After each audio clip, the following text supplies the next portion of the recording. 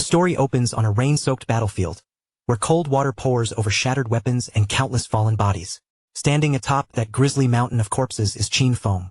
Even while suffering under an accelerated aging curse that drained his life at 100 times the normal rate, he had somehow endured long enough to completely conquer the ruins of the ancient god. A woman approached through the rain with a dagger gripped tightly in her hand. Looking up at Qin Feng with a cold, almost mocking smile, she praised him for accomplishing something truly impressive. But her admiration held no warmth at all.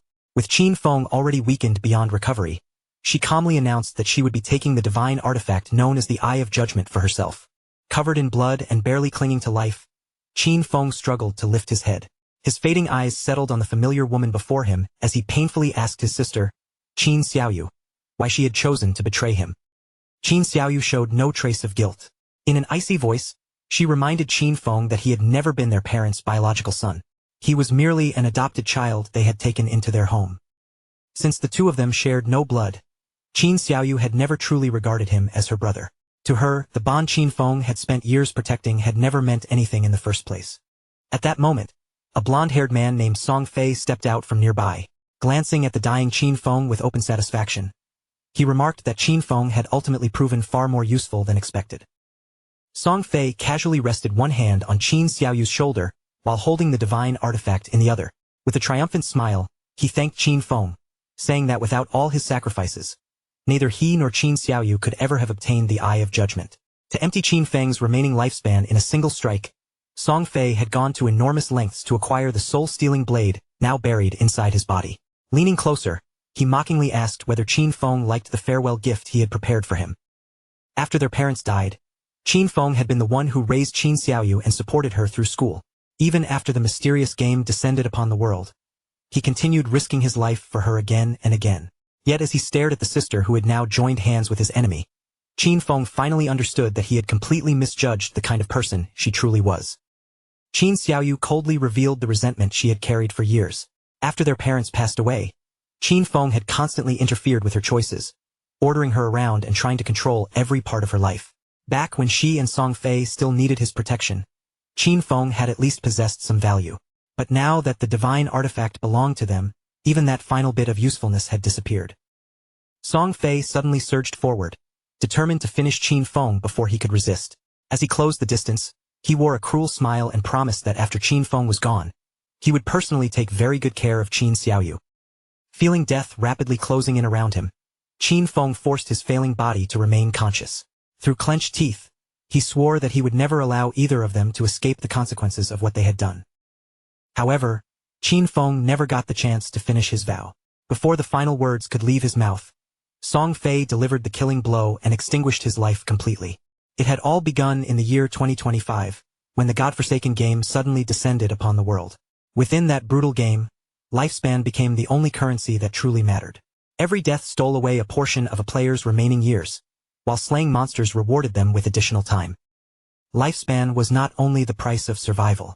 Players could also spend the years they had accumulated to bring their powers, abilities, and physical enhancements from the game directly into the real world.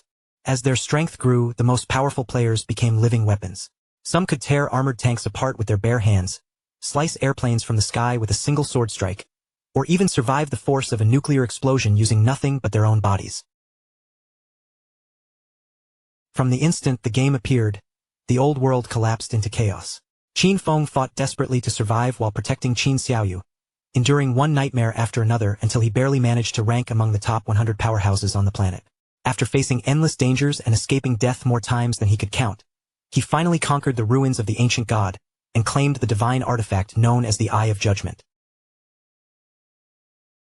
With that artifact in his possession, Qin Feng had finally obtained the qualifications needed to challenge the highest level of power. For the first time, the summit that had always seemed unreachable was standing directly before him. Yet he never imagined that the reward waiting at the end of that long and bloody road would be betrayal. The only family he believed he still had was the very person who helped destroy him. Every sacrifice Qin Feng had made was dismissed as unwanted interference. Every battle he survived, every treasure he surrendered, and every hardship he endured had done nothing but prepare the path for someone else to seize the glory. As his consciousness faded into darkness, only one final thought remained in Qin Feng's mind. Should he ever receive another chance at life, he would no longer sacrifice himself for anyone else. This time, he would fight solely for his own future. But just when everything should have ended, something impossible occurred. Qin Feng's eyes suddenly snapped open, and instead of finding himself surrounded by corpses and rain, he discovered that he was lying inside his own familiar bedroom. He immediately pushed himself upright, breathing hard as his eyes swept across the room. The furniture, the walls, and every ordinary detail around him confirmed that this was not the game world. Somehow, he had returned to reality. Confusion flooded Qin Feng's mind because he clearly remembered Song Fei killing him. He quickly reached for his phone, and the moment the screen lit up, the date staring back at him revealed that the current year was 2025. Qin Feng hurried to the window and looked down at the peaceful, brightly lit city below. Seeing the streets untouched by destruction, he finally understood what had happened. He had been reborn 9 years into the past, on the exact day the godforsaken game first descended upon Earth. The following day, the bedroom door was suddenly kicked open with a loud crash. Qin Xiaoyu stormed inside, and when she saw Qin Feng sitting calmly at home while drinking coffee, irritation immediately twisted her face. Without even greeting him, she angrily demanded to know why he had ignored all her phone calls.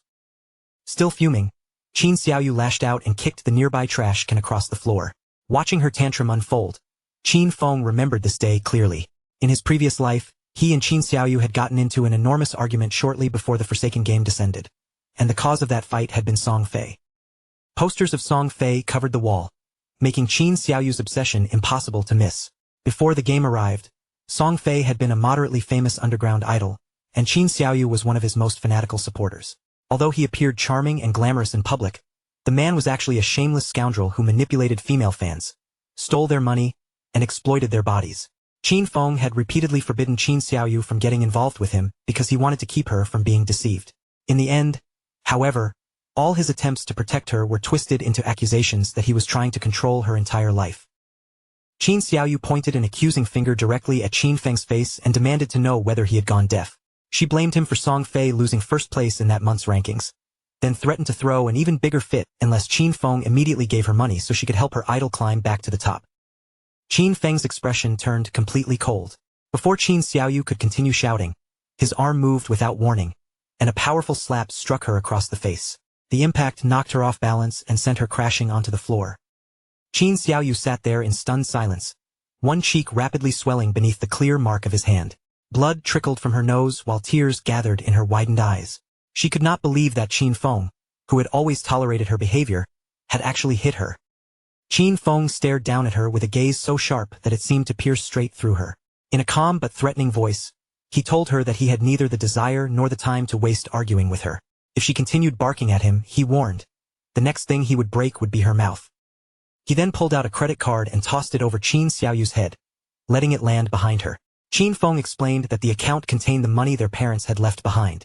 No matter how difficult their lives had become over the years, he had never taken even a single cent from it for himself. For the sake of the parents who had raised him, Qin Feng decided he would not drag the argument any further or lower himself by continuing to quarrel with Qin Xiaoyu. Even so, there was one final boundary he intended to establish. Looking at her without the slightest hesitation, Qin Feng declared that from this day forward, he no longer had a sister like her. The declaration struck Qin Xiaoyu harder than the slap. Tears spilled down her face, but instead of reflecting on her behavior, she became even angrier and began crying out in frustration. In his previous life, Qin Feng had sacrificed far too much to keep Qin Xiaoyu safe. He had abandoned countless opportunities, passed up rare secret treasures, and refused to explore dangerous dungeons because the risks might have prevented him from returning to protect her. Now that his decision had been made, Qin Feng took out several sleeping pills.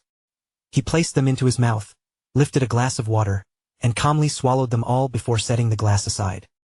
As he waited for the medicine to take effect, Qin Feng could not help wondering just how far he might reach without Qin Xiaoyu weighing him down. This time, he intended to use every piece of knowledge and experience from his previous life to move ahead of the entire world from the very beginning. From this moment onward, Qin Xiaoyu would have to survive entirely on her own. As for Song Fei, Qin Feng had already decided how their story would end. When the time came, he would personally take that man's head. The sleeping pills gradually pulled Qin Feng into unconsciousness. When his awareness returned, he was no longer inside his bedroom. He had appeared once again within the vast and mysterious choice hall. A strange sense of familiarity washed over him as he looked around the hall. During his first life, He had been so nervous upon arriving here that he spent several hours struggling over which profession to choose before finally leaving. This time, however, he knew exactly what awaited him, and he could not afford to waste even a moment. In his previous life, Qin Feng had selected the warrior class because he believed it was the best option for protecting Qin Xiaoyu. Warriors were certainly powerful, but that path no longer suited the future he intended to create. Without Qin Xiaoyu holding him back, he could focus entirely on clearing challenges alone and progressing at a much faster pace. For a solo player, mobility and reaction speed were the qualities that mattered most. Having already considered the advantages, Qin Feng did not hesitate for even a second before selecting the assassin class. However, the moment his decision was made, something completely outside his expectations occurred. A system notification suddenly echoed through the choice hall, announcing that the divine artifact, the Eye of Judgment, had been successfully bound to him. Before Qin Feng could fully process the message, the Eye of Judgment immediately awakened. An invisible force stirred around him as the divine artifact entered its activated state. The artifact possessed an extraordinary passive authority. Whenever Qin Feng entered the Forsaken game, it would automatically grant him the highest-ranked profession and the highest-ranked talent available. Qin Feng stood frozen in disbelief as he realized that the Eye of Judgment had followed him through his rebirth and remained connected to his soul. Only then did he understand the artifact's true nature. Once it recognized an owner, stealing it meant nothing because no one else could use its power. A thought suddenly crossed his mind. Perhaps the Eye of Judgment itself was the reason he had been reborn. Just then, dark shadows began gathering around Qin Feng's body. The black energy curled through the air like living smoke before sinking directly into his flesh. As more shadow poured into him, Qin Feng's entire body began undergoing a startling transformation. His hair rapidly turned pure white, while his physical form gradually dissolved into darkness, until he seemed to become a shadow himself. Qin Feng's appearance had been completely transformed by the power flowing through him. Shadow was the highest-tier hidden profession available to assassins, standing far beyond any ordinary class. It was nothing like the warrior profession he had chosen in his previous life, and merely awakening this hidden path had already filled his body with an astonishing amount of power. As Qin Feng examined his new profession, his eyes widened with sudden realization. Every standard profession carried an incredibly tiny possibility of evolving into a superior hidden class, but that probability was so low that most players would never encounter one in their entire lives. The authority of judgment, however, had turned that almost impossible chance into an absolute certainty. A system notification immediately appeared before him, revealing the true nature of the authority of judgment. It was the purest and most ancient primordial authority in the entire universe, a force whose power stood above both rules and order. Because Qin Feng had not yet obtained divinity, he could not consciously activate it for now, but its passive effects were already functioning without restriction. The information left Qin Feng staring in complete disbelief. In his previous life, humanity only learned about the power of order during the 7th year after the God-forsaken game descended. That discovery came after an overwhelmingly powerful player finally escaped God's abandoned realm and entered the realm of order. Even then, despite all the years that followed, not a single person had ever truly succeeded in obtaining the power of order for themselves. Qin Feng had never imagined that he would possess something even greater. His new journey had only just begun, yet he had already obtained a primordial authority capable of surpassing both order and the rules governing existence. Once he escaped God's abandoned realm, entered the realm of order, and acquired divinity, he would finally be able to activate that authority himself. In that instant, Qin Feng gained another major goal for this second life. With the profession selection process finally complete, another system prompt appeared in front of Qin Feng. Before he could officially enter the game, he was required to choose and register the alias he would use inside this world. Qin Feng paused briefly, considering what name would suit his new beginning. His profession had been born from darkness itself, and his body had already taken on the form of a living shadow. After only a moment of hesitation, he entered the alias Shadow. The instant the name was confirmed, a powerful teleportation force wrapped around Qin Feng. His surroundings blurred and vanished, and in the next moment, he was transported directly into God's abandoned realm. A ruined and desolate world unfolded before him, its broken land crawling with countless vicious monsters. Every creature wandering beyond the town walls was ready to rip players apart and devour the lifespan they carried. Players could leave the settlement, hunt those monsters, and earn lifespan that could be traded with others. However, dying inside the game came with a horrifying price. Half of both their tradable and non-tradable lifespan would be taken away. For now, Qin Feng had appeared inside Shell Town, one of the game's protected safe zones. No monsters were able to enter Shell Town, and players within its boundaries were forbidden from attacking one another. Lifespan was also consumed at only the normal 1x rate here, making the town one of the few places where newcomers could temporarily lower their guard. All around Qin Feng stood people who had been dragged into the game without warning. Some had merely lain down for a nap after finishing a meal, while others had fallen asleep from exhaustion after a long day of work. None of them expected to open their eyes and find themselves trapped inside this strange and terrifying world. Before long, nearly everyone nearby had turned to stare at Qin Feng. No one could identify his profession, and his unusual clothing looked completely different from the equipment they had received. Only after noticing the weapon at his side did several players guess that he might be an assassin. Qin Feng knew that powerful figures from country after country would soon emerge here, and their rise would completely reshape the order of the real world. If Qin Feng wanted to seize opportunities before those future powerhouses appeared, he could not afford to remain in town wasting time. Progress would never pause and wait for anyone, so every second he delayed could place him another step behind. At that moment, 3 men and an archer suddenly materialized inside the town through flashes of teleportation light. Players who died while hunting monsters outside would be forcibly returned to the safe zone, and judging from their frightened faces and furious shouting, this group had just suffered exactly that fate. They were both enraged and terrified by how powerful the wild monsters had been. One of them shouted that the monster had taken away their lives with a single bite. The enemy they had faced was only a supposedly weak level 1 crawler, yet even after attacking it together, they had managed to remove merely 1/3 of its health.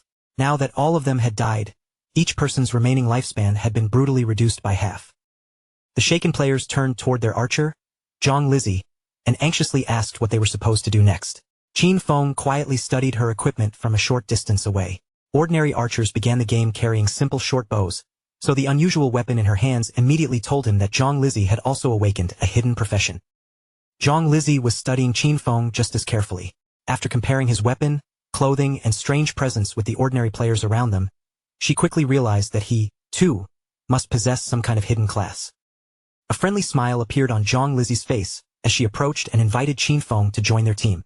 She admitted that the monsters outside were far too powerful for them to handle alone. Her party had already been completely wiped out once, but that failure had at least given them some valuable experience. Qin Feng showed no interest in the offer, politely refused her, and continued walking toward the town exit. Zhang Lizzie's companions immediately began mocking him as soon as he turned away. In their eyes, Qin Feng was merely pretending to be some kind of expert. All 5 of them together had failed to defeat a single monster, so there was no possibility that one person could succeed alone.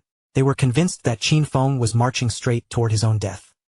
Zhang Lizzie opened the system interface and checked the information available about the mysterious player. Although most of his details remained hidden, she was able to see the alias he had registered, Shadow. As Qin Feng continued toward the gates of Shell Town, Zhang Lizzie watched his retreating figure with growing curiosity. After a brief discussion, she decided that they should secretly follow him and observe what kind of abilities his unusual hidden profession possessed. A faint smile tugged at Zhang Lizzie's lips as she considered the possibilities. Even if Qin Feng failed, watching him might reveal new information about the monsters outside. At the very least, they would learn what happened when a lone player tried to face those creatures, and perhaps witness exactly how Shadow met his end. Beyond the safety of the town walls, the land abandoned by the gods stretched out beneath a gloomy sky. The ruined wilderness felt deeply unsettling, and danger seemed to be hiding behind every twisted tree, broken stone, and patch of darkness. Zhang Lizzie and her companions quietly followed Qin Feng from a distance, carefully trying not to attract his attention. She still had no idea why she had been dragged into this world, but her many years of experience playing online games had helped her react quickly. Soon after arriving, she had already gathered nearby players and formed a functional team. Unfortunately, their confidence had vanished the moment they stepped outside Shelltown. The very first monster they encountered had wiped out the entire group without giving them any real chance to fight back. After experiencing that crushing defeat firsthand, Zhang Lizzie was certain that such a creature could not possibly be defeated by an ordinary level 1 player. Her companions were still grumbling angrily as they followed. The assassin in their group had started with a regular dagger, while Qin Feng carried a short blade that looked completely different. What bothered him even more was Qin Feng's movement speed, which was clearly faster than his own despite agility supposedly being an assassin's greatest advantage. Even Qin Feng's clothing bore no resemblance to the basic outfit issued to the group's assassin, making the difference between them impossible to ignore. Everything about Qin Feng suggested that he was no ordinary newcomer. Because of that, Zhang Lizzie became even more determined to keep following him. A player this unusual might reveal crucial information capable of helping her group survive and grow stronger. Without warning, Qin Feng slowed down and turned his gaze in their direction. The moment Zhang Lizzie sensed his eyes sweeping toward their hiding place, she quickly ducked back behind cover. Her heartbeat quickened as she wondered whether Shadow had already noticed them. Qin Feng did not call them out. Instead, he calmly activated Shadow Sneak. His figure melted into the darkness beneath his feet, disappearing from the road without leaving behind even the slightest trace, as though his entire body had become part of the surrounding shadows. Zhang Lizzie and the others stared blankly at the empty space where Qin Feng had been standing. He had vanished directly before their eyes. The assassin in the group quickly recognized what had happened and explained that Shadow had used a stealth ability, an early assassin skill capable of granting temporary invisibility. With Qin Feng completely invisible, Zhang Lizzie abandoned the idea of following him any farther. She decided that their safest option was to return to Shell Town and search for another method of improving themselves. Venturing outside again was simply too dangerous. They had already died once and lost half of their lifespan, so they planned to speak with the town's NPCs and search for hidden rewards, secret missions, or treasure chests instead. Shadow Sneak allowed its user to enter stealth for a limited period. Launching an attack would immediately reveal the user, but the first strike delivered after breaking stealth would gain significantly increased damage. Qin Feng's class also possessed stealth mastery, which doubled the duration of his concealment and raised the skill stealth level by 1.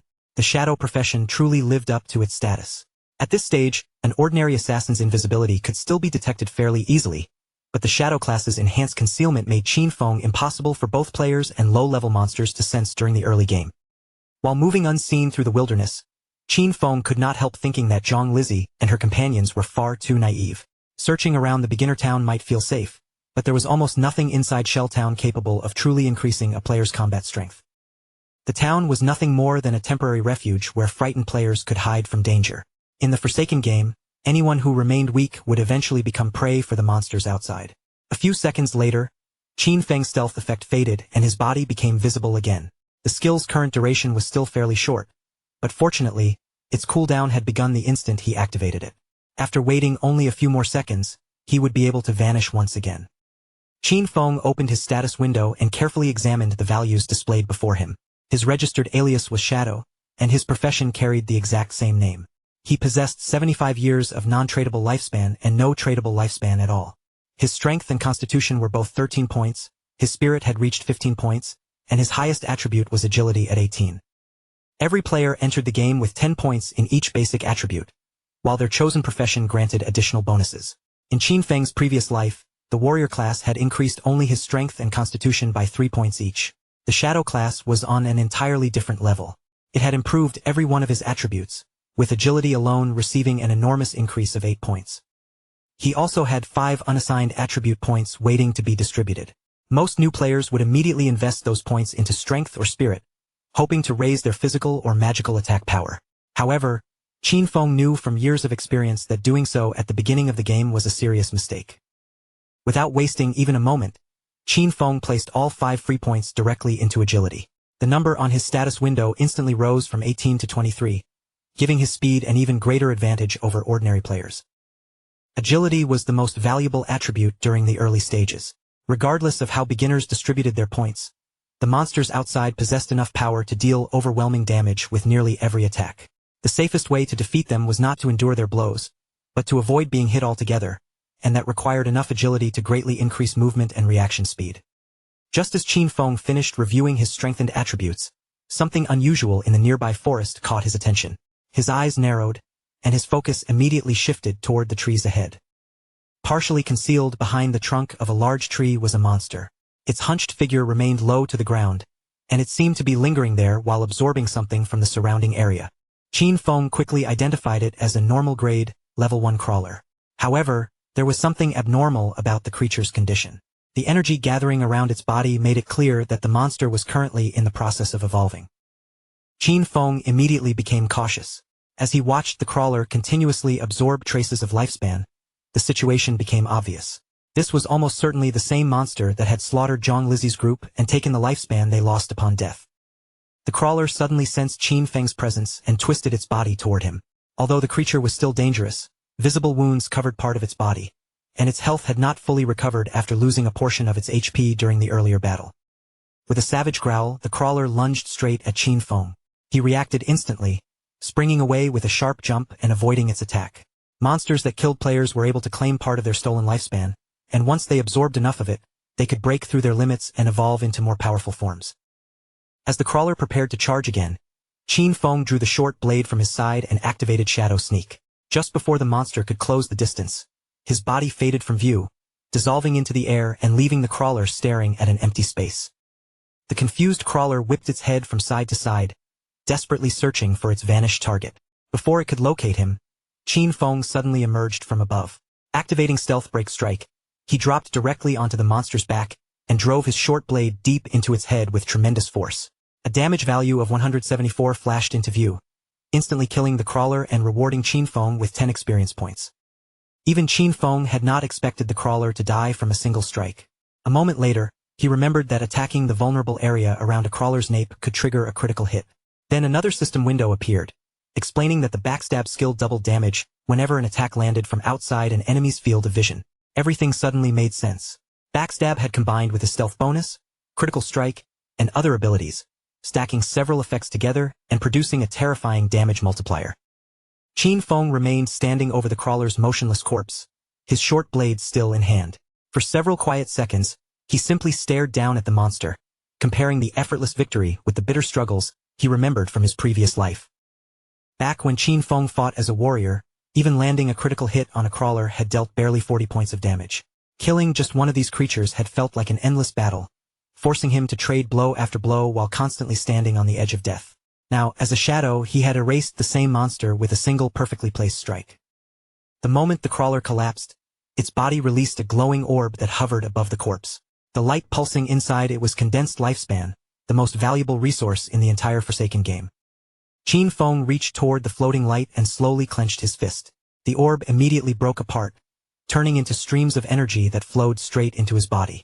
After absorbing it, Qin Feng gained 3 days of tradable lifespan, along with 54 years and 155 days of non-tradable lifespan. 5 players had died to this crawler, and each of them had lost at least 20 to 30 years, meaning the monster had devoured well over a century in total. However, because the crawler had already absorbed and refined that lifespan, Qin Feng recovered only 54 years from it. For the time being, that enormous amount of non-tradable lifespan offered him no immediate benefit. Just then, the Eye of Judgment reacted once more. Its primordial authority activated automatically and granted Qin Feng an entirely new talent known as Infinite Evolution. The talent allowed him to obtain evolution points whenever he defeated monsters entirely on his own. Those points could then be used to improve and evolve the skills he already possessed. Infinite Evolution would automatically generate 5 evolution points every 24 hours. On top of that, defeating a boss-class monster alone would guarantee additional points. At that moment, Qin Feng already had 5 evolution points available. Qin Feng stared at the new talent in amazement. Infinite Evolution meant that his skills were no longer trapped at the rank they started with. In his previous life, he had never heard of any power capable of doing this. No matter what equipment or skill book a monster dropped, its quality was permanently fixed with absolutely no method of raising it. This ability truly stood beyond the world's rules and order. Curious to test its limits, Qin Feng immediately selected Shadow Sneak and Backstab for improvement. He spent 4 evolution points and both skills advanced successfully. Shadow Sneak rose from normal quality to bronze, increasing its base duration from 12 seconds to 16. The bonus damage dealt when breaking stealth climbed from 60 to 90, while the cooldown was shortened by 2 full seconds.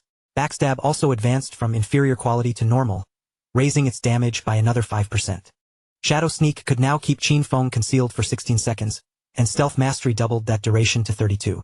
With the skill lasting that long and its cooldown already counting down during activation, he could now maintain invisibility almost permanently.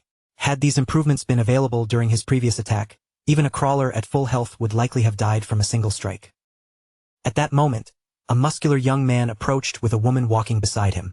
After seeing Qin Feng defeat the crawler alone, the man laughed and declared that the game looked ridiculously easy. If someone as thin and unimpressive as Qin Feng could kill a monster by himself, then he believed there was nothing to fear. The woman admired his powerful build and confidently said that with a physique like his, he could probably take on 10 opponents at once. Pleased by her praise, the young man smiled broadly and promised that he would protect her. Qin Feng's attention shifted past the overconfident pair toward the branches above them, where another monster was hiding among the leaves. Completely unaware of the danger overhead, the muscular man gave Qin Feng a confident grin and invited him to join their team. A sharp sense of danger washed over Qin Feng before the man could say anything else. Without offering an explanation, He immediately activated Shadow Sneak and vanished into the surrounding darkness. Watching Qin Feng disappear so suddenly, the muscular man misunderstood the situation entirely, puffing out his chest with satisfaction. He assumed that Qin Feng had been frightened away by the sight of his impressive muscles. Before he could enjoy that pride for long, a massive spider lowered itself from the tree behind them. Its enormous body dropped toward the ground, and the sight of it instantly sent both newcomers into a terrified panic.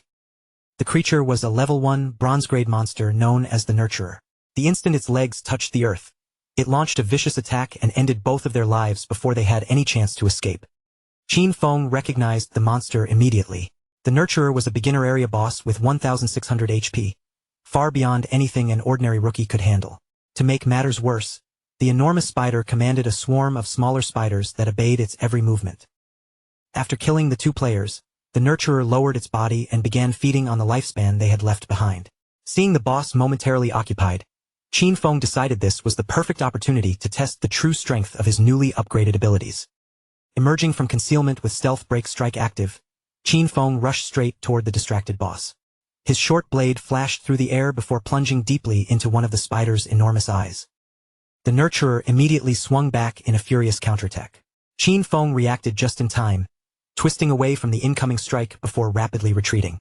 The moment he created enough distance, he activated Shadow Sneak again and disappeared from the monster's sight. The strike to the spider's eye dealt an astonishing 338 points of damage. Even so, Qin Feng suffered 9 points of damage during the exchange, despite avoiding the full force of the counterattack. Qin Feng had escaped by the narrowest possible margin, relying entirely on his superior agility.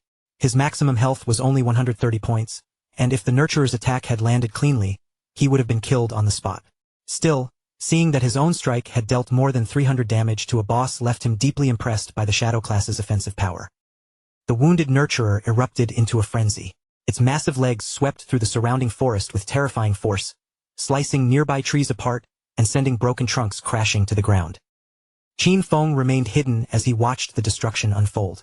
He knew perfectly well that monsters in this world possessed intelligence. The spider would not simply remain motionless and allow him to attack it again and again. Unable to locate Qin Feng, the Nurturer began striking wildly in every direction, hoping to force the invisible attacker into revealing himself. Its smaller spiders also spread out and became alert, sealing off possible approaches. With the entire swarm searching for him, Qin Feng knew that charging in recklessly would be suicide.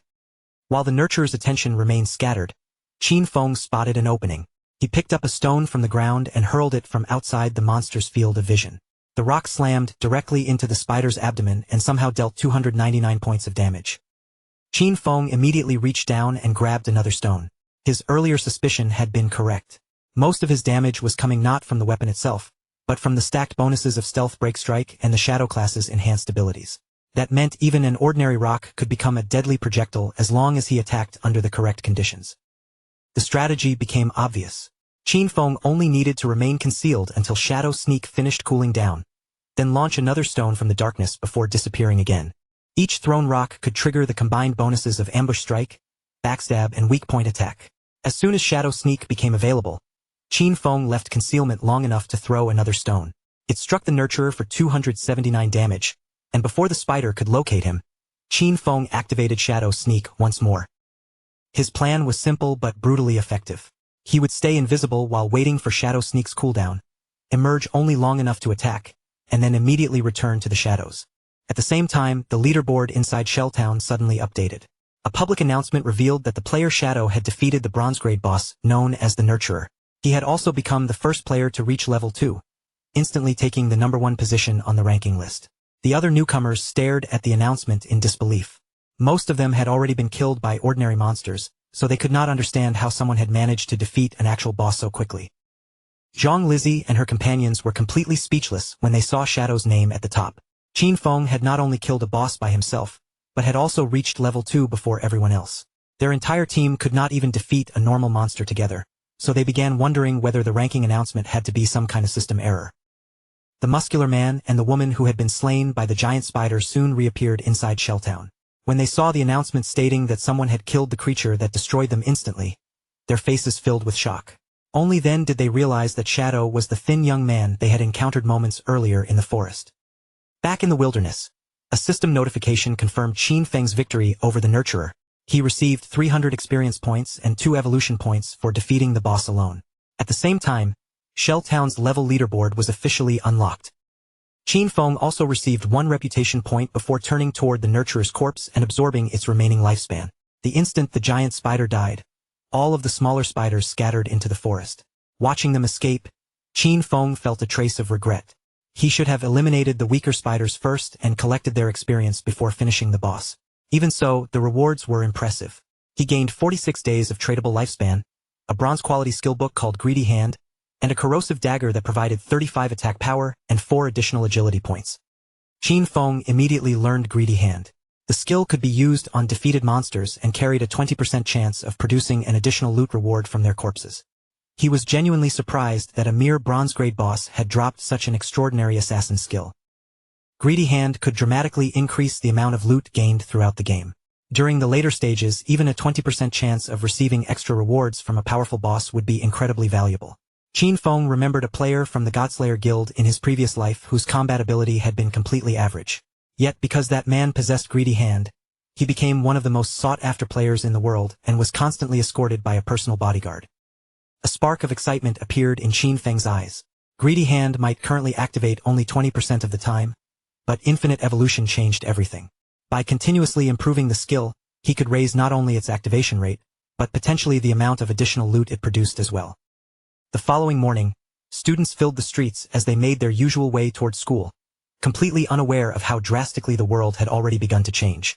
Walking beside Qin Xiaoyu, one of her friends asked whether she planned to call Qin Feng and apologize. She reminded Qin Xiaoyu that they had skipped an important exam the previous day, so they could secretly go support Song Fei, and she was certain Qin Feng had every reason to be furious. Qin Xiaoyu stubbornly refused, insisting that she had done nothing wrong. Because of Qin Feng, they had almost missed the entrance time for Song Fei's event, so in her mind, he was the one who owed her an apology.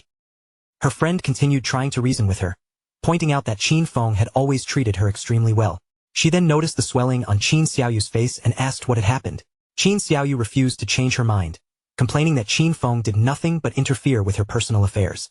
As for the injury, she quickly invented an excuse and claimed that she had simply tripped and hurt herself. When the two girls entered the school building, they noticed a large crowd of students gathered outside one of the classrooms. Everyone was whispering nervously and trying to see what was happening inside. Unable to suppress her curiosity, Qin Xiaoyu's friend pushed through the crowd and stepped into the classroom. There, she saw Shang Wai lying before everyone as his body gradually became semi-transparent. One of Shang Wai's friends tried to explain what had happened, though his voice was filled with uncertainty. Shang Wai had said only moments earlier that he wanted to take a quick nap. But when the others turned around again, his body had already changed into this ghost-like state. The same phenomenon was not limited to their school. Reports were already spreading across the internet from countries all over the world.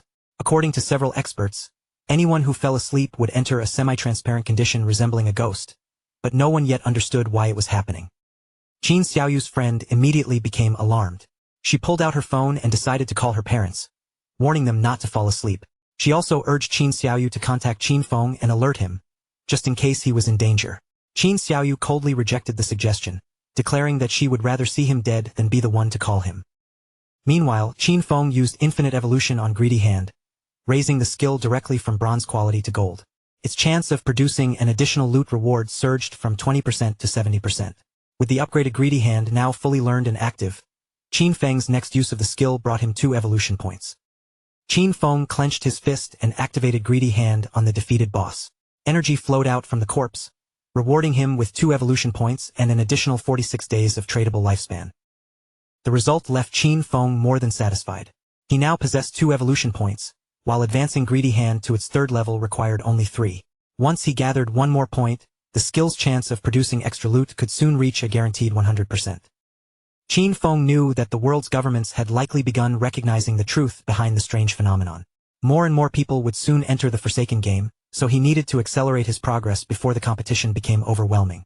Without delay, he equipped the bronze-quality corrosive dagger, gaining 35 points of attack power and another 4 points of agility. Qin Feng activated Shadow Sneak and moved through the wilderness without attracting the attention of nearby monsters. He knew it would not take long before humanity discovered that the skills and equipment obtained inside the game could be brought into the real world. The moment that knowledge spread, global society would descend into chaos. Extracting those powers required two conditions. A player had to reach level 10 and possess enough tradable lifespan to pay the cost. Hunting ordinary monsters would take far too long, so Qin Feng set his sights on finding stronger bosses instead. As Qin Feng moved deeper through the wilderness, the distant sounds of clashing weapons and frantic shouting reached his ears. Following the noise to the edge of a nearby cliff, he looked down and saw several players locked in battle with a level 2, bronze-grade sprint predator. Qin Feng had entered this area specifically to search for stronger bosses, and now a sprint predator had appeared directly in front of him. The timing could not have been better, so he remained above the battlefield and quietly observed the fight. The sprint predator suddenly lunged forward, but a player carrying a heavy shield and mace stepped into its path and blocked the strike without much difficulty.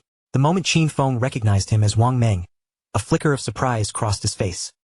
He had not expected to meet this man so early, which meant the rumors from his previous life were true. When Wang Meng first entered the Forsaken game, he had somehow assembled an entire team of hidden class players, with all 6 members possessing rare professions. Wang Meng planted his feet firmly against the ground and activated Holy Barrier. Golden light burst outward from his shield, forming a glowing wall that forcefully repelled the charging monster and pushed it backward. His hidden profession was the Holy Shield Warrior, a defensive class with twice the basic attributes of an ordinary warrior.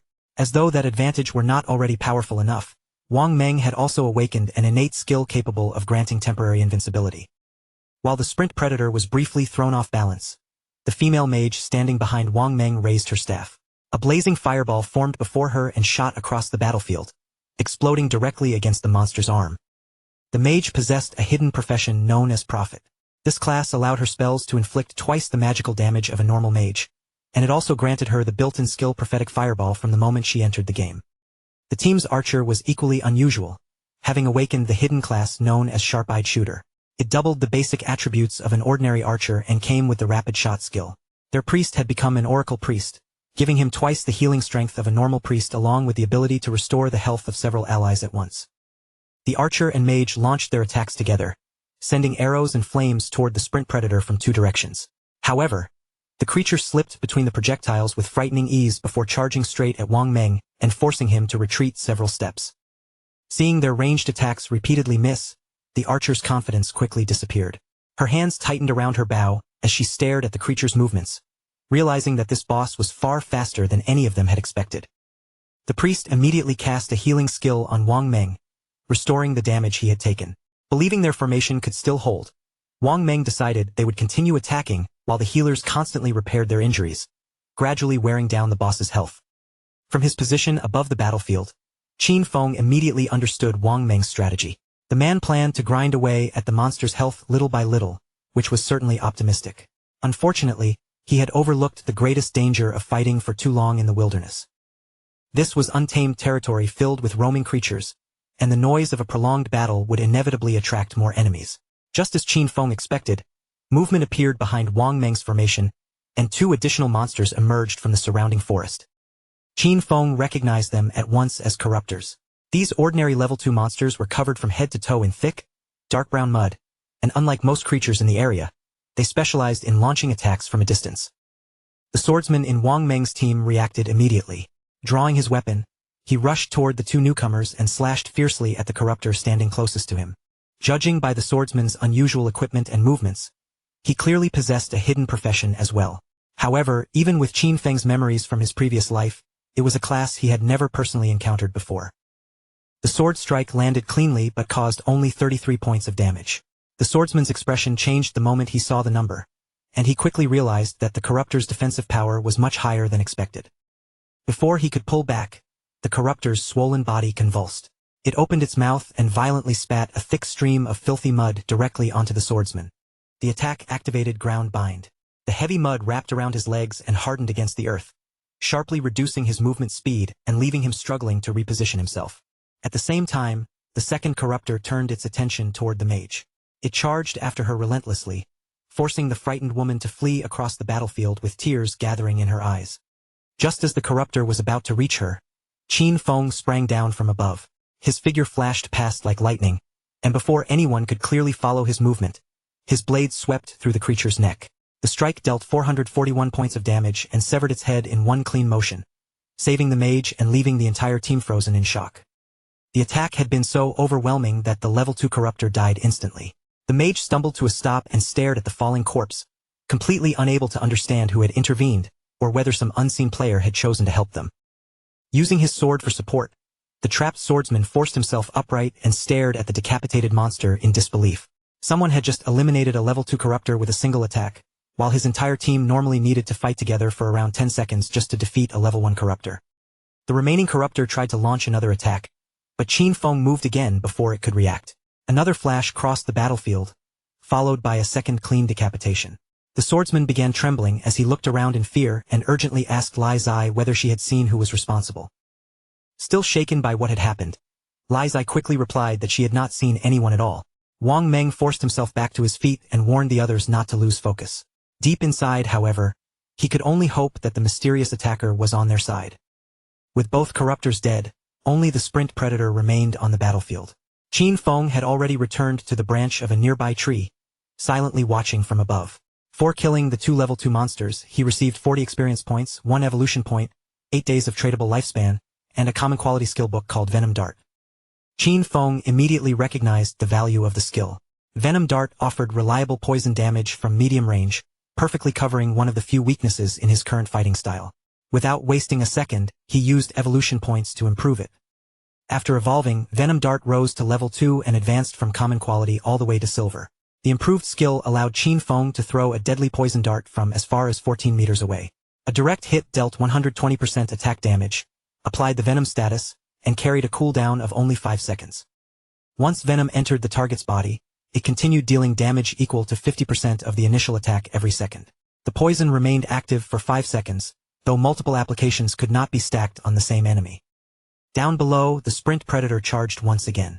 Wang Meng managed to raise his shield and block the initial impact, but during the struggle, one of the creature's sharp limbs slipped past his defense and stabbed deeply into his stomach. The pain caused Wang Meng's grip to fail, sending both his shield and mace crashing to the ground.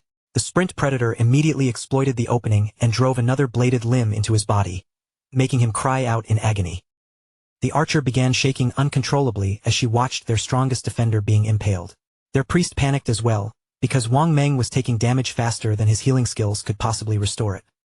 Realizing that his team was on the verge of being wiped out, Wang Meng forced out a desperate command. Ignoring his own condition, he told the others to abandon the battle and run while they still had the chance. Before anyone could move, a dart cut silently through the air. It buried itself deep in the sprint predator's head, and a massive damage value of 845 appeared above the creature. The mage and archer stared in complete disbelief. A single attack from an unseen source had instantly erased nearly half of the boss's remaining health. For a moment, both the sprint predator and Wang Meng twisted in pain. Wang Meng remained trapped beneath the monster's limbs, while the creature staggered as the poison spread through its body. Dark venom began seeping from the wound around the dart. The toxin pulsed through the sprint predator again and again, dealing repeated bursts of 324 damage until its legs finally gave way and its enormous body collapsed onto the ground.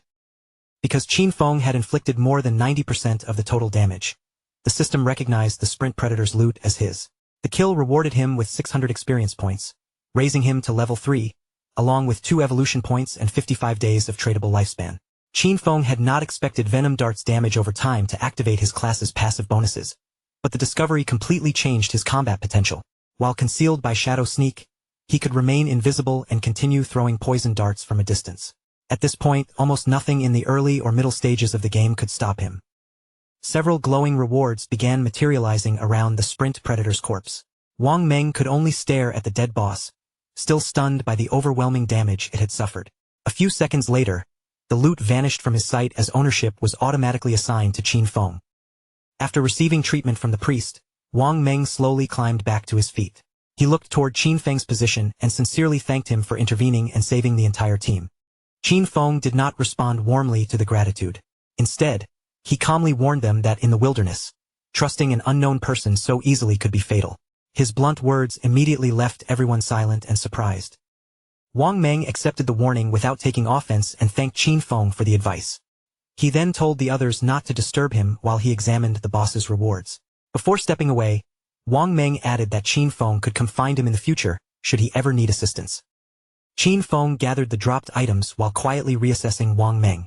The man seemed far more trustworthy than most players, and more importantly, He had the support of Daxia's government and access to enormous resources. Since Qin Feng would soon collect plenty of equipment he could not personally use, he decided that Wang Meng might become a stable channel for selling unwanted loot. He activated Greedy Hand on the Sprint Predator's corpse. The skill rewarded him with another 3 evolution points, 55 additional days of tradable lifespan, and a pair of bronze-quality Sprint Predator leather greaves. Qin Feng equipped the leather greaves immediately.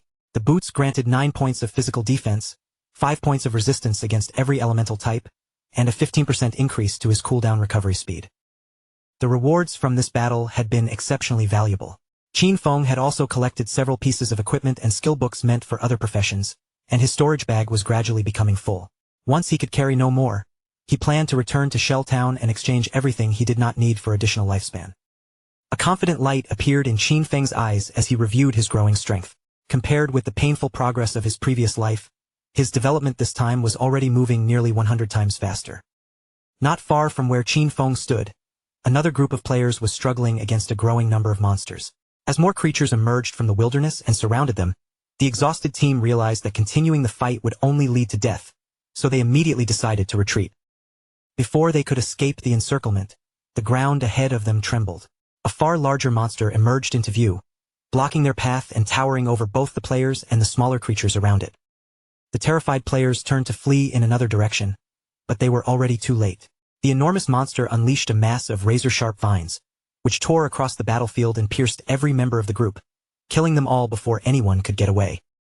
The defeated players reappeared inside Shell Town one after another, their faces filled with anger and helplessness.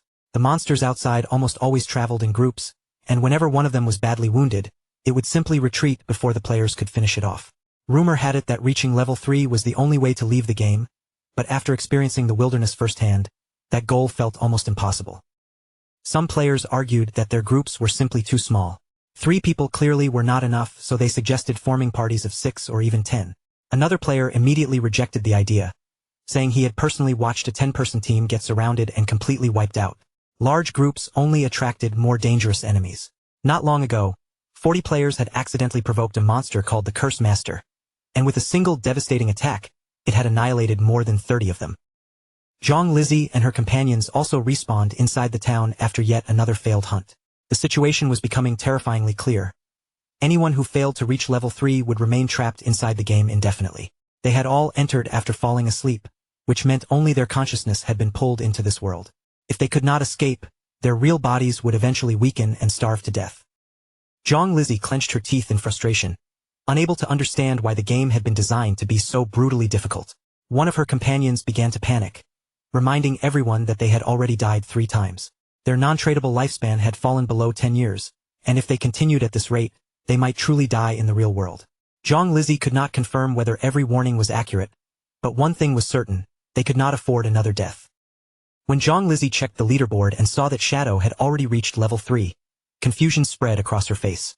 While nearly everyone else remained trapped at the beginning, he had somehow advanced far ahead, which could only mean he had uncovered some hidden method or trick. The more she thought about it, the clearer her answer became. If Zhang Lizzie and her team wanted to escape the game alive, they needed Shadow to carry them until each of them reached level 3.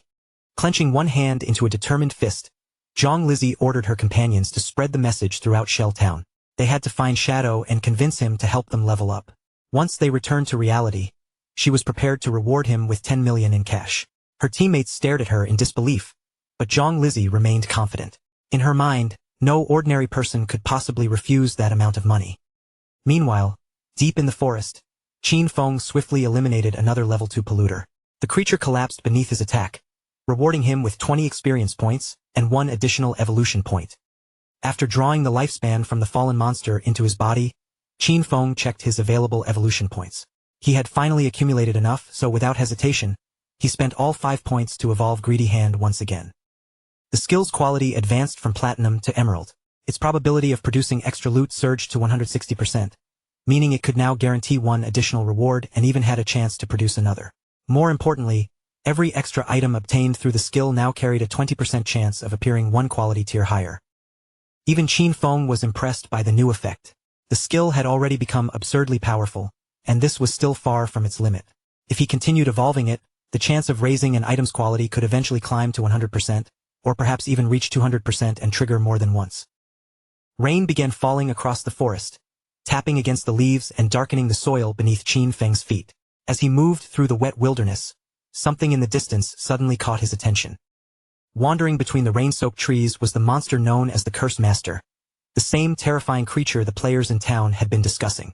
The Curse Master was already a bronze-tier boss, but it was currently consuming vital energy in preparation for an evolution. Once the process was complete, it would advance into a far more dangerous silver-tier boss. After examining the creature, Qin Feng was not surprised that it had slaughtered a team of 40 players. A boss like this could easily destroy unprepared beginners. However, his inventory was already completely full. Even if he killed the Curse Master now, he would have no space to collect its rewards, so he quietly marked its location on his map instead. The Curse Master's evolution would require some time to finish, giving Qin Feng a valuable window. He decided to return to Shell Town, empty his inventory, and come back before the boss completed its transformation. By then, news had spread throughout the town that someone was offering 10 million for Shadow, the #1 player on the leaderboard, to help them level up quickly. Players were repeatedly dying and losing enormous amounts of lifespan, so the wealthy had already started using real-world money to search for an escape route. To many ordinary players, it felt as though those without money had already been abandoned to die. As the crowd continued discussing the offer, Qin Feng suddenly appeared inside Shell Town. The moment players recognized Shadow's name above him, conversations stopped and countless eyes turned in his direction.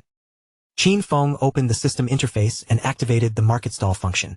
A public notification immediately announced that Shadow was selling equipment and skill books, with the stall remaining open for only 10 minutes. The surrounding players were stunned when they noticed that Qin Feng was already wearing 2 pieces of bronze-tier equipment, while offering 2 additional bronze items for sale. Many of them still found it difficult to believe that he had truly killed a bronze-tier boss by himself. As the crowd gathered closer, one player suddenly asked why Qin Feng's face could not be seen clearly. Another player explained that Shadow had activated the face concealment option. Since a person's appearance inside the game normally matched their real-world face, concealing it was the easiest way to protect one's identity and remain mysterious. A female mage soon approached Qin Feng's stall and examined the displayed items with obvious interest. Her gaze settled on the icicle spell skill book, and she asked how much he wanted for it. Qin Feng answered without hesitation, 100 days of tradable lifespan. The mage was Grey Rose, the player currently ranked 11th on Shell Town's leaderboard.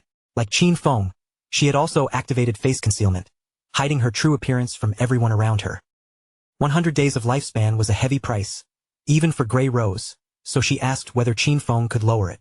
Qin Feng calmly explained that Icicle Spell was a common tier ability capable of greatly increasing a mage's farming speed during the early game. Considering the advantage it provided, 100 days was already an extremely favorable price. Grey Rose then asked whether she could pay him with real-world money instead. Qin Feng refused immediately. He advised her to use that money to purchase tradable lifespan from other players first, then return and exchange it with him. Unless someone offered more, he would hold the skill for her, but he would not hand it over until she produced the required lifespan.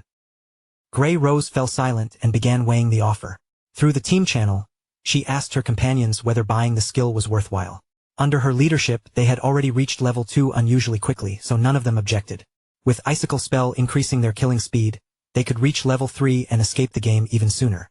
Since survival came first, Grey Rose told her teammates to transfer their tradable lifespan to her and promised to repay them with cash once they returned to reality. After gathering the required amount, Grey Rose transferred 100 days of tradable lifespan to Qin Feng. Seeing that every member of her group had already reached level 2, Qin Feng estimated that they must have killed at least 30 or 40 crawlers. That meant their combined tradable lifespan should have been considerably greater than the 100 days she had just paid. Qin Feng completed the trade and handed over Icicle Spell. With the additional 100 days added to his account, his tradable lifespan increased from 268 days to 368. Just then, Zhang Lizzie pushed through the gathered crowd. The moment she spotted Shadow standing beside the stall, her expression brightened with relief and excitement. Wearing a confident smile, Zhang Lizzie presented what she considered an irresistible opportunity. If Qin Feng helped her and her companions reach level 3, she promised to pay him 10 million once they returned to the real world. The surrounding players reacted with immediate shock. 10 million was an amount most of them could only dream of earning, yet Zhang Lizzie had offered it openly in exchange for a simple leveling service. Qin Feng recognized her immediately. In his previous life, Zhang Lizzie eventually became the leader of a powerful criminal syndicate before the organization was wiped out by the country. Still smiling confidently, she introduced herself as the daughter of the president of Dejong Industries. When Qin Feng showed no sign of believing her, She told him he could search for her identity himself. Qin Feng remembered the reports surrounding her syndicate all too well. Zhang Lizzie had allegedly used cash to tempt desperate people into selling their lifespan, then kidnapped them and forced them into labor. Those who resisted were said to have been murdered in the real world. Knowing exactly what kind of person stood before him, Qin Feng coldly rejected her offer. Zhang Lizzie admitted that Shadow was powerful inside the game, but reminded him that nobody yet understood how this world truly worked. She urged him to join her instead, promising a luxurious life filled with expensive cars, enormous houses, beautiful women, and anything else he desired. Qin Feng's expression did not change. He told her to stop obstructing his business. More than anyone present, he understood that ordinary money would soon become worthless, while tradable lifespan would rise as the only currency accepted everywhere. Zhang Lizzie's friendly expression disappeared, replaced by open arrogance. With a cold glare, she declared that if they were standing in the real world, she would have already taught him a painful lesson for disrespecting her. Qin Feng slowly turned toward her, his eyes carrying unmistakable killing intent. In a quiet and chilling voice, he warned that if she spoke one more word, he would kill her repeatedly until every last year of her lifespan was reduced to zero. The pressure in Qin Feng's gaze instantly crushed Zhang Lizzie's confidence. She and her companions felt a cold fear spread through them, and without daring to argue further, they hurried away from the stall as quickly as they could. Several minutes later, Qin Feng completed his final transaction. The last item sold from his stall was the bronze-tier gleam robe, leaving his inventory nearly empty once again. After counting everything he had earned from the sales, Qin Feng's total tradable lifespan had risen to 546 days. With all of his unwanted equipment sold and enough inventory space restored, Qin Feng decided it was time to return to the forest and deal with the Curse Master. He activated Shadow Sneak, and his figure quietly faded from view. No one in Shelltown understood it yet, but tradable lifespan could be used to extract skills and equipment from the game into reality. Once that truth became widely known, the Forsaken game would drag the entire real world into chaos. Wealth, family influence, and social status, the backgrounds people once took pride in, would soon lose their meaning. In the new world that was coming, only personal strength would matter. Far from Qin Feng's stall, Zhang Lizzie and her teammates finally stopped running. Each of them bent over, breathing heavily after fleeing the area in panic. Still furious over the humiliation, Zhang Lizzie complained that Shadow had not only rejected her offer, but had also threatened to kill her. Gritting her teeth, she swore that once she returned to the real world and uncovered his identity, she would find him and have him killed. While Zhang Lizzie was imagining her revenge, a man named Mao Lijun approached the group. Most players knew him by his nickname, Lao Mao. Lao Mao introduced himself as a level 2 player and confidently claimed that he had discovered several useful tricks for progressing quickly inside the game. He then brought up the reward Shadow had refused. Lao Mao asked whether he could accept the 10 million offer instead, and personally help Zhang Lizzie's team reach level 3. Zhang Lizzie did not agree immediately. Watching him with a cautious expression, she asked exactly what he meant by these so-called tricks. Lao Mao explained that he normally kept his methods secret, but because she was offering such a large reward, he was willing to make an exception. According to Lao Mao, the key to leveling safely was to invest every available attribute point into agility as soon as possible. With enough speed, players could run faster than the monsters, dodge their attacks, and gradually defeat them without suffering injuries. Zhang Lizzie's eyes widened when she heard his explanation. She had done the complete opposite, placing all of her free attribute points into strength because she believed greater attack power would make leveling easier. After considering the proposal, Zhang Lizzie agreed to hire Lao Mao, but reduced the payment to 5 million because he was clearly nowhere near as powerful as Shadow. Lao Mao accepted the lower amount without complaint. Even so, he could not help finding Shadow's behavior strange. No matter how strong someone was inside the game, refusing 10 million in real-world money made absolutely no sense to him. Meanwhile, Qin Feng finally reached the exact location he had marked on the map earlier. Remaining completely concealed in stealth, he studied the creature through the drifting haze and immediately noticed something different. The monster had already advanced into the silver rank, while the thick gray fog curling around its body made one thing obvious: it was still evolving. Without wasting a moment, Qin Feng activated his Venom Dart ability and quietly calculated the time he had left. Judging from the monster's current condition, it would need another 7 or 8 hours before completing its evolution and stepping into the gold rank. There was no chance Qin Feng intended to stand around for that long. While the monster remained unaware of his presence, he fired the poison dart straight from the shadows. The projectile struck cleanly, and the bonus from his hidden attack caused an immediate burst of 659 damage. The initial impact was only the beginning. Venom quickly spread through the monster's body, continuously eating away at its health and dealing another 219 points of damage with every passing second. Qin Feng immediately closed the distance, springing toward the creature while activating Shadow Sneak once again. He already understood the scale of the fight ahead of him. A silver-ranked boss possessed roughly 2 or 3 times the health of an ordinary level 1 bronze monster, so bringing it down would require several carefully timed attacks. Without warning, the monster raised its hands and began drawing in an enormous concentration of magical energy. The power gathered between its palms at a frightening speed, and as the swirling energy grew denser, the creature's already imposing body appeared to expand even further. Even after seeing that display of power, Qin Feng remained composed. Based on the damage from his first strike, he calculated that landing Venom Dart another 2 or 3 times should be enough to finish the monster for good. Before he could make his next move, however, the monster suddenly released the energy it had gathered. A devastating magical attack exploded across the battlefield, tearing through the surrounding ground and destroying everything caught within its enormous range. Qin Feng immediately recognized what he was dealing with. This was a magic-type boss, the kind of monster whose abilities could wipe out a huge area in a single strike. Fortunately, after releasing Venom Dart, he had already begun retreating. Even then, he escaped the edge of the blast by only a narrow margin. Still hidden from the monster's sight, Qin Feng watched the destruction spread across the ground and understood the danger perfectly. With his current health and defensive stats, taking even one of those attacks directly would almost certainly kill him on the spot. The battle continued without pause, and before long, the monster once again lifted its arms. Magical power began surging around its massive body as it prepared to unleash another large-scale attack. The creature's enormous frame slowly turned in Qin Feng's direction, yet he showed no sign of panic. He moved carefully across the damaged battlefield, keeping his distance while repeatedly checking the remaining cooldown on his abilities. Shadow Sneak was still unavailable, which meant he had no choice but to wait until the boss exposed a brief opening. His strategy was straightforward: remain patient, strike at the perfect instant, and vanish before the monster could retaliate. Then, only moments later, the creature suddenly lost its balance and stumbled forward, its attention briefly disrupted. That tiny opening was all Qin Feng needed. The moment he saw the monster falter, he rushed forward without hesitation and activated Venom Dart once more, sending another poisonous projectile directly toward the boss. The dart landed exactly where he intended. The monster's body jerked from the impact as another 659 points of damage were instantly carved from its remaining health. Almost immediately after the strike, the venom began spreading through the creature again.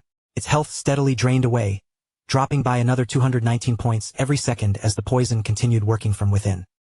Sensing that its life was in danger, the badly wounded monster turned and attempted to flee. Qin Feng had no intention of allowing his prey to escape, however. He pursued it closely, his gaze locked firmly onto the creature as he waited for the final chance to strike. By that point, the boss was already on the verge of collapse. Its desperate attempt to run accomplished nothing, and with the poison still draining its health, escape had become completely impossible. In one swift burst of movement, Qin Feng disappeared from the ground. He reappeared directly above the creature's head, drove himself downward with tremendous force, and smashed the weakened monster face first into the earth. The moment the monster stopped moving, the system confirmed Qin Feng's victory over the silver-ranked boss. Notifications rapidly filled his vision one after another. He received a total of 1,800 experience points, instantly jumping from level 3 all the way to level 5. On top of that, he gained 4 evolution points and an astonishing 124 days of tradable lifespan. Seeing the rewards, Qin Feng could not help chuckling. A single boss had raised him by 2 full levels while also granting him valuable evolution points. As the defeated monster's enormous body dissolved and transformed into scattered loot, Qin Feng stepped closer and immediately activated his evolved skill, Greedy Hand. The air around the dropped items shimmered faintly before a system window appeared, confirming that Greedy Hand had successfully collected the rewards. The result exceeded Qin Feng's expectations. He received another 4 evolution points, along with an additional 124 days of tradable lifespan. With his gains doubled once again, Qin Feng's lips curled into a satisfied smirk. Receiving 2 additional bonuses so quickly was already impressive. After calculating everything, he realized that this single silver-ranked boss had ultimately brought him 12 evolution points and an incredible 372 days of tradable lifespan. Just as Qin Feng was absorbing the scale of his rewards, another system message suddenly appeared before him. Greedy Hand's secondary effect had activated, upgrading one of the looted items from silver rarity directly to gold. Qin Feng studied the notification with growing interest. A gold-tier item was no ordinary reward, and now he understood why Greedy Hand qualified as a Jade-level skill. It could improve loot beyond the quality it originally possessed. His attention then shifted toward the equipment scattered across the ground. The boss had dropped 7 or 8 separate pieces of gear, but Qin Feng's backpack had only 10 empty spaces remaining. Qin Feng let out a weary sigh as the problem became obvious. If he had to return to town every time he killed a boss, he would waste an enormous amount of valuable time traveling back and forth. A storage ring or any similar item capable of expanding his inventory would solve everything perfectly. Just as he reached toward one particular piece of loot to inspect it, the focus abruptly shifted back to Shell Town. Inside the town, the female mage from Wang Meng's party appeared in a sudden flash of light. As her feet touched solid ground again, visible relief spread across her face. She had finally made it back safely, and she knew it was largely thanks to Wang Meng's leadership. The remaining members of the party soon appeared behind her and immediately began thanking Wang Meng. They openly admitted that without him guiding the group, none of them would have reached level 3 or returned alive. Wang Meng simply brushed their praise aside, calmly insisting that their progress had come from everyone working hard together. The mage, however, still carried one frustrating regret. With a disappointed sigh, she admitted that she wished she had managed to add Qin Feng as a friend back in the forest. In her mind, perhaps he had refused because she had been completely covered in mud at the time. One of her teammates grinned playfully and reassured her that she looked far better in her new outfit. Surely, if she met that mysterious player again, he would not reject her a second time. While the group continued chatting, a loud system announcement suddenly echoed throughout Shell Town. The level rankings had been updated, and Shadow had now reached level 5. The announcement sent a wave of shock through every player in town. People could hardly believe that Shadow had gone from level 3 to level 5 in such a short time. The most reasonable explanation was that he had defeated an extremely powerful boss. One player pointed out that only 10 minutes earlier, he had personally seen Shadow casually selling equipment in the town square. Yet now Shadow had already gained 2 more levels. Another man excitedly announced that his younger sister had just turned 18. If Shadow happened to like her, it would be an enormous blessing for the whole family, especially if he helped them level up. His friends immediately crushed that fantasy, reminding him that Shadow had rejected an offer worth 10 million in cash. Someone like that was unlikely to care about a random matchmaking proposal. Back with Wang Meng's party, the excitement of reaching level 3 quickly faded. They had only just celebrated their progress, yet Shadow had already surged 2 levels ahead, leaving the entire team uneasy about the widening distance between them.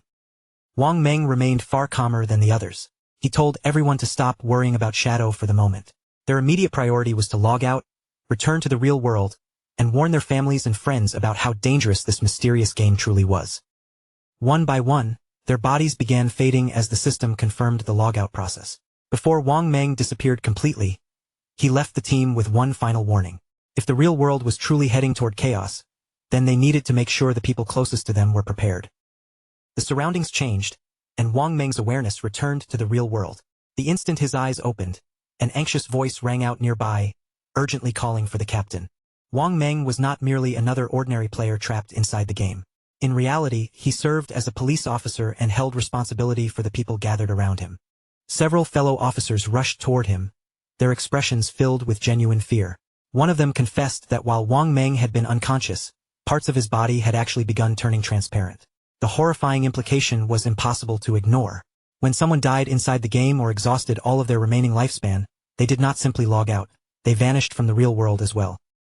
As terrifying as that realization was, Wang Meng understood that they could not afford to stand there dwelling on it. There were far more urgent matters that needed immediate attention. He pushed himself upright at once and ordered everyone nearby to assemble. His serious expression made it clear that something extremely important had happened and that every officer needed to hear the full report. When someone asked Wang Meng to explain what had occurred, he began describing the mission from the beginning. He and his companions had formed a complete party, and every member possessed a hidden profession, giving them a major advantage over ordinary players. Even with that advantage, however, a single monster had nearly wiped out the entire group. They survived only because an unknown player named Shadow appeared at the last moment and rescued them. Wang Meng firmly confirmed that every detail in his report was accurate. He then revealed the most shocking part: Shadow's unbelievable rate of progression. At the moment Shadow saved their party, he was already level 3. Yet by the time Wang Meng and the others finally reached that same level, Shadow had advanced all the way to level 5, gaining 2 additional levels in an incredibly short period. The revelation immediately unsettled the senior officers in the room. One of them asked the question everyone was thinking. Did this mean Shadow had already become the strongest player in the entire world? More importantly, how had he managed to level up so quickly? As theories spread around the room, Wang Meng suggested that Shadow had probably defeated a high-level boss or accomplished something equally extraordinary. Another officer carefully considered Wang Meng's account and soon noticed something strange. Shadow had already reached level 3 when he rescued the party. If that was true, then why had he not logged out alongside the other level 3 players? The officer wondered aloud whether Shadow might have no close relatives or friends waiting for him in the real world. At that moment, one of the female officers suddenly stepped forward with a bold and highly unusual theory of her own. She suggested that Shadow might actually be a transmigrator, someone who had suddenly appeared in this world and possessed the kind of destiny that allowed him to grow stronger at an impossible speed. In the novels she had read, transmigrators were often orphans, which, in her opinion, might explain why Shadow had shown no urgency to return to reality. Her bizarre theory caused the entire room to fall completely silent. Only then did she seem to realize how ridiculous her words sounded during such a serious meeting, and her cheeks quickly flushed with embarrassment. An unimpressed senior officer called her NEU and sharply told her to stop joking while they were discussing a genuine crisis. He dismissed the idea without another thought, telling her that she had clearly spent far too much time reading fantasy novels. Then his expression hardened, and he redirected everyone's attention toward the real issue before revealing a crucial piece of information. According to secret reports passed down from the higher authorities, researchers had begun investigating a deeply disturbing pattern. Across multiple locations, large numbers of elderly people had mysteriously died while sleeping, without any obvious physical cause. When the researchers compared those deaths with records from players who had returned from the forgotten game of the gods, they discovered a terrifying connection. Every elderly person who had died in their sleep had also suffered multiple deaths inside the game. The evidence pointed toward one horrifying truth. Once a player's remaining lifespan fell to 0 in the game, death followed them into reality as well. One officer voiced the fear weighing on everyone's mind. The forgotten game of the gods was clearly an anomaly, something far beyond the limits of modern knowledge or human understanding. The commanding officer agreed and offered an even more frightening possibility. They might not be dealing with a game at all, but the beginning of an invasion launched by unknown beings from a higher dimension. A heavy silence settled over the room as every officer absorbed the terrifying possibility before them. But the head officer had no intention of letting fear paralyze the meeting. Without wasting another second, he turned to the urgent orders handed down from above. The government had issued an emergency directive. Officers in every region were to organize local vanguard teams, enter the forgotten game of the gods, and uncover as much information as humanly possible. This crisis had already grown far beyond the responsibility of the police alone. The government was establishing a specialized force dedicated entirely to dealing with the strange new threat. And this was not happening in just one country. Nations across the world were racing to explore the game and understand its hidden rules. If their country fell behind, it could lose both its influence and its ability to protect itself. For the sake of national security, information had to be gathered, no matter the cost. With the situation made clear, the head officer announced his first official appointment. Anyu would take command of Team 1 and lead its operations inside the game. She accepted the responsibility immediately, her expression firm and without the slightest hesitation. Wang Meng was then assigned to serve as Anyu's vice captain. The two of them would also be allowed to personally select the officers who joined their unit. Wang Meng gave a serious nod, fully aware that the team they formed could play a crucial role in everything that came next. The head officer then shifted the discussion toward Shadow, the mysterious player Wang Meng had encountered inside the forest. From everything Wang Meng had reported, Shadow did not appear hostile or malicious.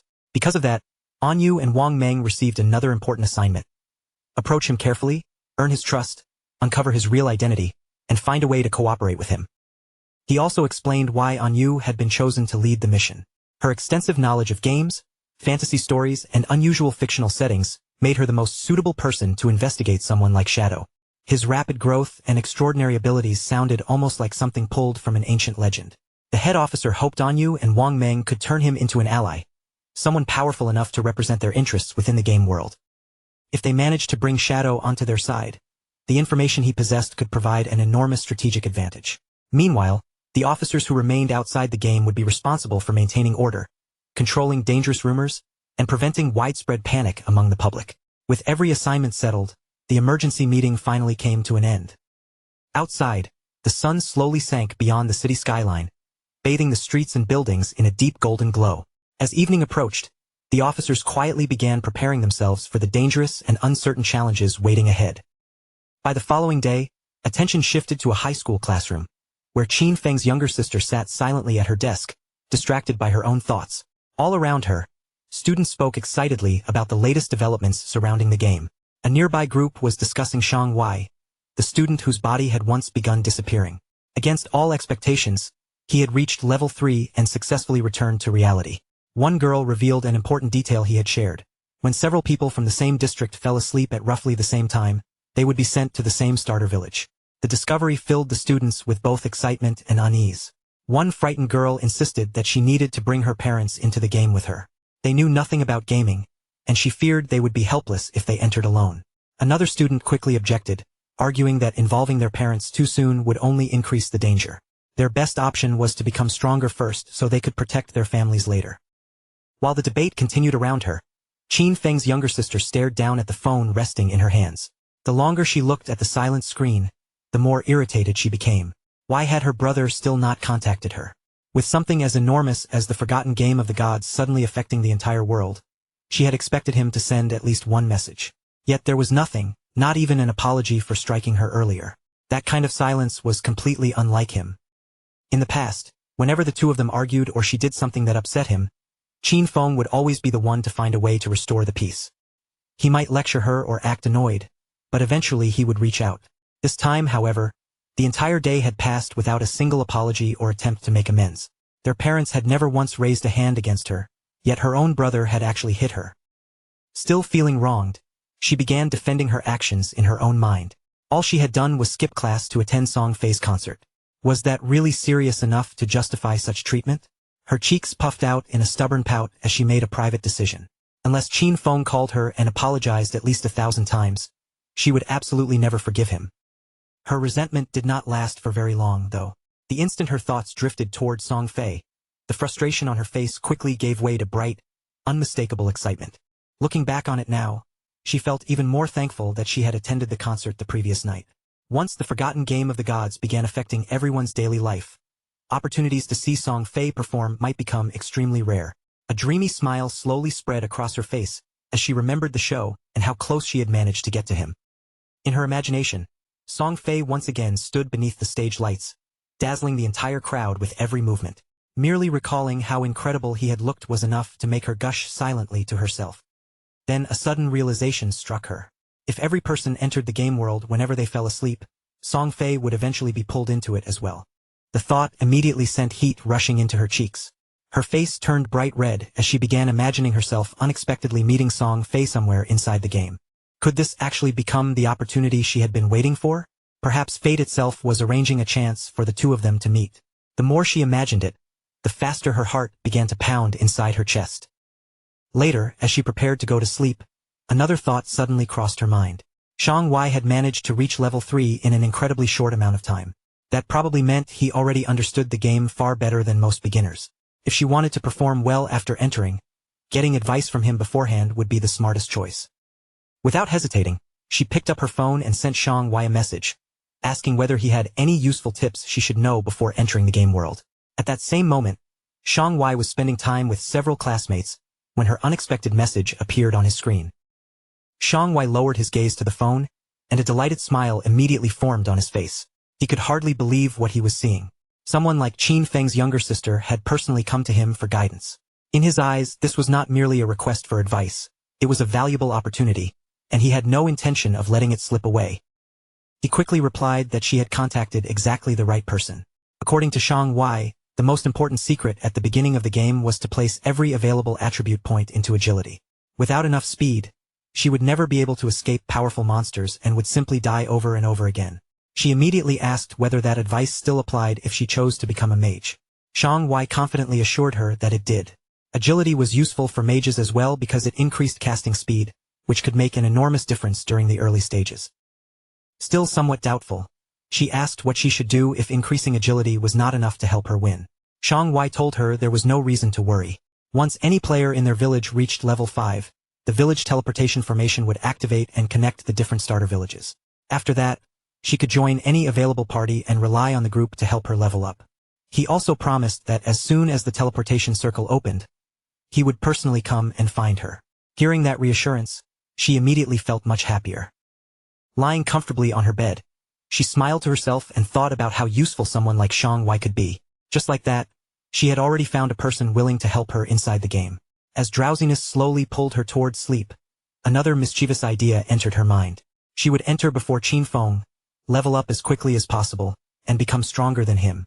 Then, when her brother finally joined, she would make sure he suffered. She would offer no guidance, no equipment, and no support at all. He could struggle on his own.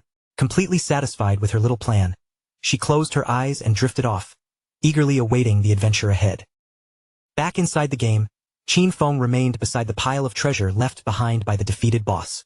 As he examined the scattered rewards, one object immediately drew his attention, a faintly glowing orb shining among the equipment.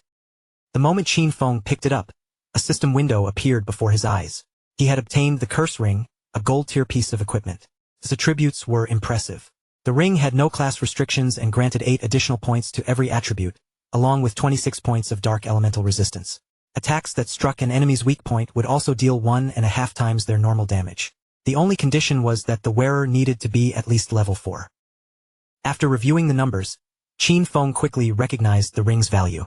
8 points added to each of the 4 main attributes meant a total increase of 32 points, roughly comparable to gaining 3 additional levels. Its resistance to dark elemental attacks would also be useful against many dangerous enemies, while the increased weak point damage provided another powerful advantage. With benefits like those, Qin Feng had no doubt that the curse ring would become an extremely valuable piece of equipment throughout the journey ahead. Before he could spend much longer admiring the ring, another system notification suddenly appeared. This time, it informed him that he had acquired a new silver-tier assassin ability, known as Instant Shadow Slash. The ability's information unfolded before him in detail. Once activated, Instant Shadow Slash would release multiple rapid slashes in a single direction, reaching targets up to 15 meters away. During the attack, the user would gain 5 seconds of temporary invincibility. Every enemy caught within the 2.1-meter-wide path would be struck 3 times, with each slash dealing 100 damage. Every hit would automatically count as a backstab, although the attack could not trigger weak point damage. After use, the ability would enter a 12-second cooldown. Qin Feng immediately understood how powerful the ability could be. It was a strong area attack that could cut through several enemies at once, while the temporary invincibility gave him a way to avoid danger during the assault. He learned the skill without hesitation. Since he still had evolution points remaining, he then turned his attention toward one of his most important abilities, Greedy Hand. A system prompt deducted 8 evolution points in an instant. Under Qin Feng's gaze, Greedy Hand advanced beyond Jade rank and successfully evolved into a Diamond rank ability. The upgrade dramatically strengthened both of its effects. The chance of gaining additional loot after defeating a monster increased from 160% to 220%. At the same time, the probability of that bonus loot being improved by an entire rarity level rose from 20% to 40%. Qin Feng carefully considered what the new percentages meant. From now on, every defeated enemy would reliably provide 2 additional pieces of loot, effectively making each kill 3 times as rewarding as before. Refusing to leave his remaining points unused, he spent 3 more evolution points on Instant Shadow Slash. The system accepted the upgrade, reducing his balance until only a single evolution point remained. Instant Shadow Slash began evolving immediately. The ability rose from silver rank to gold rank, then continued upward until it finally reached platinum rank. Its effective distance expanded from 15 meters to 21 meters, allowing Qin Feng to strike enemies from much farther away. The duration of its protective effect also increased, now lasting 7 full seconds and giving him more time to remain beyond an enemy's reach. Instead of producing only 3 slashes, the ability would now unleash 5, cutting through every target within a widened path of 3.1 meters. Its cooldown dropped slightly from 12 seconds to 10.43 seconds, making it more efficient while still requiring careful timing. Most importantly, each strike now inflicted 200 damage, exactly twice its original power. Every one of those attacks would still be treated as a backstab, allowing the ability to trigger all related backstab effects even though it remained unable to strike weak points. After studying the improvements, Qin Feng was satisfied. The cooldown reduction was not especially dramatic, but the longer period of protection during the attack could become a decisive advantage in a dangerous fight. Qin Feng then turned his attention toward the remaining boss drops. Most of the equipment had little practical value to him, but one item immediately stood apart from the rest, a silver-tier warrior skill book called Battle Roar. Although he could not use the warrior ability himself, Qin Feng knew the skill book could be sold in exchange for a considerable amount of tradable lifespan. Just as he finished inspecting the last of the loot, a faint movement nearby caught his attention. Qin Feng turned toward the sound and saw 3 enormous creatures crawling steadily in his direction, their massive bodies closing in across the battlefield. He recognized them at once as level 4 limb crawlers, grotesque, dangerous monsters with twisted, oversized limbs. Yet instead of feeling threatened, Qin Feng saw their arrival as perfect timing. They would serve as ideal targets for testing the full power of his newly improved ability. Without giving the monsters any opportunity to surround him, Qin Feng immediately activated Instant Shadow Slash. His figure blurred and vanished into a streak of motion. In the same instant, a storm of rapid slashes surged forward, slicing cleanly through the approaching limb crawlers before they could defend themselves. The three monsters were torn apart so quickly that none of them even had time to react. Their bodies collapsed amid the settling dust, and a system notification appeared immediately afterward, confirming that all three creatures had been defeated. The system recorded Qin Feng's victory and issued the rewards. He received 80 experience points, along with an additional 5 days of tradable lifespan. Qin Feng stood calmly amid the aftermath, surrounded by the remains of his enemies, as a dark and intimidating aura seemed to gather around him. After witnessing the skill firsthand, he could clearly feel how much his combat ability had improved.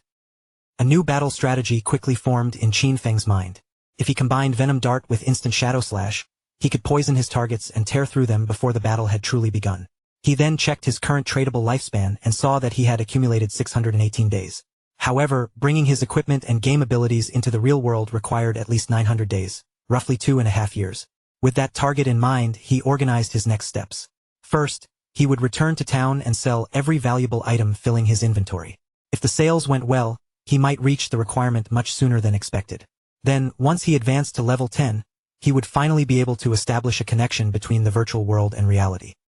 With his plan decided, Qin Feng began making his way back toward the starter town.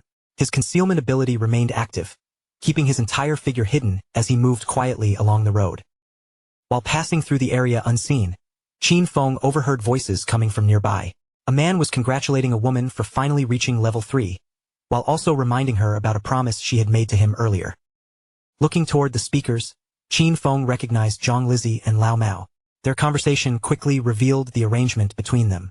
Lao Mao had agreed to help Zhang Lizzie reach level 3 so she could safely log out, and in exchange, she had promised to pay him 5 million in cash. Now that the agreement had been fulfilled, Lao Mao was eagerly waiting for his money. Zhang Lizzie calmly reassured him, asking whether he truly believed her father's company, Du Young Industry, would be unable to spare such a trivial amount. She would log out first and arrange the payment in the real world. Before leaving, she gave Lao Mao her phone number and instructed him to contact her once he had also returned. Then she presented another tempting offer. She wanted to purchase every day of tradable lifespan he possessed and was willing to pay 10,000 in cash for each one. Lao Mao accepted immediately, his face lighting up as he imagined the fortune he was about to earn. Wearing a smug, self-satisfied expression, Lao Mao mocked Qin Feng for foolishly rejecting Zhang Lizzie's generous offer. He told her they could discuss the full arrangement again once they met in the real world. Neither of them realized that Qin Feng was already moving silently between them, completely concealed despite being only a few steps away. Still unaware of Qin Feng's hidden presence, Lao Mao casually dismissed the importance of tradable lifespan. In his mind, there was no reason to treat it as something precious. As long as he continued killing monsters, he believed he could earn lifespan as easily as ordinary game currency. To Lao Mao, the smartest possible strategy was turning everything he achieved inside the game into real-world cash. The more he thought about it, the more pleased he became, convinced that he had discovered the perfect way to profit from this strange new world. A short while later, Qin Feng arrived at the center of Shell Town and stopped before the dormant teleportation gate. He raised one hand toward the towering structure, and the moment his palm approached it, brilliant blue energy began flowing across the gate's surface. The glow intensified until the entire formation was illuminated. A system window immediately appeared, congratulating Qin Feng for activating Shell Town's teleportation formation and rewarding him with 1 reputation point. It also informed him that he could use the gate once every day without charge, while any additional uses would consume tradable lifespan. Unfortunately, the formation had no practical use for the moment. Since every other teleportation gate in the game remained inactive, there was nowhere for Shelltown's gate to connect to. Qin Feng understood that the teleportation network required 2 active endpoints. Unlocking the gate in Shelltown was only the first step. A player in another starter town would also need to reach level 5 and activate that town's formation before travel between the 2 locations became possible. Memories from his previous life immediately surfaced. Qin Feng knew that Song Fei had started in Firefly Town, so he quietly arranged an altar that would alert him the instant Firefly Town's gate became active. He had no intention of merely waiting for that day. The moment the connection opened, he wanted to be fully prepared to confront Song Fei. As he continued deeper into town, however, his thoughts remained fixed on an even greater objective. Teleportation between starter towns mattered to ordinary players, but Qin Feng knew the true struggle had not even begun.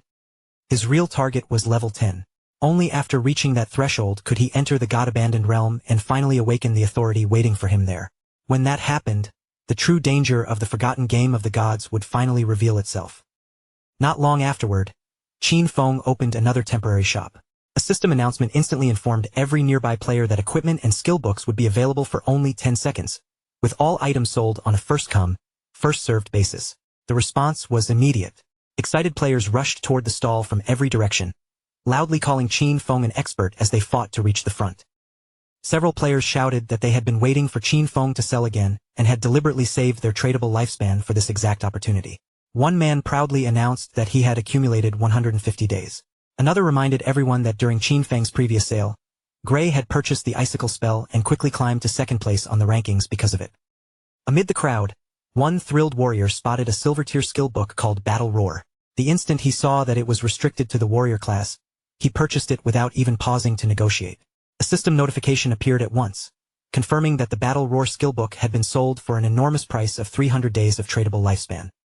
The price left the surrounding players staring in disbelief. One person questioned whether a single skill book could possibly be worth 300 days. Another quickly called him ignorant and explained that Battle Roar could dramatically improve a warrior's monster farming efficiency. With that skill, the buyer could recover the entire 300 days in less than 2 days, making the purchase an extremely profitable investment. Once the crowd understood how valuable Qin Feng's merchandise truly was, whatever hesitation remained disappeared. The players surged forward even more desperately, each of them trying to buy something before every item vanished. Within only a few seconds, the stall had been completely emptied. Qin Feng calmly opened his system panel and reviewed the results. In roughly 1 minute, he had earned 650 days of tradable lifespan, while his displayed total had risen to 2,174 days. Even so, he was far from satisfied. Bringing all of his attributes, equipment, and abilities into reality would demand far more lifespan than this. Around him, disappointed players complained that they had not managed to purchase anything and anxiously asked whether he would return to sell again. Qin Feng gave them a simple confirmation that he would.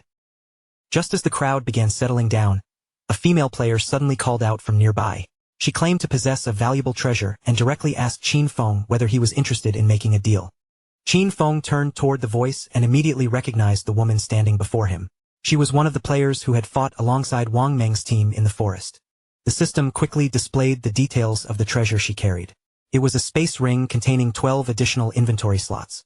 More importantly, the ring would not occupy any space inside Qin Feng's backpack or consume one of his normal equipment slots. For a brief moment, genuine surprise crossed Qin Feng's face. He understood the space ring's real value immediately. It was an exceptionally rare storage treasure that could expand a player's inventory without taking up either a backpack slot or a wearable ring position. Players could equip no more than 3 storage backpacks, which made an item like this almost priceless. Space rings technically had a chance of dropping from any monster, but that chance was so incredibly low that most players would never see one. The fact that this girl, whose profession was centered around profit, had obtained one so early was astonishing. Her luck was clearly abnormal. Qin Feng wasted no time asking for her price, already comparing it to what he remembered from his previous life. Back then, a 12-slot space ring could sell for a staggering 3,600 days of tradable lifespan. The girl's answer, however, caught him completely off guard. She did not ask for even a single day of lifespan. Instead, she wanted Qin Feng to add her as a friend and accompany her in defeating a boss monster. Qin Feng accepted the proposal immediately. A system prompt appeared between them, confirming that the player named Big Plum had successfully accepted his friend request. After leaving Shell Town together, Qin Feng asked Big Plum for more details about the boss she had discovered. She explained that it was a gold-tier boss, though she had been too far away to see its actual name. All she knew was that the creature appeared on an old, heavily damaged ship stranded somewhere within the swamp. That description immediately caught Qin Feng's attention. A worn-out vessel in the swamp with a gold-tier boss aboard it. Could she possibly be talking about the Golden Ghost ship? Qin Feng knew the Golden Ghost ship was an extremely rare special boss capable of appearing at almost any level. Its appearance rate was remarkably low, but whenever it surfaced in his previous life, major guilds would launch brutal battles over the powerful equipment it could drop. Merely discovering the Golden Ghost ship was enough to trigger a large-scale conflict. Judging from Big Plum's description and its location near the starter town, Qin Feng suspected this version was only around level 5, making it the weakest and easiest form of the boss to defeat. Even then, he could not understand how Big Plum had stumbled across something so rare this close to Shell Town. His thoughts began moving rapidly as he connected every detail. Big Plum had obtained an early space ring. She belonged to Wang Meng's party, and now she had somehow discovered a rare gold-tier boss through sheer chance. A sudden possibility entered his mind. Could she be the legendary koi fish people had whispered about in his previous life? According to those old rumors, one member of Wang Meng's team possessed almost unbelievable luck. That person could wander aimlessly and somehow encounter rare bosses, hidden treasure chests, forgotten palaces, and ancient temples without deliberately searching for any of them. Qin Feng had always assumed those stories were fabricated to conceal the team's actual intelligence network. But now, after seeing Big Plum's discoveries with his own eyes, he finally understood that the rumors had been true. The famously lucky player from his past life was standing directly beside him. Lost in thought, Qin Feng continued staring at Big Plum as he considered what her existence might mean for the future. She eventually noticed his unwavering gaze, and a faint blush spread across her cheeks. Feeling awkward, she asked why he was looking at her so strangely. Qin Feng immediately returned to his senses, told her it was nothing, and redirected his attention toward the road ahead. As the two of them passed beyond Shelltown's main gate, neither noticed the hidden figure observing them from nearby. A bald player crouched behind a tree, keeping his body concealed while carefully tracking every movement they made. Elsewhere, a group of rough-looking players had gathered around a long-haired man, while numerous bald-headed followers stood listening to him with exaggerated respect.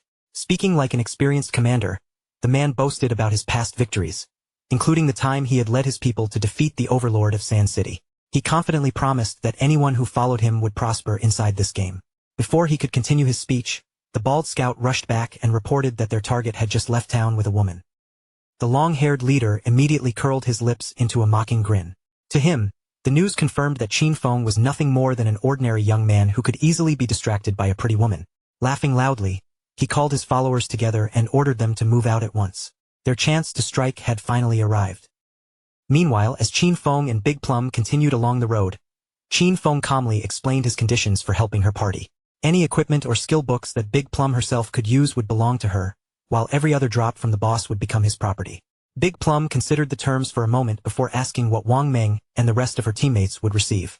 Qin Feng explained that different classes required different equipment, and there was no guarantee that the boss would drop anything useful to an assassin. If nothing suitable appeared, he would have risked his life for no reward at all, which would hardly be fair. After hearing his reasoning, Big Plum agreed, though she still had one small request.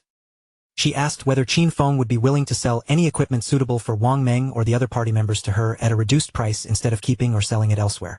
Qin Feng agreed without objection. With their arrangement finalized, Big Plum explained that they could head toward the boss after Wang Meng and the rest of her party logged back into the game. However, after walking beside Qin Feng for some time, she suddenly realized she had no idea where he was leading her. Only when Qin Feng plainly stated their destination did she understand. They were already heading to challenge the gold-tier boss. Big Plum's eyes widened in immediate shock. The very idea sounded completely insane to her. Qin Feng was an assassin, while Big Plum was a mage with little ability to withstand direct attacks. He might be capable of disappearing into stealth, but she would never survive a single blow from a gold-tier boss. Challenging something that powerful this early with only two people sounded like deliberate suicide. Qin Feng, however, remained perfectly calm. He explained that he had no intention of asking her to fight. She only needed to remain at a safe distance and watch while he dealt with the boss alone. Even after hearing his confident plan, Big Plum struggled to believe what he was saying. She already knew Qin Feng was exceptionally powerful, but defeating a gold-tier boss completely alone was beyond anything she had ever heard of. Such a feat seemed impossible for any player at their current stage. Just as Big Plum prepared to question him further, Qin Feng abruptly stopped walking. Something in the surrounding area had caught his attention.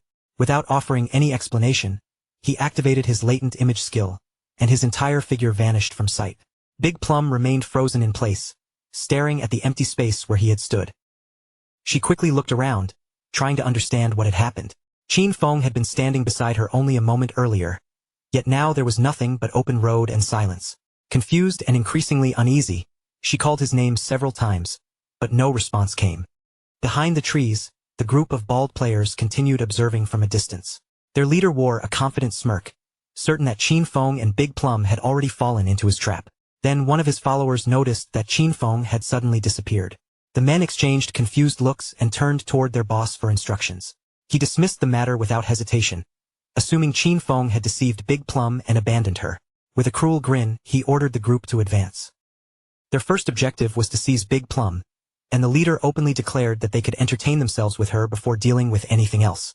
As the group rushed toward the lone girl, he reminded his followers of the promise he had made earlier, that staying by his side would guarantee them a wonderful life. Now, he laughed, even beautiful women were practically delivering themselves into their hands. But just as the group closed the distance, a dark figure suddenly materialized directly in their path. The long-haired leader stopped mid-step, and the cruel grin on his face slowly vanished as he stared into the shadowy aura swirling before him. Confusion flashed across his features. He barely managed to wonder what had appeared in front of them before the danger was already upon him. Qin Feng activated Instant Shadow Slash. In less than a heartbeat, a cold flash tore through the air, and the entire confrontation was over before any of the attackers could raise a weapon. The bald players and their leader collapsed almost simultaneously, their bodies ripped apart by the rapid strikes before they could even understand how they had been attacked. After finishing them, Qin Feng's figure seemed to melt back into the darkness. Within an instant, he disappeared again, leaving no trace of his presence behind. A system notification appeared before him, confirming the result of the ambush. 5 hostile players had been killed, earning Qin Feng another 12 days of tradable lifespan. Qin Feng gave the fallen bodies only a brief glance before turning away. None of the equipment they had dropped possessed any meaningful value, making their loot barely worth his attention. To Qin Feng, eliminating those players had required almost no effort at all. Cutting them down felt no different from casually dealing with 2 weak, low-level monsters blocking his path. With every trace of the brief confrontation already gone, Qin Feng calmly reappeared beside Big Plum as though he had never left. Still completely unaware of what had happened nearby, she immediately questioned his sudden disappearance. Qin Feng merely shrugged and explained that several people had been following them, so he had sent the group back to town. Big Plum accepted the answer at first, but her curiosity soon returned, and more questions quickly followed. With a teasing smile, Big Plum admitted that she had assumed he had slipped away to relieve himself. She then began joking about how useful invisibility must be, since he could handle private matters without anyone ever seeing him. Qin Feng's expression immediately darkened at the strange direction of the conversation. Cutting her off before she could continue, he told her to focus and move faster. They still had a gold-tier boss to reach. At that same moment inside Shell Town, a patch of ground suddenly began glowing, and bright magical light spread across the surrounding square. A figure soon materialized inside the radiance. It was Qin Feng's younger sister, who had entered the game as a healer. The moment she noticed the magical staff in front of her, her eyes widened with amazement. She reached down and carefully lifted the staff, and the solid weight beneath her fingers immediately confirmed that everything around her was real. She could touch the weapon and clearly feel its surface in her hands. Nearby players soon turned their attention toward her, instantly recognizing from her unfamiliar expression that another newcomer had just arrived. Her initial surprise quickly turned into delight when she discovered that she had received the hidden class known as Life Sacrifice. A hidden profession had to be extremely powerful, and she confidently imagined using its strength to catch Song Fei's attention. Even so, one concern remained. She had no idea where Song Fei had appeared or whether he already knew the secret concerning how players were assigned to starter villages. The moment her thoughts shifted toward Qin Feng, irritation flared in her eyes. Her brother normally watched over her constantly. Yet when the most critical moment arrived, he had proven completely unreliable. She quickly pushed him out of her mind. With a hidden class in her possession and Shang Wei already promising to help her level up, she had no reason to depend on Qin Feng anymore. From this point forward, he could take care of himself, because she certainly would not waste time worrying about him. Her gaze then landed on the public leaderboard. The moment she read the top entry, she froze in complete shock. Shadow, the player occupying first place, had already reached level 6. Annoyance immediately surged through her. Shang Wei was only level 3, yet he had spoken as though he were one of the greatest experts in the entire game. Clearly, Shadow was the truly powerful player. She quickly reasoned that following someone like him would allow her to level far faster than relying on Shang Wei. But that realization brought another problem to mind. Where was she supposed to find such an elusive expert? Not far from where she stood, a small group of players was gathered in a tense discussion. They looked increasingly worried because they had been unable to contact Swain, the healer assigned to their party. The group belonged to Wang Meng's team. Knowing they could not remain in town waiting indefinitely, Wang Meng asked whether anyone had another solution. One teammate pointed out that hunting monsters without a healer would be far too dangerous. Another admitted that they were not extraordinary experts like Shadow, who could farm enemies entirely alone, and suggested recruiting a different healer instead. While the party continued debating what to do, a cheerful voice suddenly greeted them from nearby. They turned toward the sound and saw Qin Feng's younger sister standing there. To her, the situation could not have been more convenient. Wearing a friendly smile, she stepped closer and asked whether their team happened to need a healer. She then proudly revealed that she possessed the hidden class, Life Sacrifice. Meanwhile, far beyond the town, Qin Feng and Big Plum had reached the edge of a high cliff. Below them stretched a dark, murky swamp, and half hidden within the misty water rested the ominous golden ghost ship. Qin Feng activated Shadow Sneak, causing his body to fade smoothly from sight. Before descending, he instructed Big Plum to remain hidden and stay alert in case anyone tried to ambush her while he handled the boss. Though still somewhat confused by his confidence, Big Plum nodded and quietly warned him to be careful. Qin Feng descended from the cliff and stepped into the swamp below. The moment he entered the area, a system window appeared, warning him that the influence of the Golden Ghost ship had transformed the surrounding swamp into a violent temporal domain where lifespan drained at 100 times the normal rate. Qin Feng immediately calculated the cost. With lifespan being consumed 100 times faster than usual, remaining inside the domain for 15 minutes would burn away the equivalent of an entire day. For most players, that pressure would be terrifying, but with Qin Feng's current reserves, the accelerated loss posed little real threat. The system then identified the Golden Ghost ship as a level 5 boss. Immediately afterward, something Qin Feng had not expected appeared before him, a countdown timer displaying 45 minutes and 25 seconds. Qin Feng was briefly surprised to learn that special bosses like this one had to be defeated within a strict time limit. Fortunately, the timer had only just begun, leaving him more than 45 minutes to finish the battle. That amount of time was more than sufficient. In Qin Feng's eyes, the boss would be dead long before the countdown came close to reaching 0. Without hesitation, Qin Feng activated Instant Shadow Slash. His figure surged forward like a bolt of thunder, and multiple violent slashes tore across the Golden Ghost ship in rapid succession, inflicting a combined total of 1,500 damage. While the boss was still struggling to understand where the sudden attack had come from, Qin Feng cancelled Shadow Sneak and immediately launched a venom dart toward the vessel. The poisonous projectile struck the ship's bell with perfect accuracy. The impact triggered both a critical hit and the additional damage from breaking stealth with an attack. As venom began continuously draining the boss's health, Qin Feng immediately widened the distance between them. Defeating the Golden Ghost ship involved several difficult mechanics, and the first challenge was identifying its true weakness. Most players mistakenly assumed the vulnerable point was either the ghostly skeleton controlling the ship or the vessel's main body. In reality, the true weak point was the eerie ghost flame bell hanging at the front tip of the ship. The moment its hidden weakness was struck, the Golden Ghost ship became enraged. Its power spread outward through the swamp as it seized control of the surrounding water. The boss immediately prepared a massive area attack. The swamp churned violently, and towering pillars of water erupted upward one after another around the ship. Qin Feng advanced while weaving between the erupting pillars, carefully avoiding every strike. Their damage was abnormally high, enough that even an early-stage warrior wearing a complete silver armor set could barely endure a single hit. Qin Feng was silently thankful for the exceptional agility granted by his shadow class. Without that speed, dodging the attack would have been nearly impossible. Just as the final water pillars began to fade, pale hands suddenly broke through the swamp's dark surface. Rotting creatures known as decaying water ghosts began crawling out of the murky water. Qin Feng remembered this stage clearly. Once the boss's area attack ended, it would summon 12 of these monsters, and every one of them possessed silver-tier combat strength. Because Shadow Sneak still concealed Qin Feng, the summoned ghosts could not detect him even though he stood directly among them. The 12 decaying water ghosts were prepared to attack with brutal ferocity, a sight that would send most ordinary parties into immediate panic. Worse still, the Golden Ghost ship would summon another water ghost every 3 minutes. Any team that failed to eliminate them quickly would soon be overwhelmed by their constantly growing numbers and wiped out completely. Qin Feng, however, had remained invisible from the beginning, leaving the creatures unable to locate their target. All Qin Feng needed now was the correct position. He quietly adjusted his footing and searched for the perfect angle that would place every summoned ghost inside a single attack path. The moment the monsters aligned, Qin Feng activated Instant Shadow Slash once again.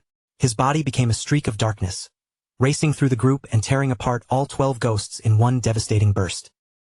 High above the swamp, Big Plum remained hidden near the cliff's edge, watching Qin Feng dismantle the boss and its summoned monsters below. Her body trembled with excitement, and her cheeks had turned bright red as she finally witnessed the true strength of Shadow, the #1 ranked expert. To her, Qin Feng's abilities were almost unbelievable.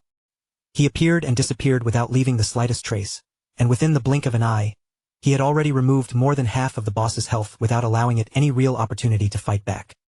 Then, to Big Plum's complete surprise, a message from Qin Feng appeared in the private chat. Addressing her by the strange nickname Little Black, he calmly informed her that he would be dying in a little while. The unexpected statement left her staring at the message in shock. Qin Feng showed no fear at all. With complete confidence, he assured her that there was nothing to worry about. Her only responsibility was to remain where she was and wait for him to revive. Big Plum immediately panicked.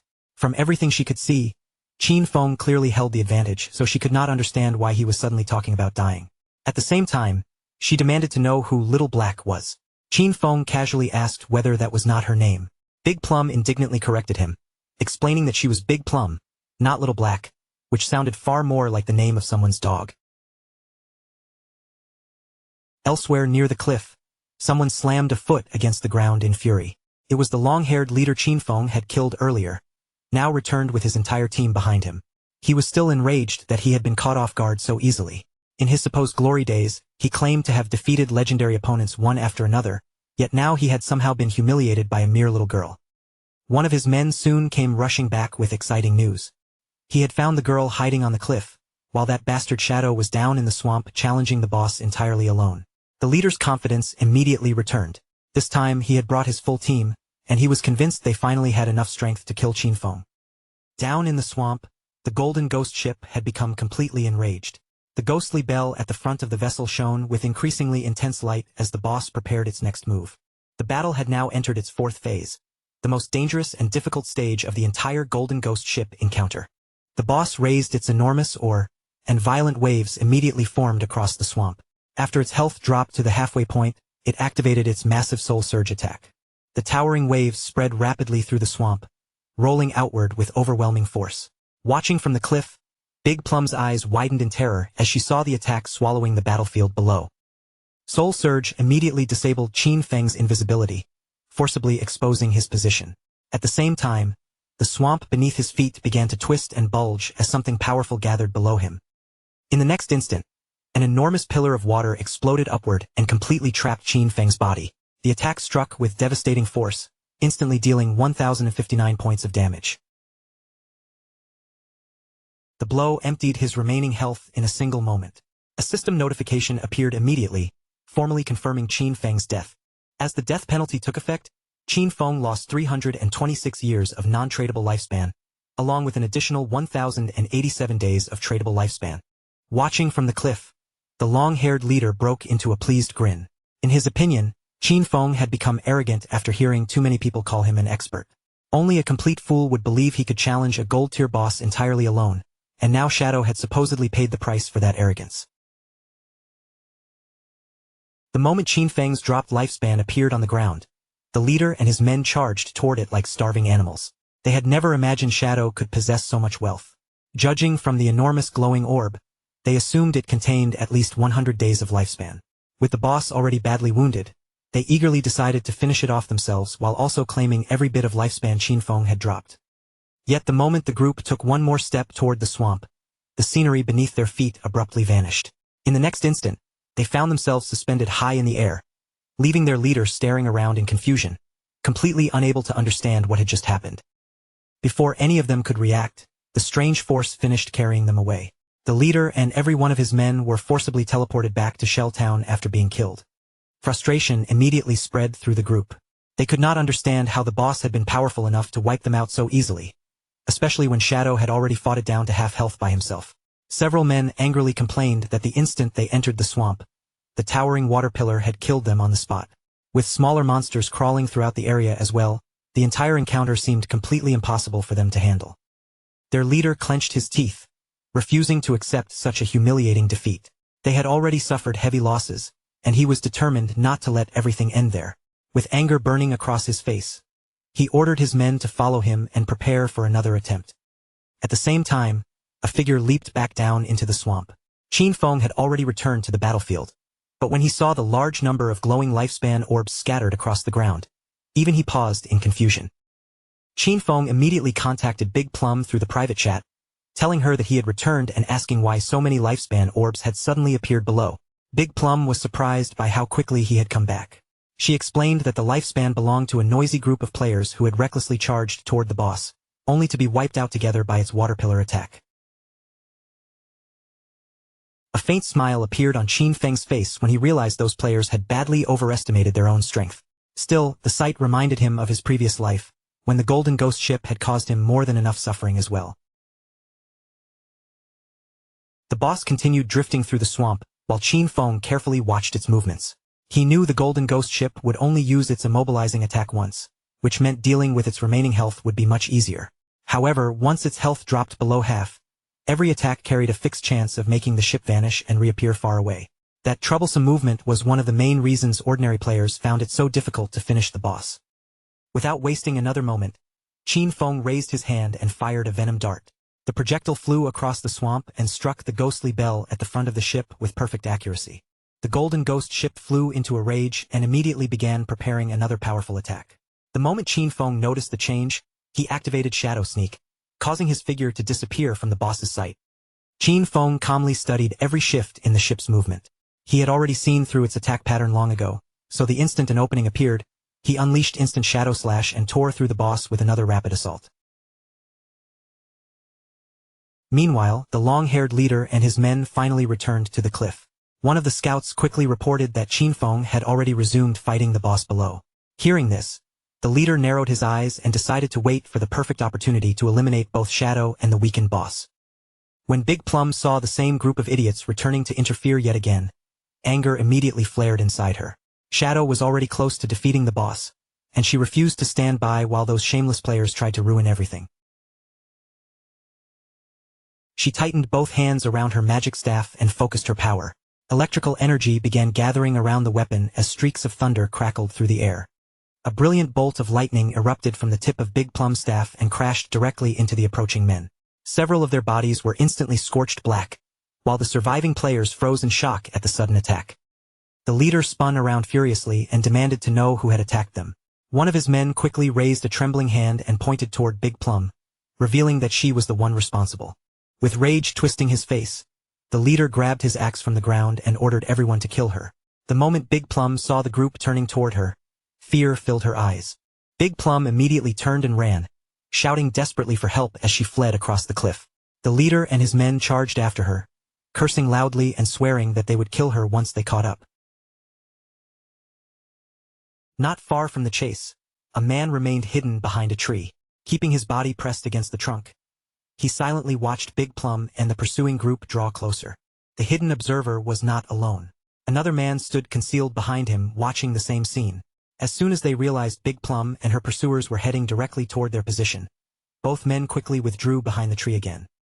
Back in the swamp, Qin Feng retreated several steps from the Golden Ghost ship, while keeping his eyes fixed firmly on it. Judging from its rapidly falling health, the boss was finally approaching death. Even so, the battle had unfolded exactly as Qin Feng expected. Despite being only a level 5 boss, the Golden Ghost ship was still extremely difficult to defeat alone. His current damage remained relatively low, forcing the fight to drag on much longer than he wanted. That delay had already attracted numerous players who now stood nearby watching the battle. When Qin Feng glanced toward the cliff, he immediately recognized several of the spectators. They were the same players who had rushed into the swamp earlier and died beneath the boss's attack. He also noticed another group positioned beside the swamp. Their intentions were obvious. They planned to wait until Qin Feng finished killing the boss, then attack him while he was weakened and seize all the dropped treasure for themselves. The poison continued spreading through the Golden Ghost ship, steadily consuming the last of its health. Its eyes began glowing with an unnatural light, and only moments later, the enormous spectral vessel started fading from sight. A system announcement confirmed that Qin Feng had successfully killed the gold-grade Golden Ghost ship.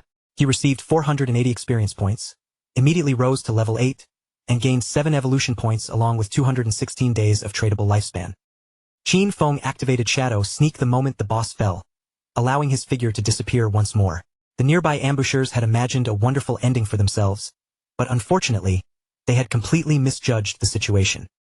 A server-wide announcement suddenly echoed through every region. Shadow of Shelltown had become the first player on the entire server to defeat a gold-grade boss and was awarded 3 additional reputation points. The announcement immediately captured the attention of every player in the surrounding area, drawing shocked reactions from all directions. No one seemed to know Shadow's real identity or how he had become so overwhelmingly powerful.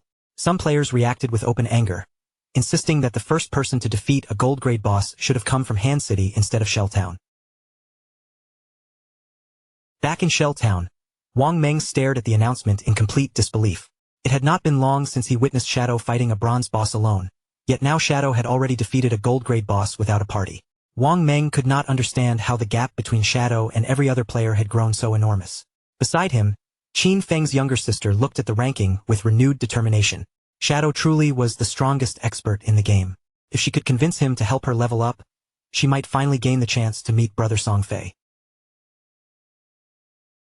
As the Golden Ghost ship's massive form completely disappeared, glowing lifespan orbs and piles of valuable loot were left scattered across the dark surface of the swamp. The leader of the group hiding near the trees could not suppress a greedy smile when he saw the enormous amount of treasure. Shadow had vanished through invisibility without immediately collecting the drops, which convinced the man that Qin Feng had become wary of their presence.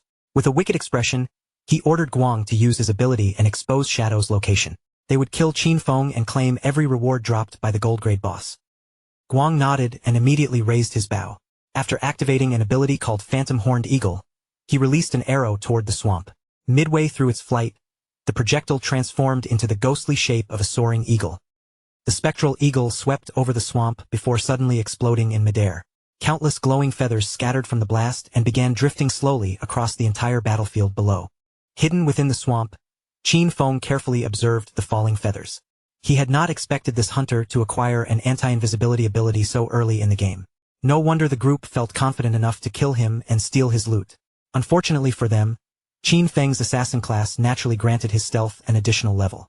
Guang's detection skill was only level 1, making it completely incapable of breaking Shadow Sneak.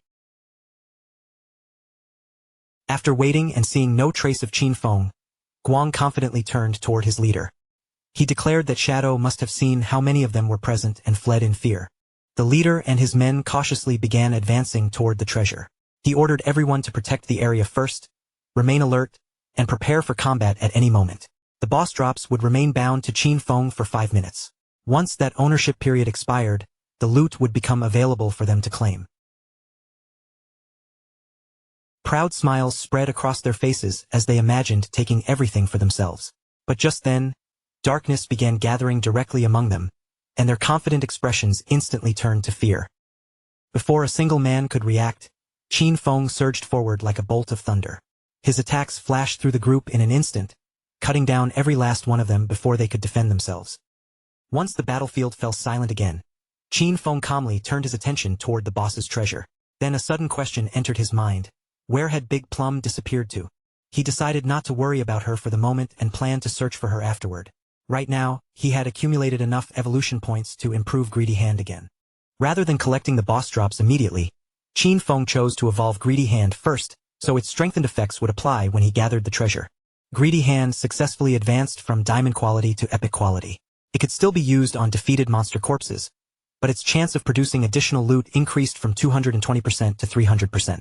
Even more impressively, every piece of bonus loot now had a guaranteed 100% chance of being upgraded by 1 full tier. With the evolution complete, Qin Feng reached toward the glowing treasure. He intended to take full advantage of that guaranteed upgrade, gathering the scattered light together and drawing every possible reward from the boss's remains. Greedy Hand immediately began absorbing the loot and pulling the surrounding light into Qin Feng's palm. As the rewards accumulated before him, a satisfied smile slowly appeared on his face. A brilliant glow erupted across the dark swamp. When Greedy Hand finished working, Qin Feng had obtained 21 evolution points, 648 days of tradable lifespan, and 2 rare special items known as Ghostfire Bells. The moment Qin Feng saw the final rewards, his eyes widened with genuine surprise. Greedy Hand had not produced just 1 Ghostfire Bell, it had given him 2 of them. The Ghostfire Bell was an extremely valuable special item. Once equipped, it prevented Qin Feng from losing lifespan when he died, although the protection had a cooldown of 1,560 seconds. The item also possessed 2 abilities, 1 passive and 1 active. His passive skill, Soul Absorption, increased the amount of lifespan dropped by defeated monsters by 20%. Carrying 2 Ghostfire bells at once doubled that effect. Its active skill, Soul Shock, allowed Qin Feng to ring the bell and immobilize every enemy within a 100-meter radius for 3 seconds, though the ability required 512 seconds before it could be used again. The Ghostfire bell was classified as an item rather than ordinary equipment, meaning it did not consume any equipment slots. Better still, both bells could be stored together inside a single inventory space, making them exceptionally convenient to carry. While Qin Feng was still examining them, an urgent message from Big Plum suddenly appeared in the private chat, begging him to come and save her. Qin Feng's relaxed expression immediately disappeared. Becoming alert at once, he urgently asked where she was. Unable to see where Little Black had gone, Qin Feng could not help feeling uneasy. He immediately tried reaching her through the voice channel, but instead of an explanation, all he heard were her terrified screams as she desperately warned the people around her not to come any closer. Little Black was trembling with fear, because the leader and his men had already surrounded her and blocked every possible path of escape. They mockingly praised her impressive resistance, but quickly reminded her that she had nowhere left to run. With disgusting smiles, they told her to stop struggling and come quietly, promising they would make her feel so good that she would practically ascend to heaven. Little Black tightened her fist until her knuckles turned pale. When she glanced over her shoulder, she realized that her heels were already at the very edge of the cliff. Even so, determination hardened in her eyes. No matter what happened next, she refused to let these bastards claim the kill. Without giving herself another second to hesitate, Little Black leaned backward and deliberately threw herself over the cliff. The sudden decision stunned the leader and every man beside him, leaving them frozen in place as they watched her vanish beyond the edge. Her body plummeted through the air at terrifying speed before slamming violently into the ground below. Agonizing pain tore through her entire body on impact, and a dark pool of blood quickly spread beneath her motionless form. Soon, Little Black's body began fading away, dissolving into the lifespan left behind after her death. The leader cautiously leaned over the cliff and stared down in confusion. Only then did he realize that she had truly chosen to jump, and even he had to admit that the woman had been unbelievably decisive. After reviving back in town, Little Black contacted Qin Feng and told him that he no longer needed to rush over and rescue her. She had already died and safely returned, and she was actually relieved that all the party's tradable lifespan had been placed with Captain Wang Meng beforehand. Hearing that she was safe, Qin Feng finally relaxed. He told Little Black to remain in town because he would soon return and hand some items over to her. Her mood immediately brightened, and she happily praised him for all the hard work he had done. Qin Feng gathered every bit of lifespan scattered throughout the surrounding area, completing what had turned into an enormous haul. His tradable lifespan had now climbed to an astonishing 3,115 days, while his accumulated evolution points had reached 21. Without wasting time, he decided to invest those points into Evolving Greedy Hand. However, the moment he selected the skill, a system window appeared and informed him that Greedy Hand had already reached the epic tier. Any further evolution would require 10 times the usual number of evolution points. The system then asked whether he wished to spend 210 evolution points to evolve the skill again. Qin Feng showed no surprise when he saw the enormous requirement. He had already expected that further improvement would not be so simple. The higher a skill's tier became, the more evolution points it demanded for its next advancement. Since Greedy Hand was currently out of reach, he decided to leave it alone and focus on strengthening his offensive abilities first. Greater damage meant he could challenge more powerful bosses, and stronger bosses would naturally provide him with far more valuable loot. Concentrating on Instant Shadow Slash, Qin Feng poured his evolution points into the skill and pushed it directly from Platinum tier to Diamond tier. Its effective attack range expanded considerably, increasing from 21 meters to 27 meters, while the invisibility duration granted by the skill rose from 7 seconds to 9. The number of slashes delivered against every enemy along his path also increased from 5 strikes to 7, with the complete skill now lasting a full 10 seconds. Even the reach of each individual slash improved dramatically, extending beyond its previous length of 3.1 meters. The upgraded slash length ultimately reached 4.1 meters, and every strike now dealt 300 points of additional damage instead of the previous 200. After spending 10 evolution points, Qin Feng found that only 3 points remained. He then enhanced the beginner skill Backstab, causing it to leap straight from normal tier to gold while completely skipping bronze and silver. Its bonus damage also doubled, rising from 15% to 30% whenever Backstab was successfully triggered. Qin Feng was extremely satisfied with the results. After evolving Instant Shadow Slash twice, the skill's overall damage had practically doubled. Even when he was not already hidden, and without relying on the bonus from breaking stealth, the attack could still deal roughly 3,000 points of damage. If he emerged from stealth and successfully activated backstab as well, the combined damage from all 7 slashes could reach somewhere between 6,000 and 7,000 points. Opening the system interface, Qin Feng carefully examined his abilities and reviewed everything he had gained. Under normal circumstances, a gold-tier boss would only drop between 2 and 4 pieces of silver equipment, with merely a small possibility of producing a gold item. Yet thanks to Greedy Hand, his rewards had been completely transformed. He had obtained 11 gold-tier pieces of equipment and skill books, 2 platinum-tier items, and even 1 platinum-tier skill book. It was an incredible haul, especially since 3 of those rewards were suitable for assassin-class players. One of the most valuable items was the platinum-tier ghost ship dual blades, a weapon created specifically for the assassin class. The paired blades provided 136 points of damage, 22 points of agility, a 24% increase in attack speed, and 17 points of armor penetration. A player needed to reach level 5 before equipping them. Their unique effect was even more unusual, allowing every ordinary attack to deal damage twice. Qin Feng immediately equipped the 2 daggers and tested their balance in his hands. Their special double-hit effect was not especially useful to him, since he relied almost entirely on skills rather than ordinary attacks to deal damage. Even so, the weapons possessed an extremely high base attack and granted another 22 points of agility. Their attack speed bonus would also accelerate his skill execution and shorten the recovery between movements. Combined with their excellent armor-piercing attribute, the dual blades were far from useless. Next, Qin Feng equipped the gold-tier Ghostfire leather armor. The armor provided 25 points of physical defense, 50 points of fire element resistance, and 14 points of damage blocking. More astonishingly, it directly granted him 419 additional health points. Like the dual blades, the armor could only be worn by someone who had reached level 5. Qin Feng stared at the armor's attributes in amazement. Leveling up had not increased his constitution at all, leaving his natural health at only 350 points. Yet this single piece of equipment added 419 health points by itself, giving him more health than his original total. Once he put it on, the majority of ordinary players would probably struggle to break through his defense at all. Through the system settings, Qin Feng chose to conceal the appearance of his defensive equipment and restored the simple starter outfit of the assassin class. To anyone looking at him directly, he would appear completely unequipped. They would need to open the game interface and inspect his information before discovering what he was truly wearing. And his upgrades were still not finished, because one final reward remained inside his inventory. When Qin Feng checked the last remaining item, he discovered that it was another skill book. The book contained a gold-tier assassin skill called Ghost Shadow Blur. It was a passive ability that permanently granted a 15% dodge rate, and whenever a successful dodge was triggered, the user would become immune to all incoming damage from that attack. Qin Feng was delighted to finally obtain a proper survival ability for the assassin class.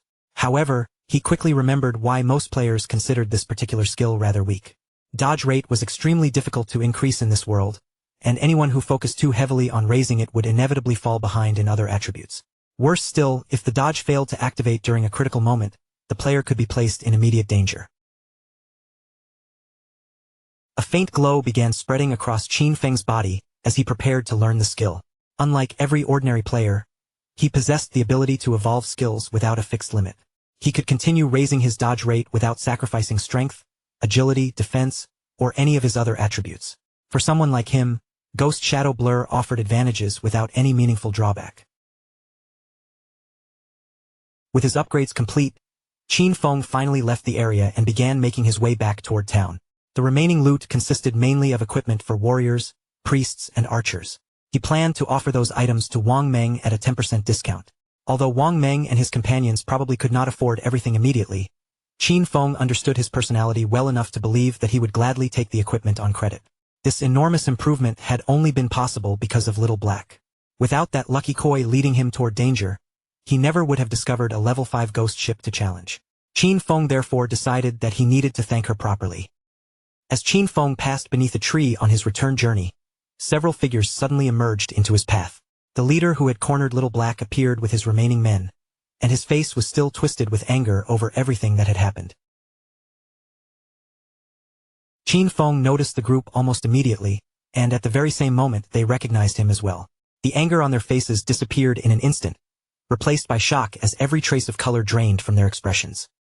Terror filled their eyes the moment they realized that the man before them was Shadow. None of them dared to remain where they stood. Turning around in panic, they immediately began running for their lives. Naturally, Qin Feng had no intention of allowing any of them to escape. He calmly activated Shadow Stealth, and as his figure began melting into invisibility, a quiet sigh escaped his lips. Before the fleeing men could even take another proper step, Qin Feng surged forward with the speed of thunder. His invisible figure tore through their formation, and in a single merciless attack, every one of the leader's subordinates was instantly finished off. The leader witnessed his men fall around him and immediately lost all composure. Panic took control of his body, and he ran forward with every ounce of strength he possessed. Unfortunately for him, Qin Feng was never going to let him get away. In the blink of an eye, Qin Feng appeared directly in front of the fleeing leader and released Shadow Stealth. The man nearly crashed face first into him, stopping so close that their faces almost touched. Tears gathered in the leader's terrified eyes as he admitted that he had been wrong and swore he would never repeat his actions. He desperately begged Qin Feng to spare him, revealing that he had less than 1 year of lifespan remaining.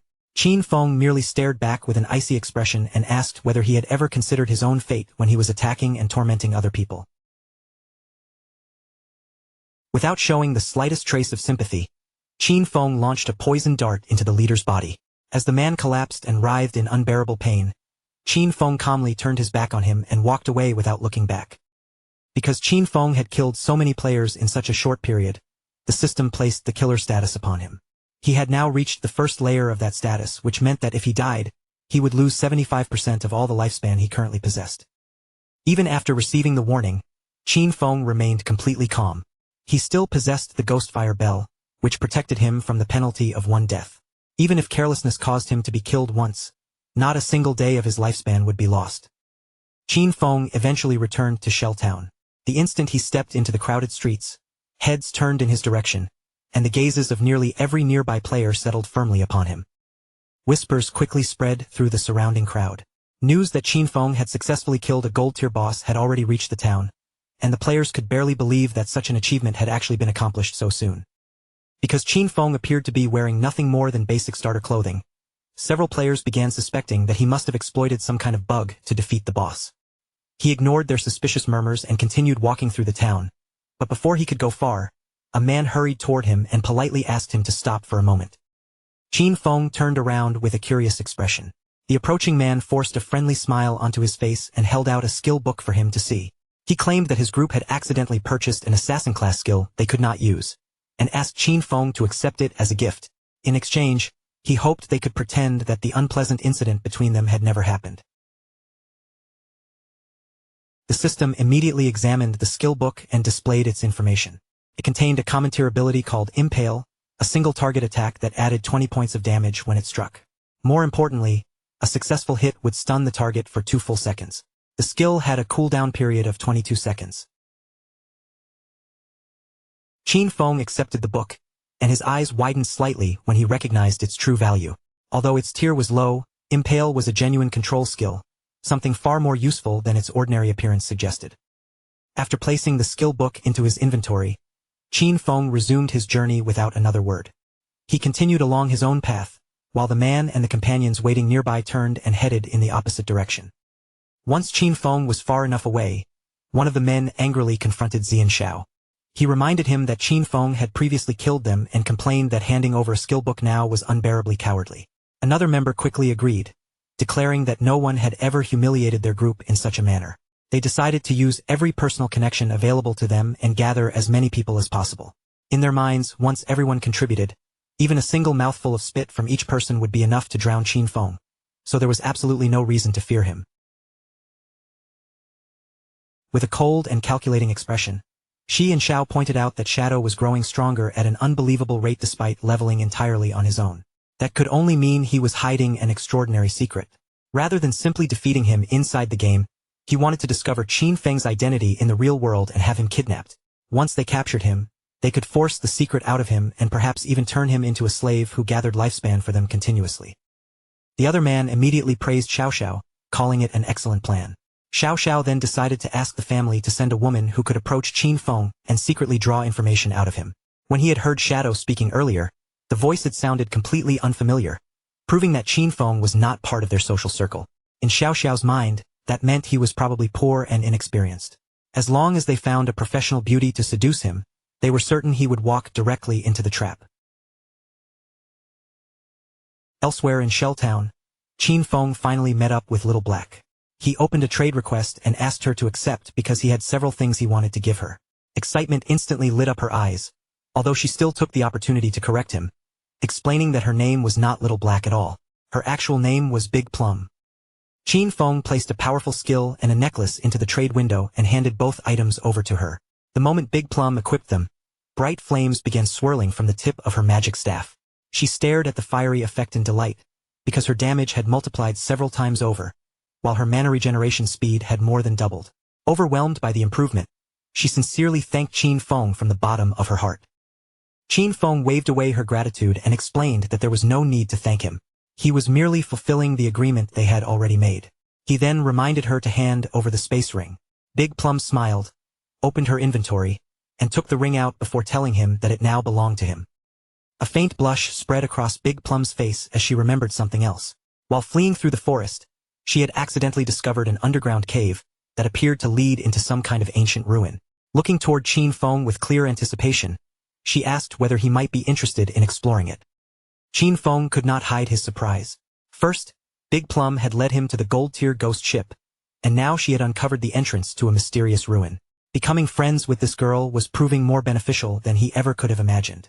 Still, he understood that their sincerity worked both ways. Had he not willingly given her 2 pieces of gold-tier equipment, she might never have trusted him enough to share such valuable information. After equipping the space ring, Qin Feng's inventory capacity finally expanded to 27 slots. He then asked Big Plum where Wang Meng had gone, explaining that once he sold the remaining equipment to the group, he would visit the ruin entrance she had discovered. Big Plum raised one hand and explained that the captain and the others had taken their newly recruited priest out for training, so they would not be returning anytime soon. Big Plum opened the map and carefully marked the exact location of the ruin entrance for Qin Feng. She explained that a stone slab was hidden on the ground behind a cluster of bushes. While escaping, she had pushed the slab aside and crawled into the passage to hide. However, she had only advanced a few steps when horrifying screams echoed from somewhere deeper inside. The sound frightened her so badly that she immediately fled from the cave. Had she remained hidden there, the leader and his men would never have managed to catch her. Qin Feng wasted no time lingering in town. After deciding that he could trade with Wang Meng once the captain returned, he quickly disappeared from sight and headed straight for the newly discovered ruins. Big Plum remained where she was, watching him leave with a slightly confused look on her face. Leaving the busy streets of Shelltown behind, Qin Feng crossed beyond the town's boundary and stepped into the dense forest, following the route marked on his map. Originally, Qin Feng had planned to find a suitable hunting ground and grind monsters until he reached level 10. Now that an unexplored ruin had appeared, however, there was no longer any reason to waste time on ordinary enemies.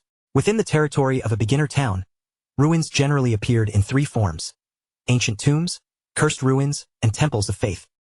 Regardless of which kind he had discovered, the ordinary monsters inside would at least be bronze tier, and there was even a chance that silver tier creatures were waiting deeper within.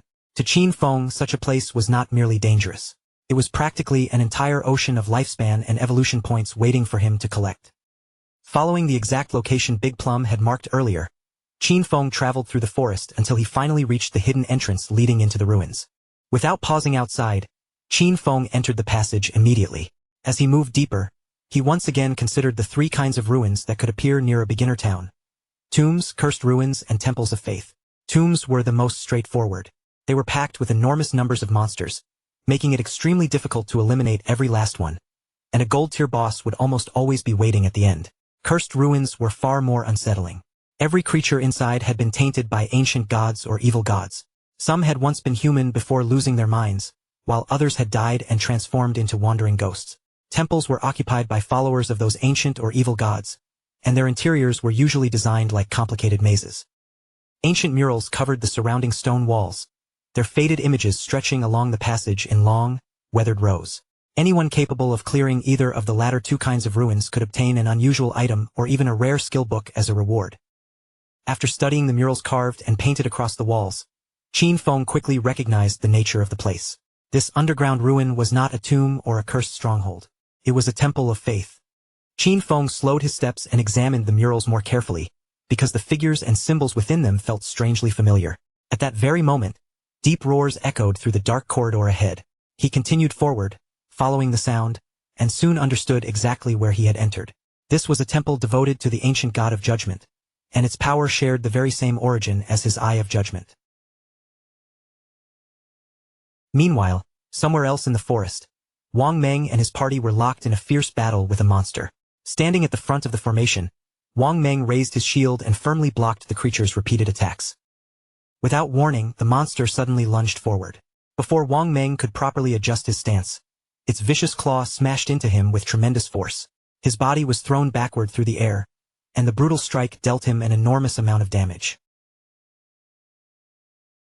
The moment the party's archer saw the captain injured, panic spread across his face. He immediately shouted for the healer to restore Wang Meng's health. Yet Qin Feng's sister stood completely frozen, her body stiff with fear as she stared at the chaos and had no idea what she was supposed to do. Tears gathered in Qin Xiaoyu's eyes as she gripped her magic staff with both hands. Her fingers tightened around it helplessly, and in a trembling voice, she asked them how she was supposed to heal him. While the party's attention was divided, the monster sprang into the air and prepared to strike again. Seeing the danger approaching, the swordsman quickly pulled out his weapon and shouted at Qin Xiaoyu, ordering her to activate her skill immediately. Instead of following the command, Qin Xiaoyu's courage completely collapsed. Her knees struck the ground, the magic staff slipped from her hands, and she began crying uncontrollably as fear overwhelmed her. The monster launched another attack before anyone could recover. Wang Meng and every member of the party were wiped out once again, and their defeated bodies vanished as they were teleported back to Shell Town. After reappearing in town, Wang Meng and the others were absolutely furious. Their expressions were dark, and the frustration of yet another failed attempt was written clearly across their faces. Big Plum happened to be nearby when the party returned. She greeted them cheerfully and, still wearing a smile, asked why they had come back so quickly. She then reminded them that the expert Shadow had not returned yet, meaning they still could not purchase any equipment from him. Already boiling with anger, the archer immediately pointed at Qin Xiaoyu and declared that he had never seen anyone so unbelievably stupid. According to him, she could neither dodge a monster's attacks nor use even the most basic of her own skills. Faced with his harsh accusations, Qin Xiaoyu could only lower her head and cry, completely unsure how to respond. Big Plum stepped directly in front of Qin Xiaoyu, shielding the frightened girl from the archer's accusing finger.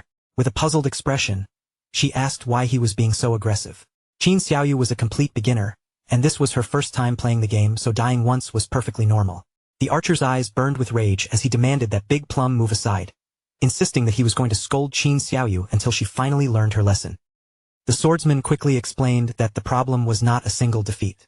Their party had already been killed 3 separate times in less than 1 hour. Hearing that number, Big Plum's eyes widened, and surprise spread across her face. A confident smile soon returned to Big Plum's lips. She lifted the necklace Qin Feng had given her and proudly displayed it to the group. She offered to accompany them on their next attempt, revealing that the expert had just given her 2 excellent rewards. With her strength now greatly increased, she believed that as long as she joined the party, they would not be wiped out again. Wang Meng stepped between everyone and firmly ordered the argument to end. In his opinion, Big Plum's suggestion was actually quite reasonable. With her improved strength supporting them, their next training attempt should go much more smoothly. And perhaps by the time they returned, Shadow would already be waiting in town. Although Qin Xiaoyu was secretly furious, she forced herself to appear grateful. She apologized to the party and promised that she would work harder during the next battle. Deep inside, however, she could not believe their shamelessness. They had failed to handle the monster themselves, yet they still dared to place all the blame on her. If these people did not have a connection to Shadow, she would never have bothered staying with them. The more she thought about it, the angrier she became. At the same time, Qin Feng continued exploring the underground temple. As he entered a new chamber, something unusual inside immediately caught his attention. 2 strange creatures were kneeling on the floor directly ahead of him. The system quickly identified them as devout followers of the ancient god. They were known as the Judged, and both were level 10 monsters of the silver tier. Qin Feng narrowed his eyes as a suspicious light flickered within them. The sight of 2 powerful monsters kneeling so calmly before him was far too strange to ignore. Even so, he had no intention of carelessly trusting them. Without wasting another second, Qin Feng's expression sharpened, and he launched instant shadow slash directly at the 2 monsters. Qin Feng vanished into invisibility as the attack swept through them. When he turned to examine the damage, however, he discovered that their health had barely fallen. Even after emerging from stealth and activating backstab, he had only removed a small portion of their health bars. Qin Feng was not particularly surprised. These creatures were level 10 silver tier bosses, and the combined health of the two devout followers was already greater than that of the gold tier ghost ship he had previously defeated. Just as Qin Feng prepared himself for the next exchange, something unexpected happened. The unusual reaction of the two monsters immediately drew his attention and made him watch them more closely. Instead of attacking, both monsters lowered themselves and knelt before him once again. Qin Feng stared at them in confusion, because they were clearly bowing in his direction even though he remained hidden by stealth. He could not tell whether they had sensed the eye of judgment within him, or whether that connection was the reason they refused to fight back. Still observing them cautiously, Qin Feng asked whether they knew the path through the temple, and told them to lead him forward. The two monsters slowly raised their heads, but rather than answering, they opened their mouths and released harsh, animal-like roars. From their broken reactions, Qin Feng finally understood their condition. These followers had already been corrupted. Their bodies were decaying, and whatever sanity they once possessed had completely disappeared. They were no longer true believers capable of thought. They had become savage beasts driven only by the instinct to steal lifespan from living humans. At that moment, a strange light suddenly appeared within the monster's eyes. Both creatures raised their heads as if they had detected something beyond the chamber. A moment later, the two judged abruptly turned their backs on Qin Feng. Without attacking him, they rushed out of the room and sprinted toward the corridor outside. A group of players had just arrived near the doorway of the chamber. The two monsters immediately sensed their presence and charged toward them at full speed. When the players saw the approaching enemies and checked their information, they were horrified to discover that both creatures were silver tier bosses. The group knew that they did not possess the strength to fight even one silver tier boss, much less two at the same time. Without hesitation, they turned around and attempted to flee from the ruin. Before they could escape, however, the monsters reached them. A cloud of poisonous mist burst across the corridor, covering the players and rapidly melting away their bodies before they could defend themselves. One after another, the players' bodies vanished, leaving glowing orbs of lifespan scattered across the floor. Qin Feng recognized them as members of Grey Rose's team, the same group led by the girl who had purchased Ice Spike from him earlier. He had not expected them to discover this ruin as well. Still, after considering the current quality of most players' equipment, Qin Feng concluded that none of them were properly prepared to explore the deeper sections of a place like this. Qin Feng cancelled his stealth and walked forward to collect the dropped lifespan. The moment he revealed himself, the two monsters once again turned toward him and lowered themselves to their knees. As he gathered the glowing orbs, Qin Feng discovered that Grey Rose's group had lost more than 100 days of tradable lifespan. He had not expected those players to be carrying so much wealth. After collecting everything, Qin Feng returned to the chamber and began examining it carefully. Several minutes passed as he searched the walls, floor, and surrounding corners, yet he found absolutely nothing. There were no hidden traps, no treasure chests, and no secret passages. In the end, he concluded that the room contained nothing more than the two silver-tier mini-bosses. An irritated light flashed through Qin Feng's eyes. Since there was clearly nothing else worth finding here, he decided to stop wasting time and deal with the two monsters immediately. Without the slightest hesitation, Qin Feng raised his hand and released his poison darts. The projectiles cut through the air and buried themselves directly into the heads of the kneeling monsters. After successfully killing both silver-tier bosses, Qin Feng received 4,000 experience points. The large reward immediately pushed him up to level 9. At the same time, he gained 4 evolution points and another 188 days of tradable lifespan. Qin Feng then activated Greedy Hand over the fallen creatures. Under the power of the skill, the bodies of the two judged began to fade and dissolve before his eyes. When the final rewards appeared, Qin Feng could barely contain his satisfaction. The epic tier version of Greedy Hand was completely outrageous. From only 2 silver tier bosses, he obtained 32 evolution points, 1,504 days of tradable lifespan, for pieces of gold tier loot, and 10 additional silver tier items. Qin Feng reached into the newly acquired loot and pulled out a pendant, allowing it to rest in the center of his palm. A pleased expression appeared on his face when he saw that it was a gold tier accessory designed specifically for assassins. The item was called the Pendant of the Faithful. As an assassin class accessory, it granted 15 points of agility and reduced skill cooldowns by 20%. Its unique effect was even more valuable, allowing the wearer to summon a silver-tier devout follower to fight on their behalf. The summoning ability had a cooldown of 6,000 seconds. Qin Feng tightened his fist around the pendant, clearly satisfied with its attributes. The 20% cooldown reduction alone would greatly improve his combat efficiency. His stealth skill's cooldown would fall from 22 seconds to 19 seconds. Poison Dart would recover in 3.75 seconds instead of 4.35, while Instant Shadow Slash would drop from a 10-second cooldown to only 8. His future grinding speed would become much faster. Since the rest of his equipment required a level above 8, almost no other player could use items of this level yet. Qin Feng therefore decided to keep the pendant for the time being and sell it later when the market was ready. Just as Qin Feng turned and prepared to leave the chamber, the ground beneath his feet suddenly began to tremble and shift. Curiosity flickered across Qin Feng's face as he turned toward the sudden movement behind him. Before his eyes, a short stone pillar slowly pushed its way up from beneath the trembling floor. The moment he saw the pillar emerge, Qin Feng's eyes lit up with delight. It seemed that eliminating every monster inside the chamber had finally triggered a hidden mechanism buried beneath the temple. Rather than approaching carelessly, Qin Feng leaned closer and examined the stone pillar from every angle. After studying its structure and markings, he confirmed that it was indeed part of a concealed mechanism. Only moments later, the pillar's internal mechanism activated with a low rumble. The ground beneath Qin Feng shifted, and a square platform quietly formed directly under his feet. A heavy door embedded in the floor slowly opened beneath the platform. Then, little by little, the entire structure began sinking into the darkness below. Qin Feng immediately realized that he was standing on an ancient lift. After the platform had descended several meters into the underground shaft, the stone door overhead began sliding shut again, sealing the entrance and cutting off the light from the chamber above. Several long minutes passed before the descending platform finally came to a stop. Judging from the distance and the time it had taken, Qin Feng estimated that he had traveled at least 300 or 400 meters underground. The space before him was swallowed in darkness, and a cold, oppressive gloom seemed to hang in the air. Qin Feng remained alert, his gaze fixed firmly on the shadowy passage stretching ahead. Drawing on the knowledge from his previous life, Qin Feng quickly recognized the structure surrounding him.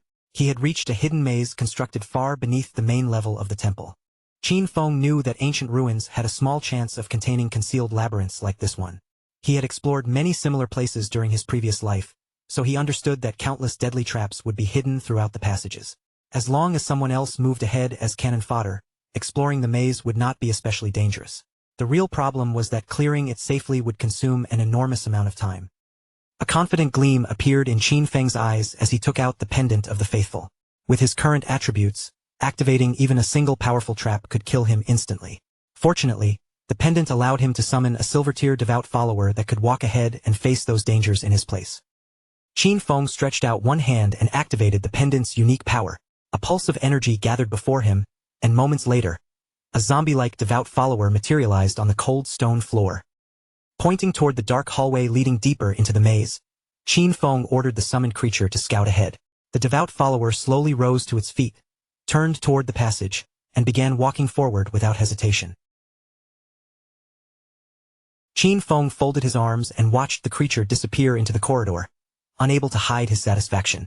Exploring a deadly maze became far easier when a summoned lackey could test the road first. Even so, danger could never be completely ruled out, so he decided to strengthen his passive dodge ability before continuing. Qin Feng invested 11 evolution points into Ghost Shadow Blur, pushing the skill directly from Gold Tier to Epic Tier. Its passive dodge rate soared from 15% to an astonishing 75%, and whenever a dodge successfully activated, he would become completely immune to the incoming damage. A 75% dodge rate was already absurdly high, especially without sacrificing any of his other attributes. After checking his remaining evolution points, Qin Feng realized that he still had exactly enough to advance Instant Shadow Slash to Epic Tier as well. Spending another 13 evolution points, Qin Feng evolved Instant Shadow Slash from Diamond Tier to Epic. The skill's range expanded to 30 meters, while its full duration increased to 12 seconds. He could now unleash 9 slashes instead of 7, and the cooldown settled at 8.8 seconds. Each slash widened to 5 meters, while the bonus damage per strike climbed from 300 points to 400. Qin Feng's eyes shone as he considered the evolution rules more carefully. Advancing a skill from epic to legendary required 10 times the normal number of evolution points. This meant that the higher a skill's original starting tier was, the more profitable it became to evolve. For example, if a skill began at epic tier, then raising it to legendary would count as its very first evolution. The base requirement for that first advancement was only 1 evolution point, and because legendary evolution multiplied the cost by 10, the final price would still be merely 10 points. In other words, whenever Qin Feng obtained a skill that already started at epic tier, he could rapidly push it toward legendary, mythical, ancient, and eventually even immortal tier. A normal tier skill was far more expensive in the long run, because it needed to evolve 7 separate times just to reach epic. By the time the tenfold cost applied, the total requirement could rise into the hundreds. Fortunately, regardless of where a skill began, Qin Feng could still raise it to epic tier for comparatively few points. From this moment onward, every skill he truly used could be maintained at no less than epic tier. Qin Feng still had 11 evolution points left, and the only ability he could currently improve was his starter skill, Shadow Sneak. He spent 8 points, raising it from silver tier to platinum. The stealth duration increased from 16 seconds to 24, while the attack triggered when stealth was broken gained an additional 90 points, with the displayed value changing from 120 to 50. Its base cooldown also dropped from 26 seconds to 22. Thanks to Qin Feng's 35% cooldown reduction attribute, the actual cooldown became 16.3 seconds. Even then, he felt that the recovery time was still too long and the stealth-breaking damage remained underwhelming. Sooner or later, he would need to replace this skill. Further down the maze, the devout follower stepped onto an ordinary-looking stone slab. The instant its foot pressed down, a hidden trap activated, and an enormous boulder dropped from above without warning. The giant rock crushed the summoned creature beneath its weight, causing its broken body to dissolve into scattered light. With the follower destroyed, Qin Feng had no choice but to stop and wait for the pendant's cooldown before summoning another. The maze was both intricate and deadly, so this slow method was the only safe way to proceed. All he could do was remain patient and hope that something valuable waited at the end. Meanwhile, on the temple's upper level, a shield-bearing man and a hooded woman cautiously leaned their heads through the doorway of the chamber. After checking the area, the man turned toward his captain, Grey Rose, and reported that the 2 monsters had disappeared. Hearing this unexpected news, Grey Rose could not keep the surprise from showing on her face. The group carefully entered the room, and Grey Rose soon noticed that the lifespan they had dropped was gone as well. Someone had clearly killed the 2 monsters and collected everything left behind, though she had no idea who could have done it. The shield-bearer remarked that only the expert Shadow possessed enough strength to defeat 2 silver-tier bosses. Grey Rose felt that his conclusion made sense, and a wave of relief passed through her. At the very least, they would not be killed by those creatures again.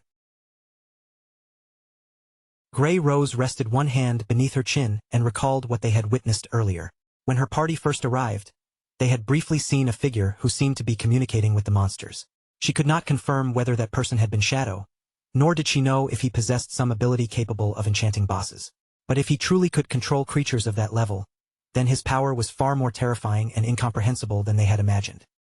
At the same time, far below them on the temple's second layer, Qin Feng's newly summoned devout follower triggered another hidden mechanism and was killed by yet another trap. Beyond the destroyed summons stretched one final, narrow path leading toward a massive door.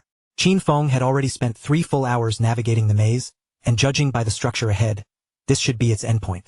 Based on what he remembered from his previous life, exploring the same route with actual human lives would have sacrificed at least several hundred people.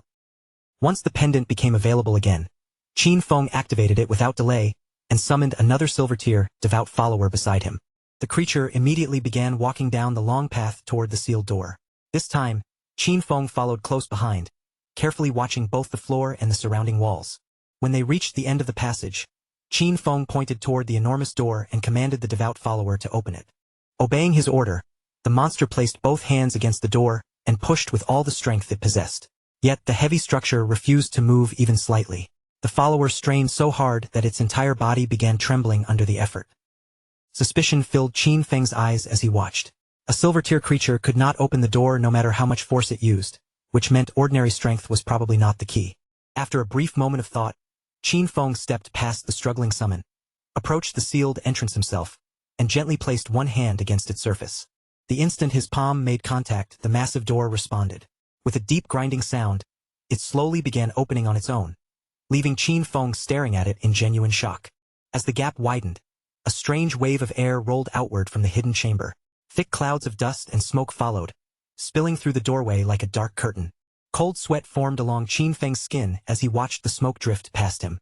His instincts immediately warned him that whatever waited beyond that door might not be safe.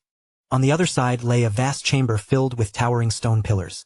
At the exact center of the room sat a treasure chest, its entire surface wrapped tightly in twisting vines covered with sharp thorns. Qin Feng cautiously entered the chamber and studied the chest from a safe distance. The thorny growth had nearly swallowed it completely, and a heavy lock secured the lid. More surprisingly, an unfamiliar NPC stood silently beside it. The NPC was a woman whose lower face had been hidden beneath layers of bandages. Qin Feng immediately asked the system to inspect her attributes, but for the first time, it failed to detect even the smallest piece of information. Qin Feng's eyes widened as the empty result remained before him. Since entering the game, he had never encountered an NPC so mysterious that even the system could not reveal her name, level, or attributes. The bandaged woman began whispering in a strange language that Qin Feng could not understand. Then she slowly lowered herself to her knees. Light spread across her body, and her figure gradually dissolved into glowing particles before disappearing completely. Qin Feng remained motionless, his eyes fixed on the place where she had vanished. He carefully observed every change in the chamber, unable to understand why the mysterious woman had suddenly disappeared. Moments later, the thorn-covered vines wrapped around the treasure chest began fading as well. One strand after another dissolved, slowly exposing the golden chest beneath them. Even with the vines gone, Qin Feng did not relax his guard. Although he had been unable to inspect the woman's information, he was certain that her strange reaction had some connection to the Eye of Judgment. The uncovered chest began radiating a brilliant golden light, and Qin Feng immediately recognized the aura of epic tier items inside. Still, he refused to approach recklessly. Treasure chests in ancient ruins could easily be mimics, and even genuine ones might conceal lethal traps. Keeping a safe distance, Qin Feng pointed toward the glowing chest and ordered his summoned devout follower to open it in his place. The monster stepped forward and obeyed without hesitation. As soon as it lifted the lid, a dazzling beam of light burst from within and illuminated the entire pillar-filled chamber. Qin Feng's eyes opened wide when he saw what was resting inside. It was an extraordinary assassin skill book, a godlike ability that contained both passive benefits and an active effect within the very same skill.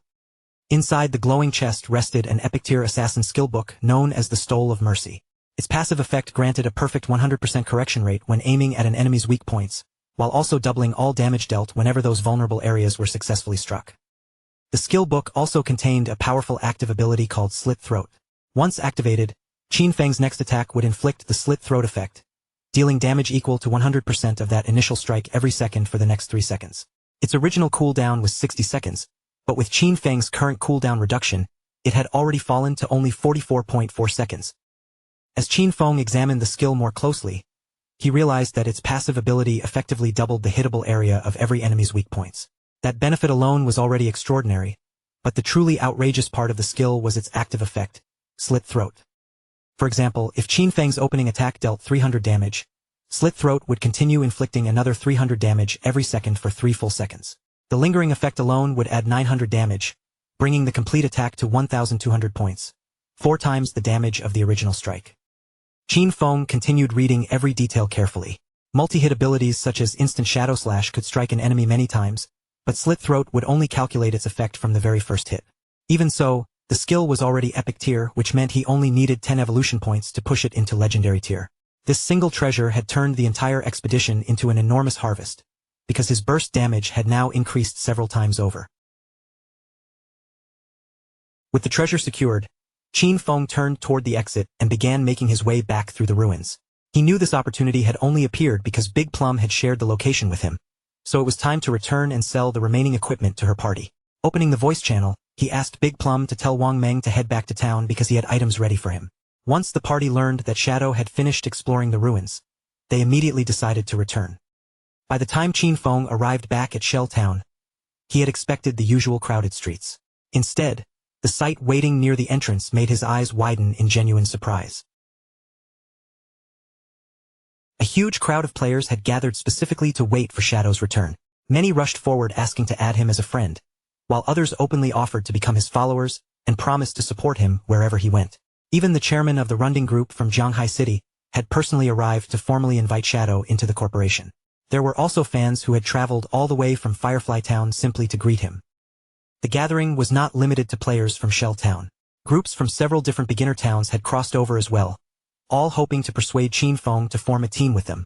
Seeing so many unfamiliar players in one place, Qin Feng immediately understood what had happened. The teleportation gates connecting the different towns had finally begun activating.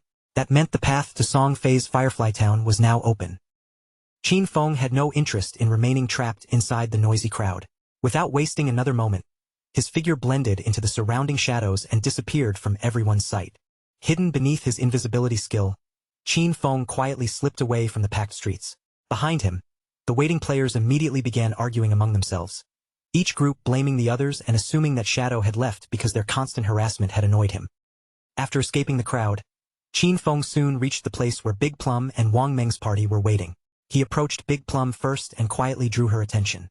The moment Big Plum recognized him, she raised one hand excitedly and called toward Wang Meng, informing the captain that the expert Shadow had finally arrived.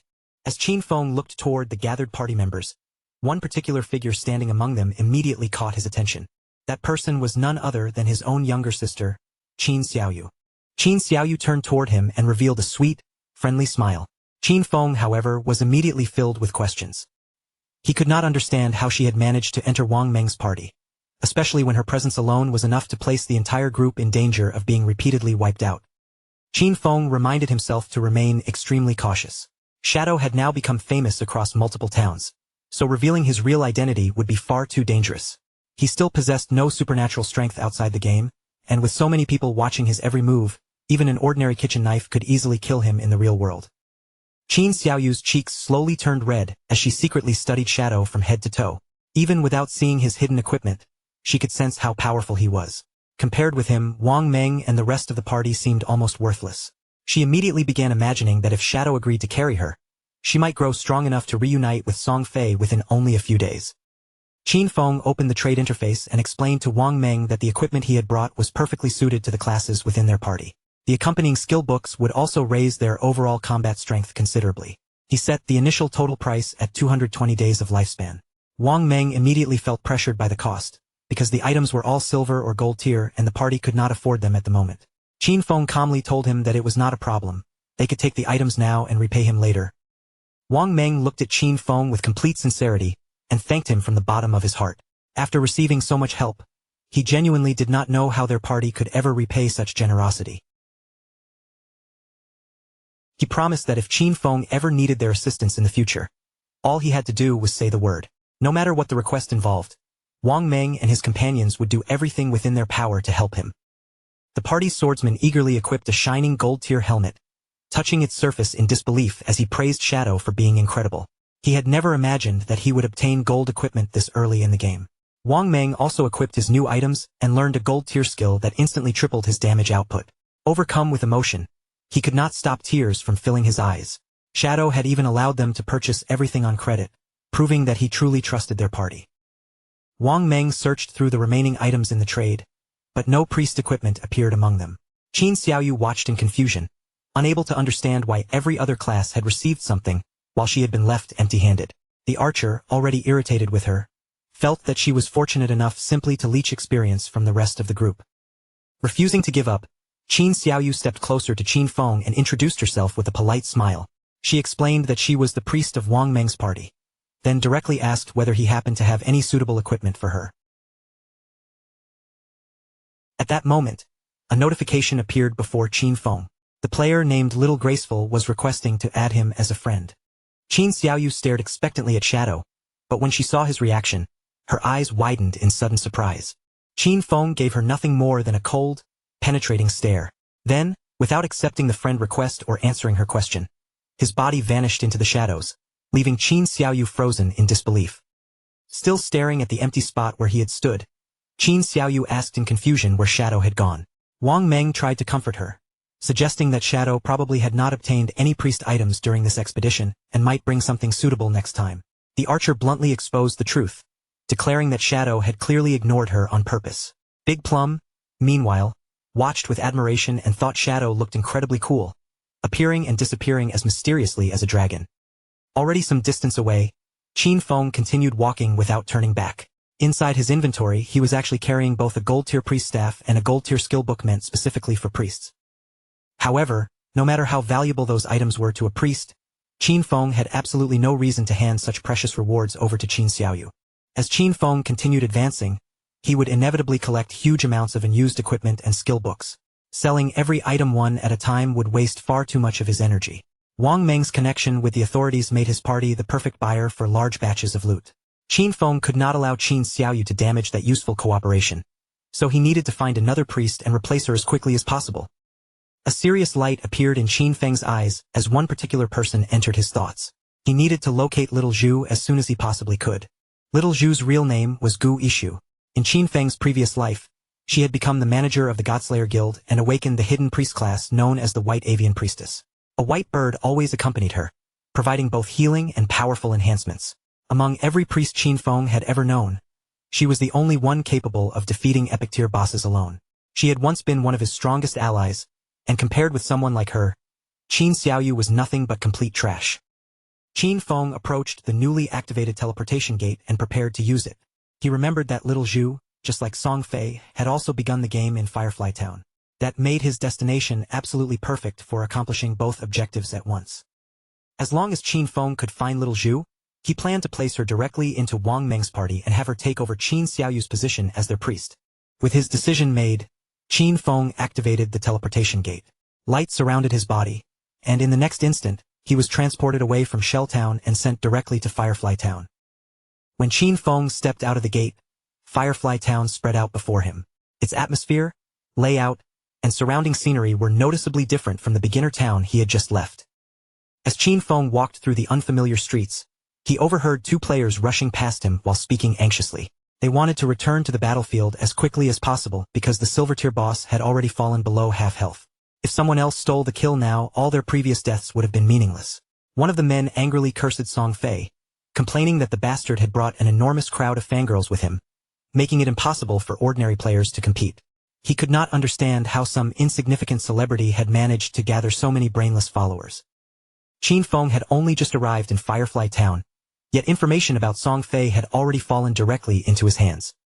He quietly followed behind the two hurried players until they left town and entered a wide valley. According to the map, this was a level 5 hunting zone known as Wailing Valley. The main monsters roaming through Wailing Valley were creatures known as Ember Fiends and the Shackled.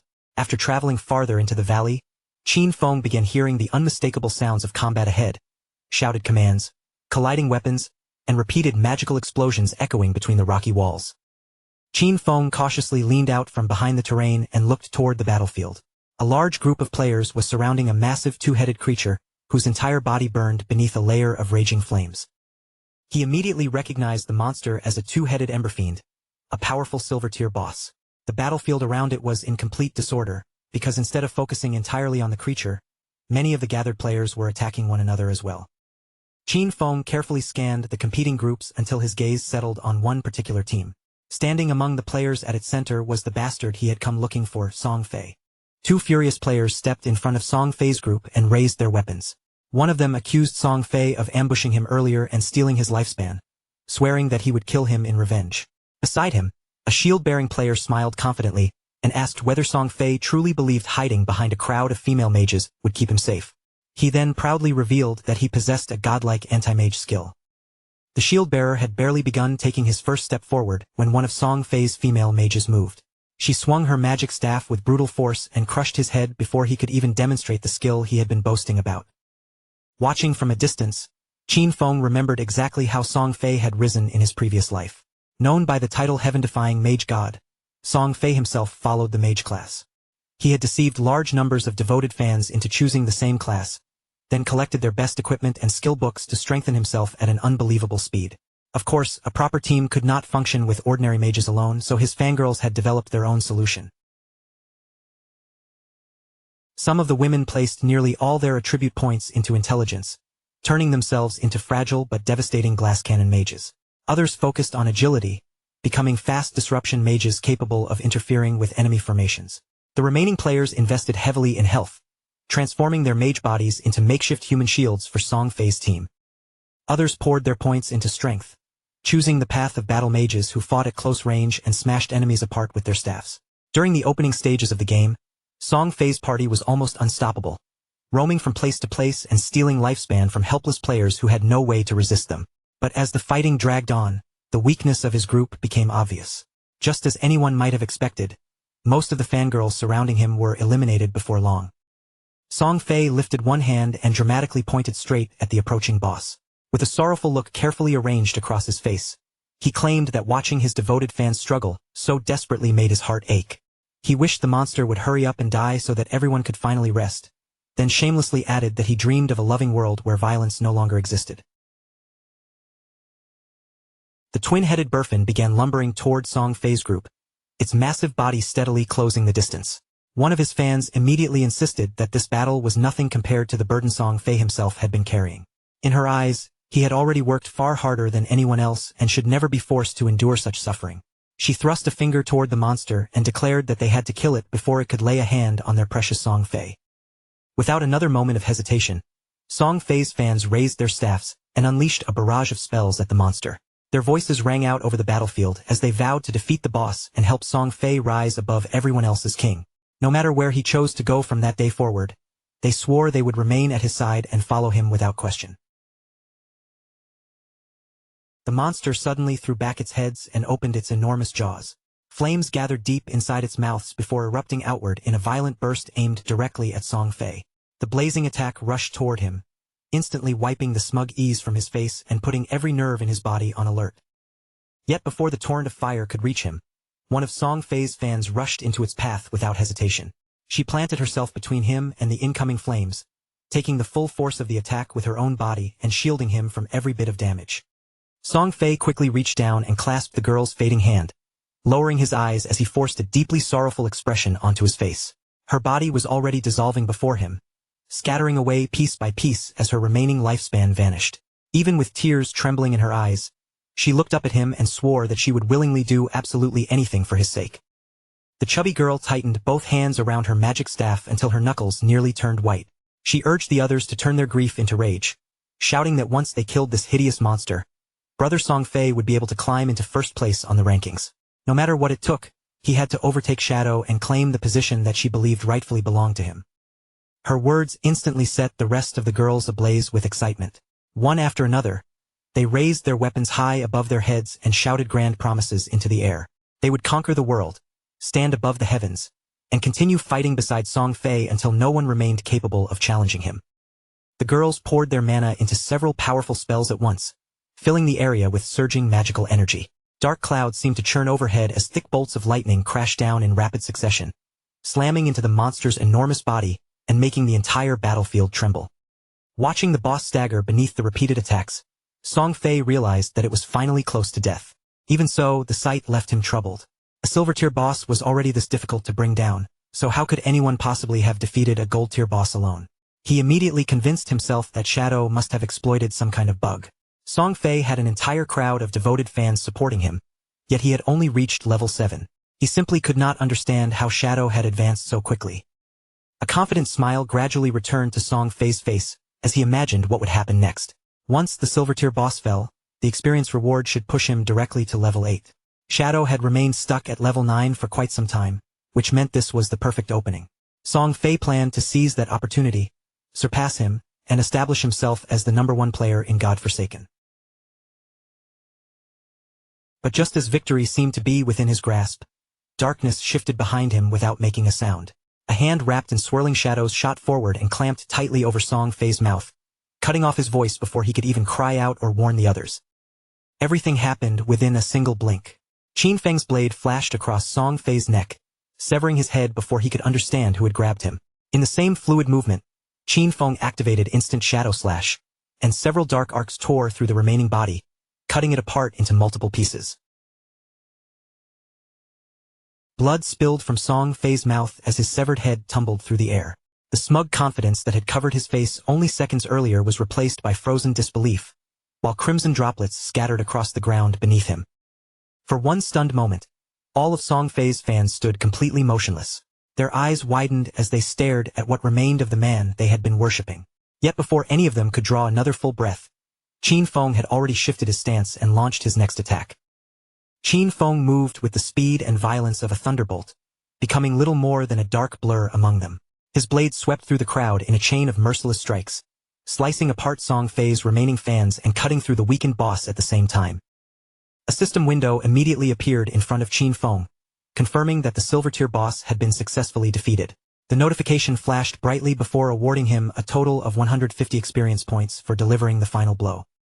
The massive boss crashed heavily onto the ground, and its enormous body began breaking down into pure lifespan. The surviving players could only stare in disbelief. Shadow had killed the creature with what looked like a single attack. Their own spells had barely inflicted around 100 points of damage at a time, while one slash from him had dealt damage in the thousands. The difference was overwhelming. Shadow's strength was at least 10 times greater than theirs. As the boss's corpse completely dissolved, glowing orbs of lifespans scattered across the ground. Qin Feng calmly deactivated his stealth skill and stepped back into view. The more observant players quickly realized that the terrifying strike had been an area of effect attack, which explained how Song Fei, his entire crowd of fans, and the boss had all died together. Once they recognized Shadow as the player who had claimed the world's first kill on a gold-tier boss, none of them dared approach the loot. They quietly backed away, deciding it was safest to leave everything to him.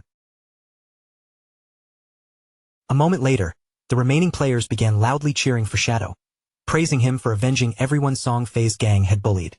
Qin Feng understood the truth behind their sudden enthusiasm.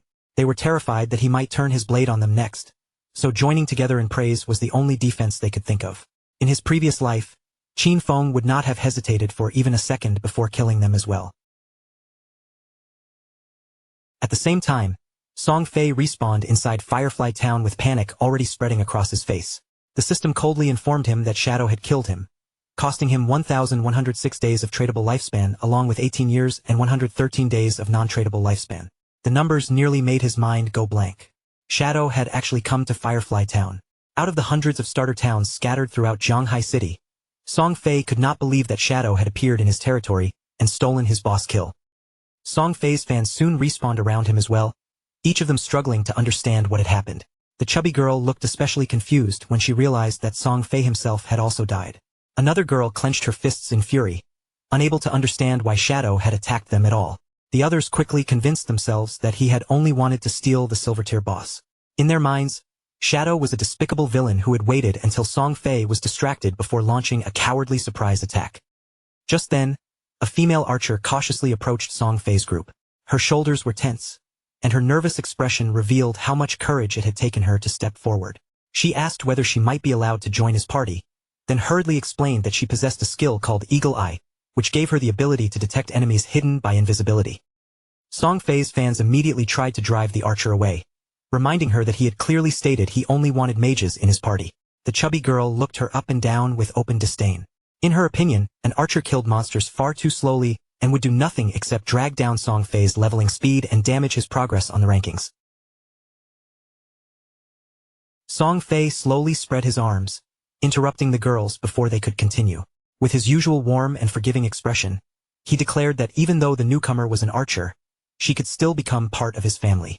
After all, he claimed to believe that love was powerful enough to fill every gap and overcome every difference between them. He stepped closer and gently took the archer's hand, gazing at her with an expression carefully shaped to appear kind and understanding. Song Fei told her that he could feel the strength of the emotions inside her heart. Her class did not matter to him, he said. From that moment onward, she could join his team, and together they would work hard, gain levels, and advance side by side. Having Song Fei standing so close instantly sent color rushing into the archer's cheeks. She lowered her eyes, overwhelmed by the attention he was giving her, and tears of happiness soon gathered before spilling down her face. To her, being personally accepted by him felt almost too wonderful to be real. Another girl stepped forward, this one an assassin, and announced that she also possessed the ability to become invisible. Her voice hardened as she vowed to make Shadow pay for killing Song Fei. A mage beside her quickly added that she had recently learned a new area of effect spell. As long as they found Shadow, she was confident she could freeze him in place and prevent him from escaping. Song Fei once again opened his arms as though welcoming everyone into a warm embrace. He proudly announced that his family had always been overflowing with love. From now on, any girl who wished to fight beside him would be accepted into the team, regardless of her class or abilities. The girls were immediately moved to tears by his declaration. Several of them covered their mouths as they cried, while others pressed closer around him with shining eyes. In trembling voices, they swore that no matter what dangers appeared in the future, they would remain beside Song Fei forever. To them, Shadow was a dishonorable coward who had ambushed their beloved Song Fei instead of challenging him openly. They promised that he would pay dearly for that humiliation. The moment they located Shadow, they intended to trap him and allow Song Fei to deliver the killing blow himself, teaching everyone exactly what happened to those foolish enough to offend him.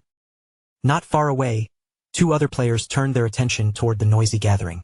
Neither of them knew what Song Fei intended to do next, but one fact was already clear. Someone had managed to kill him outside the town. Judging by the satisfied expressions on their faces, the news alone was enough to brighten their day.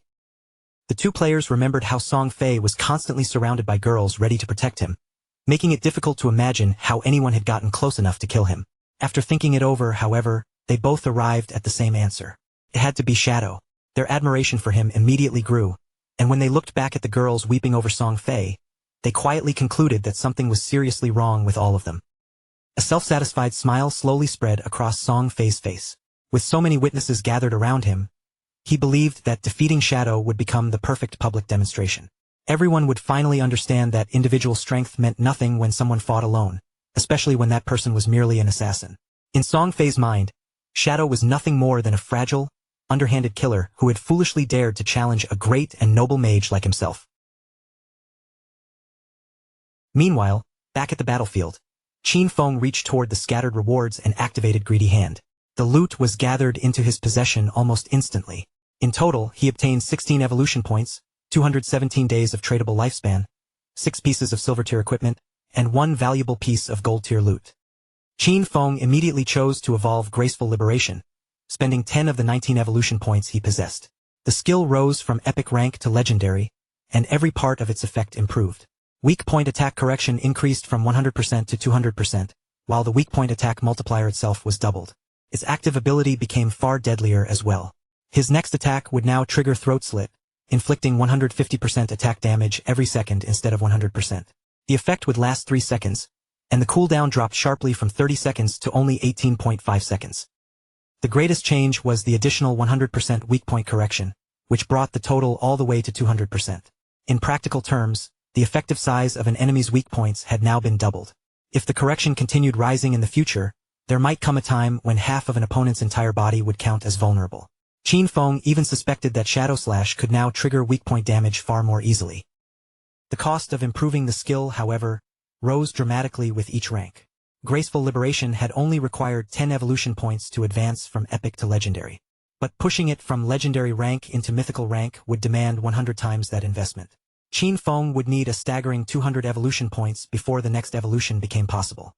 Following the same progression, Qin Feng calculated that the epic-ranked Greedy Hand would require 210 evolution points for its next advancement, and once it reached legendary rank, the following evolution would cost 340 points.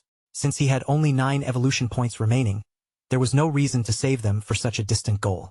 Instead, he spent 8 points on Backstab Enhancement, raising it from gold rank to platinum and increasing its passive damage bonus from 30% to 40%. Between the silver tier boss and the group of players he had slaughtered, Qin Feng had collected more than 1,400 days of tradable lifespan in total. That amount was already enough to complete the mission he had come here for. With his objective fulfilled and the rewards safely in his possession, he decided there was no reason to remain and prepared to return. While Qin Feng's attention was still occupied by the rewards and newly evolved skills, a girl crept close enough to launch a surprise attack. She struck without warning, aiming for a fatal blow and clearly intending to kill him before he had time to react. Qin Feng, still known to everyone around him as Shadow, did not show even the slightest trace of panic. He silently watched the girl's approach, read the path of her attack, and shifted aside at the final instant.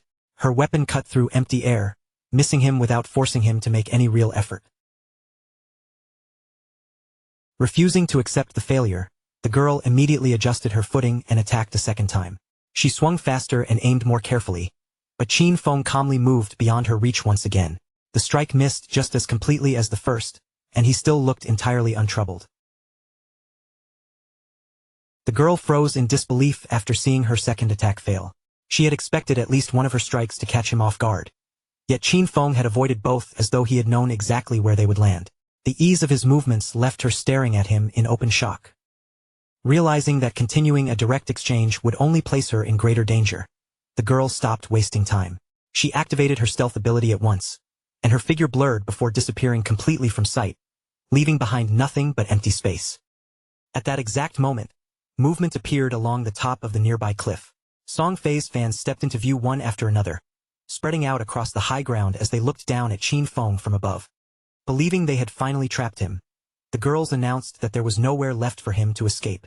Song Fei's mages raised their staffs, magical energy already gathering around the tips, while the archer who had only just joined the party drew her bow and aimed directly at Qin Feng. Every face was twisted with anger as they repeated the same furious vow. They would avenge Song Fei no matter what it cost. Qin Feng reacted before any of them could release an attack. He activated stealth, and darkness immediately folded around his body. His outline vanished into the surrounding air until not even the faintest trace of him remained, leaving behind only an unseen shadow. The moment Qin Feng disappeared, the newly recruited archer activated Eagle Eye. A sharp light flickered across her gaze as she searched the space below the cliff. With complete confidence, she warned the others that Qin Feng's invisibility would not protect him this time. Against her detection skill, hiding was completely useless. The archer released the bowstring, and the arrow immediately twisted into the shape of a translucent ghost eagle. It soared through the air for several seconds before suddenly exploding overhead, scattering countless glowing feathers that drifted down from the sky like a strange, shimmering rain. Those spectral feathers spread across the entire area, and several of them landed directly on the assassin from Song Fei's party. The instant they touched her body, her stealth effect collapsed, forcing her hidden figure back into view for everyone to see. The chubby girl clenched her fist in excitement, completely convinced that they had finally exposed Qin Feng. Without taking another moment to confirm the target's identity, she shouted for the others to unleash their strongest abilities and attack with everything they had. Following her command, Song Fei's fans raised their weapons and released their most powerful skills at once. A dense storm of destructive magic came crashing down toward the exposed assassin. Seeing every spell aimed directly at her, the girl panicked and desperately tried to explain that she was not Qin Feng. Unfortunately, her warning came far too late. Before the others could stop their attacks, the barrage struck her body head-on. A tremendous explosion erupted across the battlefield, swallowing her figure beneath surging flames, magical light, and flying debris. Instead of showing even the slightest sadness over killing one of their own, the chubby girl only became angrier. She coldly declared that the assassin did not matter because she was not even a mage, proving that her love for Song Fei had never been sincere. In her mind, being destroyed by their spells was nothing more than heavenly punishment for her false devotion. She then turned toward the archer and ordered her to summon the eagle again so they could continue searching for Shadow. The archer quickly nodded and prepared to activate her detection ability once more. But before she could release another arrow, the still-hidden Qin Feng pulled the ghost fire bell from his inventory and began shaking it in his hand. The bell's active ability, Soul Attack, was instantly triggered. Its invisible power spread across a radius of 100 meters, capable of completely immobilizing every enemy caught inside for 3 full seconds. The ability was extremely powerful, though it carried a lengthy cooldown of 521 seconds. Just before the archer could activate Eagle Eye again, an eerie aura suddenly wrapped itself around her body and the bodies of all her companions. Their limbs locked in place at the same moment, leaving them unable to move even a finger. None of the girls understood what had happened, and confusion immediately appeared across their frozen faces. Before any of them could even draw another breath, Qin Feng emerged from hiding. He activated Instant Slash and shot through their formation like a bolt of thunder. His blade flashed repeatedly, cutting every immobilized girl into pieces before a single one of them had the chance to react. Song Fei had been hiding safely behind a nearby corner throughout the confrontation. Hearing the sudden commotion, he cautiously stuck his head out and stared at the bodies in confusion, unable to understand why all his followers had died at once. His first thought was that Shadow must have done it, but he quickly rejected that possibility. In his mind, Shadow would have been forced to reveal himself the moment he attacked. Still concealed by stealth, Qin Feng silently moved closer until he was standing right beside him. Then Shadow's cold voice reached Song Fei's ears, arrogantly warning him that his death was already near. The instant Song Fei recognized that voice, his eyes widened with terror and disbelief, and his entire body began trembling uncontrollably. Song Fei did not waste another second. Acting entirely on instinct, he raised his staff and activated his defensive magic. A thick, powerful shield of energy immediately formed around his body, enclosing him in what he believed was complete protection. But Qin Feng did not attack the barrier with his blade. Instead, he flicked his wrist and launched a poison dart directly at Song Fei. To Song Fei's horror, the small projectile pierced through the magical shield with almost no resistance, causing the supposedly powerful barrier to crack and shatter into countless fragments. The poison dart struck Song Fei squarely in the center of his forehead. His body immediately collapsed backward onto the ground, and the unbearable poison spreading through him forced the bastard to scream and writhe in agony. Moments later, Song Fei's body began dissolving into glowing orbs of lifespan. Qin Feng finally deactivated his stealth and looked over the reward left behind. Seeing how much lifespan Song Fei still possessed even after dying again, He calculated that the man must originally have held more than 2,000 days of tradable lifespan. Once Song Fei's body disappeared completely, only the scattered lifespan remained behind. Qin Feng studied it for a moment and found the situation rather strange. None of Song Fei's fans had dropped any tradable lifespan at all. After thinking it through, he realized the obvious truth. The girls had already handed every tradable day they possessed over to Song Fei. A considerable amount of time had already passed since Godforsaken appeared, yet plenty of people still treated it as though it were nothing more than an ordinary game. The blind fanaticism of Song Fei's followers was honestly terrifying. It was also a waste from Qin Feng's perspective, because the tradable lifespan they had donated added up to several hundred years in total, and now most of it would eventually be absorbed by the monsters wandering nearby. Back in Firefly Town, Song Fei and his followers respawned once again. Song Fei was nearly trembling with rage. He had once possessed more than 2,000 days of tradable lifespan, but after being killed repeatedly, only 500 days remained. He turned toward the archer with a confused and furious stare, demanding to know why her detection ability had failed to locate Qin Feng. The archer nervously explained that she had indeed activated the skill exactly as promised. However, the only invisible target the Ghost Eagle had detected was their own assassin sister. The chubby girl opened her attribute panel and pointed out that stealth abilities possessed levels. She began to suspect that Shadow stealth might be far higher than any of them had expected. The archer then revealed that Eagle Eye only had a counterstealth level of 1. That meant it could expose targets using level 1 stealth, but anyone with a higher stealth level would remain completely invisible to her. Song Fei's frustration deepened as he listened. Shadow could appear without warning, kill them, and vanish again without leaving the slightest trace. Song Fei had no idea how anyone was supposed to defend against an enemy like that.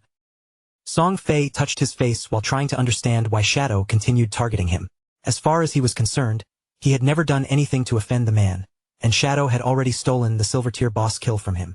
There should have been no reason to attack again. Then another possibility entered his mind. Perhaps Shadow was simply jealous of his unmatched beauty and intended to keep killing him out of envy. Song Fei's fans immediately raised their weapons and suggested that, for everyone's safety, they should leave the area and continue leveling somewhere else. No matter which location Song Fei selected, every girl passionately swore that she would follow him without hesitation. Not long afterward, Qin Feng also made his way back into Firefly Town, returning to the crowded starter settlement while remaining alert for any sign of Song Fei's group. After searching through the town for some time, Qin Feng began to find the situation strange. Song Fei and all his followers had already disappeared. He could not tell whether they had traveled to another town entirely or simply logged out of Godforsaken to avoid him. Qin Feng deactivated stealth and approached one of the players standing nearby. He calmly asked whether the man knew where Song Fei and the others had gone. The moment the player recognized Shadow standing in front of him, fear spread across his face and his posture immediately became tense. The frightened man quickly pointed toward one side of town and revealed that Song Fei and his fans had traveled in that direction. He then begged Shadow to hunt Song Fei down and kill him again. However, he also had one personal request. After dealing with Song Fei, he pleaded with Qin Feng to spare his girlfriend, a female hunter named One Flying Treasure Cat. Qin Feng immediately realized that the girlfriend he meant was the archer capable of detecting invisibility, so he bluntly advised the man to start looking for a different girlfriend. Qin Feng activated stealth once more and vanished before the man's eyes. Left staring at empty air, the player continued pleading desperately, insisting that he had worked extremely hard just to find that girlfriend. Although Qin Feng now knew the direction Song Fei's group had taken, he still had no idea where they were actually heading. Searching every possible area along that path would consume far too much time. Behind him, the anxious man placed his hands near his mouth and continued calling out for Shadow. Qin Feng ignored him and realized that finding Guishu would make the entire search much easier. At that moment, a woman happened to pass directly beside him. Qin Feng's attention immediately shifted toward her, and after taking a closer look, a trace of surprise appeared in his eyes. The girl walking through the town was none other than Guishu, the very person Qin Feng had just been thinking about finding. Qin Feng dropped his stealth and appeared beside her without warning. With a cheerful expression, he called her beautiful and asked whether she would be willing to help him with something. Guishu turned toward the voice, and the moment she saw Shadow standing there, surprise flashed across her face. Qin Feng reached into his inventory and brought out the gold-grade staff he had obtained from the boss. Holding the valuable weapon where she could clearly see it, he mentioned that he had heard her class could search for targets across a wide area. If she could locate Song Fei for him, he promised to sell her the staff at a heavily discounted price. The instant Guishu saw the golden weapon, her eyes began shining with excitement. Gu Yishu opened her system window and looked at Qin Feng suspiciously. She wanted to know how he had discovered that she possessed a wide-area tracking ability, since she clearly remembered never telling anyone about it. Qin Feng avoided answering directly and simply asked whether she wanted the gold-grade weapon. She immediately admitted that she did, though she was uncertain whether she had enough lifespan to afford it. Qin Feng looked at her in confusion and asked whether she truly did not even possess 500 days of tradable lifespan. He explained that the staff would normally sell for at least 700 or 800 days. Gu Yishu hurriedly checked her system window and discovered that she actually had 700 days available. Hearing that, Qin Feng immediately agreed to the deal and handed the staff over to her. A system notification appeared between them, confirming that the transaction had been completed successfully. Gu Yishu grabbed the new staff with both hands and stared at it as though it were the greatest treasure she had ever seen. Her excitement became so obvious that she actually began drooling while admiring the golden weapon. Seeing her completely lost in admiration, Qin Feng reached out and gave her cheek a gentle tap to bring her back to reality.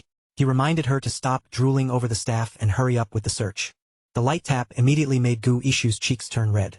She looked at Qin Feng with visible embarrassment, then smiled and nodded to show that she was ready to begin. Holding the newly acquired staff, Gu Yishu closed her eyes and concentrated on activating her tracking power. Even though this was supposedly her first meeting with Shadow, something about him felt strangely familiar. Her owl began circling through the air around her, and she suddenly asked whether he was not worried that she might take the weapon and leave without helping him. Qin Feng remained completely calm and responded by asking whether she did not hate Song Fei. Gu Yishu's eyes widened when she realized that Shadow somehow knew about her dislike for that man. She began wondering whether he might be one of her friends from the real world, but his voice did not sound familiar. Qin Feng only smiled at her confusion and told her she would have to guess his identity herself. Gu Yishu raised one hand, sending her owl soaring higher into the air. She had no interest in wasting time guessing, so she ignored Qin Feng's mysterious smile and focused entirely on locating Song Fei. A moment later, Gu Yishu's expression abruptly changed. Her eyes opened wide in surprise as the vision being transmitted through the owl revealed something in the distance. The owl flew high above Firefly Town and continued scanning the surrounding landscape. Far beyond the settlement, deep among a maze of rocky canyons, Gu Yishu finally spotted Song Fei moving together with his crowd of devoted followers. After confirming the location, Gu Yishu quickly told Qin Feng that Song Fei and his fans were hiding inside the Rocky Canyon region. She urged him to move immediately, warning that the group might leave the area before he could reach them. Her owl was capable of flying at impressive speed, but following a moving group for too long would eventually exhaust it. Qin Feng prepared to leave and calmly told Gu Yishu not to worry. He assured her that he would reach Song Fei's location extremely quickly. The next instant, Qin Feng shot forward like a released arrow. He raced across the rough terrain, leaping over rocks and tearing through uneven sections of ground without losing any speed. However, after guiding him for part of the journey, the owl suddenly stopped moving forward. Qin Feng immediately halted as well. The interruption meant that something nearby was interfering with the tracking ability or blocking the path it was attempting to follow. Qin Feng carefully scanned the surrounding terrain. His gaze soon settled on a nearby tree, where an unusual symbol had been carved or marked across the trunk. Wanting to understand what the strange marking meant, Qin Feng contacted Gu Yishu again. Following his request, she redirected the owl and began using it to examine the surrounding area more thoroughly. It did not take long for the owl to discover two additional trees bearing the exact same strange symbol. One stood approximately 100 meters straight ahead, while the other was positioned roughly 100 meters to the left. Qin Feng approached the three marked trees one after another, carefully examining the strange symbols carved into their trunks. He placed his hand against each mark in turn, tracing their shapes with his fingertips while making sure not to overlook even the smallest detail.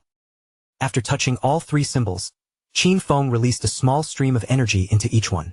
The marks immediately lit up, and brilliant lines of light stretched through the air, connecting the three trees together to form a glowing triangular pattern. The ground at the center of that triangle suddenly began shining. A moment later, a treasure chest rose out of the earth, surrounded by vivid green light and a dazzling golden glow. Qin Feng stared at it in shock. He had never expected a treasure of this level to appear in an ordinary starter region like Firefly Town. Even Qin Feng could hardly believe his luck. These mysterious treasures had been left behind by ancient gods, and they were so rare that they could appear almost anywhere without warning. Some released terrifying monsters, others summoned entire swarms of beasts, while a fortunate few, like the one before him, contained incredible rewards. Gu Yishu, watching everything through her owl, was equally stunned. A green treasure chest like this could easily be worth 1,000 days of tradable lifespan, which translated to more than 10 million in real-world money. Qin Feng could not help admiring Gu Ishu's sharp instincts for discovering it. Qin Feng remembered how quickly the value of lifespan had risen in his previous life. At the beginning, 1 year of lifespan had been worth around 10,000, but by only the second day, that same amount had already surged to 50,000. Gu Ishu remained fascinated by the discovery. Through the owl's vision, she carefully memorized the shape and arrangement of the mysterious symbols, making sure she could recognize the same markings again in the future. A clever gleam appeared in Gu Ishu's eyes as she studied them. With her extraordinary tracking abilities, there was no telling how many hidden treasures, forgotten locations, or buried secrets she might eventually uncover. Qin Feng finally stepped forward and opened the glowing chest. Inside rested a skill book wrapped in a dark, ominous aura. Its name was Curse of the Blossoms, a powerful emerald-grade ability. Whenever it was used on a defeated enemy, cursed flowers would grow from the corpse and drain that target's tradable lifespan until it reached 0. The skill had no cooldown, but it could only be activated within 15 seconds after the target's death. Qin Feng immediately remembered just how frightening this ability had been in his previous life. Every enemy he killed could now be transformed into an additional source of lifespan. If he defeated Song Fei again and remained beside the corpse for only a short while, he could drain away everything the man still possessed. A cold and sinister smile slowly spread across Qin Feng's face. This time, Song Fei would not simply suffer another defeat, he would be emptied completely. With that thought in mind, Qin Feng hurried toward his target. While far away, events inside the canyon continued to unfold. Deep within a distant canyon, Song Fei's most devoted fans were surrounding another boss and bombarding it with attacks. The girls did all the dangerous work at the front, steadily wearing the creature down, while Song Fei remained safely behind them and waited for the perfect moment to steal the final blow. Song Fei looked completely relaxed and carried himself with his usual excessive confidence. He was certain Qin Feng would never bother chasing them all the way into such a remote canyon.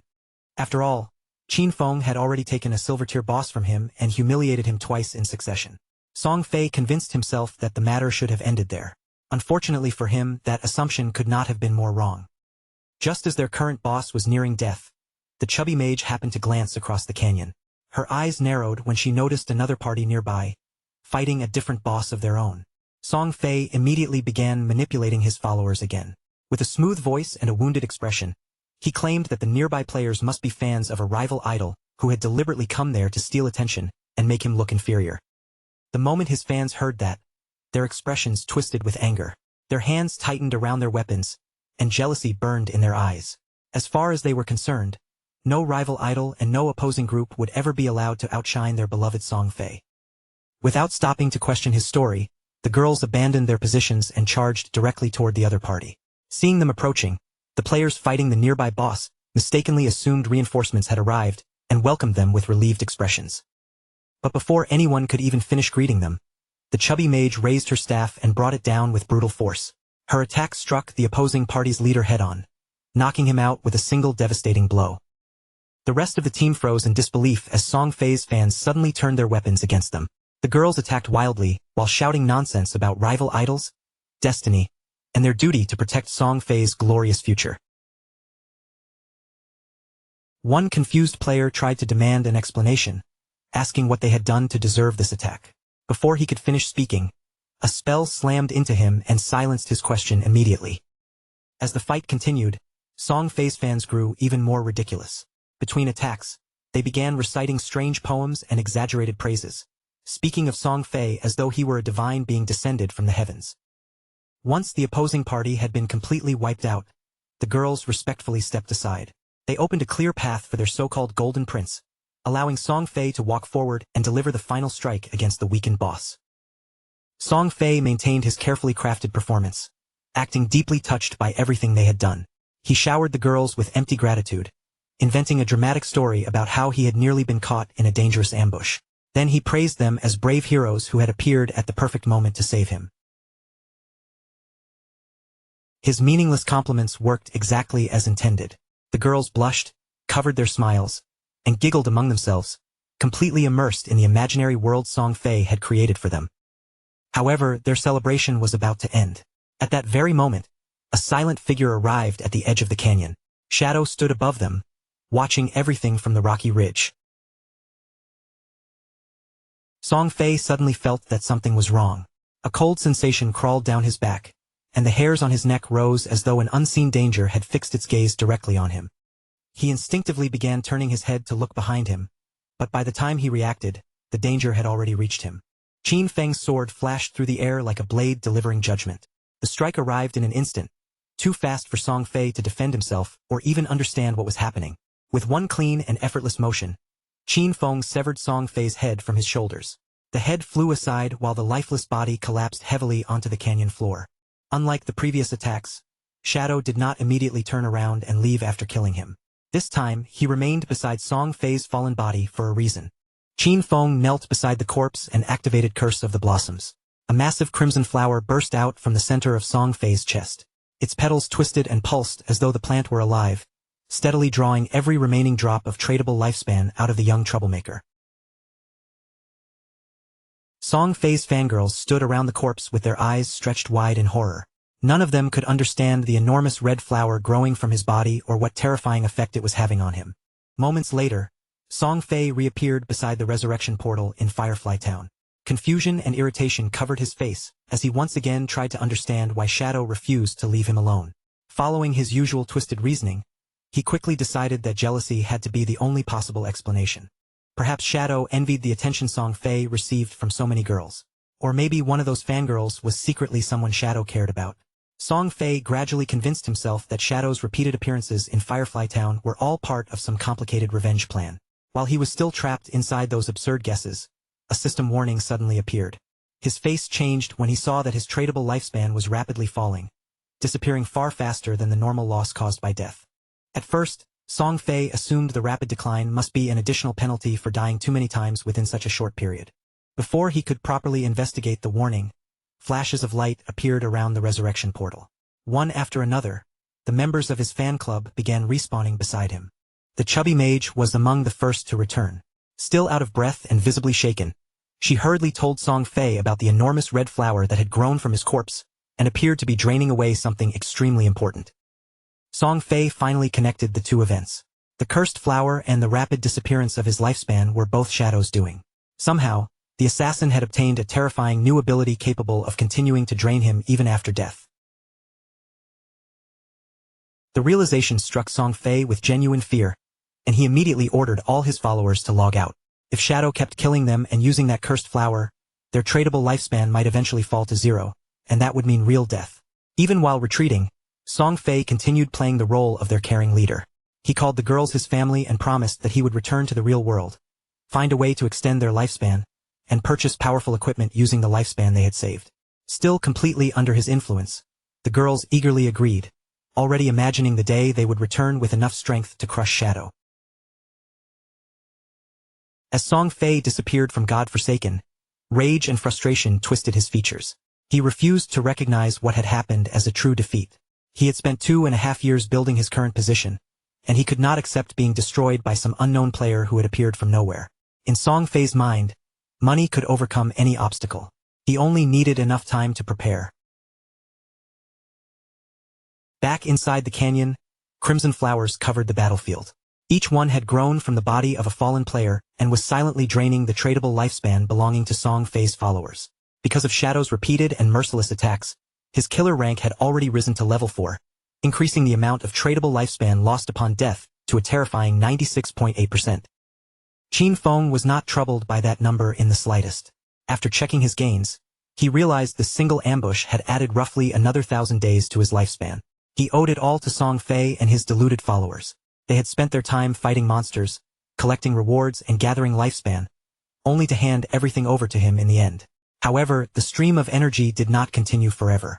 The red flowers gradually withered, and the lifespan stopped flowing into him. Qin Feng immediately understood that Song Fei's entire group had logged out to prevent any further losses. High above the canyon, the white owl continued circling through the sky in complete silence, observing the aftermath from a safe distance. Through the owl's eyes, Guishu had witnessed the entire battle. Even she was left shaken by Qin Feng's overwhelming power. Watching the highest-ranked player fight with everything at his disposal was completely different from merely hearing stories about him. Qin Feng looked toward the owl and asked Guishu whether Song Fei had truly logged out. She confirmed it with a nod, explaining that every member of the group had disappeared in order to protect whatever lifespan they still had left. Qin Feng calmly instructed her to continue watching the area. If Song Fei ever logged back into the game, he wanted Gu Yishu to inform him immediately. Gu Yishu wondered aloud whether that meant her assignment was finished, but Qin Feng told her to continue helping him a little longer. He then revealed that he had recently obtained a gold-tier priest skill called Sword of Divine Judgment. The moment she heard the name and rank of the skill, her curiosity was instantly awakened. She clearly wanted it, and Qin Feng noticed her interest right away. Qin Feng offered to sell her the skill for 500 days of tradable lifespan. However, he added that he would reduce the price by half if she agreed to one additional condition. Gu Yishu's eyes narrowed suspiciously, and she immediately warned him that she would never trade away her dignity, leaving Qin Feng completely caught off guard. Qin Feng hurriedly explained that she had misunderstood him entirely. He was not asking for anything improper. All he wanted was for Gu Yishu to join his party and serve as the team's primary healer. Hearing the actual condition, Gu Yishu finally relaxed and burst out laughing. She accepted the offer without hesitation, though she playfully warned Qin Feng that if his team turned out to be a complete disaster, she would hold him personally responsible. Shadow assured Gu Yishu that the others were dependable and that she would be joining a solid team. With the matter settled, he immediately opened his contacts and reached out to the rest of the group, so they could gather without wasting any more time. Elsewhere in the game world, Wang Meng stood proudly over the corpse of a poisonous monster, pleased with the experience points he had earned from the difficult fight. However, the poison was still spreading through his body. He urgently called Zhao over, asking her to heal him and remove the toxin, but she remained frozen in place, completely unsure of what she was supposed to do. Wang Meng tried once again to remind her that priests possessed an ability specifically meant to cleanse poison. Before Zhao could properly understand his instructions, she hurriedly activated the skill, and somehow cast it on a nearby tree instead of Wang Meng, the person desperately waiting for treatment. With every second slipping away, the poison continued eating through Wang Meng's remaining health. His legs finally gave out, and he collapsed onto the ground, dying from the toxin moments after defeating the monster. All the effort he had put into winning the battle was wasted because the healer had failed to save him. The rest of the team could only stare in stunned silence. Frustration quickly spread across their faces as they turned toward Qin Feng's sister, unable to believe that a priest standing right beside them had managed to be so completely useless when someone actually needed healing. Later, as the group gathered beside the teleportation stone, their leader stood with a troubled expression. The situation had forced him into a difficult decision, and he knew he could no longer keep avoiding it. They desperately needed a new healer, but nearly every capable priest with a hidden class had already joined another party. Finding a replacement would not be easy, yet continuing with Zhao as their only support was clearly impossible. Zhao, meanwhile, remained completely unaware of how badly she had failed. Lost in her own fantasies, she imagined herself as the chosen one, a divine goddess destined to dominate this new world. She believed her rapid leveling proved that greatness awaited her, and she eagerly dreamed of joining Brother Song Fei and sharing in his future glory. Just as the team's mood reached its lowest point, a message from Shadow arrived for Wang Meng. The moment he read the news, the tension on his face disappeared and was replaced by a sudden burst of excitement. A healer with the hidden class White Bird Priest had agreed to join their party, and her abilities were useful in several other areas as well. This was exactly the opportunity they had been waiting for. Wang Meng immediately asked Shadow where the new member was located, and Shadow told him she was currently in Firefly Town. The area was not ideal for efficient leveling, but gathering everyone together and beginning to move as a proper team was far more important. Wang Meng readily agreed and prepared to travel to Firefly Town. Before the group could leave, however, he knew he still had to deal with the uncomfortable problem standing right beside them, Zhao. Choosing his words carefully, Wang Meng told her that the party planned to move into a higher-level region because Shell Town had become far too crowded. His tone remained polite, as though the change were simply a matter of finding a better place to train. He deliberately phrased everything in a way that made Zhao's lower level sound like the only reason she could not accompany them. Wang Meng hoped this gentle excuse would prevent her from realizing that the team was actually abandoning her because she could not perform her role. Before Zhao could give a proper response, the entire party quickly departed. Their hurried steps and relieved expressions made it obvious how happy they were to leave behind a healer who had repeatedly proven incapable of healing anyone. Zhao, however, did not appear offended in the slightest. Instead, she convinced herself that their departure was a blessing. In her mind, those players had never been strong enough to deserve a goddess like her. She decided that she would simply locate Shadow instead, and force the game's strongest player to help her gain levels. Meanwhile, Wang Meng successfully reached Firefly Town. After searching through the busy streets, he soon found Shadow standing together with Gu Yishu. As soon as they met, Wang Meng handed over the share of lifespan he had collected during their previous battle, settling what he owed without hesitation. With the rewards divided and the new team beginning to take shape, they prepared to move on. Wang Meng was already starting to understand just how difficult it would be to remain competitive in Godforsaken. While discussing their next plans, Wang Meng casually mentioned another potential ally, a captain who went by the name Yan Yu. The instant Qin Feng heard that name, his footsteps stopped completely, and several memories flashed through his mind. Yan Yu was not some ordinary player he could ignore. Before Qin Feng could ask any further questions, the woman herself appeared. She approached with an easy smile and lifted one hand in a cheerful greeting, immediately drawing the attention of both men. Qin Feng stared at her in genuine disbelief. The woman standing before him was Yan Yu, also known as Justice Execution, the only player in all of Godforsaken who possessed the hidden class Dragon Swordsman. In Qin Feng's previous life, Yan Yu had eventually risen into the world's top 20 players and become an essential combat force for the country's official organizations. She had been regarded as a national hero, respected by allies and feared by enemies. Yet here she was appearing far earlier than expected, looking radiant as she gazed at Shadow with clear admiration. With a warm smile, Yan Yu introduced herself and openly admitted that she had long wanted to meet him. She even joked that Shadow might secretly be a time traveler or some reincarnated hero. After all, the speed at which he gained strength and accomplished impossible achievements was far beyond anything a normal player should have been capable of. Qin Feng remained silent as his thoughts returned to his previous life, when he and Yan Yu had crossed paths much later under far darker circumstances. She had never been part of Wang Meng's team back then, making this early meeting an unexpected change. Qin Feng suspected that she already carried a considerable amount of tradable lifespan, most likely gathered with support from government organizations. Since Dragon Swordsmen were famous for their toughness and survival ability, entrusting such valuable resources to her was a sensible choice. Qin Feng quietly respected the judgment behind that decision. And Yu did not waste time circling around her intentions. She directly told Qin Feng that if he obtained equipment he wished to sell, both she and the organization behind her would be interested in purchasing it. Her smile remained sweet, but her words carried a firm reminder that she was responsible for protecting the people of her city. Qin Feng saw no reason to oppose her, and both of them understood that cooperation would benefit everyone involved. He agreed, calmly observing that rejecting such a profitable arrangement would be extremely short-sighted. Although Yan Yu appeared bright, friendly, and completely harmless, Qin Feng knew there was far more strength and authority hidden beneath that cheerful surface. Outside the game, Song Fei's devoted fans began logging out one after another, returning to reality after their disastrous encounter with Shadow. They had all seen the newly released official announcement, and its contents left them utterly horrified. The lifespan displayed inside Godforsaken was real, and once that number fell to 0, the player would also die in the real world. The archer was especially furious when the truth finally sank in. She had treated everything like an ordinary game and willingly transferred all her tradable lifespan to Song Fei. Now she understood that she had given away something directly connected to her actual life. Some members of the fan club discovered that they had only a few days of lifespan remaining. The assassin was in an even more dangerous position. She had killed several players and gained the killer status, meaning that if she died one more time, the lifespan penalty imposed on her would be doubled. The girls sat in stunned silence, unable to accept how much lifespan they had lost. They had only died 3 times inside the game, yet those few deaths had already brought several of them dangerously close to the end of their real lives. The chubby mage began reading through the warnings, and cold sweat quickly covered her face. As a tank mage, she had always rushed into the front line, killing numerous players while also dying again and again.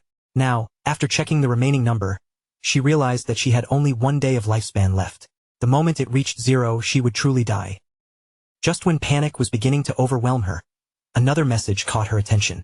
Brother Song Fei was currently purchasing lifespan from his fans. Hope immediately returned to the chubby girl's face. She decided to find Brother Song Fei at once, completely convinced that he would never abandon such a loyal supporter and would certainly help her survive.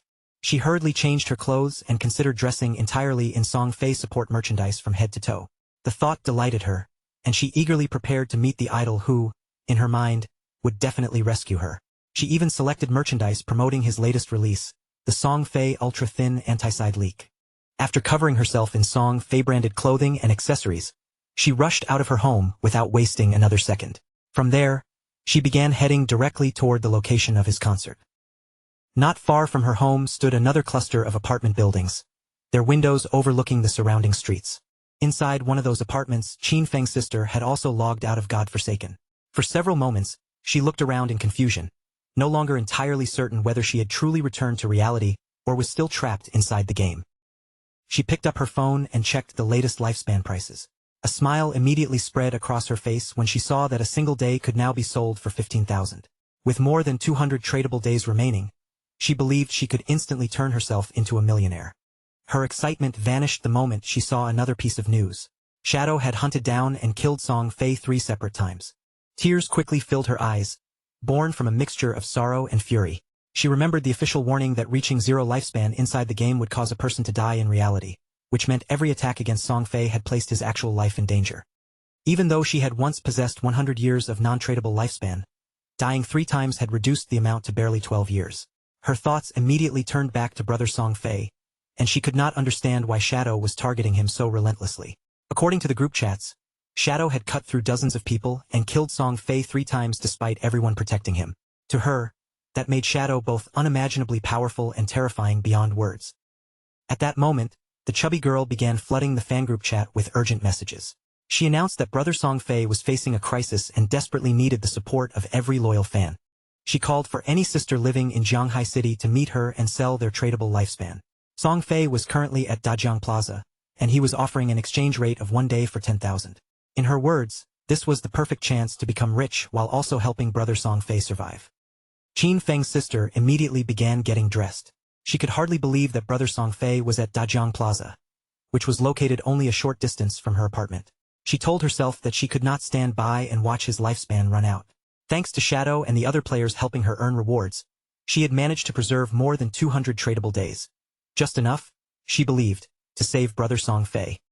Without hesitating any longer, she grabbed her belongings, left the apartment, and hurried toward Dajiang Plaza. Back inside God-Forsaken, Qin Feng continued cutting through groups of monsters. None of the creatures in his path could offer meaningful resistance, and he slaughtered them one after another without much difficulty. A system window suddenly appeared before him, announcing that he had successfully reached level 10. His basic attributes increased by 2 points, and he also received 5 free attribute points that could be distributed however he wished. Reaching level 10 also unlocked the class promotion system. More rewards followed immediately. As the first player in the Jianghai City region to reach level 10, Qin Feng received 7 reputation points. As the first in the entire Great Xia Kingdom, he gained another 14. Finally, for becoming the first player anywhere in the world to reach level 10, he was awarded 21 additional reputation points. The system also announced that teleportation to the continent of Forgotten Gods would become available once 7 players in the Jianghai City region reached level 10. At the same moment, system announcements echoed through every starter town, informing all players that Shadow had become the first person to reach level 10. Players everywhere reacted with shock and admiration. Naturally, it was Shadow once again. He had already claimed the world's first kill on a gold-tier monster, and now he had become the first player worldwide to reach level 10. To them, his strength seemed almost impossible to measure. Rumors had also spread that this same top player had recently killed a minor celebrity several times. After hearing that the victim was Song Fei, many players agreed that he had probably deserved every death.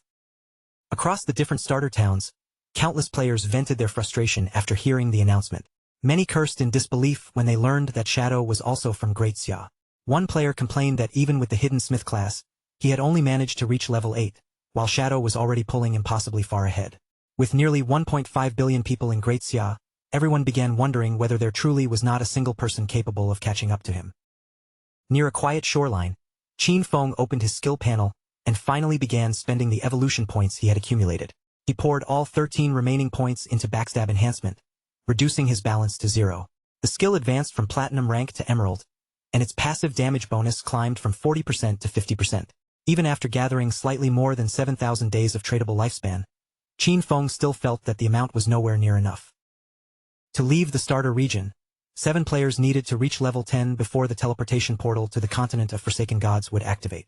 Qin Feng had already met the requirement himself, but the next highest level players were only around level 7.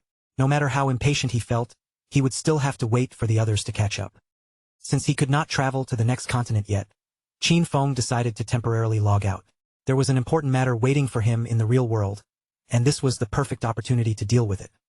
His in-game body scattered into drifting grains of sand and vanished from the shoreline. Several seconds later, Qin Feng opened his eyes back in reality. Almost immediately, a system prompt appeared before him, asking whether he wished to consume tradable lifespan to transfer his in-game abilities into the real world. Qin Feng accepted without the slightest hesitation. When the system asked which ability he wanted to extract first, he rose from his seat and made his decision. Rather than choosing an ordinary skill, he selected his entire shadow class. The system deducted 1,000 days of tradable lifespan, and the extraction was completed successfully. Qin Feng obtained the shadow class in reality, immediately activating its passive benefits. His physical attributes rose sharply. Strength increased by 3, constitution by 3, agility by 8, and spirit by 5. He then chose to extract 2 of his in-game levels. Another notification appeared, confirming that the level extraction had succeeded after consuming 2,000 days of tradable lifespan. Qin Feng's real-world level instantly rose to level 3, granting another major increase to his attributes. 4 points of strength, 4 constitution, 14 agility, and 4 spirit. The system continued processing his selections. 900 days of tradable lifespan were consumed to extract the platinum tier skill Shadow Step. After that, another 2,262 days were deducted, so he could bring the silver tier skill Venomous Dagger into reality as well. Qin Feng was satisfied when he saw that he still had 1,292 days of lifespan remaining, though that was no longer enough to extract anything else for the moment. He had only paid the extraction cost normally associated with a lower tier ability, yet he had successfully obtained the platinum tier Shadow Step. No matter how he looked at it, the exchange had been extremely worthwhile. As Qin Feng closed the system window, his thoughts returned to Song Fei. His fingers slowly curled into a tight fist, and anger flashed through his eyes as he remembered everything that bastard had done. His basic physical attributes were now roughly twice those of an average person, while his agility had climbed to 32 points, already beyond normal human limits. Combined with limitless invisibility and a poisonous dagger, he could accurately throw from up to 14 meters away. Qin Feng was certain he could find an opening to eliminate Song Fei in reality. Qin Feng picked up his phone and began checking the latest information online. He soon discovered that Song Fei was aggressively purchasing lifespan, which made him wonder whether the bastard intended to return to Godforsaken and retaliate against him. The posts also revealed that Song Fei was currently at Dajiang Plaza.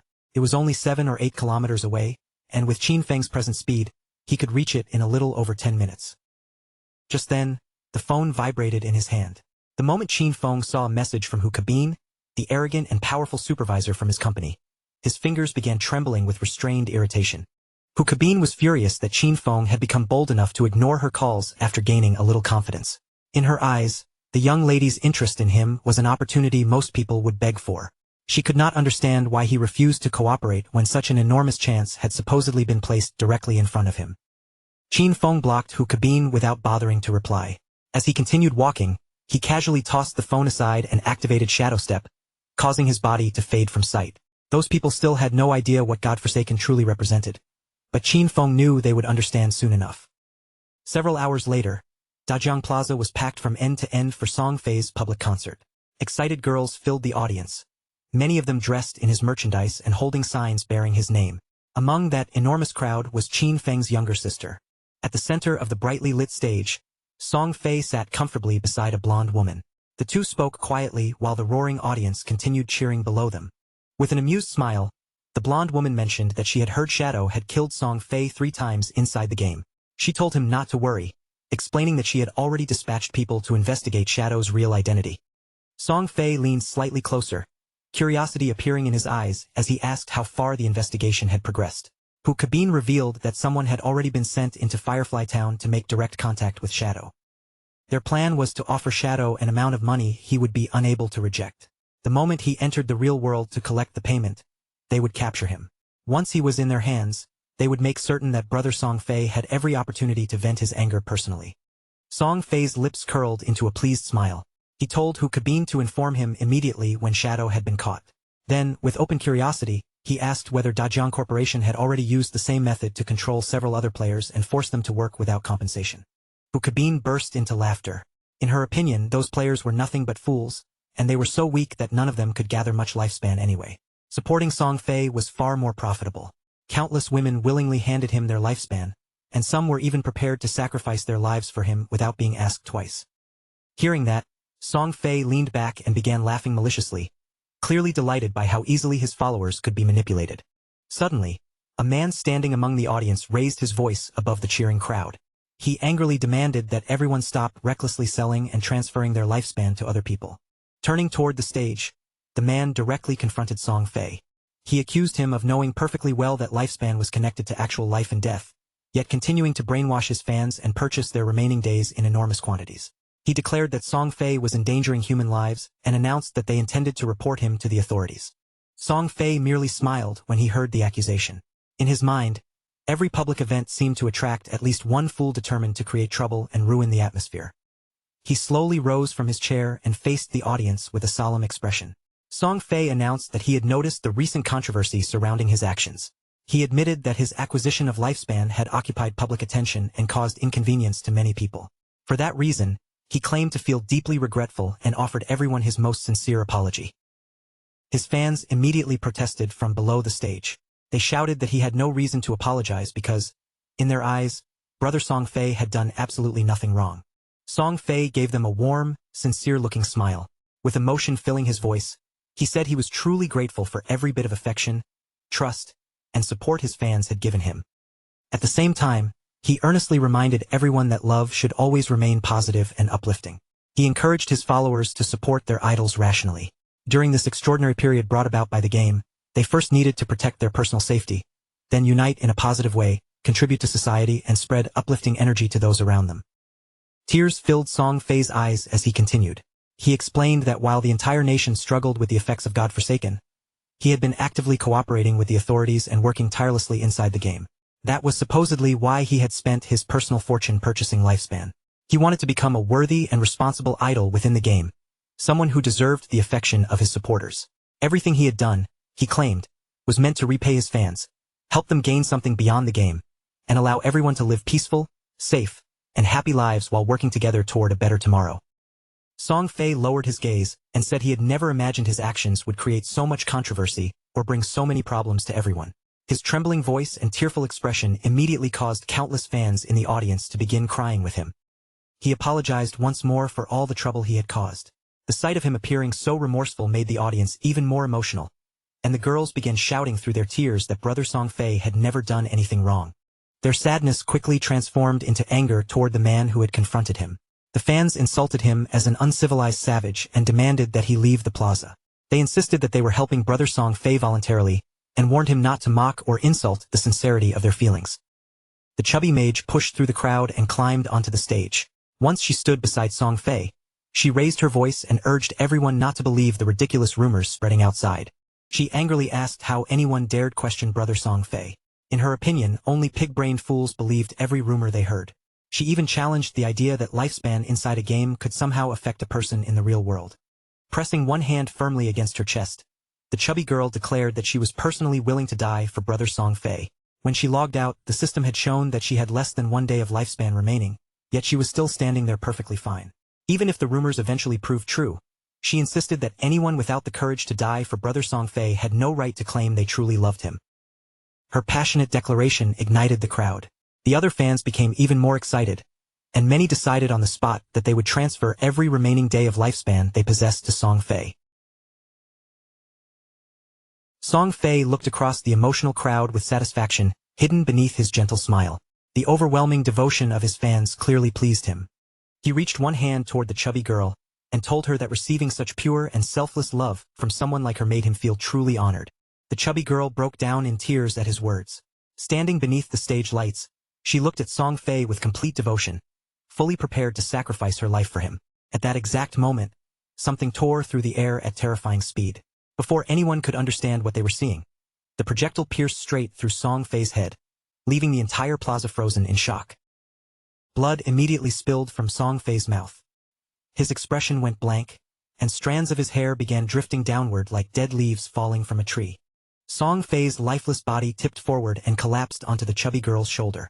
The instant his weight struck her, terror flooded her eyes as she realized something was horribly wrong. Unable to support him, the chubby girl stumbled backward and fell heavily onto the ground. She began screaming in confusion and fear, still unable to understand what had just happened in front of everyone. The moment the crowd realized that Song Fei was truly dead, complete panic erupted throughout the plaza. His fans screamed, shoved against one another, and desperately tried to escape the chaos. The security guards immediately surrounded Hu Cabine and began escorting her away from the stage. Her composure shattered as she cried out and screamed at them in terror. Hu Kabin shouted that she had seen this kind of thing before. Whenever Song Fei died inside God-Forsaken, his body became surrounded by lifespan orbs. She urged everyone to leave immediately, because the person who had killed him had clearly used an ability transferred from the game. A horrifying possibility struck Hu Kabin as she was dragged away. Could abilities from God-Forsaken truly be used in the real world? How could something like that even be possible? She thought about the invisible attacker, the instant killing blow, and the ability to collect lifespan afterward. There was only one person she knew who could accomplish all of that. The killer had to be Shadow. At that exact moment, another dart tore through the air and buried itself in her head. She dropped dead before she could react, leaving every guard nearby frozen in stunned disbelief. Hidden among the shaken crowd stood Qin Feng, quietly watching everything unfold without drawing attention to himself. By the time dusk settled over the city, every major news channel was reporting the same horrifying story. Superstar Song Fei had tragically died in the middle of Dajiang Plaza. The reports also revealed that Song Fei's most devoted fans had willingly sacrificed every remaining year of their lives. One after another, they collapsed beside his corpse, and the police investigation eventually confirmed that his death had been caused by supernatural abilities. As the grim report played, Qin Feng's sister and her friends stared at the screen with tear-streaked faces, their expressions filled with both grief and lingering fear. Qin Xiaoyu still could not accept what had happened. Only the day before, they had excitedly gone to Song Fei's concert. Yet now, less than a day later, he was already dead. Her friend quickly connected the clues. Throwing knives and invisibility were clearly abilities from the God-Forsaken game.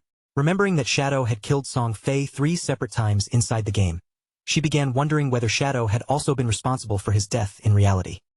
Qin Xiaoyu looked completely bewildered. She could not understand how abilities that existed inside a game could possibly appear in the real world. Even so, she refused to believe that Shadow had truly been the one who murdered Song Fei. But then she remembered how Shadow had repeatedly killed him inside the game. As that memory sank in, suspicion hardened into certainty. In her mind, Shadow was the only person who would have any reason to kill Song Fei in reality. Throwing knives and invisibility, weren't those the signature abilities of an assassin? The more Qin Xiaoyu thought about it, the more certain she became. Shadow had to be the killer. Shadow had taken her beloved brother Song Fei away, leaving her entire world trapped in darkness.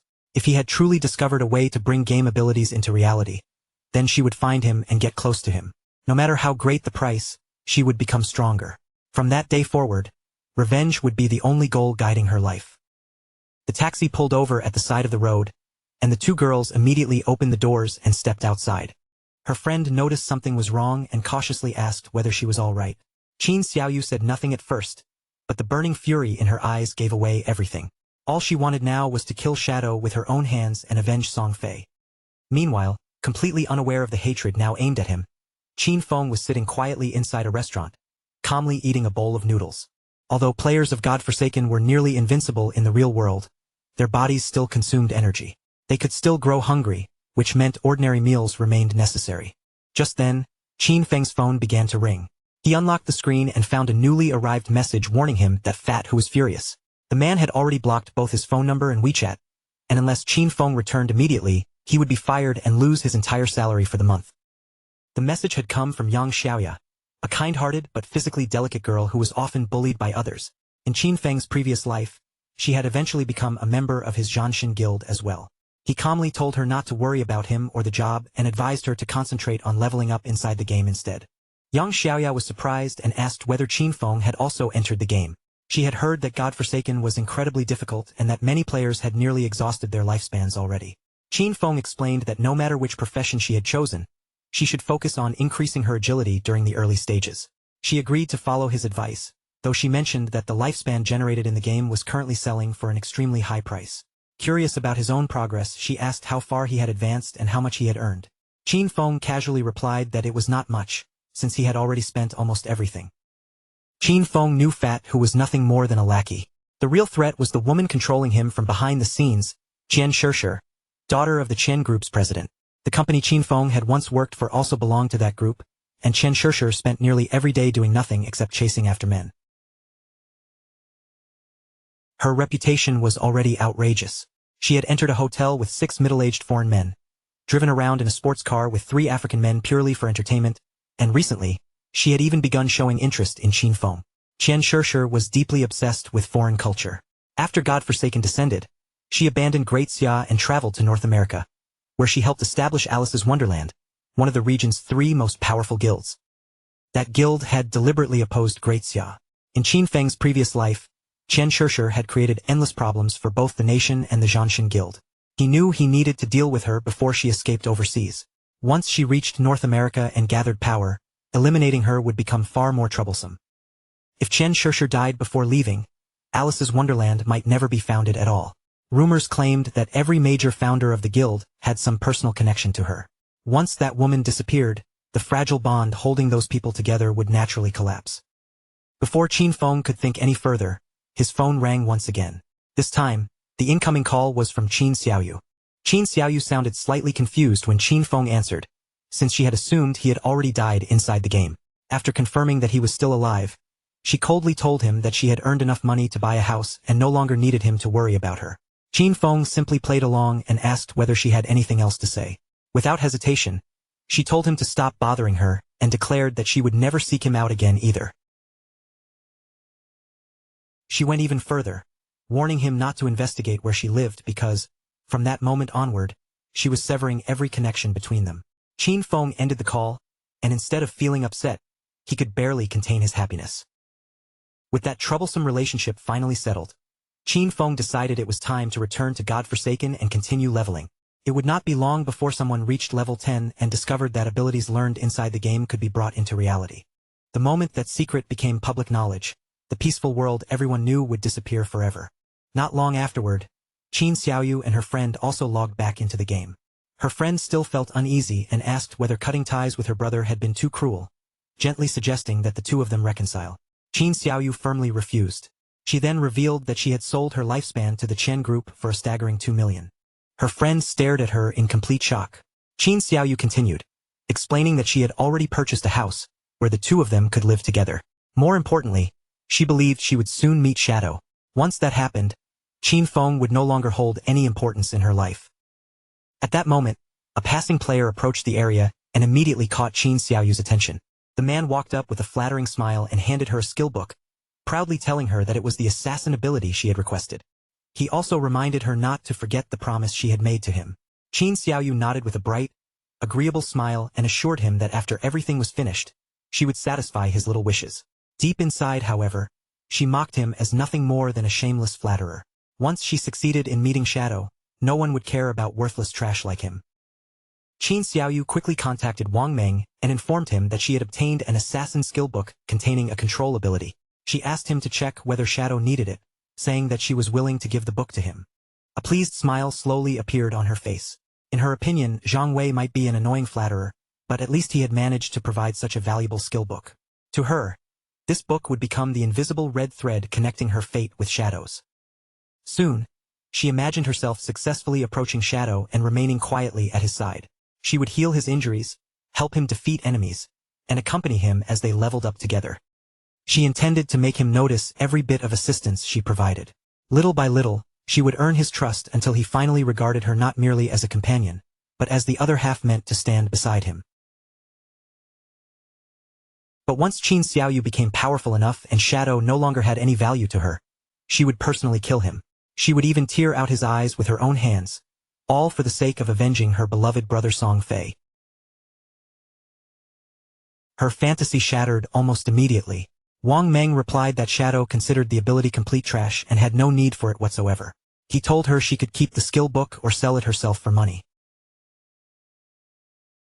Sometime later, Shadow also logged back into God-Forsaken.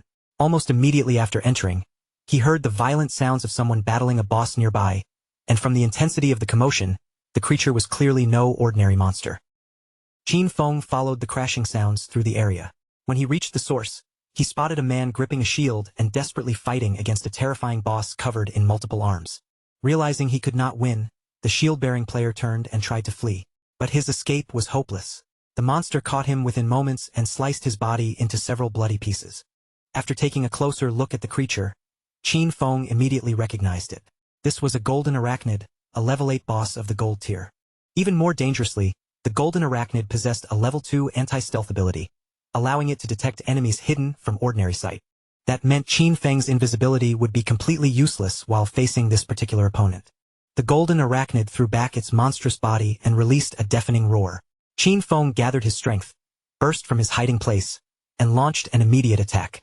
Shadow Slash flashed across the creature's body, carving through it and dealing several thousand points of damage in an instant. Qin Feng possessed a buff that doubled his damage whenever he attacked from outside an enemy's field of vision.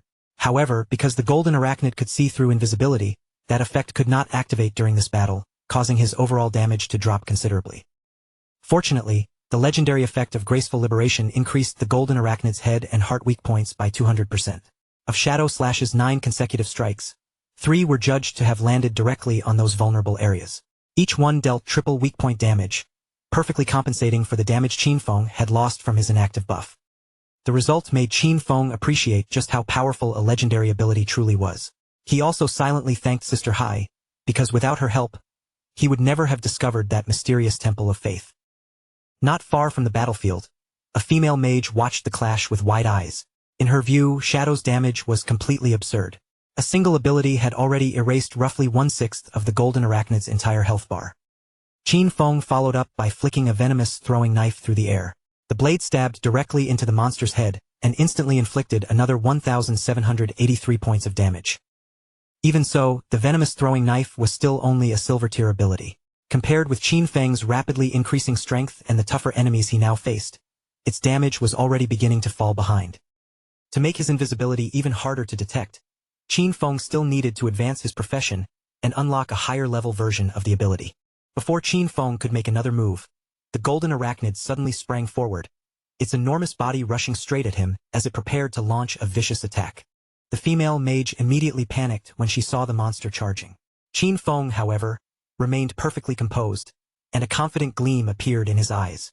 The golden arachnid unleashed one attack after another, but Qin Feng slipped past every strike with seemingly effortless movements, never allowing its claws to touch him. The mage and her companions stared in disbelief, unable to comprehend the speed unfolding before them. Yet they soon realized that speed alone could not explain it. Qin Feng's reactions were astonishingly sharp, and every movement suggested that he understood the boss's attack patterns almost perfectly. His movement speed was already nearly equal to the golden arachnid's.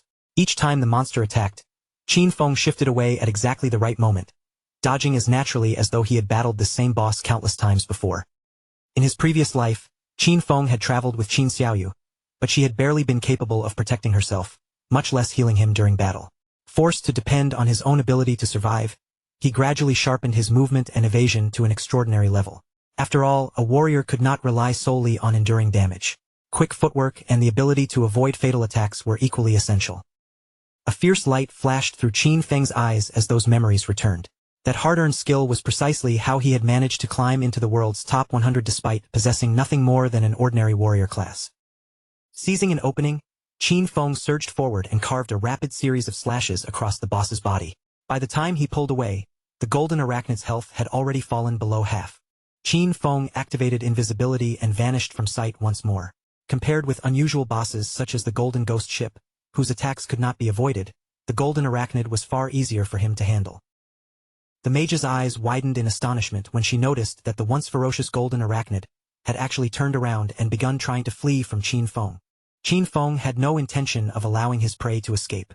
He drew his dagger, closed the distance in an instant, and sliced directly across the monster's throat.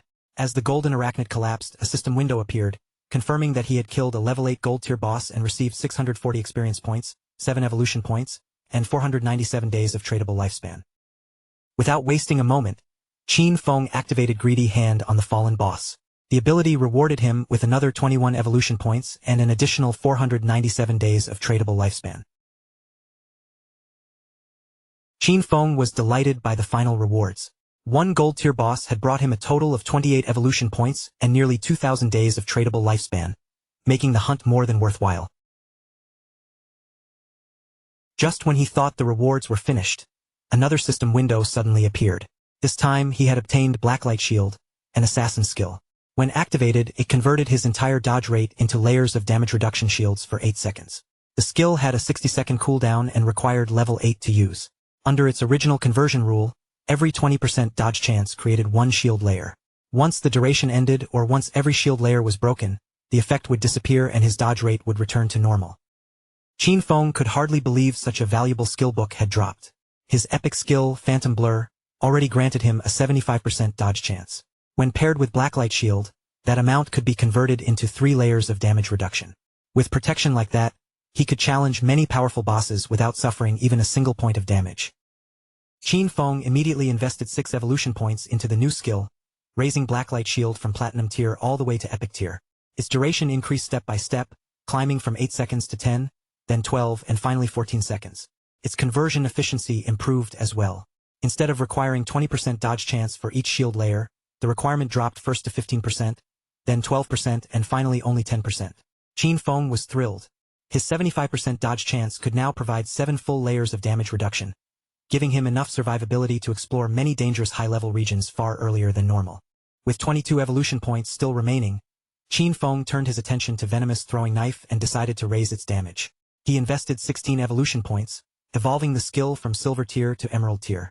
Its maximum throwing range increased from 14 meters to 17.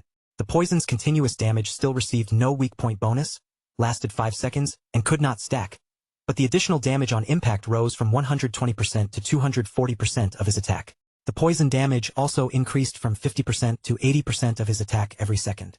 After evolving Venomous Throwing Knife 3 times, Qin Feng estimated that its total damage had at least doubled. Since its base cooldown was only 5 seconds, he could use it continuously, allowing its sustained damage to rival Shadow Slash. He had also obtained 2 pieces of assassin equipment, so he prepared to equip them immediately. The first item was the Platinum tier Agile Ring, an assassin accessory that granted 20 agility, 20% movement speed, 20% attack speed, and 20% cooldown speed. It required level 8 to equip. The second was a pair of heavy red leather gloves of gold tier quality. This assassin armor provided 18 physical defense, 15 points of resistance to every element, 12 constitution, and 588 additional health, while requiring only level 6. After equipping both items, Qin Feng's total cooldown speed rose to 55%. Shadow Slash, which originally required 12 seconds before it could be used again, now had a cooldown of only 7.7 seconds. His attributes also increased by 51 constitution, 106 physical defense, and 1,517 health. The improvement was far from insignificant. With his current stats, he could survive 3 direct attacks from the Golden Arachnid without dying. Combined with the 7 protective layers from Blacklight Shield, his ability to stay alive had risen dramatically. Once the battle ended, the mage and her companions finally stepped out from where they had been watching. They praised Shadow excitedly, saying the gold tier boss had looked completely helpless against him. None of them could believe he had defeated such a monster entirely on his own. The mage then asked whether he had obtained any equipment or skills suitable for her class, quickly adding that she was willing to pay for them. Qin Feng told her that he did have something for a mage, a gold tier skill book called Frostball Bounce. It was a group attack skill that released ice spheres capable of bouncing between targets as many as 10 times. He set the one-time purchase price at 800 days of tradable lifespan. The mage hesitated, feeling that the price was somewhat high, since she had recently seen someone sell a level 5 gold tier skill book for only 400 days. Qin Feng looked at her seriously and pointed out that Frostball Bounce was a level 7 skill, not level 5. Its damage was more than 40% higher than the book she had seen earlier, so a price of 800 days was not expensive in the slightest. After hearing his explanation, the mage stopped hesitating. She immediately accepted Qin Feng's terms and agreed to purchase the skill book for 800 days of lifespan. A system window appeared, confirming that the transaction had been completed successfully. Qin Feng then activated invisibility, and his figure gradually faded from view.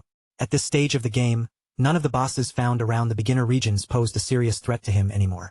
He decided to return to town and publish a request for information about the locations of silver tier and gold tier bosses. With a steady supply of targets to hunt, he could keep gaining rewards while pushing his leveling speed to the absolute maximum. Before Qin Feng left, Wang Meng contacted him with an unexpected message. Qin Xiaoyu, the priestess from Wang Meng's team, wanted to give Shadow a skill book. Qin Feng found the offer rather interesting and began wondering exactly what kind of ability she intended to send him. Qin Feng was somewhat surprised that Qin Xiaoyu had suddenly offered him a skill book, especially when it was merely bronze tier. He was curious about the ability, so he considered taking a look. Still, Qin Feng was no fool. By now, nearly everyone suspected that Shadow had killed Song Fei. Yet Qin Xiaoyu had chosen this exact moment to approach him with a gift. In the end, he rejected the offer while quietly wondering whether she wanted to establish a connection with him, avenge Song Fei, or perhaps accomplish both at once. Wang Meng passed Qin Feng's response back to her without softening it. Shadow considered the skill book complete trash, had no use for it, and suggested that she keep it or sell it herself for money. Qin Feng then told Wang Meng to meet him in town. He had several valuable items to sell, so Wang Meng needed to prepare a considerable amount of tradable lifespan beforehand. Wang Meng fell silent for a moment before looking at him with unusual seriousness. As he prepared to ask the question weighing on his mind, Qin Feng directly asked whether he wanted to know if Shadow had been the one who killed those people. Without attempting to avoid the subject, Qin Feng calmly admitted the truth. He was indeed the person who had killed them. Qin Feng regarded Wang Meng as a genuine friend, so he understood why the man had reached that conclusion. During the period when Song Fei was murdered, Shadow had remained disconnected from the game the entire time. Both the motive and the timing matched perfectly. The fact that Wang Meng was asking him directly also meant the authorities had already pieced together most of the truth. Qin Feng asked whether Wang Meng intended to arrest him. In roughly 2 hours, other players would begin reaching level 10, and once they discovered that game abilities could be transferred into reality, the secret would spread beyond anyone's control. Qin Feng saw this moment as the perfect opportunity to observe how the Great Xia government would respond, treating the situation as a test of their future relationship. After making his decision, Qin Feng returned to Firefly Town, where he soon reunited with Wang Meng and the rest of the group. And Yu studied him closely and asked whether he was truly admitting that he had personally killed Song Fei. Qin Feng gave a calm nod, confirming the accusation without showing the slightest trace of hesitation. A faint smile appeared on Yu's face. She explained that Qin Feng was indeed their primary suspect. However, they were also aware that Song Fei and Jiang Lai had acted against him with malicious intent. The Jiang Industries had even abducted and abused numerous players, forcing those victims to work against their will. Under those circumstances, Yu explained that Qin Feng's decision to kill the two men could, strictly speaking, be regarded as an act of self-defense. Qin Feng immediately understood their position. Since the authorities had been unable to uncover Shadow's true identity, they had chosen to maintain a temporary cooperative relationship instead of turning him into an enemy. In his previous life, Qin Feng had also worked closely with government officials, and his record had remained completely clean. This life, however, had already begun moving in a different direction. Qin Feng had directly killed both Song Fei and Jiang Lai, and those actions might create consequences that had never existed before. Rather than fearing the changes, he was eager to discover how greatly his rebirth could reshape that game-dominated era of disaster. For the moment, Qin Feng decided to sell the platinum-tier items he had no intention of using. Since Wang Meng's group was supported by the authorities, they could purchase equipment and skill books belonging to nearly any class. More importantly, they possessed enough resources to make the transaction worthwhile. Qin Feng opened the trade window and displayed his collection. The others immediately stared in disbelief when they saw multiple platinum-tier pieces of equipment and skill books. Someone exclaimed that Shadow could not possibly have achieved the first kill of a platinum-grade boss. Yet they quickly rejected that idea, because no global announcement had appeared. Qin Feng casually explained that his luck had simply been decent and that he had discovered several treasure chests. Xiao Zhu could verify his claim, since she had personally obtained an emerald-tier skill book as well. The mage quickly confirmed his explanation, telling everyone that she had watched Qin Feng open the emerald-tier treasure chest with her own eyes. Little Black immediately felt a trace of jealousy when she heard Qin Feng affectionately call the mage Xiao Zhu. When speaking to her, however, he usually addressed her with nothing more personal than you. Noticing her reaction, Qin Feng jokingly decided to call her Little Blackie instead of Little Black. The new nickname only made her angrier, and she sharply told him that Little Black was already good enough. Wang Meng could only let out a helpless sigh, remarking that some people simply could not be compared with others. The contrast truly was frustrating. His group had struggled tremendously just to defeat a single silver-grade boss, while Shadow casually opened platinum-tier and emerald-tier treasure chests as though such rewards were completely ordinary. Qin Feng then listed the prices for everything he intended to sell. The platinum-grade archer skill book had a fixed price of 2,500 days. The platinum-grade berserker weapon would cost 1,500 days, while the platinum-grade mage skill book was priced at 3,000. A package containing gold-tier equipment and skill books would cost 8,000 days. Including the rest of the platinum equipment and skill books, 25 items in total, Qin Feng offered them a discounted final price of 16,000 days. Wang Meng was stunned by the enormous figure and immediately turned to Yu, telling her to pay whatever Shadow requested. He then asked whether she truly had no intention of bargaining. Yu merely smiled and said the price was actually quite reasonable. She would also add the lifespan that Xiaozhu and Wang Meng still owed her from their previous purchases into the same transaction. The system soon confirmed that the deal had been completed. Qin Feng looked at Yu approvingly and praised her as a true heroine. Straightforward, decisive, and completely unwilling to waste time. Privately, Qin Feng knew that once a player possessed more than 10,000 days of tradable lifespan, the system would begin displaying the amount in years instead. 60 years amounted to roughly 22,000 days, and at the current exchange rate, that lifespan was worth approximately 400 million in cash. Even for the government officials of Zhanghai City, spending that much represented an enormous financial burden. Still, the value they gained was far greater than the money they paid. With this collection of equipment and skill books, numerous teams under Zhanghai's authority could begin developing ahead of schedule. Qin Feng understood that the stronger the government became, the more unnecessary disasters they could prevent in the future. Greater strength would also give Great Xia an important advantage during eventual confrontations with foreign powers. Once the transaction was finished, Yu informed Qin Feng that Zhejiang Industries was still holding several players captive. Her group was preparing to launch a rescue operation, and she directly asked whether Shadow was willing to join them. Qin Feng found the situation rather puzzling. He could not tell whether the authorities genuinely wanted to recruit him or were simply searching for a way to justify the fact that he had killed Song Fei. He refused to join their rescue operation, but before leaving, he decided to reveal something important. Their suspicions had been completely correct. He had indeed used abilities taken from the game to kill both Song Fei and Zhang Lai. The blunt confession instantly left everyone around him staring in shock. Qin Feng then explained the secret clearly. Once a player reached level 10 inside the game, they could spend their accumulated lifespan to extract a learned skill and bring that ability into the real world. And Yu immediately understood the danger behind his warning. That was likely why Zhejiang Industries had suddenly begun purchasing large amounts of lifespan. Once their own players reached level 10 and transferred their powers into reality, any attempt to rescue the captives would face far stronger resistance. Seeing that she had grasped the situation so quickly, Qin Feng gave a satisfied look and decided it was time for him to leave. A moment later, Qin Feng's body melted into a dark shadow. His figure faded completely, and before anyone could react, he had already vanished from the area. After Qin Feng disappeared, Yu's expression turned serious as she issued Wang Meng a new order. From that moment onward, their members would stop leveling as one group and split apart instead. Their 6-person squad was already too powerful for the nearby monsters, often destroying ordinary enemies with a single strike and wasting much of their combined damage. By separating and having each veteran lead a different team, they could greatly increase the group's overall leveling efficiency. Wang Meng nodded in agreement, and Yu then emphasized that their most urgent goal was to push every important member to level 10 as quickly as possible. Once the decision was made, Yu instructed Wang Meng to log out temporarily and report the crucial information Qin Feng had just revealed.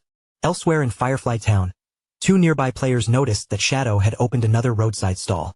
This time, however, he was not displaying items for sale. Instead, he had posted a request to buy information. A system notice appeared above the stall, clearly announcing Shadow's offer. He would pay 30 days of lifespan for the coordinates of a silver tier boss and 100 days for the location of any gold tier boss. After reading the notice, one of the men standing nearby suddenly curled his lips into a confident smile, as though he had finally found an opportunity. The man stepped toward Qin Feng and delivered a message from his young lady. As long as Shadow agreed to help her level up, she was willing to pay 300 million in cash and even give him shares in Zhejiang Industries. The man spoke as though the decision should be obvious, reminding Qin Feng that an opportunity this generous might appear only once in an entire lifetime. The surrounding players quickly noticed that the messenger had apparently never logged out during the recent chaos. He clearly had no idea that Shadow had already killed both Song Fei and the young heiress of Zhejiang Industries in the real world. Several people whispered among themselves, stunned to learn that the Zhejiang girl was dead as well. Some had seen her before and muttered that, despite everything, it still seemed like a waste. The messenger's expression twisted with anger when he heard their words, but deep down, he knew Zhang Lai had brought the disaster upon herself. She had originally planned to capture Shadow in reality and force him into illegal work, only to be killed on the spot before her plan could succeed. The news struck him like a bolt of lightning. Zhang Lai was truly dead. He remembered how she had first offered Shadow 10 million to carry her through the game. When Shadow refused, he had rushed forward to accept the opportunity himself, blinded by the promise of money. He had believed he would receive a massive payment of 5 million, but when he went to collect it in the real world, her people knocked him unconscious instead. When he finally woke, he found himself imprisoned inside an unfamiliar basement. From that day onward, they whipped and abused him constantly, forcing him to earn lifespan for them inside the game while also luring more unsuspecting players into the same trap. He had never imagined that while he remained trapped under their control, Zhonglai had already been hunted down and killed by Shadow. A bitter laugh escaped his throat. That vicious woman had received exactly the death she deserved. He had once mocked Shadow for foolishly refusing such a profitable offer, but now he finally understood that Shadow had never been the fool. The truly stupid one had been himself. Qin Feng studied the man's changing expression and immediately guessed that he had probably helped Zhonglai lure and imprison quite a few victims. The man became visibly nervous and hurriedly denied it, insisting that he had been forced into everything before turning to leave. Qin Feng had no interest in arguing with someone like him. In his eyes, the man was worthless trash, and the authorities could deal with him later. Soon afterward, 2 other players approached Qin Feng with a genuine offer. They claimed to know the location of a silver-tier boss and were willing to sell the coordinates for the advertised price of 30 days. After confirming the terms, they proposed completing the transaction immediately. Just then, a new player entered the town and instantly drew everyone's attention. Whispers spread through the streets as people recognized her as Ace of Spades. In reality, she was rumored to be Qian Shishir, heiress of the powerful Qian group. Nearby players warned one another to keep their distance, saying she had already killed several people and might attack anyone carrying a large amount of lifespan. Qian Shishir entered the game surrounded by a group of men who had logged in alongside her, forming an imposing entourage as they moved through the town. Looking around at the world of God-forsaken, Qian Shishir could not help smiling dismissively. In her opinion, the game was nothing remarkable. A person only needed enough money to purchase powerful equipment and valuable skills. As long as her combat strength remained ahead of the average player, she could simply hunt down anyone carrying lifespan, kill them and seize everything they had accumulated. Even so, irritation continued burning inside her. This damned game had disrupted her plans and delayed the international flight she had been preparing to take. By that time, she believed she should already have been in North America, indulging herself with Big Dick and Max Fackel while losing herself completely in pleasure and passion. Her gaze soon settled on 2 nearby players who were trembling under the pressure of her presence. Being trapped in Great Xia's magic city and unable to leave the country had already ruined her mood. As she looked at the Great Xia men around her, she regarded each of them as weak and insignificant as insects. In her eyes, Tony and his companions were far more attractive. Tony grinned when he heard her praise and said she clearly had excellent taste. He boasted that they were naturally much stronger than the men of Great Xia and superior in that particular area as well. He then teased that once they returned to reality, she could personally experience the difference. His words made Qian Shishir's cheeks flush bright red. Qian Shishir had also heard that the useless Song Fei was already dead. She had once played alongside him, only for him to disappear from the game within a single minute. From her perspective, he had always been nothing more than worthless waste. What truly excited her was the identity of the person rumored to have killed him. The man was called Shadow. Although he came from Great Xia, he was still ranked number 1 in the entire world. Someone that powerful might actually be worth meeting. Since Shadow had been capable of eliminating Song Fei, Qian Shishir reasoned that killing an ordinary person in reality should be effortless for him. She quickly decided that this was the perfect chance to establish contact with him. Turning toward her followers, she announced that she would log out briefly, make a phone call, and arrange for someone to approach Shadow on her behalf. Qian Shishir believed that Shadow might ignore ordinary cash, but there was no chance he would reject an offer of 3,000 days of lifespan. In her mind, earning that reward would require nothing more than killing an ordinary person with a casual flick of his hand. A quiet, sinister laugh echoed inside her thoughts. She had never forgotten the look on Qin Feng's face when he rejected her offer, and she coldly promised herself that he would soon be dead. At the same time, deep inside a forest, a player finished off a monster. The creature's corpse dissolved into tradable lifespan, while a healer standing behind him continued restoring the damage he had suffered during the fight. The exhausted man bent forward, struggling to catch his breath, before complaining to Qin Xiaoyu. He begged her not to be so extreme with her healing next time, saying he had nearly been sent off to meet his great-grandmother. Qin Xiaoyu immediately turned her back on him and demanded to know why he was speaking so harshly. After all, he was still alive. The man looked confused and hurriedly explained that he had not meant to sound fierce. He had only been offering her a reminder. Qin Xiaoyu then mentioned that the system had warned her that her hunger level had reached 90%. She decided to log out and eat with her friend Yan Yan. The 2 girls disappeared from the forest a moment later, leaving the man standing there in bewildered silence. Once they were gone, anger surged through him. Qin Xiaoyu had once addressed him respectfully as her boss, but after catching a single glimpse of Shadow, she had started looking at him with open disgust. Humiliated by the change, He swore to himself that sooner or later, he would tear the clothes from her body. Meanwhile, Qin Xiaoyu disconnected from the game and opened her eyes inside the new house she had recently purchased. The moment she woke, the emptiness in her stomach became impossible to ignore. She picked up her phone and searched for something to eat, only to stare at the screen in disbelief. Every nearby restaurant had closed, and not a single delivery driver was accepting new orders. Qin Xiaoyu could not help wondering whether everyone had entered godforsaken. Her thoughts drifted back to the days when she lived with Qin Feng. He had always prepared delicious meals for her, and she had never needed to lift a finger or even think about feeding herself. The memory only made anger flare in her eyes. She quickly forced herself to stop thinking about him and reminded herself to be more ambitious. It was only a meal after all. Compared with the freedom she had finally gained, such a minor inconvenience meant nothing.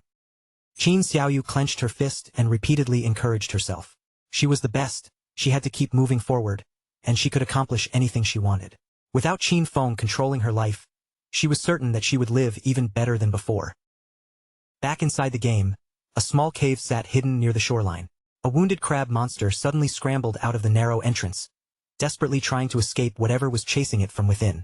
The instant the crab emerged from the cave, a blade flashed through the air. Before the creature could take another step, its entire body was sliced cleanly into two halves. Shadow stood behind the fallen monster and slowly lowered his weapon. He released a quiet breath, reflecting that he had already killed 4 silver-tier bosses in slightly more than an hour. Overall, his hunting efficiency had been quite impressive. Each silver-tier boss had rewarded Qin Feng with 16 evolution points. As the crab's corpse dissolved into lifespan, he calculated that every silver boss had produced an average of roughly 3,500 days of tradable lifespan. Thanks to those generous rewards, every piece of equipment he wore was now gold tier or better. A satisfied smile appeared on Qin Feng's face as he reviewed his improved attributes. His cooldown speed had risen from 55% to 75%. Shadow Slash, which originally required 12 seconds before it could be used again, now refreshed in only 6.8 seconds, greatly increasing his sustained damage. Since no platinum-tier bosses existed around the outskirts of the beginner town, gold-tier equipment was currently the best gear available in the region. At this point, replacing equipment would no longer provide the major improvement Qin Feng needed. The only reliable path to greater strength was advancing his profession. Qin Feng knew that the platinum-tier bosses waiting ahead would possess at least level 2 anti-stealth abilities. He needed to complete his profession advancement as soon as possible and raise his invisibility to level 3. Unfortunately, he was still more than 20,000 experience points away from meeting the requirement. Only after raising his stealth to level 3 or higher could Qin Feng reduce the risk of unexpected trouble when challenging platinum-tier bosses. After all, in his previous life, bringing down even one platinum boss had required a perfectly coordinated team of 20 players. With that goal fixed in his mind, Qin Feng decided to return to town first and contact the officials so he could sell off everything he no longer needed. His figure gradually faded into invisibility as he set out, determined to stay ahead of every other player and seize the world's first solo kill of a platinum-tier boss. When Qin Feng returned to town, his tradable lifespan had already climbed to an astonishing 105 years. As he walked through the crowded streets, one player eagerly called out to him, asking Shadow to remember them the next time he obtained more equipment to sell. In total, Qin Feng possessed nearly 40,000 days of tradable lifespan. With such an enormous reserve, he knew he would be able to extract quite a few abilities from the game and bring them into reality. Nearby, a man concealed behind a stone pillar cautiously leaned out and studied him. The moment he recognized Shadow, a pleased smile crossed his face. He quickly approached Qin Feng and asked whether he accepted assassination contracts, explaining that the target needed to be killed in the real world and promising that the payment would be worthy of the job. Qin Feng did not even slow down. He ignored the stranger completely and continued walking away as though the offer had never been made. Seeing Shadow leave, the man immediately panicked and hurried in front of Qin Feng to block his path. He insisted that the target was merely an ordinary person named Qin Feng and promised to provide the exact address. Since Shadow had already killed someone as powerful and famous as Song Fei, eliminating an ordinary man should be effortless. In the messenger's eyes, refusing such easy money would be foolish. Qin Feng stopped and stared at him with a cold, unreadable gaze. Although the request shocked him, he calmly asked whether this Qin Feng had somehow offended the person behind the contract and why they were so determined to have him killed. He then told the man not to worry, making it sound as though he was considering the offer. The messenger's confidence returned, and an arrogant smile spread across his face. He assured Shadow that the reward was anything but small. Once the assassination was completed, Shadow would receive 3,000 days of tradable lifespan. Qin Feng's interest immediately sharpened. At current prices, 3,000 days was worth roughly $50 million, making it a surprisingly generous offer. Still, Qin Feng could not help wondering who wanted him dead. He had never met the messenger in reality, nor did he recognize him as any important player from his previous life. That meant the man standing before him was probably nothing more than an intermediary, while the true person ordering Qin Feng's death remained hidden behind the scenes. In his previous life, Qin Feng's conflicts with others had only begun surfacing during the later stages of God-Forsaken.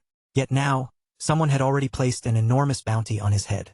The messenger smiled as though the offer were irresistible, while Qin Feng silently concluded that the contract must be connected to an old grudge from before the game's arrival. Only someone who genuinely hated him would be willing to spend such a tremendous amount. As Qin Feng considered the possibilities, one particular name rose above all the others. Could the person behind this contract be Qian Shishir? No one understood her better than Qin Feng. Qian Shishir possessed both a clear motive for wanting him dead and more than enough wealth to hire someone powerful enough to carry out the assassination.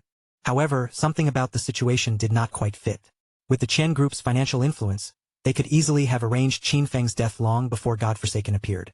This contract therefore had to serve another purpose. Qin Feng suspected that Qian Shishir's real objective was to establish contact with Shadow. Killing Qin Feng was probably only an added benefit, a petty act of revenge because he had once rejected her invitation to have fun. Qin Feng laughed inwardly at the irony. He had not even gone looking for her yet, but she had already delivered herself straight to him. A faint smile appeared on Qin Feng's face as he finally agreed to accept the contract. However, he immediately set his own conditions. Half of the payment had to be delivered in advance, and he alone would decide when the assassination would take place. The messenger's expression stiffened at those demands. He nervously asked Shadow to wait for a moment, explaining that he needed to contact his superiors before agreeing to such terms. After consulting the people above him, the man returned and agreed to pay half the reward in advance. The transfer was completed directly through the system, placing 1,500 days of tradable lifespan into Qin Feng's hands. Qin Feng was more than satisfied to collect the deposit first, treating it as interest on the trouble Qian Shishir had caused him. Deep inside, he gave a cold snort and silently told her to wait. He would be coming for her soon. The messenger then handed over the target's address and detailed personal information, confidently claiming that someone with Shadow's abilities would have no difficulty locating him. When Qin Feng examined the file, even he was momentarily surprised. Every detail about his identity and residence was completely accurate. After memorizing the information, Shadow turned to leave and casually told the messenger to wait for news. The man watched him walk away with growing irritation, annoyed by Shadow's arrogant attitude. In his mind, they were both working for Miss Chen, so he could not understand why Shadow acted as though he stood above everyone else. Before Qin Feng could move far, another voice suddenly called out from behind him, asking him to stop and wait. This time it was a woman who approached. She had heard that Shadow was purchasing boss coordinates and asked whether he was still interested. According to her, she knew the location of a gold-tier boss. With a friendly smile, she named her price as 100 days and even offered to let him pay only after personally confirming that the boss was there. Qin Feng found those terms perfectly reasonable and agreed to accompany her. The woman motioned for him to follow, explaining that the location was somewhat distant and lay far to the north of the town. As they traveled, Qin Feng asked what the boss was called. The woman answered that its name was the Plague Enveloper. Since she knew the creature's exact name, Qin Feng asked whether she had truly seen it herself. She admitted that she had, then hesitantly questioned whether he intended to challenge it alone. The boss released poisonous area damage, so she suggested bringing a healer as a precaution. Qin Feng rejected the suggestion without hesitation and chose to proceed without any healer. He knew the Plague Enveloper well enough to confirm that it was indeed a genuine gold-tier boss. The creature's most dangerous ability was the poisonous aura surrounding its body. Anyone who remained within range would continuously lose health every second. Normally, defeating such a boss required overwhelming it before the poison drained the entire team. For Qin Feng, however, killing it quickly would require nothing more than a few well-placed skills. Not long afterward, the woman led Qin Feng to the entrance of a secluded cave. She pointed into the darkness and explained that the boss was hidden somewhere inside. Her team had already cleared away all the ordinary monsters along the route, but they had been completely unable to defeat the boss itself. After saying this, she stepped forward and guided Shadow deeper into the cave. Inside, the tunnel eventually opened into a vast chamber. The woman raised her hand and pointed toward a strange tree standing in the center of a murky swamp, where thick poisonous mist drifted above the water. She quietly revealed that the tree-like creature was the Plague Enveloper. Seeing that she had told the truth, Qin Feng prepared to pay the promised lifespan. A system window appeared between them and confirmed that the transaction had been completed successfully.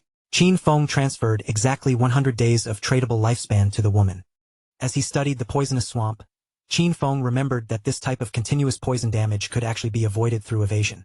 In that case, the 75% dodge rate granted by Phantom Blur would be extremely useful. The woman suddenly broke into a nervous sweat. With obvious fear written across her face, she confessed that there was something important she had to tell him. The entire situation was actually a trap. The moment Qin Feng began fighting the boss, another group would enter the cave and try to kill him. Worse still, those people possessed level 2 anti-stealth equipment. Qin Feng did not appear especially concerned by that information, but the woman continued. As part of the plan, she had been ordered to pretend to stand against the attackers, so she could gain Shadow's trust and move closer to him.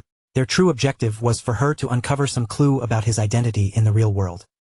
Qin Feng turned his gaze toward her and stared in silence. More than anger, his expression carried disappointment at how simple and childish their entire scheme had been. Under his steady gaze, the woman's face flushed and her nervousness became even more obvious. She quickly explained that she had also been forced into participating. She was revealing everything now because she wanted Qin Feng to deal with the person controlling the operation. They were blackmailing her in reality, and she wished for their deaths just as strongly as Shadow did. When Qin Feng asked who was behind the threat, the woman revealed the name Dongfeng Xian. She explained that Dongfeng Xian was also his in-game identity, and according to him, Shadow had already killed him once before. Hearing the name, Qin Feng immediately remembered the player who had first attempted to steal the Golden Ghost ship boss from him. It was the same man who later sent over a skill book and begged Shadow for forgiveness. The woman grew increasingly desperate. Since Shadow had been capable of killing Song Fei in reality, she believed he could also eliminate Dongfeng Xian. She had risked everything by revealing the truth and begged Qin Feng not to expose her betrayal. The best possible outcome, she insisted, was for Shadow to kill Dongfeng Xian completely. Otherwise, once the plan failed, her own life would be ruined. To Qin Feng, their entire arrangement was laughably immature. He had never even heard of Dongfeng Xian during his previous life, which probably meant the man had been eliminated during the early stages of the game. Qin Feng decided to deal with the boss first. As for Dongfeng Xian and his followers, crushing them afterward would be no harder than killing a stray dog that happened to pass by. Qin Feng activated invisibility and leaped directly from the edge of the cliff toward the poisonous swamp below. Before descending, he told the woman to continue following their original plan. She should allow Dongfeng Xian's people to approach, while he handled everything else. The woman watched him jump with panic flooding her face, convinced that the situation was completely hopeless. In her mind, Shadow was rushing straight toward death. Dongfeng Xian had once led 3 full teams, 18 players altogether, against the same boss, yet the entire force had been wiped out in less than 30 seconds. As Qin Feng dropped toward the plague enveloper, the woman shouted another warning after him. The boss's continuous poison damage was terrifyingly high. During their previous attempt, all 18 players together had failed to remove even 5% of its health. No matter how powerful Shadow might be, she believed there was no way to survive an indiscriminate poisonous aura that damaged everything within range.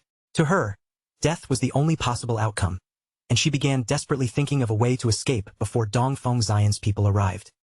The moment Qin Feng entered striking range, he activated Blessed Release. While the plague enveloper stirred and prepared to retaliate, he triggered Weakness Amplification, followed immediately by the Throat Slash effect. A sharp, determined light flashed in his eyes as every enhancement locked into place. Qin Feng burst forward and unleashed his attack without hesitation. A rapid chain of strikes tore into the boss, ripping away tens of thousands of health points in only an instant. Before the plague enveloper could properly respond, its enormous health bar plunged violently, dropping from full to well below the halfway mark. The woman stared down from above in complete disbelief. A single skill had erased nearly 2/3 of a gold-tier boss's health and inflicted more than 80,000 points of damage. The sight was so overwhelming that she could barely process what she had witnessed. As she watched the shattered health bar, only one impossible question remained in her mind. Was Shadow truly still human? In the next instant, Qin Feng vanished from beside the boss. Before the woman could locate him, he silently reappeared directly behind her. Fortunately, Blessed Release's active effect normally had a cooldown of 25 seconds. With Qin Feng's 75% cooldown speed bonus, that wait had been reduced to only 14.3 seconds.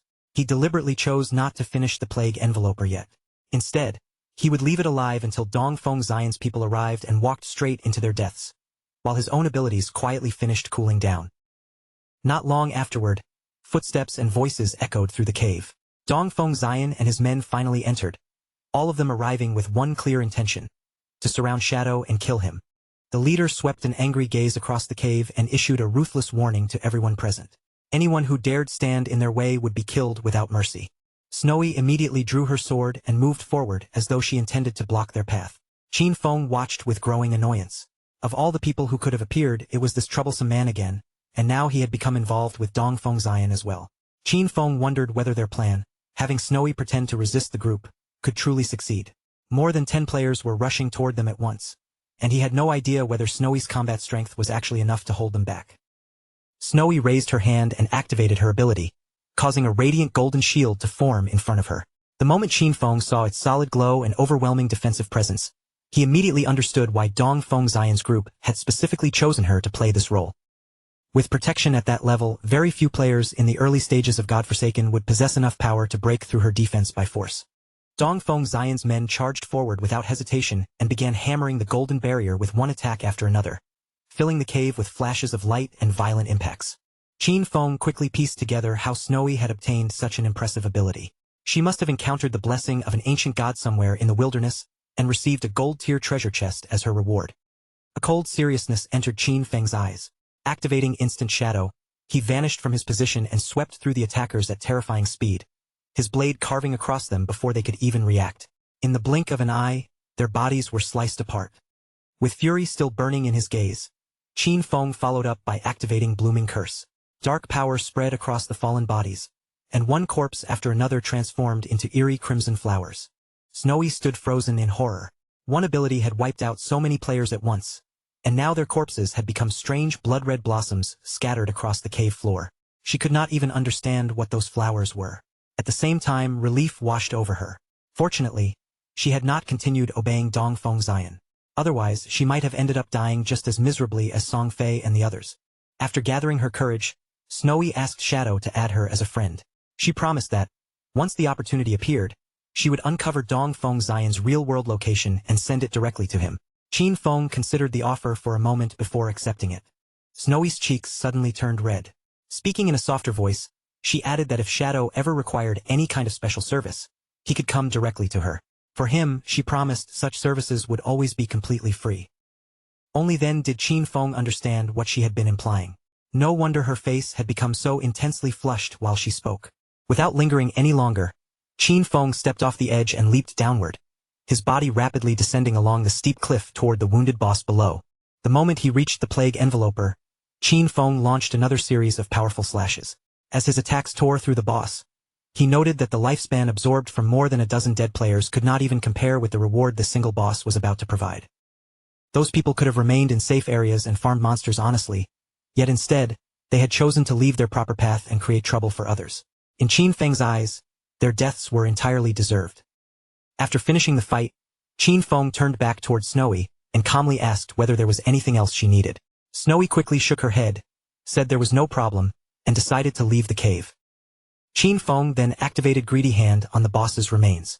A pleased smile appeared on his face when he examined the reward. It had been quite some time since he last saw an assassin skill book, and now another one had finally dropped. The new ability was a platinum-tier assassin skill called Darkest Hour.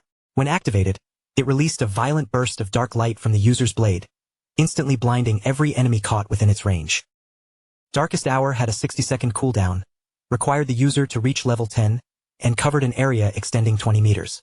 Its base blinding duration was 10 seconds, although enemies with higher spirit attributes would recover more quickly.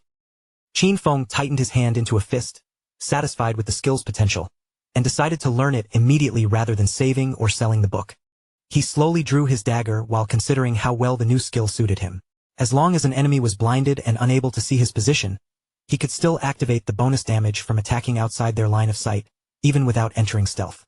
From now on, no matter how advanced a boss's anti-stealth ability became, it would no longer be able to completely suppress his damage.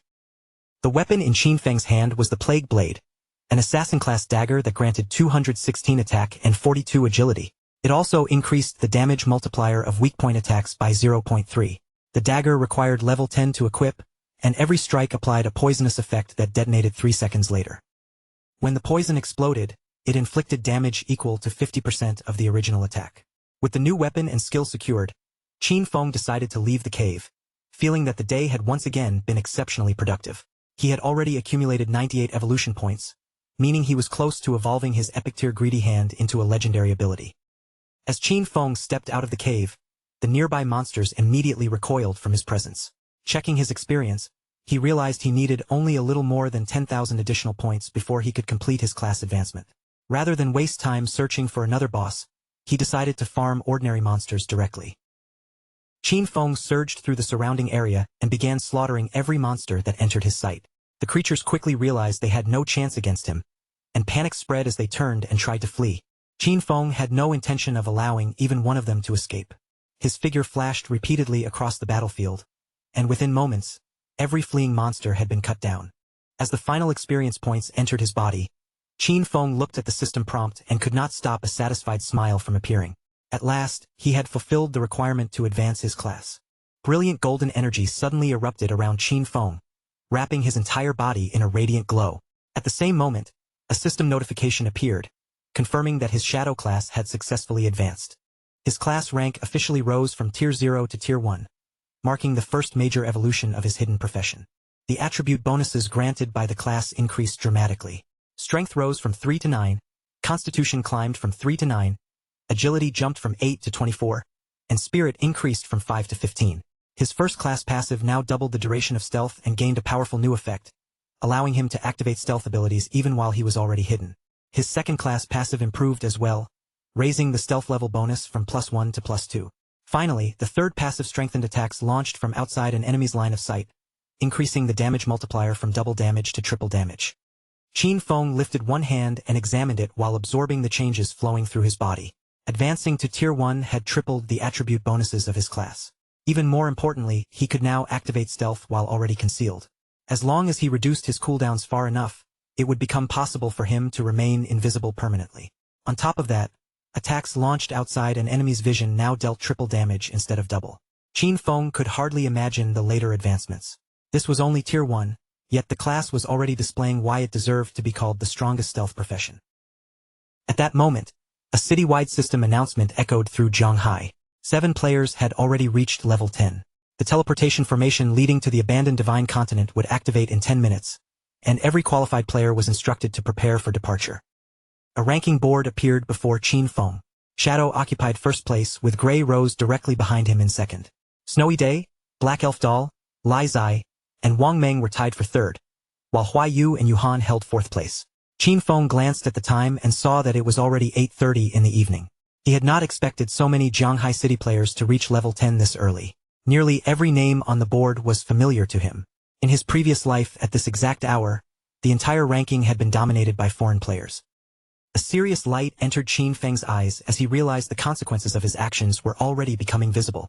The equipment and skill books he had sold had accelerated the growth of Great Xiao's players. Perhaps the world order from his previous life would truly change this time, and Qin Feng sincerely hoped that it would. Meanwhile, night had already fallen in the real world. Under the flashing lights of police vehicles, several men were being restrained and taken into custody. One officer reported that the main members of the Dejiang Industries criminal organization had all been arrested. However, 3 important suspects were still logged into the game. Because their physical bodies were currently in a state of non-existence, the police had no way to capture them and were awaiting further instructions from the commander. The commander praised the team for completing the operation successfully. He then ordered them to contact An Yu and assigned her group the task of finding a way to force the remaining suspects to disconnect from the game. The commander explained that the method should work even if the criminals remained inside protected towns where other players could not attack them. Their real bodies would still experience hunger. His subordinate nodded, understanding immediately. Once the suspects became hungry enough, they would have no choice but to log out and eat. The instant they returned to reality, the police could arrest them. Everyone felt relieved that the operation had proceeded so smoothly, and much of the credit belonged to Shadow. He had not only supplied crucial information about Dejiang Industries' crimes, but had also warned the authorities that game abilities could be extracted into reality. Had Shadow delivered that warning even slightly later, the criminal leaders under Zhang Lai's command would soon have reached level 10 themselves. Once those people extracted their skills, any attempt to arrest them could have caused enormous casualties. Several countries had already suffered small-scale uprisings resulting in thousands of deaths. Fortunately, the squad sent into the game by the Zhanghai authorities were now gradually reaching level 10, largely because of the equipment and skills Shadow had provided. The officials fully understood that Shadow had become an irreplaceable talent for Great Xia. No matter what it took, they needed to find a way to bind him firmly to their side and keep him aboard the same warship. At the same time, Qin Feng returned to Firefly Town. The moment Snowy spotted him, she approached with admiration written across her face, saying she never expected him to be such a great hero who had freed the town from evil. Qin Feng frowned and asked what nonsense she was talking about, telling her to stop rambling and get directly to the point. Snowy playfully stuck out her tongue before smiling at him. She told Qin Feng there was no need to act modest, because the authorities had already released an official statement. Dejiang Industries and Song Fei had been exposed as the people behind the kidnapping, imprisonment, and murder of numerous players. The announcement also claimed that Shadow had killed Song Fei and Zhang Lai under official orders. Qin Feng fell silent after hearing that explanation. He had not expected the authorities to publicly clear his name so thoroughly. After considering it, he concluded that they were most likely doing this to remove future obstacles and make cooperation with him easier. Qin Feng then asked whether Snowy had discovered Dong Feng Xian's location in the real world. She explained that he still had not disconnected from the game and asked Qin Feng to remain patient a little longer. The moment she obtained the information, she promised to send it to him. Qin Feng continued walking through Firefly Town while organizing his priorities. Every other matter could wait. The most urgent task was entering the abandoned Divine Continent. Around him, many players were already moving through the town's ordinary teleportation arrays, but no one had yet been able to activate the formation leading to the continent. Once the continental teleportation matrix became available, Qin Feng stepped onto it and chose the abandoned Divine Continent as his destination. The territories surrounding Firefly Town were nothing more than beginner areas. In his eyes, the real game would begin only after reaching that vast new land. The nearby players watched the formation light up and immediately stared in confusion. They had clearly seen someone activate the array, yet there was not a single visible figure standing on it. None of them could tell who had just teleported away. One player quickly exclaimed that it had to be Shadow. Another man looked completely baffled, insisting that he possessed level 2 anti-stealth and should have been able to see him. Someone beside him immediately called him an idiot and explained the obvious answer. Shadow's stealth level had already surpassed level 2. Several seconds later, Qin Feng's hidden figure arrived on the abandoned Divine Continent. As he looked across the unfamiliar yet deeply familiar landscape, he found that everything was exactly as he remembered from his previous life. The vast land around him was completely silent and deserted. No matter where Qin Feng looked, there was not a single other player anywhere in sight. As Qin Feng carefully explored the surrounding streets, a hidden monster watched him from the darkness, its glowing eyes fixed firmly on his every movement. These shattered buildings were the familiar ruins of Zhanghai City. Whenever players from different cities entered the divine abandoned continent for the first time, they would appear inside the ruins corresponding to their own hometowns. Even more strangely, every road and district perfectly matched its real-world geographical location, though no one had ever uncovered the reason behind that mystery. The creature finally crawled out from its hiding place, no longer bothering to conceal itself. The moment Qin Feng sensed the movement behind him, he immediately turned around to face it.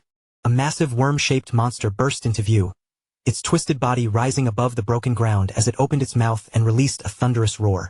Without giving Qin Feng any time to react, the monster launched a vicious attack. Its enormous body slammed down with terrifying force, shattering the ground and sending chunks of stone flying in every direction. But Qin Feng had already activated Shadow Blur. His figure flickered like a fading illusion, allowing him to slip away from the crushing strike before it could touch him. In the very next instant, Qin Feng activated Instant Shadow Slash. A cold flash swept past the monster, and before it could even turn, its huge body was cleanly sliced into two halves. A system window immediately appeared before Qin Feng, confirming that he had successfully killed a level 11 Earthshaker. However, before Qin Feng could move on, several more Earthshakers erupted from the ground and attacked him from multiple directions. He sprang into the air, narrowly avoiding their strikes, while a sharp glow appeared in his eyes. While still moving, Qin Feng activated Blessed Release and immediately followed it with Instant Shadow Slash. His blade flashed repeatedly through the air, tearing across the Earthshakers and cutting their massive bodies into scattered pieces. The fallen monsters quickly dissolved, their remains transforming into glowing lifespan. Looking at the dangerous ruins around him, Qin Feng understood that this continent no longer offered protected safe zones like the towns had. Monsters could be hiding beneath the rubble or lurking inside the ruined buildings in every direction. At any moment, another group could suddenly emerge and launch an attack without warning. Still, Qin Feng knew there was a way to secure this dangerous territory. As long as someone discovered one of the refuges hidden beneath the ruins, they could establish a fortress there and gradually take control of the entire surrounding area. Qin Feng clearly remembered that the finest refuge in the ruins of Zhanghai City was located toward the northwest. In his previous life, that exact underground stronghold had eventually become the refuge belonging to the Godslayer Guild. At the same time, elsewhere within the divine abandoned continent, another group of players had also completed their arrival. The newcomers were none other than Wang Meng and his party. Little Black stared around with visible surprise, while Wang Meng could not understand why this place looked exactly like the ruins of a modern city. Every broken street and damaged building felt strangely familiar to them. Little Black raised her hand and pointed toward a distant tower, asking whether these were actually the ruins of Zhongnan City.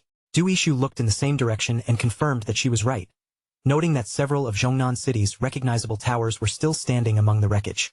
Little Black immediately began scanning the area, turning her head from side to side as she searched every nearby street. She had heard someone claim that Shadow had teleported here, so she kept wondering where he had gone. Gu Yishu told her to stop looking so desperately, reminding her that Shadow possessed the ability to turn invisible. At that exact moment, the ground suddenly split open and two earthshakers forced their way out from beneath the ruins. Wang Meng reacted instantly, pulling out his shield and shouting a warning that monsters were attacking them. Gu Yishu quickly raised her hand and activated her support skill, Elven Blessing, covering the party with its strengthening effect. The earthshakers charged forward almost immediately, striking Wang Meng's shield with tremendous force. He planted his feet firmly and held the defensive line, and with Gu Yishu's enhancement strengthening him, he managed to endure the monster's powerful blows. Gu Yishu urgently warned Wang Meng to remain careful. These were only ordinary monsters, yet every one of their attacks struck harder than the silver-tier bosses they had encountered around the starting town. The archer in their party pulled back his bowstring and activated Binding Shot. A glowing arrow immediately flew through the air, racing directly toward the attacking earthshakers. The instant the arrow reached its target, it erupted with energy. Several luminous ropes spread outward and tightly wrapped themselves around the monster's thick bodies, locking them firmly in place. Seeing that the skill had worked, the archer smiled with confidence.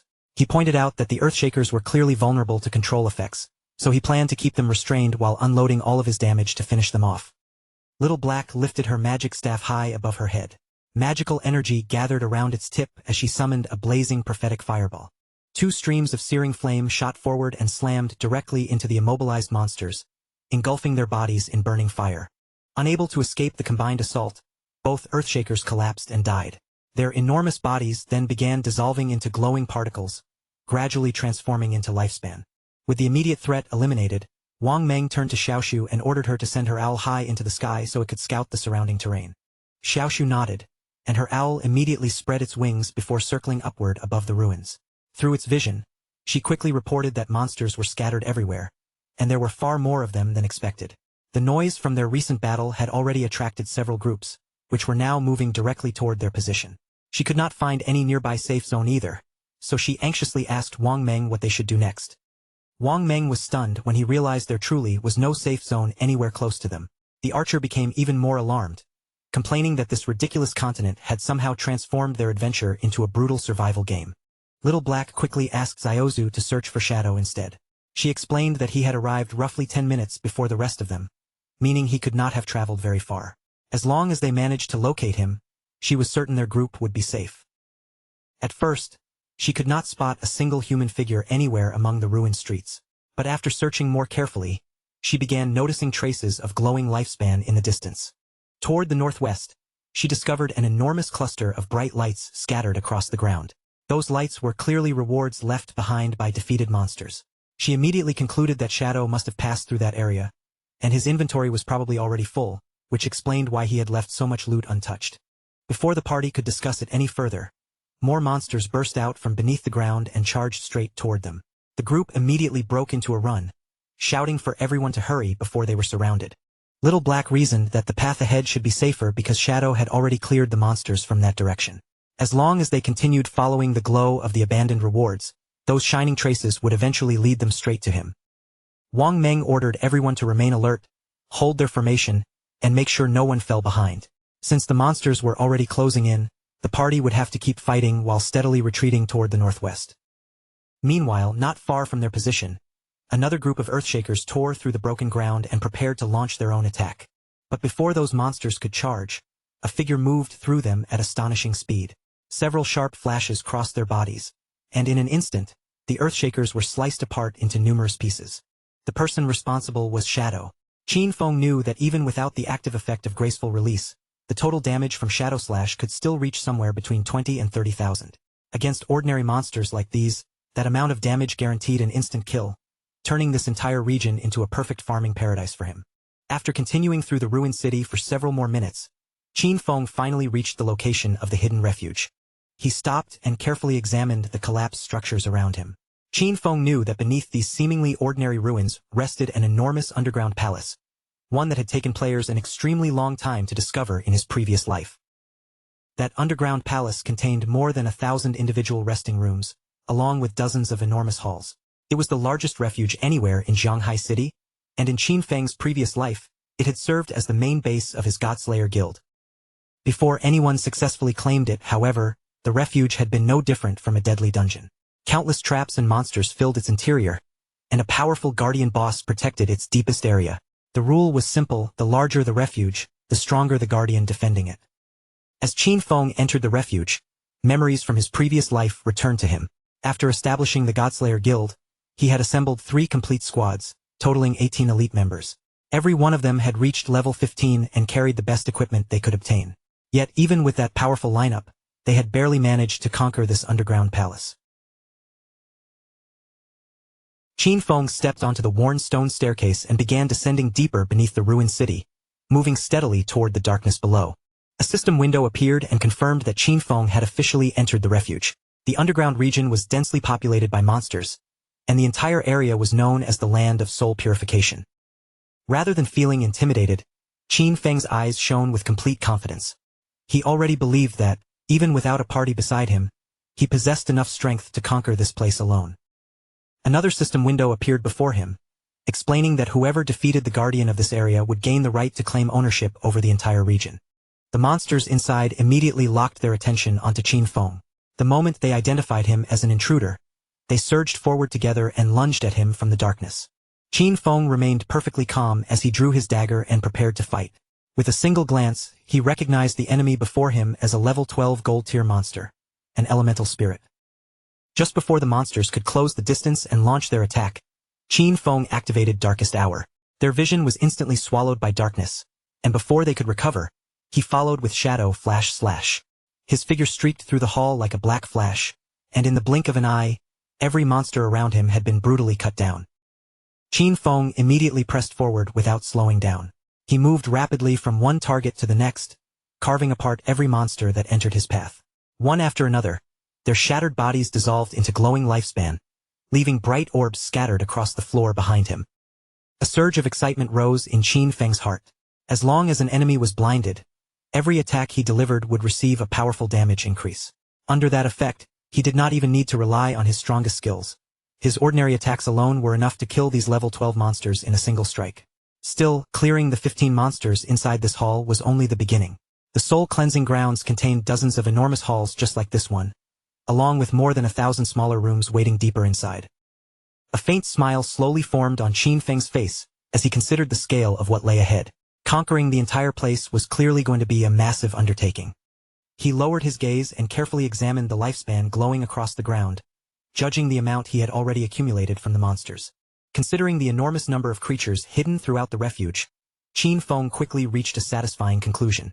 Once he eliminated every monster inside, the lifespan and evolution points he gained should be more than enough to evolve Greedy Hand another time. Qin Feng looked toward the floor ahead of him, and the relaxed light in his eyes gradually sharpened into a serious, focused gleam. He knew exactly what would happen next. Once every monster in each section had been completely wiped out, the guardian of the soul cleansing grounds would finally reveal itself. Not long afterward, 2 other players who had previously been inside a bookstore were suddenly teleported into the divine abandoned continent. The man stared at the unfamiliar surroundings with open confusion, unable to decide whether any of this was actually real. He questioned whether they had truly entered the divine abandoned continent. The girl beside him also looked unsettled, but for a different reason. The ruined streets around them felt strangely familiar, as though she had seen this place countless times before. After studying the broken buildings and surrounding roads more closely, the 2 of them finally recognized the truth. These ruins were none other than Chaoyu. As they continued exploring the region, they came across the ruins of Mountain City. Then, after traveling for several more hours, they eventually reached what appeared to be the ruins of London. The man stared at the distant city ruins in complete shock. A disturbing possibility suddenly entered his mind. Perhaps players from different regions had all been transported to ruined versions of the cities they originally came from.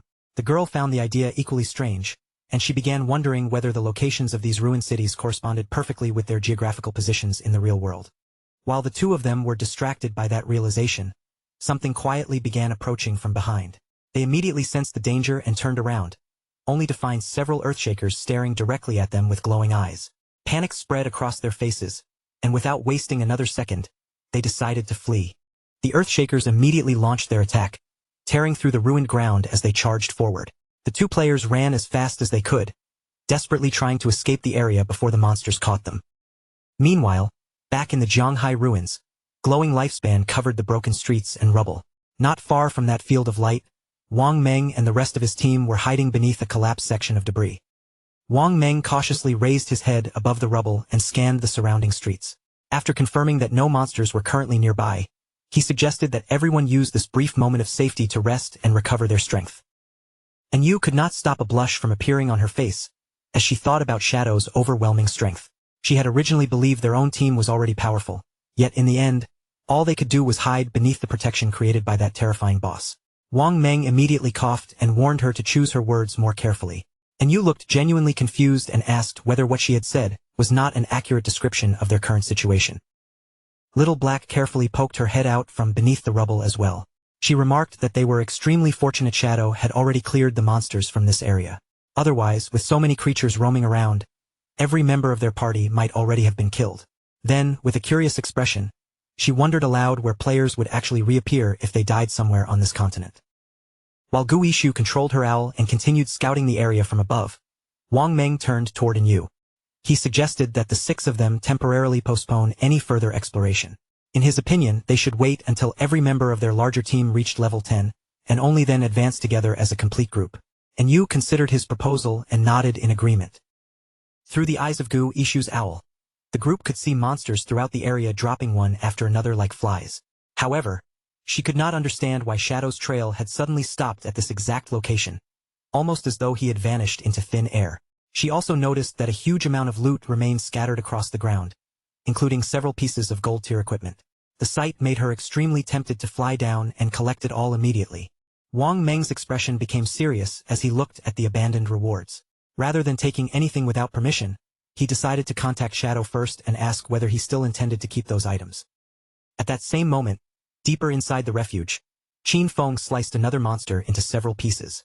The creature collapsed, and its remains transformed into yet more glowing lifespan orbs that joined the countless others filling the area. Qin Feng finally released a quiet breath of relief. After a long and relentless sweep through the refuge, he had at last eliminated every ordinary monster inside. By that point, he had completely cleared more than 40 large halls and searched through over 1,000 smaller rooms. Altogether, more than 400 monsters had fallen beneath his blade.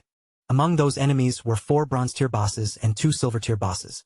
Defeating them had rewarded Qin Feng with over 80,000 experience points, while his accumulated evolution points had climbed to an impressive total of 205. Qin Feng continued walking through the now silent refuge, knowing he needed only 5 more evolution points before Greedy Hand could evolve again. At that moment, a message arrived from Wang Meng. He explained that their party had discovered some of the loot Qin Feng had left behind from the monsters he killed. Wang Meng asked whether they could collect those items and later compensate him with an equivalent amount of lifespan based on their value. After hearing the message, Qin Feng realized that Wang Meng and his official squad had also arrived in the divine abandoned continent. He saw no reason to refuse their proposal, so he gave them permission to gather the abandoned loot. Qin Feng also mentioned that he would contact them later because he had an entire batch of equipment he wanted to sell. Wang Meng thanked him and said their group would wait at coordinates 89,554 and 66,666, inside the shelter hidden within the ruins. Just then, thin arcs of electricity suddenly began appearing throughout the chamber. Qin Feng immediately stopped moving, his full attention locking onto the violent energy gathering ahead. The crackling electricity surged together and began racing rapidly toward Qin Feng, illuminating the surrounding darkness with blinding flashes. The moment he saw the lightning converging, Qin Feng understood what it meant. The guardian of the soul-cleansing grounds had finally appeared. From within the raging electricity, the figure of a lightning maiden slowly took shape before him. This creature was the Platinum Tier boss known as the Soul Purifier. A system window appeared beside the boss and displayed its information. The Soul Purifier was the guardian of this entire domain, and anyone capable of defeating it would immediately become the recognized master of the Soul Purifier's territory. Qin Feng quietly evaluated the enemy before him. He knew that the highest level monsters found anywhere within the city ruins could only reach level 15. This Soul Purifier, Faisal, stood at the very peak of the city ruins. It was not only the highest level monster in the region, but also the highest grade boss hidden there. If Qin Feng's memory was accurate, Faisal possessed a massive total of 750,000 health points and would pass through 3 separate combat phases before it could be defeated. Qin Feng decided to seize the initiative before the boss could fully begin its assault. He activated Instant Shadow Slash and struck first, but the attack barely seemed to affect the Soul Purifier's enormous health pool. Without hesitation, Qin Feng closed in and followed with Throat Slash. This strike landed more effectively, cutting into the boss and finally removing a visible portion of its health. The Soul Purifier responded by slowly raising one hand. Electricity twisted above its palm, rapidly condensing into a deadly spear of electricity. In the next instant, countless lightning spears appeared overhead and began raining down toward Shadow. Qin Feng immediately accelerated, weaving across the battlefield at high speed as each electrified spear crashed down around him. As Qin Feng dodged between the descending attacks, he clearly understood the danger. With his current defense and resistance to lightning, even a single direct hit from one of those attacks would almost certainly kill him. Any skill or attack released by a Platinum Tier boss or something even stronger carried an innate hit correction. Against ordinary monsters, Qin Feng's current 75% evasion rate meant they had only around a 25% chance of striking him. However, the Soul Purifier's attacks still had at least a 50% chance of connecting. Fortunately, Qin Feng's agility had already reached 182 points. At maximum speed, he could run faster than 40 meters per second. As long as he remained completely focused on the lightning's trajectory, he could move away before each strike fully descended. A fierce light burned in Qin Feng's eyes as memories from his previous life returned. Back then, he and his guild had only barely survived this battle, relying heavily on the priest's protective shield and an incredible amount of luck. This time, however, Qin Feng had no intention of repeating that desperate struggle.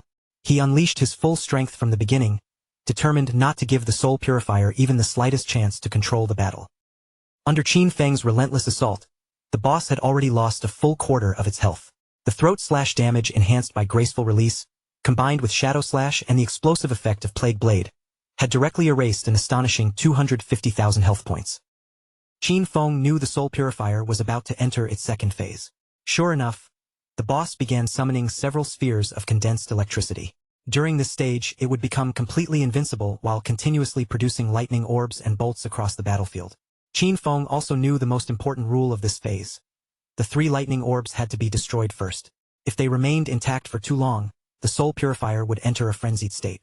The sight brought another memory from Qin Feng's previous life rushing back. During their first attempt, his entire team had been annihilated by the boss's frenzied damage. Afterward, Qin Xiaoyu had thrown an enormous tantrum and flatly refused to continue the raid. Because of that, Qin Feng left her behind during their second attempt, and without her, the team cleared the boss in a single run. Qin Feng immediately drew his venomous flying darts and hurled them toward the lightning orbs. He knew that every time one of those orbs was destroyed, the Soul Purifier would suffer a corresponding amount of damage. Once all 3 were eliminated, the boss would be forced directly into its third and final phase. Qin Feng flicked another dart through the air, striking the third lightning orb with perfect accuracy. The sphere shattered in a burst of electricity, and the Soul Purifier's remaining health instantly dropped below the halfway point. The boss's eyes flared with violent rage. It stretched one hand toward the battlefield, and crackling electricity immediately began spreading outward in every direction, covering more and more of the surrounding area. Qin Feng remained completely calm despite the lightning rapidly filling the chamber. He already knew that during the third phase, the Soul Purifier would repeatedly unleash enormous wide-area lightning attacks without giving him any room to relax. Qin Feng remembered just how desperate this battle had been in his previous life. Back then, the Godslayer Guild had outfitted every participating member with a complete set of lightning resistance equipment. They had also brought 4 priests and relied constantly on healing spells and protective shields. Yet even with all those preparations, the team had only barely managed to survive the boss's devastating final phase. This time, however, Qin Feng had no intention of going through that much trouble. He suddenly leaped high above the electrified floor, and as his body rose into the air, a dark defensive barrier rapidly formed around him. Qin Feng activated Graceful Release and immediately surrounded himself with the black light shield. Since violent lightning was continuously sweeping across the ground beneath him, he decided to abandon the floor entirely and launch his next attack from the air. Looking down, Qin Feng saw one lightning strike after another exploding across the entire chamber floor without pause. Rather than risk being caught inside that deadly field, he committed himself fully to an aerial assault. With Graceful Release empowering his damage and the black light shield protecting his body, Qin Feng steadied himself in midair and prepared to deliver the finishing blow. A fierce light of determination flashed through his eyes. He had already endured enough of the Soul Purifier's attacks, and he was ready to end the battle right there. Qin Feng activated Shadow Slash and shot forward with explosive speed. His blade swept across the boss in a single dark arc, cleanly severing the Soul Purifier's head from its body. With the Guardian finally defeated, Qin Feng descended from the air and landed steadily on the ruined floor as the electricity around him began to fade. A system window immediately appeared before him, confirming that he had successfully slain the Platinum-tier Soul Purifier Faisal. The rewards arrived one after another. Qin Feng advanced to level 11, raising each of his 4 main attributes by 4 points and granting him another 10 free attribute points. On top of that, he received 20 evolution points and an enormous reward of 1,520 days of tradable lifespan. A trace of satisfaction appeared on Qin Feng's face. By defeating Faisal, he had achieved the world's first kill of a Platinum-tier boss and earned 10 reputation points. More importantly, ownership of the entire soul cleansing grounds now belonged to him. Glowing lifespan covered the ground around Qin Feng, but the refuge itself was far more valuable than any reward scattered across the floor. He understood that a hideout was not merely a place for shelter and item storage. Its greatest value was that it could eventually be extracted from the game and brought into the real world. That function would become essential after the game descended, because ordinary real-world weapons would gradually begin to corrode. The most destructive weapons would fail first. Even nuclear bombs would become completely useless from the very first day. Aircraft, tanks, and other military machines might continue functioning for another month or two, but eventually, they too would decay into piles of worthless scrap. Once that happened, every battle in reality would depend entirely on the abilities, equipment, and power people extracted from the game. Once a hideout was transferred into reality, it could generate a powerful magical barrier around itself. Protected by that barrier, the entire structure would become an almost completely secure refuge against the dangers outside. Qin Feng fell silent for a moment before slowly walking away from the battlefield. Memories of his previous life surfaced in his mind, reminding him that the Godslayer Guild had once used this very underground palace as its central base, relying on it to expand and grow stronger without interruption. Many of those memories were filled with laughter and genuine happiness. Yet Qin Feng had also watched countless people enter and leave the guild over the years, bringing ambition, schemes, betrayal, and layer after layer of deception with them.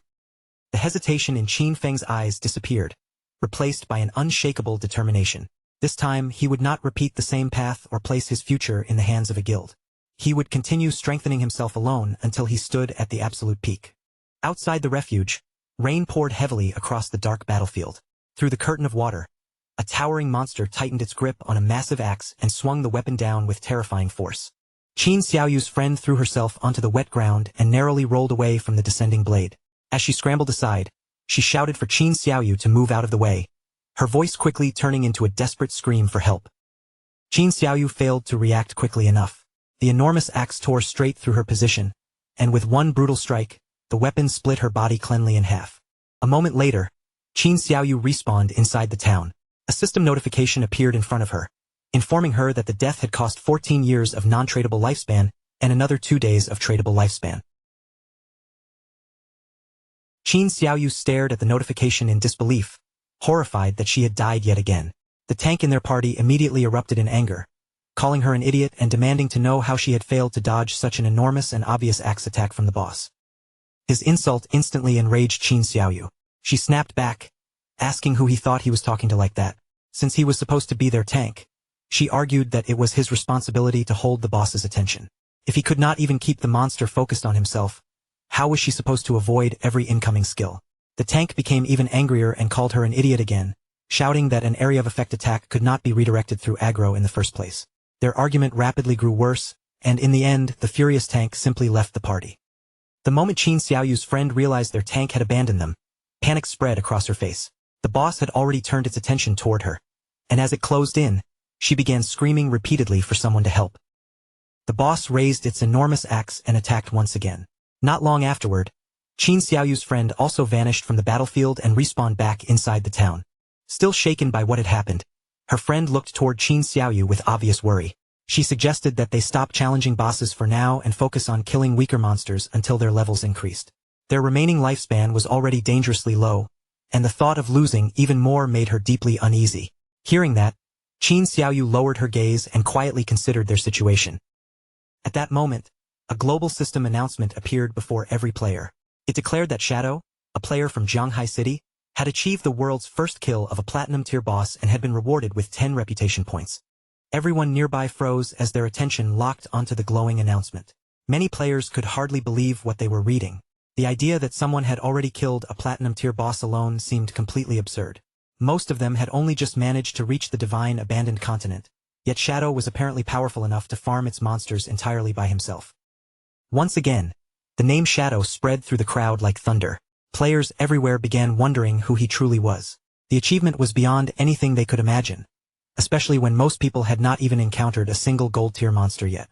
Whoever Shadow was, there was no doubt that his strength had already reached a terrifying level. Qin Xiaoyu stared at the announcement with a confused expression. She could not understand why everyone around her seemed so weak, yet Shadow was progressing at such an impossible speed. Her own group had nearly destroyed itself merely trying to defeat a silver-tier boss, so she could not imagine how Shadow had somehow secured the first kill of a platinum-tier boss.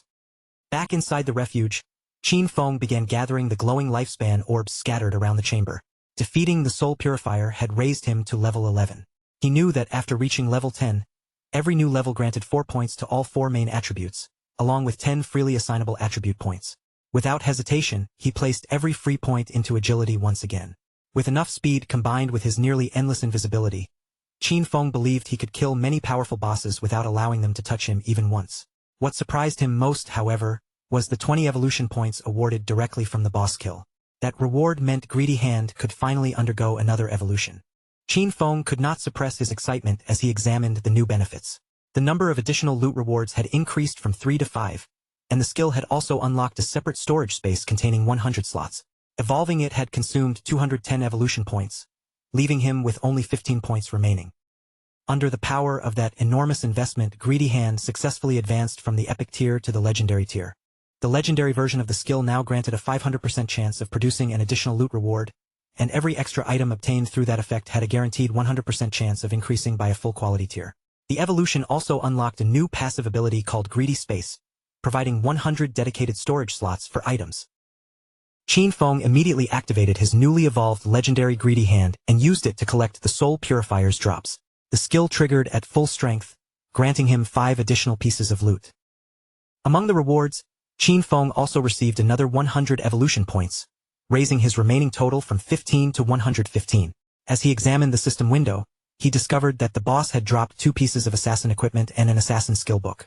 Unfortunately, his current level was still too low to equip or learn them, so he decided to place all 3 items inside the refuge warehouse for safekeeping. Qin Feng then summoned one of his devout believers. Once the figure appeared, he ordered it to search through the entire underground palace, collect every remaining piece of loot, and gather everything into a single organized pile. The devout believer immediately began carrying out the command. Watching it work, Qin Feng felt increasingly satisfied. With 115 evolution points still available, he could now strengthen several abilities that had not yet reached the epic tier.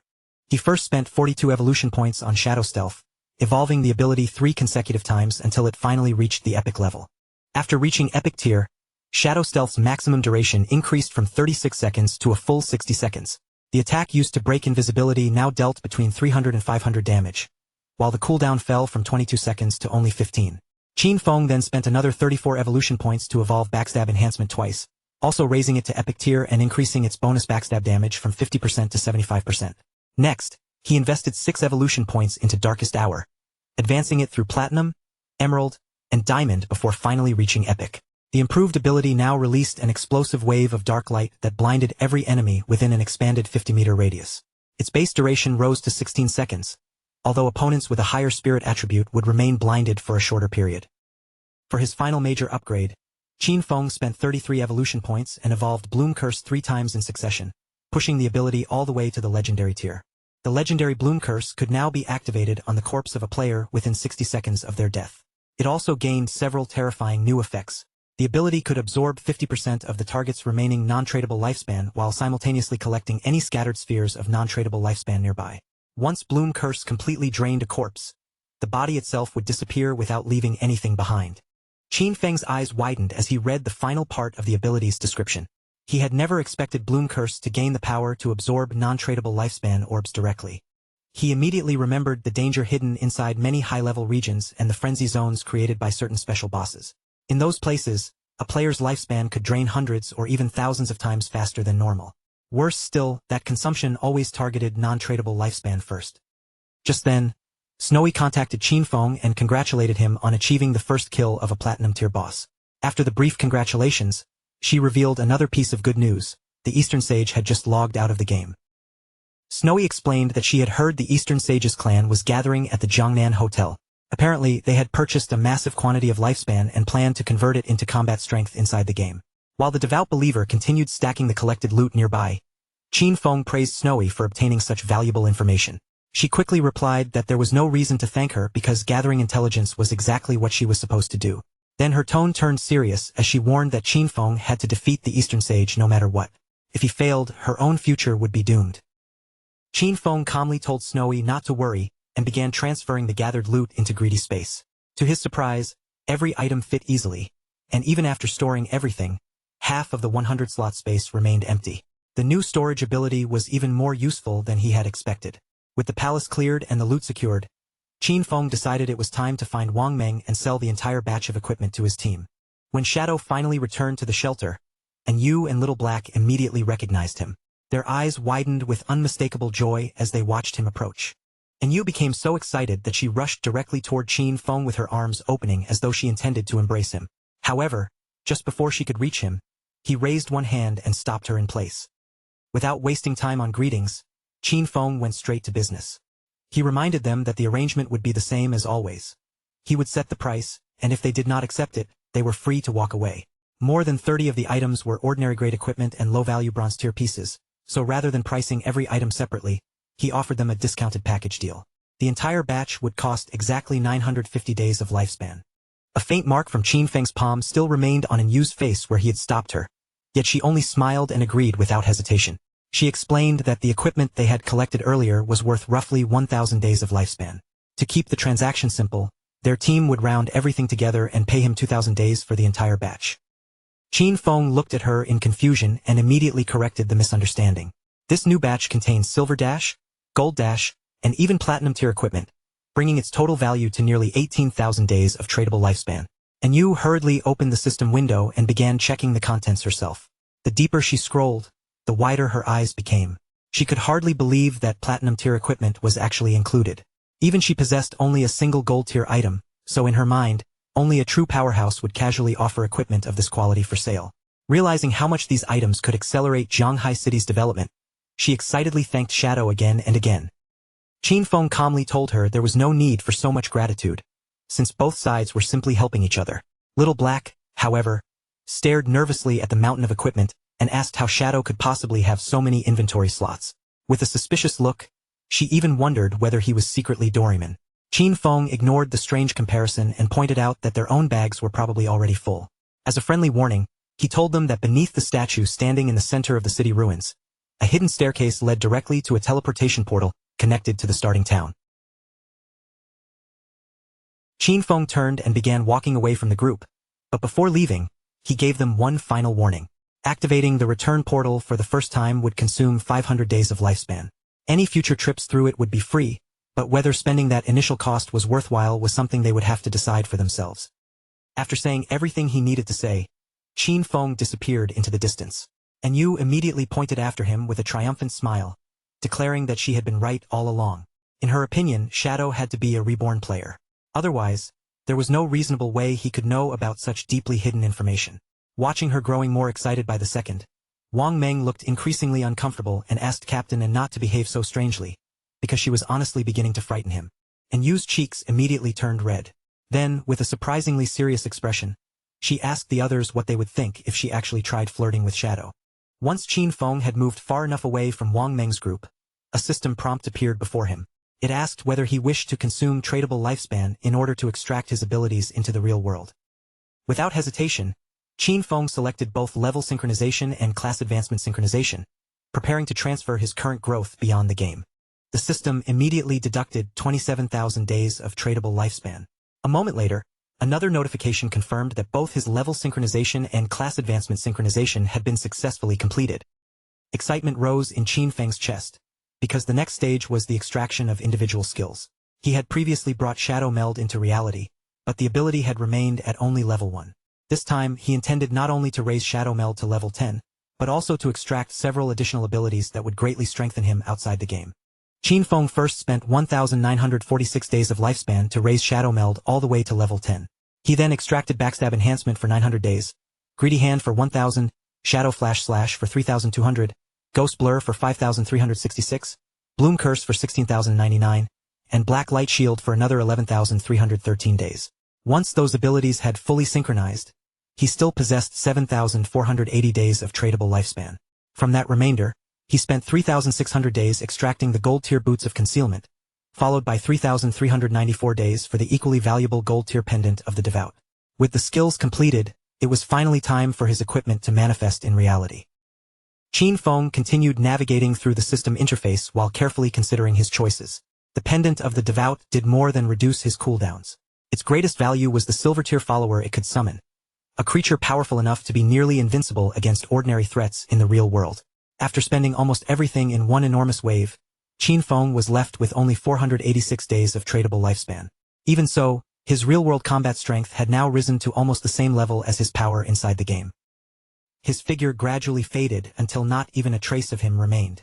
Qin Feng understood that he urgently needed to obtain more lifespan. By the next time he logged out, he wanted to possess enough resources to complete a full synchronization without leaving anything behind. Several minutes later, dark shadows rolled away from Qin Feng's body as his eyes opened inside the real world. Qin Feng remained still for a moment, silently considering his next move.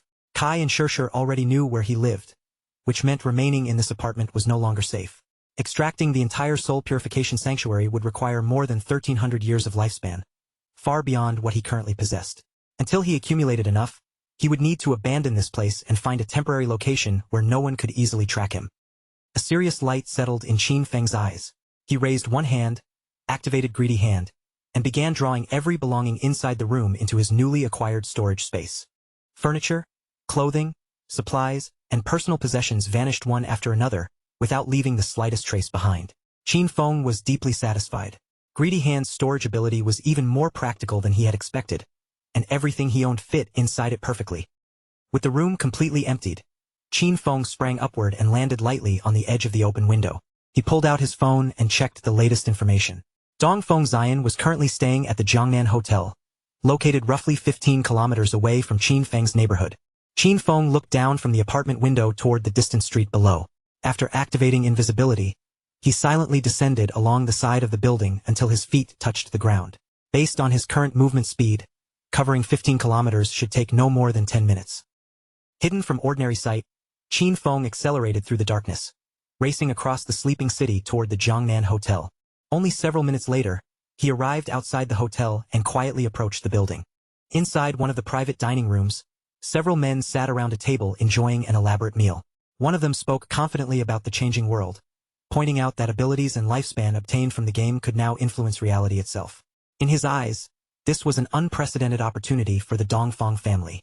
He praised Dongfeng Xian for acting early and establishing a faction within the game before most other families understood its true importance. Dongfeng Xian responded with a polite smile, modestly claiming that everything he had done was simply part of his responsibility to the family. His grandfather looked especially pleased with his progress. With a broad smile, the old man explained that the family had recently purchased an enormous supply of tradable lifespan, all of which would be used to acquire equipment and valuable skill books. Their immediate goal was to push the family's core members to level 10 as quickly as possible. Once they secured an early advantage inside the game, they could use that strength to expand the Dongfeng family's influence throughout the real world as well. By developing both sides at once, the old man believed their clan would inevitably rise into a dominant power. Perhaps even their dream of establishing a dynasty and preserving the family for 1,000 years would no longer be impossible. Dongfeng Xian quietly watched his grandfather speaking from across the table. Though his face remained calm, A malicious light slowly surfaced deep within his eyes. Inside his heart, Dong Feng Xian sneered at the old man. That wretched relic already had one foot in the grave. Yet he still refused to surrender the position of clan leader and continued fantasizing about immortality. Dong Feng Xian had his own plan. He would capture Shadow, force him to reveal every secret he possessed, and then turn him into a tool for earning lifespan. Once Dong Feng Xian climbed to the top of the rankings and gained enough power, he would make certain that every person standing above him died. The grandfather eventually turned his attention back to Dong Feng Xian and asked how their operation against Shadow was progressing. Dong Feng Xian smiled and assured his grandfather that there was no reason to worry. He had already recruited a woman he considered trustworthy and ordered her to uncover Shadow's true identity. According to him, they should receive useful information very soon. The old man nodded, but firmly reminded him that Shadow had to be captured alive. If they forced such a powerful player to serve the Dongfang family, the benefits he could bring to the clan would be immeasurable. Outside the dining room, Qin Feng had already silently eliminated the guard stationed near the hotel entrance. Completely unaware of the danger closing in, the Dongfang family members lifted their glasses together and proposed a toast to their clan's resurgence. Their voices rose in unison as they proudly shouted, "Long live the Dongfang family!" Qin Feng's expression became increasingly serious when he noticed that these aristocratic families were already carrying firearms. Ghost Blur and Black Light Shield could greatly protect him, but neither ability guaranteed perfect evasion. More importantly, he had not extracted any defensive armor into the real world. If even one bullet struck his heart or pierced his head, death would be immediate and unavoidable. Since charging inside personally would create unnecessary risk, Qin Feng chose the safer option. He extended one hand toward the pendant of the devout and activated its summoning ability. A devout believer appeared before him, armed with razor-sharp claws for close combat and eerie green flames capable of striking enemies from a distance. Qin Feng gave the creature a simple and merciless command. Enter the hotel and leave no one alive. As a silver-tier boss, the devout believer possessed tremendous resistance to physical damage. Even against sustained gunfire, it could continue fighting for a considerable amount of time. While the people inside remained distracted by their celebration, the devout believer reached the private dining room and slowly pushed open the door. The creature threw back its head and released a deafening roar. Every person around the table froze in terror, unable to understand how a monster from the game had suddenly appeared inside the real world. Its eyes lit up with a savage glow, and without giving anyone time to recover, the devout believer charged directly toward the gathering. Xioner immediately rose from his chair, his expression turning grim as he pointed toward the creature. The armed guards reacted to his command and aimed their guns at the monster. Unable to believe that a game creature had truly materialized before them, he urgently ordered the guards to open fire. A burst of bullets slammed directly into the devout believer's head. Yet despite the repeated impacts, the creature barely slowed down, and the gunfire caused almost no meaningful damage. The devout believer swept one powerful arm across the room. Its claws tore through one of the guards, killing him before he could fire another shot. It immediately lunged toward the second guard and drove its sharpened claw straight through the man's chest, dropping him beside the table. As the summoned monster slaughtered the guests one after another, cold sweat poured down Dong Feng Xian's face. The confidence he had displayed only moments earlier vanished, replaced by raw and uncontrollable fear. The devout believer turned toward Dong Feng Xian's grandfather and attacked him next. The old man recoiled in panic, desperately shouting for his guards and family members to save him. Dong Feng Xian did not even consider helping his grandfather. Without wasting a single second, he turned away from the chaos and sprinted toward the nearest exit. He never looked back as he fled. Only one thought remained in his mind. He had to escape the hotel as quickly as possible. As long as he survived long enough to enter the game again, he believed nothing in the real world could reach him. Terror filled Dong Feng Xian's eyes as he pushed himself to run faster. He desperately believed that once he reached level 10, extracted his own abilities into reality, and returned with real power, no person or monster would ever be able to threaten him again. But the moment Dong Feng Xian reached the entrance, he saw Qin Feng standing silently in his path. Before he could draw another breath or understand what was happening, Qin Feng moved. A single lightning-fast strike swept past, and Dong Feng Xian's severed head flew through the air. Blood burst from the open wound at Dong Feng Xian's neck as his body remained upright for one final instant. Qin Feng did not spare it another glance. He turned his back on the corpse and began calmly walking away. Dong Feng Xian's eyes remained wide with bewilderment. Even in his final moment, he could not understand how Qin Feng had found him or why death had arrived so suddenly.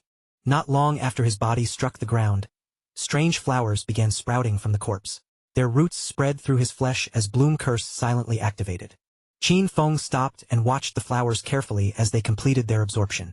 A system notification soon appeared, confirming that he had drained 27,000 days of tradable lifespan from Dongfeng Zion, along with an astonishing 482 years of non-tradable lifespan. Qin Feng's eyes lit up with unmistakable delight as he looked over everything he had gained. There was no question about it. This haul had been far better than he expected. Before his eyes, Xiener's lifeless body scattered into a bed of blooming flowers, leaving nothing behind. Qin Feng smiled in satisfaction, because this time, Blooming Curse had finally displayed its true value. The skill had done far more than erase the bodies and wipe away every trace of spilled blood. It had also drained every remaining drop of lifespan from Dongfeng Zion, pushing Qin Feng's non-tradable lifespan all the way up to an astonishing 2,327 years. With such an enormous reserve of lifespan now stored away, Qin Feng would no longer have to carry the same crushing pressure whenever he entered the dangerous rage zones in the future. Not long afterward, an alarmed shout suddenly rang through the hotel. Someone urgently called for the police, claiming that both gunshots and terrified screams had just come from one of the private rooms. Qin Feng's expression immediately turned serious. At that exact moment, several police officers came sprinting toward the room after remembering that it was the private suite where the Dongfeng family had been holding their meeting. Everyone was certain that a shooting had taken place. Yet the moment the officers rushed inside, they froze in complete shock. There were no bodies and no visible victims anywhere, making the entire situation feel almost impossible. One officer slowly swept his gaze across the ruined private room, unable to hide his confusion.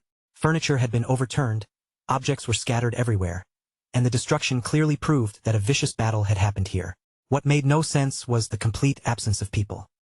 He immediately asked the others whether anyone had been seen leaving the hotel, but none of them had noticed a thing. The same unsettling question soon filled everyone's mind. Where had the entire Dongfeng family gone? It was as though every last member had vanished into thin air, leaving the officers with no choice but to contact the investigation unit.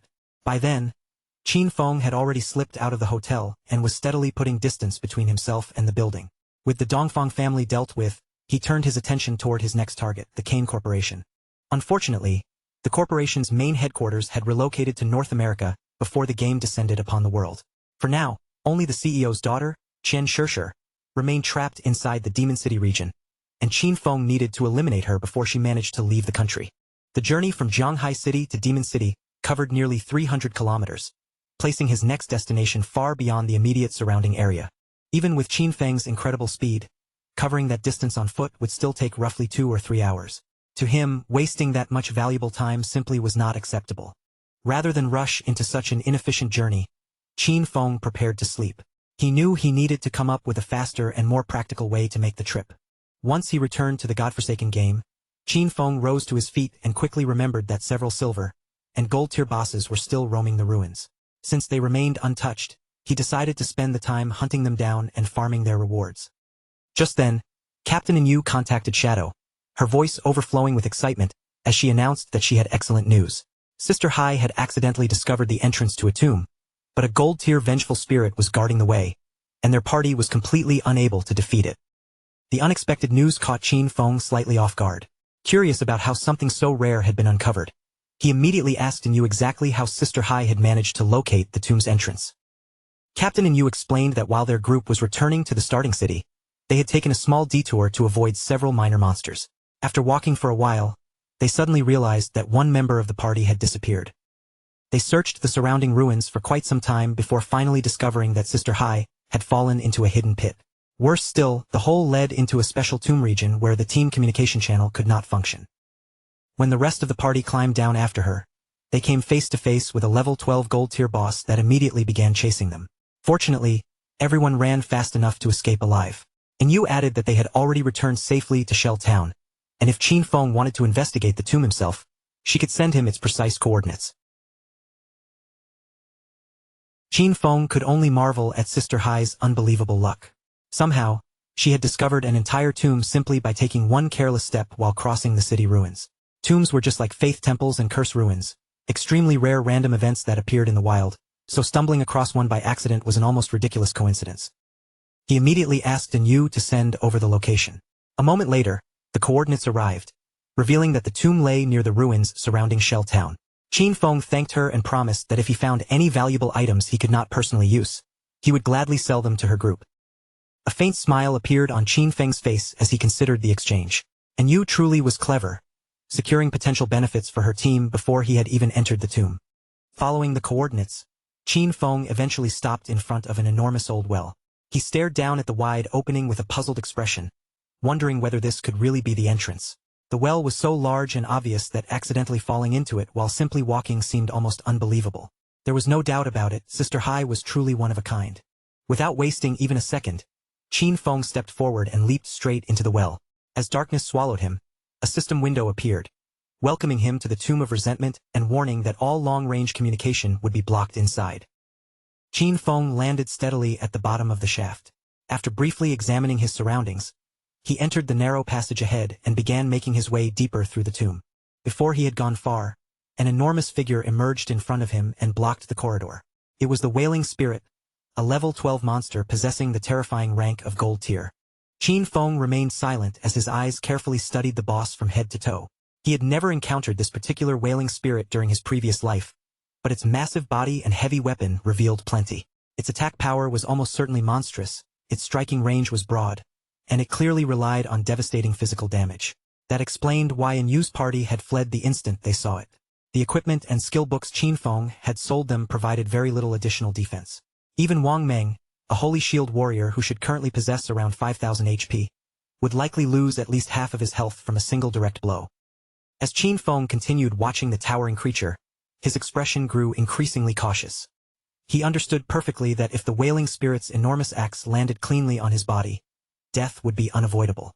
The moment an opening appeared, Qin Feng activated Blessed Release together with instant Shadow Slash. His figure flashed forward at terrifying speed, and the sweeping blades cleanly severed both of the monster's arms. Qin Feng already knew that the boss possessed extremely high defense, while instant Shadow Slash dealt only 80% of its normal damage. Even so, that reduction did not concern him. Once Blessed Release triggered its follow-up throat-cutting damage, the Wailing Spirit would have no chance of surviving. Just as Qin Feng believed the battle was over, one of the severed arms suddenly began crawling toward him on its own. The unexpected movement made his heart tighten with immediate alarm. Only moments later, the detached limb violently exploded. Qin Feng reacted at the last possible instant, throwing himself away from the blast zone before the force could engulf him. Landing at a safe distance, he stared back in surprise. It had been a corpse explosion. Qin Feng quickly admitted that he had been careless by failing to evade sooner. Fortunately, Ghost Blur had activated at the critical moment and protected him. Without that skill, the sudden explosion would have killed him on the spot. As the boss's remains dissolved and transformed into lifespan, Qin Feng recalled a similar incident from his previous life. Back then, a team had defeated an unidentified boss, and one excited member had rushed forward to loot the corpse. Without warning, the body exploded and erased him instantly. Some entire parties had even been wiped out by this same kind of trap, though corpse explosions usually appeared only on platinum tier bosses or stronger. Qin Feng had never expected a mere gold tier boss hidden inside this tomb to possess such a deadly self-destruction ability. Once he confirmed that no further danger remained, Qin Feng activated Greedy Hand and gathered every piece of loot scattered around the corridor. A stream of system notifications immediately appeared before him. For defeating the gold tier resentful ghost, he received 1,010 days of tradable lifespan and 20 evolution points. The boss also dropped the platinum tier skill book, Dark Knight Ringblade. Thanks to Greedy Hand, Qin Feng gained an additional 630 days of tradable lifespan, along with a platinum tier piece of equipment known as the Resentment Leather Armor. Qin Feng looked over the rewards with genuine surprise. This time, he had not received useless miscellaneous drops. The boss had actually given him both a skill book and a piece of equipment perfectly suited for his own use. According to the system description, Dark Knight Ringblade was a platinum tier skill designed for assassins. It infused the user's weapon with dark energy, striking every enemy within a 5-meter radius, while adding 500 points of dark elemental attack damage. The skill originally had a 10-second cooldown, but Qin Feng's bonuses reduced it to only 5.7 seconds, while the level requirement was 11. He was naturally delighted, because this was exactly the type of elemental attack his assassin class needed. Since the Shadow class gained more benefit from spirit than strength, Qin Feng's magical attack power already surpassed his physical attack. That made elemental abilities like Dark Knight Ringblade an ideal match for him. From now on, increasing his spirit attribute would be essential if he wanted to draw out the skill's maximum damage. At present, Qin Feng had 9 points in strength, 9 in constitution, 24 in agility, and 15 in spirit. After letting out a slow breath, he decided to evolve Dark Knight Ringblade all the way to epic tier and see how powerful it could become. Without hesitation, Qin Feng spent 6 evolution points, reducing his remaining total to 36. Dark Knight Ring Blade advanced step by step, rising from Platinum to Emerald, then Diamond and finally Epic Tier. Once the evolution ended, its Dark Elemental attack radius expanded from 5 meters to 12, while its additional Dark attack climbed from 500 points to an impressive 1300. The improvement was immediately obvious. After reaching Epic Tier, the skill could now strike everything within a 12-meter radius instead of only 5, and its bonus Dark Elemental attack had increased from 500 to 1300 points. Even with those impressive numbers, Qin Feng's gaze remained serious. He understood better than anyone that because this was a large area attack, its concentrated damage against a single enemy was still limited. The total power of one activation could not compare with the devastating burst of Shadow Slash. However, when it came to wiping out large groups of weaker enemies, Dark Knight Ring Blade was nothing less than a divine skill. Shadow Slash could cut across 5 meters, but its attack still traveled in a straight line. Dark Knight Ring Blade, on the other hand, struck an entire surrounding area, making it vastly more effective whenever Qin Feng found himself encircled. The system then displayed the attributes of the Platinum Tier Resentment Leather Armor. It provided 55 points of physical defense, 45 points of resistance against every element, 42 points of damage block, and an additional 777 HP. The armor required level 11 before it could be equipped. It also carried a special effect called Resentment, which granted Qin Feng 30 points of base attack power whenever he was struck by an enemy. Qin Feng continued toward the enormous door at the end of the corridor while evaluating his new armor. The resentment effect itself was not especially useful to him, but the item's defense, elemental resistance, and damage block were all exceptionally high. It was more than good enough to replace the level 5 golden Ghostfire leather armor he currently wore. The remaining loot consisted of roughly 20 additional items, and selling everything should earn him over 10,000 days of lifespan. Now that the tomb had opened before him, Qin Feng hoped something truly valuable was waiting beyond the door. Best of all would be a mount which could solve his current transportation problem. At the same time, elsewhere in the game, a goblin swung its sword with brutal force. The blade tore straight through Qin Xiaoyu and her companion, cutting both of them in half before they could escape. A moment after their deaths, Qin Xiaoyu and the rest of her defeated party reappeared at the town's respawn point, their failed battle ending with everyone sent back together. The man standing among them was overwhelmed by fury. Unable to control himself any longer, he began screaming at the top of his lungs like someone who had completely lost his mind. Still consumed by rage, the man seized Qin Xiaoyu by the collar and hauled her toward him. He called her completely useless, sneering that although her body had grown taller, her brain clearly had not. According to him, every time the team was wiped out, it was always because of her mistakes, and after this latest disaster, he had only 2 years of non-tradable lifespan remaining. With a violent shove, he threw Qin Xiaoyu hard onto the ground.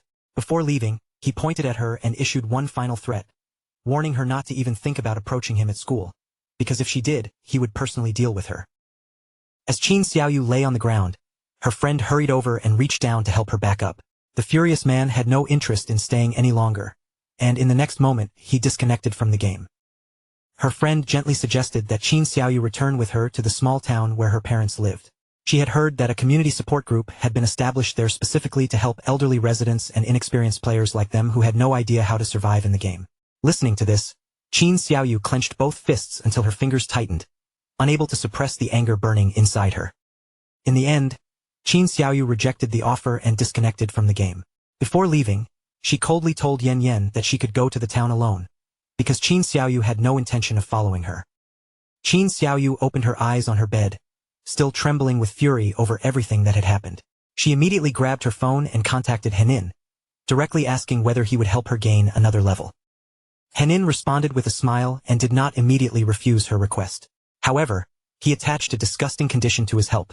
For every level he raised her, Qin Xiaoyu would have to spend one night accompanying him. After all, he had always wondered how the school's famous goddess behaved once she was in bed. The shameless proposal made Qin Xiaoyu explode with anger. She called Henin an ugly monster and mocked him for actually believing he was qualified to take advantage of her, before furiously ordering him to get out of her sight. Yet only a moment later, a calculating smile slowly appeared across Qin Xiaoyu's face. Changing her approach, she told Henin that she had secretly liked him all along. The only reason she had rejected his confession before was because her brother, Qin Feng, had been controlling her. Now that she had severed ties with Qin Feng, she claimed the two of them could finally be together openly without anyone standing in their way. Unfortunately for her, Henin did not fall for the trap. Henin immediately called her an idiot and asked whether she was trying to make him die from laughing. He pointed out that if Qin Xiaoyu could abandon her own brother so easily, then there was no telling what she might do to him in the future. With that, he bluntly told her to get lost. Refusing to give up, Qin Xiaoyu began contacting every man she thought might still help her. First, she messaged Sharp Young Master and invited him to come over to her house, keep her company, and help her level up while he was there. However, he immediately saw through her intentions. Laughing at her, he boasted that he now possessed platinum tier talent and already had more than enough women around him, before ordering her to disappear. Qin Xiaoyu then tried her luck with brother Xiaoma, sweetly telling him that she was bored and waiting for him in Shell Town. His reply was just as merciless. He reminded her that everyone already knew how she had deceived Zhang Wei, and he even threatened to test his newly acquired skill on her if she came near him. With one rejection following another, Qin Xiaoyu sank into sadness and desperation. She bitterly cursed those men in her heart, convinced that not a single one of them could be trusted when she truly needed help. What frightened her most was that she had only 2.5 years of non-tradable lifespan left, and she had absolutely no idea how she was supposed to survive. Tears gradually filled Qin Xiaoyu's eyes as she sat there by herself. For the first time, the loneliness surrounding her felt painfully real, and there seemed to be no one left willing to stand at her side. Then Qin Feng's face suddenly appeared in her thoughts. No matter what had happened between them, she convinced herself that he would never truly ignore her. Qin Feng had to possess some way of resolving her lifespan crisis, so she decided that she needed to find him and confirm it personally. Night had already fallen by the time Qin Xiaoyu finally arrived outside Qin Feng's apartment several hours later. She stood before the familiar door, preparing herself for the meeting she believed was about to happen. For a brief moment, Qin Xiaoyu imagined stepping inside, speaking a few gentle words of apology, and receiving Qin Feng's forgiveness as though nothing had happened. But almost immediately, stubbornness rose inside her and shattered that thought. In her mind, she had done nothing wrong, so why should she be the one to apologize? As she raised her hand toward the door, she firmly told herself that she could not think that way. Instead, Qin Xiaoyu persuaded herself that lowering her head would only be a temporary performance. She would pretend to be obedient long enough for Qin Feng to help her level up. Since he had cared for her more than anyone else throughout their childhood, she was certain he would eventually give in and agree. A pleased smile gradually spread across Qin Xiaoyu's face as her plan took shape. Once Qin Feng raised her level and the threat of running out of lifespan disappeared, she would sever their relationship completely.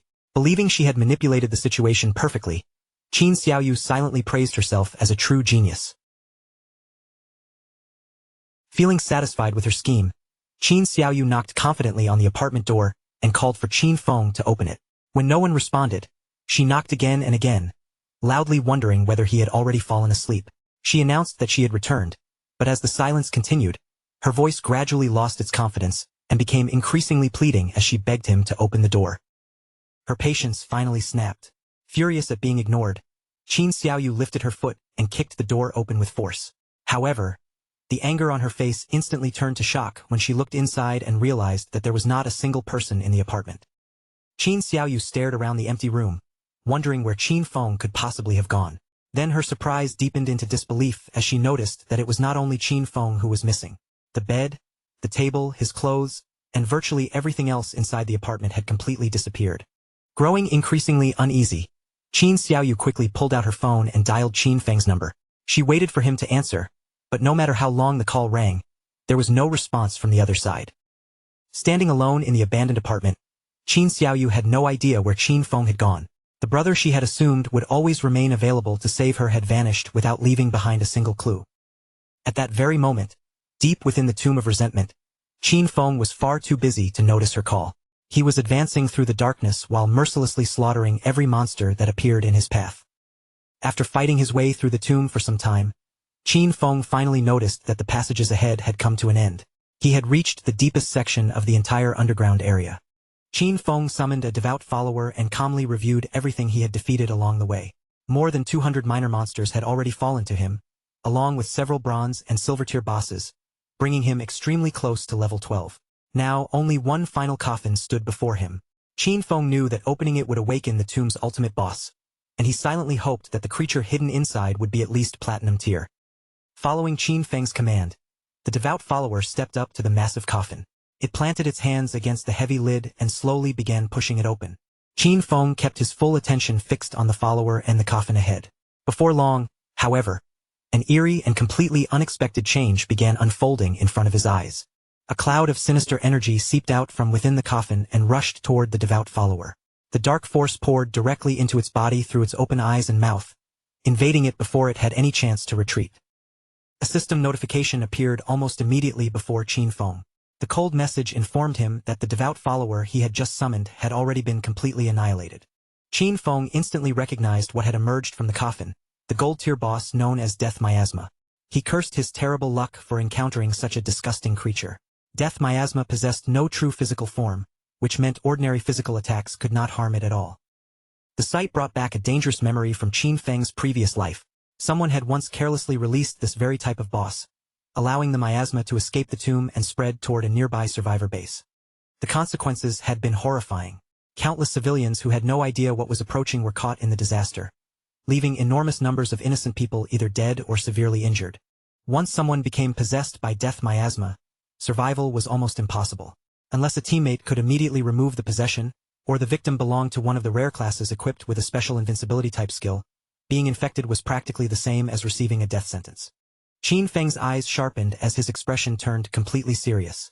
Without hesitation, he activated Dark Night Ring Blade, causing dark shadows to gather around him before spinning rapidly around his body. As the dark elemental power swept through the surrounding miasma, the creature's hidden form could no longer remain concealed. Qin Feng finally saw the boss's true body lurking inside the thick cloud of deathly energy. The instant the target became visible, Qin Feng lunged forward and drove his dagger directly into its true body. A system window appeared immediately afterward, announcing that he had successfully killed the gold-tier boss, Death Miasma. Qin Feng understood that despite its official gold-tier classification, Death Miasma's actual danger clearly surpassed that of many platinum-tier bosses. Unfortunately, its drop quality was still restricted to gold grade. He had only been able to defeat it so efficiently because Dark Night Ring Blade, the skill he had just learned, dealt magical rather than physical damage. As the boss's remains condensed into a lifespan orb, Qin Feng activated Greedy Hand and collected the rewards. Qin Feng released a slow sigh while waiting to see what the boss had dropped. Clearing the entire tomb had required considerable effort, so at the very least, he hoped the final reward would include something truly valuable from the gold tier. The moment the reward appeared, Qin Feng froze in disbelief. Among the items he had obtained was an exceptionally rare treasure known as a Mount Bell. Shock quickly turned into excitement when Qin Feng realized that the boss had genuinely dropped a mount. This proved that Lin Lu's famous koi-like luck was not merely an exaggerated rumor. It was completely real. According to the system, the Ghost Nightwolf Mount Bell could summon a level 11 Ghost Nightwolf. The creature could fight beside its owner as a battle companion and could also be ridden as a mount, though the user needed to be at least level 11. Qin Feng clearly remembered that the Ghost Nightwolf was among the fastest mounts obtainable during the early stages of the game. The summoned Ghost Nightwolf was a level 11, gold-grade creature with extremely impressive attributes. It possessed 148 strength, 155 constitution, 135 spirit, and a remarkable 191 agility. The mount would gain experience alongside its owner and continue growing stronger over time. However, if the Mount Bell was ever traded to someone else, the Ghost Nightwolf's level would immediately reset to its original state. Its abilities were just as impressive as its attributes. While Qin Feng was mounted, the Ghost Nightwolf increased his movement speed by 245%. Its Nightwalk ability allowed it to remain permanently under level 1 stealth during nighttime. Launching an attack would break the concealment, but that strike would deal an additional 120 damage upon revealing itself, after which the mount needed 60 seconds to enter stealth again. Its second ability, Pounce, allowed the wolf to leap at a single enemy 3 times in rapid succession, with every hit adding 267 physical damage and carrying a 12-second cooldown. Finally, Wolf Howl granted all allied units 35 additional attack, 35 physical defense, and 35 resistance to every element for 180 seconds, though the ability required 600 seconds before it could be used again. After examining the complete list of abilities, Qin Feng understood that the Ghost Nightwolf was far more than a simple means of transportation. It was also a powerful battle pet capable of fighting and strengthening nearby allies. The permanent nighttime stealth provided by Nightwalk made the reward even more valuable. For someone like Qin Feng, who relied on speed, surprise, and assassination, obtaining a mount with its own concealment ability was an enormous gain. Night still covered the ruined landscape when Qin Feng climbed onto the Ghost Nightwolf's back. The dark beast carried him swiftly out of the ruins, and together they began racing toward his next destination. Qin Feng's objective was already perfectly clear. He needed to reach level 15 and gather enough lifespan to extract the Ghost Nightwolf from the game, turning the mount into something he could use in the real world. Once he disconnected, Qin Feng intended to head directly toward Demon City. There, he would eliminate Kane and Chen Shirshir before they could develop into a future danger, cutting the entire threat off at its roots. As the Ghost Nightwolf sped through Zhanghai City, Qin Feng passed near the enormous Zhanghai Coliseum. He remembered that the structure covered a massive area above ground, and also extended across 2 additional underground floors, creating an intricate labyrinth beneath the arena. The enormous Coliseum was crawling with monsters from top to bottom, making it exactly the kind of hunting ground Qin Feng needed. With so many enemies gathered in one place, he could raise his level far faster than by searching the scattered ruins one group at a time. With a series of light, effortless leaps, the Ghost Nightwolf scaled the towering outer wall of Zhanghai Coliseum. The upper structure was packed with powerful monsters, their figures crowding the stone surface as the dark beast climbed steadily toward them. The moment Qin Feng appeared above the wall, the nearby monsters stopped what they were doing. One after another, they turned their heads and fixed their hostile gazes directly on him. Without slowing down, the Ghost Nightwolf crouched low, gathered strength in its legs, and launched itself forward in one powerful jump. Qin Feng remained firmly seated on the beast's back as the two of them sailed through the air. From high above the Colosseum wall, they began descending straight toward the dense crowd of monsters below. A sharp light flashed through Qin Feng's eyes as he watched the enemies rushing closer beneath him. His expression hardened with determination, and he prepared to tear through the entire group the instant he landed. The moment he entered striking range, Qin Feng unleashed instant Shadow Slash. Blades of light ripped across the monsters in rapid succession, and he immediately began massacring everything surrounding him. Meanwhile, in another section of the ruined city, Yu was leading her own party through battle. With a swift movement of her sword, she delivered the final strike and killed one of the monsters blocking their path. The defeated creature collapsed before its remains dissolved and transformed into lifespan. Seeing the reward appear, Yu finally relaxed slightly and let out a quiet breath of relief. Her teammate, Ma Niliang, the son of a department head in Zhanghai City, immediately began applauding. He loudly praised Captain N, declaring that her damage was as terrifying as expected, and that the Hidden Dragon Swordsman class was truly powerful. With obvious admiration in his voice, he even announced that Yu was undoubtedly the woman he had chosen for himself. Yu, however, remained focused on the battle. She pointed out that the gold-tier boss they had just defeated was only level 8, yet their entire party had still needed more than 10 minutes to bring it down. That made it even harder for her to understand how Shadow had managed to kill a platinum-tier boss completely alone.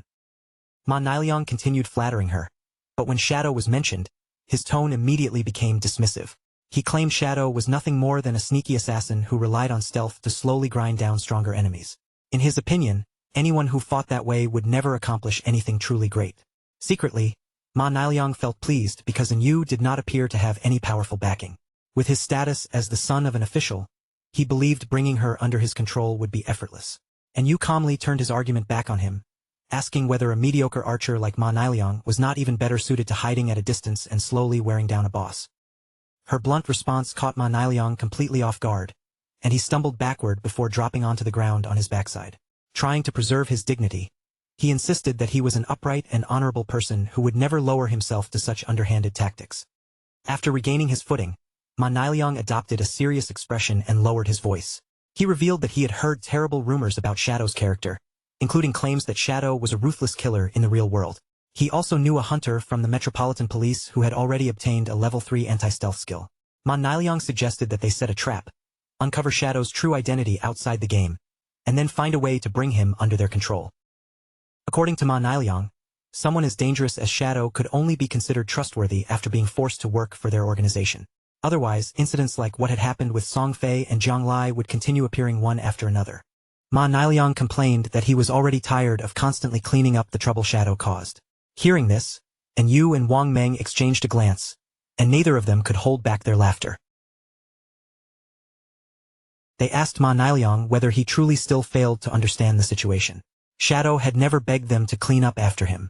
In reality, they were the ones voluntarily handling whatever remained in his wake.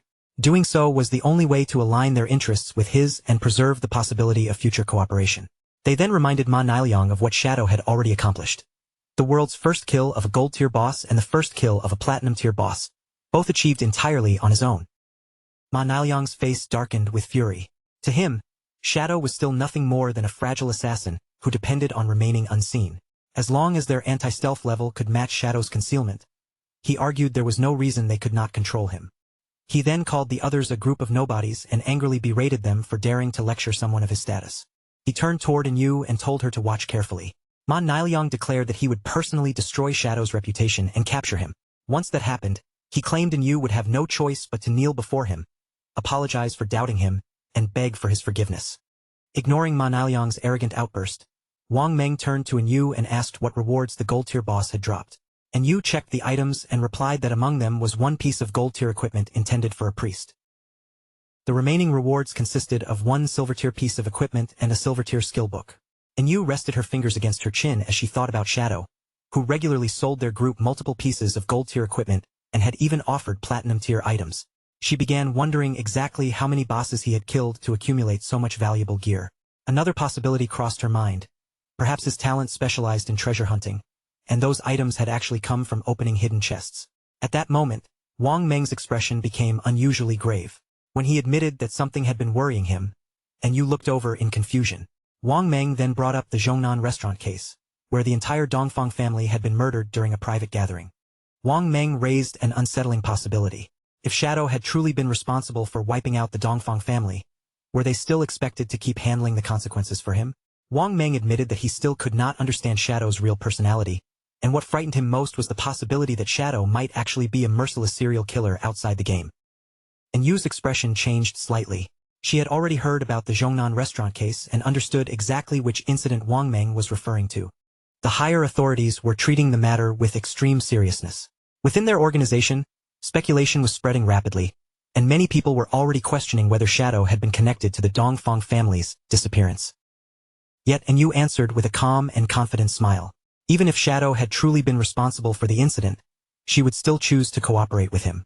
She made it clear that if her superiors refused to handle the consequences of his actions, then she was willing to support him personally.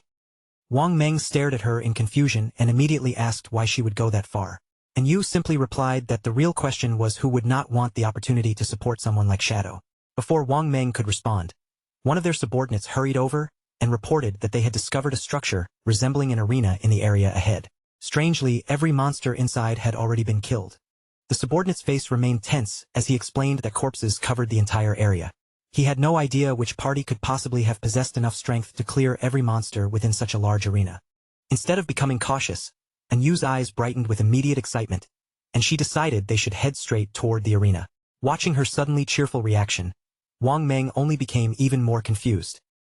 When the group finally arrived at Zhanghai Coliseum, they stopped in astonishment. Huge quantities of uncollected lifespan were scattered across the ground, glowing among the remains left throughout the arena. The party was stunned by the incredible amount of loot spread before them.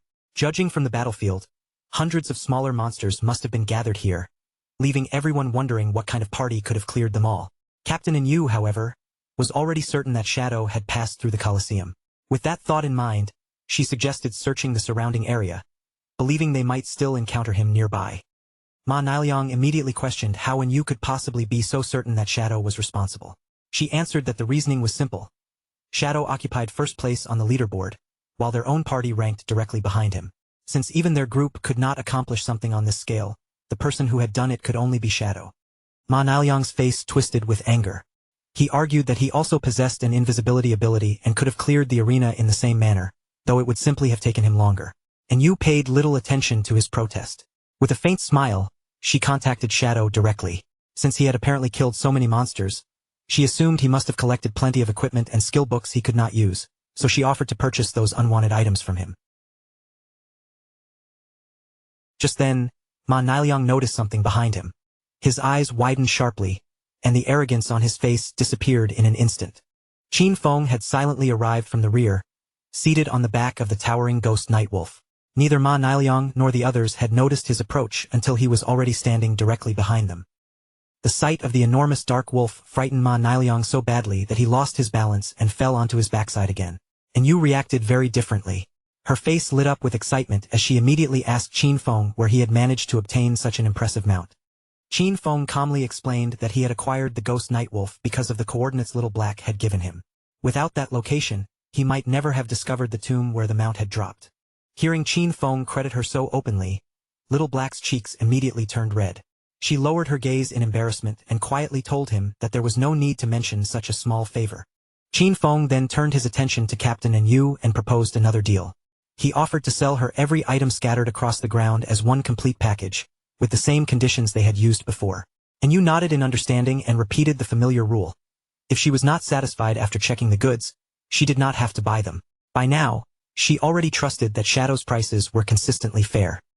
While Qin Feng and Yu discussed the transaction, Ma Niliang stood nearby with his fists tightening.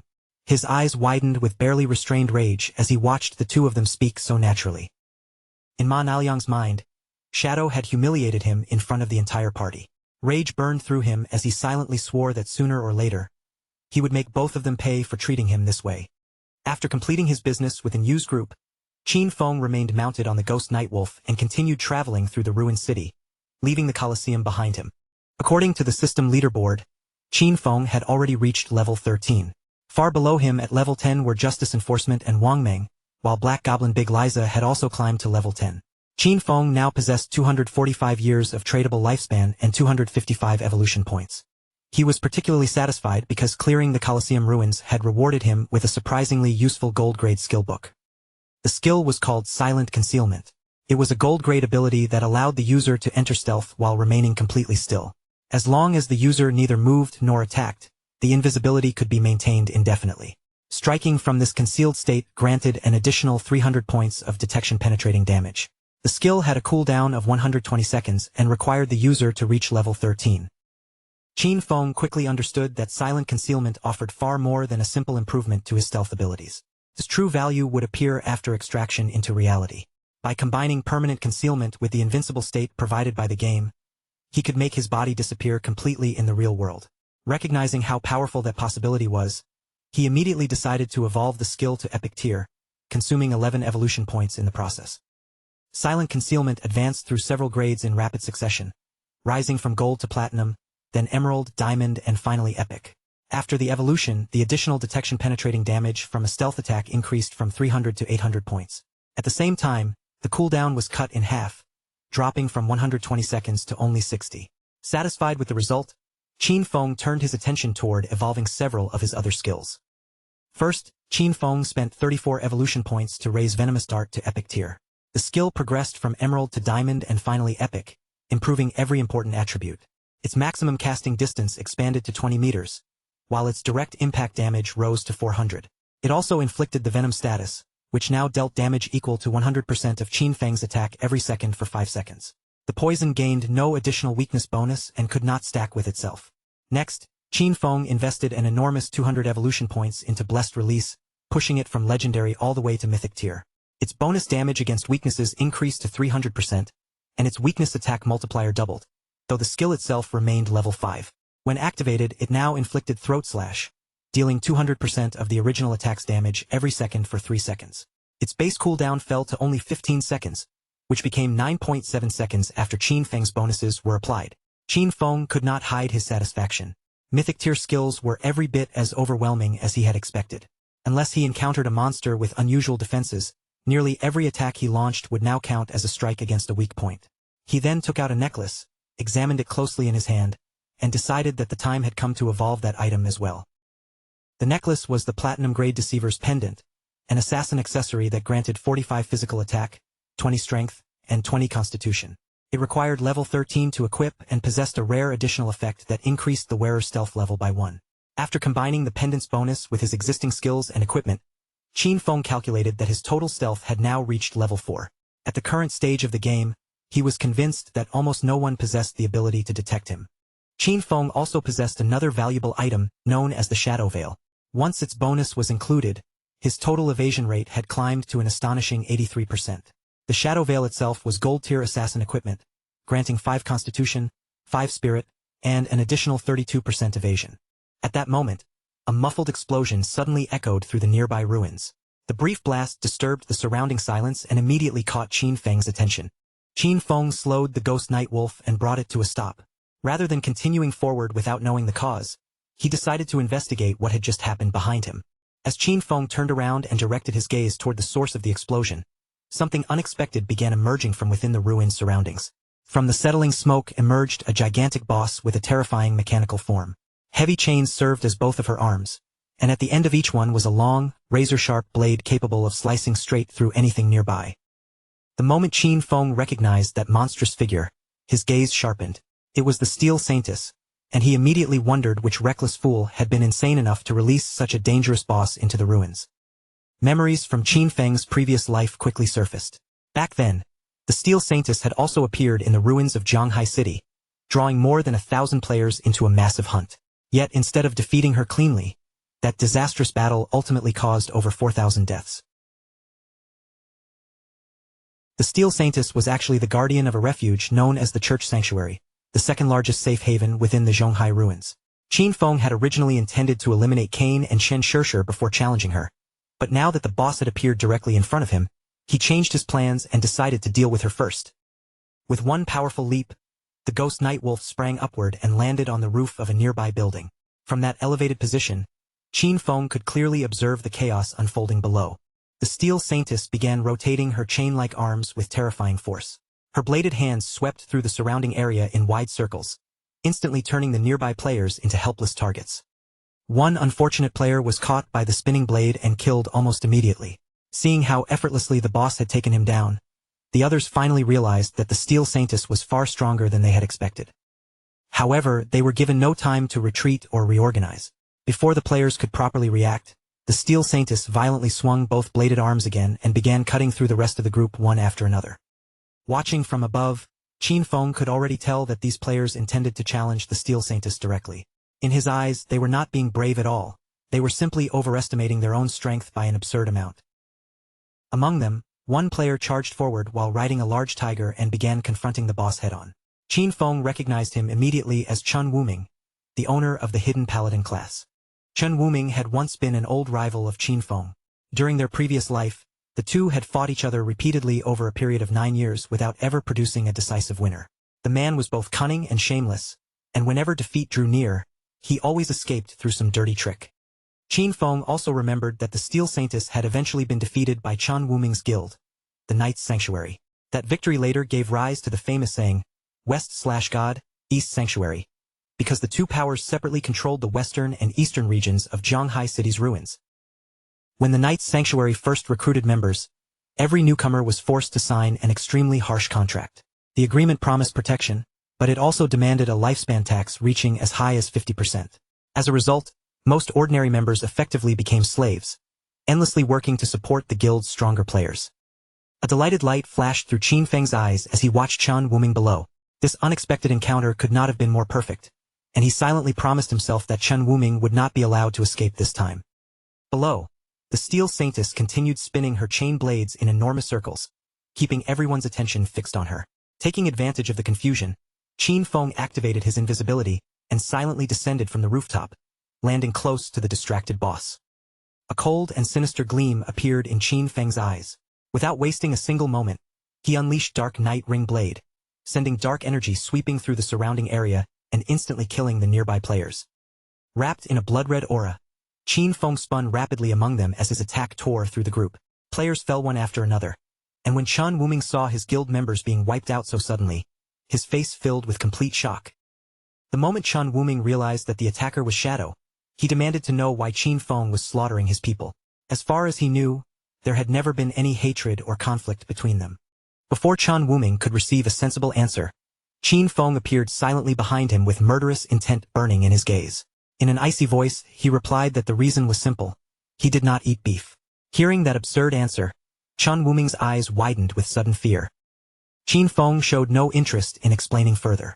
With a cold, arrogant expression, he activated Instant Shadow Slash and killed Chen Wuming before the paladin could mount any meaningful resistance. Once Chen Wuming fell, Qin Feng calmly extended one hand toward the scattered corpses. A moment later, he activated Blooming Curse and allowed its power to spread across the battlefield. Not long afterward, the players Qin Feng had slaughtered reopened their eyes at the town's respawn point. One by one, they reappeared together after being forcibly sent back from the ruins.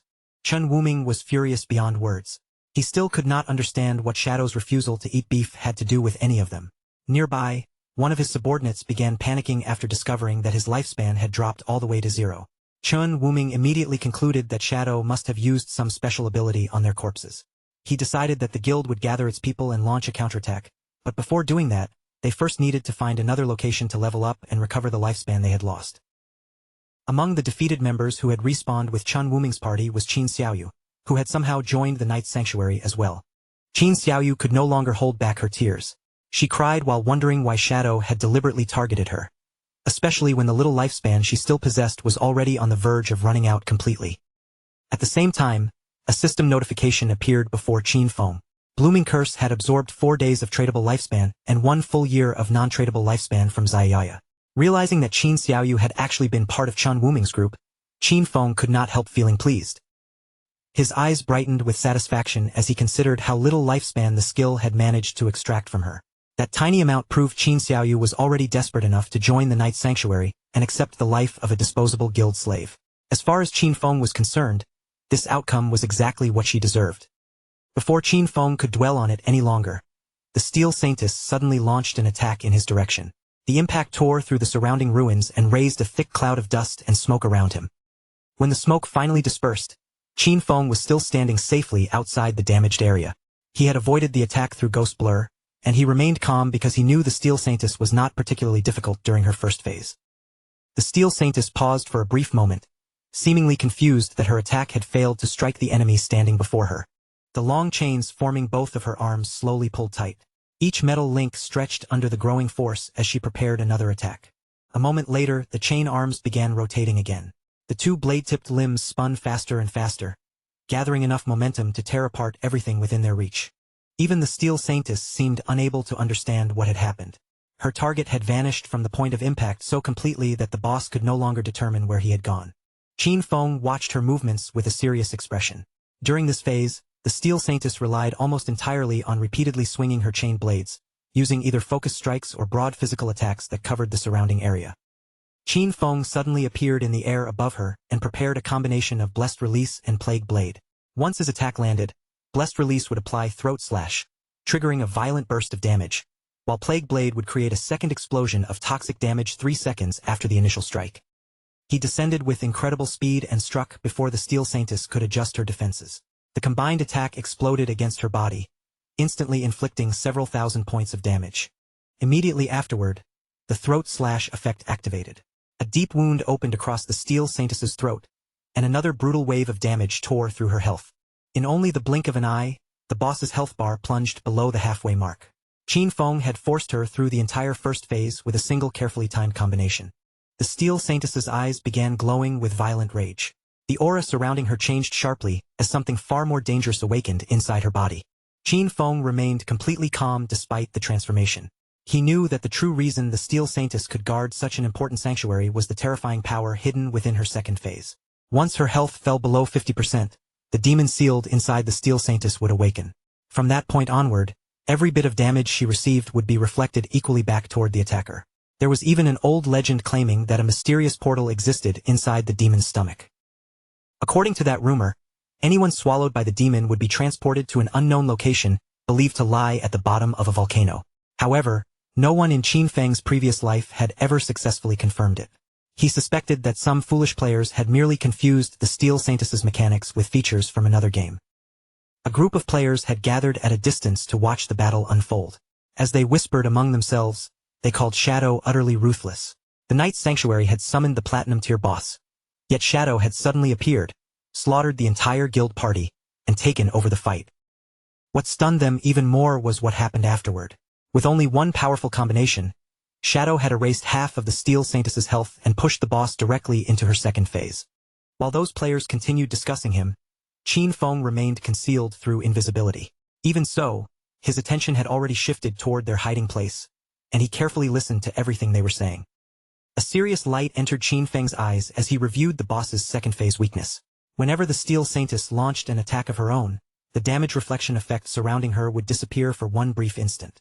That meant Qin Feng could attack at exactly the same moment she did and avoid having the damage reflected back at him.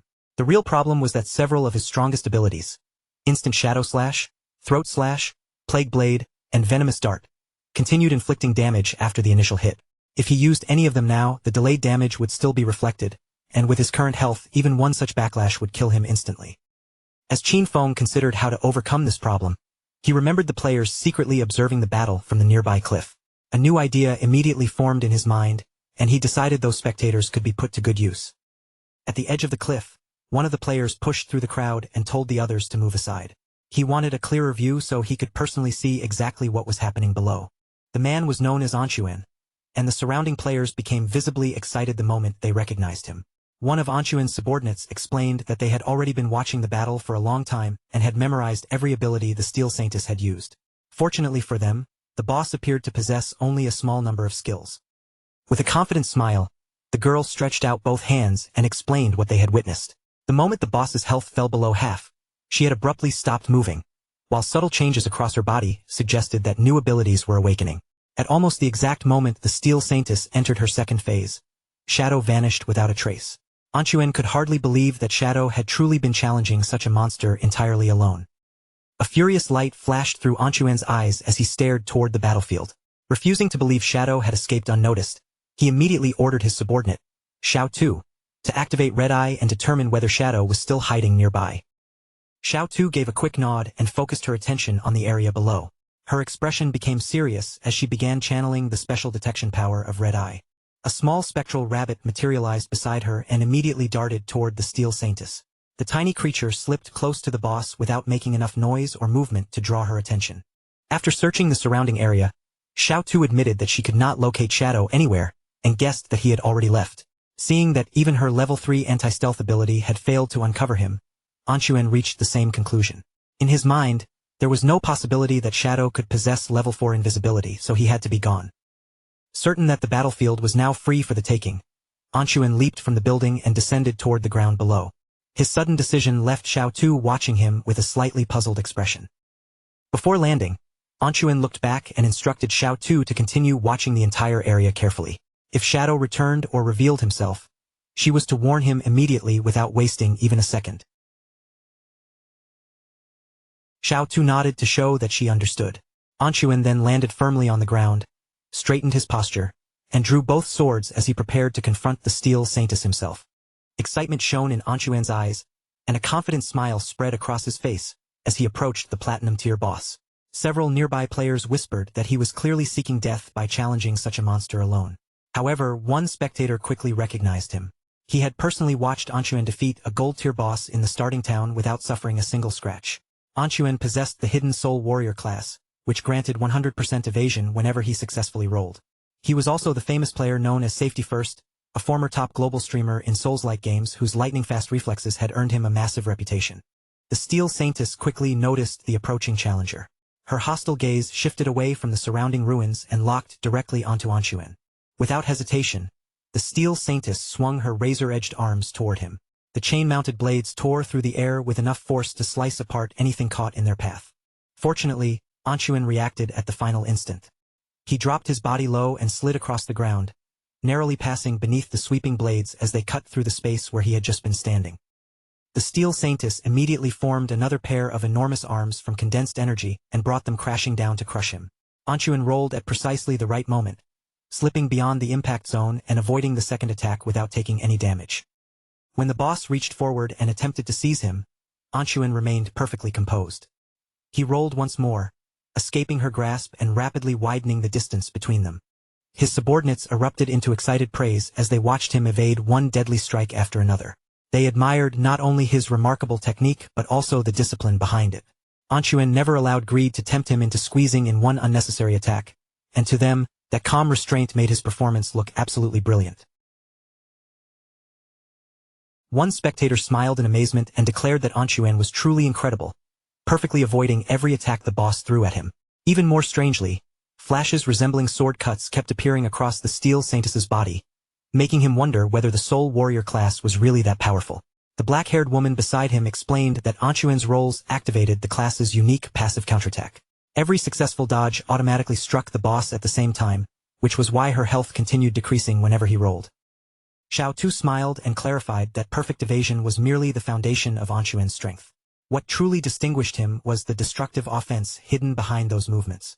Every attack was delivered with force, precision, and flawless timing, allowing him to turn defense into a continuous assault. Dodging kept him untouchable, but his deadly combinations were what allowed him to end battles quickly. The Steel Saintess continued pursuing Anxuan relentlessly. Her blades and energy-formed limbs struck again and again as she desperately tried to catch the slippery opponent moving around her. Confidence brightened Xiao Tu's eyes as she revealed another advantage of the Soul Warrior class. Whenever Anxuan triggered a successful dodge during his roll, his next direct attack would ignore 50% of the target's defense. After avoiding another strike, Anxuan suddenly turned and planted his feet toward the boss. A powerful blue aura began rising from his body as energy gathered around both of his swords. The moment his subordinates saw the brilliant blue effect, their faces filled with anticipation. They recognized the preparation immediately and confidently predicted that the incoming blow would deal damage in the 4-digit range. Anxuan's eyes gleamed with excitement as the power reached its peak. He tightened his grip on both weapons, eager to unleash the devastating strike he had prepared. Before the Steel Saintess could react, Anxuan surged forward and released the attack. His movement resembled a graceful sword dance, with one fluid strike splitting into 3 overlapping shadows that flashed toward the boss like blazing shooting stars. Displaying complete mastery over his blades, Anxuan guided each strike through the openings in the Steel Saintess's defenses. The swords carved deep wounds across her body, and within a single instant, her health bar plunged to well below half. Anxuan's subordinates immediately burst into applause. Before any of them had fully realized what was happening, the Steel Saintess had already been reduced to only 1/3 of her total health. Believing victory was already assured, Anxuan casually turned his back on the boss. A proud, self-satisfied smile spread across his face as he accepted the admiration of everyone watching. But at that exact moment, a series of overwhelming slashes struck him from behind. More than 34,000 points of damage erupted at once, instantly erasing Anxuan's health and killing him before he could even understand what had happened. His subordinates immediately fell into panic. They could not understand how Anxuan had suddenly died when they were certain he had avoided every one of the boss's attacks. What confused them even more was that although his skills had clearly struck the Steel Saintess, her health had not decreased from that final blow, despite having fallen dramatically only moments earlier. Not far from the chaotic battlefield, Qin Feng stood silently in concealment. From his position, he had witnessed everything that had just unfolded. Qin Feng calmly looked toward the lifespan orbs left behind after Anxuan's death. A faint trace of amusement crossed his face as he silently thanked the fallen soul warrior for his contribution. Anxuan's constant desire to display his abilities had repeatedly provoked the Steel Saintess into attacking. Without realizing it, his flashy performance had created exactly the openings Qin Feng needed. Joy flickered through Qin Feng's eyes. While Anxuan had been dodging and showing off, Qin Feng had remained hidden and continuously struck during the brief moments when the boss's damage reflection disappeared. Together, those attacks had finally reduced her health to 1/3. The Soul Warrior's spectacular techniques had certainly caused respectable damage, but his arrogance ultimately led him straight to his own death. Because of the very mechanics that defined the Soul Warrior class, Anxuan had never possessed a real chance of defeating the Steel Saintess. While rolling, he could not launch normal attacks, and whenever he stopped to strike, the boss reflected the damage back onto him. Against this particular enemy, his greatest strength had become a fatal curse. The Steel Saintess slowly began turning away from the battlefield. Qin Feng immediately fixed his gaze on her movement, watching closely as she shifted toward another direction. The instant Qin Feng understood what she intended to do, his expression tightened. This development was definitely not good. With her health reduced so severely, the Steel Saintess was attempting to retreat to the church sanctuary. If she successfully returned inside, her injuries would completely recover, and every bit of damage dealt so far would become meaningless. Qin Feng briefly turned his attention toward Anxuan's remaining subordinates. His gaze moved across their frightened faces before becoming increasingly serious. Anxuan's sudden death had clearly terrified the group, and Qin Feng doubted that any of them would dare attack the Steel Saintess again. But unless the boss launched an attack of her own, the reflection effect surrounding her would never temporarily disappear. With no one else willing to create an opening, Qin Feng knew it was time to fight seriously. Qin Feng leaped down and landed directly in front of the retreating Steel Saintess, blocking her path toward the sanctuary. No matter what happened next, he could not allow her to return and recover. The surrounding players stared in surprise when Shadow suddenly appeared. Compared with him, Anxuan now seemed like nothing more than a clown seeking attention. Shadow was the true monster on this battlefield, and the spectators finally realized that most of the wounds appearing on the Steel Saintess earlier had actually been his work. Xiao Tu was especially shocked. Her level 3 anti-stealth ability had failed to detect him at all, which could only mean that Shadow's concealment had already reached level 4 or even higher. One of the players suddenly noticed the lifespan orbs Anxuan had left behind. Greed immediately filled his eyes, and his mouth nearly watered at the sight of the fallen soul warrior's unclaimed loot. Quietly, he began looking for an opportunity to retrieve it. Determination flashed through Qin Feng's eyes as he activated Blacklight Shield. A radiant golden barrier instantly formed around his body, dividing itself into 10 separate layers, with each layer capable of blocking one individual instance of damage. The Steel Saintess immediately focused on Qin Feng. Her chain-like arms shifted once more, transforming back into the deadly blade forms she had used earlier. She launched her attack without hesitation. The moment the blades began moving, Qin Feng recognized the brief opening he had been patiently waiting for. Qin Feng instantly activated Instant Shadow Slash. His figure blurred forward as 9 rapid strikes flashed across the Steel Saintess in quick succession. After completing the attack, Qin Feng stared closely at the boss while checking his defenses. Only 7 layers of Blacklight Shield remained. Of the 9 strikes released by Instant Shadow Slash, the final 3 had landed just after the Steel Saintess finished attacking, when her damage reflection had already returned. If the shield had not absorbed those 3 reflected hits, Qin Feng would have died immediately. The Steel Saintess suddenly began gathering energy inside her abdomen. A moment later, she leaped upward, and a violent stream of purple flames erupted outward from her body. Qin Feng rapidly retreated from the spreading fire. By the time he escaped the attack's range, every remaining layer of Blacklight Shield had already been destroyed. The Steel Saintess stared at him with an evil glow burning in her eyes. Qin Feng immediately understood that the flamethrower produced damage far too frequently to rely on ordinary evasion. Even with an evasion rate exceeding 80%, the rapid flames had erased all 7 shield layers almost instantly. Had he reacted even half a second later, the attack would have killed him on the spot. While Qin Feng's attention appeared focused on the Steel Saintess, the greedy player quietly rushed toward Anxuan's abandoned loot. Qin Feng noticed the movement from the corner of his eye and flicked his hand without hesitation, launching a venomous dart that buried itself directly in the man's forehead. The defeated player's body vanished from the battlefield, confirming that he had been completely eliminated. Qin Feng's attitude was unmistakably firm. No matter who came forward, he had absolutely no intention of allowing anyone to snatch away the loot that now belonged to him. A string of system notifications immediately appeared before Qin Feng. From Safety First, he had obtained 612 days of tradable lifespan along with 67 full years of non-tradable lifespan. At the same time, Blossom Curse had drained 355 days of tradable lifespan and another 20 years of non-tradable lifespan from Clean Hands and Feet. Those numbers made Qin Feng pause in surprise. Safety First possessed an unusually enormous reserve of lifespan, which most likely meant that the man had never suffered a single death. Finding that rather interesting, Qin Feng chose not to use Blossom Curse on him for the time being. The Steel Maiden suddenly threw back her head and released a deafening roar, but Qin Feng remained perfectly composed, showing no trace of panic before the raging boss. Qin Feng understood that this battle could not be rushed. He would have to depend on the protection of his black light shield while repeatedly striking with ordinary shadow slashes, slowly grinding down the Steel Maiden's remaining health. The Steel Maiden swung at him with terrifying force, but Qin Feng slipped beyond the reach of the attack just in time. Her enormous hand slammed into the ground instead, sending a heavy impact through the area. This method of fighting was certainly slow and inefficient, but it allowed Qin Feng to wear her down without taking unnecessary risks. As Qin Feng continued trading blows with the boss, Xiao Tu stood at a distance and watched every movement with growing astonishment. Shadow's ferocity was far beyond anything she had imagined, leaving her wondering what kind of terrifying skills he possessed. Until now, she had never truly understood how he had secured so many first kills. But after witnessing his strength with her own eyes, every lingering doubt disappeared, and she became completely convinced that his power was genuine.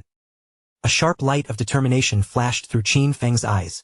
Realizing that the Steel Maiden had finally been weakened enough, he steadied himself and prepared to deliver the decisive finishing blow. Qin Feng burst forward with astonishing speed, his blade flashing again and again across the Steel Maiden's body. In only a few swift movements, he carved the massive boss into pieces as effortlessly as though he were cutting through something completely defenseless. The moment the Steel Maiden collapsed, the system confirmed Qin Feng's victory.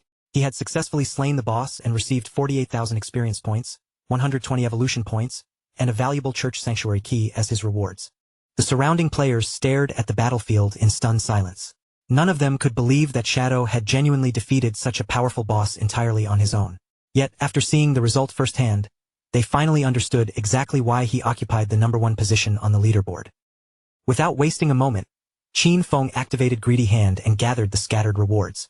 Among the loot was an emerald tier piece of leather armor designed specifically for assassins, the Black Flame's gift-piercing leather armor. The armor's attributes were extraordinary. It provided 95 points of physical defense, 120 points of resistance against every element, 77 points of damage reduction, and an additional 77 points of constitution. Its special effect, Black Flame's Gift, applied 1 stack of Black Flame whenever the wearer attacked or received an attack, accumulating up to 5 stacks. Each stack reduced the affected target's defense and elemental resistance by 7%, though a note explained that the weakening effect would be reduced against bosses of Emerald tier or above. Qin Feng was extremely pleased. This single Emerald tier item offered stronger defensive power than the complete armor sets used by most other players. Better still, Black Flame's Gift could continuously weaken an enemy's defenses and elemental resistances, making the armor far more practical and valuable than the equipment previously dropped by the Soul Purifier. Qin Feng also received an Emerald tier skill called Assassin's Instinct. Once learned, it allowed him to partially detect the faint outlines of invisible units and granted 2 additional levels of anti-invisibility. After examining its effects, Qin Feng immediately decided that the skill was worth evolving. The complete enhancement process consumed 33 evolution points, reducing Qin Feng's remaining total to 97. Assassin's Instinct advanced step by step through the Emerald, Diamond, and Epic tiers before finally reaching Legendary tier. As it evolved, the anti-invisibility bonus steadily rose from 2 levels to 5. Its new legendary effect also sharpened Qin Feng's ability to sense an opponent's weak points, granting a 50% modifier to critical hit damage. In other words, he now possessed a legendary anti-invisibility skill with level 5 detection and a massive critical damage enhancement. Combined with the passive effect of Graceful Deliverance, his total critical hit damage bonus climbed to an incredible 350%. At this point, Qin Feng could accurately strike an enemy's weak points even with his eyes completely closed. With 97 evolution points still available, Qin Feng turned his attention to Ghostly Blur and chose to evolve it to Legendary tier first. The upgrade consumed 80 points, leaving him with only 17. Ghostly Blur successfully advanced from Epic to Legendary, raising its passive evasion rate from 75% to 85%. Even more importantly, whenever the evasion effect activated, Qin Feng would now become completely immune to the incoming damage. Just then, Captain Anyu arrived with the rest of her group. She greeted Qin Feng with an unexpectedly friendly attitude before immediately asking whether the boss had dropped anything valuable. Her unusual behavior left Qin Feng slightly puzzled, and he could not help wondering what had suddenly gotten into her. Captain Anyu smiled and admitted that she had not checked the leaderboard earlier. She had never expected Qin Feng to climb all the way to level 13 in a single night, and in her eyes, such progress was simply insane. Wang Meng quickly added that their entire group had been grinding without rest through the night, yet they had not even completed half of level 11. Compared with them, Qin Feng's leveling speed seemed almost impossible. Before Wang Meng could continue, Captain Anyu struck him sharply on the head and warned him to stop spouting nonsense. With complete confidence, she declared that everyone already knew men naturally leveled faster. Qin Feng remained somewhat bewildered by her attitude, but he soon turned the conversation back to business. He explained that he had obtained several useful items and had already valued the entire collection at 45,000 days of lifespan as one complete package. Captain Anyu accepted the price and transferred the required lifespan to him, after which the system promptly confirmed that the transaction had been completed. Qin Feng's expression then became noticeably more serious. He revealed that he possessed another valuable item he might be willing to sell, but before showing it, he asked Captain Anyu whether she knew anything about hideouts. A knowing smile gradually appeared on Captain Anyu's face, as she confirmed that they had already received information about hideouts. She explained that the ruins of Zhonghai City contained no true safe zones, forcing organized player groups to occupy hideouts and use them as permanent bases. Such locations could be used to stockpile supplies, and during critical moments, their magical defensive barriers could be activated to block external water invasions. Qin Feng immediately guessed that the information she had heard probably concerned the small hideout dropped by a golden tier boss.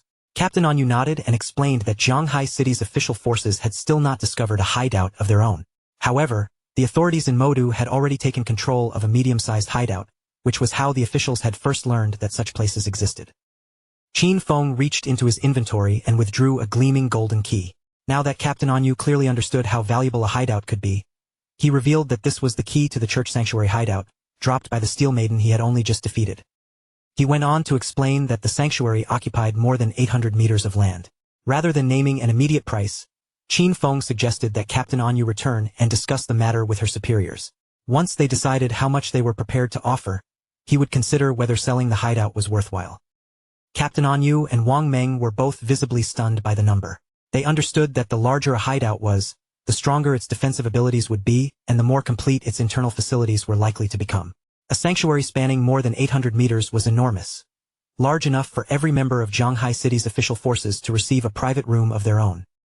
Captain Anyu slowly extended her hand toward the golden key, curiosity filling her eyes. Unable to suppress her interest, she asked Qin Feng how much lifespan he intended to demand for a hideout of such an impressive size. Qin Feng refused to name a price immediately and told her to discuss the matter with the officials first so that he could hear their best offer. From his memories of his previous life, he knew the sanctuary could be sold for roughly 2,000 years of lifespan. If the government purchased it for that amount, then together with the lifespan he already possessed, Qin Feng would finally have enough to extract all his equipment, skills, and levels into the real world. A nervous look crossed Captain Anyu's face as she realized the significance of the deal. She quickly accepted Qin Feng's proposal and promised that she would report the existence of the sanctuary to her superiors immediately. Before Qin Feng could leave, Captain Anyu told him that there was one more matter requiring his assistance. They had just received alarming news from Dark Moon Town, where 7 gold-tier bosses had appeared together and already caused the deaths of many players. The officials were prepared to offer Shadow 10 full years of lifespan if he traveled there and eliminated all 7 bosses. Qin Feng considered the request for a moment before pointing out that 7 gold-tier bosses should not normally pose an overwhelming threat. Even if the creatures remained grouped together, the official forces ought to be capable of defeating them eventually. Since Captain Anyu had personally come to request his intervention, he immediately concluded that there had to be some unusual and especially troublesome complication. Clearly impressed by how quickly he recognized the hidden problem, Captain Anyu raised one hand and gave Qin Feng an approving thumbs up. Captain Anyu confirmed that his deduction was correct. Her team had managed to separate one of the 7 bosses from the others and successfully kill it, only for the creature to suddenly return to life. Even worse, the attributes of all 7 bosses surged dramatically at the same moment. Their strength rose so violently that the entire team was annihilated almost instantly. Qin Feng's eyes widened as soon as he heard that the dead boss had resurrected. A memory surfaced in his mind, the existence of rare group-type bosses that were linked together and capable of reviving one another. That possibility led Qin Feng to an even more important suspicion. These 7 bosses might be puppets created by the Cursed Slate, one of the mysterious ancient god slates. If an ancient god slate had truly appeared in Dark Moon Town, then there was no chance he would allow such a priceless opportunity to escape him. Qin Feng decided to depart immediately and asked Captain Anyu to send him the exact coordinates. She quickly provided the location and wished him good luck. In Qin Feng's opinion, Captain Anyu was surprisingly sincere. The loot from 7 gold-tier bosses alone could probably be sold for 40 or 50 years of lifespan, yet she had still offered him an additional 10 years as payment. Truthfully, the reward was extremely generous. Riding atop the ghost Night Wolf, Qin Feng raced through the ruined city toward his destination. As he passed an enormous statue, however, something nearby suddenly caught his attention, causing his eyes to widen in surprise. Not far from the statue, a group of players had surrounded a young woman and were viciously beating her. After taking a closer look, Qin Feng recognized the victim immediately. It was his own younger sister, Qin Xiaoyu. One of the women stepped forward with a cruel smile and delivered a heavy slap across Qin Xiaoyu's face. She accused the girl of being a shameless slut who had only just joined the guild yet was already trying to seduce its leader. Qin Xiaoyu's face was covered in dark bruises, and tears streamed helplessly down her cheeks. The woman glared at her with open hostility and declared that this beating was merely a warning.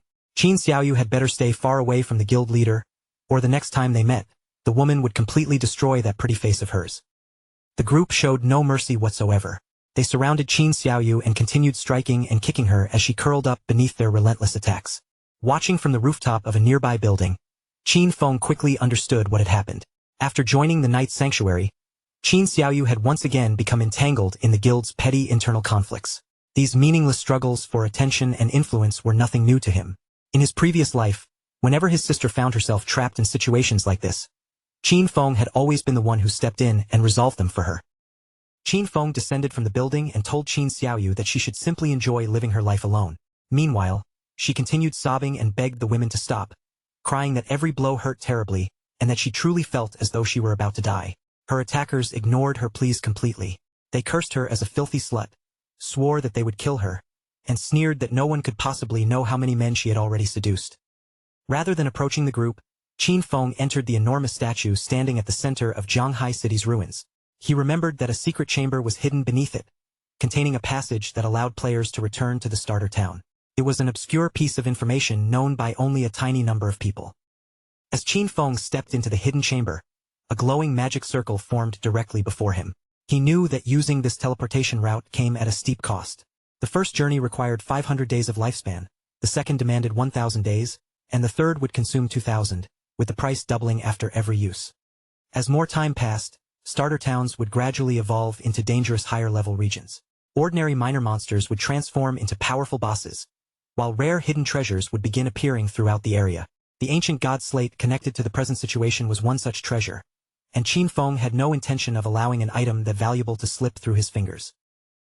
A system prompt appeared, asking whether Qin Feng wished to teleport back to the abandoned land of the gods, Dark Moon Town.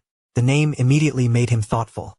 Dark Moon Town was supposed to appear during a much later stage, yet even in his previous life, he had never heard any information about it.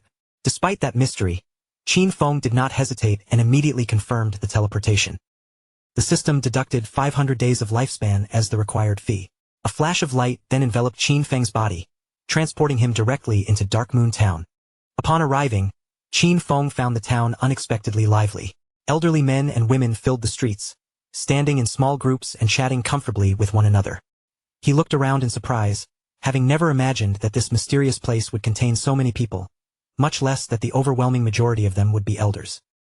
A short distance away, several players were gathered around an elderly woman, with one of them carefully helping her back onto her feet. The woman released a relieved breath after safely returning to the protected zone. The players then reminded her of their agreement. They had successfully helped her reach level 3, and during the process she had earned 72 days of lifespan. Now that their part of the deal was complete, she only needed to hand over the tradable portion of that lifespan as payment. The elderly woman's face immediately twisted with anger, and she flatly refused to hand anything over. Raising her voice, she demanded to know why they were asking her for payment when they claimed to be part of a charitable organization that helped people level up for free. One of the players kept a patient smile and gently explained that they were not asking her to pay them any money. When they had formed a party earlier, a portion of the lifespan dropped by every monster they killed had automatically been distributed to her. His companion added that she only needed to return that shared portion, exactly as they had all agreed before setting out. Instead of calming down, the old woman became even more furious. She loudly insisted that she had never heard of any damned agreement and accused the young players of making the whole thing up. In her eyes, it was utterly shameless for a group of youngsters to surround an elderly woman and demand that she give them her money. The players hurriedly tried to settle her down, explaining once again that she had misunderstood them. They had helped her gain levels without charging a fee and only wanted the lifespan that had dropped from the monsters they personally defeated. Without joining their party, she would never have received a share of that lifespan or earned nearly as much experience. But the old woman refused to listen. She pulled away, screamed at them not to touch her, and began calling for help while accusing members of the Manhwa River Guild of publicly harassing her. At that very moment, a hand suddenly seized the old woman from behind. Before anyone understood what was happening, she was violently thrown onto the ground, leaving both her and the surrounding players staring in complete confusion. The person who had intervened was none other than Qin Feng. He reached down, grabbed the old woman firmly by the neck, and stared at her with an icy, murderous gaze. Then, drawing his dagger in one smooth motion, he ended her life without the slightest hesitation. The two players froze where they stood. Their eyes widened in disbelief as they tried to process what Qin Feng had just done, and within seconds, their confusion turned into outright shock. Several glowing lifespan orbs appeared where the old woman had fallen. Qin Feng calmly pointed out that her lifespan was now lying on the ground, so the two players could simply collect what they were owed. Their shock instantly turned into excitement, and they eagerly wondered what powerful expert had stepped in to help them. Qin Feng merely replied that it had been nothing more than a small favor. Without waiting for further questions, Qin Feng turned his back on them and calmly walked away. The two players rushed forward to collect the fallen lifespan, celebrating when they discovered that they had recovered all 72 days. They called after Qin Feng and thanked him repeatedly. As for Qin Feng, he found it extremely troublesome that ordinary fighting was prohibited inside the town. As he continued through the streets, Qin Feng thought back to the Manhwa River Guild. Only now did he realize that this guild had originally been founded right here in Dark Moon Town. From what Qin Feng remembered, the Manhwa River Guild had been established around charitable work. Its members helped elderly people survive in the abandoned land of the gods without demanding payment for their assistance. As time passed, the guild gained official recognition and received powerful support. Judging purely by membership numbers, Manhwa River eventually became the largest guild in all of Huaxia. A thoughtful light appeared in Qin Feng's eyes. In an apocalypse filled with chaos, betrayal, and death, he believed that organizations like Manhwa River, and people willing to help the weak, were needed more than ever. Night had already fallen, and deep inside a dark forest, a small group of players was locked in battle with a hulking monster whose entire body appeared to be formed from thick, shifting mud. Two mages stood near the back of the formation. One of them urgently called to Mother, telling her to cast Lightning Strike. Mother immediately obeyed, gripping her magic staff with both hands as crackling energy gathered around its tip. A moment later, a violent bolt of lightning burst upward and crashed into the mud monster. Its massive body stiffened beneath the electrical shock, and the swordsmen in the party instantly seized the opening. Charging in together, they swung their blades and sliced the creature cleanly in half. The mud monster's broken corpse slowly dissolved, transforming into glowing orbs of lifespan scattered across the forest floor. The man in the group finally relaxed after seeing that the creature had truly been defeated. Chu Yen happily praised everyone, declaring that they were amazing. Mother smiled and reminded them that even players like them could defeat weaker monsters as long as they carefully followed the guidance and tutorials provided by more experienced people. After gathering their rewards, the group continued walking through the forest. Along the way, the man turned toward Chu Yen and asked whether her close friend Qin Xiaoyu had truly joined the Night Sanctuary Guild. He had heard that the guild charged an extremely expensive membership fee. Chu Yen nodded and explained that she had previously invited Qin Xiaoyu to join the Manhwa River Guild with them instead. With a sincere expression, Chu Yen explained that she had told Qin Xiaoyu everything about Manhwa River. It was a charitable guild where players who were not particularly talented at games could support one another, and experienced members were even available to guide them. Unfortunately, Qin Xiaoyu had rejected the invitation and refused to join. Another member of the group pointed out that Qin Xiaoyu had already reached level 10 because players from the Night Sanctuary had helped raise her level. However, she had also heard troubling rumors about the guild's membership contract. Once someone signed it, they were bound to the organization for 3 full years and were essentially forced to serve as the guild slaves throughout that entire period. The man shook his head, understanding that even though the Night Sanctuary had helped Qin Xiaoyu reach level 10, they probably viewed her as nothing more than a useful tool. In his opinion, players without exceptional skills were better off quietly hunting weaker monsters and slowly building up their lifespan and experience. That was exactly how their own group survived. They focused only on small monsters and immediately withdrew to seek assistance whenever they encountered a boss. Chu Yen let out a helpless sigh. She knew Qin Xiaoyu believed that she was different from ordinary players. After all, Qin Xiaoyu possessed a hidden class, and in terms of raw potential, she truly was stronger than the rest of them. Before anyone could continue the conversation, countless invisible arrows suddenly tore through the darkness and rained down upon the unsuspecting group. There was no time for them to dodge or defend themselves. The hidden arrows pierced straight through the male player's body in an instant, stripping away 1,200 points of health before he could even understand where the attack had come from. The man collapsed, and his corpse quickly dissolved into glowing lifespan. Chu Yen immediately panicked, because the player who had just been killed was her own father. Beside her, Mother stared at the place where her husband had fallen and burst into uncontrollable tears. The archer responsible for the attack stepped out with a satisfied smile, proudly boasting that a single skill had been enough to eliminate the man instantly. The masked men accompanying him told him to stop wasting time. They mocked the Manhwa River Guild, saying it could never contain any genuine experts. In their eyes, the guild was filled with useless trash, because no skilled player would willingly waste time carrying elderly people. To them, every member of Manhwa River was nothing but scum. The masked attackers slowly closed in around Chu Yen and her mother. Wearing a cruel smile, the archer demanded that the two women surrender every last bit of tradable lifespan they were carrying. Fear tightened around Chu Yan's chest as she faced the armed group. She knew that the authorities had officially forbidden players from killing one another inside the game. By murdering her father and threatening them, these attackers were risking being identified and hunted as wanted criminals. The archer raised one finger and pointed it directly at Chu Yen, his arrogant smile never fading. He openly declared that he did not give a damn about the authorities or their rules. Then, losing patience with the conversation, he gave the two women exactly 3 seconds to hand over their lifespan. Terrified for her daughter's safety, Mother prepared to obey the demand. Chu Yen, however, planted her feet and firmly told her mother not to give them anything. She urged Mother to request help through the guild channel immediately while she stayed behind and tried to hold the attackers off. Seeing Chu Yen resist, the archer's expression turned vicious. He ordered his masked subordinates to attack at once, telling them to kill the older woman while leaving the younger one alive so they could amuse themselves with her afterward. The masked men charged toward Chu Yen and her mother with their weapons raised. But just before they could reach them, a massive wolf suddenly burst from the darkness, lunged at the attackers, and sank its fangs into their bodies. Chu Yen stood frozen in place, staring at the enormous wolf with wide eyes. The sudden turn of events left her completely confused, and she had no idea who or what had come to save them. The archer was equally stunned. His confidence vanished as confusion filled his eyes, and he frantically looked around for the person controlling the attacking wolf. Before the archer could even draw another breath, a shadow flashed past him at incredible speed. A blade swept across his neck, and his severed head flew away before his body had time to react. The one who had struck was Qin Feng. While the ghost night wolf tore into the archer's masked subordinates, Qin Feng stood silently beside the fallen head and looked down at it without emotion. Watching his overwhelming speed and the familiar wolf beside him, Chu Yen quickly realized that her mysterious rescuer was Shadow.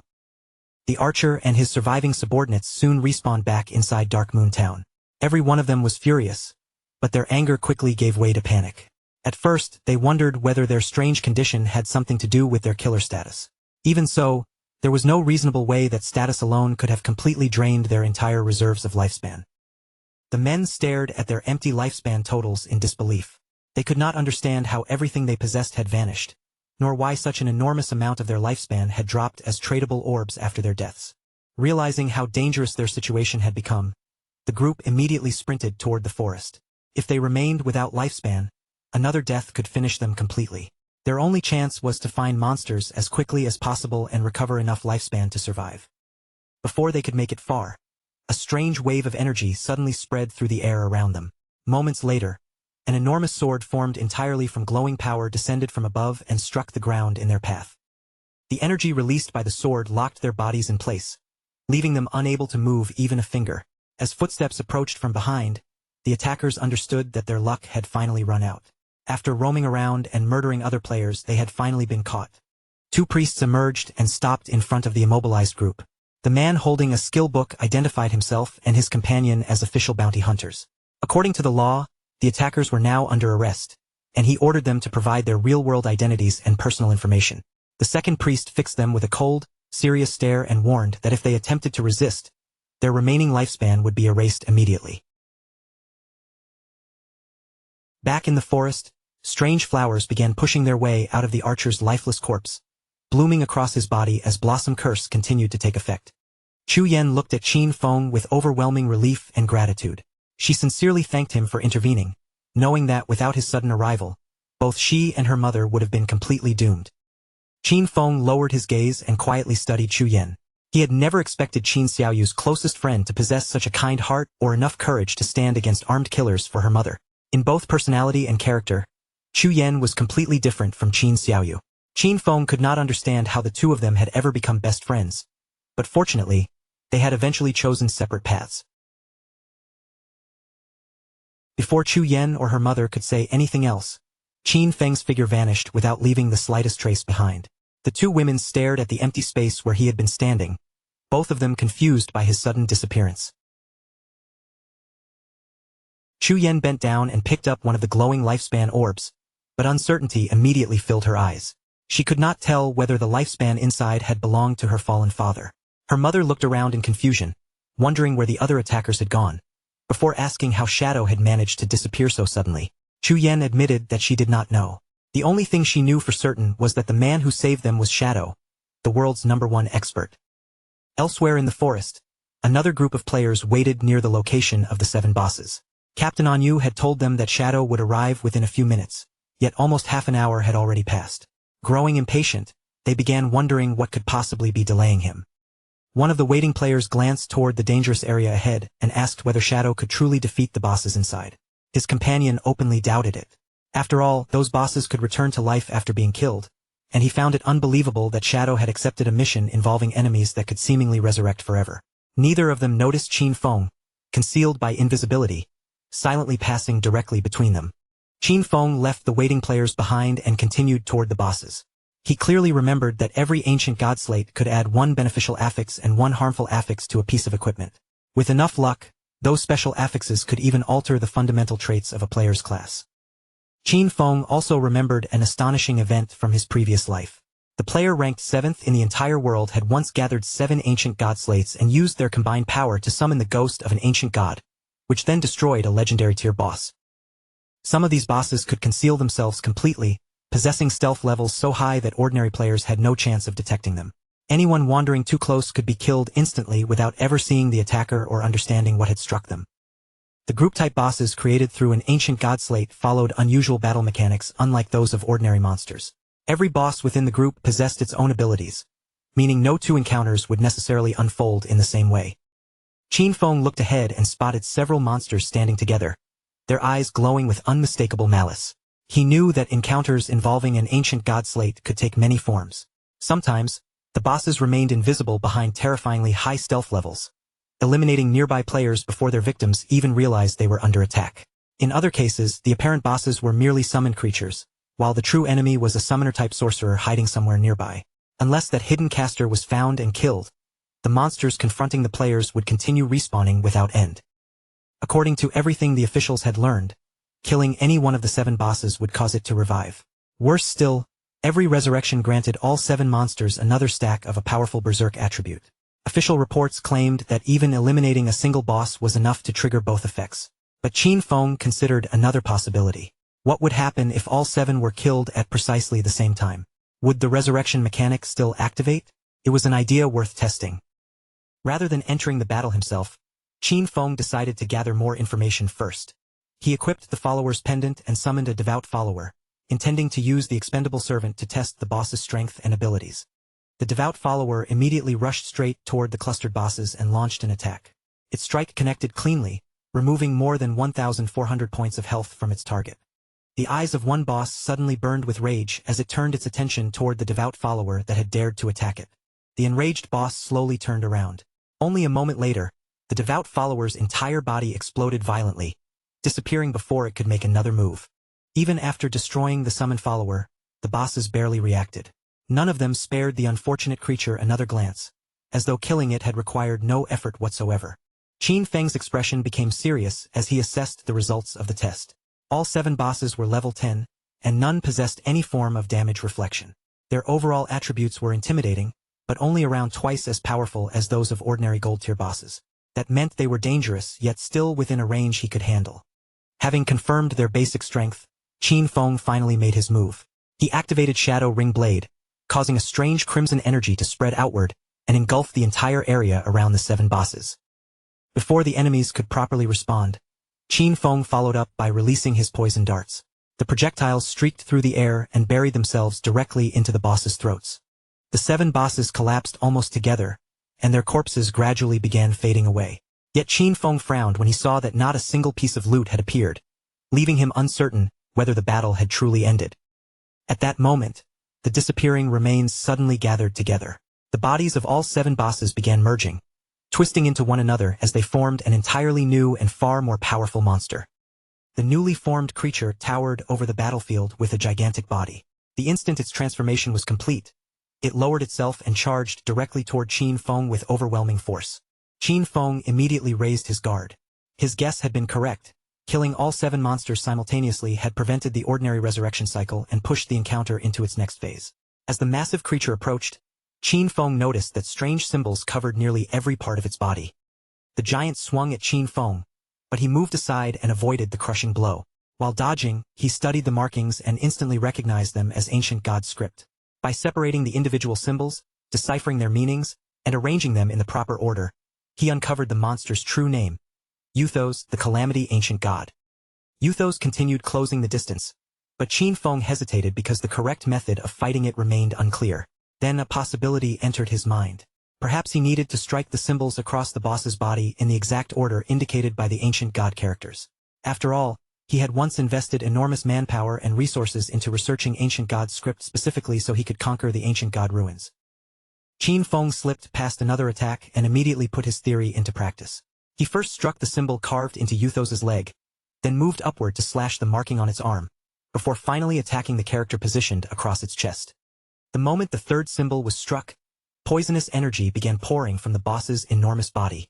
Euthos threw open its mouth and released an agonized roar that echoed throughout the surrounding valley. Cracks spread across the creature as its massive body started breaking apart piece by piece. It then lost its balance and collapsed into the water below. Qin Feng remained on high alert, unsure whether this destruction meant victory or the beginning of another transformation. Before the water could settle, several coffins suddenly rose from beneath the surface. At the same time, the remains of Euthos began floating above the water, shifting and changing shape once again. The boss's body twisted through another grotesque mutation. Moments later, multiple monsters tore their way out from within it, landing around the coffins and roaring loudly into the night. Qin Feng carefully compared the newly emerged creatures with the coffins surrounding them. The raised inscriptions carved into each coffin corresponded perfectly with one specific monster. From this, he immediately understood the rule of the current phase. Every creature had to be killed beside its matching coffin. Beyond the monsters, Qin Feng could already see the ancient god slate waiting in the distance. Its appearance meant that he had most likely reached the final phase of the encounter. The summoned creatures roared together and began charging toward him from every direction. Qin Feng held his ground without taking a single step backward. Determination sharpened his gaze as he prepared to face the final wave head-on. Above the battlefield, flocks of crows suddenly swept across the night sky, circling over the valley where Qin Feng was fighting for possession of the ancient god slate. The violent disturbance immediately drew the attention of every player nearby. Confused and curious, they tried to determine whether the trembling beneath their feet was an earthquake or a sign that the 7 bosses had entered a berserk state. Unable to ignore the movement coming from the valley, several groups decided to approach and investigate. One of the team's mages looked around impatiently and demanded to know where Shadow was. Her companion doubted he would appear at all, insisting that there was no possible way for one player to defeat bosses like these. Before the mage could reply, the swordsman's eyes suddenly widened, and he urgently called for everyone to come closer and look. When the group reached the battlefield, they found the entire area completely empty. There was no sign of Qin Feng, but even more astonishingly, the 7 bosses had vanished as well. The players could only stand there in shock, unable to understand what had happened. They cautiously walked through the abandoned battlefield and noticed deep cracks spreading across the ground. Some began wondering whether the earthquake itself had somehow killed the bosses. Just then, Captain Anyu contacted the group and ordered everyone to withdraw, explaining that Shadow had already handled the entire situation. The players stared at one another with eyes full of disbelief. None of them could accept that Shadow had genuinely defeated all the bosses alone. The coffins were now empty, and the heavy chains surrounding them had been shattered. Only moments earlier, these players had openly doubted that Shadow could defeat 7 bosses capable of resurrection. Yet barely 10 minutes later, every monster had disappeared, and none of them had even noticed Qin Feng entering the valley. They could not imagine how he had accomplished it, especially when the bosses were supposed to revive endlessly. For the first time, they began to understand why their leader placed so much trust in Shadow's abilities and decisions. Meanwhile, Qin Feng walked alone beneath the pale moonlight, holding the ancient god slate securely in one hand. Looking over the rewards he had gained, he decided that the results of this trip were not bad at all. A pleased light appeared in Qin Feng's eyes. The battle had raised him all the way to level 14, and after killing all 7 bosses and collecting their rewards through greedy hand, he had obtained a total of 294 evolution points. More important than the levels or evolution points, however, was the ancient god slate now in his possession. Its mechanics were far too complicated for the authorities to decipher quickly. Qin Feng estimated that they would need at least a month to understand it, and the number of players lost during that period could have been catastrophic. Without hesitation, Qin Feng invested 210 evolution points into another upgrade. Once the process was complete, he still had 115 evolution points remaining. His Shadow Flash Slash successfully evolved from epic to legendary tier, bringing enormous improvements to every part of the skill. The maximum blink distance increased to 40 meters, the following stealth effect could now last for 15 seconds, and the cooldown was reduced to only 8 seconds. With its new 8-second cooldown, Shadow Flash Slash could now release 9 rapid slashes across a wider 6-meter area. Every individual strike received an additional 700 points of attack power. Yet even those enhancements were secondary compared with the completely new effect unlocked by the legendary evolution. Each successful slash now granted Qin Feng a shield equal to 100% of his maximum health. These shields could stack up to 9 times, and every layer would remain active for a full 60 seconds. Qin Feng could not suppress his cheerful confidence after understanding the new effect. As long as all 9 slashes connected, the accumulated shields would raise his effective health to 10 times its normal amount. His ability to survive mistakes or unexpected attacks had just increased dramatically. Qin Feng activated his invisibility and quietly continued through the surrounding area. Based on his current leveling speed, he calculated that he would reach level 15 in approximately another 5 hours. Once that happened, it would finally be time to travel toward Magic City. Several hours later, Qin Feng returned to the ruined city. To his surprise, the same group of women was still gathered around Qin Xiaoyu, continuing the beating they had started earlier. Judging from the force behind every strike, the women seemed fully prepared to beat Qin Xiaoyu to death. Qin Feng watched with mild surprise, unable to believe that the assault was still going on after so much time. These women were far more ruthless and persistent than he had expected. The white-haired woman finally stepped away and stretched both arms, trying to loosen her aching body. Completely exhausted, she complained that both her back and waist were hurting. Her companion was equally irritated, staring at her badly swollen hand and grumbling that after hitting Qin Xiaoyu for so long, her palm practically felt as though it were smoking. Before leaving, the women spat contemptuously on Qin Xiaoyu's battered body. They decided that she had suffered enough for one day and declared that the beating should serve as a lesson she would not soon forget. After the women walked away, Qin Xiaoyu slowly pushed herself upright. Her body was covered in painful bruises, cuts, and swollen wounds from the prolonged assault. Tears immediately began streaming down Qin Xiaoyu's face. Instead of blaming the women who had attacked her, she bitterly decided that everything was Qin Feng's fault. She had told him to cut ties with her, yet he had truly taken her words seriously and ignored her. In her mind, he should have understood that when a girl said something like that, she often meant the exact opposite. Using her magic staff for support, Qin Xiaoyu struggled back onto her feet. Fortunately, she had already signed a 3-year contract with the Night Sanctuary, so she believed she no longer needed to worry about surviving during that period. Although the guild would take 50% of all the lifespan she earned, the remaining half would still belong to her. That advantage, she believed, would allow her to grow much faster than Chu Yan and the others. Qin Xiaoyu then cast Holy Healing, a skill capable of fully restoring the target's health. As her wounds rapidly recovered, resentment hardened her expression. She swore that once she became powerful enough, none of the people who had looked down on her would escape without punishment. Neither Qin Feng nor the vicious women who had beaten her would be allowed to get away so easily. To everyone's surprise, the golden light from Holy Healing did not settle over Qin Xiaoyu at all. Instead, the spell drifted toward the invisible Qin Feng nearby and began restoring his health without revealing his hidden figure. Poor Qin Xiaoyu stared at her empty hands before sinking helplessly to her knees. Believing that she had somehow failed to cast the spell yet again, she looked around in complete confusion, wondering where all that healing energy had gone. At the same time, far away among the shattered streets of Magic City's ruins, a large group of players was locked in a fierce battle against a towering boss formed entirely from solid rock. The stone boss brought its enormous arm crashing down, but the party's tank immediately stepped forward, bracing both feet against the ground. He raised his shield and absorbed the heavy blow for everyone behind him. Not far from the battlefield, 3 players remained hidden among the ruins, silently watching the entire fight from a safe distance. Qian Shishir was among them, waiting patiently for the right moment to make her move. Watching the 18-player team struggle against a single boss, Qian Shishir curled her lips in contempt.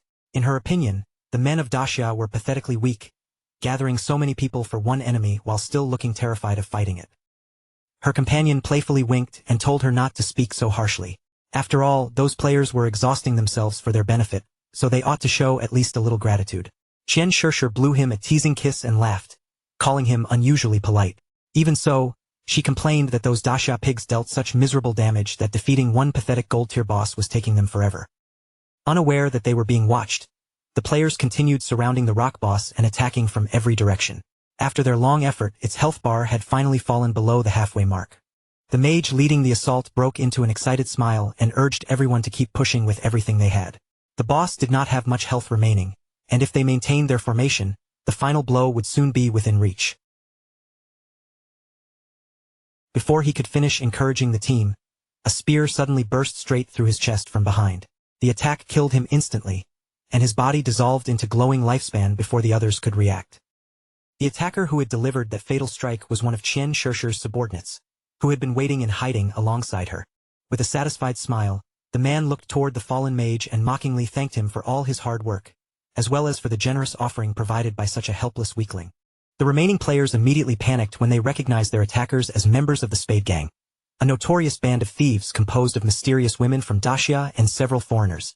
They could not understand how people this vicious could exist, traitors willing to lead outsiders in slaughtering their own countrymen. Despite the shock, the surviving players quickly raised their weapons and charged forward. Their leader shouted for everyone to remain calm and attack together, insisting that the enemy group contained only a few people. Seeing that the players still dared to resist, Qian Shishir's expression turned vicious. She promised to slaughter every Daxia pig in front of her and coldly warned them to prepare for death. One of her subordinates pulled out a pair of heavy war hammers and slammed them down while activating thunderous tremor. The earth shook violently beneath the players, cracking open and trapping their lower bodies deep inside the ground. Qian Shishir drew both daggers and shot forward with the speed of thunder. Her figure flashed through the immobilized formation, and within the blink of an eye, every trapped player had been cut down. Looking over the bodies scattered around her, Qian Shishir could not resist laughing in contempt. As far as she was concerned, the men of Daxia truly were nothing more than a crowd of useless fools. A malicious light gleamed in her eyes as she considered the situation. Daxia's authorities had already circulated information about their crimes, but she found that completely meaningless. In her eyes, the entire country was merely a filthy garbage dump overflowing with worthless trash. Her companion casually pointed out that the people they had killed were only ordinary players. There was never any possibility that such powerless individuals could compete with people like them, who possessed the backing of enormous capital. As the corpses around them continued transforming into lifespan orbs, Qian Shishir reminded the others that their real identities had not yet been exposed. Even so, remaining in Daxia was becoming increasingly dangerous, so they should leave as soon as possible and relocate to North America. Qian Shishir lowered her gaze toward the scattered rewards and decided that once they arrived there, they would establish a guild devoted entirely to hunting Daxia players. The black man beside her immediately agreed that it was a wonderful idea, while the other companion curiously asked what they planned to name this new guild.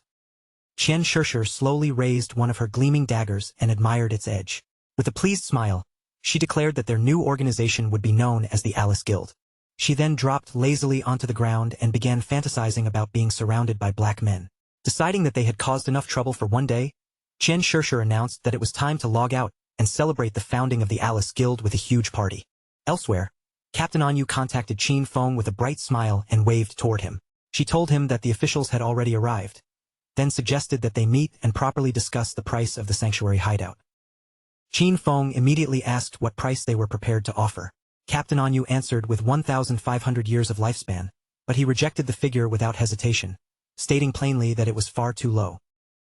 Captain Anyu admitted that she had known 1,500 years would never satisfy him. She explained that she had argued fiercely with her superiors and finally persuaded the highest-ranking official to increase the offer to 2,000 years. This time, Qin Feng accepted the deal and instructed her to meet him beside the enormous statue standing at the center of the ruins.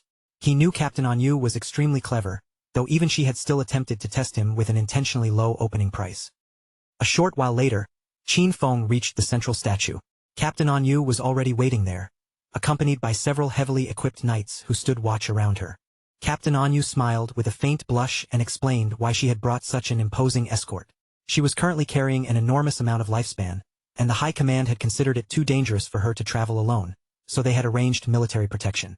Qin Feng studied the knights with a serious gleam in his eyes, but he was not impressed. The authorities still had no understanding of his true strength, and these escorts appeared to know only one or two useful combat techniques. Without wasting any more time, Qin Feng handed the Golden Sanctuary key over to Captain Anyu. A system notification immediately appeared, confirming that the exchange between both parties had been completed successfully. The Church Sanctuary hideout key disappeared from Qin Feng's possession. In return, his account received an astonishing 2,000 years of fully tradable lifespan. With the transaction finished, Qin Feng turned and prepared to leave while Captain Anyu cheerfully said goodbye. The knights beside her looked confused, unable to understand why the authorities had paid 2,000 years of lifespan for a single key. Captain Anyu explained that they did not grasp its true value. This sanctuary could shelter hundreds or possibly thousands of people, and aside from Shadow, almost no one would willingly surrender something so valuable. For Qin Feng, the timing of Captain Anyu's payment could not have been better. With this lifespan in hand, he could finally complete his preparations before traveling to Magic City. Qin Feng immediately began spending the tradable lifespan he had received. He first consumed 71.2 years to raise himself to level 15. Afterward, he extracted several important abilities, including the level 1 mythic skill Blessed Liberation for 161.7 years, and the legendary skill Assassin's Instinct for another 71.12 years. He then purchased 3 epic tier skills: Shadow Ring Blade for 36.35 years, Silent Concealment for 23.71 years, and Darkest Hour for 34.65 years. Finally, Qin Feng spent 113.89 years to extract the Mount Bell item. Aside from his equipment, his level, abilities, and other major powers were now completely synchronized with reality. His strength in the real world had become almost identical to what he possessed inside the game. Just as Qin Feng finished synchronizing his power, the system issued another warning. His hunger level had already climbed to a dangerous 90%. Qin Feng realized that he had gone far too long without eating. With his body demanding immediate nourishment, he decided to log out and deal with his hunger before doing anything else.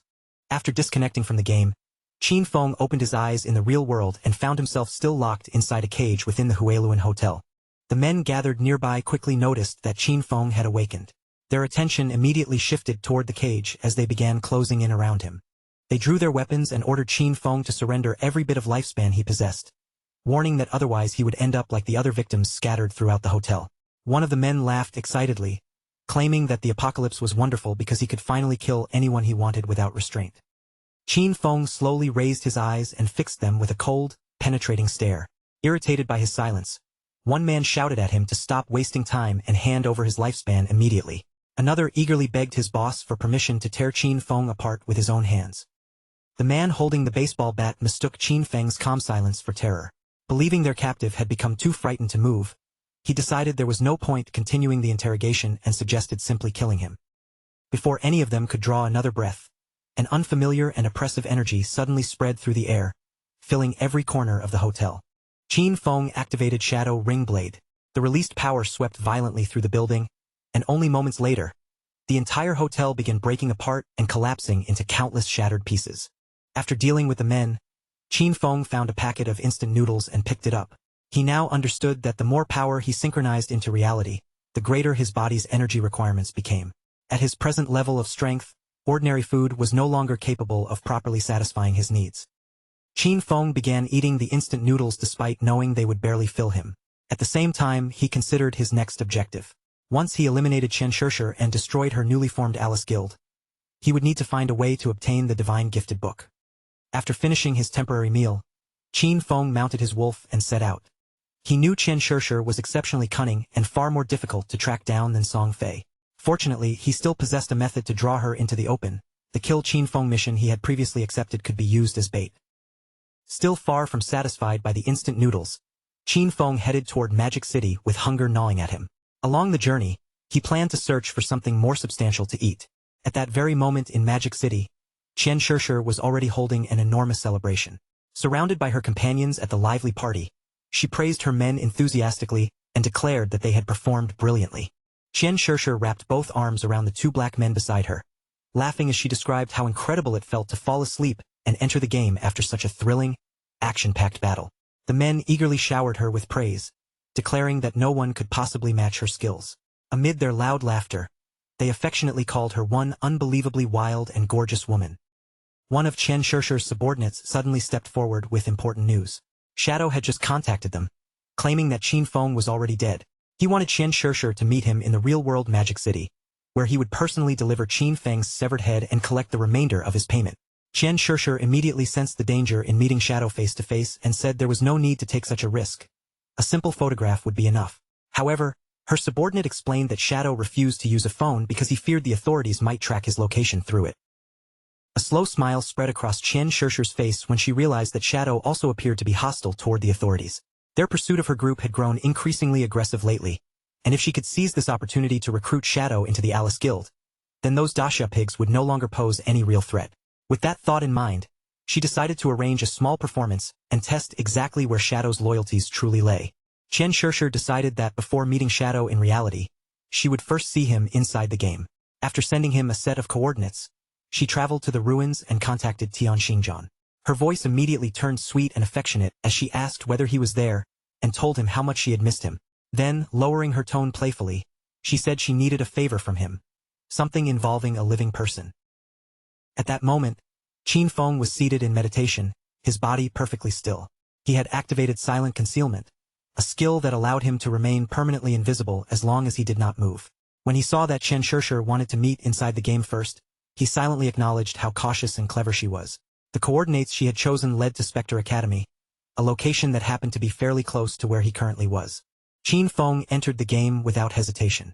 Since Chen Shishir had gone to such lengths to arrange this meeting, he was curious to see exactly what kind of trick she planned to play. Several hours later, Qin Feng arrived within the Magic City ruins and approached Spectre Academy. Still completely hidden by invisibility, he quietly dismounted from his wolf and began observing the area without revealing his presence. Just then, a group of government agents emerged and surrounded Chen Shishir. They announced that the authorities had successfully tracked down the Spade Gang and confirmed her identity as Spade A. With their weapons ready, They ordered her to surrender immediately and abandon all resistance. Otherwise, the authorities would have no choice but to respond with military force. Qian Shishir showed no fear at all. Instead, she smiled at Tian Xingjian and told him to return to his daxia superiors with a message they should remember clearly. The Spade Gang no longer existed. From that moment onward, her organization would be known as the Alice Guild. She deliberately displayed her figure before them and proudly declared that the Alice Guild had one particular specialty: hunting down and killing the men she contemptuously called daxia dogs. Tian Xingjian and the agents standing behind him could not stop themselves from blushing at her shameless display. Their embarrassment quickly turned into fury. They cursed Spade A for her outrageous arrogance and swore that the officers of Great Daxia would eventually capture her and bring her to justice. Rather than becoming intimidated, Qian Shishir looked even more excited. She taunted the daxia officers and invited them to come at her together. With a provocative smile, she hinted that if they performed well enough during this little performance, she might reward them by becoming even more daring with them later that night. Hidden nearby beneath the protection of his invisibility, Qin Feng silently watched the entire confrontation unfold from beginning to end. Seeing that Qian Shishir remained every bit as defiant as before, Tian Xingjian clenched his fist until his knuckles tightened. His expression hardened as he swore that this time, he would personally place her under arrest. Qin Feng immediately recognized Tian Xingjian and recalled the role he had played in his previous life. Tian Xingjian was a famous informant who had secretly supplied intelligence to the Alice Guild, surviving until the 7th year after the game began before finally falling. What Qin Feng found interesting was that Qian Shishir and Qu Haonan had already begun cooperating this early. He now understood that the confrontation before him had been deliberately arranged to test Shadow. If he stepped in to protect Qian Shishir, he would openly become an enemy of the authorities. But if he refused to intervene, she would most likely never agree to meet Shadow in the real world. Having made his decision, Qin Feng leaped from his hidden position and began descending rapidly from above, his concealed figure cutting silently through the air. Qin Feng activated Shadow Ring Blade, deciding that this was the perfect moment to demonstrate his supposed sincerity. A strange crimson aura spread across the area and wrapped itself around Tian Xingjian and his men, steadily draining away their health as they stood trapped within its range. Moments later, the system issued its confirmation. Qin Feng had successfully slain Tian Xingjian along with every agent who had accompanied him. Qian Shishir and the remaining members of her group stared at the fallen officers in confusion. The sudden attack had happened so quickly that none of them had fully understood who was responsible. Once the officers' corpses dissolved into glowing lifespan orbs, Qin Feng finally released his concealment and appeared directly before Qian Shishir's group. Standing calmly among the scattered rewards, he introduced himself with a single name, Shadow. Qin Feng walked closer to Qian Shishir without showing the slightest tension. After stopping in front of her, he offered a brief greeting and formally introduced himself as the man she had been waiting for. Shadow. Qian Shishir's eyes widened the instant she saw him. Excitement rushed across her face, and a deep blush spread over her cheeks as she stared at him with open admiration. To her, Shadow was simply far too cool. Powerful, mysterious, and ruthless. He was exactly the kind of man she adored. Her excitement suddenly gave way to dramatic tears. Qian Shishir complained that it was such a terrible shame for an extraordinary man like Shadow to be one of those daxia pigs. She could not understand why someone so powerful had to come from daxia, and she bitterly cursed the nation, insisting that its people did not deserve a man like him. Qian Shishir's subordinates were equally stunned by what they had witnessed. Qin Feng's attack had inflicted more than 40,000 points of damage, a number far beyond anything they could imagine. Realizing that this was the true strength of the world's #1 player, they quickly stepped forward and greeted him with obvious respect. Before the two men could finish speaking, Qin Feng moved with the speed of a thunderbolt. 2 rapid strikes flashed through the air, killing both of them instantly. Their bodies collapsed and immediately transformed into glowing orbs of lifespan. Qin Feng looked at the fallen men with an indifferent, almost icy expression. He casually claimed that he had not understood what they were saying, but judging by their tone and behavior, he had naturally assumed that they were insulting him. Qian Shishir stood frozen in shock. She hurriedly explained that the two men had not been insulting him at all. They had merely stepped forward to greet him and show their respect. Qin Feng continued pretending that the entire thing had been an innocent misunderstanding. He offered a casual apology, then suggested that to prevent anything similar from happening again, everyone should speak the daxia language while standing on daxia territory. With the unnecessary interruptions handled, Qin Feng announced that it was time to complete their transaction. However, before discussing any further details, he coldly ordered Qian Shishir to put on some proper clothing. Qian Shishir smiled and covered her exposed chest while asking about Qin Feng's severed head. Deep down, She thought Shadow was an extremely strange man. Even so, that unusual attitude only made her like him more. Shadow calmly assured her that Qin Feng's head was currently in his possession. He explained that there was no way to bring a real human head into the game, but if she was willing to meet him outside, he could personally show it to her in the real world. Qian Shishir opened the system's transaction window and looked at Shadow with complete confidence. After witnessing his overwhelming power with her own eyes, she decided there was no reason to doubt him. A man as powerful as Shadow, she believed, had no need to lie over such a simple matter. The exchange was completed, and Shadow immediately received 1,500 days of fully tradable lifespan as payment. With the reward safely transferred, Qin Feng turned away and prepared to leave. Before he could disappear, however, Qian Shishir quickly called out and asked him to wait. Wearing an inviting smile, Qian Shishir proposed that they establish a long-term partnership. Shadow possessed unmatched killing ability, while she had more than enough money to fund him. She then revealed that she already had another assassination target in mind. If he was interested in accepting the job, she invited him to visit her home that very night. Qian Shishir playfully stuck out her tongue, her face turning bright red as she leaned toward him. In a deliberately suggestive tone, she promised that once he arrived, she would satisfy any request he might have. Qin Feng showed a trace of genuine curiosity. Rather than responding to her flirtation, he directly asked who the new assassination target was and how much she intended to pay for the job. As her figure began fading from the game, Qian Shishir suggested that they save the details for an in-person conversation. She assured him that the next payment would be several times greater than what he had just received. Before logging out completely, she told Shadow that she would be waiting for him that night at Magic City's port. Qin Feng's expression became serious after hearing the meeting location. He immediately wondered whether Qian Shishir's residence at the port might actually be the yacht she owned. At the same time, near the statue and not far from where the meeting had taken place, Tian Xingjian and the agents who had been killed finished respawning. Tian Xingjian was furious and loudly cursed Shadow, convinced that the man would eventually betray the authorities completely. Even so, from his perspective, their operation had succeeded. Qian Shishir had now established a connection with Shadow. Tian Xingjian believed the fools in Jianghai City deserved much of the blame, since their repeated conflicts with Shadow had helped push him toward the enemy. He immediately ordered Lin Qingyu to lead the others in recovering their dropped lifespan, warning that another confrontation might begin very soon. The white-haired woman, Lin Qingyao, answered with a quiet nod. Inside the game, Lin Qingyao used the nickname Late Night Drizzle. As she considered what had just happened, a grim possibility formed in her mind. Shadow might truly have allied himself with Spade A. If that were the case, then they would need to discover some way to eliminate him, even if attempting it cost them their own lives. Late Night Drizzle lowered her eyes toward her own hand and sank deep into thought. She understood all too clearly how enormous the difference between her and Shadow had become. During the entire attack, she had not even managed to glimpse the outline of his body before everything was already over.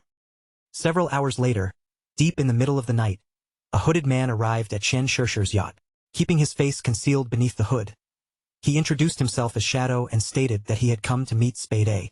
The guard stationed near the vessel immediately recognized the name and understood that their expected guest had finally arrived.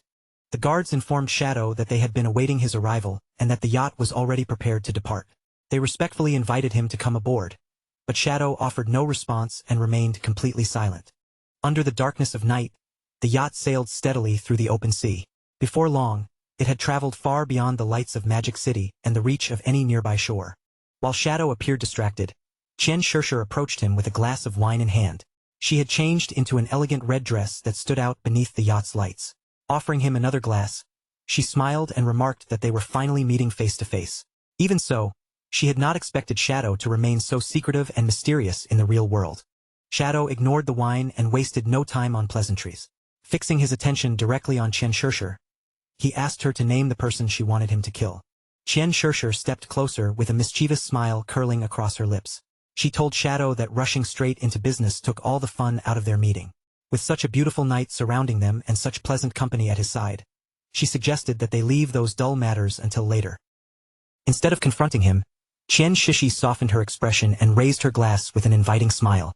She suggested that they share a drink together and make a toast to the beautiful evening the two of them were about to enjoy. Shadow calmly accepted the wineglass from her hand. Without showing the slightest trace of suspicion or hesitation, he brought it to his lips and took a measured sip.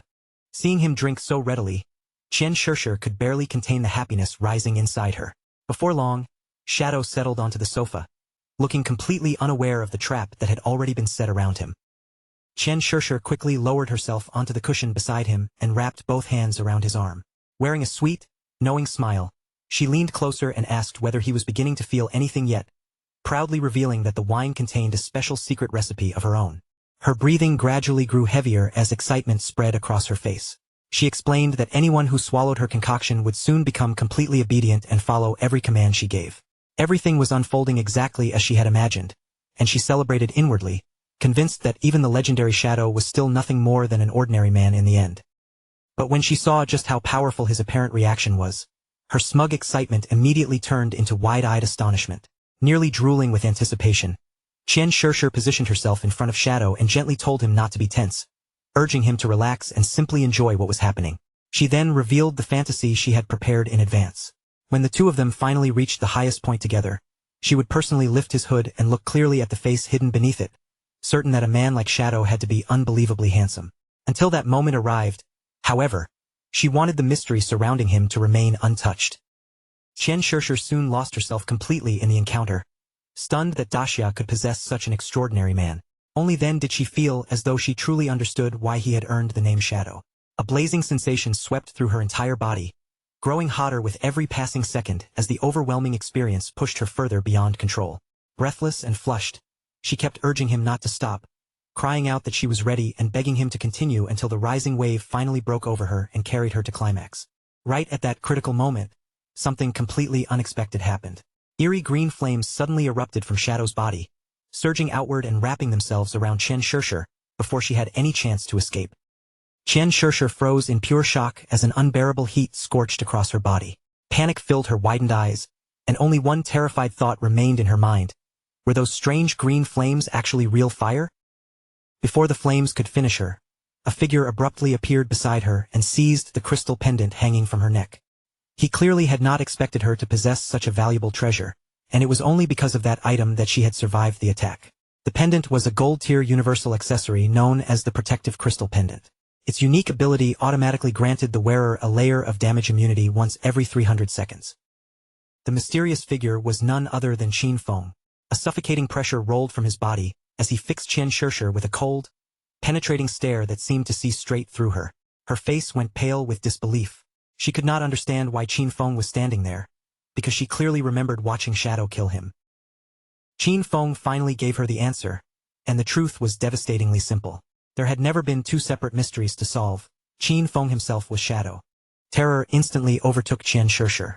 She scrambled away from the hooded Shadow, still seated on the sofa, staring at him with eyes stretched wide as the horrifying realization settled over her. The hooded man on the couch had never been Qin Feng at all. He was merely a devout follower Qin Feng had summoned and ordered to impersonate Shadow in his place.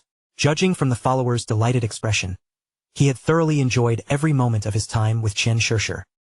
The proud and arrogant Qian Shishir from only moments earlier disappeared without a trace. She dropped to her knees before Qin Feng and repeatedly smashed her forehead against the floor, no longer caring about dignity or appearance. With her voice trembling, she begged Qin Feng to spare her life and admitted over and over that everything had been her fault. In desperation, she offered him every year of tradable lifespan she possessed and swore that she would become his slave. She promised he could command her however he wished, as long as he allowed her to keep breathing. Qin Feng showed no interest in her desperate promises. Instead, he coldly asked about the 5 foreign players who had been accompanying her. Tears flooded Qian Shishir's eyes as she lowered herself even further. She began barking like a frightened little dog and pitifully called him daddy, asking whether he would let her live if she gave him the information he wanted. She did not even get the chance to finish her bargain. Qin Feng reached forward and snapped her neck in one merciless motion. As her body twisted in agony, he took the phone from her possession and searched through it, quickly discovering that the 5 foreigners were no longer aboard the yacht. With Qian Shishir dead, Qin Feng successfully collected a total of 659 years of tradable lifespan from her. He had originally hoped to trap all 5 foreigners and eliminate them in a single sweep, so learning they were gone was rather disappointing. Still, there was no point dwelling on it. His next move was to use Qian Shishir's phone to contact the authorities while he remained close to her luxurious yacht.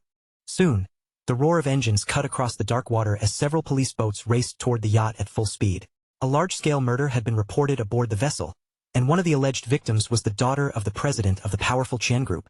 According to the anonymous informant, The abilities used by the killer closely resembled Shadow's skills from the game, making his identity almost impossible to doubt. Because of the seriousness of the case, an investigation team was immediately sent to secure and examine the yacht. Cho Haonan was among the officials riding on those approaching boats. In his eyes, Shadow was a lawless monster who respected neither order nor human life. Such a senseless massacre was not merely a crime, it was a deliberate challenge to the laws of their entire country. Once he boarded the yacht, Cho Haonan planned to use his tracking ability on the bodies. The moment Shadow's position was confirmed, every officer would unleash their full firepower and erase him on the spot. More than anything, Cho Haonan swore that he would avenge his beloved Shirshir. Within seconds, the police boats spread out across the water and completely encircled Chen Shirshir's yacht, cutting off every visible path of escape. The officers immediately began examining Chen Shirshir's remains. Their preliminary inspection determined that she had died from a severe fracture of the cervical spine. They also discovered unidentified DNA traces inside her mouth, along with obvious burn injuries across her body. Enraged by what he saw, Cho Haonan cursed Shadow under his breath, accusing him not only of murdering Chen Shirshir, but of humiliating her even after death. Cho Haonan placed one hand directly against Chen Shirshir's corpse and activated a special ability called Last Words of the Deceased. By making physical contact with the victim's body, the skill could reveal the killer's current location for 5 full minutes. Gritting his teeth, Cho Haonan swore that he would personally see the murderer captured and forced to answer for every crime. The instant the skill took effect, Cho Haonan's expression changed completely. His eyes suddenly widened as the location revealed to him defied everything he had expected. He immediately raised his guard, drew his pistol and warned every officer nearby to stay alert. Shadow was not somewhere far away, he was right there with them. Cho Haonan began shouting urgent orders, commanding the entire team to concentrate their attack toward the 6 o'clock direction. Before Cho Haonan could even finish turning around, a powerful venom-coated dart tore through his head. The attack was so sudden that every officer nearby froze in stunned disbelief. Cho Haonan's lifeless body collapsed beside Chen Shirshir's corpse with a heavy thud. Even after witnessing their investigator die without warning, Lin Qingyu managed to keep her composure and remained focused on the threat before them. Determination hardened Lin Qingyu's expression as she activated a protective group shield around the officers. She immediately opened fire toward Shadow's position, accusing him of killing an official investigator. With her weapon still raised, she demanded to know whether this attack meant he had chosen to become an enemy of the authorities. Qin Feng calmly told everyone to stop panicking. He explained that Cho Haonan had been killed because he was a traitor who secretly leaked official information to Chen Shirshir in return for personal benefits. As for proof, Qin Feng pointed out that the evidence should still be stored on Cho Haonan's phone. The officers were welcome to examine it as thoroughly as they pleased. One of the officers quickly unlocked Cho Haonan's phone and searched through its contents. A moment later, he reported to Captain Lin that Qin Feng had been telling the truth. They had discovered extensive communication records between Captain Chiu and Chen Shirshir. The information on the devices also confirmed another shocking fact. Chen Shirshir was the player known inside the game as Black Ace. Lin Qingyu found the revelation difficult to accept. Refusing to rely only on someone else's report, she decided that she needed to look through the evidence with her own eyes. She reached out and took the phone, but the officer beside her suddenly panicked and hurriedly asked her to wait. Lin Qingyu paused in confusion, wondering what could possibly be on the device that even she, the captain, was apparently not supposed to see. Her question was answered the moment the screen came into view. Lin Qingyu's eyes widened as she found herself staring at a photograph of Cho Haonan and Chen Shirshir locked in an intimate kiss. Curiosity pushed her to open the photo gallery, but the images waiting inside made her entire face turn as red as a tomato. The gallery was filled with private photographs of Cho Haonan and Chen Shirshir together. Standing awkwardly beside her, the nervous officer could only remind Captain Lin that he had already tried to warn her. After seeing the messages and photographs for herself, Lin Qingyu could no longer deny the truth. Every accusation Shadow had made was accurate, and the hidden structure behind the entire incident finally became clear to her. The previous time Shadow had killed them inside the game, it had merely been a performance designed for Chen Shirshir to witness. By putting on that display, he successfully earned her confidence and encouraged her to seek him out in the real world. Once he located her, he dealt with her personally. Then, after reporting the murders to the authorities, he drew Cho Haonan into the same trap and eliminated the corrupt investigator as well. With a single calculated plan, Shadow had quietly helped the authorities remove 2 major threats at once. The officer beside Lin Qingyu finally asked why she was still staring so intensely at the photographs on the phone. Only then did she pull herself from her thoughts. Shadow's ability to manipulate every person and event had left her deeply shaken. She now understood that if someone this terrifying ever truly became hostile toward the authorities, the consequences would be beyond imagination. A moment later, Lin Qingyu remembered that she had personally fired at Shadow only a short time earlier. He might not care about such a minor attack, and perhaps he would not hold a grudge, but she could not dismiss the possibility that her actions might create lasting tension between him and the authorities. Lin Qingyu lowered her weapon and faced Shadow with unmistakable gratitude. She sincerely thanked him for exposing Qiu Haonan's betrayal and helping them resolve the case, then apologized for recklessly shooting at him before learning the truth. Without pausing to reconsider, Lin Qingyu turned the gun toward herself and pulled the trigger. The bullet struck her own leg, and the surrounding officers immediately erupted into panic at the shocking sight. Despite the pain spreading through her wounded leg, Lin Qingyu remained upright and quickly told the alarmed officers not to worry about her. Tears gathered in her eyes as she looked toward the place where Shadow stood. She told him that, by taking the bullet herself, she had now repaid the shot she had fired at him earlier. Then, enduring the pain, she respectfully asked him to continue cooperating with the authorities in the future. One of the officers hurried over and supported Lin Qingyu as she struggled to remain standing. He told her that there had been no reason to take such an extreme precaution. Lin Qingyu, however, replied that none of them truly understood Shadow's personality. Under circumstances like these, acting too carefully was still far better than carelessly creating an enemy they could never afford to face. Unknown to the officers, Qin Feng was still nearby, concealed by his invisibility ability and silently observing everything. He had already recognized Lin Qingyu as the player called Late Night Drizzle. She had deliberately shot herself just to make certain she would not be viewed as his enemy. Such decisiveness was exactly what one would expect from the woman destined to become a leading figure among Magic City's official forces. Meanwhile, back inside the game world, movement stirred near the distant ruins. Several hostile monsters emerged from the surrounding area and began closing in on a small group of players. The player carrying the shield immediately stepped forward to intercept them. Bracing himself against the charging creatures, he fought to hold the front line and urgently shouted for Qin Xiaoyu to heal him. Qin Xiaoyu lifted her friendly-looking staff and hurriedly activated a healing ability. Unfortunately, her aim was so disastrously clumsy that the glowing spell landed on one of the monsters instead of her injured teammate. Strengthened by the accidental healing, the creature lunged forward and sank its teeth into the shield-bearing player. Staring in disbelief as she healed the wrong target yet again, he angrily shouted that she was just as useless as always. Warm healing light continued pouring into the monster's body, restoring its strength instead of saving her teammate. At the same time, another creature lunged onto the helpless player and began tearing into him right in front of Qin Xiaoyu. The disastrous fight did not last much longer. Within moments, both Qin Xiaoyu and her unfortunate companion were completely eliminated from the battlefield. After respawning once again, Qin Xiaoyu stood there with tears welling in her eyes, utterly unable to understand what had just happened. She had not seen anyone attack them, so her mind immediately jumped to Shadow. She wondered whether he kept targeting her because he had somehow discovered that she intended to avenge Brother Song Fei. Her companion responded by slamming a fist against the top of her head. Calling her a complete idiot, he demanded to know why someone like Shadow would waste time personally hunting her. He then explained that they had actually been wiped out by the Platinum Tier boss, Headless Assassin Xiao Luo, before asking whether she had ignored every system notification that appeared. A swollen bump now rose from Qin Xiaoyu's head as she clutched it in pain. Still furious, the man explained that Xiao Luo had only attacked because Qin Xiaoyu's badly aimed healing spell had accidentally provoked the boss. He then swore that if the guild leader ever placed her in his team again, he would kill himself on the spot rather than suffer through another disaster like this. Before he could calm down, a heavy presence suddenly descended nearby. The moment the man recognized the approaching boss, all the anger vanished from his face and was instantly replaced by panic.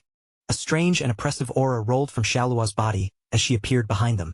Realizing that the boss had followed them even after they respawned, the man immediately turned his back on Qin Xiaoyu and sprinted away without the slightest hesitation. Qin Xiaoyu remained frozen for a heartbeat, her eyes widening with fear as the danger finally sank in. This situation was clearly far worse than she had imagined. Meanwhile, night had already settled over the city. Far from the ruined battlefield, a grand mansion stood beneath the darkness, its quiet exterior hiding the fury erupting inside. Without warning, a plate piled with fruit was hurled across the room. It smashed against the floor, scattering broken porcelain and fruit in every direction. The person responsible was a red-haired woman gripping a phone tightly against her ear. Her face twisted with rage as she berated the officials on the other end of the call, calling every one of them useless. They had been handed a perfect opportunity to eliminate Shadow, yet they were simply abandoning it. Whatever excuses they tried to offer, she had no interest in hearing them. Shadow had slaughtered members of her Dongfang clan, and she refused to let their blood be shed without repayment. The people she was speaking to had spent years infiltrating the government, only to prove completely worthless when the most important moment finally arrived.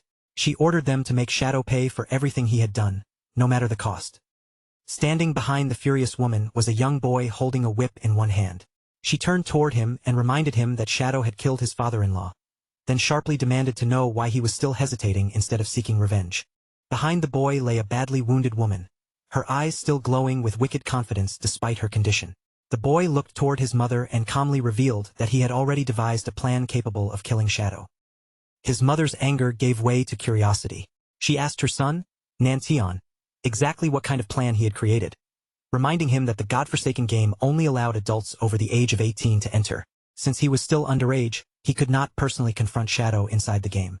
Nanshan's eyes gleamed with confidence as he explained that entering the game was unnecessary. Even if he could not fight Shadow directly, he could still defeat him with his intelligence.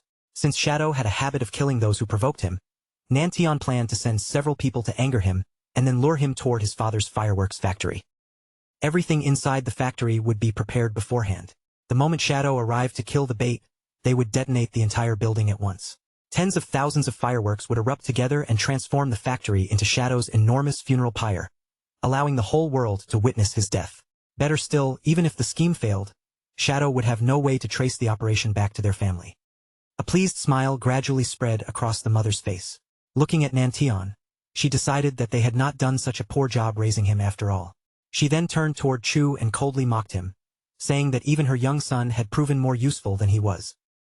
Chu did not argue with her insult. Instead, he warned that the entire operation had to remain completely secret. The authorities' official position was still to recruit Shadow rather than destroy him, and neither his eldest brother nor his second brother would support such a reckless assassination attempt.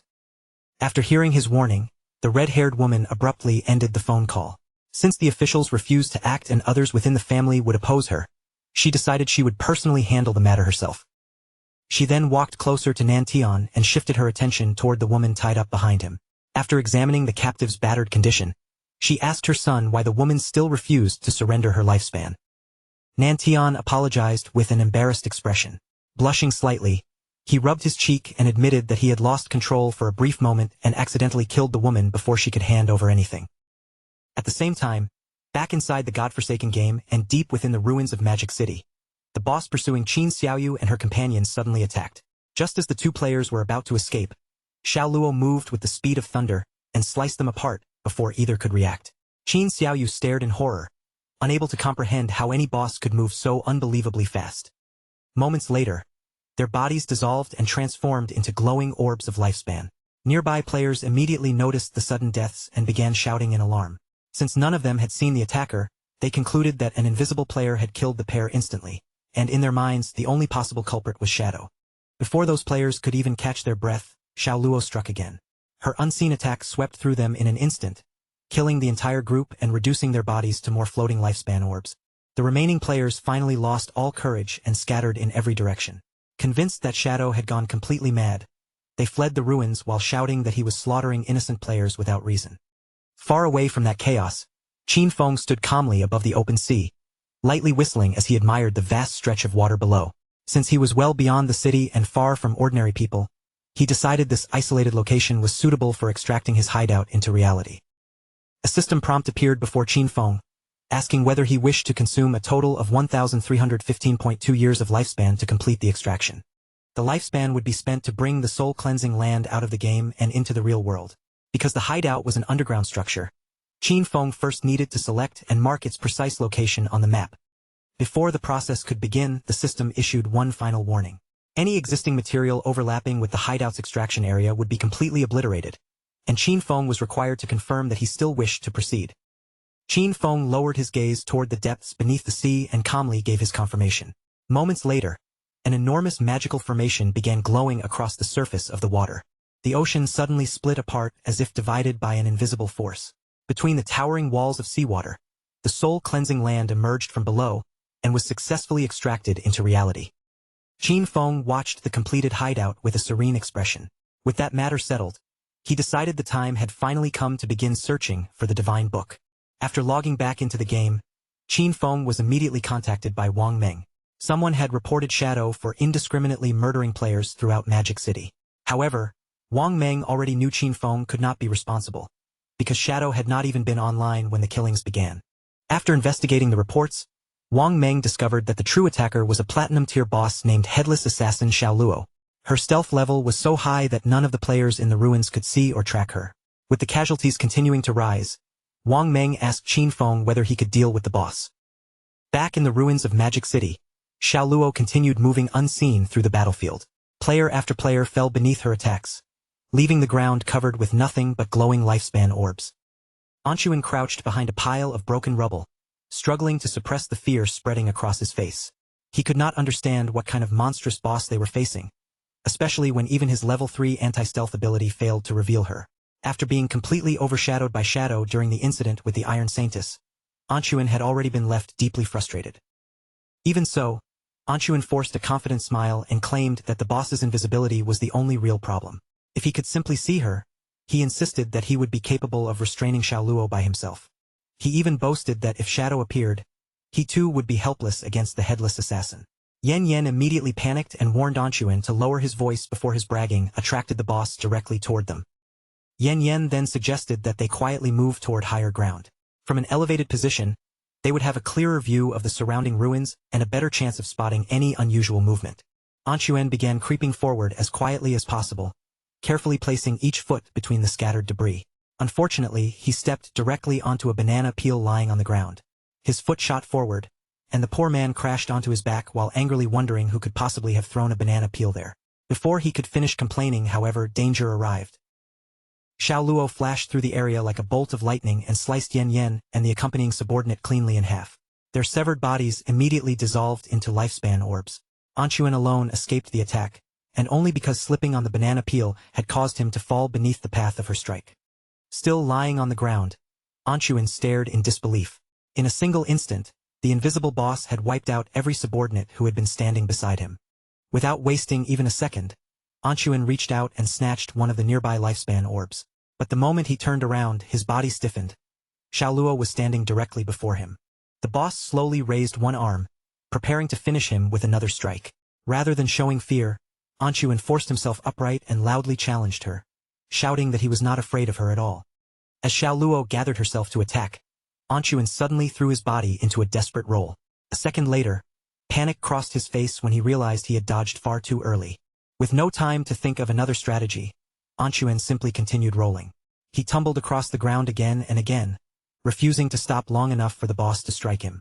After several frantic rolls, confusion began replacing his fear. Anquan's eyes widened as he wondered what Xiao Luo was waiting for, and why she still had not attacked him.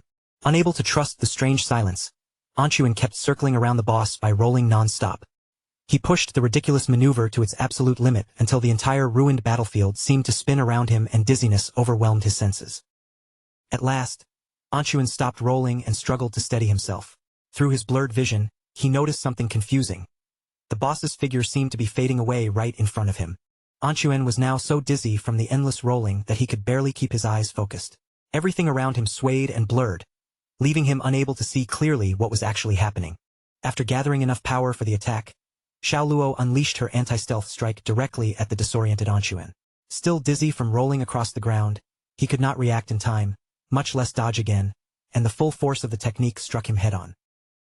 The impact ended the fight instantly. Anquan's body vanished on the spot, breaking apart and transforming into a glowing mass of lifespan. While Xiao Luo's attention remained fixed on the opponent she had just eliminated, a dark figure quietly began emerging behind her. Shadow had finally chosen that exact moment to make his move. Without any warning, Qin Feng appeared in the air directly above Xiao Luo. Activating true anti-stealth strike, he dropped down with terrifying force and drove his dagger deep into her back. The blow inflicted more than 28,000 points of damage, killing the platinum-tier boss in a single attack. Qin Feng had moved so quickly that Xiao Luo never sensed him approaching, nor did she have enough time to turn her head before dying. As her information appeared before him, he could not help feeling slightly surprised when he noticed that the boss's name was Xiao Luo. A few minutes before Qin Feng arrived, the guild members gathered throughout the ruined city had surrounded poor Qin Xiaoyu and pointed accusing fingers at her. They blamed her misdirected healing spell for awakening the Headless Assassin, claiming that Xiao Luo had locked onto her and followed her all the way back to the respawn point. Qin Xiaoyu stood beneath their angry stares with tears filling her eyes. Her shoulders drooped as she tried to explain that none of it had been intentional and that she had never meant to provoke the boss. Two furious players immediately told the guild leader that their teams would never accept someone as dangerous as Qin Xiaoyu. With her around, they might suddenly die without even understanding what had killed them. The guild leader quickly ordered everyone to lower their voices, sharply asking whether they wanted their shouting to attract Xiao Luo back to them. The guild leader studied Qin Xiaoyu with a serious expression and finally accepted that she simply was not suited for direct combat. He informed her that from that moment onward, her duty would be gathering information about hidden bases instead of joining battle teams. If she discovered a gold-tier hideout, she would receive 3 years of lifespan, while locating a platinum-tier hideout would earn her 10 years. Thinking back, he remembered how excited they had been when they first discovered that she possessed a hidden class, believing the guild had uncovered a priceless treasure. Pointing toward Qin Xiaoyu, the guild leader added that he would personally provide her with 1 year of lifespan every day from now on. Since she died so frequently, allowing her limited lifespan to keep disappearing would be far too wasteful. A system window immediately appeared before her, announcing that she had received 2 days of tradable lifespan. Her remaining balance had now risen to 2 days, 13 hours, and 32 minutes. Overwhelmed with gratitude, Qin Xiaoyu sincerely thanked the guild leader from the bottom of her heart. The other women in the guild immediately burned with jealousy when they witnessed the exchange. In their minds, Qin Xiaoyu had somehow turned her terrible luck into an advantage, and they became convinced that this had been her plan all along so she could meet the guild leader every single day. Cursing that little vixen Xiaoyu under their breath, they declared that they would start doing the same thing. At that moment, glowing lifespan began rising from somewhere nearby, drawing everyone's attention. One of the players suddenly noticed that the boss's displayed name was Xiao Luo. Hearing that unfamiliar name, the guild leader and the surrounding members exchanged curious, confused looks. A short while later, Xiao Luo's lifeless body appeared on the ground before them. Then Qin Feng stepped into view behind the fallen boss and silently fixed his gaze on the guild leader. The guild leader and every man standing beside him froze in place. Their eyes widened, their jaws dropped, and none of them could hide their shock at seeing Shadow suddenly appear before them. Without pausing for even a second, the guild leader turned with a furious expression and slammed a heavy blow onto the head of one of his own men. Just then, a strange current of energy gathered around Qin Xiaoyu. The air surrounding her began twisting and warping unnaturally, leaving her staring around in complete confusion. Qin Xiaoyu's eyes widened with both fear and surprise as the distortion intensified. Neither she nor any of the nearby players understood what was happening around her. The guild leader reacted without wasting a moment. He rushed forward and kicked Qin Xiaoyu hard in the backside, launching her away from the rest of the group. Instead of falling normally, Qin Xiaoyu's body suddenly floated upward through the air. She waved her arms helplessly and screamed for someone to save her. At that exact moment, 3 headless assassins appeared around the airborne Qin Xiaoyu and surrounded her from different directions. The sight immediately captured Qin Feng's full attention. Anxuan and the others, who had been watching from behind cover, panicked when they saw 3 bosses appear at once. A closer look revealed that there were actually 4, and then 5, with one of them having already been instantly killed by Shadow. Only then did they understand why Xiao Luo had seemed to appear everywhere throughout the ruins. There had never been just one of her, but numerous identical clones. Suspended helplessly in the air, Qin Xiaoyu began crying out for assistance, her tear-filled eyes darting around in desperation. The moment she spotted Shadow nearby, hope returned to her face, and she immediately believed that she had been saved. Qin Xiaoyu stretched one hand toward Qin Feng and begged him to rescue her, desperately calling him Brother Shadow. But hearing the word brother from the mouth of someone who had once betrayed him caused a cold fury to flare within Qin Feng's eyes. The headless assassin clones closed in from every side, raising their weapons and preparing to strike Qin Xiaoyu at the same time. Before their attacks could land, Qin Feng activated his newly acquired Shadow Dash. His figure flashed through the air in the blink of an eye, and a storm of slashes tore through the clustered bosses, along with the unfortunate Qin Xiaoyu caught between them. Qin Xiaoyu stared in stunned disbelief as her body was cut apart. Even at the moment of death, she could not understand why Shadow had chosen to kill her as well. A system notification immediately informed Qin Feng that he had killed headless assassin Xiao Luo and Qin Xiaoyu. From the battle, he received 48,000 experience points, 20 evolution points, and a total of 1,520 days of tradable lifespan. As countless lifespan orbs rained down through the air, Qin Feng turned his back on Qin Xiaoyu's fading remains. Without the slightest warmth in his voice, he simply remarked that she had been unlucky. Qin Feng activated Greedy Hand and gathered all the scattered loot toward himself. He quickly realized that the 1,520 days of lifespan had come from Xiao Luo herself, while the boss had also dropped a large collection of additional glowing orbs. Those were the non-tradable lifespans she had recently absorbed from other players but had not yet finished digesting. Captain Anyu and Wang Meng soon appeared nearby. With a bright smile, Captain Anyu greeted Qin Feng and offered to purchase any items he did not need. Qin Feng could not help feeling mildly surprised, wondering how Captain Anyu and Wang Meng always seemed to appear wherever valuable loot was involved. Remaining calm, Qin Feng told them that they had arrived at exactly the right time. He knew another location containing worthwhile rewards, and if their offer was generous enough, he could lead them there. He instructed Wang Meng and the other men to accompany him, but specifically stated that Captain Anyu could not come. Her expression immediately darkened as she demanded to know why she was being excluded. Qin Feng raised one finger and pointed directly toward Wang Meng. He then clarified his meaning in a completely matter-of-fact tone. To be precise, no women were allowed to join them. Captain Anyu's cheeks reddened as she deliberately emphasized her attractive figure and asked the great boss why he was treating her this way. Pretending to be deeply hurt, she accused him of discriminating against women and joked that she had even considered seducing him, only to discover that he apparently preferred men. Qin Feng answered by lightly knocking her on the head.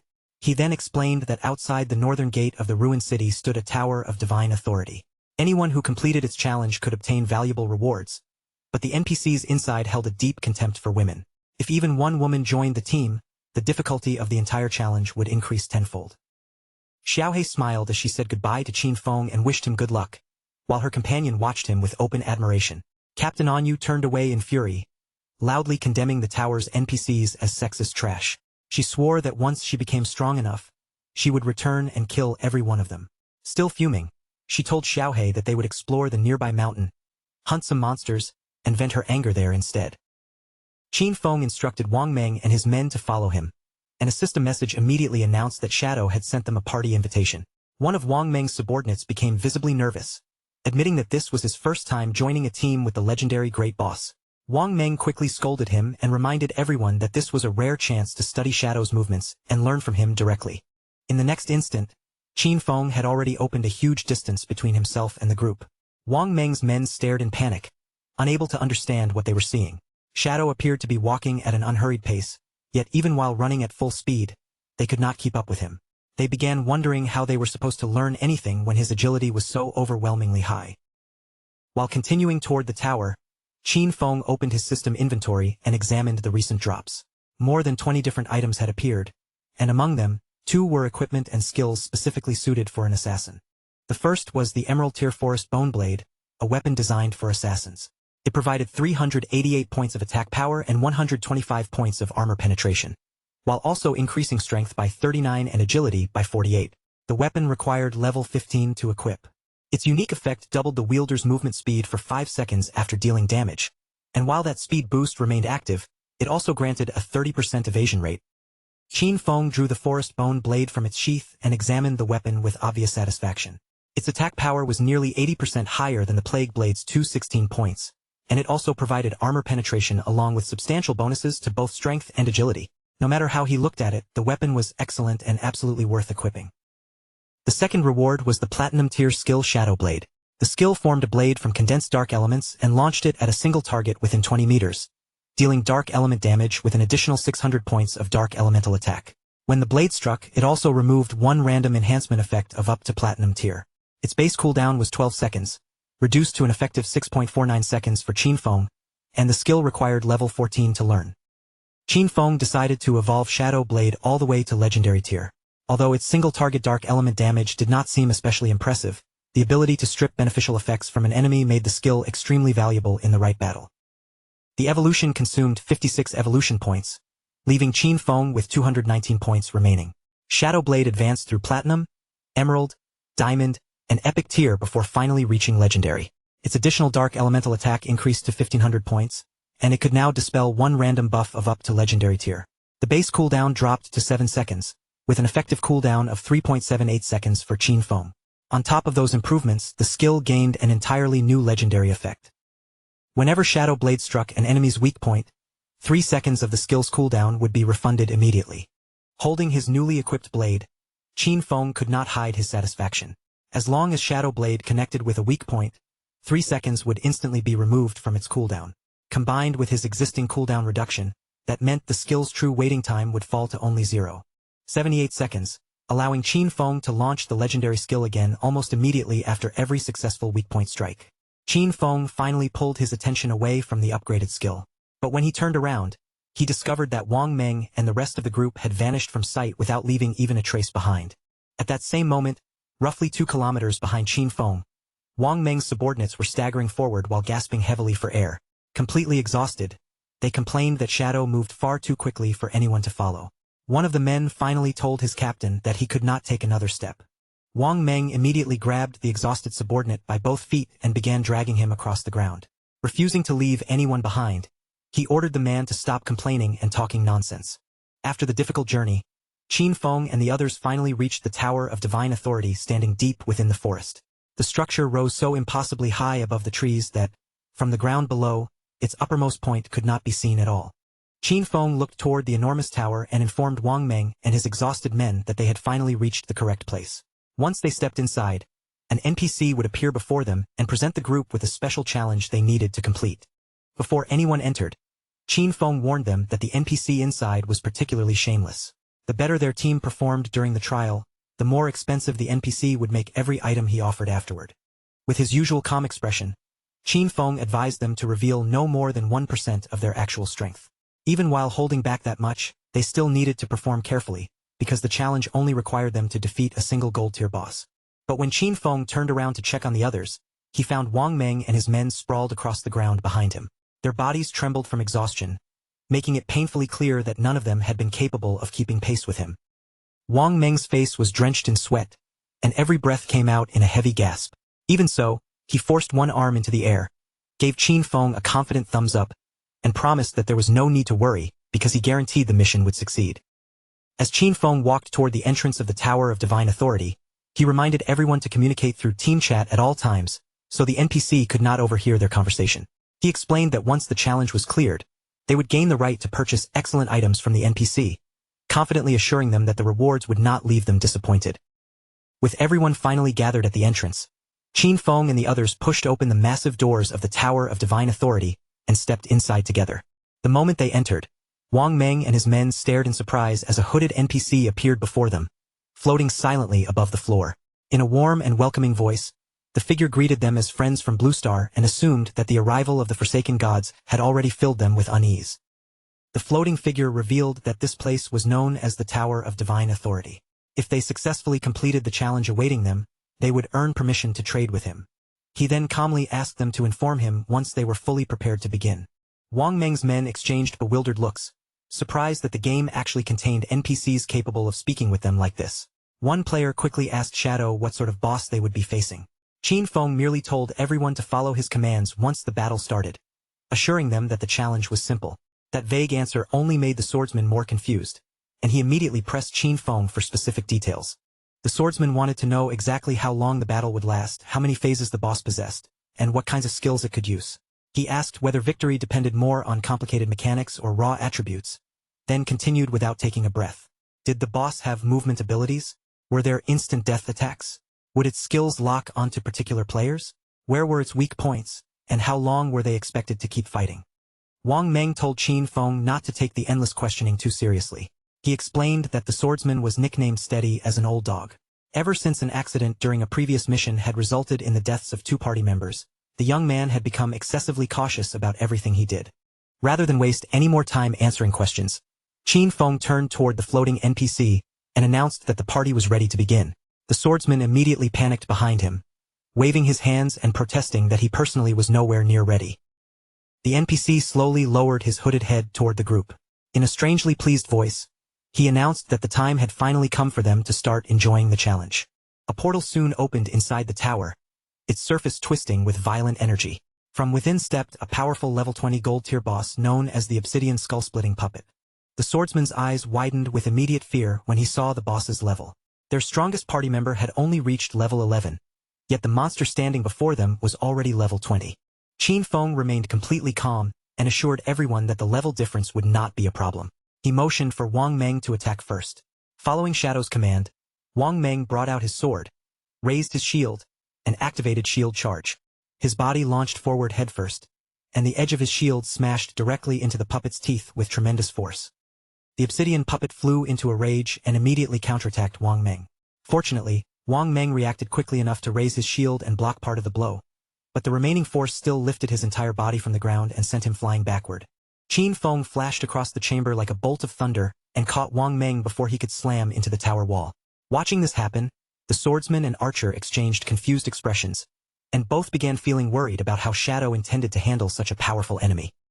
Qin Feng calmly studied the boss and told the archer that there was nothing to fear. He ordered him to use Starshine Shot, then instructed the swordsman to follow with triple ground slash. Both party members tightened their grips on their weapons and nodded in agreement. The archer drew back his bow and unleashed Starshine Shot. A dense rain of arrows streaked across the chamber and struck the boss repeatedly, leaving the towering puppet reeling in obvious pain. The swordsman seized the opening created by the arrows. Moving as swiftly as the wind, he closed the distance and delivered a series of controlled yet powerful slashes directly into the boss's lowered guard. Blood began spilling from the puppet's open mouth as the attacks tore into it. Enraged by the damage, the boss raised its arms and brought them crashing down against the ground with violent force. A crushing aura erupted around the puppet's body. At the same time, an unnatural black energy began gathering around the swordsman's position. The moment Qin Feng saw the change, he understood that the boss had entered its berserk state. Qin Feng immediately told the group that he would handle the berserk effect himself. He also warned everyone to stay far away from the patches of black oil spreading across the floor. The swordsman dropped low and hurriedly crawled away from the dark energy forming around him. On the opposite side of the chamber, the archer twisted aside at the last possible moment and narrowly avoided one of the puppet's incoming attacks. Qin Feng sprang high into the air, gathered dark energy into his hand, and hurled his newly upgraded shadow blade straight toward the raging monster. The condensed blade crossed the distance so quickly that the boss had no opportunity to react. It struck the puppet directly in the face and exploded with enough force to deal more than 4,500 points of damage. Instead of calming down, the injured puppet threw back its head and released an even louder roar. Qin Feng immediately triggered Shadow Blade's special effect, stripping away the enhancement and forcibly dispelling the boss's berserk state. Wang Meng could not help smiling when he saw how little damage Qin Feng appeared to be dealing compared with his legendary reputation. It almost looked as though Shadow had removed his equipment before entering the tower. The swordsman brightened with excitement and praised Qin Feng's acting, pointing out that he had remained near the edge of the fight for most of the battle. From the NPC's perspective, Shadow probably looked like a completely inexperienced beginner. The archer became increasingly curious and asked Qin Feng how he had learned that the NPC raised his prices whenever players performed too well. What puzzled him even more was how Qin Feng could possibly have discovered such a hidden rule in the first place. Qin Feng paused as though considering the question before explaining that the game contained countless secrets waiting to be uncovered. A great deal of valuable information remained buried throughout the ruins. He told them that they should regularly ask themselves whether they had truly made an effort to explore and whether their personal knowledge of the game had actually increased. The archer and swordsman both fell silent after hearing that answer. They stared at Qin Feng without knowing how to respond, unable to tell whether he had genuinely explained anything at all. While the party remained distracted by the conversation, the obsidian puppet opened its enormous mouth. Flames gathered deep inside its throat as it began charging a rapidly growing fireball. The fireball expanded little by little, becoming hotter and more powerful with every passing second. Qin Feng warned the group that the boss was about to rotate clockwise while spraying fire across the room. He ordered everyone to dodge carefully, explaining that anyone caught standing in the black oil when the flames reached it would burn to death within only 3 seconds. Wang Meng and the others immediately scattered across the chamber to avoid the coming flames. In the middle of the confusion, Wang Meng noticed the swordsman moving the wrong way and shouted that Old Dog was running directly toward danger. Qin Feng quickly judged the boss's angle and realized that it was already too late for the swordsman to escape normally. He ordered Wang Meng to activate his invincibility skill and intercept the fire attack before it could strike their teammate. Wang Meng obeyed without hesitation.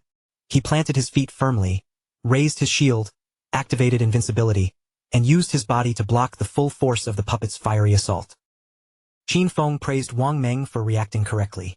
He then instructed the entire party to wait until the flames disappeared before unleashing their strongest damage skills and attacking the boss with everything they had. The moment the fire subsided, the archer released another overwhelming rain of arrows. At the same time, the swordsman leaped into the air with his blade raised, while Wang Meng followed closely behind them, prepared to block any counterattack the boss attempted. Their coordinated assault worked perfectly. Before the obsidian puppet could even recover enough to take another breath, Wang Meng and his companions dealt more than 25,000 points of combined damage, destroying the boss instantly. A system notification appeared and congratulated the party for defeating the level 20 obsidian skull-splitting puppet. Wang Meng and the others finally relaxed, their exhausted faces filling with relief and happiness. Qin Feng, however, did not immediately lower his guard. He remembered that the truly troublesome feature of this boss was its ability to enter berserk mode once its health dropped below 70%. After that enhancement was removed, its actual strength fell to roughly the level of an ordinary silver-tier boss.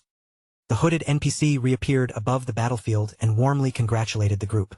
He announced that they were the first players from Blue Star to successfully overcome his trial. As various items slowly materialized around him, the NPC began laughing with delight. He revealed that from this moment onward, they could offer him lifespan in exchange for the treasures he carried, including the divine gifted tome. The NPC released a pulse of power, and his identity finally appeared above his head for everyone to see. His displayed name was Vickley. As the swordsman looked more closely at Vickley, his expression shifted into surprise. The strange NPC did not have ordinary hands. One of them clearly possessed 6 fingers. The moment the swordsman noticed that detail, Vickley's eyes began glowing with an ominous light. His expression turned cold as his gaze locked directly onto the swordsman. Without offering any warning, Vickley raised his hand and summoned a violent bolt of lightning from above. The thunder struck the swordsman directly, inflicting more than 99,000 points of damage and killing him on the spot. The swordsman's body immediately broke apart and transformed into glowing lifespan orbs. Wang Meng stared at the remains in panic, completely unable to understand why the NPC had suddenly attacked one of their party members. Remaining as composed as ever, Qin Feng calmly explained that the taboo established by this particular NPC was connected to one very specific subject: his fingers. He went on to clarify the rule in greater detail. NPCs and players were forbidden from attacking one another unless the player personally violated the taboo imposed by the NPC first. That meant they were perfectly safe for now. As long as nobody brought up Vickley's fingers again, he would have no reason or authority to harm them. A troubling question suddenly crossed Wang Meng's mind. He had no idea whether Qin Feng was actually capable of defeating an NPC as terrifying as Vickley. Qin Feng answered honestly, admitting that, at least for the moment, he could not. The system had already exposed the frightening truth behind these NPCs. They were powerful beings who had crossed over from other timelines after obtaining divinity.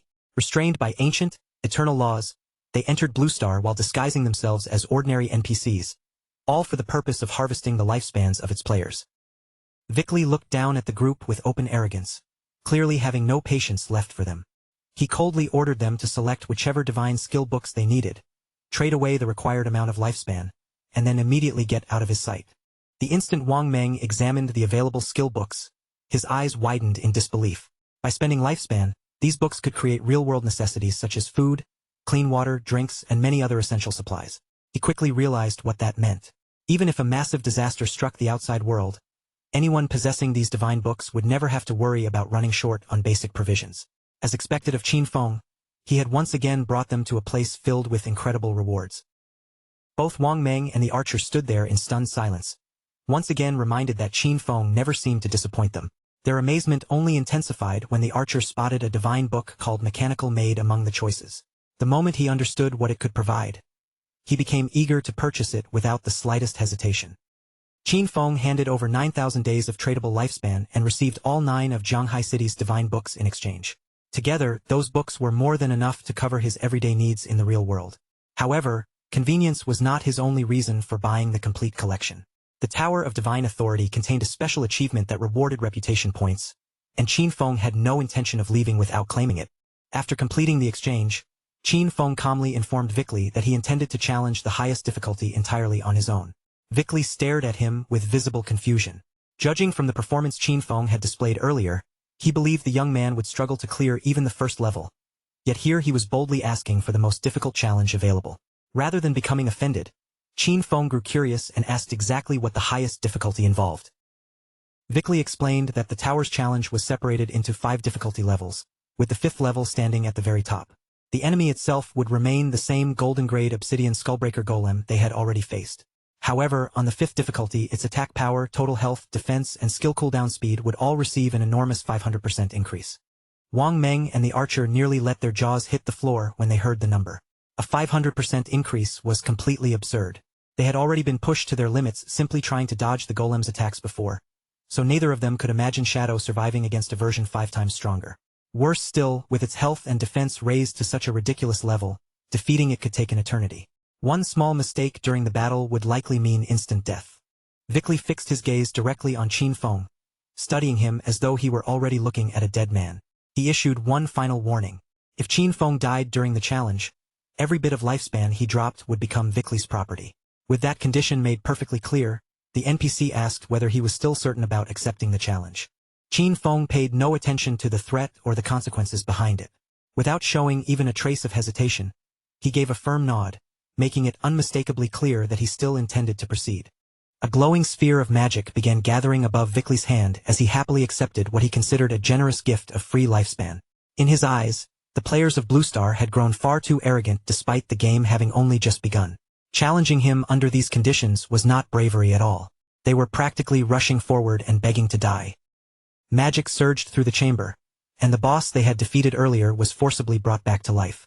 The golden-grade obsidian skullbreaker golem rose once more, but this time every aspect of its strength had been amplified by a terrifying 500%. Qin Feng quietly drew his dagger and prepared himself. He already knew that Vickley possessed the ability to strengthen the creatures he summoned, and a 500% enhancement was nowhere near his true limit. In Qin Feng's previous life, when he had finally defeated Vickley, the NPC had strengthened his summons by as much as 2000%. Compared with that nightmare, this challenge was the perfect opportunity for Qin Feng to test the full power of his newly acquired weapon. Qin Feng opened the battle by flicking a poison dart directly at the enormous golem. The moment it struck, Black Flame's gift activated, weakening the target's defense and every one of its elemental resistances by 7%. Immediately afterward, the Emerald Bone Blade's special effect awakened as well, doubling Qin Feng's movement speed for the next 5 seconds. The golem responded by unleashing a violent wave of flames toward him. Yet just before the scorching attack could reach Qin Feng's body, his figure vanished from the spot without leaving so much as a shadow behind. The boss hesitated, momentarily distracted as it tried to understand where its target had gone. In that brief opening, Qin Feng suddenly appeared behind it. He sprang onto the creature's massive head and drove his dagger deep into its skull, instantly triggering the special effect of the emerald bone feather. A tortured roar erupted from the powerful monster as the blade pierced through its head. Before the golem could retaliate, Qin Feng vanished once again, his speed increasing by another 100% for 5 seconds. Watching him move so quickly that their eyes could barely follow, Wang Meng and the archer could only stare in complete shock. At first, the two of them assumed Qin Feng had activated his invisibility skill again. They even wondered how its cooldown could possibly have become so short. However, after watching more carefully, they finally understood the truth. Shadow had not used invisibility at all. His raw movement speed had become so extreme that, to anyone watching, it merely looked as though he was disappearing from existence. Seeing that the battle had reached the right moment, Qin Feng activated Blessed Liberation. The effect empowered his next strike, ensuring that the attack would trigger the devastating throat slash effect upon landing. Qin Feng immediately followed with Shadow Dash, his body surging forward with the speed and violence of a thunderbolt. A chain of attacks tore through the boss and dealt more than 100,000 points of damage. At the same time, the repeated strikes continued stacking Black Flame's gift, reducing the golem's defense and all of its elemental resistances by a staggering 64%.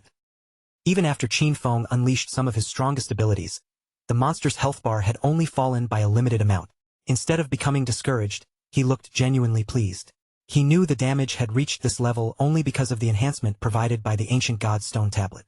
Without that item raising the maximum stacking limit of Black Flame's gift, each individual strike from Shadow Dash would have dealt no more than roughly 18,000 damage at best. Wang Meng was completely stunned when he realized that a single offensive sequence had erased nearly 1/3 of the boss's enormous health bar. He could not stop wondering what kind of skill Qin Feng had just used. For the first time, the archer had managed to see part of Qin Feng's attack clearly. To him, it resembled an instantaneous Shadow Slash, but the version of Shadow Slash he knew was limited to only 3 strikes. What Qin Feng had performed was clearly far beyond that. Meanwhile, Vickley remained silent at the edge of the battlefield, his eyes following Qin Feng's every movement. He could not understand how a Blue Star player had already become so powerful when the game had only recently begun. The question continued circling through his mind. Just what level of talent did this young man possess? Qin Feng's eyes gleamed with unconcealed excitement as he watched the accumulated damage take effect. The time had finally come to activate Throat Slash, an ability that would continuously deal 200% of the damage from his previous attack every single second. In the next instant, deep wounds opened across the golem's massive body. Thick streams of blood began spilling outward, running down its hardened frame as the throat slash effect took hold. The monster threw back its head and roared in unbearable agony. At the same time, its health bar began plunging at a frightening rate, with each passing second tearing away another enormous portion of its remaining life. Only a few seconds later, the powerful monster's remaining health was completely exhausted. Its enormous body collapsed and then dissolved into glowing orbs of lifespan. The system immediately congratulated Qinfeng for completing the achievement challenge on the 5th difficulty level of the Divine Authority Tower. Because he had surpassed every level, he received a total of 15 reputation points. Then another reward appeared. As the first player in the world to clear the tower alone, Qinfeng gained an additional 75 reputation points. Finally, a global announcement rang out across the entire game, declaring that player Qinfeng had become the first person in history to clear the Divine Authority Tower's maximum difficulty challenge. Rather than celebrating the announcement, players across the world were left completely bewildered. None of them even knew what the Divine Authority Tower was. In the ruined cities where they had awakened, they had never encountered any structure that resembled such a tower. Yet despite not understanding where the challenge had taken place, they all reached the same conclusion once again. Shadow was already several steps ahead of everyone else. Vickley's expression darkened with anger. From his perspective, the entire transaction had turned into a complete scam, with him being the one who had suffered the loss. He cursed the cunning nature of Blue Star's people and bitterly regretted setting the prices so low. Had he known this would happen, he would have charged 10,000, or perhaps even 100,000, days of lifespan for every single Divine Authority book. Unable to tolerate the sight of them any longer, Vickley raised his hand and summoned an intensely bright sphere of magical energy. The light expanded through the chamber as he furiously shouted at the group to get out, declaring that he never wanted to see any of them again. The blinding radiance forced Wang Meng and the archer to cover their eyes. Believing the furious NPC was about to unleash a devastating attack, both of them became convinced that they were finished and instinctively braced themselves for death. Vickley's glowing spell came crashing down over the group. Wang Meng and the archer crouched lower, shielding their heads with both arms as they waited for the impact. Qinfeng, however, did not move at all. He remained standing in the same spot, perfectly calm and completely unafraid. A flash of magical light swallowed them, and in the next moment, Qinfeng and his companions found themselves standing outside the tower. Wang Meng and the archer looked around in confusion, unable to understand what had just happened or how they had suddenly arrived there. The two of them immediately panicked, fearing that they had somehow been killed without realizing it. After quickly checking themselves, however, they discovered that they were still alive and unharmed. Vickley had not attacked them at all. He had merely teleported the entire group out of the Tower of Divine Authority. Qinfeng calmly reminded them that there had never been any reason to panic.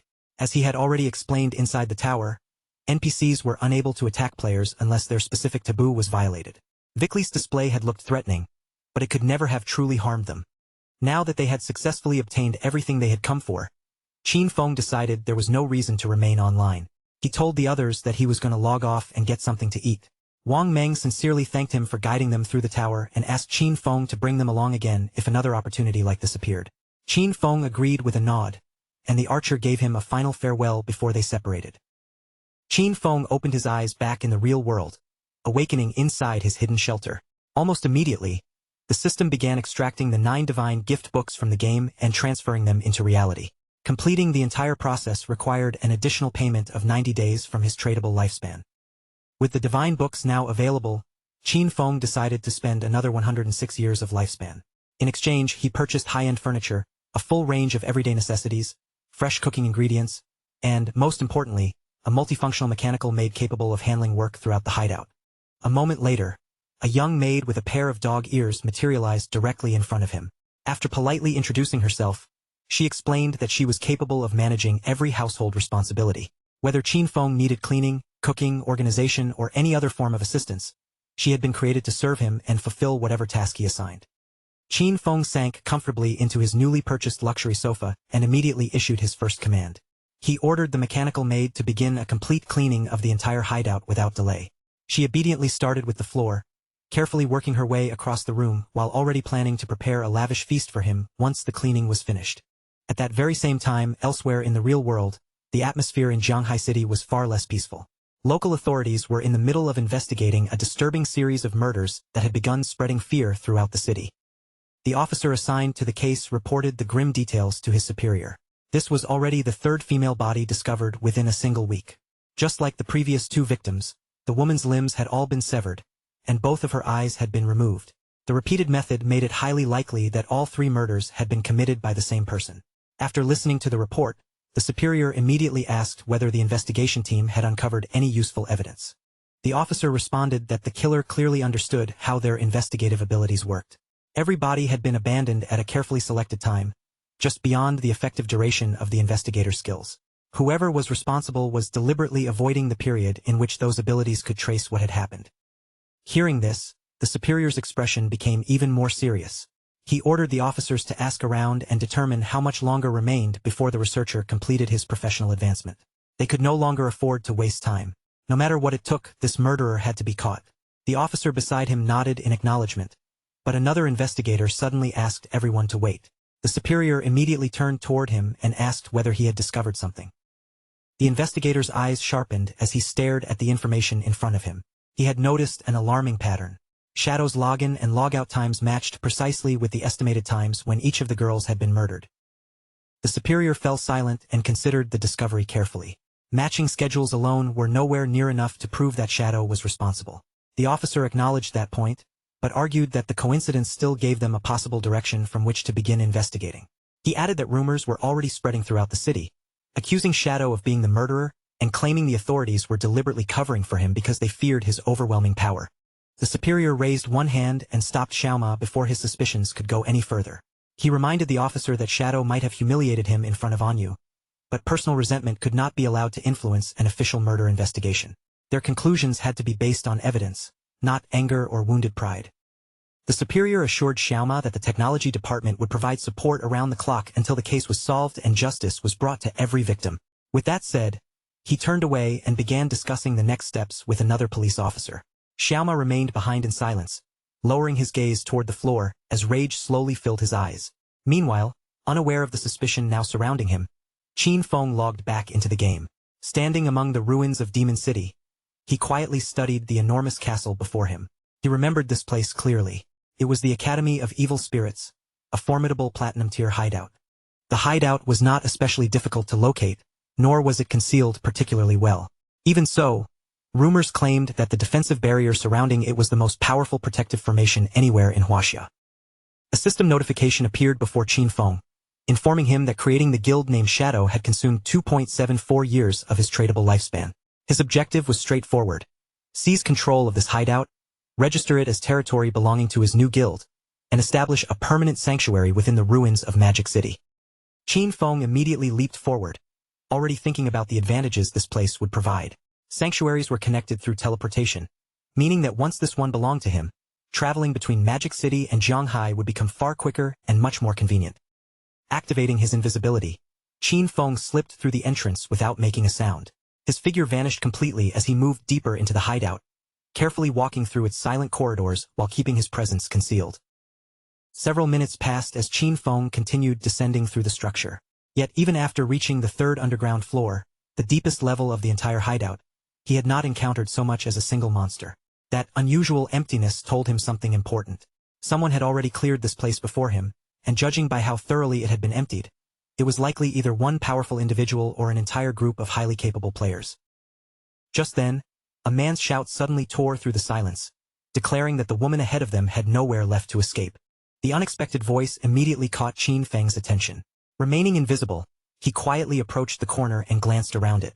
On the other side, several men had formed a tight circle around a lone woman, cutting off every path she could use to flee.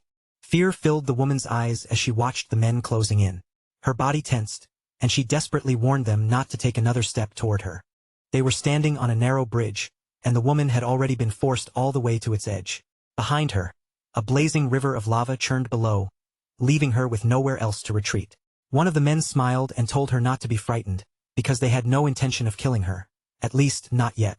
Dongfang Yu had ordered them to capture her, so that his son could personally show her some affection. The man demanded that she reveal where she was hiding in the real world. If she refused, they would hunt her down and kill her repeatedly until every remaining year of her lifespan had been drained away. He also warned her not to consider jumping into the lava. Members of their guild, Shura Hall, were already stationed at the respawn point, ready to seize her the moment she returned. The orange-haired man stepped forward with a relaxed smile and suggested that they settle the matter through a simple deal. He reminded the woman that she had already killed Dongfang Yu twice inside the game. Based on the lifespan dropped from those deaths, he estimated that she must have taken no less than 30 years from him. The woman said nothing, her expression tightening as countless thoughts raced through her mind.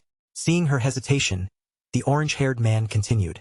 All she had to do was return those 30 years of lifespan and then spend a little time entertaining the three of them. In exchange, he promised that they would allow her to leave alive.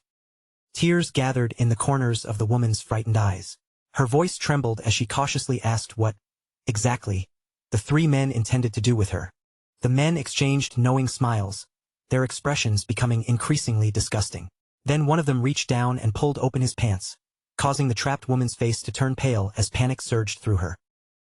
The orange-haired man watched her reaction with a lecherous grin. Gesturing toward his companion, he told her that this was the kind of game they wanted to play with her. For a moment, the woman lowered her gaze and remained silent, as though she were struggling with the decision. Then she turned her face aside, a blush spreading across her cheeks, and softly asked whether they truly promised to release her once they had finished playing. The orange-haired man immediately brightened, clearly believing that she had finally surrendered. With a cheerful smile, he gave his word and eagerly invited her to begin with him. The bald man beside him quickly added that he intended to have his turn next. The woman slowly began walking toward them, every step accompanied by the visible trembling of her body.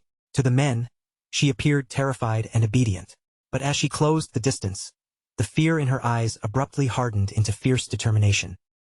In one swift motion, her hand darted toward her weapon, and she pulled out a poisonous dart that had been hidden from their sight. She suddenly lunged at the orange-haired man, driving forward before any of them could react. However, the blindfolded man moved at that exact moment. Activating Golden Cauldron Earthquake, he came crashing down with tremendous force and slammed the woman's body violently against the ground. Looking down at her pinned beneath his attack, the blindfolded man coldly remarked that their little captive was clearly refusing to behave herself. Unable to move under the crushing pressure, the woman could do nothing except squeeze her eyes shut. The orange-haired man approached her with a twisted expression, slowly sticking out his tongue as he leaned closer. He stopped directly in front of her and warned that this was the final opportunity he would give her. His voice turned commanding as he ordered her to open her mouth. But instead of obeying, the fear suddenly vanished from the woman's face. A confident smile curled across her lips, and without warning, she released the powerful ability she had been holding back. Her attack flashed through the air with terrifying speed. Before the bald man or the orange-haired man could defend themselves, both of their bodies were sliced cleanly in half. The blindfolded man froze where he stood, completely unable to understand how the situation had reversed so suddenly. His eyes widened behind the cloth covering them, and disbelief spread across his face as he stared at what remained of his two companions. Nothing about what he had witnessed made sense to him. One moment the woman had been helpless beneath his skill, and the next both of his allies had been instantly killed. Before the blindfolded man could even draw another breath, a long strip summoned by the woman shot through the air and coiled tightly around his neck. With overwhelming strength, she pulled without hesitation. The force was so brutal that his head burst apart like a watermelon, ending his life on the spot. Still observing from behind the corner, Qin Feng immediately recognized the fighting style she had displayed. There was no mistaking that unusual weapon or the way she controlled it. Her profession was chain blade. After eliminating the three disgusting men, the woman walked over to the orange-haired man's fallen body. Still burning with anger, she raised her foot and mercilessly crushed his most vulnerable area. The corpses soon dissolved into glowing orbs of lifespan, leaving no bodies behind. The woman watched them disappear with hatred still written across her face, then coldly mocked the men who had believed they could humiliate her. It was only then that Qin Feng understood the full truth. The woman did not merely possess an ordinary chain blade profession. She had inherited the far rarer and much more dangerous blade of the underworld. Her gaze remained sharp and unshaken as she stared at the fading lifespan orbs. With unmistakable determination in her voice, she swore that she would personally kill Dongfang Ming, no matter what it took. The young woman was the hidden class wielder known as Ghost Spirit, and the profession she carried was none other than Blade of the Underworld. Qin Feng finally stepped away from the corner and began walking in her direction. Like his own class, Ghost Spirit's Blade of the Underworld was the only unique hidden profession belonging to the assassin branch. He remembered her clearly from his previous life. At her peak, she had risen into the ranks of the 10 most powerful individuals in the entire world. However, after she became an enemy of the Chu family in Demon City, her identity in reality was exposed, and numerous hostile forces joined together to surround and hunt her down. Even while trapped by countless enemies, Ghost Spirit had refused to surrender. She slaughtered thousands of attackers before her strength finally gave out and she died from complete exhaustion. Qin Feng still remembered the overwhelming grief that spread through her guild when news of her death became known. He had never imagined that he would encounter her here, so early in the game. Yet one question continued troubling him. Who exactly was the Dongfang Ming she had just sworn to kill? According to what Qin Feng remembered, he himself had been the one who later wiped out the entire Dongfang family. Qin Feng deliberately cancelled his invisibility and allowed his figure to appear in the open. The sudden movement immediately attracted Ghost Spirit's attention, but the expression she turned toward him was anything but welcoming. Ghost Spirit instantly raised her guard and prepared to strike. After what had just happened, she naturally assumed Qin Feng was another companion of the 3 men she had killed. Qin Feng calmly denied the accusation, telling her that he had no connection whatsoever to those bastards. Ghost Spirit had no patience left for explanations. Her expression hardened, and she suddenly charged toward him while ordering him to prepare for death. Qin Feng, however, remained exactly as composed as always, showing no alarm as she rushed straight at him. With fury blazing across her face, Ghost Spirit activated her signature ability, Underworld Chainblade, directing its full power toward Qin Feng. In less than the blink of an eye, the long strip shot forward and began winding itself around Qin Feng's body, tightening rapidly as though it intended to bind him completely. Just as the restraint was about to close around him, Qin Feng's entire body dissolved into darkness. He transformed into a shadow and disappeared from the spot without leaving the slightest trace, causing confusion to flash across Ghost Spirit's face. Before she could figure out where he had gone, Qin Feng silently reappeared directly behind her. Choosing to play along with her hostility, he spoke from only a short distance away. The sound of his voice coming from behind made Ghost Spirit's eyes widen with both surprise and sudden fear. Realizing that Qin Feng had slipped past her defenses and entered striking range, Ghost Spirit immediately recognized the danger. She pushed off the ground and jumped away, rapidly creating distance between them. Without wasting another second, she activated Shadow Stealth. Her physical form melted into a dark silhouette, and then even that shadow faded away until she had vanished completely from sight. Qin Feng's eyes shifted slightly in surprise when he realized that Ghost Spirit had successfully concealed herself. Her invisibility was clearly far more advanced than what an ordinary assassin should have possessed at this stage. Rather than searching for her openly, Qin Feng activated Shadow Stealth as well. His body merged with the surrounding darkness, and in the next instant, he disappeared from the area just as thoroughly as she had. Several long minutes passed in complete silence. Neither of the hidden assassins revealed their position, and no attack disturbed the stillness of the underground floor. As the silence continued, Ghost Spirit became increasingly confused. She could not locate Qin Feng anywhere. The Blade of the Underworld granted her an innate level for anti-stealth ability, which should have allowed her to expose nearly any invisible opponent at this point in the game. Yet Qin Feng remained entirely beyond her perception. That impossible result forced a startling possibility into her mind. Could the man she had attacked actually be Shadow? Not long afterward, Qin Feng quietly cancelled Shadow Stealth. His figure emerged without warning directly behind Ghost Spirit, so close that his sudden presence immediately drew her attention. The moment Ghost Spirit heard Shadow's voice behind her, panic rushed through her body. What frightened her most was not simply that he had found her. Even while she remained protected by level 4 stealth, Qin Feng could still see her position with perfect clarity. Ghost Spirit realized that ordinary attacks would never be enough against Qin Feng. Her expression sharpened as she finally decided to fight seriously, unleashing her strongest ability, Evil Ghost Soul Chase. The long paper strip immediately began glowing with an eerie light. At the same time, a tiny pink flame appeared above Qin Feng's head, marking his position even as he activated Shadow Stealth and vanished once again. Qin Feng did not relax merely because his body had disappeared. Keeping his guard raised, he quickly retreated to create distance. To his surprise, however, the blade changed direction and continued chasing him, leaving even him briefly confused. After watching its movements more carefully, Qin Feng quickly understood the ability's true purpose. This was no ordinary flying blade. Once it locked onto a target, it could accurately trace that person's position wherever they moved. Determination burned brightly in Ghost Spirit's eyes. She might have been unable to see Qin Feng through his concealment, but her weapon did not need her vision to pursue him. Once Evil Ghost Soul Chase selected its target, escape was supposed to be impossible. Qin Feng accelerated and attempted to shake the weapon off, but every movement proved useless as the blade followed him without hesitation. He quickly realized that Ghost Spirit's hidden class possessed an ability capable of ignoring stealth levels entirely. She truly was anything but ordinary. Still, Qin Feng was far too cunning to continue fleeing in a straight line. He abruptly changed his path and began circling tightly around Ghost Spirit. By the time she understood what he was trying to accomplish, his trap had already taken shape.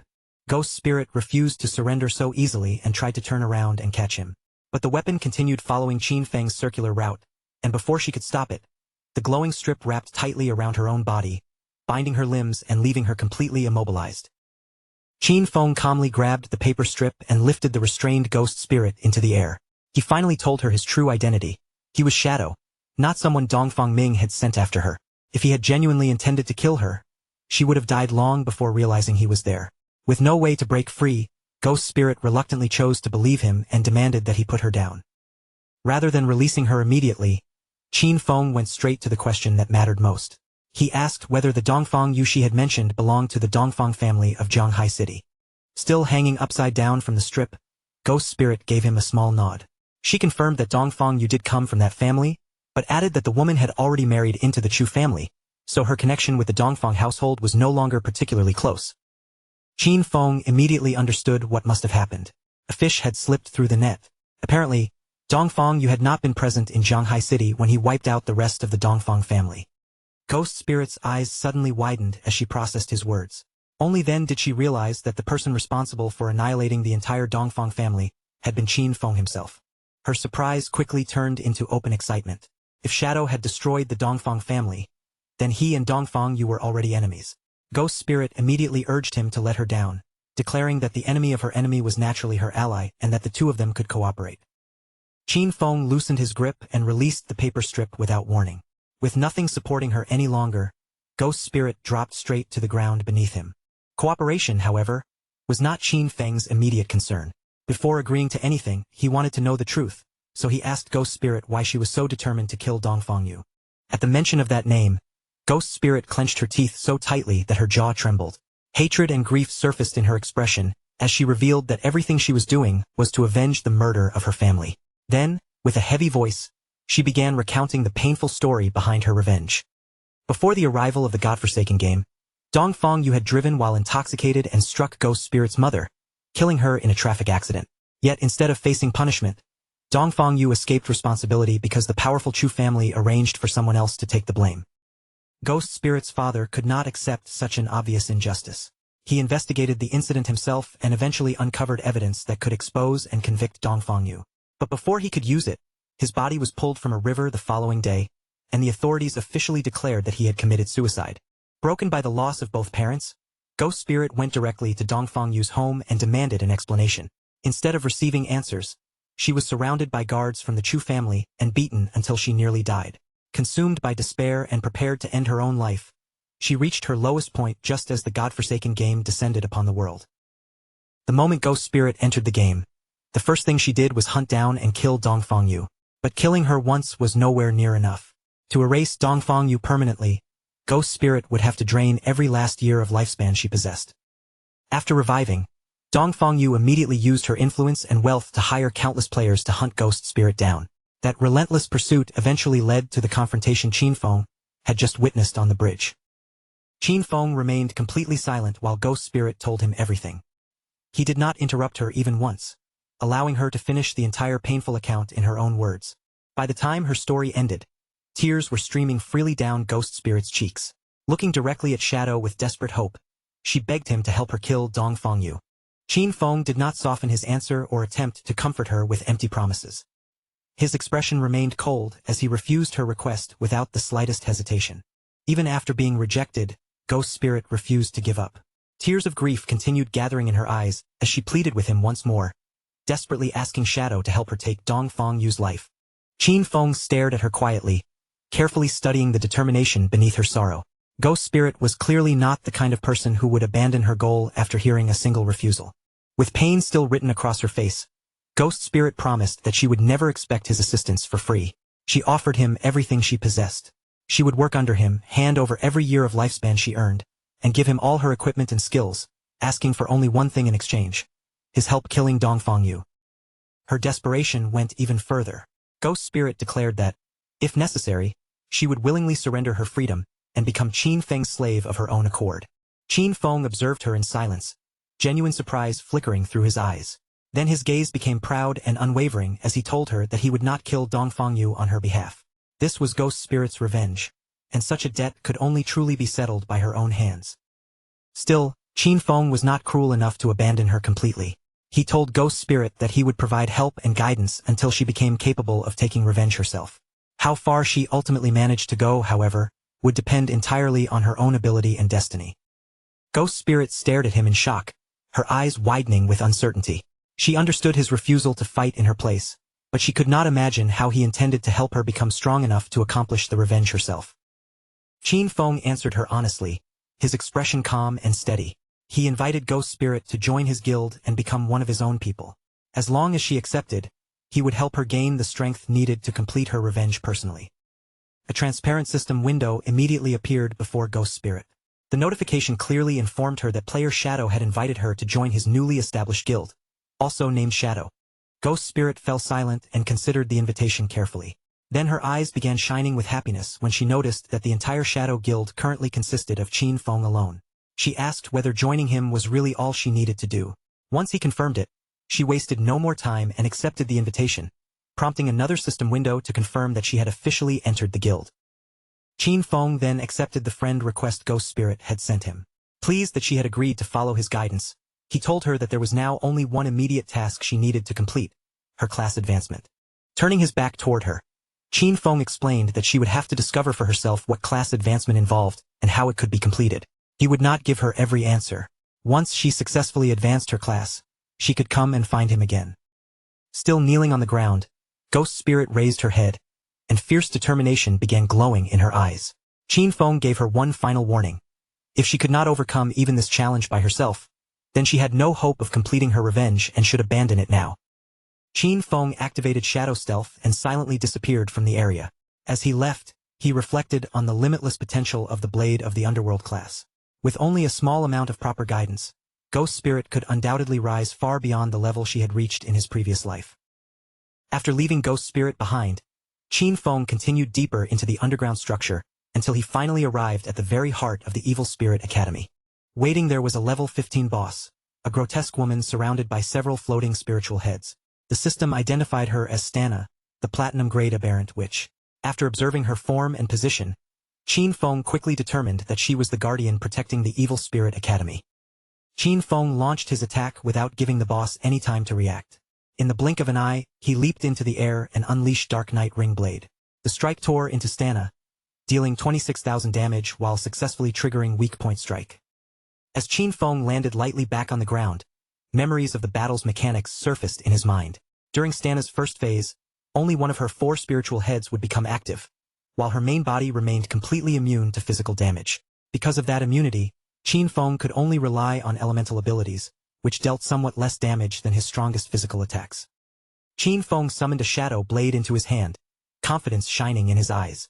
He possessed the pale white bone blade, which greatly increased his movement speed, and his shadow blade ability had another crucial advantage. Its cooldown reset every time the attack successfully struck a target. Taking full advantage of that effect, Qin Feng began summoning shadow blades one after another until hundreds of them filled the air around him. He then launched the entire barrage at Stana, driving the blades deep into one of her spiritual heads and dealing more than 200,000 damage. With an endless stream of elemental blades firing from his position, Qin Feng had effectively transformed himself into a mobile Gatling gun. It did not take long for the golden spiritual head to reach its limit. Under the relentless bombardment, it exploded into countless fragments. Qin Feng remained perfectly composed, already remembering what would happen next. During the second phase, 3 of Stana's heads would awaken and attack at the same time. Stana's eyes flared with intense rage as the destroyed head vanished. Her furious gaze immediately locked onto Qin Feng, identifying him as the sole target of her hatred. Moments later, the 3 awakened spiritual heads opened their glowing eyes and began firing rapid bursts of energy. Stana twisted and danced wildly across the battlefield, causing the beams to sweep through the surrounding area in a chaotic storm of indiscriminate attacks. For an ordinary player, avoiding such a dense barrage would have been nearly impossible. But to Qin Feng, the seemingly chaotic pattern was not especially difficult to read or evade. With little effort, Qin Feng slipped between the incoming energy blasts and avoided every attack aimed at him. The moment he found an opening, he launched another wave of shadow blades and drove them into the boss's spiritual head, dealing more than 200,000 additional damage. As Stana twisted in agony beneath the relentless assault, Qin Feng descended lightly to the ground. Without even looking back at the wounded boss, he turned away with complete confidence, knowing the battle had already reached its conclusion. With a casual motion, Qin Feng released one final shadow blade behind him. The weapon pierced Stana's body, and a massive explosion immediately tore through the chamber, blowing the platinum-grade boss apart. The system confirmed that he had slain the aberrant witch Stana, awarding him 50,000 experience points along with the platinum-tier hideout key to the Evil Spirit Academy. Qin Feng's eyes widened slightly when another system notification appeared, informing him that he had finally met the requirements for class advancement. Without hesitation, he chose to proceed. Darkness surged around his body as his shadow class advanced from Tier 1 to Tier 2. The transformation caused every class-based attribute bonus to rise dramatically. Strength increased from 9 to 27, Constitution from 9 to 27, Agility from 24 to 72, and Spirit from 15 to 45. This advancement had effectively tripled every attribute bonus provided by the shadow class. Qin Feng immediately felt the difference as his strength, constitution, agility, and spirit all soared, raising his attack power, defenses, elemental resistances, and every other combat-related statistic. His non-tradable lifespan had now surpassed 4,510 years, while his tradable lifespan exceeded 566 years. Even more importantly, he unlocked his fourth-class passive, allowing him to attack without leaving stealth while still receiving the bonus damage normally triggered when stealth was broken. Qin Feng's gaze shifted toward the golden key on the ground, and satisfaction shone brightly in his eyes. His class bonuses had tripled, and attacking would no longer expose his position. The Tier 2 Shadow class was not merely a simple improvement, it completely overturned the usual rules of combat. Several minutes later, outside the Evil Spirit Academy, a group of familiar figures returned. The moment Ghost Spirit saw them approaching, alarm flashed across her face. She had not expected those men to dare come back so quickly. They were the same men Ghost Spirit had killed earlier, but this time, the three of them had not come alone. Every member of their guild had accompanied them. The bald man smiled coldly and admitted that he had been careless before because he had not known she possessed a chain blade. Beside him, the orange-haired man confidently revealed that he had summoned the entire Shura Palace Guild. With so many players surrounding her now, he wanted to see where she could possibly escape. The bald man wasted no time and charged straight at Ghost Spirit, his weapon already raised to strike. With a vicious expression, he warned that he would not treat her as gently as he had before. Ghost Spirit's face tightened as she realized how dangerous the situation had become. Activating Earth Slash, the bald man leaped upward and brought his heavy axe crashing toward the ground. The attack descended with tremendous force, but Ghost Spirit reacted at the last possible moment, throwing herself aside and narrowly avoiding the blade. Confidence returned to Ghost Spirit's eyes as she immediately activated Shadow Stealth. However, just as her body began fading into darkness, someone hurled a flash grenade directly in front of her. The grenade exploded with an overwhelming burst of white light, forcing her concealment to collapse as she raised both hands to shield her blinded eyes. The bald man seized the opening without hesitation. Stepping forward, he drove a powerful kick into Ghost Spirit and sent her crashing onto the ground. He planted his boot arrogantly against her head, pressing her face down while wearing a smug smile. The bald man declared that this time, he would teach her a lesson she would never forget. Even while pinned beneath him, Ghost Spirit showed no intention of surrendering. Her hand quietly reached for a small green vial hidden among her belongings. But before she could bring it to her lips, the orange-haired man stepped hard on her wrist and snatched the bottle away. After examining the vial closely, the orange-haired man recognized it as suicide poison. Drinking it would cost the user half of their remaining lifespan while immediately sending them back to the respawn point. Rather than becoming angry, he seemed amused by the fact that Ghost Spirit had prepared such a ruthless final escape. The orange-haired man slowly ran his tongue across his lips, excitement spreading through his expression. Her fierce refusal to submit only made him like her personality even more. Ghost Spirit's eyes widened with unmistakable fear as he leaned closer, leaving her trapped beneath the surrounding guild members. The orange-haired man lowered his face and began licking her cheek. But in the middle of his disgusting behavior, his eyes suddenly widened as a system window appeared before him. The message announced that the Great Platinum Sanctuary known as the Evil Spirit Academy now belonged to the Shadow Guild. Its protective barrier had been activated, and every person who was not a member of that guild would immediately be classified as an intruder. The sanctuary's defense system activated at once. Before the intruders could even react to the warning, a massive bolt of lightning descended from above and struck the gathered members of Shura Palace. In less than a heartbeat, every intruder caught inside the sanctuary was annihilated. Their bodies vanished and transformed into scattered, glowing orbs of lifespan. Ghost Spirit stared at the scene in astonishment. Only then did she realize that the Evil Spirit Academy was actually a sanctuary and that it now belonged to the guild she had just joined. That meant Shadow had entered the academy, defeated its guardian, obtained the hideout key, and claimed the entire location within only a matter of minutes. Along with the hideout key, Qin Feng had also obtained the Jade Tier Aberrant Witch's Ring. The level 14 accessory could be equipped by any class, increasing every attribute by 22 and raising cooldown speed by 30%. Its unique effect expanded the area of effect of all abilities by 25% while increasing area damage by another 10%. As though that were not already valuable enough, Stana had also dropped the platinum-grade skill Virulent Poison Trap. Virulent Poison Trap was a platinum-grade ability designed for assassins and hunters. It allowed Qin Feng to place a trap concealed by level 5 stealth. Any enemy who triggered it would immediately suffer 500 additional poison damage, have their movement speed reduced by 50% for 5 seconds, and continue taking poison damage equal to 100% of Qin Feng's attack power.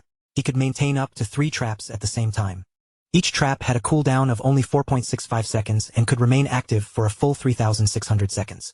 Qin Feng was quite satisfied that the boss had dropped 2 items perfectly suited for an assassin. The ring was especially useful because both Instant Shadow Slash and Dark Knight Ringblade were area of effect abilities, meaning its bonuses would provide an enormous improvement to his combat power. Qin Feng's eyes brightened further when he noticed that he had accumulated 363 evolution points, exactly enough to upgrade Backstab Enhancement to Legendary grade. He immediately spent 340 points, leaving only 23 behind.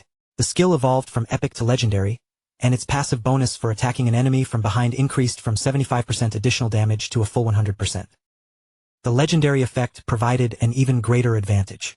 While Qin Feng remained in stealth, every attack he dealt would automatically be treated as a backstab, regardless of the direction it came from. Combined with the permanent stealth granted by his advanced shadow class, this constant backstab bonus dramatically increased both his destructive power and his ability to survive prolonged battles. Just then, Little Black contacted Qin Feng and excitedly reported that she had discovered another set of ruins, asking whether he wanted to inspect them. When he asked where she was, she told him she was currently inside the Zhanghai City ruins. Around the entrance of an ancient temple, they had found stone murals that closely resembled those from the beginner village ruins. Qin Feng became curious and asked why they had not explored the place themselves. Considering their current progress, their group should already have been capable of fighting a platinum-grade boss. Little Black admitted that they had tried. However, after clearing every enemy and reaching the end, they encountered a mysterious teleportation orb. When the group touched the orb, nothing happened. Instead, the system informed them that only a fated person was qualified to enter. Little Black therefore wondered whether her boss might be the person it was waiting for. Qin Feng agreed to investigate and told her to remain there. He also instructed her to prepare enough lifespan because he intended to bring over the new equipment he had obtained. With the Sanctuary Teleportation Network now established, traveling from the Magic City ruins to Zhanghai had become far more convenient. Little Black added that the officials in Zhanghai currently lack sufficient lifespan to purchase much, so Qin Feng could instead sell his goods directly to the people in Magic City. At that same moment, Little Black was waiting near the outer edge of the Zhanghai City ruins, keeping watch over the area while expecting Qin Feng's arrival. She sat comfortably on the back of a fluffy white llama, which had lowered its head and was peacefully chewing the grass beneath the ruined landscape. Not long afterward, Qin Feng silently appeared behind her. Without announcing his arrival, he casually asked where the newly discovered ruins were located. The sudden sound of his voice startled both Little Black and the llama beneath her. She spun around and complained that he should stop appearing behind people like that. Qin Feng had frightened her deliberately, but he calmly lied and promised that he would be more careful the next time. Little Black leaned forward and cautiously peered over the edge of the nearby cliff. Pointing into the depths below, she explained that the entrance to the ruins was located at the very bottom. When Qin Feng asked how they had managed to discover such a hidden place, she sighed and told him it was a long story.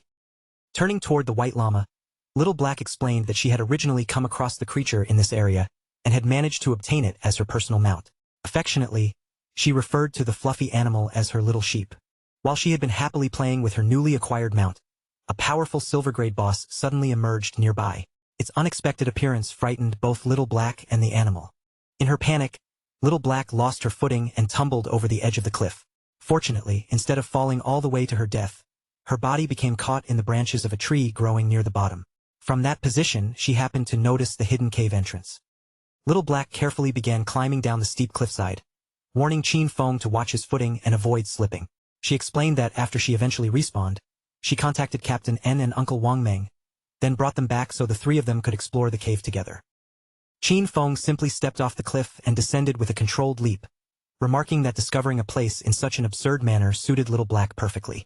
Impressed by his smooth landing, she praised his movement and mentioned that Wang Meng had attempted the exact same jump earlier.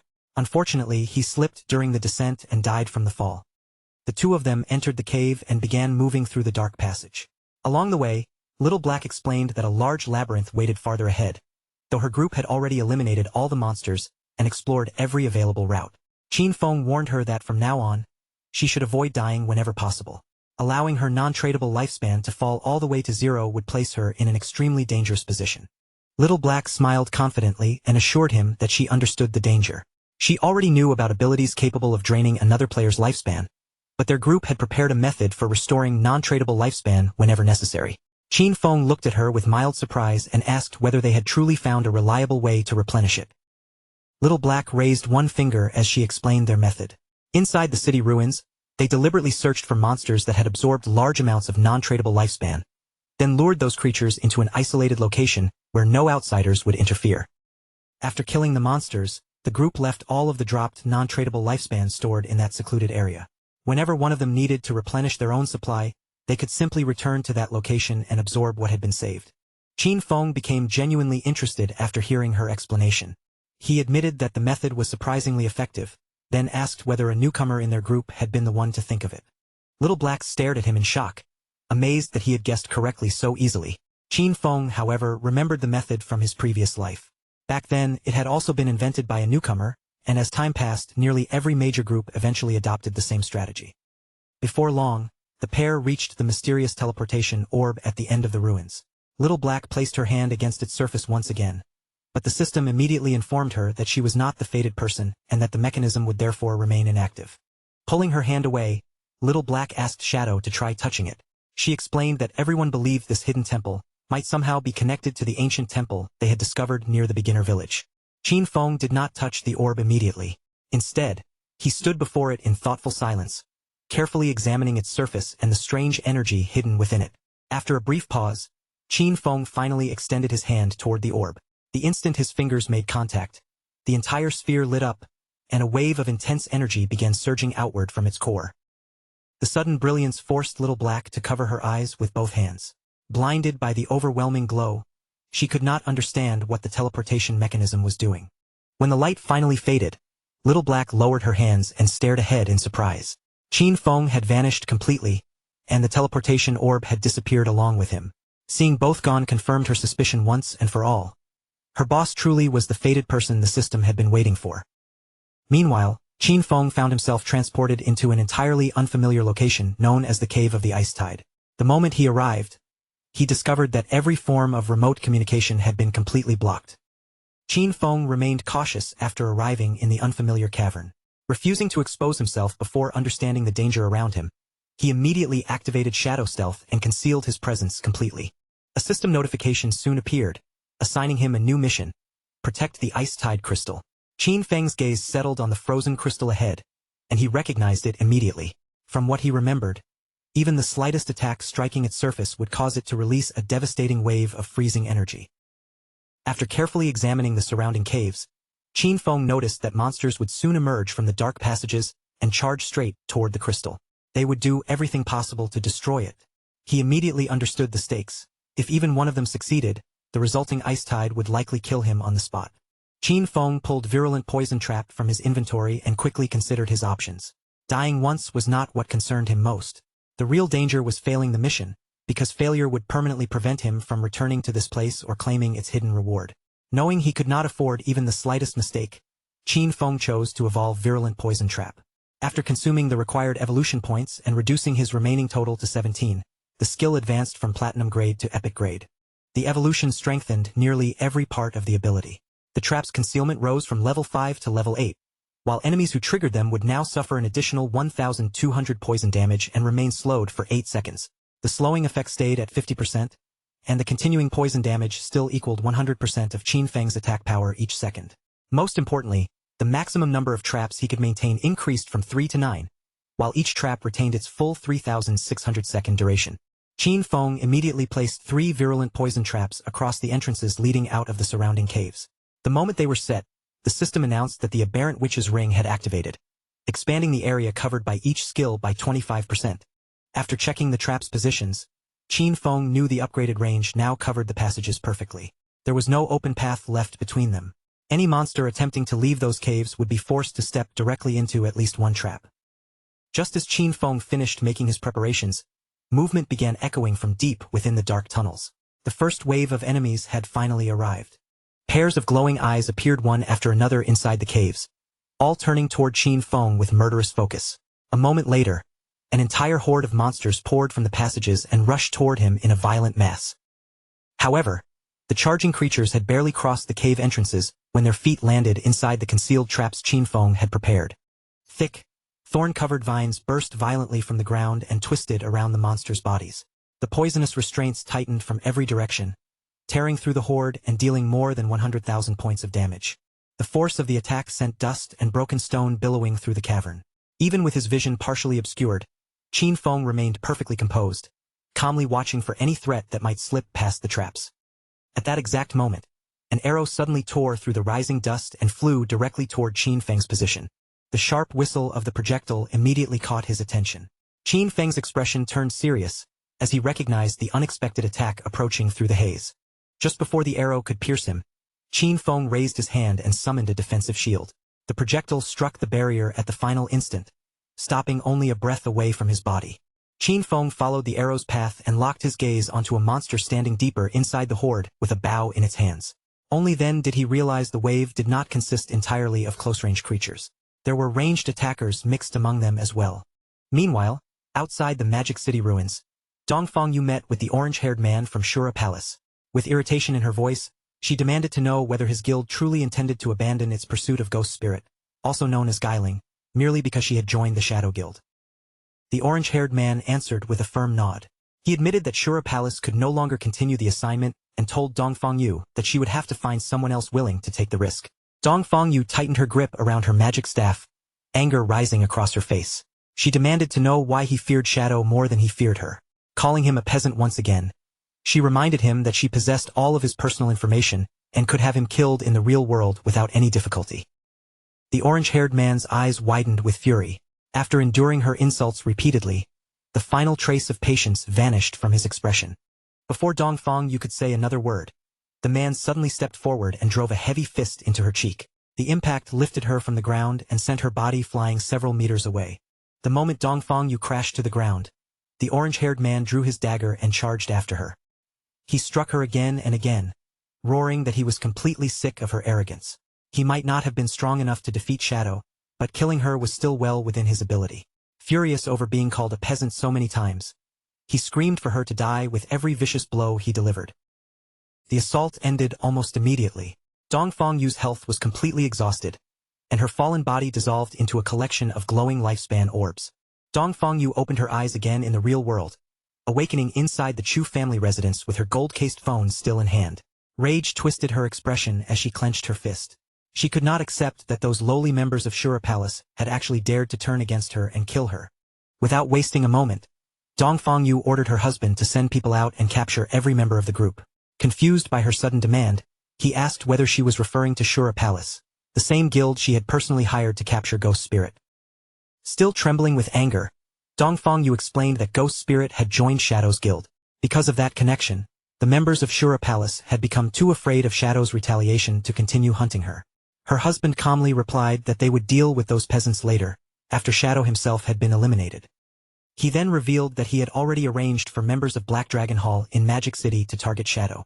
The plan was already underway, and he assured Dongfang Yu that she would soon have the chance to avenge what had happened to the Dongfang family. Dongfang Yu's eyes widened as fury surged through her once again. Her hatred was no longer directed solely at Shadow. She now wanted revenge against the Shura Palace members who had humiliated her as well. The thought of retaliation filled her with growing excitement. Wearing a confident and vicious expression, Dongfang Yu swore that she would avenge the Dongfang family and slaughter every last person who had dared oppose her. Back inside the cave of the Ice Tide, Qin Feng flicked his short blade through the air. The weapon crossed the cavern in an instant and buried itself directly in the eye of the bow-wielding monster, killing the creature on the spot. The presence of ranged enemies did not trouble Qin Feng in the slightest. Whenever Shadow Blade struck a weak point, its cooldown immediately reset. As long as he aimed accurately, dealing with the archers was as simple as throwing one blade for every kill. By the time the final enemies fell, cracks had already spread across nearly the entire ice-tide crystal, leaving it moments away from breaking apart. Then the system suddenly announced that the protection mission had been completed and instructed Qin Feng to claim his reward. The notification caught him off guard, and he wondered whether the trial had truly ended so quickly. The heavily fractured ice-tide crystal finally shattered, scattering frozen fragments across the ground. As the icy pieces faded away, a golden treasure chest materialized in the space where the crystal had stood. Qin Feng's full attention shifted toward the newly appeared chest. Judging by the powerful glow surrounding it, he immediately realized that this was an epic-grade treasure chest. He slowly extended his hand toward the lid. The last epic chest he had opened had rewarded him with graceful liberation, an extraordinarily valuable ability. Now he was eager to discover what reward this chest had prepared for him. The chest opened beneath his hand, and an overwhelming golden radiance poured from within, illuminating every corner of the frozen cavern. Within that brilliant light, the outline of a woman gradually began to form, her body slowly taking shape above the open chest. As the light settled around her figure, Qin Feng immediately recognized that the mysterious woman was not a player. She was an NPC. A hint of surprise crossed Qin Feng's face when he took a closer look at her. She was the very same NPC who had appeared beside the epic treasure chest during his previous temple trial. With her eyes still gently closed, the woman began speaking in an ancient and unfamiliar tongue. Qin Feng recognized the strange words as the language once used by the old gods. Her words carried a clear message. Qin Feng had successfully passed both trials and had proven himself to be the chosen one. The situation felt strange to him. He had never learned the language of the old gods and should not have understood a single sound. Yet the meaning entered his mind with perfect clarity. Qin Feng could only wonder whether the Eye of Judgment was allowing him to comprehend her. As the woman continued speaking, golden energy flowed across her body and began transforming her appearance. In the same solemn voice, she revealed that the old gods had already fallen and no longer existed in this world. With their era brought to an end, she declared that Qin Feng had been selected to inherit the mantle of judgment and carry its authority forward. The NPC's body continued changing before his eyes, becoming increasingly divine and otherworldly. Qin Feng could do nothing except remain where he stood, watching the transformation unfold in silent amazement. Little by little, every part of the woman's form was reshaped by the surrounding power, as though her true appearance were finally emerging from beneath the golden light. At last, the third eye on her forehead slowly opened. A tremendous aura surged from her transformed body and swept through the cavern. She introduced herself as a Sathis, then informed Qin Feng that she would follow his journey and personally witness the day he became the true god of judgment. After revealing her identity, a Sathis extended her hand toward Qin Feng and asked him to accept the special gift she had prepared for him.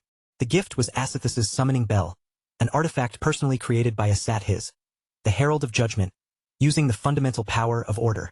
Qin Feng would be able to summon her once upon reaching level 25, again at level 35, and one final time at level 50. Every summon would open a special ruin for him to challenge. If he successfully cleared all 3 trials, a Sathis would be permitted to reside inside his hideout and provide him with the ability to upgrade skills. Qin Feng accepted the summoning bell, and delight immediately shone in his eyes. The previous temple had been intended for level 5 players, while this second trial was designed for level 15. When he realized that Little Black had somehow stumbled across both locations, he could only marvel at how absurdly powerful her luck truly was. Sathis then told Qin Feng to select one of his abilities. As part of the reward for completing the 2 trials, she would grant him a single free opportunity to upgrade any chosen skill to the highest grade currently permitted by his level. Qin Feng's expression gradually turned serious as he carefully considered everything he had learned. The strength of any skill, he understood, was ultimately measured by 2 separate standards: the skill's inherent quality and the level required before it could be used. Under normal circumstances, a skill's quality was permanently fixed, meaning there was no conventional way to raise its grade after obtaining it. Qin Feng, however, possessed infinite evolution, allowing him to forcefully break through that restriction. Even a common ability such as Shadow Lurk could be elevated all the way to mythic grade if he was willing to invest enough resources. The level requirement worked differently. It determined not only when someone became capable of learning or activating a skill, but also how powerful that ability would ultimately become. Looking purely at its attributes, a level 5 Shadow Lurk and a level 51 version were separated by an enormous gap. For ordinary players, finding skills that were both high-grade and high-level was incredibly difficult. For Qin Feng, however, those limitations would no longer be a problem in the future. As long as he was willing to consume lifespan, he could directly raise the level of practically any skill in his possession. Confidence sharpened Qin Feng's gaze as he made his decision. Rather than wasting this opportunity on something ordinary, he selected his highest grade ability, graceful release, and prepared to upgrade it.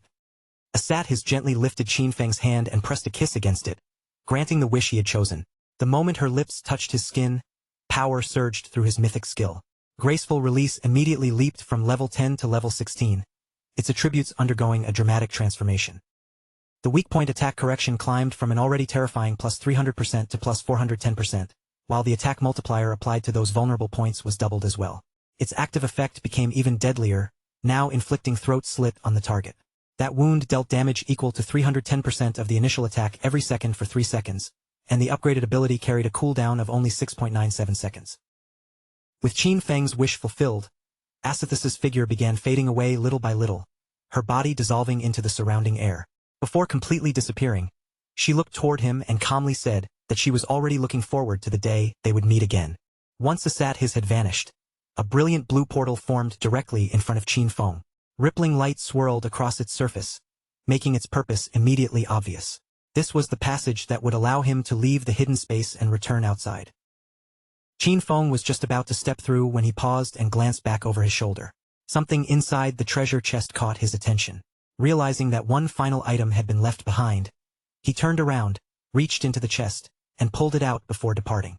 What he obtained was the Epic Tier Bafich's equivalent exchange agreement.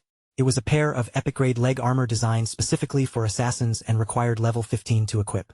The armor provided 198 physical defense, resistance to every element, damage blocking, 19.8% damage reduction, and an additional plus 19.8 whispering resistance. Its most valuable feature was the unique ability art of equivalent exchange, which allowed the wearer to sacrifice one piece of equipment or one skill book of epic grade or below. In return, the ability would randomly produce another item of the same level and grade suited to the user's class. The effect could be activated once every hour. Holding the newly acquired item, Qin Feng's eyes lit up with unmistakable excitement. He immediately understood how valuable its equivalent exchange effect could become. His inventory was still packed with jade-grade equipment and skill books that were nearly useless to him in their current forms. Now, every one of those unwanted items had the potential to be converted into equipment or abilities specifically meant for an assassin. After checking over his rewards one last time, Qin Feng decided there was no reason to remain inside the ruins any longer. The amount of loot he had gained from this trip was far beyond his expectations. Thinking back on how everything had started, he knew he truly owed Little Black a proper thank you for leading him to such an incredible opportunity. Outside the cave, Little Black remained beside the entrance with her small llama, patiently waiting in the same place.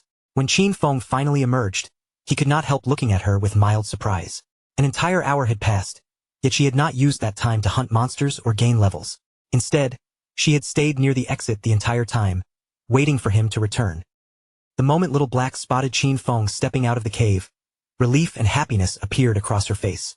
She explained that she had deliberately guarded the entrance in case another player arrived and attempted to ambush him when he came out. Appreciating her loyalty, Qin Feng took out one of the skill books he had collected inside the ruins and handed it to her as a reward. Little Black stared at the skill book in complete disbelief. It contained the level 13 Platinum Magic Shield skill, an ability far more valuable than anything she had expected to receive. After recovering from her shock, she hurriedly thanked her boss. With this defensive skill in her possession, her chances of surviving dangerous battles would increase tremendously. Still delighted by the unexpected gift, Little Black climbed onto the back of her small llama. She turned toward Qin Feng, waved goodbye with a cheerful expression, and then guided her unusual mount away from the cave, gradually disappearing into the distance. Once Little Black had left, Qin Feng saw no reason to remain online either. His body slowly became transparent as the logout process began, fading from the game world piece by piece. After spending so long exploring and fighting, he had finally decided to return to reality and take care of his empty stomach. Meanwhile, elsewhere among the crumbling remains of Zhanghai City, a newly claimed silver-grade guild sanctuary stood proudly within the ruins. This fortified shelter now belonged to the Knights Templar, giving the guild its first true base in the chaotic world. Standing before the gathered members, the guild leader could not keep the broad smile from spreading across his face. With obvious pride in his voice, he announced that this was a truly important day. After all their struggles, the Knights Templar Guild finally possessed a home that they could call their own. His announcement immediately stirred excitement throughout the crowd.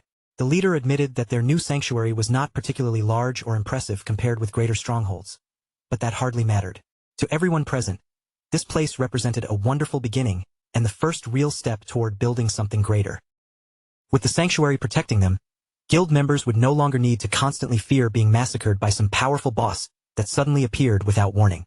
Whenever they became exhausted from grinding levels, they would finally have a secure haven where they could rest and recover. According to the leader, all of this had been made possible by one person alone, Qin Xiaoyu.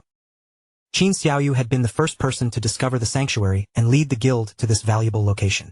The guild leader lifted his voice and invited her onto the platform, asking every member present to welcome their contributor with the loudest and warmest applause they could offer. Applause and enthusiastic praise immediately erupted around the sanctuary. Guild members called out Qin Xiaoyu's name and openly celebrated her achievement. Surrounded by so much admiration, she could not hide the happiness spreading across her face as she stepped forward. Standing on the raised platform, Qin Xiaoyu began by expressing her gratitude to her master, who had patiently and tirelessly taught her so much. She then thanked the friends who had reached out and supported her whenever she encountered hardship. After that, she even offered thanks to those who disliked and ridiculed her, explaining that their mockery and contempt had only pushed her to work harder and become stronger. As Qin Xiaoyu spoke with such sincerity, the women gathered below exchanged impressed glances. Hearing how she had turned both kindness and hostility into motivation, they could not help feeling genuinely proud of everything she had managed to achieve. By the end of her speech, tears had gathered in Qin Xiaoyu's eyes. Her voice grew more emotional as she offered her final thanks to her father and mother. She wished with all her heart that they had not died, because then they could have stood there and witnessed what an outstanding person she had become. She was certain that, had they been alive, they would have been incredibly proud of her. Before Qin Xiaoyu's emotional speech could continue any further, the guild leader quickly interrupted and redirected the conversation. Rather than hearing more words of gratitude, he asked her to tell everyone exactly what dangers, difficulties, and obstacles she had overcome while searching for this hidden sanctuary. Qin Xiaoyu did not attempt to exaggerate her achievement or create some heroic story. Instead, she answered with complete honesty, revealing that everything had begun because of a strange dream she had experienced some time ago. Within that dream, an incredibly powerful warrior had appeared and personally guided her through the area. Together, they eventually captured the hidden sanctuary. Most of the details became hazy after she woke up, yet the experience had felt so vivid and realistic that she could not simply ignore it. With nothing more than a "there's no harm in trying" attitude, she came to investigate the location. Even she had never expected the sanctuary from her dream to actually exist. For a brief moment, the gathering fell silent. Then the surrounding guild members burst into laughter and began teasing her without restraint. The idea that Qin Xiaoyu had discovered such an important place by blindly following a dream sounded completely ridiculous to them, and many wondered whether she could possibly be serious. The guild leader was also struggling to keep himself from laughing. Forcing his expression to remain composed, he thanked Qin Xiaoyu for her wonderfully memorable speech. Then, unable to resist teasing her a little further, he asked whether she had happened to experience any other useful dreams the previous night. Qin Xiaoyu lightly touched her cheek as she considered the question. To everyone's surprise, she admitted that she really had experienced another dream. This time, she had seen an enormous and magnificent sanctuary packed with people. Judging by its impressive scale and appearance, she believed that the place might have been a platinum-grade hideout. Her answer triggered another wave of laughter from the guild members. Several people joked that Qin Xiaoyu truly was dreaming this time, while others playfully declared that the Knights Templar would apparently be moving into a much larger home very soon. After allowing the laughter to continue for a moment, the guild leader's expression became serious again. He declared that Qin Xiaoyu's new dream sounded excellent, regardless of whether anyone else believed it. He then handed over the reward she had earned for discovering the current sanctuary. 1 full year of tradable lifespan. Smiling warmly, the guild leader placed one arm around Qin Xiaoyu's shoulder and told the gathered members that he hoped everyone would learn from her willingness to contribute to the guild. As long as they remained united and worked together with a single purpose, he believed the Knights Templar could establish a firm foothold in these chaotic times and continue growing stronger. With that, he dismissed the crowd, ordering those who needed levels to return to grinding and those responsible for exploration to begin moving. Before letting Qin Xiaoyu leave, he assigned her the task of continuing to search for additional hideouts. He encouraged her to maintain her excellent work and made it clear that the guild was counting on her. The moment she heard that she had been personally entrusted with such an important responsibility, Qin Xiaoyu's eyes sparkled with joy. A bright smile appeared on her face, and she nodded enthusiastically, clearly determined not to disappoint the leader's expectations. Several hours later, Qin Xiaoyu could be seen moving through the abandoned ruins of Zhanghai City, with her magic staff gripped firmly in one hand. She had already left the safety of the guild sanctuary behind, and was now personally investigating the location she remembered from her dream.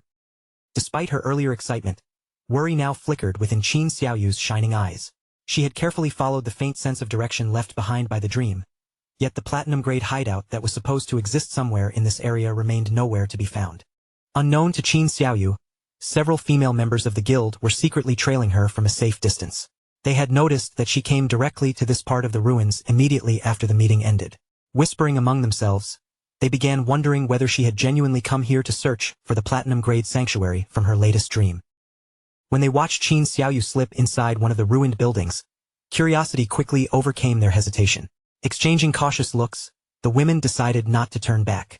Keeping their footsteps quiet, they followed her through the entrance to see where she was going. Inside the building, Qin Xiaoyu soon discovered a narrow tunnel and cautiously made her way through it. The deeper she traveled, the more uneasy she became. Parts of the passage looked strikingly similar to what she had seen in her dream, yet other details felt completely unfamiliar. To make matters worse, a persistent feeling crawled across her back, warning her that someone might be following behind her. Qin Xiaoyu stopped for a moment and tightly closed her eyes. After releasing a slow breath, she gathered what courage she had and forced determination into her heart. She reminded herself that she was not some helpless beginner. She was a life priest, the holder of a rare hidden class, and surely nothing inside this tunnel could easily harm her. After reassuring herself, Qin Xiaoyu finally opened her eyes again. All of her newly gathered courage vanished in an instant. Directly in front of her stood a grotesque monster, and from within its gaping mouth, several unnatural eyes stared straight back at her. The horrifying sight completely overwhelmed poor Qin Xiaoyu. Her body stiffened, her face drained of color, and no coherent words could escape her throat. All she could do was unleash a terrified scream that echoed sharply through the dark tunnel. Strangely, the creature did not immediately attack Qin Xiaoyu. It knocked her violently onto the ground and rushed past her instead, charging directly toward the section of the tunnel where the guild women following her had concealed themselves. The hidden women immediately fell into panic when the monster came racing toward them. None of them recognized what kind of creature it was, and its revolting appearance made their stomachs turn. Shouting over one another, they demanded that everyone surround the disgusting thing and kill it as quickly as possible. Before the women could organize themselves or form any kind of proper strategy, the creature struck. Several tentacles whipped outward and tightly coiled around one of the guild members, locking her body in place. Then the slimy appendages extending from the monster's mouth were forcefully shoved straight into the trapped woman's mouth. The horrifying process lasted only an instant. The captured woman's body visibly weakened as strength rapidly drained from her limbs. The creature was not merely injuring her. It was absorbing every remaining trace of her lifespan and stripping it away until almost nothing was left. The other women finally understood what they were witnessing. This monster could drain their lifespan and kill them without giving them any chance to resist. Terrified screams erupted throughout the tunnel, and without wasting even a single second, the surviving guild members turned around and fled as fast as their legs could carry them. Unfortunately for them, the creature had no intention of allowing its prey to escape so easily. Still lying on the tunnel floor, Qin Xiaoyu gradually regained consciousness when the desperate screams reached her ears. Confusion and terror covered her face as she slowly turned her head toward the noise. The sight waiting behind her made her blood run cold. The grotesque monster was holding the guild women captive and mercilessly draining away their lifespan. Qin Xiaoyu reacted almost instantly.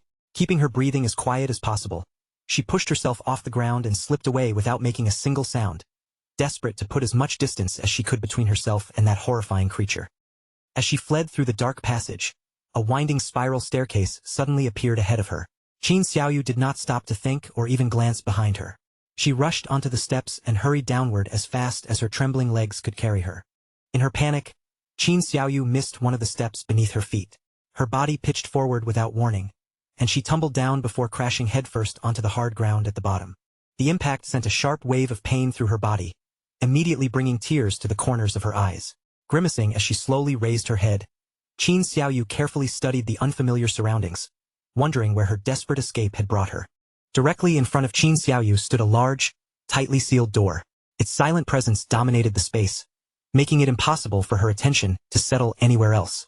The moment Qin Xiaoyu recognized the entrance, her eyes widened with astonishment and she froze in place.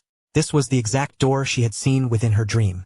After searching for so long, she had finally discovered the platinum-grade hideout. Realizing how important this was, she knew she had to inform the guildmaster immediately.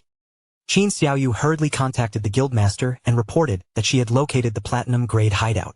Her announcement caught the leader by surprise, but he quickly recovered and ordered her to remain exactly where she was. He was already gathering guild members and heading toward her position. He then told Qin Xiaoyu to join his party so they could track her location directly.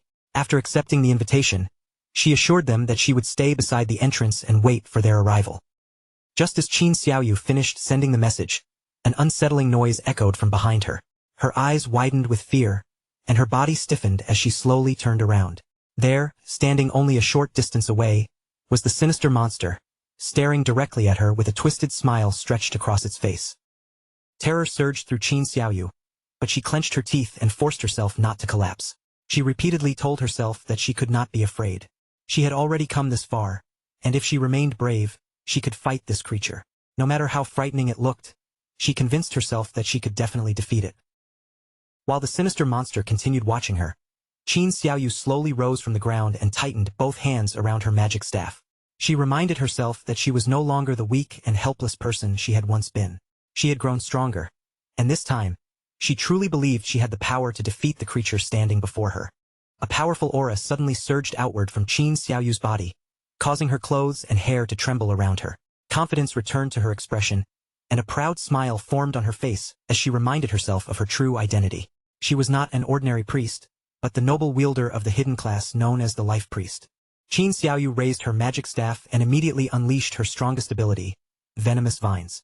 Thick, poisonous vines burst from the tip of the staff and shot across the room, wrapping tightly around the monster's body. The attack struck successfully and tore away more than 500 of the creature's hit points. Seeing the damage appear, Qin Xiaoyu became so excited that she nearly jumped with joy. Her first attack had landed perfectly. Now the venom inside those vines would continue eating away at the monster while she prepared another skill to finish the battle. Without wasting the opening, Qin Xiaoyu aimed the end of her magic staff straight at the restrained creature and activated corrupting poison mist. A thick cloud of toxic vapor poured into the room and surrounded the boss, steadily draining its health as the poison continued inflicting damage. This was no ordinary poisonous fog. Corrupting poison mist contained a vicious toxin capable of eating away at its victim far more brutally than common poison, making every breath inside the cloud increasingly dangerous. The poisonous mist did not remain gathered around the monster for long. It continued swelling outward, spreading farther and farther until the murky cloud began filling every corner of the enclosed space. The sight immediately wiped the excitement from Qin Xiaoyu's face. Panic filled her eyes as she realized the terrible mistake she had made.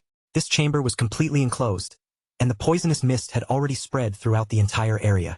Rather than trapping only the monster, she had trapped herself inside the toxin as well. Qin Xiaoyu frantically waved both hands in front of her face, trying to push the thick smoke away from her mouth and nose. She had been holding her breath since the mist began spreading, but the pressure inside her chest was becoming unbearable. Just as Qin Xiaoyu reached the point where she could no longer keep herself from breathing, a sudden realization flashed through her mind. She was a life priest, and among her abilities was an antidote spell capable of cleansing poison. Qin Xiaoyu quickly lifted her magic staff and cast the antidote without hesitation. Cleansing energy spread through the chamber, causing the poisonous mist to thin and gradually disappear. Unfortunately, removing the toxin from the room also stopped the poison from continuing to harm the monster. With the poisonous cloud fading away, the creature's attention settled completely upon Qin Xiaoyu. It stared at her in silence, and another disturbing smile slowly spread across its grotesque face. Tears gathered in Qin Xiaoyu's frightened eyes as she struggled to remain standing. Before the antidote could fully cleanse the room, however, she accidentally inhaled a small amount of the lingering poisonous mist. The poison took effect immediately. Qin Xiaoyu's body lost all strength, and she died before she could react. A moment later, her physical form dissolved completely, transforming into lifespan and vanishing from the chamber. A system notification immediately announced that the player Qin Xiaoyu had committed suicide. She then respawned safely inside her guild's hideout. Almost the moment she reappeared, the guildmaster contacted her through the chat and asked why she had suddenly returned. Qin Xiaoyu explained that a monster inside the newly discovered location had killed her. The guildmaster replied that he and his men had already defeated the creature. He asked whether Qin Xiaoyu was referring to the soul-sucking hag, the silver-grade monster they had just killed. Still, something about her explanation confused him. The soul-sucking hag moved slowly and possessed very little direct attack power, but once it captured someone, it would completely drain that person's lifespan. Because of that deadly ability, The guildmaster could not understand how Qin Xiaoyu had managed to escape permanent death. After hearing his confusion, a pleased smile appeared on Qin Xiaoyu's face. She proudly explained that, in the moment of greatest danger, she had deliberately killed herself. She knew that if the soul-sucking had caught her, it would drain away all her lifespan and she would certainly die for good. The guildmaster was stunned by her answer and exclaimed that she had somehow discovered the only possible method of surviving the encounter. The guildmaster continued praising Qin Xiaoyu, declaring that she was nothing less than a genuine genius. She happily thanked him for the compliment and told him that she was already on her way back. At the same time, another thought filled her with secret excitement. It seemed the 3 women who had followed her were now permanently dead. In Qin Xiaoyu's mind, that was exactly what happened to people who dared to provoke her. Some time later, Qin Xiaoyu returned to the mysterious stone door and met the guildmaster beside it. Pointing toward the sealed entrance, she explained that the platinum-grade hideout was located directly beyond that door. The leader gave her an approving pat on the back, praised her for doing excellent work, and promised that she would receive another reward once the guild had successfully secured the hideout. The guildmaster then turned toward the assembled members and called out to Datu. He ordered him to take several men and clear the surrounding area, making certain that no other players approached and interfered with their operation.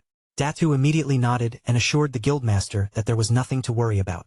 He boldly declared that they would eliminate anyone who dared cause trouble, even if the intruder turned out to be Shadow himself.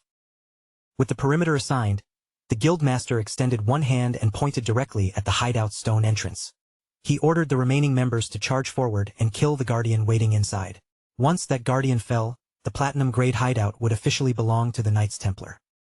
Several guild members rushed toward the entrance and gathered around the enormous stone door, ready to force their way inside. Excited war cries filled the chamber as they shouted for everyone to charge, destroy the guardian, and celebrate the coming victory of the Knights Templar. Those standing farther back impatiently urged the front line to hurry. However, after pushing and pulling at the entrance, one of the men turned toward the guildmaster and reported that the stone door refused to open. The guildmaster stared at the immovable entrance with a curious expression, his excitement giving way to thought. He began recalling an important rule of the game. Every hideout, regardless of grade, was supposed to possess a guardian that protected it from intruders. After considering the strange situation for another moment, realization suddenly flashed through the guildmaster's eyes. In that instant, all the pieces came together, and he finally understood what was happening. Confidence returned to the guildmaster's face as he raised one hand and pointed straight at the sealed entrance. He revealed that there was no guardian waiting behind the stone door. The massive stone door itself was the guardian they needed to defeat. One of the guild members stepped forward, gripped his axe with both hands, and swung the heavy weapon directly into the surface of the stone door. The axe struck with a loud crash, and a damage number of 320 immediately appeared above the entrance. That single attack confirmed the guildmaster's theory. The stone door was not merely blocking their path. It truly was the guardian of the hideout. The guild members immediately began praising their leader's intelligence, impressed that he had solved the mystery so quickly. Wearing a satisfied smile, the guildmaster announced that this platinum-grade hideout was practically being handed to them as a gift. He ordered everyone to destroy the door, and the assembled members answered his command in a single enthusiastic voice. The Knights Templar members surged toward the stone door and unleashed their attacks without restraint. Weapons repeatedly slammed into the entrance, and within moments, the chamber disappeared behind a thick curtain of dust and flying debris. At that exact moment, several system windows appeared before Qin Feng, warning him that his hideout, the land of purified souls, was under attack. The entrance's stone door had fallen to 99.3% durability and was continuing to take damage, while the magical defense barrier still remained untouched at 100%. The system also informed him that ordinary teleportation into the hideout had been blocked. His only option was war teleportation, and that emergency function could be used only once that day. Qin Feng's expression immediately became serious, while confusion flickered through his eyes. Someone had somehow discovered the hidden entrance to the land of purified souls, and was now openly attacking his hideout. Rather than immediately consuming his only war teleportation, Qin Feng mounted his wolf and began riding toward the hideout. Judging from how slowly the entrance's durability was dropping, the invaders' attack power was almost laughable. At their current speed, it might take them an entire year to break through the door. Since there was clearly no urgency, Qin Feng decided to travel there normally and see for himself who had caused the disturbance.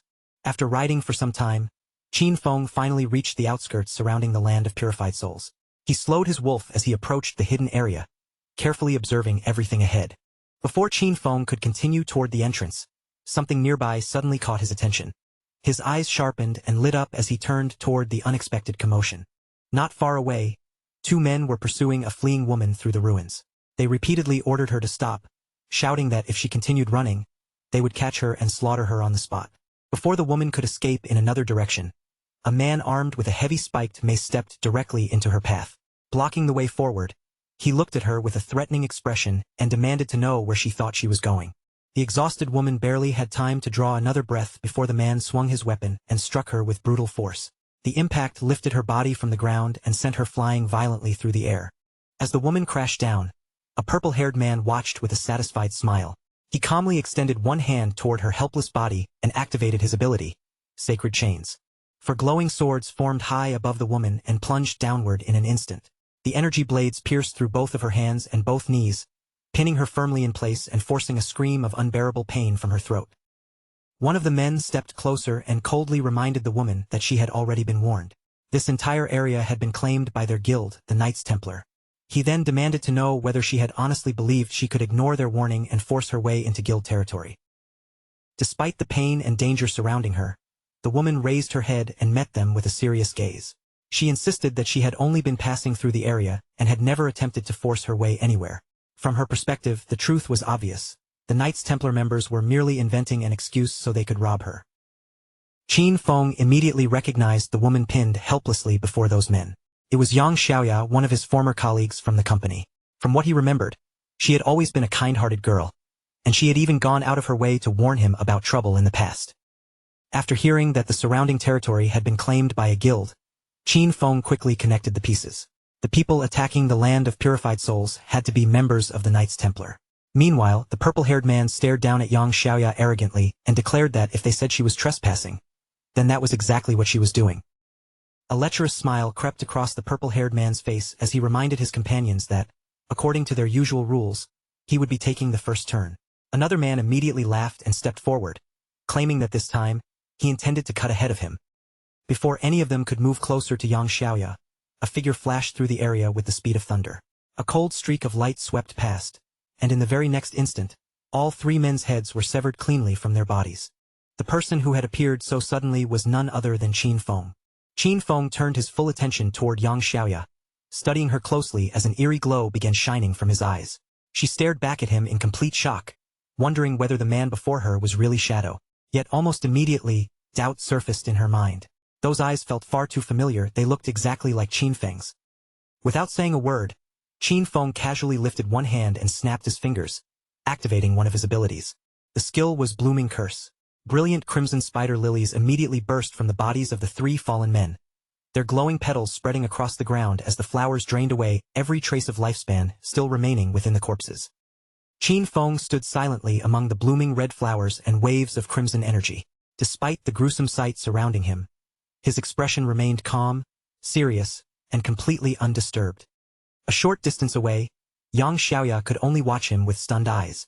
The longer she looked at that familiar gaze, the stronger the strange feeling in her heart became.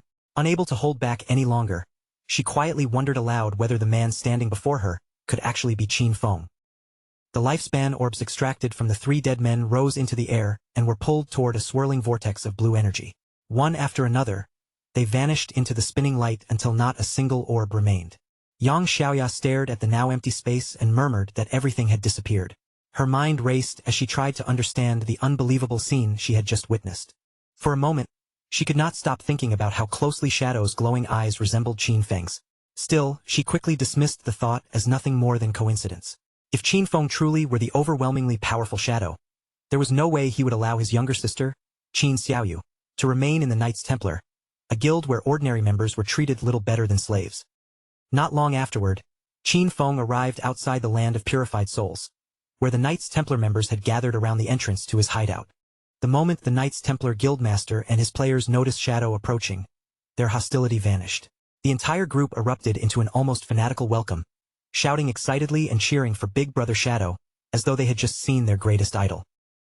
Trying to appear friendly, the Guildmaster hurriedly explained that several of his men had just attempted to rob another player. He then thanked Shadow with exaggerated enthusiasm for arriving at the perfect moment and personally teaching those troublemakers a lesson. The Guildmaster went on to explain that ever since Shadow had rescued them from the headless assassin, Every member of the Knights Templar had become one of his devoted admirers. He continued pouring out shameless praise, claiming that the Knights Templar now followed Shadow's positive example and was working hard to become a bright and righteous guild. Only after finishing this long string of flattery did he finally ask why Shadow had personally come all the way to visit them. Qin Feng paid no attention to the guildmaster's enthusiastic compliments. His glowing eyes remained cold as he went straight to the matter at hand, asking whether the Knights Templar was currently attacking a hideout. The guildmaster's smile immediately stiffened. Surprise and nervousness flashed across his face as he stammered, asking how Shadow had learned about it. After hesitating for a moment, he cautiously wondered whether Shadow had also taken an interest in the hideout they were trying to capture. Qin Feng's glowing gaze swept calmly across the gathered players. Then, in an even and emotionless voice, he revealed the truth. The hideout they had been attacking belonged to him. The declaration struck the Knights Templar Guildmaster like a bolt from the sky. His entire body froze in place, and for several seconds, he looked almost as though he had turned into stone, unable to process what he had just heard. The guild members standing behind him were no better. Every one of them stared at Qin Feng with widened eyes and hanging jaws, completely speechless from the overwhelming shock. Cold sweat began pouring down the guildmaster's face as he desperately tried to find some contradiction. He nervously pointed out that Shadow's hideout was supposedly located in Magic City, and as far as he knew, a player could only own one hideout. At that moment, one of his subordinates leaned close and whispered a crucial detail into his ear. Although an individual player could normally possess only one hideout, a guild established by that player could also own a separate hideout of its own. Qin Feng calmly confirmed the man's explanation. Without the slightest change in his expression, he stated that he possessed hideouts in both Magic City and Zhanghai City. As those words sank in, a horrifying realization slowly dawned upon everyone present. They had not stumbled upon some unclaimed sanctuary waiting to be conquered. They had been trying to invade the private territory of Shadow, the most powerful player in the entire world. Terror washed over the Knights Templar members as they looked upward in despair, feeling as though the sky itself was collapsing on top of them. Qin Xiaoyu stood among them with tears gathering in her eyes, unable to believe what she was hearing. She could not understand how this hideout possibly belonged to Shadow. After all, Shadow had never once appeared in the mysterious dream that had supposedly guided her to this place. Now that the hideout's true owner stood directly before him, the Knights Templar Guildmaster abandoned every trace of dignity. He bent deeply at the waist and began groveling before Qin Feng, frantically explaining that they had no idea the territory belonged to him. He desperately asked what they could possibly do to make amends. Qin Feng, meanwhile, calmly examined a holographic panel displaying the hideout's current condition and pointed out that they had been attacking his entrance for quite some time. Repairs to such a gate, he added coolly, would not be cheap. With a cold expression and no hint of mercy in his voice, Qin Feng stated the compensation he expected from them. 500 full years of lifespan. The guildmaster let out a horrified scream at the astronomical demand. The pressure was simply too much for him to bear, and his eyes rolled back before he dramatically collapsed unconscious, leaving his terrified subordinates shouting his name. One of the guild members quickly caught the unconscious guildmaster and held him in his arms. Looking up at Qin Feng's imposing figure, the man pleaded desperately, asking whether there was any possibility of lowering the compensation. Qin Feng looked down at him coldly and asked whether he had any idea how much it cost to repair a gate of this level. When the subordinate timidly admitted that he did not know, Qin Feng immediately told him to shut his mouth. A short while later, the Knights Templar Guildmaster slowly regained consciousness. His expression was still dazed as he muttered about the outrageous price, wondering what terrible thing he had done to deserve such a devastating disaster. Then, without warning, the despair on his face twisted into violent rage. He sprang to his feet, rushed toward Qin Xiaoyu, and seized the front of her robes with both hands. The guildmaster furiously blamed Qin Xiaoyu for everything that had happened. Shaking her by the collar, he screamed that she was clearly trying to ruin him and drag the entire Knights Templar Guild down with him. Qin Xiaoyu lowered her head with shame written across her face. Rather than defending herself, she quietly accepted his accusations, admitting that the entire situation was her fault, and that she had recklessly dragged everyone else into the disaster. Gathering her courage, Qin Xiaoyu turned toward Qin Feng and took full responsibility before everyone present. She begged him to punish her alone instead of the guild, promising that she would obey any command he gave and was even willing to pledge her life to him. She swore that she would become Qin Feng's servant and hand over every bit of lifespan she earned from that day forward until the entire debt had finally been repaid. Still facing Qin Feng, Qin Xiaoyu continued pleading without hesitation. She offered to endure any punishment he considered appropriate, whether he chose to beat her, curse her, or mistreat her, as long as he agreed to spare the Knights Templar from destruction. The guildmaster and the surrounding Knights Templar members watched her in stunned silence. Despite their earlier anger, they could not help feeling deeply moved by Qin Xiaoyu's willingness to sacrifice herself for the entire guild. Qin Feng, however, ignored Qin Xiaoyu's desperate offer completely. His glowing eyes remained fixed on the Knights Templar guildmaster, as though she had not spoken at all. Then Qin Feng calmly spoke a single name, Chan Wuming. The guildmaster's face instantly drained of color. Chan Wuming was his identity in the real world, and pure terror seized him as he stammered in disbelief, unable to understand how Shadow could possibly know his true name. Without giving Chan Wuming time to recover, Qin Feng asked him a cold and pointed question. Did he honestly believe Qin Xiaoyu was worth the 500 years of lifespan that his guild now owed? The moment he heard that question, the fear in Chan Wuming's eyes suddenly changed. A twisted, almost manic grin slowly spread across his face. In a shocking reversal, Chan Wuming spun around and launched himself at Qin Xiaoyu. His fist flew forward with furious force as he screamed at her to die. The blow sent Qin Xiaoyu flying through the air before she crashed heavily onto the ground. Chan Wuming continued shouting, accusing her of leading the guild into an invasion of Qin Feng's hideout, and then pretending to be some noble hero afterward. His true jealousy finally spilled out as he screamed that she had only offered herself because she wanted to get close to Qin Feng and become his servant. An opportunity he insisted she did not deserve. With Qin Xiaoyu lying unconscious nearby, Chan Wuming dropped to his knees before Qin Feng and immediately resumed begging for mercy. He bitterly lamented that his own plan to build a connection with Qin Feng had completely failed. Then he pleaded for another option, explaining that the Knights Templar was only a small guild and could never gather 500 years of lifespan. As long as Qin Feng reduced the price, Chan Wuming promised to fulfill any other demand placed before him. Qin Feng finally offered them an alternative arrangement. The Knights Templar would first pay 100 years of lifespan immediately. As for the remaining 400 years, they could repay that portion by capturing and delivering every guild member who carried killer status. Each killer they brought to Qin Feng would reduce their outstanding debt by exactly 1 year. Chan Wuming's despair vanished the moment he heard the new conditions. Overjoyed, he explained that the task would be easy because the Knights Templar had more than 2,000 members. Better still, handing over the guild's killers would also allow him to clear his own killer status in the process. Without wasting another second, he transferred the first payment, and a system notification immediately confirmed that Qin Feng had received 100 years of lifespan. After asking Qin Feng to remain there for a moment, Chan Wuming hurriedly turned toward his guild members and began issuing urgent orders. Every Knights Templar player carrying killer status was to stop whatever they were doing and gather before him immediately. While the marked guild members assembled nearby, Qin Feng turned his attention to the lifespan he had just received. A system window appeared before his eyes, asking whether he wished to spend 7 days of lifespan to repair the damage inflicted upon his hideout. Qin Feng accepted the cost without the slightest hesitation. Another notification instantly appeared, confirming that the 7 days had been deducted and every damaged section of the hideout had been completely restored. Once all 400 Knights Templar members carrying killer status had gathered, Qin Feng raised his hand and unleashed a terrifying attack. A vast vortex of dark energy swept through the crowd, its countless blades cutting down all 400 players in one devastating instant. A system notification confirmed their deaths as glowing lifespan orbs covered the ground. Slaughtering so many marked players also reduced Qin Feng's own killer status, dropping it from level 4 to level 3. Chan Wuming immediately began clapping with exaggerated enthusiasm, loudly praising Shadow for handling all 400 men with such incredible efficiency. Without showing the slightest concern for his fallen members, he claimed they were merely unruly troublemakers who had violated guild rules and fully deserved the harsh lesson Shadow had given them.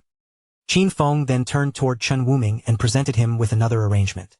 From that point onward, the Knights Templar would be responsible for protecting the land of purified souls. He added that assigning troublesome members to guard duty would also be an excellent way for Chan Wuming to keep the guild's more unruly players under control. Qin Feng ordered the Knights Templar to station guards around the hideout in rotating shifts, ensuring the entrance remained protected at all times.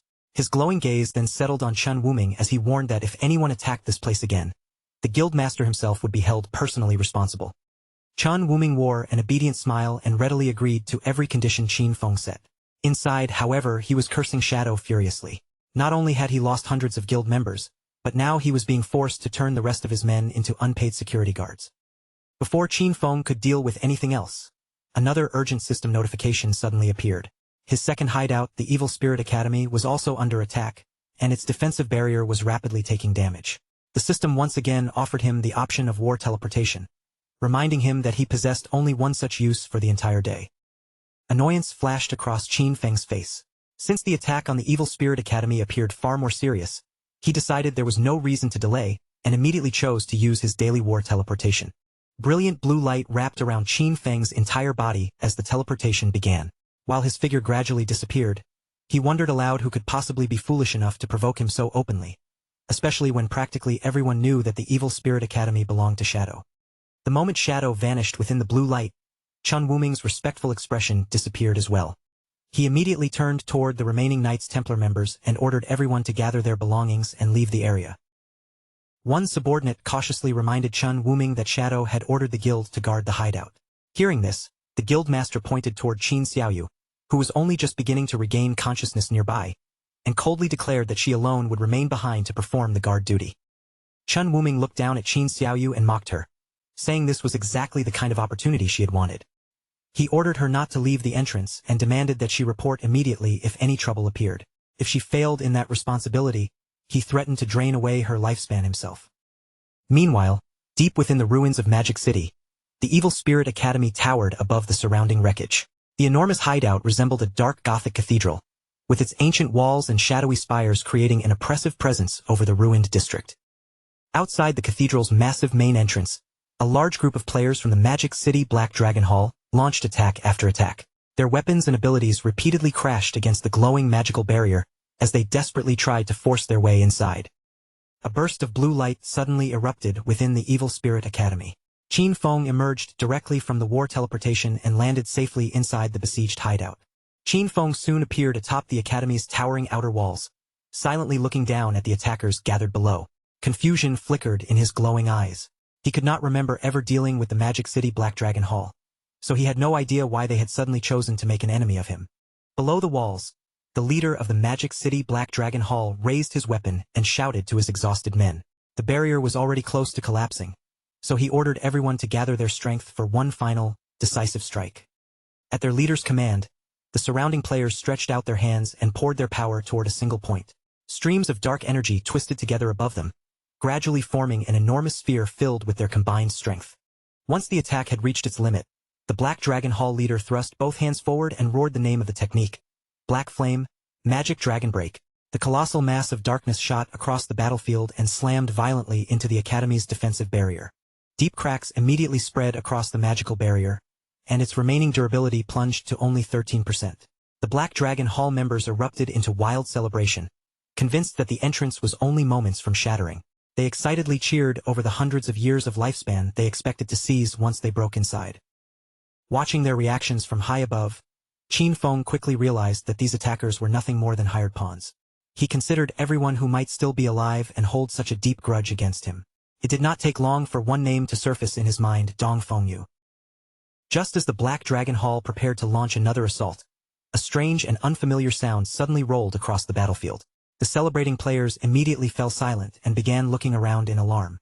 When they finally raised their heads, their expressions changed completely. An enormous ethereal dragon was descending from the sky, its translucent body stretching across the darkness as it approached the battlefield from above. A mysterious wave of energy swept outward from the dragon and passed directly through the attackers. The moment it touched them, their bodies became rigid. Fear and confusion filled their faces as their eyes began swirling in a dazed, hypnotic pattern. None of the Black Dragon Hall players could move even a finger. Trapped within the strange paralysis, they could only stare helplessly as one of their companions struggled to lift his hand and point frantically toward something even higher in the sky. Directly above the immobilized crowd, a gigantic meteor wrapped in raging flames was plunging toward the earth. Its burning mass grew larger with every passing second as it fell straight toward their position. The fiery celestial body smashed into the ground with overwhelming force. A deafening explosion tore through the area, and a towering sea of flames swallowed the helpless Black Dragon Hall members before any of them could escape. One heavily built player clenched his teeth and braced himself for death. Yet when the fire finally cleared, he was astonished to discover that he was still standing. Laughing in relief, he proudly announced that the meteor had dealt only 3,000 damage and boasted that his high health build had saved his life. His celebration ended before the laughter could even leave his mouth. A sudden strike severed his head from his shoulders, and dark tendrils immediately wrapped around the remaining body. Within moments, the corpse was completely consumed and disintegrated into nothing. After the battlefield fell silent, another group of players arrived near the Evil Spirit Academy. They stopped in shock when they discovered the Magic City Black Dragon Hall members scattered dead across the area, and they immediately began wondering who could have wiped out the entire group. Among the newcomers was a young woman with pink hair and a pointed witch's hat. After examining the destruction around the entrance, Zhang Yaoying quickly voiced her suspicion that the person responsible had to be the legendary player Qin Feng. Her companions looked around the empty battlefield and expressed their doubts, pointing out that no one else was visible. Zhang Yaoying firmly rejected that reasoning. Shadow's abilities could not be measured by ordinary standards, and for all they knew, he might possess a skill that allowed him to remain permanently invisible. Hidden from their sight, Qin Feng quietly observed the newcomers from his concealed position.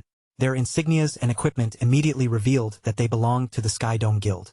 Qin Feng's attention settled on the pink-haired woman standing at the front of the group. He recognized her as Zhang Yaoying, a well-known player who possessed the rare and unique hidden class known as Soul Painter. With her identity confirmed, Qin Feng immediately understood where the ethereal dragon and flaming meteor had come from. Zhang Yaoying had used her enchanted brush to paint those creatures and attacks into existence before unleashing them against the Black Dragon Hall. Qin Feng remembered that the Soul Painter was an exceptionally powerful class during large-scale battles. Its painted creations could overwhelm entire groups from a distance, though the class itself remained dangerously vulnerable whenever an enemy managed to launch a surprise attack. Certain that Shadow was somewhere nearby, Zhang Yaoying stepped forward and looked around the battlefield. Raising her voice toward the seemingly empty surroundings, she respectfully asked whether Senior Shadow would be willing to come forward and speak with her.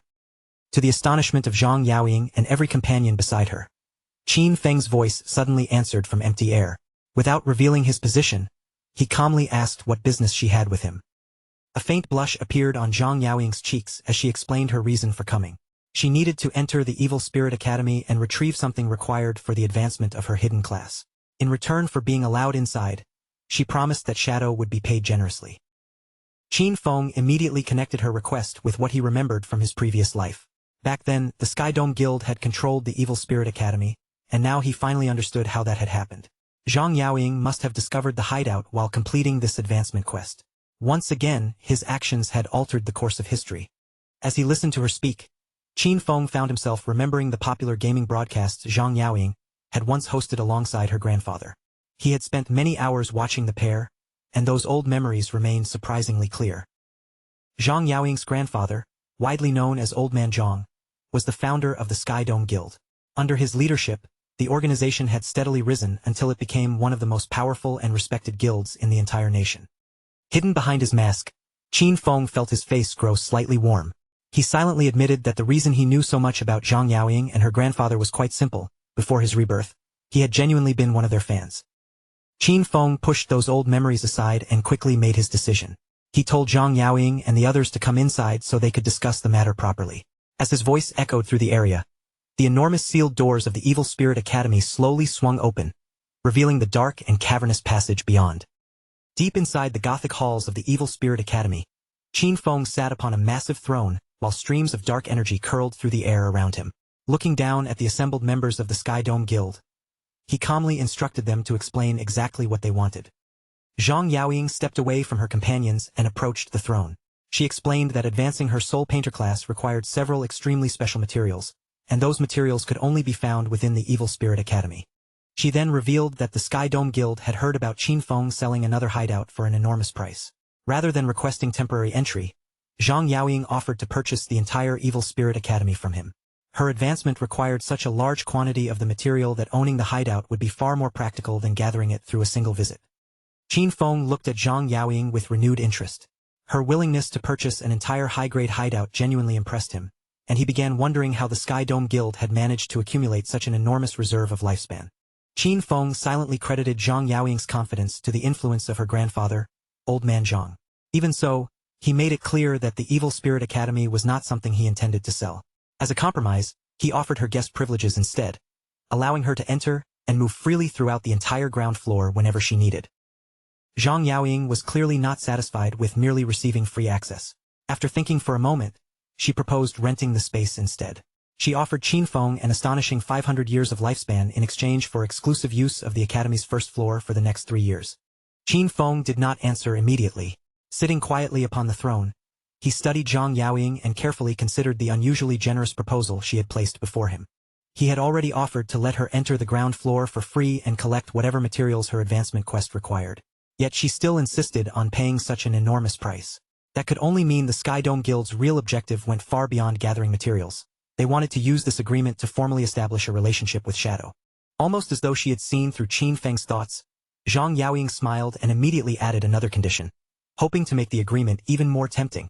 A slightly devious grin appeared on her face as she promised that, once the rental agreement was signed, the Sky Dome Guild would personally deal with the Magic City Black Dragon Hall. The guild that had just attacked his hideout would be hunted down and completely wiped out. Her bold promise genuinely caught Qin Feng off guard. Looking at her with renewed interest, he asked whether she could truly make a decision that might start a full-scale guild war without first consulting her grandfather. Zhang Yaoying laughed when she realized Qin Feng even knew about Old Man Zhang. With complete confidence, she assured him that her grandfather usually listened to her anyway. Besides, destroying a minor guild like the Black Dragon Hall would hardly count as a difficult war for the Sky Dome Guild.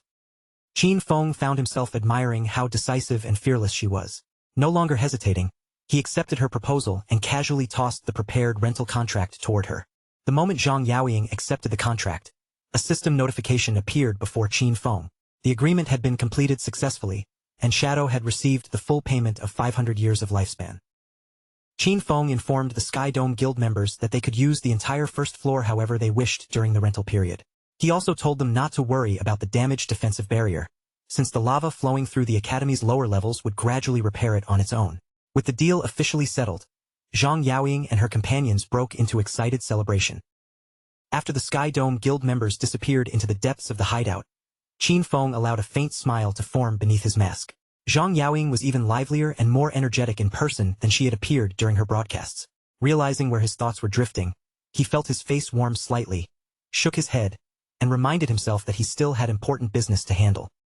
Qin Feng made his way into the hideout's warehouse, where piles of stored equipment and skill books waited to be sorted. By now, he had already activated his equivalent exchange ability several times, and each use had produced surprisingly useful results.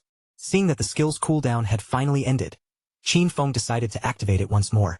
Golden energy spiraled around his hand as Bafich's equivalent exchange consumed one of his less valuable possessions. A system notification announced that he had lost a wisdom training scroll, but in return, he obtained Scarlet Blade, a powerful Jade-tier finishing skill designed specifically for assassins.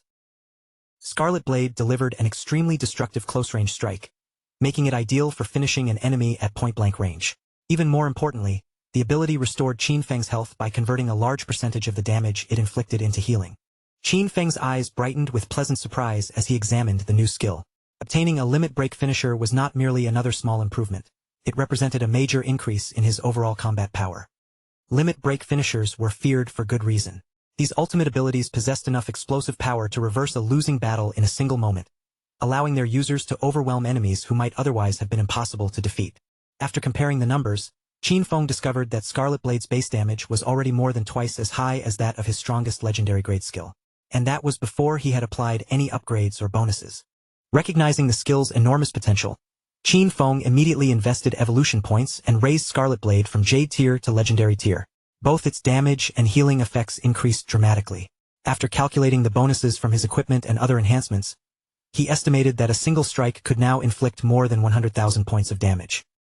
Qin Feng still had plenty of evolution points remaining, so he selected another one of his essential abilities.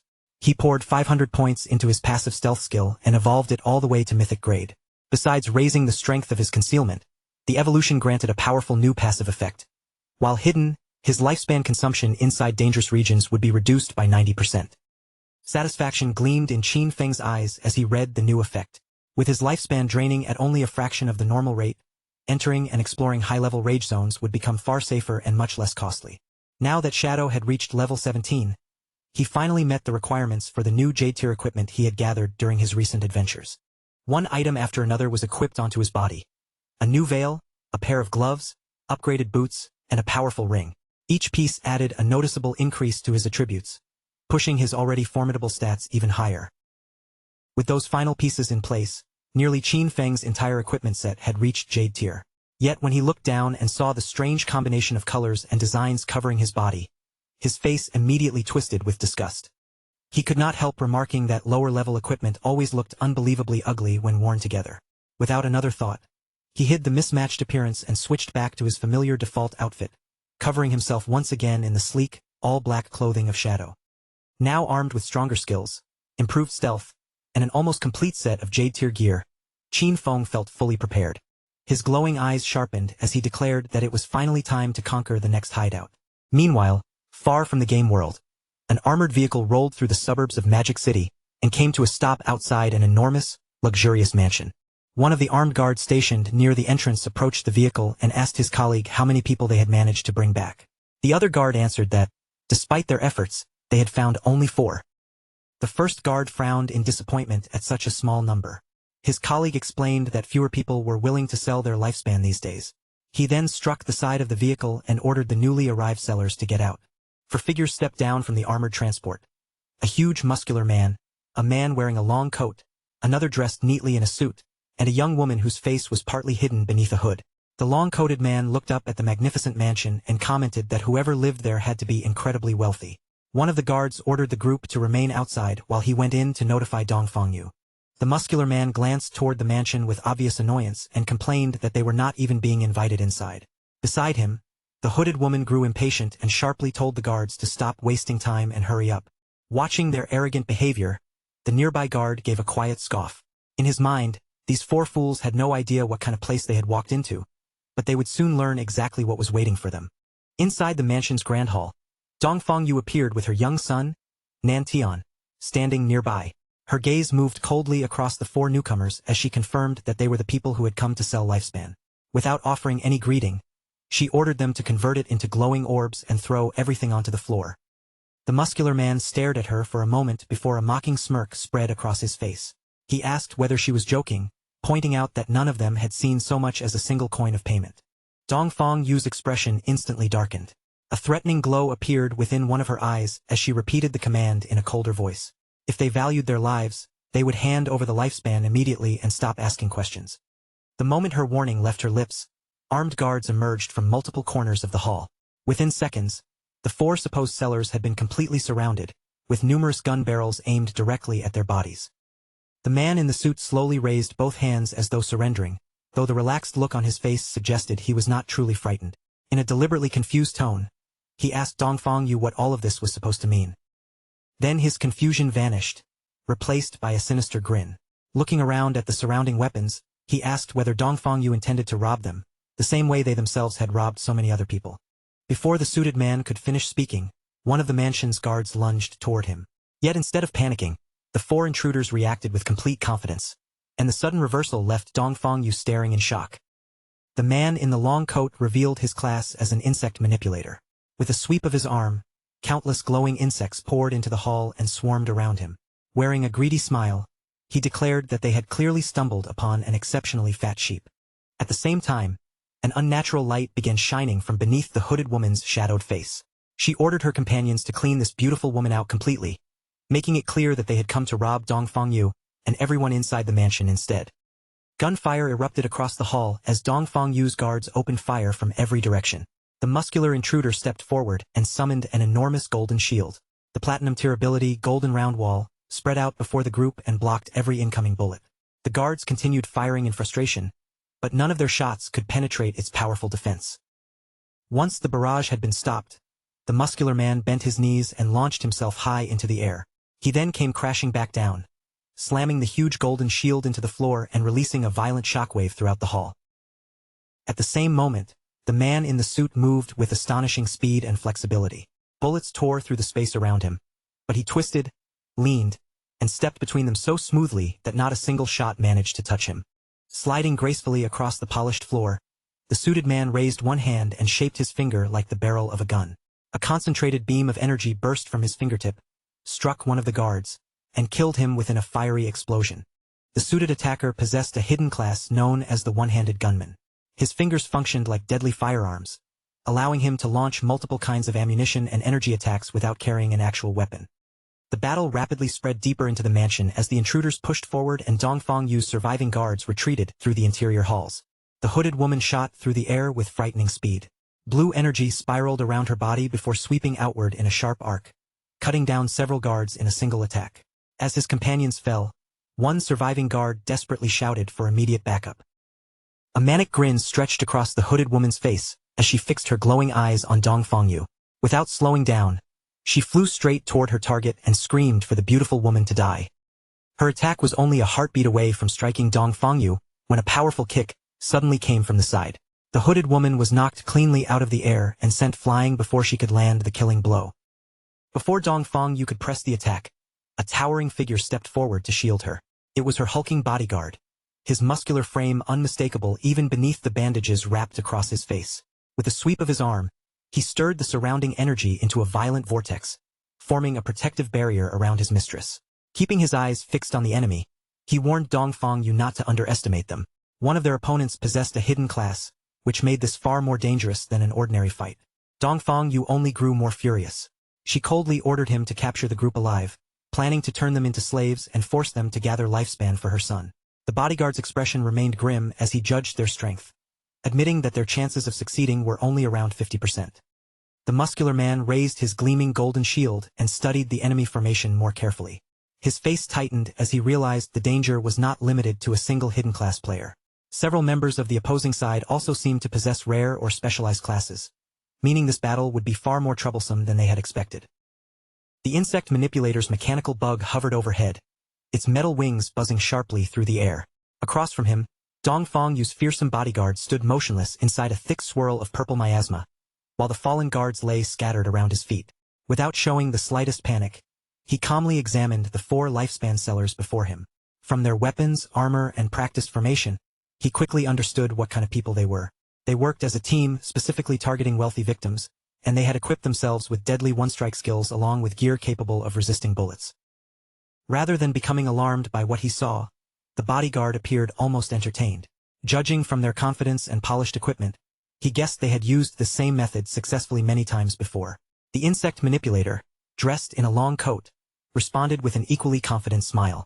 Facing the bodyguard directly, he said he only hoped Dong Fangyu's group had managed to gain enough levels and equipment from the game. Otherwise, the coming fight would hardly be exciting. The bodyguard remained planted in the middle of the battlefield. His broad shoulders relaxed as the sinister purple aura rolled around him in heavy waves. Despite being surrounded by several dangerous opponents, he did not retreat even half a step. His calm posture made it clear that their threats had failed to shake him. A mocking scoff escaped the bodyguard's mouth. Looking at the confident group in front of him, he dismissed them as nothing more than a pack of arrogant children who had grown far too proud of their limited strength. The insect manipulator's smile vanished as he abruptly declared that the battle had officially begun. Thrusting one hand forward, he commanded his mechanical insect to attack and shouted for the bodyguard to die. The bug's body lit up at once, releasing a dazzling yellow beam that tore straight across the battlefield. Yet just before the blast could strike, the bodyguard's figure blurred. Moving at a speed that seemed impossible for someone of his size, he slipped completely out of the beam's path. Before anyone could even track his movement, the bodyguard suddenly appeared beside the speeding insect. He lifted one hand into the air and, with terrifying precision, snatched the mechanical creature out of its flight path as though he were catching an ordinary housefly. Every member of the seller group froze in disbelief. The insect manipulator stared at the captured machine with wide eyes, unable to accept what he had just witnessed. He shouted that his insect could fly at 200 kilometers per hour. No normal person should have been able to follow its movement, much less reach out and seize it with a bare hand. The bodyguard answered with nothing more than a low grunt. A strange cloud of purple gas suddenly burst from behind him, spreading through the air with a foul and ominous hiss. At the same time, his fingers tightened around the mechanical insect. Metal groaned inside his grip before the entire machine was crushed into twisted fragments, leaving the watching sellers completely stunned. Without sparing the ruined insect another glance, the bodyguard opened his hand and let its broken remains fall beside his feet. Then, as casually as if he were crushing a piece of trash, he brought his boot down and ground the shattered parts into the ground. Only then did the bodyguard reveal that their escape had already been cut off. While they had been focused on the confrontation, he had quietly spread a barrier around the entire area, sealing everyone inside before the real battle had even begun.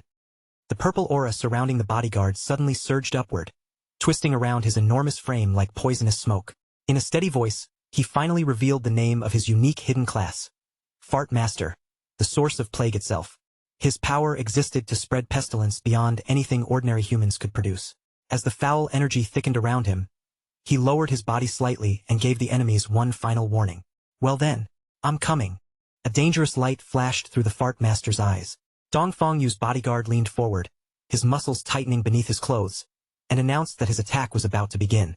The ground beneath him cracked as he launched himself into the air with astonishing force. His huge body rose far faster than anyone expected, catching the muscular shield-bearer on the opposing side completely off guard. While still airborne, the bodyguard twisted his hips and drove a powerful high kick toward the muscular man. The shield-bearer quickly planted his feet and raised his defenses, shouting for the bodyguard to come at him. With absolute confidence, he dared the attacker to test the strength of his so-called iron wall defense. The muscular man braced for the incoming kick, but the true attack came from somewhere far less expected.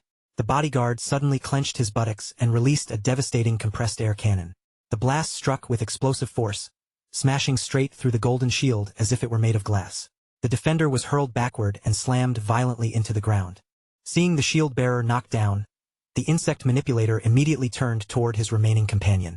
Panic sharpened his voice as he shouted for the one-handed gunman to open fire before the bodyguard could attack again. The one-handed gunman raised his weapon and unleashed a rapid volley of glowing energy shots. Blast after blast streaked toward the airborne bodyguard, filling the space around him with deadly light.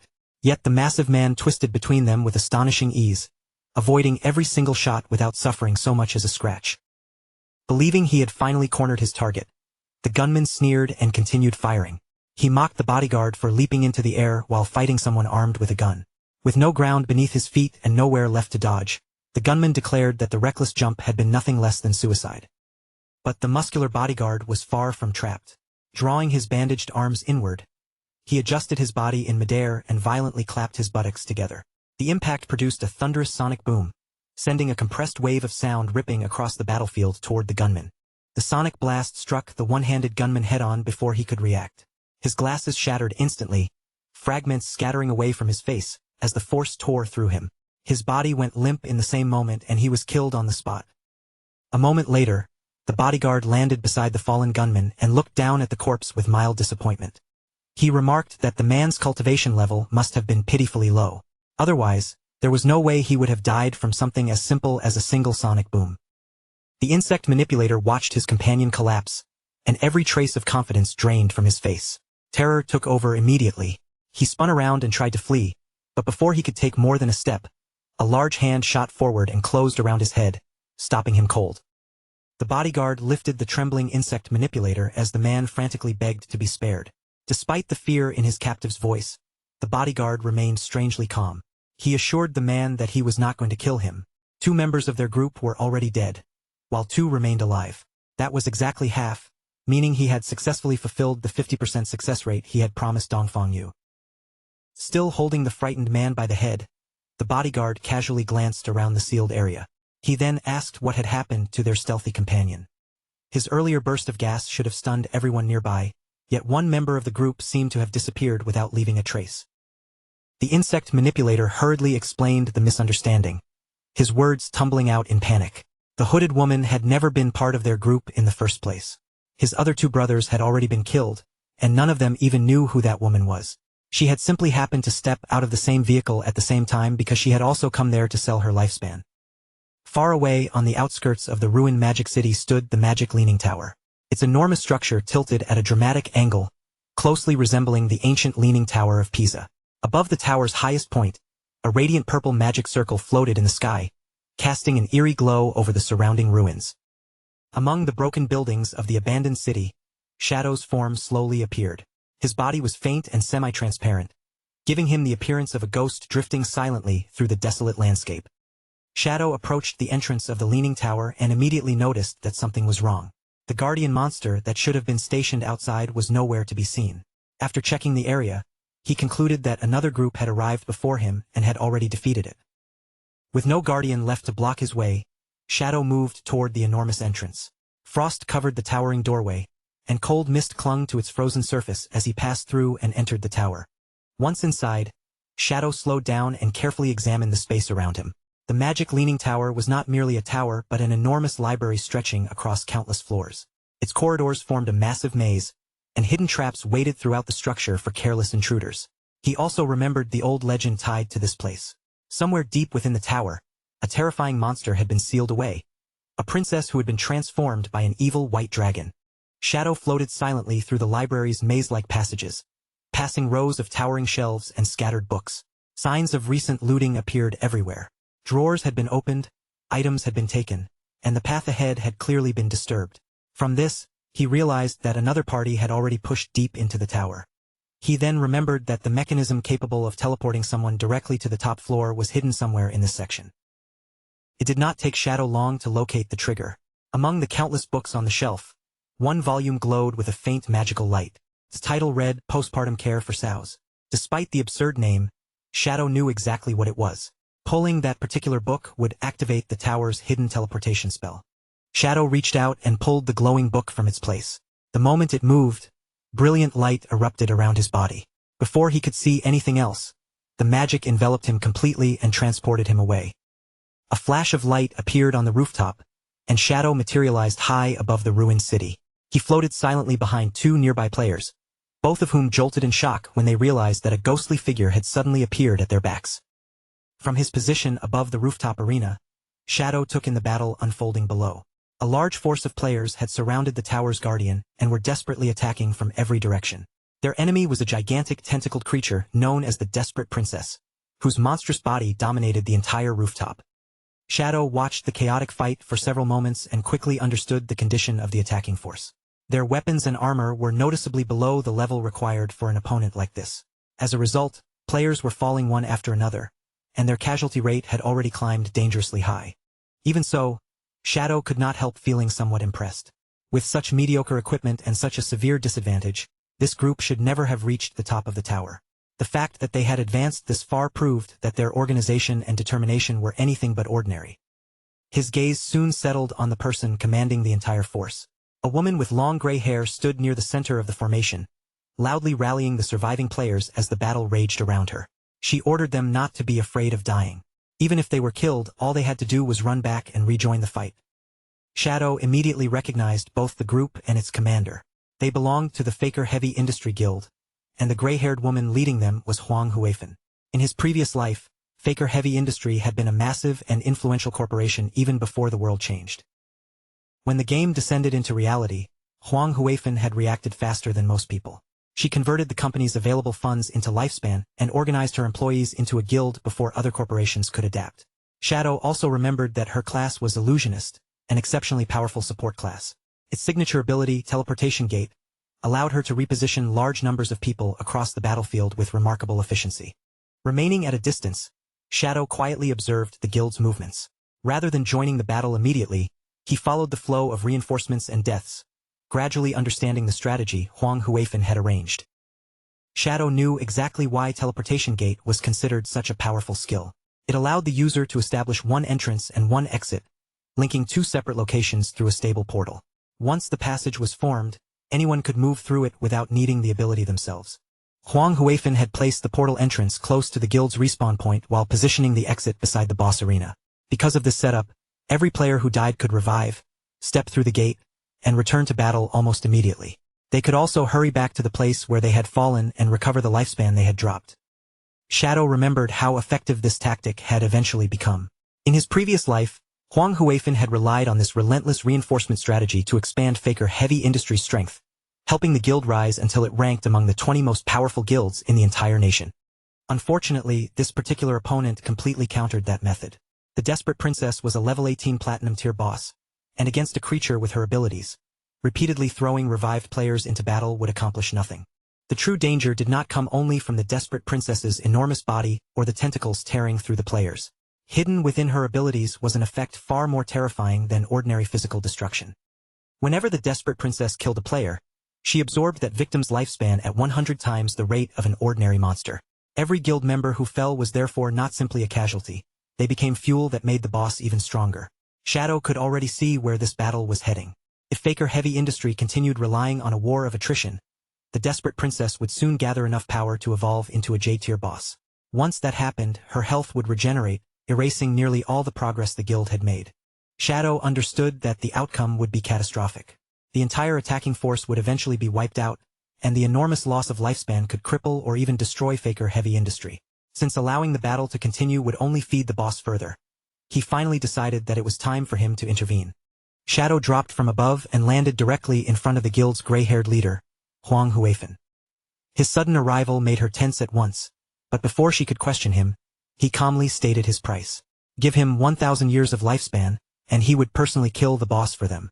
However, any equipment or items meant for an assassin that dropped afterward would belong entirely to him.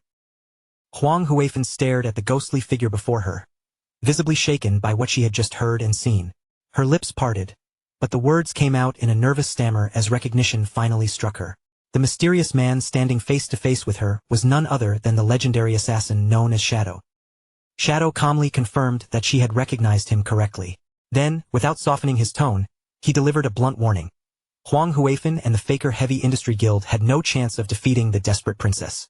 Their only sensible choices were to accept his offer or withdraw from the tower immediately. He finished laying out those two options before Huang Huifan could even gather herself enough to answer. Before Huang Huifan could respond, an arrogant young man stepped forward from among the guild members. Anger twisted across his face as he openly challenged Shadow, demanding to know what gave the stranger the right to declare that their entire guild was incapable of winning. The young man then scoffed at Shadow's demand for 1,000 years of lifespan, calling the price completely insane. With no respect in his voice, he told Shadow to stop talking nonsense and get lost. Huang Huifan immediately tried to cut him off, urgently shouting, "Huang Ziqing, don't be rude," but her warning came a moment too late.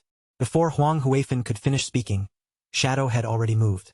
His hand shot forward without warning and clamped firmly over Huang Ziqing's face, silencing the young man in an instant and leaving the surrounding guild members too stunned to react. Shadow did not waste a single motion. With one smooth turn of his body, he lifted Huang Ziqing off balance and hurled him straight into the glowing teleportation gate that the guild had been using to return to the battlefield. Huang Ziqing vanished through the portal and emerged from its exit on the other side of the rooftop. The instant his body reappeared, Shadow raised his weapon and released the Dark Knight Ring Blade skill, giving the young man no chance to understand what was about to hit him. A crescent-shaped wave of dark red energy tore across the rooftop with terrifying speed. It sliced Huang Ziqing cleanly in half before continuing into the teleportation gate itself, shattering the portal and scattering its magical light. As the broken remains of her subordinate fell to the ground, Huang Huifan's composure collapsed, and she screamed out in horror, "Son!" Huang Huifan spun toward Shadow, grief and fury flooding her expression. She demanded to know why he had destroyed the portal that her entire strategy depended on. She admitted that her son had spoken disrespectfully and offended him, but even then, she argued that teaching him a simple lesson should have been more than enough. Shadow's golden eyes glowed as he looked down at the furious guild leader. Unmoved by her accusation, he calmly told Huang Huifan that she would understand the reasons soon enough. Then he repeated his terms without changing a word, 1,000 years of lifespan, and he would eliminate the boss troubling her guild. With his offer delivered, Shadow's spectral form dissolved into the air, leaving Huang Huifan and the surrounding guild members frozen in stunned silence. None of them realized the real danger they were facing. Unlike them, Shadow knew that the desperate princess was already on the verge of evolving. That was precisely why he had destroyed their teleportation gate. Huang Huifan's strategy of endlessly reviving her guild members and sending them back into battle would not defeat this enemy. Every death would only feed more lifespan into the boss, strengthening her until the entire guild was eventually slaughtered. However, Shadow's decision had not been driven entirely by a desire to save them. Beneath the warning and intervention lay a far more practical reason, one based on his own interests rather than simple kindness. Shadow summoned his spectral wolf and mounted the ghostly beast. In his mind, the possible destruction of Faker Heavy Industry was only a minor concern. Losing the chance to collect 1,000 years of lifespan, on the other hand, would be a genuinely serious loss. Riding the spectral wolf, Shadow descended into the ruins of the city and landed among the shattered streets below. He remained completely confident in his calculations. The guild members still fighting upstairs carried just enough remaining lifespan to push the desperate princess through her evolution, and the increasingly violent pulse of light coming from the tower confirmed that the final moment was approaching. From Shadow's perspective, the next step required no complicated scheme. His entire plan could be reduced to one simple and perfectly timed move. He would wait until the desperate princess successfully evolved into a J-tier boss. Once she reached that higher rank, Shadow would return to the tower, kill her himself, and claim rewards far greater than anything the platinum-tier version could have provided. Just as Shadow settled down to wait for the evolution, a message suddenly arrived from Ghost Spirit. Her voice carried excitement as she reported that she had located Dongfang Yu inside a manor in the suburbs. However, the woman was protected by an extremely powerful player, and Ghost Spirit admitted that the guard had nearly killed her during their encounter.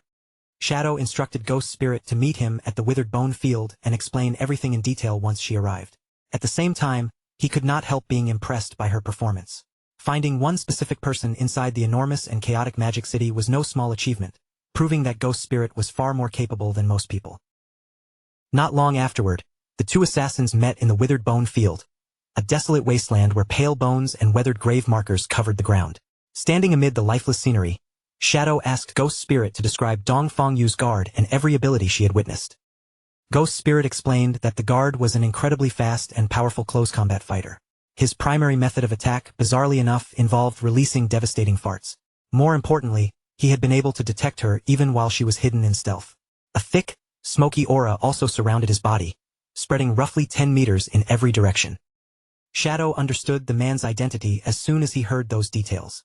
Ghost Spirit had encountered a player who possessed the source of the Plague hidden class. The 10-meter aura was one of its first-tier abilities, known as the Plague Field. It could sense any physical body entering its range, which was why her stealth had been completely ineffective. Shadow further explained that the class could use plague-based abilities to strengthen the user's body and accelerate regeneration. At higher tiers, legends even claimed that those who mastered it became nearly impossible to kill. Ghost Spirit's face paled as she listened. The thought of facing an opponent who could detect her stealth, rapidly heal, and potentially become almost immortal filled her with horror. For a moment, despair crept into her voice, as she wondered whether she would ever become strong enough to complete her revenge. Shadow then revealed that the source of the plague was not without a fatal weakness. Although the plague continuously reinforced the user's body, it also ate away at the mind. The stronger the corrupted flesh became, the more the user's mentality risked deteriorating. Because of that, a fragile state of mind was the class's greatest flaw. He then turned the conversation toward Ghost Spirit's own hidden class. The Blade of the Underworld was not limited to its current form. Once she successfully advanced to the second tier, the class would evolve into something far more powerful, the Yellow Spring Evil Ghost. As Shadow spoke the name of that evolution, a colossal spectral demon began taking shape behind Ghost Spirit. Its enormous body glowed with an eerie green light, while its blazing eyes opened in the darkness and stared down over the bone-covered field. Ghost Spirit stood motionless beneath the towering apparition, overwhelmed by the sight of what her power could eventually become. An otherworldly glow lit up her own eyes as she stared ahead in awe, finally beginning to understand the true potential hidden within her class. Amid the silent graves and scattered bones, Shadow advised Ghost Spirit to focus on advancing her class to Tier 2. Remaining at her current level would only keep her trapped beneath the limits she had already encountered. Evolving into the Yellow Spring Evil Ghost was not merely one possible option. It was the path her abilities were truly meant to follow. Ghost Spirit looked at Shadow with open amazement. She could understand him recognizing a common class, but his knowledge of her abilities, weaknesses, weapon, and future evolution seemed far too precise. Unable to contain her curiosity, she asked how he could possibly know so much about the Blade of the Underworld. Shadow gave her no direct answer. Instead, he bent his knees and leaped upward, landing lightly on the top of a massive tombstone that rose above the surrounding field. Standing high on the weathered stone, Shadow looked down at Ghost Spirit and told her that the mysteries of the game were far deeper than she currently understood. He encouraged her to remain persistent and never rush her progress. Only by building an unshakable foundation could someone eventually rise to true greatness. Ghost Spirit absorbed every word, and a fresh wave of determination filled her. Looking at Shadow's overwhelming strength, she believed she finally understood the secret behind it. Power like his could only have been forged through endless persistence, discipline, and constant hard work. Shadow explained that the graveyard surrounding them was the ideal location for Ghost Spirit to gain levels. The monsters there respawned quickly, allowing her to fight without long interruptions, and the energy they carried could also help upgrade her class weapon, the Underworld Chainblade. Still, he warned her not to underestimate the area. Every creature in the field was an elite monster, possessing 3 times the health, defense, and attack power of an ordinary enemy. Noticing the concern in Ghost Spirit's expression, Shadow told her that elite monsters were not as impossible to handle as they appeared. As long as someone understood the proper technique and knew exactly where to strike, defeating them was far less difficult than relying on brute force alone. To prove his point, Shadow launched himself from the tombstone and dropped directly into a cluster of monsters. He moved through them with effortless precision, targeting their vulnerable points one after another. Each strike landed exactly where it needed to, and within moments the entire group had been annihilated. Ghost Spirit watched the display with wide, astonished eyes. Shadow's speed, control, and overwhelming efficiency left her completely stunned, and a faint blush rose across her face as she continued staring at him. Before Ghost Spirit could fully recover from what she had witnessed, Shadow appeared beside her once again. In a firm voice, he urged her to give this training everything she had. If she truly wanted to follow her revenge through to the end, then she could not hold anything back. She would have to wager everything on becoming stronger. After leaving her with those words, Shadow's body was wrapped in a sudden burst of blue energy. The light flashed across the graveyard, and in the next instant, he vanished completely, leaving Ghost Spirit standing alone among the bones and monsters. Ghost Spirit remained where she was, silently thinking over everything Shadow had said. One detail continued to trouble her. For the briefest instant, when he spoke about revenge, she had sensed an intense killing intent coming from him. So sharp and unmistakable that there was no possibility she had imagined it. Meanwhile, far away in the ruined remains of Zhanghai City, the sun was slowly sinking toward the horizon. Its fading light stretched across the broken streets and collapsed buildings, covering the devastated city in the dim colors of evening. Little Black sat on the ground to recover her strength, leaning heavily against the warm side of her white llama. After spending so long exploring the ruins, exhaustion had caught up with her, and her tired posture made it clear that she desperately needed a break. Her stomach growled, reminding her that she had not eaten in quite some time. Little Black pulled out her map and carefully checked the remaining area. Although hunger and fatigue tempted her to stop, she realized that only a small portion of the region remained unexplored. Gritting her teeth, she decided to endure a little longer and finish the job. While Little Black rested beside the llama, something unusual on the ground caught her attention. Lying among the dust and debris was a strange fruit with a dark surface, and a faint glow pulsed from inside it. Curiosity immediately replaced some of her exhaustion. Little Black leaned forward, picked up the mysterious fruit, and turned it over in her hand. Looking at its shape and dark skin, she thought it resembled an unusually glowing plum. Without pausing to question whether the unknown fruit might be dangerous, Little Black opened her mouth and took a large bite. Its sweet flavor spread across her tongue, and her eyes lit up with delight when she discovered that it was unexpectedly delicious. Before she could take another bite, a system notification suddenly appeared in front of her. It announced that she had gained 50 experience points. Little Black stared at the message in amazement, hardly able to believe that eating one ordinary-looking fruit had directly increased her experience. Little Black quickly lifted her head and searched the nearby ground. That was when she noticed the fruit in her hand was not alone. A long trail of identical dark, glowing fruits stretched away through the ruins, forming an easy path for her to follow. Her exhaustion was forgotten at once. Little Black excitedly followed the glowing trail, picking up and eating the fruits one after another as she moved forward. Each delicious bite triggered another notification, rewarding her with 50 more experience points every single time. Little Black's happy feast was suddenly interrupted when an urgent message arrived from Captain Anyu. Anyu told her to come to the corrupted coast as quickly as possible. A man named Manling had been captured by a boss, and the situation was extremely serious because he was carrying more than 500 years of lifespan. With so much at risk, the group desperately needed Little Black's help. Little Black quickly pulled out her map and checked her current position. After comparing the markings, she replied that she was already somewhere near the corrupted coast. Captain Anyu told her not to wander off and instructed her to wait right where she was, promising that the rest of the party would reach her very soon. Still tracing the line of faintly glowing fruit, Little Black lowered herself and crawled along the uneven ground. Under her breath, she complained about Mei Niliang, grumbling that he was completely useless and always causing trouble for everyone else. Yet her irritation did not last long. The moment another delicious fruit appeared ahead, all thoughts of him vanished from her mind. By the time night settled over the ruins, Little Black had followed the trail all the way to the crest of a hill. She pulled herself over the final slope, lifted her head, and abruptly froze. The strange sight waiting below was nothing like what she had expected to find. The glowing fruits had guided her straight to the bleak and lifeless corrupted coast. At the very end of the trail sat a tiny creature resembling a slug, its small body resting quietly on the barren ground. From the way the fruits were scattered behind it, the creature seemed to be the source of everything Little Black had been happily eating. But the harmless-looking slug was not the only thing below. Nearby towered an enormous, swollen monster, its bloated body covered with several hideous mouths lined with razor-sharp teeth. One of its massive hands held a tiny humanoid creature that kicked and screamed helplessly while the giant raised it toward its body.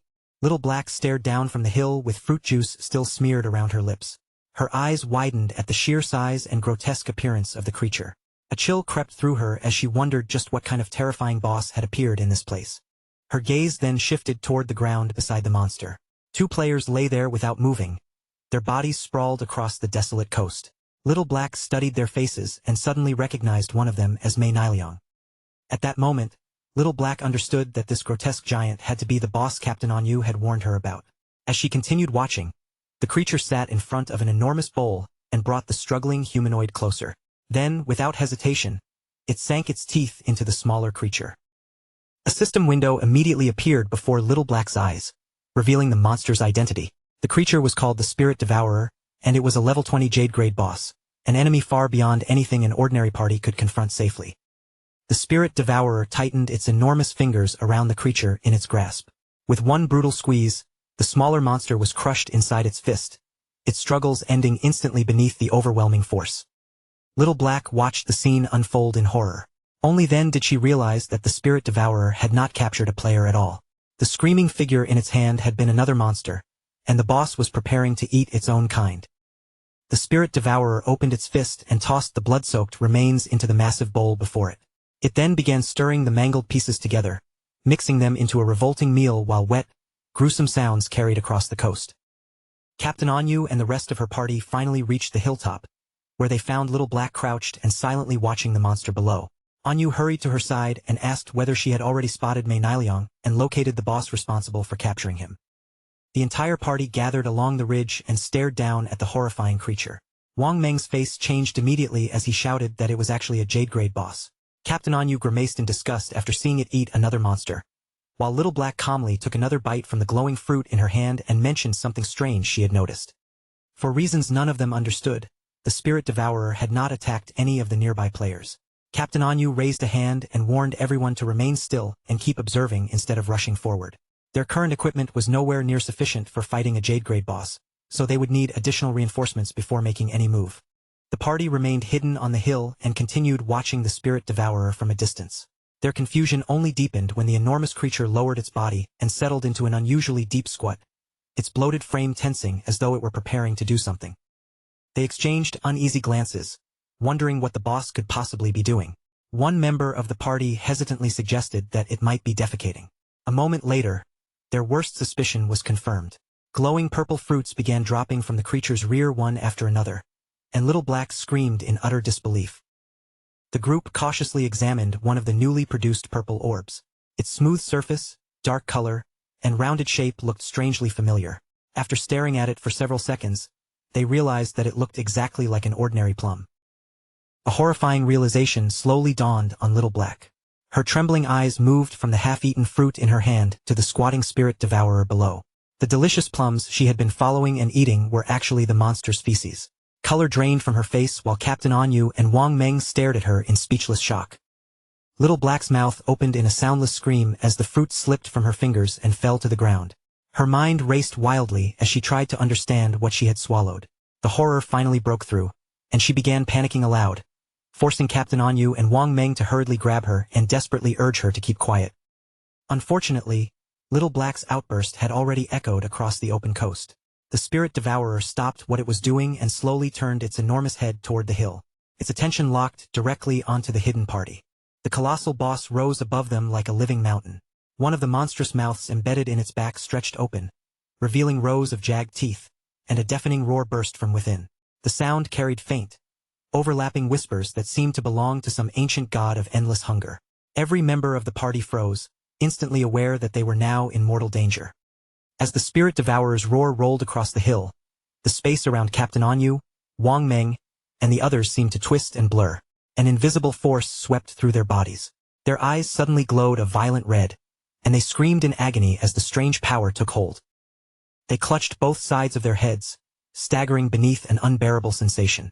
A savage hunger flooded their minds, drowning out fear, reason, and every other thought until nothing remained except the desperate need to eat.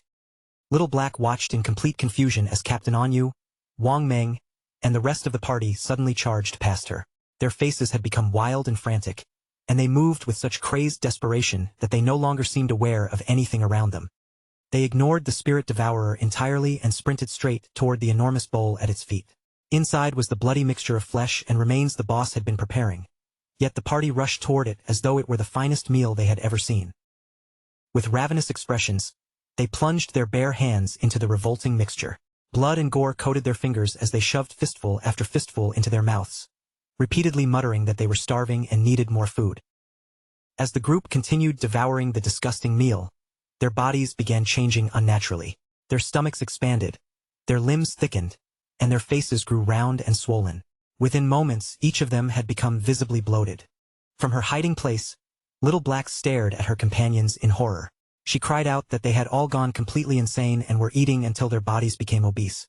Then another unsettling question entered her mind. Why was she the only person who had not been overwhelmed by the same monstrous hunger? The answer to Little Black's question arrived almost immediately, and it was far more horrifying than anything she could have imagined. The spirit devourer stepped toward one of the party members, who had already swollen into a heavy, bloated shape. The boss effortlessly lifted him from the ground and raised him toward one of the enormous mouths gaping open across its back. Before the helpless player could struggle free, the spirit devourer shoved his entire body into the waiting mouth. Its jaws snapped shut, and the man disappeared completely as the monster swallowed him whole. Seeing the player vanish between those teeth, Little Black finally understood the boss's terrifying ability. She screamed that the spirit devourer deliberately drove people to overeat, then selected and devoured whoever had become the fattest. Panic surged through Little Black as she realized that even their elite team was completely powerless against this monster. They could neither resist its strange influence nor defeat it in battle. With no other choice remaining, she concluded that only one person might still be able to save them. Little Black immediately contacted Shadow and hurriedly explained the situation. They had encountered a Jade-grade boss known as the Spirit Devourer, Undali Gyre, and Captain Anyu and Wang Meng were already on the verge of being eaten. Her voice shook as she begged him to help before it was too late. The moment Shadow heard the monster's name, his entire demeanor changed. He instantly recognized it as the bloodline creature he had been searching for and silently marveled that Little Black truly was his lucky star. Without hesitation, he ordered her to send him the exact coordinates and told her he was coming immediately. At that moment, Shadow was standing before the entrance of a cave glowing with mysterious light. He had already obtained the keys to 3 other platinum-grade hideouts within Magic City, but the appearance of the bloodline monster changed his priorities. He decided to deal with the Spirit Devourer first, especially since the desperate princess should nearly be finished evolving by now. A short while later, Shadow reached the corrupted coast. Little Black rushed over to greet him, relief spreading across her frightened face the moment she saw him. Shadow immediately asked where the Spirit Devourer was, and she raised one hand and pointed toward the area just ahead. Little Black frantically told Shadow that Captain Anyu and Wang Meng had already been swallowed, begging him to rescue them before they were digested. As she spoke, the massive Spirit Devourer lowered itself into another deep squat, its swollen body straining as if it were about to defecate once again. To their absolute disgust, a large translucent purple orb emerged from the boss's rear. Suspended inside the glowing sphere was Mei Niliang. His face pressed against the surface and twisted in pure horror as the orb dropped into view. Even Shadow was briefly stunned by the sight. Little Black pointed at the orb and cried out that the monster had actually excreted Mei Niliang. Her panic intensified as she wondered whether Captain Anyu, Wang Meng, and the others would soon be expelled in exactly the same humiliating condition. Shadow calmly explained how the Spirit Devourer's abilities worked. It was a servant of an ancient god of gluttony, and its roar carried a whisper capable of driving players into uncontrollable hunger. The more those victims ate, the more bloated their bodies became. Once they were sufficiently fattened, the boss swallowed them and slowly digested the lifespan stored within them. Shadow continued by revealing that only one known method could protect someone from the gluttonous whisper: eating the Spirit Devourer's excrement. He admitted that the idea was disgusting, though he had heard the purple fruit supposedly tasted quite good. Then he turned toward the unaffected Little Black and began asking whether that meant she had eaten it. Mortified and already close to tears, she immediately cut him off and begged him not to say another word. Still kneeling on the ground, Little Black tearfully pleaded with Shadow to stop talking and rescue her friends. Shadow gave no reply. In the next instant, he launched himself forward, his body streaking toward the pulsing purple orb that held Mei Niliang captive. Shadow caught the orb cleanly before it could hit the ground. Yet instead of breaking it open and freeing Mei Niliang, he twisted his body and hurled the entire sphere directly back toward the towering Spirit Devourer. The translucent orb flew through the air, with Mei Niliang's terrified face still visible inside. It slammed squarely into the Spirit Devourer's large, soft belly, sinking into the bloated flesh with tremendous force. The Spirit Devourer recoiled and released a deafening roar of pain. At the same time, thick white liquid burst violently from the many mouths covering its back, spraying through the air as the creature's body convulsed. The heavy impact forced the boss to vomit up everyone it had swallowed. Captain Anyu, Wang Meng, and the remaining party members shot out from its gaping mouths and crashed together in a messy heap. Their bodies were covered from head to toe in sticky slime, but every one of them was still alive. With the trapped players safely expelled from the monster's body, Shadow finally turned his full attention toward the boss. Brilliant yellow light ignited within his eyes, while a dense and powerful red aura surged around his entire figure. Shadow immediately activated his mythic skill, Graceful Release, and followed it with the legendary instant Shadow Slash. Countless brilliant blue blades of energy formed above the Spirit Devourer before raining down in a violent storm. Each slash tore deeply into the Jade Grade boss, producing devastating damage numbers in the tens of thousands. As the Spirit Devourer reeled beneath the barrage, Shadow glanced at his finisher gauge and saw that it had finally filled to the limit. The timing could not have been better. Rather than letting the opportunity pass, he decided this Jade Grade boss would make the perfect target for testing just how destructive his ultimate skill truly was. Shadow released his ultimate attack, the Scarlet Blade. A colossal sword made entirely of crimson energy formed high above the battlefield, its enormous edge blazing with terrifying power. In the next instant, it descended vertically through the Spirit Devourer, cleaving straight across its swollen body and dealing an unbelievable 1,032,015 points of damage in a single strike. A global system announcement immediately rang out, declaring that Shadow of Great Xia had achieved the world's first kill of a Jade Grade boss. Watching from the edge of the battlefield, Little Black stood with her mouth hanging open in complete disbelief. When she saw the damage number had surpassed 1 million, she screamed that Shadow's strength was beyond insane. News of Shadow's victory spread across the world in an instant, throwing players from every nation into an uproar. Some bitterly predicted that Great Xia would now rise rapidly in power because of him. Others shamelessly attempted to claim a connection to Shadow, with one furious player even insisting that his ancestors had originally come from their country. Meanwhile, golden light poured over Shadow's body as system notifications rapidly filled his vision. The rewards included an enormous amount of experience, evolution points, valuable equipment, and several new abilities. Yet the most important prize was the Spirit Devourer bloodline itself, followed by a system prompt asking whether he wished to activate it. Shadow immediately understood the significance of the reward. Bloodlines belong to a rare and special system in which certain powerful monsters could pass their unique lineage to the player who defeated them, granting abilities that ordinary equipment and skills could never provide. When a bloodline matched its user properly, the benefits could be enormous. It could reshape the player's attributes, strengthen their abilities, and increase their overall combat power by a staggering amount. A sharp glow appeared in Shadow's eyes as he made his decision without hesitation. He selected the option to activate the Spirit Devourer bloodline immediately. The moment the bloodline awakened, a violent purple aura erupted around Shadow and surged upward from his body. Its power fundamentally changed the efficiency of his attributes. Each point of strength now granted 3 points of physical attack, while every point of constitution provided 50 health and 5 physical defense. Agility became 32% more effective, and each point of spirit now supplied 3 elemental attack and 5 elemental resistance. The bloodline also granted Shadow 2 entirely new abilities. The first was Spirit Devour, a skill that allowed him to consume abilities belonging to his own class in exchange for improving his attribute corrections. The only drawback was severe. Using it would increase his appetite by 200%. The second bloodline ability was called Big Mouth. By activating it, Shadow could create an enormous mouth formed from energy and use it to swallow incoming enemy projectiles. Once absorbed, part of the projectile's damage would be converted into healing for his own body. Shadow quietly considered the possibilities opened by these two abilities. Spirit Devour was especially interesting. If consuming unwanted skills could permanently raise his attribute corrections, then even seemingly worthless abilities might become valuable resources for strengthening him. Attribute correction represented how efficiently a player's basic stats were converted into actual combat power. Under normal circumstances, for example, every single point of strength gave Shadow 3 points of physical attack. Conveniently, the Spirit Devourer had dropped a bronze tier ability called Poison Blade. Shadow considered the skill nearly useless if learned normally, but its low value made it the perfect material for testing Spirit Devour. Shadow activated Spirit Devour and crushed the Poison Blade skill icon in his hand. The system immediately confirmed that the ability had been consumed. His strength conversion then rose from 3 physical attack per point to 3.3, granting an additional 0.3 attack for every point of strength he possessed. At first, Shadow felt slightly disappointed. Devouring an entire bronze tier skill had only increased the conversion rate by 0.3. But then an important realization struck him. The consumed Poison Blade had not simply disappeared, it had been transformed into a passive ability, which meant it could still be evolved. Without wasting another second, Shadow spent 242 evolution points and upgraded the devoured Poison Blade all the way from bronze tier to legendary tier. The result far exceeded his expectations. A new system message appeared, informing him that his strength conversion had risen from 3 points of physical attack to 5 for every point of strength.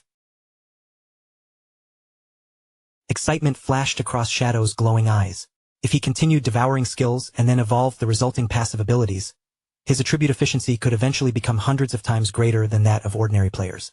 A confident smile spread across his face as he silently declared that he had become invincible once again. With the battle finally over, Captain Anyu, Wang Meng, and the rest of the party were alive, though their condition was both miserable and embarrassing. Their bodies were still swollen from the gluttony effect, and sticky slime covered them from head to toe. Wang Meng tearfully thanked Shadow for saving everyone, relieved that they had not all been excreted like Mei Niliang. While the others struggled to recover, Little Black hurried over to the still bloated Captain Anyu and wrapped both arms around her. Trying to comfort her, Little Black earnestly insisted that Anyu remained beautiful regardless of how large the boss's effect had made her. Once the party's bodies had finally returned to normal, Captain Anyu approached Shadow to discuss the reward he was owed. She admitted that Zhanghai's officials were currently running short on lifespan and might have difficulty paying him immediately. Shadow showed no concern and told her they could settle the debt by collecting assassin skill books for him instead. Captain Anyu readily accepted the alternative arrangement. With their agreement finalized, Shadow's figure vanished inside a swirling mass of dark energy. Now that the rescue mission was complete, Anyu turned toward her exhausted teammates and told them it was time to return as well. As the group began leaving the corrupted coast, Mei Niliang remained trapped inside his translucent purple prison, rolling helplessly along with them. Tears streamed down his face as he made everyone promise never to reveal how the boss had expelled him. Too exhausted to argue, the rest of the team reluctantly agreed to keep the humiliating incident secret. The events then returned to the magic leaning tower, shortly after Shadow had leaped away from its highest floor and left Faker Heavy Industry to continue fighting without him. At the tower's summit, the battle against the desperate princess was still raging. The enormous tentacled creature lashed out wildly across the rooftop, but repeated attacks from the guild had reduced her health to roughly the final third. Huang Huifan remained at the center of the formation, shouting commands over the chaos. Seeing her guild members struggling to endure the boss's attacks, she ordered a healer named Xiao Kuei to activate her Tree of Life skill immediately. Xiao Kuei obeyed at once. Brilliant green light burst from the ground, and an enormous tree made of glowing energy rose above the battlefield. Waves of restorative power spread from its branches, continuously healing every guild member within range. With the Tree of Life supporting them, Huang Huifan rallied the entire guild. She reminded everyone that Shadow had destroyed their teleportation gate, meaning death was no longer something they could recover from quickly. Since they could not afford to fall, she ordered them to give everything they had in one final assault. Convinced that victory was finally within reach, the guild members surged forward with renewed determination. The tanks charged directly at the weakened desperate princess, while the fighters behind them unleashed a concentrated barrage of skills, weapons, and elemental attacks.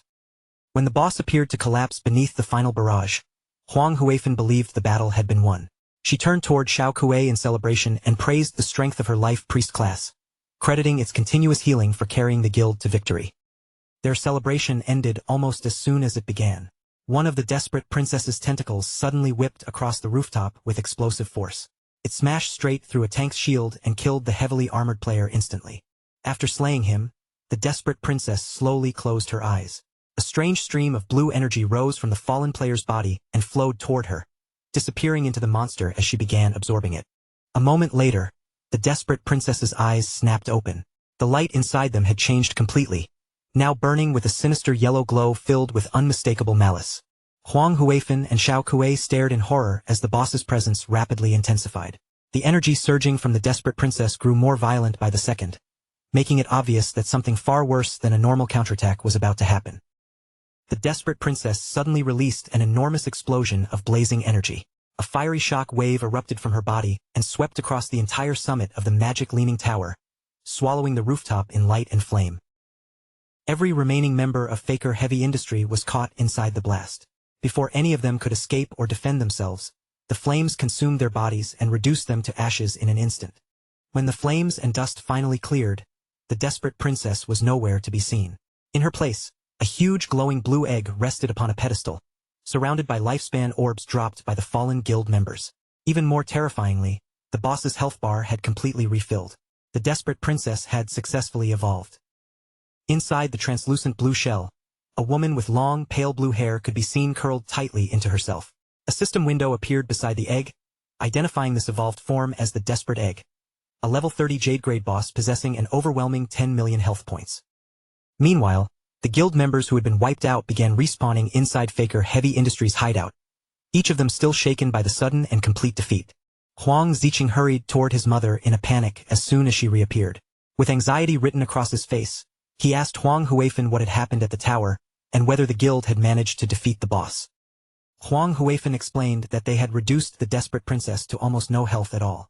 But just when victory seemed certain, the boss suddenly restored her entire health bar, transformed into a massive egg, and released a devastating attack that wiped out the whole guild. Still shaken by the memory, Huang Huifan quickly understood what the full recovery meant. A boss could not ordinarily restore all its health in a single moment. Such a phenomenon only occurred when the creature completed an evolution. Her thoughts immediately returned to Shadow's appearance at the tower. She remembered his expensive offer and his cold warning that Faker Heavy Industry had no chance of winning with their current strategy. The truth suddenly became clear. Shadow had known from the very beginning that the boss was about to evolve. Shadow had predicted that their human wave tactic would fail because each fallen player only supplied the boss with more lifespan, accelerating her transformation. Now that the platinum-grade creature had evolved into a Jade-grade boss, Huang Huifan knew her guild had no possibility of defeating it. With no other path remaining, she reluctantly accepted that she would have to seek Shadow's help. Back at the now-silent summit of the magic-leaning tower, the air rippled faintly before the enormous blue egg. Shadow's invisible form quietly returned, stopping directly in front of the newly evolved boss. Shadow carefully examined the desperate egg and confirmed that it had reached Jade grade. However, the nature of the transformation seemed deeply unusual. A normal evolution should have strengthened the desperate princess, but it should not have altered her physical form so completely. He observed that the egg possessed no visible means of attacking or defending itself. That made Shadow suspect this was merely a transitional stage, and that an even more powerful creature might eventually hatch from within the shell. Rather than waiting to discover what would emerge, Shadow decided to attack immediately. He sprang into the air, gathered dark energy around a dagger, and hurled the weapon straight toward the center of the glowing egg. The darkened blade struck the egg's surface with a sharp burst of energy. The attack successfully penetrated its defenses and inflicted more than 28,000 points of damage. Yet against the desperate egg's enormous pool of 10 million health points, the damage was almost meaningless. Its massive health bar barely moved, leaving only the smallest visible reduction after Shadow's attack. While remaining in his spectral form, Shadow examined the enormous egg and saw that it possessed a staggering 10 million health points, putting it on the same level as an epic-grade boss. Even so, something about the object felt deeply unnatural, and he knew he could not simply stand by while it continued incubating. After studying it for a moment, he realized its massive health pool was the only real obstacle. The egg had no ability to detect invisible enemies, which meant it was completely unaware that Shadow was even there. With that weakness exposed, Shadow quickly settled on a straightforward plan. He would keep striking the defenseless egg with one skill after another, steadily building energy until his ultimate finishing move was fully charged. The instant his ultimate became available, Shadow made his move without hesitation. Gathering the accumulated power into his weapon, he unleashed the Scarlet Blade once again. A gigantic surge of crimson energy tore across the chamber and crashed directly into the egg. The attack dealt more than 100,000 damage in a single blow, and thick cracks immediately raced across the shell in every direction. Shadow stood calmly among the fragments of the shattered shell, his posture filled with complete confidence. Against an opponent that could neither move nor detect him, he knew victory had never been anything more than a matter of time. But just as he thought the battle was finished, something unusual suddenly caught Shadow's attention, drawing his gaze toward the remains of the broken egg. After completely destroying the desperate egg, Shadow looked into the cracked shell and froze in surprise. What had been hidden inside was nothing like the monster he had expected to find. Instead of another terrifying creature, an unconscious young woman lay motionless on the floor, her long, pale blue hair spreading around her body. A system window identified her as the desperate princess, yet her status was shockingly weak.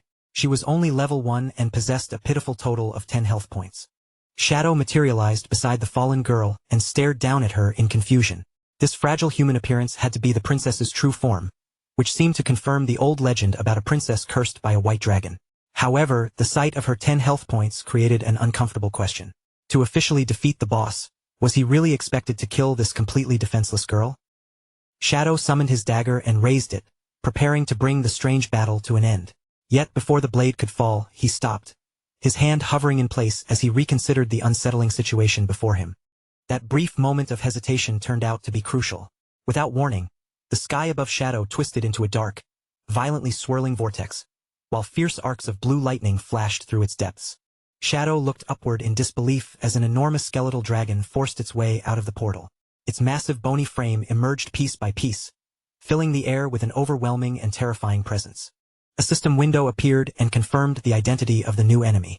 This creature was Addict, the cursed white dragon, a horrifying level 100 monster classified at the mythical grade. The moment the desperate egg was destroyed, Addict, the enormous cursed white dragon, descended from the portal overhead.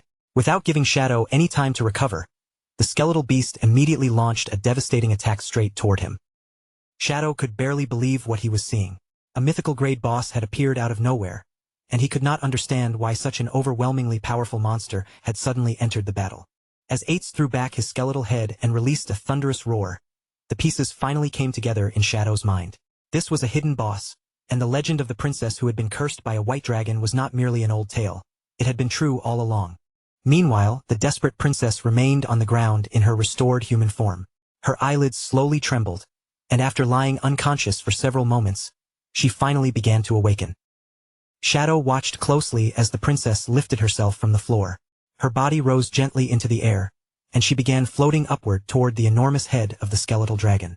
She flew directly toward Addict, but rather than attacking the monster, she reached out without fear. When she arrived before him, the princess wrapped her arms tenderly around his massive snout. Tears streamed down the princess's face as she held the dragon close. Then her body began to burn away before Shadow's eyes, the outer form gradually disappearing until a brilliant red heart was revealed inside her chest. Still pressed against the dragon's face, the princess completely dissolved in a sudden burst of radiant light. The glow rapidly expanded outward, swallowing Aid's gigantic skeletal body within its brilliance. Under the spreading light, the cursed white dragon's enormous skeleton began breaking apart and crumbling into nothing. Shadow could only stare in confusion as the beast vanished, leaving behind a single glowing red heart suspended silently in the air. The floating heart slowly drifted toward Shadow, and a system message appeared before him. It announced that he had successfully prevented the resurrection of an ancient god named Cthulhu and had acquired the heart of the curse. The item presented two possible choices. He could use it, sacrifice his lifespan, and become Cthulhu's servant, or he could destroy the heart and receive a mythical grade item instead. Shadow carefully considered both possibilities. Using the heart might grant him several incredibly powerful new abilities, but the item's description made the danger equally obvious. This was not a harmless source of strength, but a parasitic curse that could eventually allow Cthulhu to consume him entirely. After weighing the potential reward against the horrifying consequences, Shadow decided the risk was far too great. Without wasting another moment, he chose to destroy the heart of the curse immediately. Shadow tightened his grip around the pulsating organ and crushed it in his hand. The moment it broke apart, the heart erupted into a dazzling explosion of brilliant light. Even Shadow was caught off guard by the sheer intensity of the blast. The blinding radiance surged around him from every direction, completely swallowing his body before he had any chance to react. When the overwhelming light finally faded, Shadow discovered that he had been transported somewhere else. He still appeared to be standing atop the magic leaning tower, yet the surroundings carried a strange difference he could not immediately explain. Shadow soon realized he was no longer inside his own body. He now occupied the form of a horned knight, and as he lowered his gaze toward the armored hands before him, he wondered whether destroying the heart had triggered some kind of hidden trial, or perhaps drawn him into an old memory. Before Shadow could make sense of the situation, a young princess with long, greenish hair came running toward him. She approached with obvious affection and happily called him by the name Addict. Through the borrowed eyes of the memory, Shadow saw a young, white-haired man with horns sitting upon the wall. Looking up at him, the princess asked Addict whether he was planning to leave the kingdom again. Addict answered her with an apologetic smile. He explained that an enemy had summoned a monster to attack the harbor, and because he served as one of the kingdom's guardians, he had no choice but to travel there and provide support. The young princess immediately became furious. She accused Addict of lying and sharply reminded him that he had already promised to teach her how to ride the wind that very day.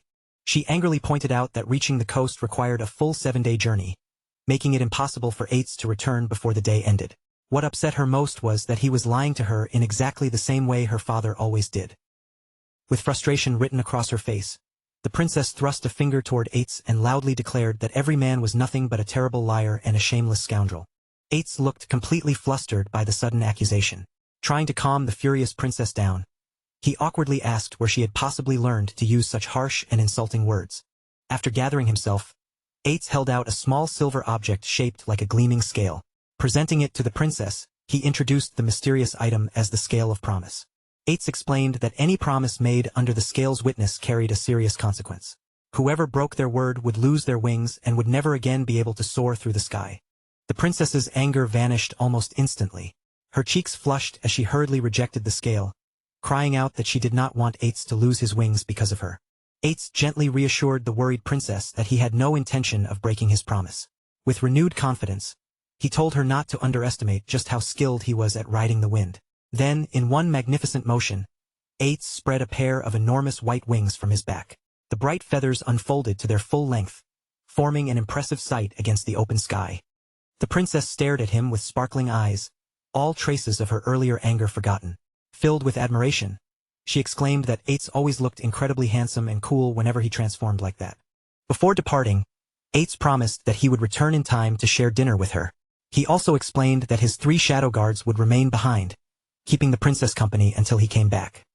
With those final words, Ates pushed off the wall and launched himself high into the sky. As his white wings carried him into the distance, the princess waved after him and called out, wishing him a safe journey. Watching Ates disappear beyond the horizon filled the princess with fresh determination. Since he was working so hard to protect the kingdom, she declared that she could not allow herself to fall behind. The princess immediately ordered the 3 shadow guards to follow her.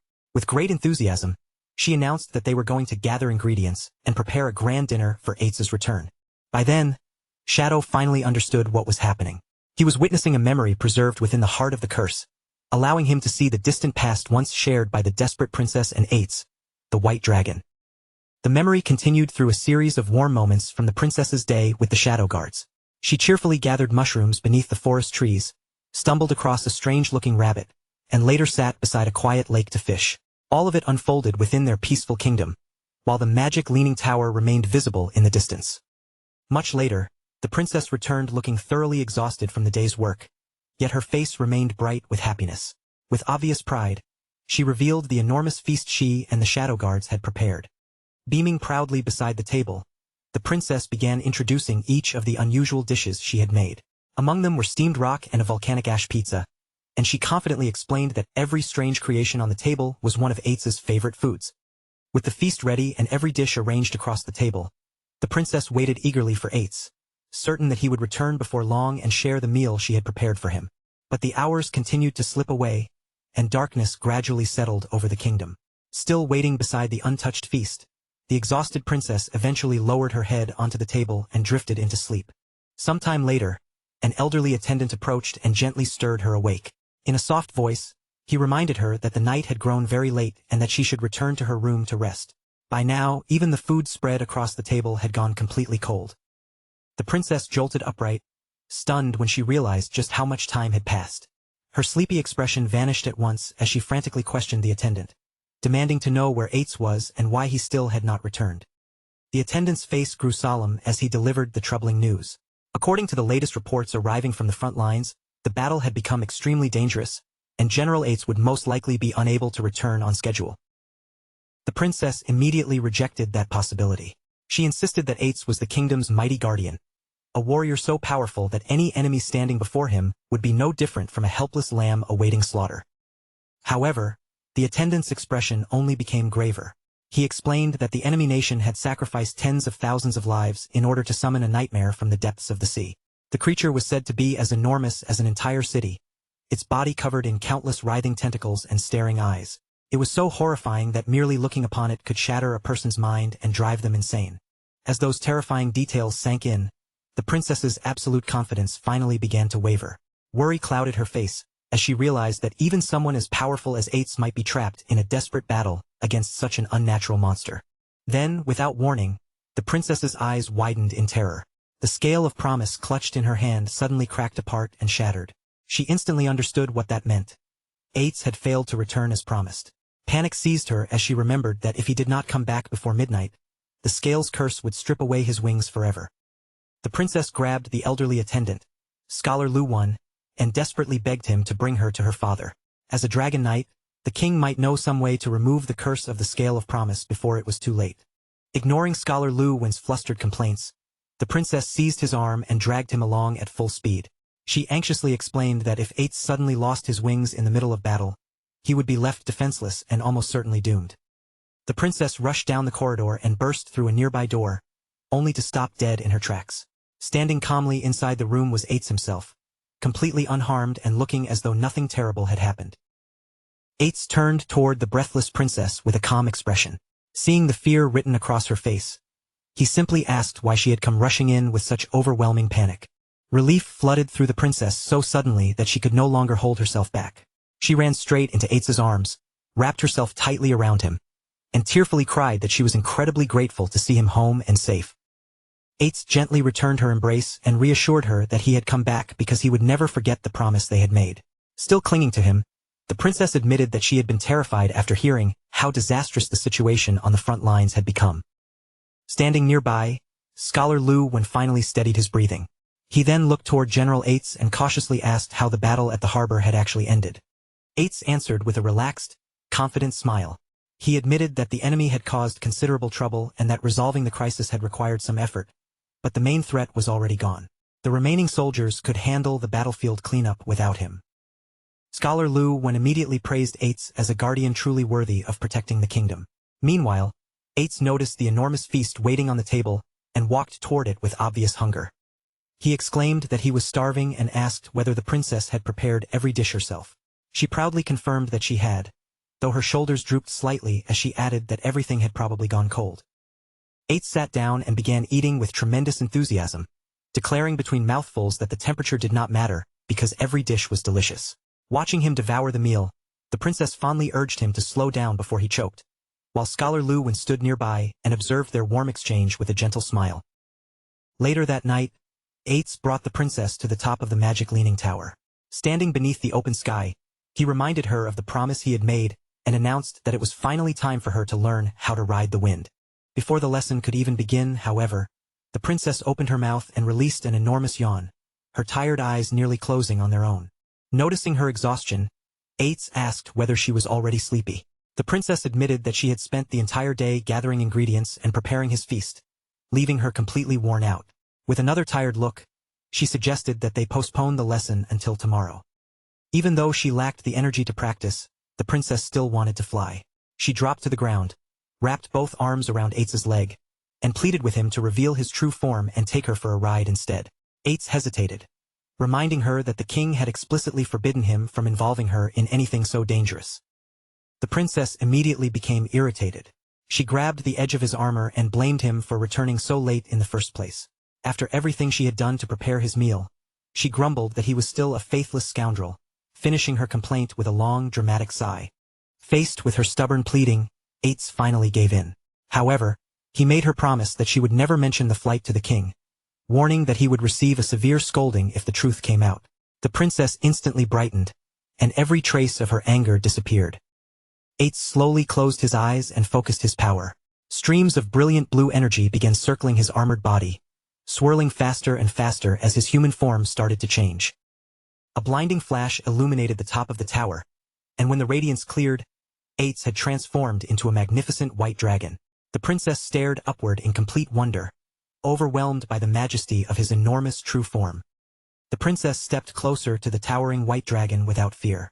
Reaching up, she gently placed her hand against his broad snout and affectionately reminded Ates to keep her safe during their flight. A soft current of green energy gathered around the excited princess and lifted her carefully from the ground. Carried upward by the glowing force, she settled securely on top of Ates's enormous head. Ates spread his gigantic white wings and drove them downward with a powerful beat. The force launched him into the night sky, carrying the delighted princess far above the sleeping land below. The memory moved forward once more. After their flight, Ates gently tucked the sleeping princess into bed and placed her teddy bear beside her. Yet while she rested peacefully, the king nearby wore a deeply troubled and serious expression. The king revealed that he believed the enemy empire was carrying out a sinister ritual in secret. He could already sense a dreadful wave of disaster gathering in the distance, preparing to sweep across the entire continent. He warned Ates that everyone needed to be ready, because even someone of the dragon race would not be spared from the danger that was approaching. Beneath the dark and ominous sky, Ates stood firm without showing the slightest hesitation. He pledged his complete loyalty to the kingdom and agreed to follow whatever arrangements the king believed were necessary. Time passed, and the memory shifted to another night. The magic leaning tower rose quietly beneath a vast sky filled with countless glittering stars. But the peaceful sight vanished almost immediately. Broken pieces of Ates's armor lay scattered across the floor, surrounded by dark splashes of blood, silent evidence that a horrific battle had already taken place. The kingdom had been plunged into a brutal and seemingly endless war. Day after day, terrifying enemy forces continued attacking, leaving the defenders with scarcely a moment to breathe. Throughout the city, soldiers and civilians cried out in horror, as word spread that an enemy nation had invaded with an entire army of monstrous, inhuman creatures. Panicked crowds fled through the streets, screaming desperately for help. Behind them, the invading monsters advanced without mercy, crushing anyone unfortunate enough to fall into their path. The capital was soon overrun by savage red creatures whose bodies appeared completely stripped of skin. Snarling like wild beasts, they rampaged through the streets and tore apart everything around them. From a high balcony overlooking the capital, the king stood motionless and watched the catastrophe unfold as endless waves of monsters poured into his city. The king's face hardened as he studied the overwhelming number of creatures below. He grimly declared that the Moraga Empire had truly descended into madness. Their enemies were no longer seeking an ordinary victory. They intended to drag the entire world into ruin along with them. Across the battlefield, the Empire's dark banner rose above the invading army. Amid the screams, collapsing buildings, and spreading chaos, the desperate princess raced frantically through the city, searching for the one person who might still save them. She repeatedly screamed Ates's name, shouting that the enemy had already broken through the city walls. At last, she spotted him sitting silently atop a high wall, with two of his shadow guards positioned beside him. The princess looked down at the bloodshed consuming the streets, then rushed toward Ates and begged him to take action. She explained that the enemy army was made up of unnatural monsters their ordinary soldiers could not possibly defeat. Unable to understand his silence, she demanded to know why he had not entered the battle and pleaded with him to help the kingdom before everything was lost. Ates calmly turned his head toward the desperate princess. Rather than reacting to the destruction below, he told her that he had actually been preparing to go and find her. He instructed the princess to remain inside the magic leaning tower, assuring her that its defenses would keep her safe. She was not to leave the tower or wander anywhere else. The princess quickly agreed, but immediately urged Ates to hurry down and destroy the enemy army. To her disbelief, Ates refused. He stated that he would stay exactly where he was and protect her personally. Confusion quickly turned into anger as the princess demanded to know what he was talking about. She reminded him that he was the guardian of the kingdom, and that his duty was to defend the entire nation, not merely stand beside her. The princess stretched out an arm toward the city below, where the kingdom's soldiers were being overwhelmed and torn apart. With desperation in her voice, she cried that the capital was on the verge of falling and innocent people were being slaughtered in the streets. As the kingdom's guardian, Ates was supposed to assume his dragon form and reduce their enemies to ashes. She insisted that she did not need Ates himself to remain at her side. His shadow guards were more than enough to protect her, just as they had always done whenever he left to fight in the past. Ates offered no answer. Faced with the princess's desperate plea, he simply lowered his head and remained completely silent. After a long silence, Ates finally began explaining the history behind the horrifying power now being used by their enemies, revealing how the Moraga Empire had reached this desperate point. Ates revealed that 5 years earlier, they had discovered the Moraga Empire secretly performing a mysterious ritual known as Forsaken by the Gods. Despite its terrifying name, the ritual itself operated through one brutally simple exchange. Those performing the ritual could sacrifice portions of their own lifespan to summon creatures that did not belong among humans. The more years they surrendered, the larger, stronger, and more terrifying the resulting monster would become. Ates explained that Forsaken by the Gods was an ancient and nearly forgotten ritual, because no rational person would willingly trade away their own life merely to obtain a monster. For the collapsing Moraga Empire, however, that horrifying bargain had become their final and only hope. To make the situation clearer, Ates unfolded a map before the princess. The Moraga Empire occupied an inland archipelago famous for producing an extremely rare magical plant called the blood flower. Found nowhere else in the world, these flowers released powerful magic that extended the lives of Moraga's people, allowing them to survive for an average of 700 years. Thousands of years earlier, however, conflict surrounding the Moraga Empire had gradually spread outward, dragging more and more nations across the continent into repeated wars. In an effort to end those seemingly endless battles, the Moraga Empire began sending powerful envoys like Ates into foreign kingdoms. Bound by strict contracts, Each envoy was required to serve the nation to which they had been assigned. Whenever war erupted, they would lend their overwhelming strength to the weaker side, preserving the balance of power and preventing any single kingdom from dominating the others. That fragile peace did not last. Before long, the rulers of the surrounding nations quietly reached a secret agreement, uniting around one merciless objective. The people of the Moraga Empire had to be completely wiped out. What followed was an age of unbearable suffering for Moraga. Deadly curses spread among its people, plagues ravaged entire regions, and division tore the once powerful empire apart from within. When the final petal of the last blood flower withered and died, a devastating avalanche swept across the dying land. Surrounded by darkness and facing extinction, the remaining people of Moraga clung desperately to the only hope they still possessed. That final hope was forsaken by the gods. With sorrow weighing heavily on his face, Ates admitted that he could no longer transform into a dragon, then continued by revealing a secret he had kept buried deep inside. Amid the smoke and broken rubble around him, he paused briefly to catch his breath before going on. Supporting his exhausted body with his sword, Ates reflected on how quickly the years had passed. Looking back on everything that had happened, he could hardly believe how completely their lives and their kingdom had changed. Those changes had gradually created a deep rift between Ates and the king. After taking the throne, the king had been forced to make painful choices that Ates could neither accept nor fully understand. With sadness in his eyes, the king had eventually concluded that Ates would never truly understand the hearts of humans. At the same time, ordinary humans could never completely understand a being like Ates. Even so, the affection they both shared for the princess had given the king a renewed sense of hope, briefly bridging the distance that had grown between them. Now, standing before the destruction closing in around him, the king stared straight ahead. His face remained strangely calm, as though he had already accepted the fate waiting for him. The monstrous creature gathered its power and suddenly unleashed a devastating blast of energy, sending a brilliant torrent directly toward the unmoving king.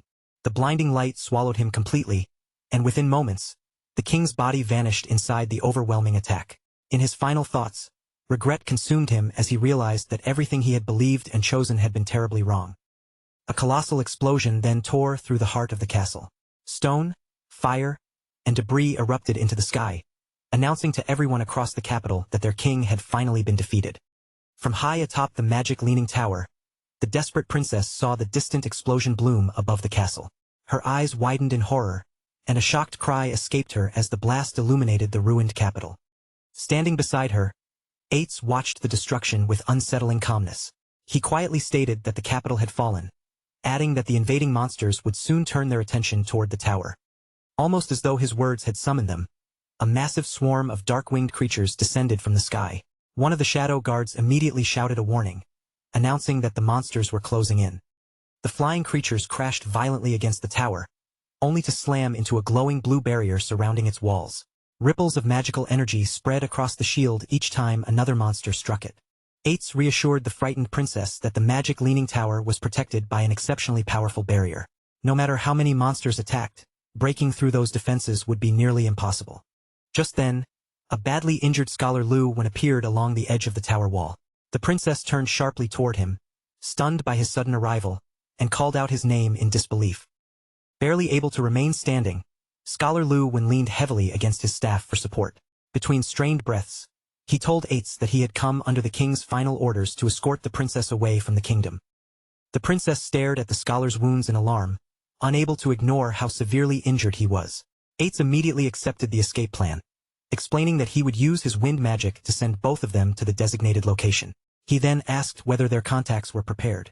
Scholar Lu confirmed that everything had already been arranged, but before he could continue, the princess interrupted them. Confused and increasingly frightened, the princess demanded an explanation. With grief weighing heavily on every word, Scholar Lu finally told her that her father, the king, had fallen in battle. She froze in complete shock as he explained that, before his death, the king had arranged for her to escape into a neighboring nation where she could remain safe. Fighting through her disbelief, the princess anxiously asked whether Ates would be leaving with them. Ates turned toward her with a gentle but sorrowful smile and asked where someone like him could possibly flee. The monsters swarming below were his own people, the people of Moraga.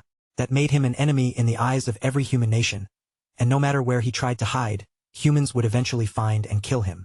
Ates knelt along the edge of the tower wall and looked down upon the endless horde filling the ruined city.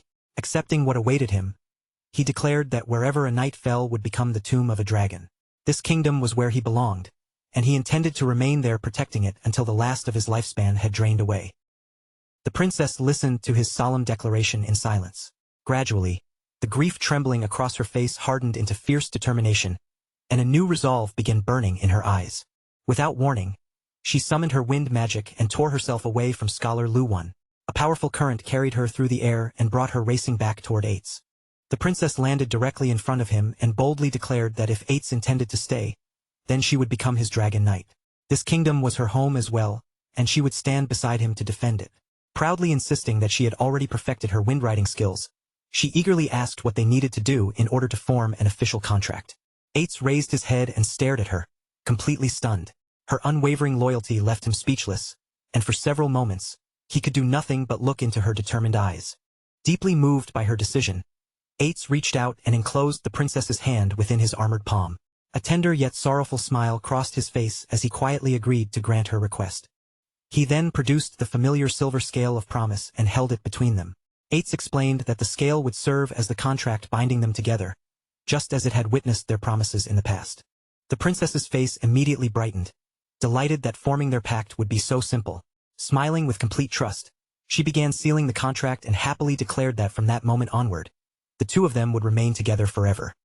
Before she could finish, Ates quietly interrupted her and completed the promise himself. But the words he chose carried a heartbreaking meaning. Their contract would ensure that they never saw one another again. The princess's joyful expression collapsed in an instant. Her eyes widened with shock, and she stared at Ates in disbelief, unable to understand why he would make such a cruel promise. Before she had time to question him, Ates released an enormous burst of wind magic.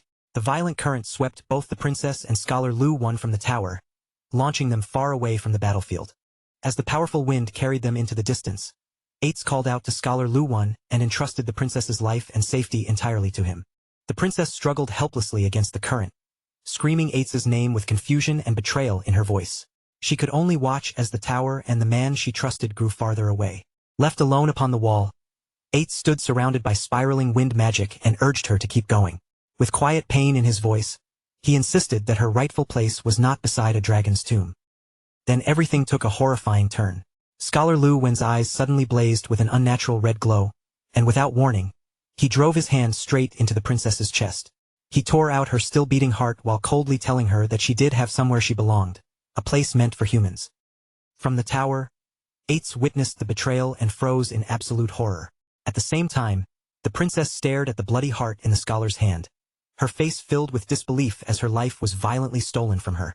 As Scholar Lu Wen's own body began to fail, he gasped out one final warning to Ates. With the last of his strength, he told him to remain careful, revealing that the people of Moraga were not the only ones who had been cursed. A grotesque red growth spread rapidly across Scholar Lu Wen's face, swallowing his human features. Then a gigantic tentacled monster burst out from his body, seized the princess's heart, and greedily devoured it. Laughing cruelly, the creature mocked Ates over the delicious flesh and lifespan it had consumed.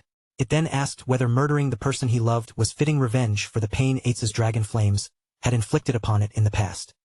Ates remained completely motionless, staring at the creature in stunned silence. Seeing his horrified reaction only made the tentacled monster laugh even more wildly. The creature raised the princess's lifeless body while displaying her blood-covered heart before the white dragon. With sadistic delight, it taunted Ates once again, asking whether killing his beloved was enough to repay the agony caused by his dragon flames.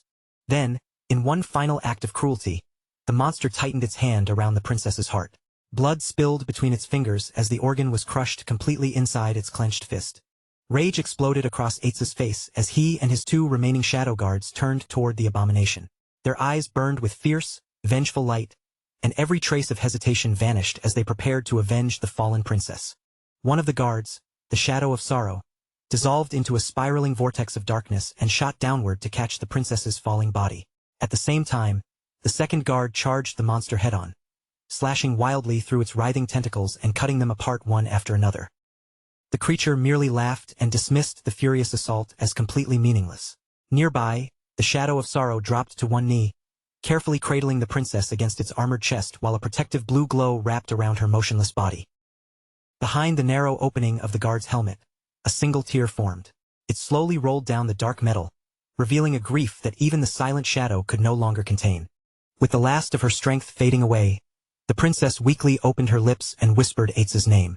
Then her eyes finally closed, and her body went completely still within the shadow guard's arms.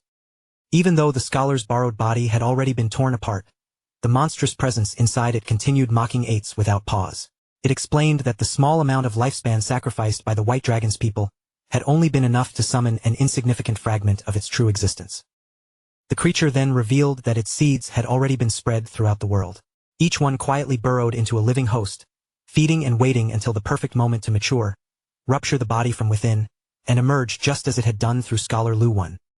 Cthulhu continued tearing at Eitz's mind, coldly reminding him that the monsters now overrunning the world had all been born from the sacrifices made by his own Moraga people. It went even further, pointing out that Eitz himself was already deeply cursed and could lose control at any moment. According to Cthulhu, he had always known that the princess he loved was destined to meet a tragic end. Cthulhu savored Eitz's helplessness, suggesting that he had never possessed the power to save her, and might even have become the monster that killed her with his own hands. The ancient entity delighted in the emotions tearing through him: hatred, grief, fury, and despair, calling every one of them wonderfully intense. Then Cthulhu's tone shifted, offering Eitz a path to change everything. It formally declared itself an ancient god of overwhelming power and claimed it could hear his heart pounding violently inside his chest. Cthulhu promised not only to help him destroy the monsters and defend the kingdom, but also to bring the princess back to life, allowing the two of them to remain together forever. According to Cthulhu, accomplishing all of that required only one simple exchange. In return for victory, resurrection, and eternal companionship, Eitz merely had to surrender his heart. Kneeling alone atop the high wall, with dark-winged monsters circling through the ruined sky around him, Eitz was left staring into an impossible decision that offered no painless outcome. He weighed the two paths before him. He could reject the bargain and leave the princess dead inside a tower that would eventually be overrun and devoured by monsters, or accept Cthulhu's offer, revive her as his dragon knight, and protect the kingdom beside her for all eternity. Speaking through its rapidly collapsing host, Cthulhu urged Eitz to choose quickly. The body containing its fragment was fading with every passing second, and the opportunity before him would soon disappear forever. At last, Eitz reached his decision. With no other path left that could return the princess to him, he prepared to make the greatest and most irreversible sacrifice of his life. A wet, sickening burst of blood splashed across the stone beneath him. Nearby, the surviving shadow guard turned toward Eitz in alarm, stunned by what its master had chosen to do. Driven by grief, desperation, and love, Eitz plunged his hand into his own chest and tore out his still-beating heart. As blood poured from the wound, Cthulhu praised him with cruel satisfaction, declaring that he had finally made the correct choice. Cthulhu announced that it would place a divine blessing upon Eitz's heart. The organ rose from his blood-covered hand and floated into the sky, surrounded by a brilliant eruption of energy, destined from that moment onward to continue beating for eternity. The entity explained the terms of their pact in full. The princess would receive Eitz's heart and awaken once more with its tremendous power inside her. Although Eitz himself would be left without a heart, he would neither die nor collapse into a mindless beast. The glowing heart descended from above and sank directly into the princess's chest. As its light spread through her body, Cthulhu proclaimed that Eitz would now become a guardian dragon, eternally bound to remain beside the resurrected princess. Eitz gritted his teeth and let out a tortured grunt as the promised transformation began. At that same moment, a colossal pillar of purple energy erupted from the top of the magic-leaning tower and pierced the darkened sky. His body twisted violently beneath the surging power. Armor, flesh, and bone distorted into an enormous new shape until Eitz had become a terrifying skeletal dragon towering above the ruined capital. The transformed dragon raised his skull-like head and unleashed a thunderous roar. Blue flames spiraled around his massive frame, forming a blazing aura that shook the air surrounding the tower. Now possessing his monstrous new body, Eitz pushed away from the tower wall and launched himself into the open sky. Empowered by Cthulhu as a guardian dragon, Eitz swept across the battlefield and released a devastating torrent of fire upon the monsters swarming below. With that first attack, his eternal vigil over the revived princess had begun. As the skeletal Eitz poured his fiery wrath across the battlefield, Cthulhu's voice echoed through his mind, calmly savoring the destruction unfolding beneath the dragon's wings. The dragon flames showed no distinction between enemy and ally. Everything below was consumed, burning away the invading monsters and the kingdom's surviving citizens together in the same merciless inferno. Cthulhu told Eitz that his new strength was now sufficient to erase the entire kingdom. Trapped within his destructive transformation, The white dragon continued attacking until the capital itself disappeared beneath waves of fire. Only then did Cthulhu reveal the true horror hidden inside their bargain. Every year of lifespan taken from those who died within Eitz's flames was being gathered and redirected toward one carefully chosen destination. Purple lightning crashed down upon the scorched magic-leaning tower, and in that blinding instant, the real purpose behind the slaughter was finally exposed. Back atop the tower, the resurrected princess suddenly screamed in unbearable pain.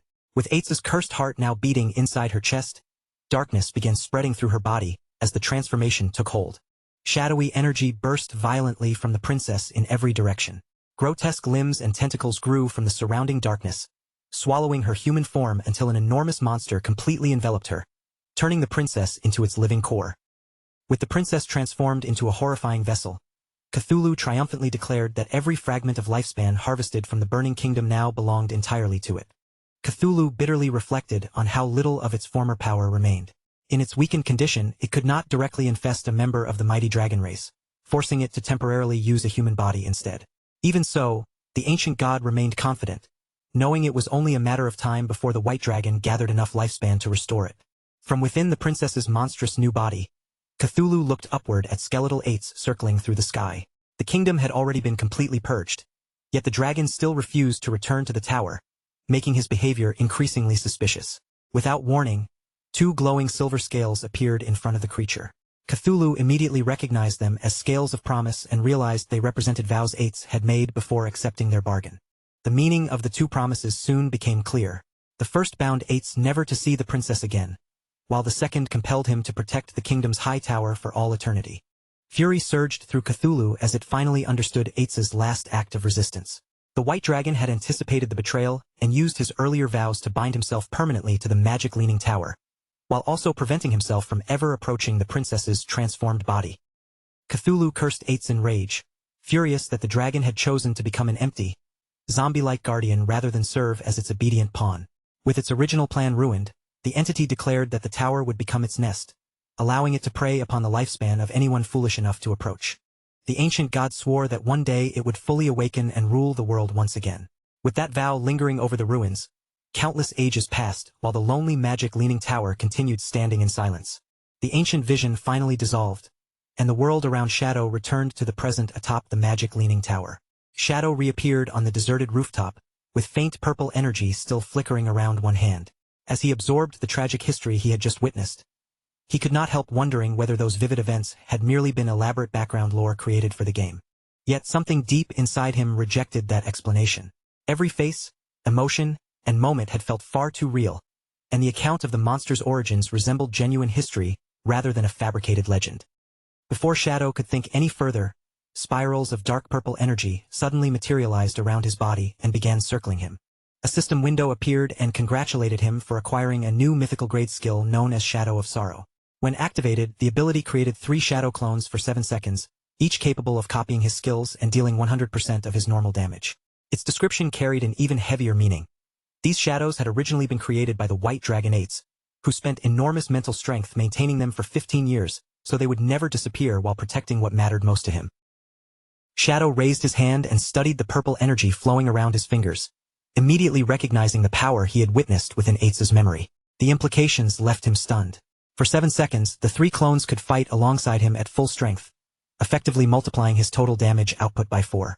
Only then did he truly understand how terrifying a mythical grade skill could be. More system notifications rapidly appeared, delivering the remaining rewards from the completed trial. Shadow received the key to the magic-leaning tower's hidden area, advanced to level 19, and obtained a large collection of evolution points, equipment, and skill books. Among the rewards, Shadow also discovered a gate key and an old map leading to a level 20 region called the Withered Bone Ruins. The unfamiliar name immediately caught his interest, because he had never encountered or even heard of such a place before. Shadow carefully unrolled the weathered map and located Withered Bone City on an island surrounded by an inland sea. The moment he saw its position, the pieces connected in his mind. Judging from everything revealed in Eitz's story, this forgotten island must once have belonged to the fallen Moraga Empire. Now convinced that the mysterious region was connected to the White Dragon's lost homeland, Shadow felt his excitement rise. A place tied to Moraga's forgotten history was bound to conceal even deeper secrets and far rarer treasures. Since the area was intended for level 20 players and he had already reached level 19, he decided he would head there as soon as possible. Before setting out, however, Shadow raised the ornate golden key he had obtained from the magic Leaning Tower. After examining its intricate surface, he decided that selling the key to the tower's hidden base would be the best move. Elsewhere, inside the headquarters of the Faka Heavy Industry Guild, the atmosphere remained heavy after the guild's recent and humiliating defeat. Huang Huifan and the surviving guild members had gathered inside to discuss what they should do next. One member admitted that they had no realistic chance of defeating the newly discovered Jade Grade boss. After considering their limited options, he suggested that contacting Shadow for assistance might be their only way forward. Huang Huifan released a long, exhausted sigh before reluctantly agreeing. She planned to reach out to her contacts in Zhanghai City, since several of them had maintained a reasonably good relationship with Shadow and could serve as intermediaries between the two sides. Before she could put that plan into action, Shadow silently materialized directly behind her. Huang Huifan stiffened in shock as his voice suddenly came from over her shoulder, calmly telling her there was no need to involve anyone else because they could simply negotiate the trade face-to-face. Every guild member nearby spun around in alarm, including Huang Ziqing, none of them having sensed Shadow's arrival. Several shouted his name in disbelief, while Huang Ziqing immediately grew furious. Accusing Shadow of sneaking into their base like a thief, he demanded to know what he had come there for. Shadow turned and walked a few relaxed steps away, showing no concern over their hostility. He reminded them that if he had entered with murderous intentions, everyone in the room would already be dead. He then offered a casual warning. Their hideout's barrier could be opened from outside, which was exactly how he had walked in unnoticed. Still recovering from the surprise, Huang Huifan asked what kind of trade he intended to propose. Shadow glanced back and lifted the decorated golden key between his fingers. He explained that it unlocked the magic Leaning Tower's hidden base and asked Huang Huifan whether her guild had any interest in purchasing it. The entire room fell silent as the guild members recognized the key. Their expressions quickly changed from confusion to disbelief, because possessing it could only mean one thing. Shadow had somehow defeated the Jade Grade boss that their entire team had been powerless against. Huang Huifan's hesitation disappeared immediately, and she eagerly accepted the offer before asking Shadow to name his price. Without changing his expression, Shadow replied that his terms were the same as before, 1,000 years of lifespan. Huang Huifan was prepared to accept the amount, but Huang Ziqing suddenly exploded with anger. He shouted that Shadow was completely shameless and accused him of having planned this entire situation from the very beginning. Jabbing an accusing finger toward Shadow, Huang Ziqing loudly explained his theory. Shadow had attacked him first, destroyed the guild's portal, prevented their reinforcements from arriving, and indirectly caused their entire team to be wiped out. Now, after taking the boss for himself, he had returned pretending to be their savior while demanding an outrageous price for the key. Huang Ziqing declared that he had never encountered anyone so despicable. Huang Huifan sharply ordered her son to close his mouth, but Huang Ziqing stubbornly refused. He tried to convince her that Shadow was deceiving them, insisting that the key should rightfully have belonged to their guild. In his eyes, there was no reason to let Shadow profit from the losses they had already suffered. Shadow remained completely unbothered by the shouting.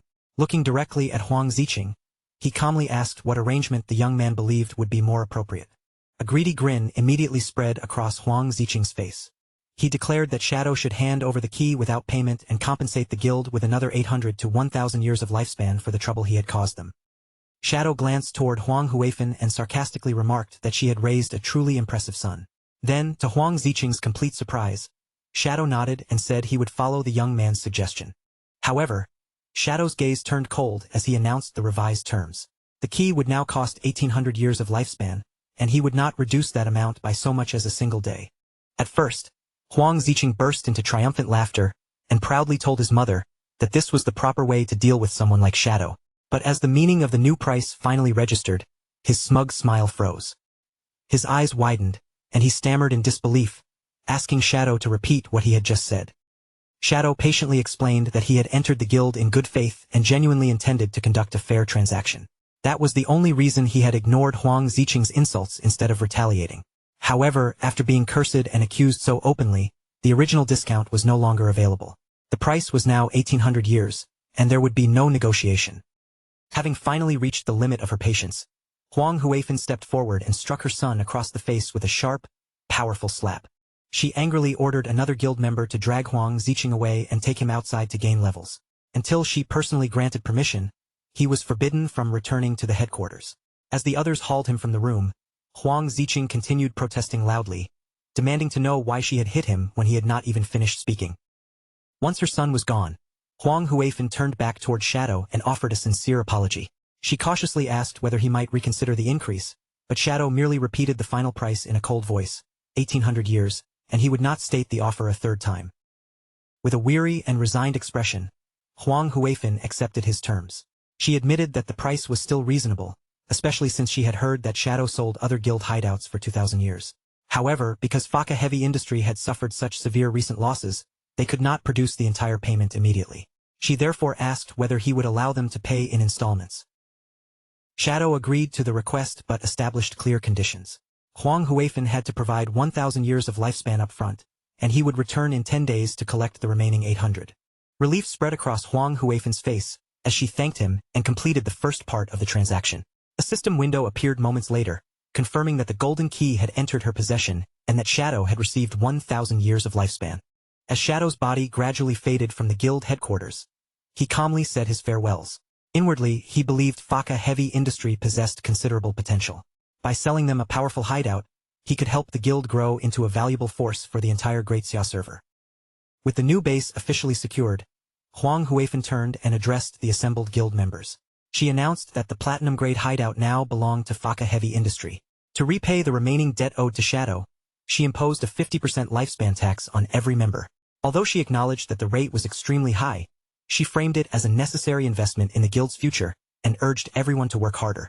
Her words reignited their determination, and the members responded with renewed confidence.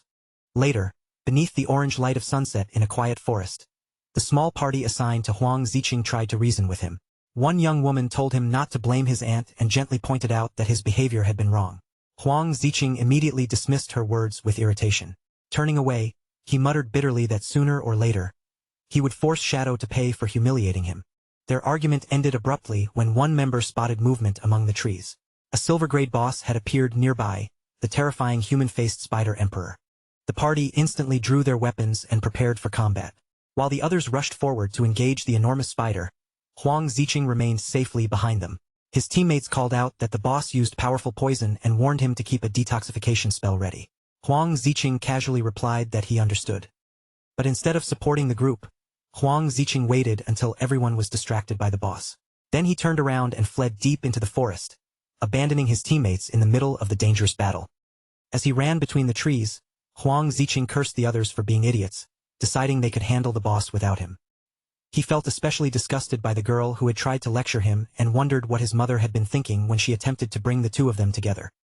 After reaching an isolated spot, Huang Ziqing crouched behind the cover of the forest and allowed his resentment to boil over. In his mind, the entire guild was filled with cowardly rats who only knew how to grow stronger through slow, safe methods. None of them understood that true power came from seizing every opportunity, regardless of the danger. Shadow, he concluded, must have followed that same ruthless path, which explained how he had become so powerful. A sinister smile crept across Huang Ziqing's face. His guildmates believed he was reckless and foolish, but he scoffed at the thought of challenging Shadow without first preparing a proper plan. Reaching into his storage, he summoned an ornate black vase marked by a single glowing red eye and proudly revealed that it was a treasure he had obtained from a jade-grade chest. A system window identified the mysterious object as the abyssal vase. By reaching inside it, the owner could randomly obtain an immensely powerful skill, though the artifact required 48 hours before it could be used again. Huang Ziqing eagerly pushed his hand into the darkness and pulled out a small, grotesque lump of living flesh. The system announced that he had acquired an epic-grade ability called the Abyssal Puppet Curse. The spell allowed him to transform any corpse into a completely obedient puppet while preserving every ability the deceased had possessed in life.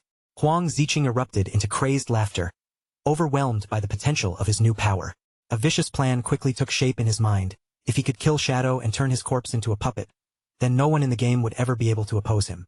While Huang Ziqing celebrated, the abyssal vase began glowing with an ominous purple aura. One final warning appeared before him. The abyss contained extraordinary power, but whenever someone gazed into its depths, the abyss would also gaze back at them. Unaware of the danger behind those words, Huang Ziqing continued smiling as a darker future quietly closed in around him.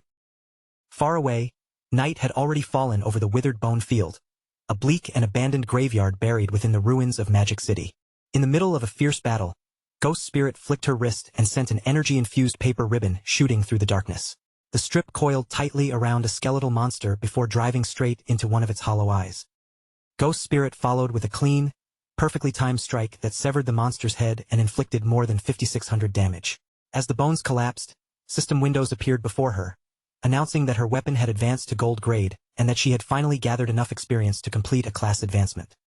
Standing among the glowing energy orbs left behind by her fallen enemies, Ghost Spirit allowed herself a quiet sigh of relief.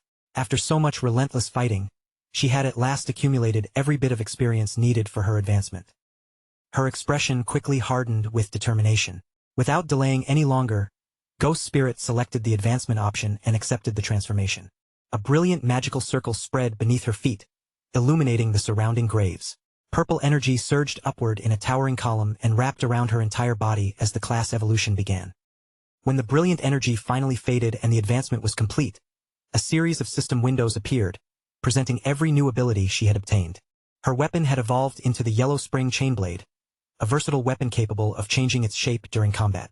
Her class had also advanced into the Yellow Spring Evil Ghost, granting her an automatic stealth enhancement and unlocking two powerful new abilities, the Eye of the Yellow Spring and the Touch of the Yellow Spring.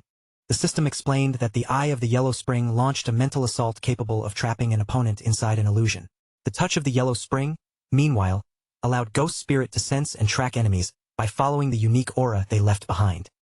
Now transformed and surrounded by a cold blue aura, Ghost Spirit reshaped the Yellow Spring Chainblade into a fearsome scythe and gripped it firmly. Another notification informed her that attacks against enemies below her level would deal twice the normal damage, with an additional 50% chance of inflicting a burning effect. Golden light shone from Ghost Spirit's eyes as she felt the new strength flowing through every part of her body. With her increased damage, greater speed, and devastating mental attack, she believed she finally possessed the power to avenge her parents, defeat Dongfang Yu, and confront the mysterious plague wielder responsible for everything. Ghost Spirit immediately sent a message to Shadow, respectfully informing her teacher that she had reached Tier 2 and promising that she would repay all the guidance he had given her. From a nearby rooftop, Shadow noticed that she logged off almost immediately after sending it. He understood at once that her hunger for revenge had driven her to seek out Dongfang Yu without wasting another moment. Shadow's thoughts drifted back to his previous life. Ghost Spirit had successfully taken her revenge, yet one small act of mercy, sparing a single dog, gave a Beastmaster the trail needed to track her down. That one mistake exposed Ghost Spirit's true identity and triggered a massive manhunt led by several powerful families. The war that followed devastated the official forces, and after fighting until her strength was completely drained, Ghost Spirit died from exhaustion, leaving the entire Magic City region buried in chaos. Shadow knew Ghost Spirit possessed terrifying potential, perhaps even more than she realized herself. But she was still far too young, and with her emotions and mental state remaining unstable, she had a dangerous habit of acting recklessly. He couldn't allow her to repeat the same fatal mistake from his previous life. With that thought weighing on him, Shadow decided to log off immediately and check on Ghost Spirit in the real world. Far outside Magic City, the sprawling Dongfang Manor stood hidden beneath a thick blanket of poisonous fog. The toxic mist curled around its walls and rooftops, making the entire estate feel isolated from the outside world.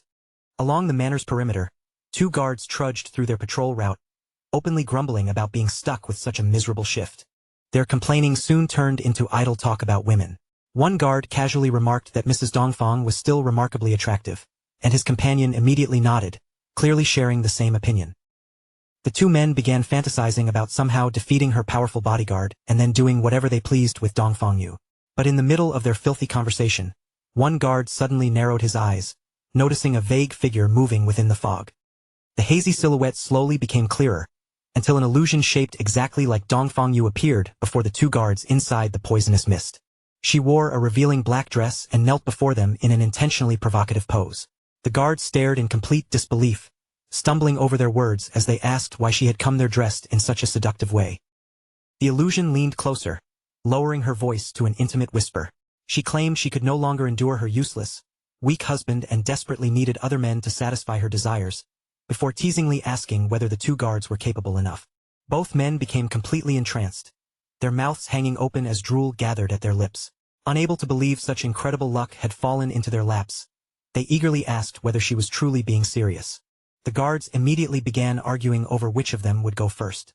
Watching them quarrel, the kneeling illusion of Dongfang Yu gave a sly smile and suggested there was no need to choose, since both men could enjoy her company at the same time.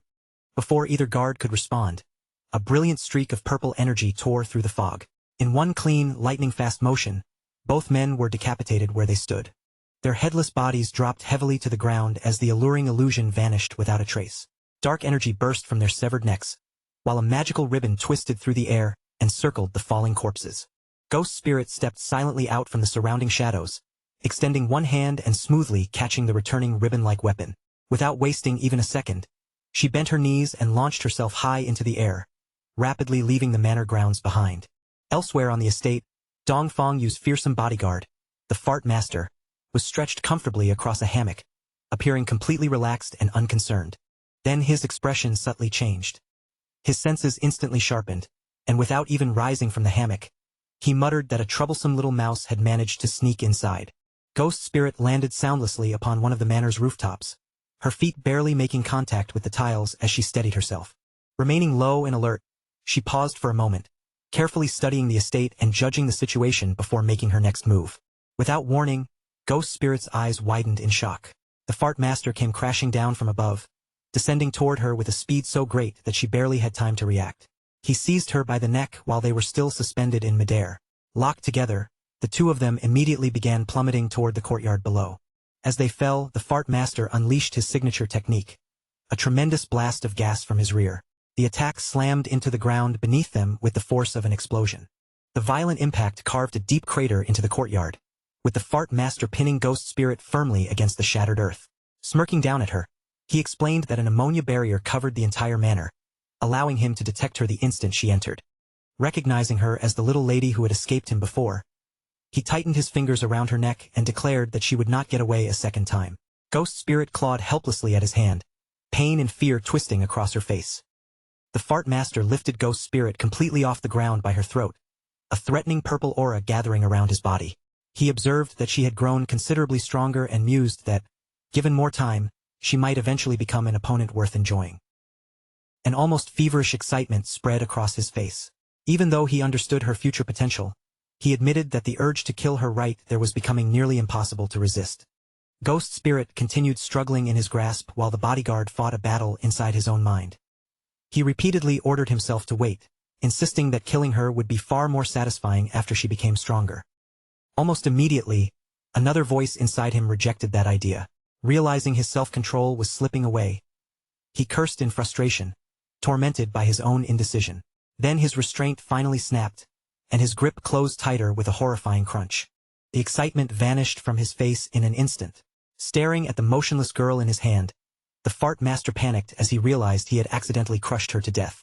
Overcome with horror, he released his grip and allowed Ghost Spirit's lifeless body to tumble onto the broken ground.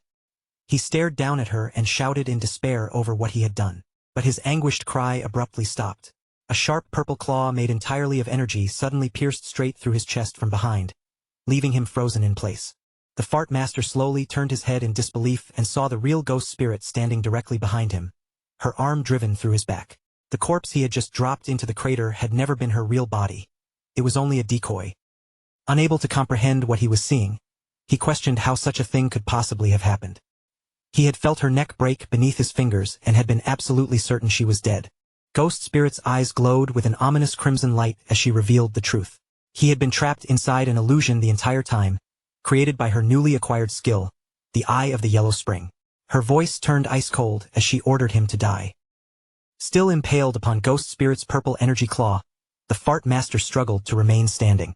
His mind raced desperately as he tried to understand when or how she had managed to pull him into an illusion. Ghost Spirit kept her glowing red eye locked firmly upon him. She calmly explained that his fate had already been sealed from the very moment he looked directly into her eyes. Only then did the truth become clear. The illusion had begun much earlier, at the exact instant the Fart Master first caught Ghost Spirit by the neck in midair. With no strength left to resist, the bodyguard finally accepted his defeat and collapsed to the ground. Ghost Spirit stood above his fallen form and quietly acknowledged that, despite everything, he had been a worthy opponent. Ghost Spirit had barely finished speaking when an angry commotion erupted from inside the manor. Dongfang Yu violently threw open a nearby window, shouting about the unbearable noise and threatening to fire every servant and guard responsible for disturbing her. Her furious expression instantly turned to shock when she looked into the courtyard. Below the window, the body of her supposedly invincible bodyguard was already breaking apart and dissolving into thick trails of black smoke. Panic seized Dongfang Yu as she finally understood what had happened. She screamed that an intruder had entered the manor and desperately called for everyone nearby to come and help. Armed guards immediately flooded into the manor's main hall. Weapons drawn and bodies spread into defensive positions as they hurried to protect Mrs. Dongfang. Their orders were clear. Keep Dongfang Yu safe while searching every corner for the intruder. The shouting awakened her son, Nan Tian, who sleepily sat up and asked what was happening. Dongfang Yu warned him that an enemy had arrived and firmly instructed him to remain where he was. Instead of hiding, Nan Tian pushed himself upright and looked at his mother with a confident smile. He reminded her that he was already 18 years old and had become a player, proudly declaring that he was now capable of protecting her. Deeply touched by her son's courage, Dongfang Yu pulled Nan Tian into a warm embrace. Holding him close, she emotionally wished that his father could have been even half as caring and dependable as he was. As mother and son remained close and shared a brief kiss, the window behind them slowly shifted. Its hinges released a faint creak that cut through the tense silence of the room. Both of them jolted in alarm and immediately pulled apart. Dongfang Yu spun toward the half-open window and sharply demanded that whoever was hiding there reveal themselves. Outside the room, the hallway had already fallen deathly silent. The guards who had been stationed there now lay scattered across the floor, their bodies steadily dissolving into pools of dark shadow. Dongfang Yu stared at the lifeless guards in utter horror, unable to understand how every last one of them had been killed so quickly. Her thoughts spiraled wildly as she wondered whether Shadow had somehow uncovered their secret plan to ambush him. At that exact moment, Ghost Spirit's spectral figure silently emerged behind Dongfang Yu. Her cold voice drifted across the room as she calmly asked what kind of plan Dongfang Yu was talking about. Dongfang Yu spun around in alarm and found herself facing a mysterious hooded figure. Fighting back her panic, she demanded to know who the intruder was and why she had attacked them, insisting that there had never been any feud between them. Ghost Spirit remained perfectly calm beneath her hood. Rather than answering directly, she quietly asked whether Dongfang Yu truly failed to recognize the person standing before her. A threatening crimson glow ignited within Ghost Spirit's eyes. She fixed that terrifying gaze on Dongfang Yu and ordered her to look carefully, search her memories, and remember exactly who she was. Recognition finally struck Dongfang Yu, draining the color from her face. She realized that the attacker was the same girl she had believed to be gone forever, and she cursed in disbelief upon discovering that Ghost Spirit was still alive. Dongfang Yu barely had time to process the truth before a violent surge of energy shot through her body, impaling her before she could make even the slightest attempt to escape. As Dongfang Yu collapsed, Ghost Spirit stood above her with cold fury burning in her eyes. She condemned the fallen woman as a demon and mercilessly ordered her to die. Inside the bedroom, Nantian and his small dog trembled beneath the covers, hiding together in terror. Ghost Spirit then revealed the reason she had come. Dongfang Yu had murdered her parents, and now she would make the woman die before her own son's eyes. Broken and weeping on the floor, Dongfang Yu understood that there was no longer any chance of survival. She accepted the death awaiting her, but through her tears, she begged Ghost Spirit for one final mercy, not to harm Nantian. Ghost Spirit answered with a harsh, mocking laugh. Her energy ribbons wrapped around Dongfang Yu and lifted her helpless body into the air, while Nantian cried desperately for his mother. Ghost Spirit merely scoffed, asking what right this woman had to make demands of her now. Dongfang Yu refused to stop pleading, even as the ribbons held her suspended above the floor. She insisted that the hatred existed only between the two of them and that Nantian was innocent of everything she had done. Those words only drove Ghost Spirit into a deeper rage. Her voice erupted through the room as she demanded to know whether Dongfang Yu had ever imagined this day, while mercilessly murdering her parents. With one final cry filled with years of hatred and grief, Ghost Spirit released her full power. A devastating wave of dark energy swallowed Dongfang Yu, completely obliterating her body in a violent burst. From beneath the blankets, Nantian and his dog witnessed everything. Both remained frozen on the bed, staring in horror at the place where Dongfang Yu had just been destroyed. Ghost Spirit stood amid the fading darkness, her chest rising and falling as she struggled to catch her breath. After years of carrying that hatred, her revenge was finally complete. Then Ghost Spirit slowly turned toward the bed. Her glowing red eyes settled directly on Nantian, who stiffened beneath the covers, seemingly paralyzed by overwhelming terror. With the person responsible for her parents' deaths finally gone, Ghost Spirit did not attack Nantian. Instead, she turned away from the bed and began walking out of the room. Ghost Spirit passed through the bedroom doorway without looking back, leaving what remained of Dongfang Yu behind on the floor. Nantian and his trembling dog watched silently as she disappeared into the hallway. But the moment Ghost Spirit vanished from sight, the fear on Nanshan's face abruptly melted away. His trembling stopped, and a dark, sinister grin slowly spread across his lips. Nantian revealed that he had long since grown tired of living beneath his mother's control, and rather than mourning her, he felt grateful that Ghost Spirit had killed her. Beside him, the little dog's eyes glowed an eerie red as it eagerly anticipated feasting on the young girl's flesh. Ghost Spirit had not made it far before a disturbing sensation washed over her. Realizing that she was no longer alone, she stopped in her tracks, every muscle in her body tightening with caution. She nervously turned around and raised her gaze. Several dark silhouettes were already floating through the air around her, silently closing in until she was surrounded on every side. Back inside the bedroom, Nantian pointed toward Ghost Spirit from beneath his blanket. A malicious smile still stretched across his face. Revealing his true power as the corpse necromancer, he commanded his undead servants to capture her alive. The shadowy figures surrounding Ghost Spirit were not ordinary enemies, but reanimated corpses under Nanshan's control. His power had strengthened their bodies while allowing them to retain their original abilities, and together they advanced on the trapped girl. Before Ghost Spirit could break through their formation, a thunderous explosion tore through the manor. One entire side of the building shattered beneath the force, sending stone, wood, and debris bursting outward. The blast caught Ghost Spirit directly and hurled her through the ruined wall. Her body flew out of the manor as she cried out in pain, unable to regain control before crashing outside. Ghost Spirit lay injured and nearly helpless on the ground as the reanimated corpses descended around her. Among them, the one-handed gunman raised his weapon and began gathering a deadly energy blast at point-blank range. The gunman fired, sending the lethal attack straight toward Ghost Spirit. But just before it could strike her, a cluster of black spikes erupted into its path and intercepted the blast, saving her at the final instant. The force released by the sudden counterattack swept across the area. Nanshan's undead servants were struck head-on and knocked violently from their feet, breaking the circle surrounding Ghost Spirit. Still lying on the ground, Ghost Spirit slowly lifted her head. Confusion filled her face as she tried to understand who had intervened and completely overturned the battle in a single moment. Back in the ruined bedroom, Nantian was no longer hiding safely beneath the blankets. He screamed in terror as someone held him aloft by the head, leaving his body dangling helplessly below. A lone figure stood over Nantian, holding his severed head in one hand while crushing the demonic dog beneath his foot. It was Qin Feng. Looking directly at Ghost Spirit through the shattered wall, he gave her one cold lesson. Showing mercy to an enemy was no different from being cruel to oneself. Ghost Spirit remained sprawled on the ground outside, staring up at Qin Feng through the broken opening in the manor. Still uncertain about the identity of the person who had saved her, she cautiously asked who he was. Standing partly concealed by the shadows, Qin Feng repeated that an enemy should never be shown mercy.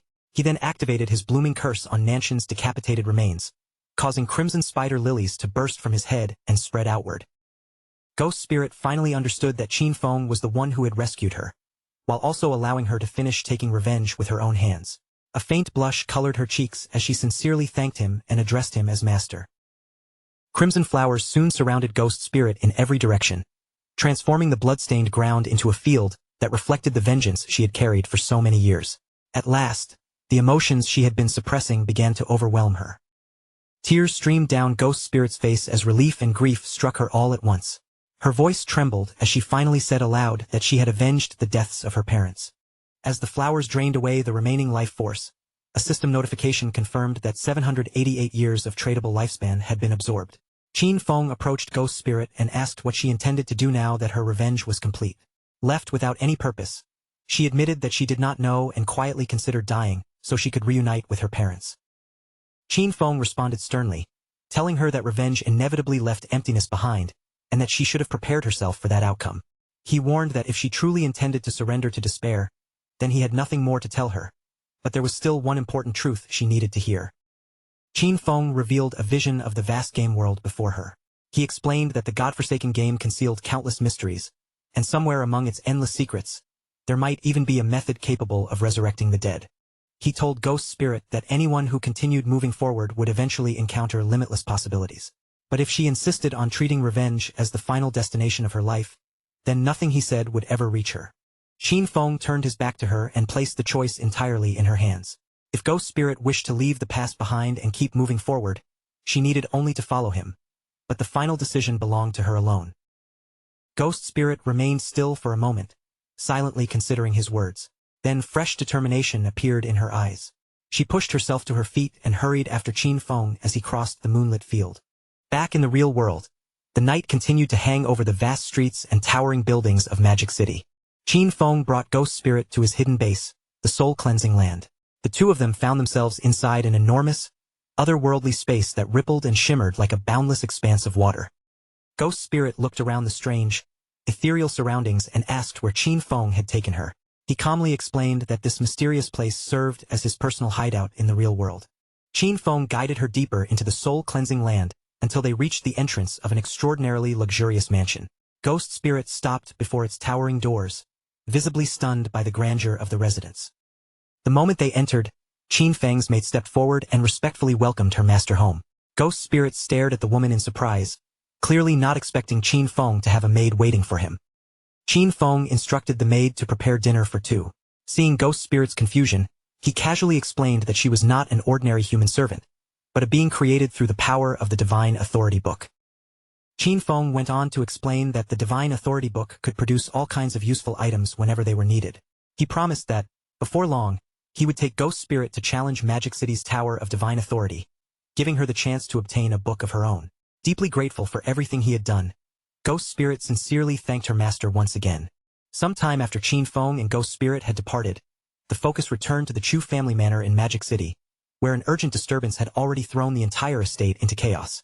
A frantic man charged into the manor, loudly ordering the personnel behind him to move faster and begin the rescue immediately.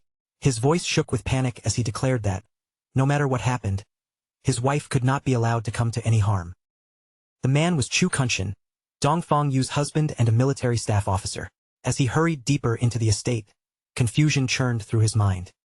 His wife had called him in terror, desperately begging for help, but he could not imagine who would dare attack her at such a late hour. Shadow was the first person Chu Kunshan suspected. Racing through the manor entrance, he anxiously wondered whether their secret plan involving the fireworks factory had somehow been exposed, though he quickly forced himself to dismiss that possibility. Inside the damaged manor, Chu Kunshan's personnel had already begun examining every corner of the crime scene. Some gathered around the enormous crater outside, while others searched the strangely empty bedroom for any trace of the missing residents. One officer approached Chu Kunshan with a grim expression and reported what they had discovered. There were unmistakable signs that a fierce battle had taken place, yet despite searching the entire property, they had not found a single person anywhere. Chu Kunshan's composure rapidly collapsed. He demanded to know where his wife, his son, the household guards, and all the servants had gone. The officer could only confirm the horrifying truth. No one remained inside the manor, and not even a single corpse had been left behind.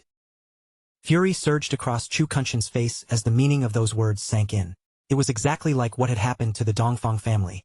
An entire household had disappeared without leaving behind the slightest trace. The terrible possibility that both his wife and son were truly gone struck Chu Kunshan like a physical blow. His body staggered backward, his face twisting in denial as he desperately refused to accept the conclusion forming in his mind. His grief quickly erupted into tearful rage. Chu Kunshan screamed that Shadow must have murdered his family, then furiously demanded that an arrest warrant be issued at once so Shadow could be captured immediately. Lin Qingyu, who had been quietly observing the investigation, finally stepped forward and asked how he could possibly be certain Shadow was responsible. Chu Kunshan snapped back that the answer was obvious, since Shadow had also killed his wife's relatives, the Dongfang family. Lin Qingyu remained completely unmoved by his anger. She calmly pointed out that there had never been any solid evidence proving Shadow was responsible for the Dongfang family incident, making his attempt to connect that case with his wife's disappearance extremely weak. Her gaze sharpened as she pressed him further. Lin Qingyu asked whether he possessed information the authorities did not, then suggested that perhaps his family had secretly formed a grudge against Shadow and this incident was nothing more than retaliation. That suggestion struck directly at Chu Kunshan's nerves. His expression darkened with fury as he warned Lin Qingyu to choose her words carefully, then demanded to know whether she truly thought she could interrogate a military staff officer. Lin Qingyu met his threatening glare without the slightest hesitation. In an even, controlled voice, she told Chu Kunshan that using his position to intimidate her would accomplish absolutely nothing. She then revealed that, only recently, members of the Sky Dome Guild had captured several people belonging to Magic City's Black Dragon Hall and turned them over directly to the authorities. During interrogation, those captured men had confessed that Chu Kunshan was the one who ordered the assault on Shadow's hideout. They also admitted to a second scheme, luring Shadow into a fireworks factory and killing him by detonating the entire facility in one enormous explosion. Lin Qingyu explained that the authorities had originally intended to arrest everyone involved at the factory itself. However, now that Dongfang Yu had vanished, she was officially suspected of fleeing to avoid justice. Lin Qingyu then accused Chu Kunshan of abusing his authority and conspiring to carry out a terrorist attack, ordering him to accompany them for questioning. Two officers immediately stepped forward and seized Chu Kunshan by the arms. Completely stunned by the sudden turn of events, he struggled violently against their grip and demanded to know what they thought they were doing. Chu Kunshan glared furiously at Lin Qingyu and shouted that she had lost her mind. He accused her of colluding with some worthless guild and questioned how she dared use their testimony to arrest a government official. As the officers tightened their hold, Lin Qingyu calmly replied that his official rank meant nothing to her, because she stood only on the side of justice. Chu Kunshan continued thrashing in their grasp, screaming at them to release him immediately. Lin Qingyu coolly advised him to stop resisting and cooperate with the investigation.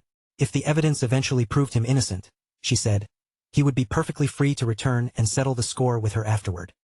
Before he could respond, Lin Qingyu delivered one final piece of chilling news. Chu Kunshan would be taken to Magic City Prison for interrogation, a place where lifespan drained 100 times faster than normal. Her eyes remained cold as she warned him to prepare himself. The officers dragged Chu Kunshan toward an armored transport truck and forced him inside. Even as the doors closed around him, he continued screaming that they had no right to do this and swore he would report every last one of them. Unknown to everyone below, two figures were watching from the branches of a nearby tree. One of them studied the shouting prisoner being loaded into the vehicle, then confirmed that the man was indeed their target, Chu Kunshan, the military staff officer. The two hidden figures exchanged knowing smirks and bumped their fists together. Purple energy immediately surged around their bodies, making it clear that they were ready to move against the convoy. Later that night, a convoy of heavily armored trucks traveled along a narrow road cutting through the dark forest, their headlights sweeping across the trees as they carried Chu Kunshan away. Inside the lead vehicle, Chu Kunshan continued protesting his arrest, angrily directing every complaint toward Lin Qingyu. The guard beside him remained calm and simply informed him that the command had come from higher authorities, instantly leaving Chu Kunshan with nothing to say. Without warning, a brilliant mass of energy tore through the darkness and came hurtling straight toward the armored vehicle at terrifying speed. The attack slammed into the truck with tremendous force. Metal buckled under the impact as the vehicle veered uncontrollably off the forest road and crashed violently into the surrounding terrain. Inside the overturned truck, Lin Qingyu threw out her arms and braced herself against the twisted interior.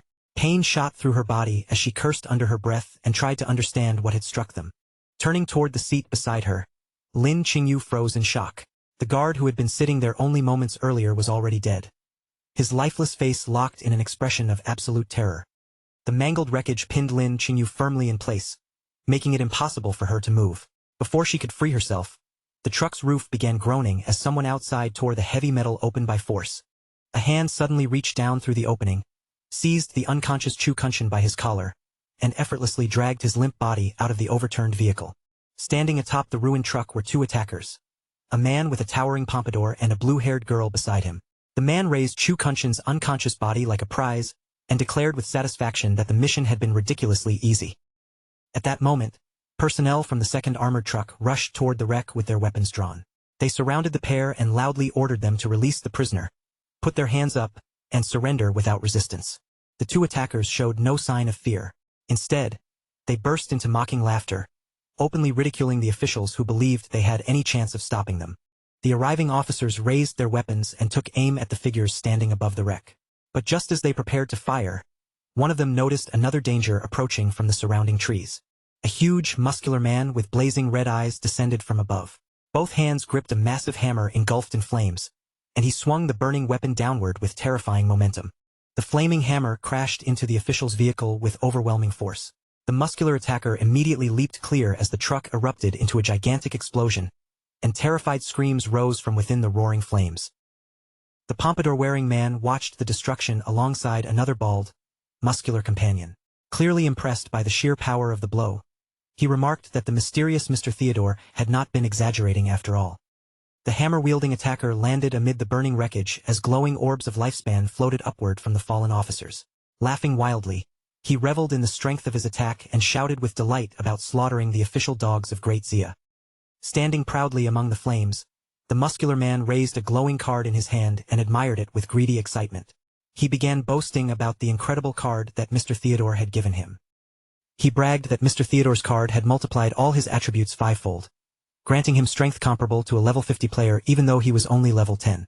When he complained that the dead officers had dropped barely any lifespan, the pompadour-wearing man dismissed the poor loot and reminded him that their true payment from Mr. Theodore would be 1,000 years of lifespan.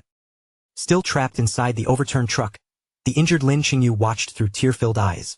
Meanwhile, the attackers believed that with Mr. Theodore supporting them, they would soon be able to kill Shadow and finally avenge Chen Shirshir. The group began preparing to leave with their captured target, confident that the ambush was over. But before they could depart, the blue-haired girl abruptly raised a hand and told the others to wait. A sinister smile curled across the blue-haired girl's face as she turned her attention toward the ruined lead truck. With complete certainty, she announced that she could sense a little mouse still hiding somewhere inside the wreckage. Concealed beneath the twisted metal, Lin Qingyu's expression tightened. The moment she heard those words, she realized the blue-haired attacker had discovered that she was still alive. Without giving Lin Qingyu any chance to escape, the blue-haired girl hurled an enormous fireball directly at the already destroyed truck.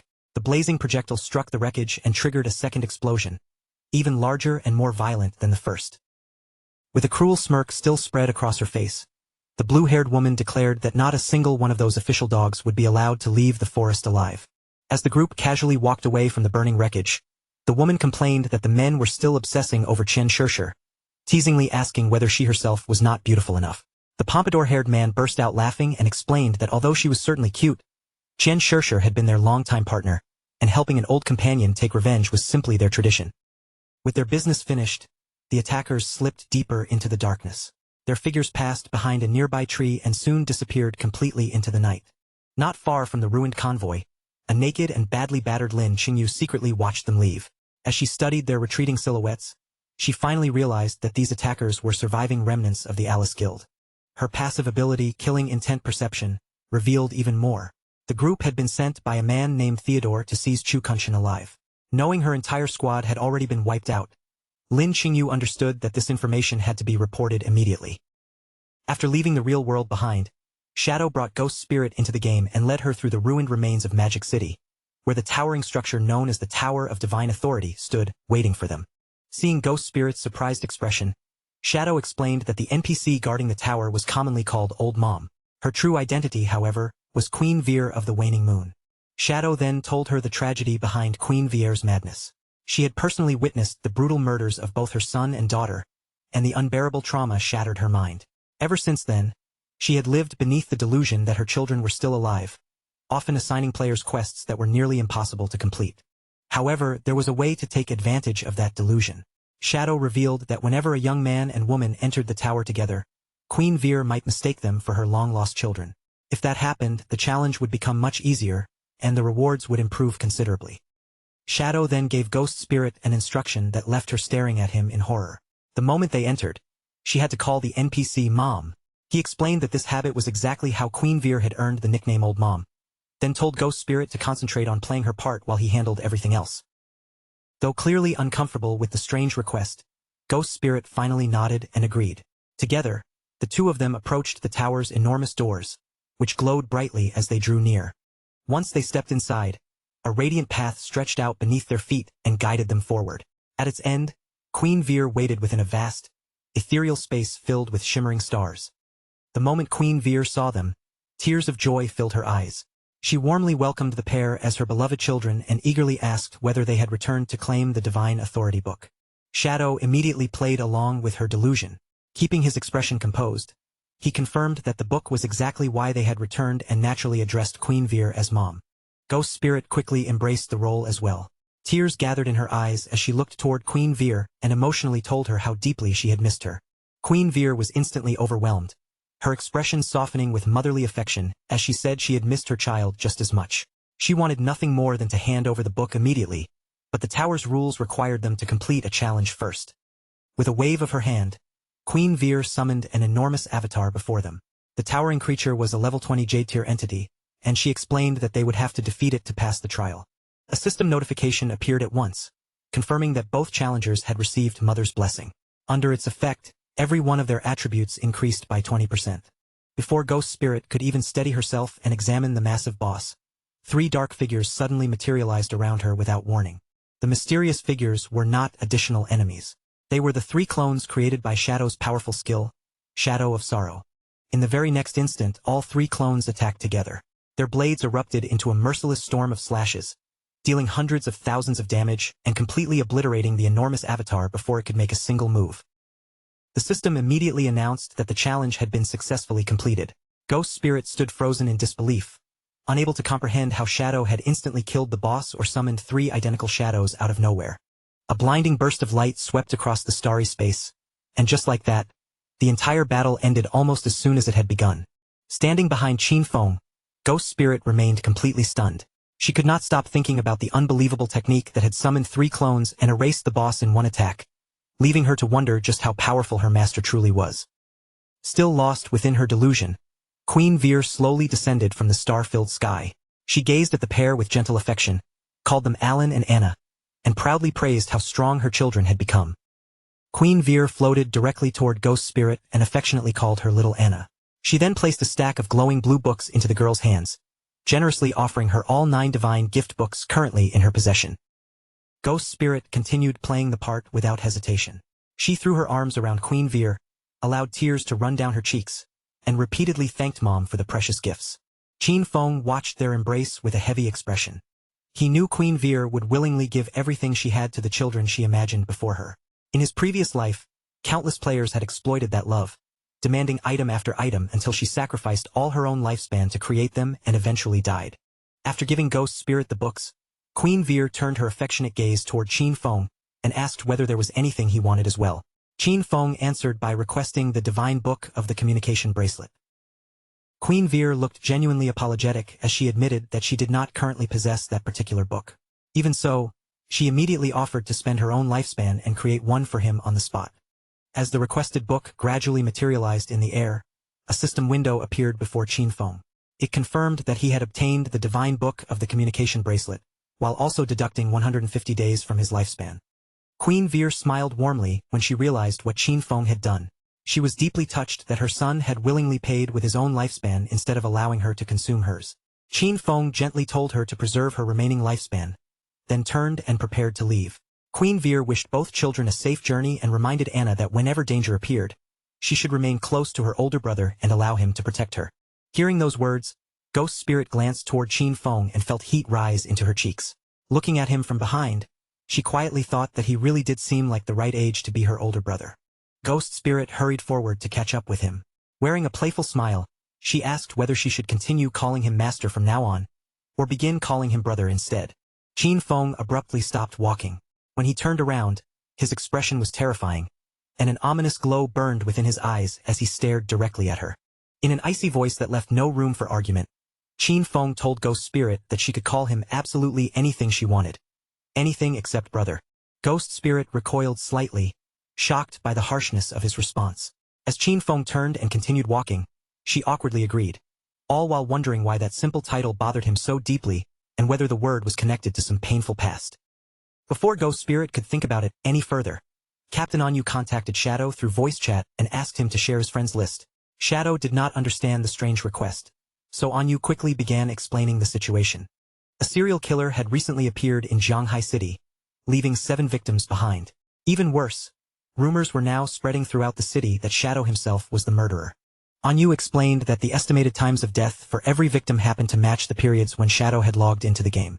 Because the murderer had carried out each killing with extreme precision, more and more people had begun suspecting him. Even so, Anyu assured him that she and the members of her squad knew he would never lower himself to committing such senseless murders. Shadow immediately recognized the most important detail. If someone was deliberately timing the murders according to his exact login schedule, then the information could only have leaked from someone with access to his friends list. Shadow mentally reviewed every possible suspect: Anyu's squad, Radiant Martial Virtue, Milky Snow, Old Man Zhong and his granddaughter from the Sky Dome Guild, as well as Ghost Spirit from his own guild. He then asked where the victims had been found. Anyu replied that the bodies were scattered throughout Zhanghai City and asked whether he intended to investigate personally. Shadow confirmed that he would, leaving Anyu visibly relieved. She promised to send him the complete case files, confidently saying that with his ability, he would probably catch the true killer within minutes. After ending the call, Shadow turned toward Ghost Spirit and ordered her to log out of the game immediately, explaining that he had a new mission for her. Back inside Qin Feng's mansion hideout in the real world, He handed Ghost Spirit the divine book of the communication bracelet, which would allow them to contact each other across the boundary between reality and the game. He also gave her the Ghost Knight Wolf mount to assist in tracking down the murderer. Ghost Spirit was stunned to receive 2 items of such value, though she honestly admitted that she had no idea how to investigate a criminal case. Qin Feng calmly explained the logic behind his decision. He had already examined everyone on his friends list and believed none of them were responsible. However, because Wang Meng and the others routinely reported information to the authorities, he suspected that a mole within the police was secretly leaking his login times. He told Ghost Spirit that she was the best person for this assignment because her touch of the yellow spring could follow a target through traces of aura or scent. Qin Feng sent the case files directly to her and instructed her not to think too rigidly, but to use her abilities as flexibly as possible. Determination immediately replaced the uncertainty on Ghost Spirit's face. Clenching her fists, she vowed that she would uncover the truth and find the real murderer behind the killings. Meanwhile, inside a hotel room somewhere in Magic City, Tony and the blue-haired woman dragged the bound Chu Kunshin inside and threw him roughly onto the floor. Tony faced the shadowed corner of the hotel room and announced that he had successfully brought back the person they wanted. At his words, a bald older man slowly turned around, a thick cigar resting between his fingers as smoke curled around his face. The older man praised Tony for handling the job well. The instant Chu Kunshin saw him, terror spread across his face as he recognized Mr. Theodore from the embassy. Theodore greeted him with a chilling smile, pleased that dear Chu still remembered him, then claimed he simply could not stand by while Chu suffered such injustice. That, he said, was why he had asked his friends to rescue him, leaving the frightened officer drenched in sweat. Chu Kunshin glanced uneasily at the dangerous figures surrounding him and immediately pointed out the obvious problem. These so-called friends were wanted criminals being hunted by the authorities. Keeping his wary eyes fixed on Theodore, Chu Kunshin asked what the man was truly planning. Was his real target Shadow, or was he trying to strike directly at the government of Great Xia? Theodore responded with an amused laugh and asked whether there was really any difference between the two. As far as he was concerned, Shadow and the officials of Great Xia had already become close allies. Chu Kunshin's anger finally spilled over. His wife and son had been killed, yet instead of arresting Shadow, the authorities had seized him, a military officer, and treated him like the criminal. After venting his rage, he lifted his gaze toward Theodore, acknowledged that no one arranged a rescue for free, and bluntly asked what Theodore wanted him to do. Theodore calmly explained that the results of his divination had pointed directly toward Chu Kunshin. According to what he had seen, Chu possessed the ability to help him locate something he desperately needed. He then asked what profession Chu had chosen inside the game. Chu Kunshin initially looked confused by the question, but understanding soon flashed across his face as he realized why Theodore considered him valuable. Lowering his voice and his head, he revealed the secret he had kept hidden. Within the entire priest system, he possessed the sole hidden class known as the Feng Shui Master. Chu Kunshin went on to explain the abilities granted by his class. Yin-Yang Harmony allowed him to manipulate an enemy's emotions while dealing additional damage to ghost-type targets, while Ley Line Perception enabled him to detect hidden treasures and locate nearby monsters. Even so, Chu Kunshin gave a frustrated sigh and admitted that the Feng Shui Master was primarily a support class. Its abilities were useful in special situations, but they would offer little help in a direct battle against someone as powerful as Shadow. Without warning, a sinister light flickered through Chu Kunshin's eyes. A glowing Yin-Yang symbol materialized before him as he secretly activated his Yin-Yang Harmony ability. The skill took effect almost immediately. Tony and the bald, muscular man suddenly turned on each other, their expressions twisting with hostility as a violent argument erupted between them. Within seconds, their shouting transformed into a savage fistfight, with both men attacking as though they genuinely wanted the other dead. Chu Kunshin watched coldly and explained that anyone affected by his skill would continue fighting to the death, though the ability failed against targets more than 5 levels above him. Rather than becoming alarmed, Theodore watched the chaos with obvious delight. He laughed loudly, clapped his hands in approval, and praised Chu Kunshin, declaring that choosing to find him had clearly been the correct decision. Then Theodore produced a mysterious tarot card surrounded by flickering blue flames. Holding it between his fingers, he ordered his subordinates to stop fighting and casually remarked that internal conflict among allies was never a good thing. Theodore cast the burning card into the air and activated the spell sealed inside it, a powerful purification technique known as Moon God's Purification. A spectral moon appeared high above the room, and from its glowing surface, an enormous pillar of blue light descended, completely enveloping the 2 men locked in combat. The brilliant radiance washed through Tony and the bald man from head to toe.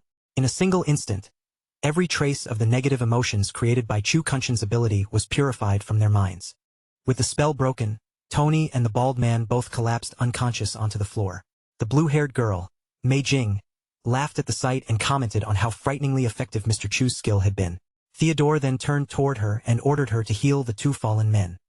Chu Kunshin stood frozen, sweat soaking through his clothes as fear settled over him. His yin-yang harmony was no ordinary debuff, and he could not believe Theodore had removed its effects so easily with a single purification spell. He stared at Theodore with growing dread, wondering what kind of profession could possess such overwhelming abilities. Theodore merely spread his arms in a grand gesture and formally welcomed Chu Kunshin into their group. Magical energy swirled around Theodore as he took his seat, revealing that he also possessed a unique hidden class within the priest system, the diviner. By drawing different cards, he could perform divination, enhancement, purification, and teleportation. Even more dangerously, those cards could be handed to other people and activated once by whoever received them. Meanwhile, on the quiet streets of Zhanghai City, Ghost Spirit crouched close to the ground and pressed her attention into the surroundings, activating her tracking ability, Touch of the Yellow Spring. A faint crimson aura seeped from her fingertips and spread across the pavement as she searched for lingering traces. After sensing a distinct trail, Ghost Spirit raised her head and confidently declared that she had found the killer's aura. The crimson trail stretched away through the distant streets like an invisible path only she could perceive.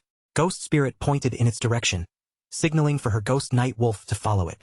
She told the wolf to move out, then climbed onto its back in one smooth motion. The spectral beast immediately surged forward, carrying her through the deserted city streets as they chased the glowing crimson trail. Elsewhere, the focus shifted to a high-rise apartment that had once been Qin Feng's home. In the stillness outside the door, a sudden knock echoed through the hallway. Inside the apartment, Qin Xiaoyu hurried over and opened the door with a bright, expectant smile. The moment she saw the familiar woman standing outside, she happily greeted her as Mom. Standing in the doorway was a middle-aged woman dressed neatly in a suit, accompanied by a tall white-haired man wearing formal clothes of his own. Qin Xiaoyu excitedly assumed the stranger had come to purchase the apartment and praised the woman for finding a buyer so quickly. The woman's expression turned apologetic as she gently corrected the misunderstanding. The white-haired man was not a buyer at all, but a diviner she had hired to help locate Qin Xiaoyu's brother. Adjusting his tie with practiced confidence, the stranger introduced himself as Diviner Rentu. Qin Xiaoyu's cheerful expression immediately faded. She asked why anyone needed to divine her brother's whereabouts in the first place. With visible sadness, the woman explained that she would be moving away in only a few days and could not leave peacefully while Qin Xiaoyu remained alone. Caught completely off guard, Qin Xiaoyu asked why the move had been decided so suddenly. The woman explained that Zhanghai City's authorities had extracted a platinum-grade hideout known as the Church Sanctuary and invited the Mengsha River Guild to relocate there for protection. The woman gestured toward Rintu and urged Qin Xiaoyu to accept his assistance, assuring her that his divinations were extremely accurate. Rintu stepped forward in agreement and tried to persuade her, claiming Qin Feng was dependable and would surely help if she approached him sincerely and begged properly. Qin Xiaoyu folded her arms across her chest and rejected the offer with open irritation. She thanked the woman for caring, but firmly declared that she needed no such help. After 19 years, she said bitterly, if Qin Feng had decided he did not want her, then there was nothing more to discuss. She demanded to know what purpose finding him would serve now. Deep down, however, Qin Xiaoyu had an entirely different concern. She was currently guarding Shadow's hideout and saw him frequently, and she remained convinced that Shadow would eventually recognize her value and allow her to join his guild. The woman sighed helplessly, clearly accustomed to Qin Xiaoyu's stubbornness. She advised her to at least give the divination a chance, then excused herself to begin packing. When she departed, Rintu stayed behind inside the apartment. Rintu asked whether Qin Xiaoyu had any belongings her brother had personally used, since such an object would help with the divination. Qin Xiaoyu snapped at him and repeated that she had no interest in having him divine anything. Rintu ignored her refusal and walked directly into the apartment, slowly surveying the rooms around him. He mentioned hearing that the siblings had once lived there together and concluded that the apartment itself would serve perfectly well as a medium. Qin Xiaoyu followed close behind, angrily demanding to know who had given him permission to enter. Rintu turned back with a charming smile and claimed he felt a certain destiny connecting the two of them, so he was willing to perform the divination for free. Without waiting for Qin Xiaoyu's approval, he raised a card glowing with blue magical energy and told her to examine the result herself. If she found it convincing, that was excellent. If she did not, then nothing had been lost. Blue light gathered above the card, forming a large holographic tarot image that floated silently in the air before Qin Xiaoyu. Rintu activated the divination card, and its surface shifted into a disturbing vision. Within the image, A dark human figure lay motionless far beneath the surface of a deep and endless sea. Wearing a carefully regretful expression, Rintu interpreted the vision for Qin Xiaoyu. He informed her that her brother had already been burned to death, and that his remains had ultimately sunk into the ocean, leaving Qin Xiaoyu staring at him in complete shock. The claim could not have been further from the truth. At that very moment, the real Qin Feng was comfortably relaxing on a sofa inside his hidden base, while Qin Xiaoyu's shock rapidly transformed into blazing fury. Inside her mind, Qin Xiaoyu furiously cursed Qin Feng as useless trash for dying so easily. In her opinion, he should have survived long enough for her to become powerful and personally trample him beneath her feet. Outwardly, Rintu maintained his solemn expression and offered Qin Xiaoyu a few carefully spoken words of condolence for her supposed loss. Rintu then smoothly changed the subject, mentioning that he had heard Qin Xiaoyu maintained contact with Shadow. He claimed his divination had already revealed Shadow's current location and asked whether she wished to accompany him there. Producing a golden card, he explained that he could teleport her directly to Shadow in an instant. With calculated kindness, Rintu suggested that although Qin Feng was dead, Qin Xiaoyu could simply recognize Shadow as her new older brother, allowing everyone to be happy. Qin Xiaoyu agreed without hesitation. Internally, she scoffed that Qin Feng had escaped too easily by dying, but decided it no longer mattered because Shadow would certainly protect her. The moment she accepted, Rintu activated a glowing blue magic circle beneath their feet, and both of them vanished from the apartment. When the light faded, Qin Xiaoyu and Rintu rematerialized inside a dark, filthy room. Rusted equipment and abandoned surfaces surrounded them, making the place resemble a laboratory that had been deserted for years. Qin Xiaoyu looked around the gloomy room in confusion and immediately asked where Shadow was. Rintu's friendly act disappeared as he slowly removed his suit jacket, and with a menacing expression, he coldly replied that he should be the one asking her that question. Before Qin Xiaoyu could react to the sudden change in his behavior, Rintu stepped forward and drove a vicious right hook directly into her face. The impact snapped her head sideways and sent blood spraying from her mouth. Without giving her a chance to resist, Rintu seized Qin Xiaoyu by the ankle and lifted her completely off the ground. Her body swung upside down beneath his grip as he coldly demanded that she reveal everything she knew about Shadow. Dangling helplessly in the air, Qin Xiaoyu trembled from head to toe as frightened tears poured down her face. Barely able to form the words, she stammered that she did not truly know Shadow at all. Rintu immediately called her a liar, reminding her that she had personally claimed to guard Shadow's door and see him regularly. Before Qin Xiaoyu could explain herself, he drove a vicious fist straight into her stomach. Still hanging defenselessly upside down, she took the full impact and instantly lost consciousness. Seeing her go limp so quickly, Rintu complained that she had fainted far too easily. He was almost offended that she had not extracted even a single useful ability from the game, nothing that could help her resist him or protect herself. Rintu grabbed the unconscious Qin Xiaoyu and dragged her carelessly across the hard floor. While hauling her along, he spoke into his phone and informed the person on the other end that the prey had been secured. Barely containing his sadistic excitement, he asked when he would finally be allowed to act, grumbling that his blade was already thirsting for blood. Once inside, Rintu tossed Qin Xiaoyu's limp body onto a cold metal table, as though she were nothing more than an object. He then checked his phone and saw a message from his boss, warning him not to kill her until further instructions arrived. Rintu clicked his tongue, visibly irritated by the restriction. That disappointment did not last long. A sinister smile crept back across Rintu's face, and a red glow flickered within his eyes. Drawing out a sharp scalpel, he decided that even if killing her was forbidden, no one had said he could not take his time playing with her. Meanwhile, inside a restroom, Officer Xiaoma quietly considered the situation. 2 entire days had passed, yet there had still been no report of Shadow logging out of the game. As Xiaoma stepped out of the restroom, he continued turning the facts over in his mind. After extracting physical statistics from the game, a person's appetite would rise dramatically, so there was no realistic way Shadow could remain online without interruption for this long. That left Xiaoma with only one reasonable conclusion. Captain Anyu had deliberately stopped reporting Shadow's activity because she had already begun to suspect that someone else was committing the murders and using Shadow as a convenient scapegoat. Sayama entered the main police office with measured steps, but his thoughts were anything but calm. Realizing that the situation might soon slip beyond his control, he decided he needed to accelerate his plans. A malicious shadow spread across Sayama's face as he imagined the outcome he desired. If the public could be convinced that Shadow was a bloodthirsty serial killer, fear and anger would quickly consume the city. He laughed to himself, certain that once public opinion erupted, the authorities would be forced to eliminate Shadow whether the accusations were true or not. Elsewhere in the city, the massive paws of the ghost night wolf touched down lightly against the pavement. Despite the mount's imposing size, its landing made almost no sound. Ghost Spirit remained seated upon the wolf's back, her gaze fixed ahead. After finally reaching the location she had been searching for, she calmly declared that she had arrived. A thin stream of crimson energy twisted through the air like a lingering trail. From her elevated position, Ghost Spirit looked down at the stark concrete facility below, and confirmed that the killer's aura led directly into that building. Without hesitation, Ghost Spirit sprang from her mount and dropped toward the structure. In midair, she activated Shadow Sneak, allowing her presence to melt into the surrounding darkness as she moved in to investigate. She landed with perfect control upon a narrow window ledge. Not even the faintest sound escaped beneath her feet as she steadied herself beside the glass. Ghost Spirit cautiously leaned closer and peered through the window. At first, a small smile touched her lips, pleased that she had finally tracked down the person responsible. But the smile vanished the instant she saw what was waiting inside. Her eyes widened, and her entire expression twisted into raw shock and horror at the gruesome sight before her. Inside the room, Qin Xiaoyu hung from the ceiling with both wrists bound above her head. Her legs had been severed at the knees, and thick, dark blood continued dripping from the wounds onto the floor below.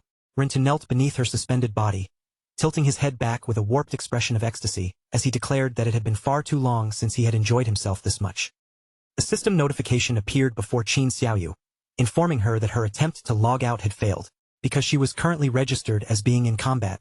Escaping the game was impossible. Fresh tears streamed down Qin Xiaoyu's cheeks as the meaning of that message sank in. She could not disconnect, she could not run, and there was no obvious path out of the nightmare surrounding her. Her exhausted body remained suspended from the ceiling, held up only by the restraints cutting tightly around her wrists. She could do nothing but hang there helplessly. Below her torn clothing, both of her legs ended at the knees. The severed wounds had been wrapped in rough, crudely applied bandages that did little to hide the brutality of what had happened.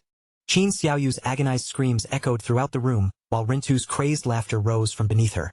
Overwhelmed by pain and terror, she could not understand what she had done to deserve something so horrifying. She had never come here looking for trouble. All Qin Xiaoyu had wanted was to sell a house. Yet that simple task had somehow dragged her straight into this living hell. As her strength continued to fade, Qin Xiaoyu could feel death creeping closer with every passing moment. Completely swallowed by despair, she cried out into the room, begging anyone who could hear her to come and save her. At the darkest point of her suffering, the image of her older brother, Qin Feng, suddenly surfaced in her mind. Through her tears, she found herself thinking that if Qin Feng were still here, he would never allow this to happen. He would surely come and rescue her. That desperate thought quickly turned into grief and anger. Silently cursing her brother, Qin Xiaoyu wondered why Qin Feng had been forced to die and leave her behind to face the world completely alone. Then, without warning, a brilliant green radiance burst across the room. The warm light wrapped around Qin Xiaoyu's mangled body, covering her wounds from head to toe. Qin Xiaoyu stared down in confusion as strands of magical energy began weaving her damaged flesh back together.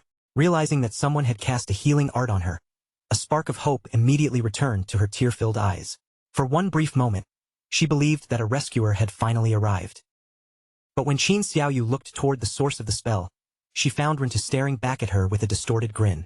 He introduced himself once again, revealing that his game ID was Human Butcher, and that the profession he had chosen was none other than priest. Surrounded by the green glow of his own healing magic, Rintu slowly walked toward the hanging girl. With terrifying calmness, he told Qin Xiaoyu not to worry, assuring her that he had no intention of allowing her to die so quickly. Rintu covered his face as uncontrollable laughter spilled from his mouth, then began explaining the twisted belief that drove him. To him, pushing his prey beyond the limits of suffering and killing them as slowly as possible was the only way to create a truly wonderful experience. That was precisely why he had chosen the priest profession, so he could heal his victims and continue the torture. Looking up at the terrified Qin Xiaoyu, he announced that the ordeal was far from over. Next, he planned to tear away her chest. Qin Xiaoyu's mind could no longer endure the terror. Her eyes rolled backward, white foam gathered around her lips, and her remaining strength disappeared as she fainted once again. Rintu watched her unconscious body with obvious disappointment. Annoyed that she had passed out before he could continue, he mocked Qin Xiaoyu for being such a fragile and uselessly weak girl. At that exact moment, Rintu suddenly sensed danger rushing toward him.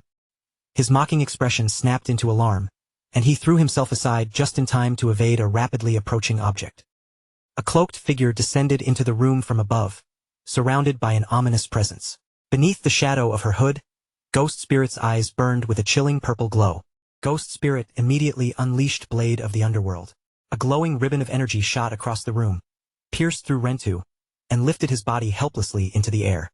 With an icy expression, she stared directly at the captured murderer. Her voice carried no trace of mercy as she confronted him. Ghost Spirit demanded that Rentu explain exactly why he had committed these crimes and deliberately framed Shadow for every murder. Rentu responded by activating his healing art, green energy spreading across his wounded body. Arrogance quickly returned to his face, as though he still believed the situation remained entirely under his control. That confidence lasted only an instant. The glowing ribbon tightened violently around Rentu's body, locking his limbs in place and leaving him completely unable to move despite his healing magic. Ghost Spirit then plunged downward with terrifying speed. She seized Rentu by the throat in midair and drove him into the wall with crushing force. The impact shattered the concrete behind him, and Ghost Spirit held Rentu pinned against the cracked surface by his neck. She warned that unless he confessed everything, she would saw off both of his legs. With his arrogance completely destroyed, the terrified Rentu hurriedly stammered that he would tell her everything he knew. Far away from that blood-stained facility, the surroundings gave way to the bleak and abandoned ruins of Zhanghai City. Among the desolate ruins, Captain Anyu, Wang Meng, and Little Black gathered for a grave discussion. Anyu pointed out that ever since they stopped submitting reports about Shadow's login times, the mysterious murders had also stopped. That alone was strong evidence that someone had been using those reports to frame him. Little Black immediately defended Shadow with visible anger. Someone as overwhelmingly powerful as him would never behave like some twisted serial killer. In her view, if Shadow truly wanted someone dead, he would simply reduce them to ashes rather than leave mutilated bodies behind for others to discover. Captain Anyu understood Little Black's reasoning, but she calmly reminded her of the larger problem. The three of them might know that Shadow was innocent, yet the ordinary people outside had no way of knowing the truth.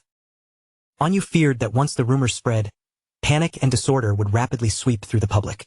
That chaos was most likely the real objective of whoever had engineered the murders. If fear continued to grow, the authorities might eventually be forced to kill Shadow simply to calm the population, even while knowing he had been falsely accused. Little Black then asked whether the officials actually possessed enough power to defeat Shadow in the first place. A grim, almost helpless smile appeared on Captain Anyu's face as she admitted the truth. They did not. Captain Anyu explained that a direct clash with Shadow would come at a terrible cost. Even if the government somehow prevailed, its forces would suffer devastating losses, giving rival nations the perfect opportunity to exploit Great Xia's weakness and place the entire country in danger. Wang Meng's expression turned grave as he insisted they had to clear Shadow's name before the situation spiraled any further. After weighing the evidence, he concluded that whoever had orchestrated the frame-up had to be someone connected to the officials of Zhanghai City. Captain Anyu fell silent, carefully piecing the clues together in her mind. Among Zhanghai City's officials, there was only one person she could think of who not only had access to the necessary information, but also carried a personal grudge against Shadow. At that very moment, Officer Xiaoma stood alone inside his office. Beads of nervous sweat rolled down his face as he stared tensely at the phone clutched in his hand. 2 full days had passed without any report of Shadow logging off, leaving Xiaoma increasingly frustrated. Worse still, he feared that Rentu might have lost control of his sadistic urges and accidentally killed their prey before the plan could proceed. Surrounded by the darkness of the empty office, Xiaoma allowed his obsession with Captain Anyu to consume him completely. Her face filled his thoughts, and he became more convinced than ever that as long as Shadow remained alive, Anyu would never belong to him. Driven to desperation, Xiaoma raised a glowing card before his eyes and tightened his grip around it. For Anyu's sake, he told himself, he was willing to turn the whole of Great Xia against him and become the nation's enemy.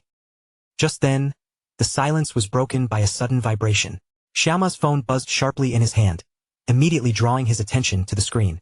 The message appeared to have come from Rentu, claiming that the captured prey had somehow escaped. It demanded 3 years of lifespan so Rentu could extract a tracking skill, then listed an address where Xiaoma was supposed to personally deliver the payment. Fury surged through Xiaoma as his fingers tightened around the phone. He could not believe his subordinate had failed such a simple assignment. Yet if the entire scheme was uncovered, his position and future would be destroyed, leaving him no choice but to go there and clean up the disaster himself. Beneath a heavy, gloomy sky, Xiaoma drove toward an abandoned industrial complex far from the crowded parts of the city. The silent buildings stood like dark shadows as his vehicle approached the deserted facility. After stepping into the dim warehouse, Xiaoma called out for Human Butcher, his angry voice echoing through the empty space.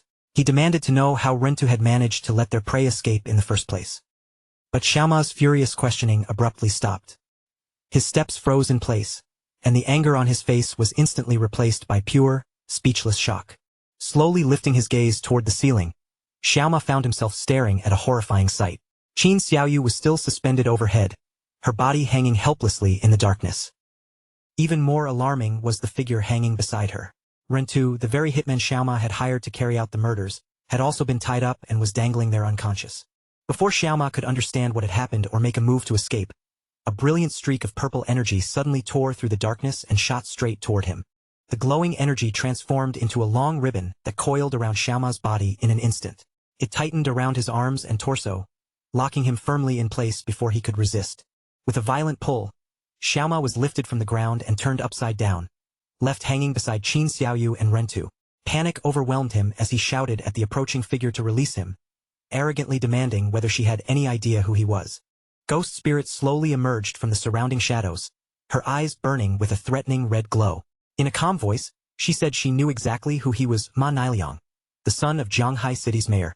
Rentu had already confessed everything, including how Ma Niliang ordered him to murder people and abandon their bodies specifically during Shadow's offline hours, making every killing appear connected to Shadow. Ghost Spirit then thanked Rentu for honoring his promise and successfully luring the true mastermind into the warehouse. With a swift movement, she severed the restraints holding him. Looking down at the fallen killer, she said that as a reward for cooperating, she would grant him one more opportunity to enjoy himself. Rentu climbed unsteadily to his feet as waves of purple energy surged around his body. His eyes looked completely deranged, as though his remaining reason had vanished. Ghost Spirit ordered him to kill Ma Niliang however he pleased, and Rentu responded with crazed giggling, eagerly thanking the young miss for such a generous opportunity. Still completely trapped under Ghost Spirit's control, Rentu received an even clearer command. He was to kill Ma Niliang using his favorite method. Laughing like a madman, Rentu agreed without hesitation and turned toward Ma Niliang, telling him that struggling would only make things worse. Ma Niliang screamed in terror as Rentu suddenly lunged forward with a scalpel raised in his hand. Wearing a twisted smile, Human Butcher mockingly apologized to Boss Ma, claiming that, under the circumstances, he simply had no other choice. Still suspended and unable to move freely, Ma Niliang stared down in horror. The scalpel flashed beneath the warehouse lights as its sharpened edge came directly toward his exposed throat. However, Ma Niliang had prepared a final defense. Just before the blade could cut into him, he activated a glowing golden card. A powerful shockwave exploded outward, blasting Rentu backward while Ma Niliang broke free and rolled across the floor to safety. An enormous eruption of fire and violent energy swallowed Rentu's body before he could recover. The blast illuminated the entire warehouse, while Ghost Spirit stood at a distance and watched the destruction unfold without the slightest change in expression. When the flames finally faded and the thick smoke began to clear, Rentu was already lying motionless on the ground. His dead body gradually dissolved, transforming into glowing lifespan orbs that floated above the scorched floor. Ma Niliang struggled back to his feet, breathing heavily after the narrow escape. As he glared at Ghost Spirit through the drifting smoke, he finally realized that this mysterious woman had to be Shadow's disciple. Consumed by rage, Ma Niliang slapped another glowing golden card directly onto his forehead. The power of the sun god poured into his body, granting him an enormous increase in agility that would last for 2 minutes. A golden crossbow materialized in his hand, and he furiously declared that he would kill both Shadow and his disciple. Propelled by his newly enhanced speed, Ma Niliang shot into the air faster than the eye could easily follow. While leaping across the warehouse, he raised the golden crossbow and fired a rapid barrage of energy arrows straight at Ghost Spirit. Ghost Spirit remained completely composed as the glowing projectiles rained toward her. She slipped between the arrows with smooth, precise movements, calmly weaving through the explosions that erupted all around her. Ma Niliang desperately continued his attack, trying to keep her trapped beneath the non-stop barrage. But Ghost Spirit suddenly activated her stealth ability and vanished from sight. Floating in midair, Ma Niliang looked around in panic, realizing she possessed the same assassin abilities as Shadow, and that he had completely lost track of her. Without warning, several purple energy ribbons burst out from the surrounding darkness. Before Ma Niliang could turn or defend himself, the ribbons pierced through both of his arms and twisted tightly around his body, instantly taking away his ability to move. Ma Niliang screamed from the overwhelming pain as the ribbons dragged him higher into the air, leaving him suspended beside the other captives. Ghost Spirit reappeared beneath him and looked up coldly, asking whether he was truly the one who had dared to harm her master. Her eyes now glowed with an icy purple light as she continued staring him down. Ghost Spirit pointed out that someone as weak as Ma Nileong could never have obtained such powerful card abilities by himself, then demanded that he reveal the identity of the person supporting him from behind the scenes. Tears streamed down Ma Nileong's face as pain overwhelmed what remained of his courage. Unable to endure any longer, he confessed that the foreigners connected to Chen Shishir had approached him first. According to Ma Nileong, those foreigners supplied him with the powerful cards and asked him to cooperate in killing Shadow. They had also promised him that an extremely influential figure was standing behind them and supporting the entire operation. Ma Nileong continued sobbing as he insisted that was truly everything he knew. Beyond those details, he claimed he had never been told anything more about their plans or the identity of the powerful backer. Desperate to survive, Ma Nileong began begging Ghost Spirit for mercy. He promised that if she spared his life, his father, the mayor of Zhanghai City, would give her anything she desired in return. Ghost Spirit offered no reply to his desperate bargaining. She simply turned her back on him and muttered in an irritated voice that he was far too noisy. Behind her, the purple ribbons suddenly constricted with brutal force. Ma Nileong's screams were cut short as his body burst apart in a violent shower of blood, killing him instantly. With her eyes still glowing coldly red, Ghost Spirit walked away from the remains without looking back. In her mind, she remembered the lesson her master had taught her clearly. Never allow even a single enemy to escape. As she prepared to leave the warehouse, Ghost Spirit paused and glanced back toward Qin Xiaoyu. The young woman was still hanging unconscious from the ceiling, her severed legs leaving her body in a pitiful and horrifying condition. Ghost Spirit felt a trace of sympathy for the injured girl, but she did not personally take her away. Instead, she decided to leave Qin Xiaoyu for the authorities to discover and rescue, believing that whether the girl ultimately survived would depend on her own fate. Not long after Ghost Spirit disappeared, police vehicles arrived outside the abandoned industrial facility. The officers had been directed there by an anonymous report revealing the warehouse's location. The police rushed through the warehouse entrance, only to freeze in shock at the gruesome sight waiting inside. The moment they spotted the badly injured Qin Xiaoyu, one of the officers urgently shouted for a healer to be brought in immediately. The officers quickly began identifying everyone at the scene. One of the dead men was confirmed to be Ma Nileong, while the other, Rentu, remained unidentified for the moment.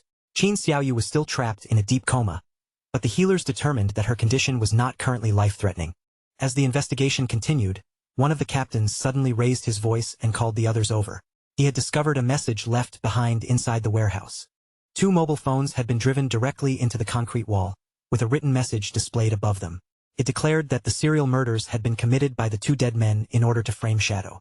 The phones contained the supporting evidence, while the injured girl served as a living witness. At the bottom was a peculiar signature, doing good deeds without leaving a name. After examining the phones, the officers uncovered records that confirmed the entire conspiracy. Ma Nileong had worked together with Rentu to murder innocent people and place the blame on Shadow. Even more disturbingly, they discovered that a mole within the police department had been secretly leaking Shadow's login times to Ma Nileong. Enraged by the betrayal, the captain immediately ordered his officers to identify and arrest the traitor. Meanwhile, back in the real world, Qin Feng sat comfortably before a table buried beneath an enormous spread of food. He was enjoying the massive meal when his phone suddenly rang, and the caller displayed on the screen was Captain Anyu. The moment Qin Feng answered, Captain Anyu eagerly shared the latest development. Her voice carried obvious excitement, as she revealed that the investigation into the serial killings had finally achieved a major breakthrough. Qin Feng calmly pretended to know nothing and casually asked whether they had already identified the murderer. Anyu confirmed that Ma Nileong and Rentu had been exposed as the culprits, though both men had already died before the authorities could arrest them. Anyu went on to explain that the police had recovered solid evidence along with a surviving witness. Unfortunately, the young woman had lost both legs and remained unconscious, so they would have to wait until she awakened and gave her testimony before officially closing the case. Hearing this, Qin Feng quietly praised Ghost Spirit in his heart for carrying out the assignment perfectly.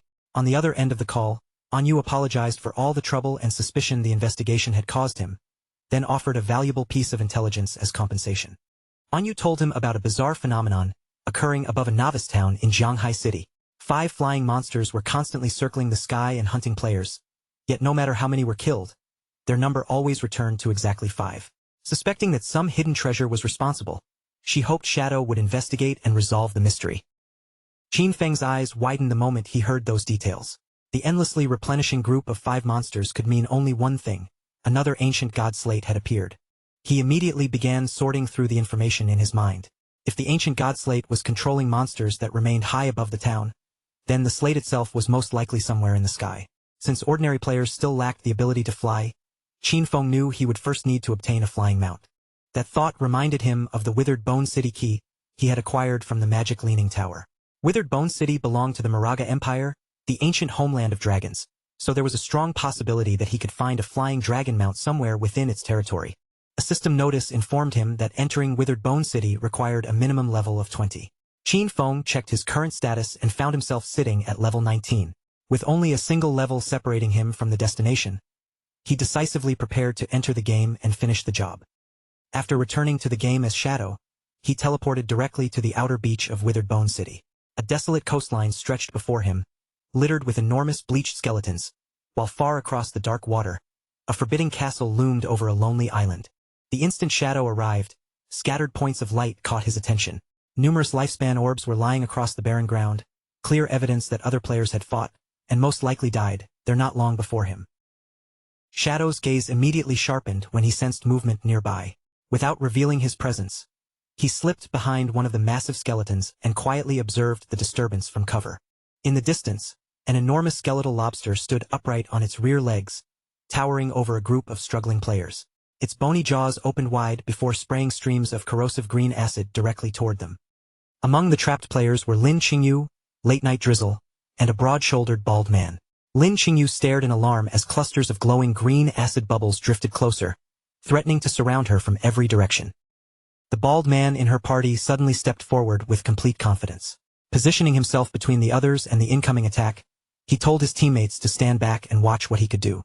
A pale green, ghost-like aura spread from his body and washed over the entire party. The system identified his profession as Soul Walker, a rare hidden support class capable of transforming both the user and nearby allies into spiritual forms. While transformed, they could neither attack nor physically collide with anything, but they also became completely immune to incoming damage. The skeletal lobster unleashed a violent torrent of green acid breath across the battlefield.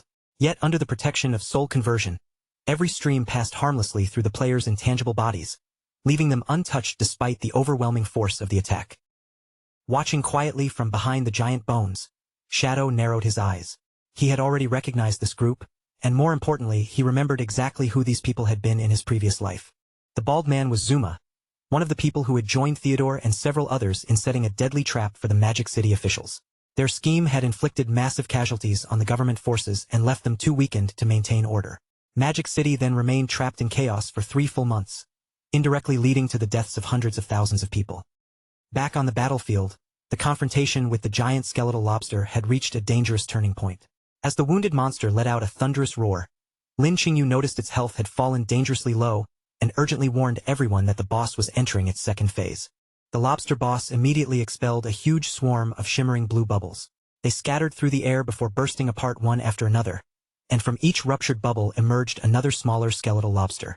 The party was overwhelmed almost instantly as the newly summoned monsters flooded across the battlefield.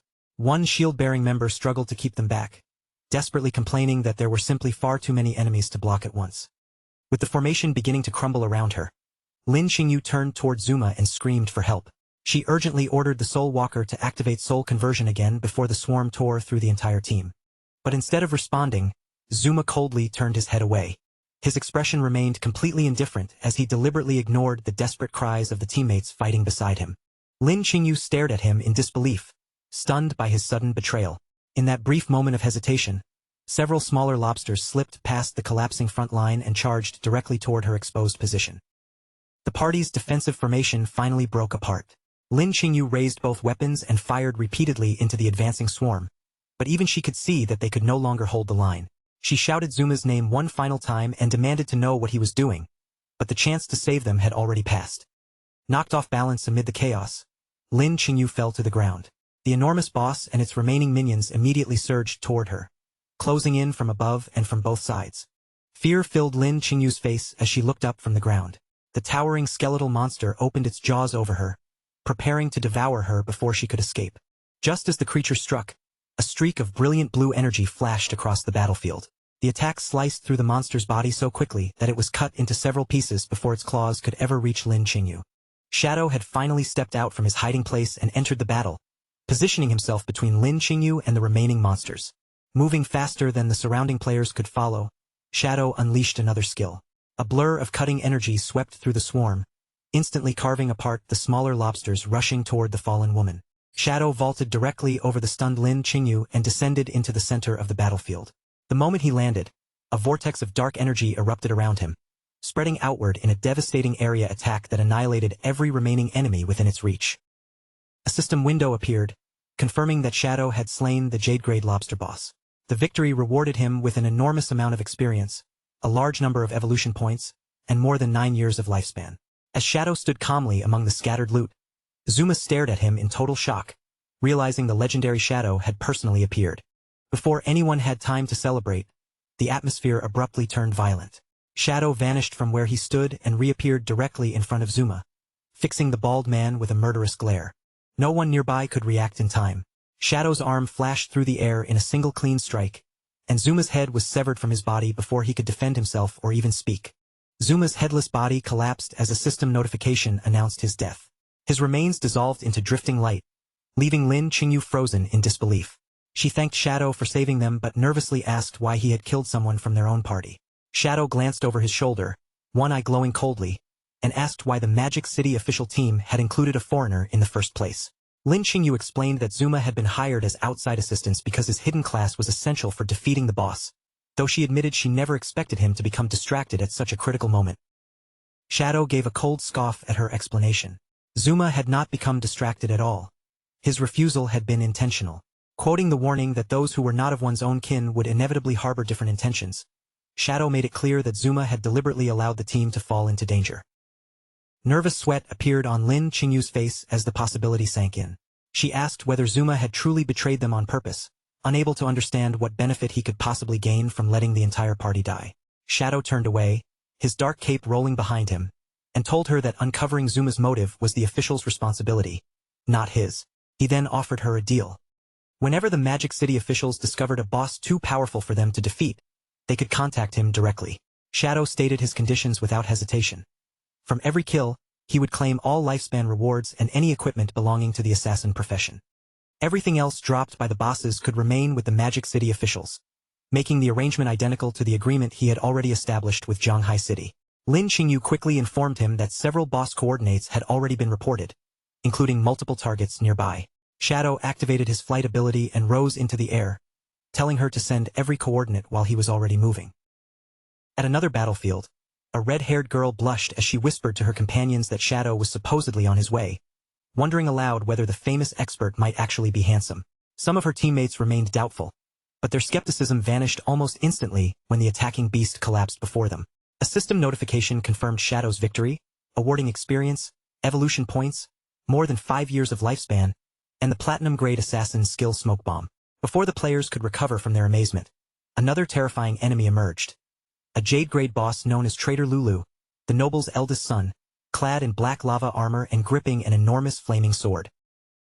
One nearby player froze at the sight of Traitor Lulu, convinced his life was already over. But in the next instant, Shadow became a blur and launched his attack, dealing an overwhelming amount of damage before the boss could retaliate. The system soon confirmed another kill, rewarding Shadow with experience, evolution points, more than 10 years of lifespan, and the Jade-grade skill merge into darkness. The rescued players could only stare in stunned silence. They were completely unable to comprehend what they had witnessed, especially after realizing that each one of Shadow's attacks had inflicted more than 300,000 points of damage. Rather than learning the newly acquired skill normally, Shadow chose a more direct method. He activated the power of his Spirit Devourer bloodline and consumed the skill card itself, converting the energy within it into a tremendous increase across his personal attributes. A system notification immediately confirmed the result. By devouring the legendary skill, Shadow had significantly strengthened both his elemental attack power and his resistance against elemental damage. Continuing onward, Shadow noticed that the path ahead began descending at an unusually steep angle. Surprise flickered across his face as he realized the route was carrying him deep beneath the surface. While advancing through the dark, jagged stone corridor, he gradually understood what the passage had been built to accomplish. The tunnel stretched beneath the ocean floor, forming a hidden connection between the mainland coastline and the isolated island in the distance. Shadow continued through the seemingly endless underground passage until a faint opening finally appeared ahead. Shadow stepped through the cave mouth and emerged into a bleak landscape battered by wind and storms. High above him, a ruined black castle stood upon the edge of a towering cliff, its broken silhouette repeatedly illuminated by violent streaks of lightning. A system notification welcomed Shadow to the Moraga Empire's withered bone city ruins, then immediately issued a severe warning. The entire location was classified as a berserk area, where every player's lifespan would drain at 100 times the normal rate. Standing at the edge of the island, Shadow gazed across the black, restless water and quietly admired the brilliance of the tunnel's hidden design. The sight stirred a memory from his previous life, when a notorious madman had once ranted endlessly about a secret passage buried beneath the sea. Back then, no one had taken the man seriously. Most players simply laughed at him, assuming he had confused this world with the map or setting of some completely different game. But now that Shadow had personally crossed the underwater passage, the truth was impossible to deny. That so-called madman had never been speaking nonsense at all. Every word of his strange story had been real. Leaving the coastline behind, Shadow advanced into a lifeless forest filled with withered trees and bones scattered across the dark soil. He had barely gone far when the ground beneath his feet suddenly began shaking with violent force. Nearby, the enormous skull of a long-dead skeletal dragon began trembling against the earth. Deep cracks spread across its weathered surface as something hidden inside pushed against the ancient bone. Without the slightest warning, a colossal creature exploded out from within the dragon's skull. The massive bones shattered apart in every direction, sending jagged fragments and clouds of dust rolling across the forest floor. Shadow did not retreat.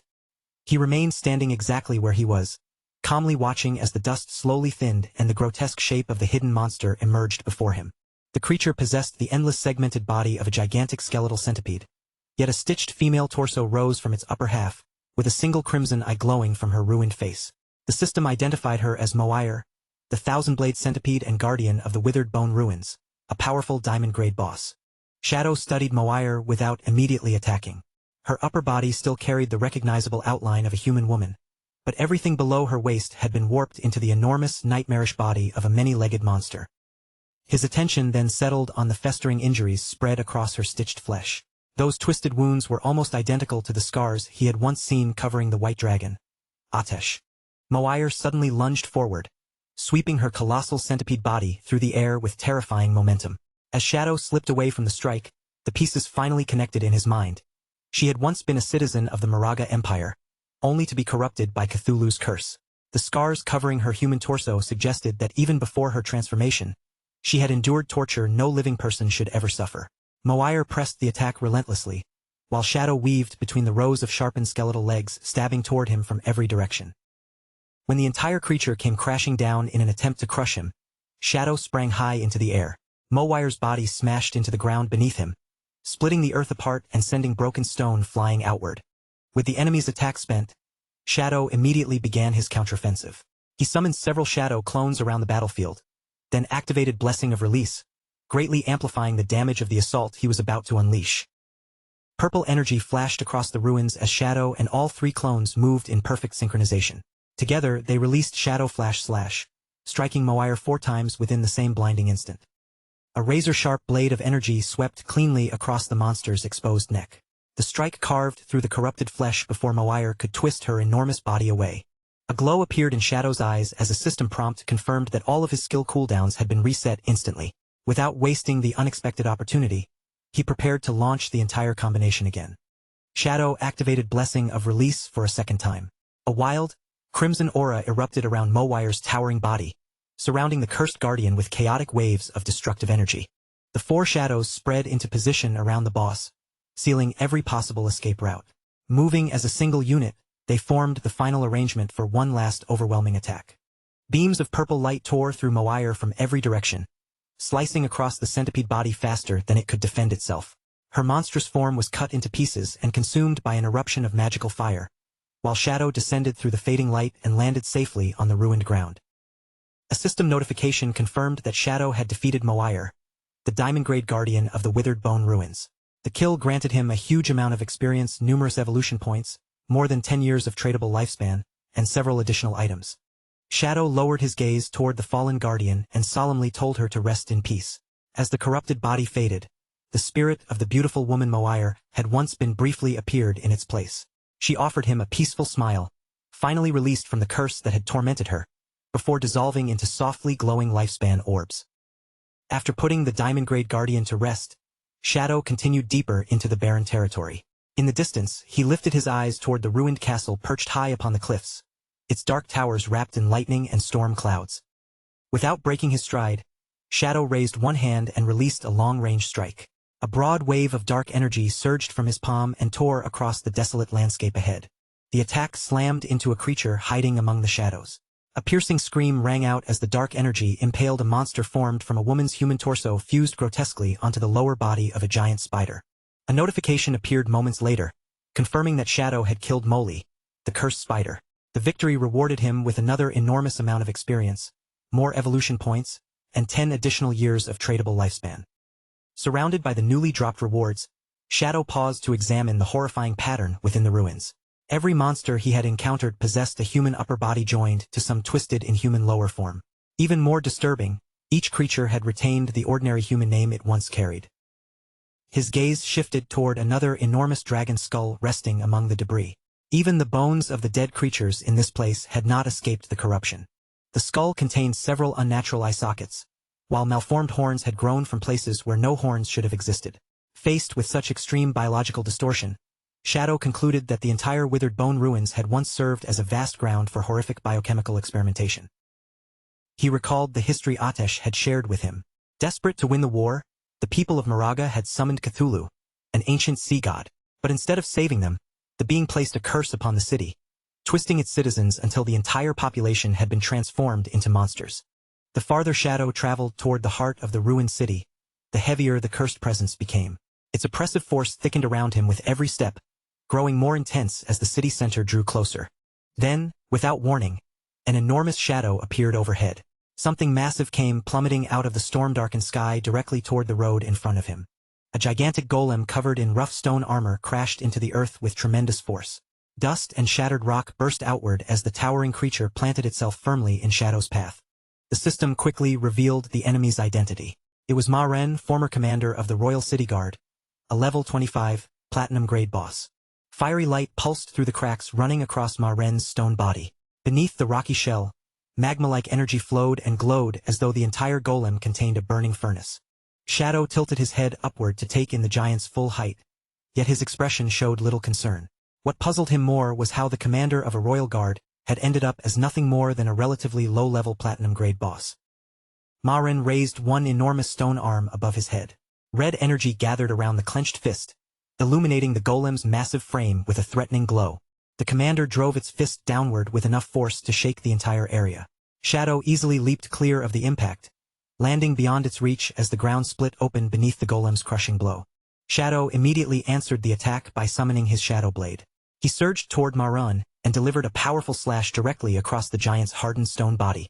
Damage numbers appeared above the boss, but something strange happened at the same moment. The force of the strike seemed to rebound, triggering an unexpected reflected damage effect. A sharp burst of pain tore through Shadow's own body. To his surprise, the exact amount of damage he had just inflicted upon Ma Ren had been returned to him instantly. Shadow dropped back to the ground and steadied himself, his expression becoming far more serious. After that single exchange, he immediately understood how dangerous the golem's hidden ability truly was. Staring into Ma Ren's glowing red eyes, Shadow identified the effect as damage reflection.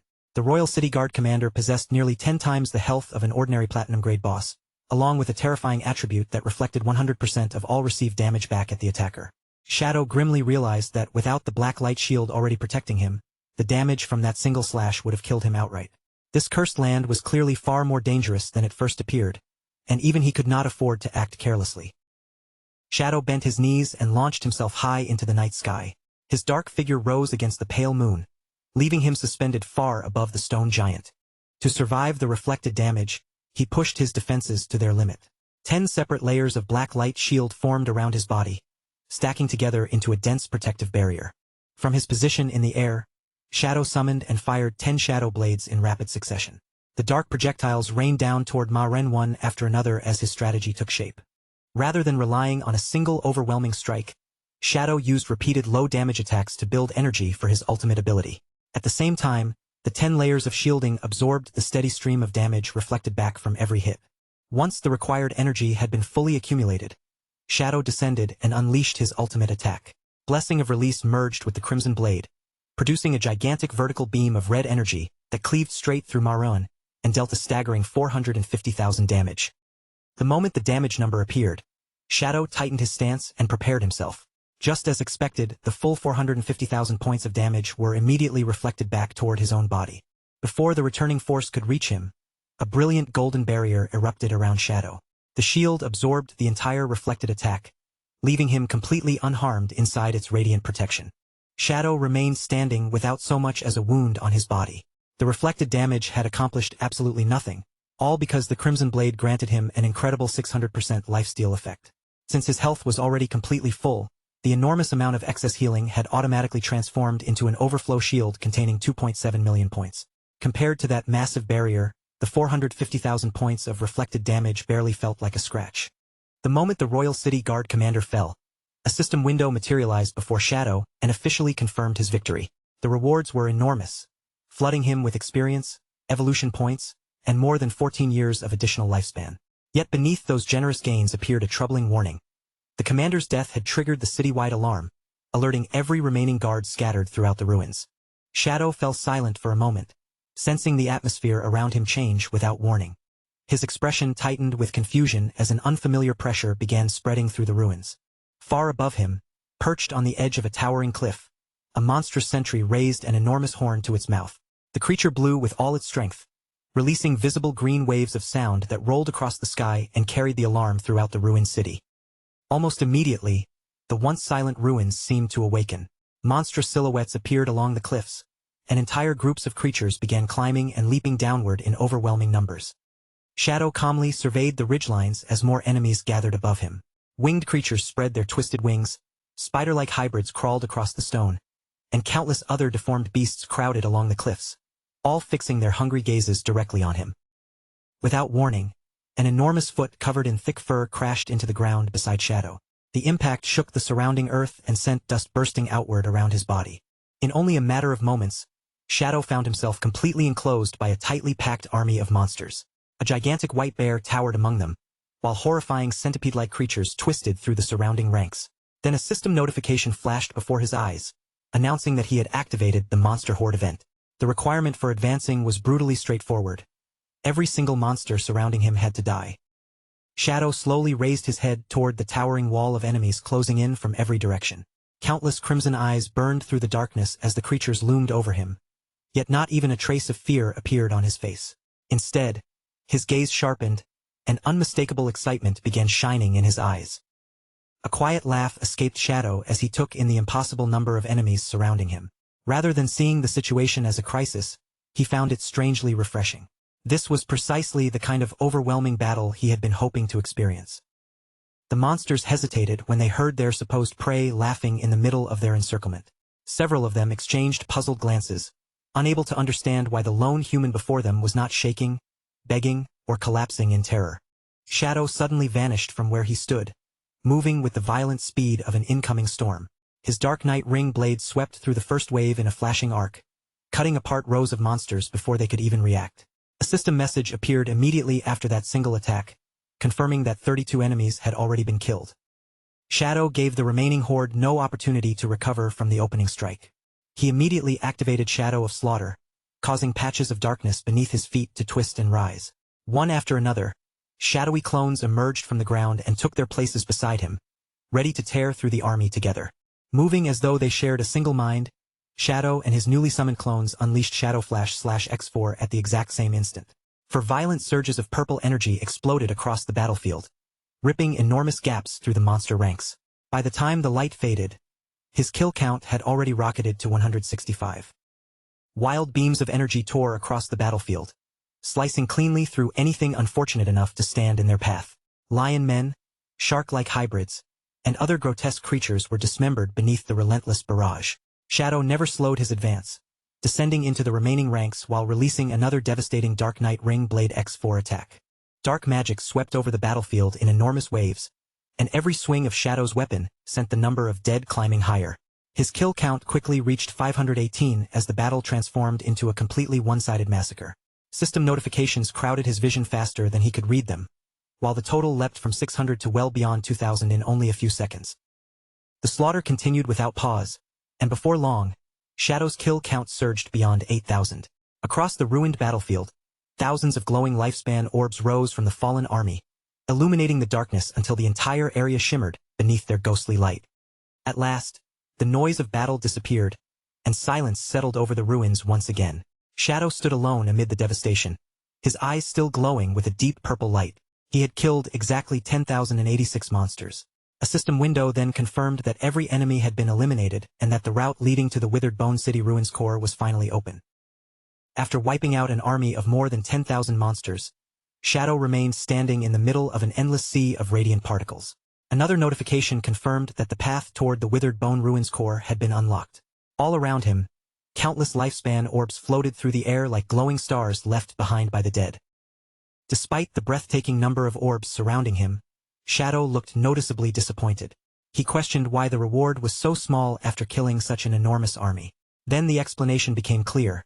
The curse had been continuously consuming the citizens' life force, and even after those people became monsters, that relentless drain had never stopped. Before Shadow could dwell on the disappointing reward, the floating orbs suddenly began moving. They spun around him in widening circles, their light gathering into a brilliant current of magic as the countless particles slowly joined together and started forming a solid structure. The concentrated light surged outward over the enormous chasm, stretching farther and farther into the distance. Within moments, the accumulated lifespan of the dead had shaped itself into a radiant bridge connecting Shadow's position to the ominous castle waiting on the opposite side. Shadow stepped onto the bridge created from the lingering light of the fallen citizens. The instant his foot touched its glowing surface, a powerful golden aura erupted around his entire body, catching him completely by surprise. A system window appeared and informed Shadow that he had received the blessing of the Withered Bone citizens. Grateful that he had finally released them from their cursed existence, the liberated souls granted him a special buff that gave him a chance of obtaining dragon power while battling inside the city. Shadow lifted his glowing hand and examined the golden energy coating it, remarking that this new power was rather interesting. From the blessing and the path the souls had created, Shadow quickly understood what they wanted from him. The true source of the curse had to be somewhere deeper within the city, and the victims were guiding him toward it in the hope that he would destroy the curse once and for all. Shadow continued walking across the radiant bridge until he reached its far end. Waiting there was a massive black pit, its opening surrounded by flesh-like tissue and darkness, making the entrance resemble the gaping maw of some enormous living creature. Shadow did not hesitate or waste even a second studying the depths below. He stepped forward and hurled himself directly into the seemingly bottomless abyss. As Shadow plunged through the fleshy tunnel, the organic walls rushed past him in the darkness. A system warning appeared during his descent, announcing that he had entered the Withered Bone Curse Great Hollow. Inside this place, lifespan would be drained at 1,000 times the normal rate. Shadow finally struck the bottom with a heavy splash, sinking into a pool of dark red liquid. He slowly pushed himself upright as thick fluid ran from his body. Pulsating organic walls surrounded him on every side, yet his posture remained steady as he prepared to confront the corruption at its source. Far deeper within the hollow, buried among layers of twitching flesh, a long-haired man hung suspended against the wall. His hair and beard were both deep red, while several thick spikes had pierced straight through his body and held him firmly in place. Without warning, a notification flashed as the imprisoned man's eyes snapped open. He had sensed that someone had entered the hollow. In the darkness nearby, Shadow immediately readied himself, and a purple flame ignited across his chest as an overwhelming wave of killing intent crashed toward him. Still pinned to the wall by the massive spikes, the red-haired man began moving his lips. A stream of strange, broken syllables slipped from his mouth, carrying a disturbing weight through the fleshy chamber. Shadow narrowed his eyes as he listened more carefully. He recognized the unfamiliar speech as the language of the ancient gods and quickly translated the repeated sounds. The man was not chanting a spell. Over and over, he was desperately calling a single name, Moire. Consumed by grief and driven completely mad, the imprisoned man suddenly roared Moire's name at the top of his lungs. Then, ignoring the spikes tearing through his flesh, he violently ripped his own body free from the wall. The moment he broke loose, his body began contorting in horrifying ways. Flesh twisted, bones shifted, and entire sections of his form tore apart as a nightmarish metamorphosis overtook him. His transformation ended with the appearance of a gigantic skeletal beast wrapped in layers of heavy armor. A system window identified the creature as Archetos, the final guardian of Withered Bone City and a level 20 Emerald grade boss. Shadow reacted immediately by activating Merge into Darkness. His physical form dissolved into the surrounding shadows, erasing his presence and rendering him completely invisible within the hollow. Yet before Shadow could take advantage of his concealment, Arquitos twisted toward his exact location. To Shadow's shock, the enormous guardian swung one of its massive claws directly at him, completely ignoring the protection of his stealth. Shadow narrowly escaped the descending claw, leaping aside just before it smashed into the spot where he had been standing. The impact shattered the ground and sent fragments flying through the chamber. After landing safely at a distance, Shadow stared back in confusion, unable to understand how Arquitos had located him despite his level 21 stealth. Arquitos charged toward him again, its massive body shaking the hollow with every step. The guardian continued screaming the name of the woman it had loved, and hearing that desperate cry finally allowed Shadow to understand how the creature was tracking him. Shadow quickly connected the pieces. He had killed Moire and absorbed the lifespan that remained within her body. Arquitos was not actually seeing through his invisibility. Instead, it was sensing and following the lingering traces of Moire's soul that were now contained inside him. While keeping his distance, Shadow carefully studied the spikes covering Arquitos's armored body. Their shape and arrangement looked exactly like the spikes worn by the Royal City Guard commander he had defeated earlier. Shadow brought out his shadow dagger and held it ready between his fingers. Based on the identical armor, he suspected that Arquitos might possess the very same troublesome passive ability as the fallen commander. To test that suspicion, Shadow launched an attack and struck Arquitos directly. The exact amount of damage he dealt was reflected back toward him in the same instant. Fortunately, the golden shield surrounding his body absorbed the returning blow before it could reach his health. That brief exchange gave Shadow the proof he needed. Arquitos, just like the Royal City Guard commander, possessed the passive ability known as dangerous damage reflection. Arquitos threw back its enormous head and released a deafening roar that shook the entire hollow. Purple energy surged violently across its armored body as the Guardian activated its power and began summoning reinforcements. The fleshy ground surrounding Shadow suddenly bulged and split apart. One after another, enormous blue eggs erupted from beneath the organic surface, rising in every direction until they had formed a complete ring around him. Shadow's expression turned serious as he examined the blue eggs enclosing him. He immediately noticed that they also carried a damage reflection effect. From their appearance and the energy inside them, he concluded that allowing them to hatch would unleash a group of extremely dangerous elite-level monsters. To test how much punishment the eggs could endure, Shadow flicked one of his shadow daggers toward the nearest target. The blade struck cleanly and dealt more than 3,000 points of damage, giving him an immediate measure of the egg's durability.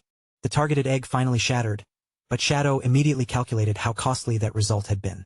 Destroying just one required the equivalent of 3 dagger attacks, meaning the reflected damage would consume 3 separate layers of his black light shield.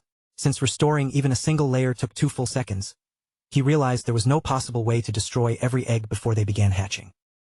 With no practical way to destroy every egg before they opened, Shadow stopped wasting time on an impossible task and chose to let the creatures hatch. He kicked off the ground and launched himself high above the fleshy battlefield, using the elevation to gain a better position while preparing to confront whatever emerged from those shells. As Shadow reached the peak of his jump and began dropping toward Arquitos, he glanced at the power building within him. His ultimate ability had finally finished charging, giving him the perfect opportunity to strike before the newly summoned creatures could interfere. Shadow released the fully charged Crimson Blade without holding anything back. A colossal beam of crimson energy tore downward through the hollow and crashed directly into Arquitos, erupting with overwhelming force as an astonishing 450,000 points of damage appeared above the Guardian. Shadow touched down without making a sound, his posture calm despite the violent blast behind him. The enormous healing generated by his lifesteal had already overflowed into a thick golden barrier, wrapping his entire body in a powerful layer of protection. While Shadow remained completely unharmed inside the glowing shield, every blue egg surrounding him cracked open at almost the exact same moment. The shells split apart violently, and from within each one, a huge monstrous claw punched its way into the open air. A swarm of cursed young dragons burst free and rushed upward, their twisted wings beating against the damp air of the hollow. Each creature was a level 20 emerald-grade monster, and their piercing screeches echoed through the chamber as they circled above Shadow and prepared to descend on him. Shadow dropped back into the pool of dark red liquid, sending ripples spreading around his boots. He lowered himself into a steady crouch and raised his gaze toward the newborn horde, calmly positioning himself to meet their attack head-on. The instant the cursed dragons entered his range, Shadow unleashed the Dark Night Ring Blade. A violent vortex of dark energy expanded around him, catching the creatures in its spinning current and tearing through their bodies. Nearly 30,000 points of damage struck every dragon trapped inside the attack. The entire clash ended almost as soon as it began. Shadow remained standing calmly within his golden barrier while the last dragon fell from the air. A notification confirmed that all 9 had been killed, and Shadow remarked that with his blood shield protecting him, their reflected damage was hardly something worth fearing. As the 9 cursed dragons died, their physical bodies broke apart into drifting particles of light. One after another, those particles condensed into luminous lifespan orbs and floated above the red pool. Yet the lifespan orbs did not fly toward Shadow as he expected. Instead of being absorbed, they gathered together overhead and began spinning with increasing violence. As the swirling light grew brighter, a mysterious voice emerged from within it, speaking in the ancient god language and addressing Shadow as an outsider. The concentrated energy suddenly reshaped itself around Arkitos, restoring the fallen boss in an even more horrifying form. A notification identified this transformation as Flesh Curse, Arkitos' blue scale. Wearing a cruel and threatening smile, the mutated guardian declared that Shadow would never succeed in wiping out his race. The battle erupted again as Arkitos sprang forward, his transformed body surging with power while one enormous, energy-covered fist drove straight toward Shadow. Shadow's eyes immediately blazed neon blue, and he countered with instant Shadow Slash.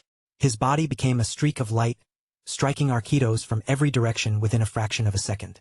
Yet instead of damage numbers, the word immunity repeatedly appeared around the Guardian. Every slash had connected, but not a single one caused harm, leaving Shadow stunned by the monster's complete invulnerability. Arkitos immediately took advantage of Shadow's momentary disbelief. Before Shadow could adjust his stance, the Guardian drove its massive fist directly into him with enough force to shake the entire chamber. The blow hurled Shadow across the hollow like a projectile. Nearly 30,000 points of damage tore through his defenses as he crashed through the air, and the impact erupted into a huge explosion that scattered red liquid and broken flesh in every direction. Shadow forced himself to regain control while the golden blood shield around him splintered and finally shattered. Listening closely to Arkitos' guttural words, he translated the ancient speech and understood the Guardian's declaration. As long as its bloodline and soul continued to exist, its homeland would never be allowed to fall. Arkitos stood at the center of the surging purple energy, towering over the chamber as it proclaimed that withered Bone City could never be conquered. Shadow stared back with a puzzled expression, unable to ignore how unusual the Guardian's words sounded. Under ordinary circumstances, only monsters of epic grade or higher possessed true intelligence and the ability to speak. Arkitos, however, was merely an emerald-grade boss, yet it had somehow preserved its memories, consciousness, and sense of purpose. Arkitos paid no attention to Shadow's confusion. The Guardian raised its arms and gathered thick streams of dark energy into a dense sphere, chanting that it would defend its city, its empire, and every last one of its people. Once the sphere had reached its limit, Arkitos unleashed Demon Dragon Cannon. A towering column of destructive energy erupted vertically through the hollow, tearing upward with enough power to annihilate everything caught in its path. Shadow reacted the instant the attack was released. He pushed off the ground and shot high into the air, clearing the destructive beam just before it consumed the place where he had been standing. The moment Shadow landed, he retaliated with a Shadow Blade, sending the dark attack sweeping toward Arkitos. Once again, it accomplished absolutely nothing. The Guardian simply walked through the energy without slowing down, protected by the same complete immunity. Shadow cursed under his breath, realizing that he had to find a way to break that invulnerable shield before he could deal any real damage. Arkitos then activated an even more disturbing technique. Strips of raw flesh rose from the ground and twisted together into the shape of a gigantic rib cage, snapping shut around Shadow before he could escape. The system identified the structure as Flesh Prison, and a countdown immediately appeared as Shadow's remaining lifespan began dropping 1 full year at a time. Cold sweat formed across Shadow's face as he watched the number continue to fall. For the first time in the battle, the danger felt immediate and impossible to ignore. Shadow quickly realized that Arkitos was not merely damaging him, it was directly siphoning away his life force. He recognized the power as an ability belonging to the evil god Cthulhu. The situation had become critical, because Flesh Prison was an unavoidable attack that ignored every form of defense. A thick tendril of living flesh connected Arkitos to Shadow and continued feeding on him, making it clear that his entire accumulated lifespan would soon be drained away. Just when escape seemed impossible, a violent surge of red energy burst from Shadow's body and flooded the Flesh Prison. A notification announced that dragon power had been triggered. At the same time, the system detected that Shadow possessed Etias's ability, Shadow of Slaughter. That connection immediately granted Shadow a new enhancement known as Etias's Flame of Nirvana. When he read its effect, he finally discovered the answer to Arkitos' invulnerability. The sacred white flame ignored all physical defenses and barriers, burning the enemy's soul directly while inflicting tremendous damage. Orange dragon fire ignited within Shadow's eyes as the new power flowed through his body. In that instant, he understood that this soul-burning flame represented the true strength inherited from the dragon race. Shadow launched his counterattack by activating the dragon-enhanced Shadow of Slaughter. Dark clones emerged around him once again, but this time their bodies were wrapped in brilliant holy fire. Together, they descended upon Arquitos from multiple directions. Shadow immediately followed with Dragon. Instant Shadow Slash. His figure vanished into a blinding streak and carved through the air at incredible speed. The white flames cut directly into Arquitos' soul, and the Guardian's supposedly unbreakable immunity finally shattered. With the invulnerability gone, the attack struck Arquitos for real. Tens of thousands of damage points appeared in rapid succession, while the flame of Nirvana clung to the Guardian and inflicted an intense, continuously worsening burn. Arquitos screamed in agony as the white flame spread across its enormous body and consumed its soul from within. Knowing it was nearing death, the Guardian desperately called upon Cthulhu, begging the evil god to grant it more strength. Arquitos cried out that it could not die, insisting that the dragon race still depended on it for survival. Shadow remained perfectly calm as the spirit of Etias appeared behind him, blazing with sacred power. He then told the dying Guardian the truth it refused to face. Arquitos had never protected its people. By summoning Cthulhu, it had condemned the entire city to suffer beneath an eternal curse. Shadow fixed Arquitos with a cold, unwavering stare. He ordered the Guardian to feel the full power of the flame of Nirvana and allow its purifying fire to cleanse away every sin it had committed. Shadow raised his weapon and released the finishing attack, Dragon, Crimson Blade. A colossal crimson beam erupted forward and swallowed Arquitos completely, striking the Guardian for nearly 500,000 points of damage.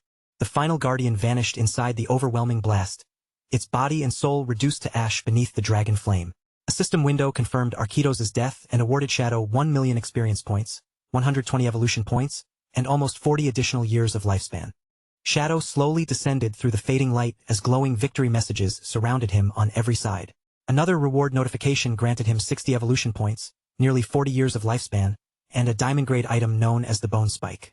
As the dragon power enhancement gradually faded from his body, Shadow began examining the results of the battle. The enormous reward of 1 million experience points confirmed that the monsters throughout the city had been funneling their accumulated power into Arquitos. However, the lifespan reward was strangely small, amounting to only 39.8 years. Shadow suspected that Cthulhu had already stolen the overwhelming majority of the city's lifespan for itself. Before Shadow could investigate further, the red liquid beneath him began bubbling violently. A grotesque treasure chest, covered in flesh-like material, slowly emerged from the pool. A system message then informed him that using dragon power during the battle had unlocked a hidden reward. The strange chest opened with a wet creak, releasing a burst of golden light into the hollow. Resting inside were 2 radiant items, a withered bone rune and an epic-grade Mount Bell. Shadow picked up the rune and carefully inspected its information. It served as a key to the tomb of the withered bone god, and the description revealed that collecting 3 of these runes would grant him access to the hidden ruin. He then lifted the golden bell and turned it over in his hand. Intrigued by the fact that it was an epic-grade mount item, Shadow decided to activate it immediately and discover what kind of creature it could summon. The moment the bell was activated, an enormous winged skeletal dragon materialized before him. Its vast bones cast long shadows across the chamber as a system window identified it as Osiris, the king of scavengers. The creature was a level 20 epic-grade entity that had now become permanently soulbound to Shadow. Osiris had once served as one of the city's guardians, but it now belonged to Shadow as both a flying mount and a combat companion. Beyond its own strength, the skeletal dragon also possessed the ability to summon smaller bone dragons into battle. To Shadow's surprise, Osiris was capable of intelligent speech. The huge dragon lowered its skull and stared down at him in disbelief, asking whether Shadow was truly the person who had purified the city and slain Arquitos. Shadow calmly confirmed that he was responsible for both deeds. Then, looking directly up at the skeletal dragon, he asked whether Osiris knew the full truth behind the curse that had consumed this place. Osiris began recounting the tragic history of Withered Bone City. Long ago, it had served as one of the city's guardians before dying in battle. It was later resurrected through necromancy and forced to fight once again during the war between the Moraga Empire and the rest of the continent, when the empire was already approaching defeat. The skeletal dragon revealed that, in a final and desperate attempt to reverse the war, the lord of Withered Bone City, Arquitos, made the decision to summon the evil god Cthulhu. Osiris explained that summoning Cthulhu required a horrifying sacrifice. Arquitos had to personally offer up the person he loved more than anyone else, his own daughter Moire. But when the moment of sacrifice finally arrived, Arquitos could not bring himself to kill Moire. He chose to save his daughter, and in her place, he offered the entire population of Withered Bone City to the evil god, sacrificing every citizen along with his own life. The consequences of Arquitos' desperate choice were far more horrifying than anyone could have imagined, plunging the entire city into a nightmare from which there was no escape. Every citizen in Withered Bone City was consumed by the curse and granted terrifying power, enough to crush the invading army and save the empire from immediate defeat. But that victory came at an unbearable price. Their bodies warped into monstrous forms, their minds gradually collapsed, and every trace of the humanity they once possessed was stripped away. Osiris then revealed that Moire, the only person who had remained human, endured the cruelest fate of all. The transformed citizens blamed her for their suffering, directing their hatred toward the one life Arquitos had chosen to spare. They tortured her relentlessly until the curse finally swallowed her as well, twisting Moire into yet another monster. Once the tragic account had reached its end, Osiris lowered its voice and expressed its deepest gratitude to Shadow. By purifying the ruins and defeating Arquitos, he had finally released those tormented souls from their endless misery and brought the city's long tragedy to a close. Sensing the immense and unusual aura surrounding Shadow, Osiris slowly bowed its enormous skeletal head. The dragon pledged to follow him for the rest of its existence, then respectfully asked for the name of the new master it had chosen to serve. Shadow raised his glowing eyes toward the towering skeletal dragon. Without offering any grand introduction or unnecessary explanation, he answered with a single calm word. His name was Shadow. Osiris immediately folded its enormous wings and lowered both its head and body in complete submission. From that day onward, the ancient skeletal dragon declared that its life and loyalty belonged to Shadow, whom it now formally acknowledged as its one true master. However, when Shadow began examining the attributes of his newly acquired epic-grade mount, something immediately felt strange. A level 20 epic boss would normally possess no less than 10 million health points, yet Osiris's status interface showed that the dragon had barely more than 100,000. After considering the dragon's history, Shadow quickly understood the likely reason for its weakness.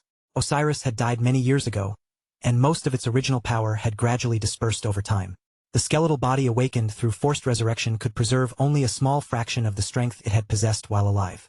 Shadow continued reviewing Osiris's combat abilities, including its bone shields and the spikes it could launch at enemies. None of those attacks appeared especially impressive. Still, one particular skill immediately caught his attention. Osiris could summon 12 Jade-grade winged dragons. Even if their combat strength was limited, they could spread through the sky and provide Shadow with an excellent view of the surrounding terrain. The dragon's real value did not lie in its defenses or offensive power.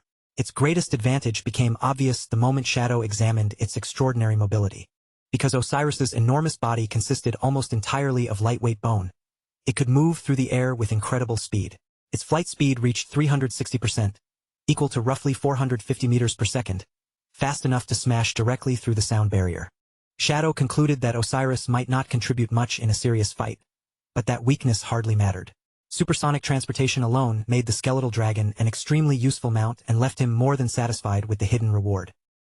Just as he finished inspecting Osiris, another system window suddenly appeared before him. It announced that Shadow had fulfilled the requirements for a class advancement. The news caught him by surprise, but he quickly realized that clearing the Withered Bone ruins had granted him more than 1 million experience points, enough to trigger the advancement immediately.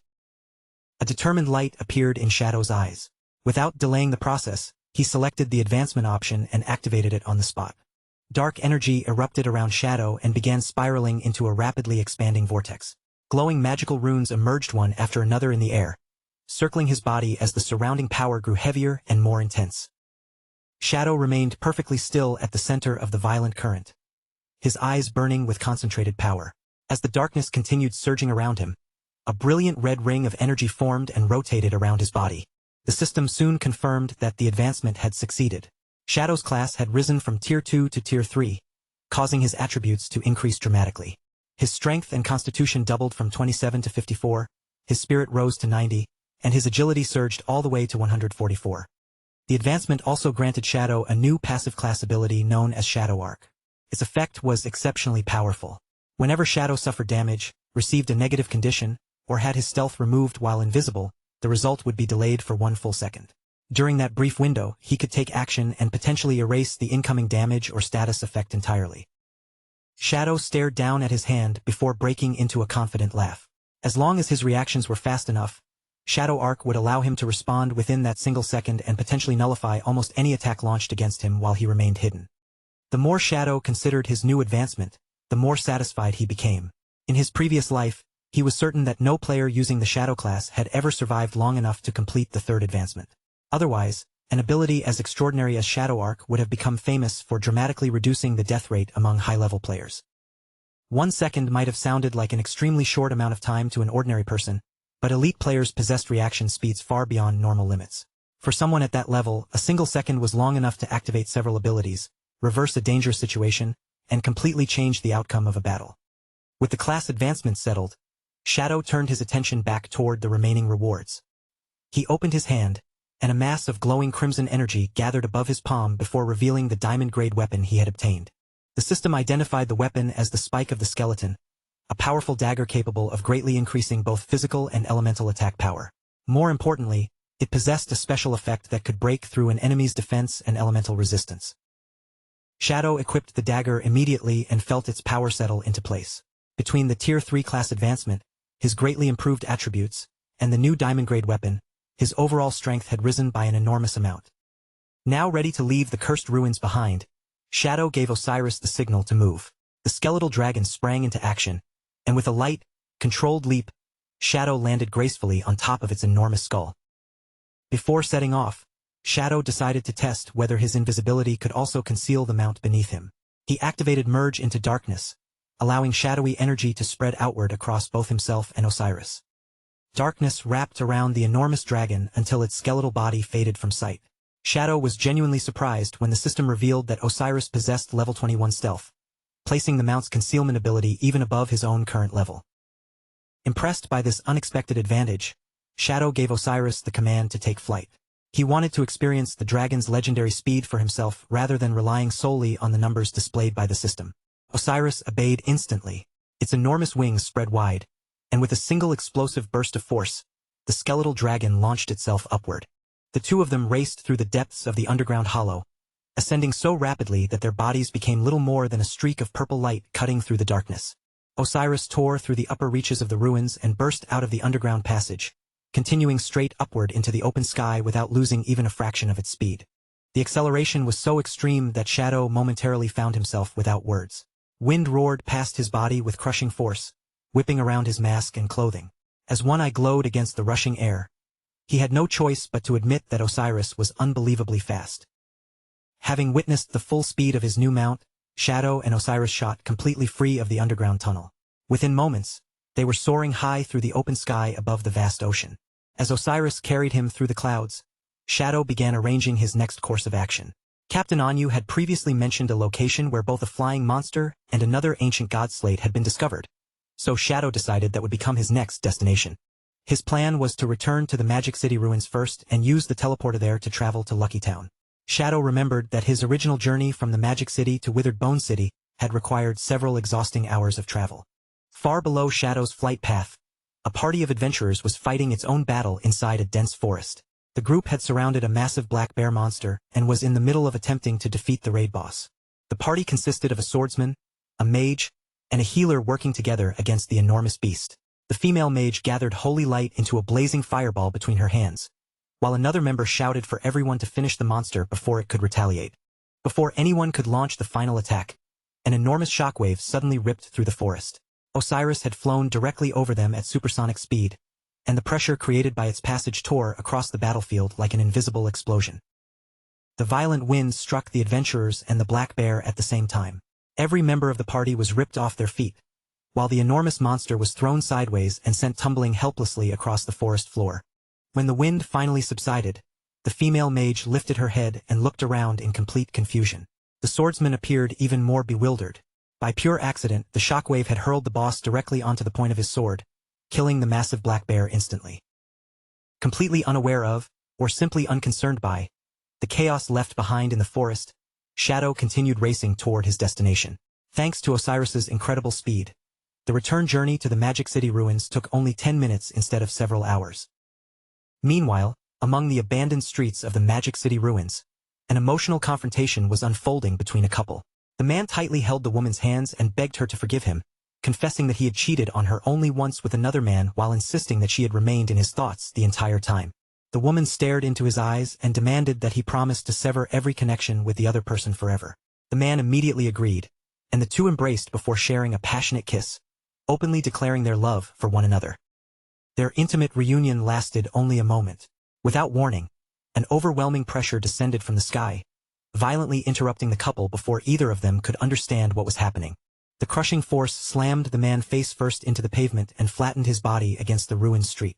The woman was struck by the same pressure a moment later, leaving both of them pinned helplessly to the ground. Shadow calmly stepped down from the skeletal dragon after it landed.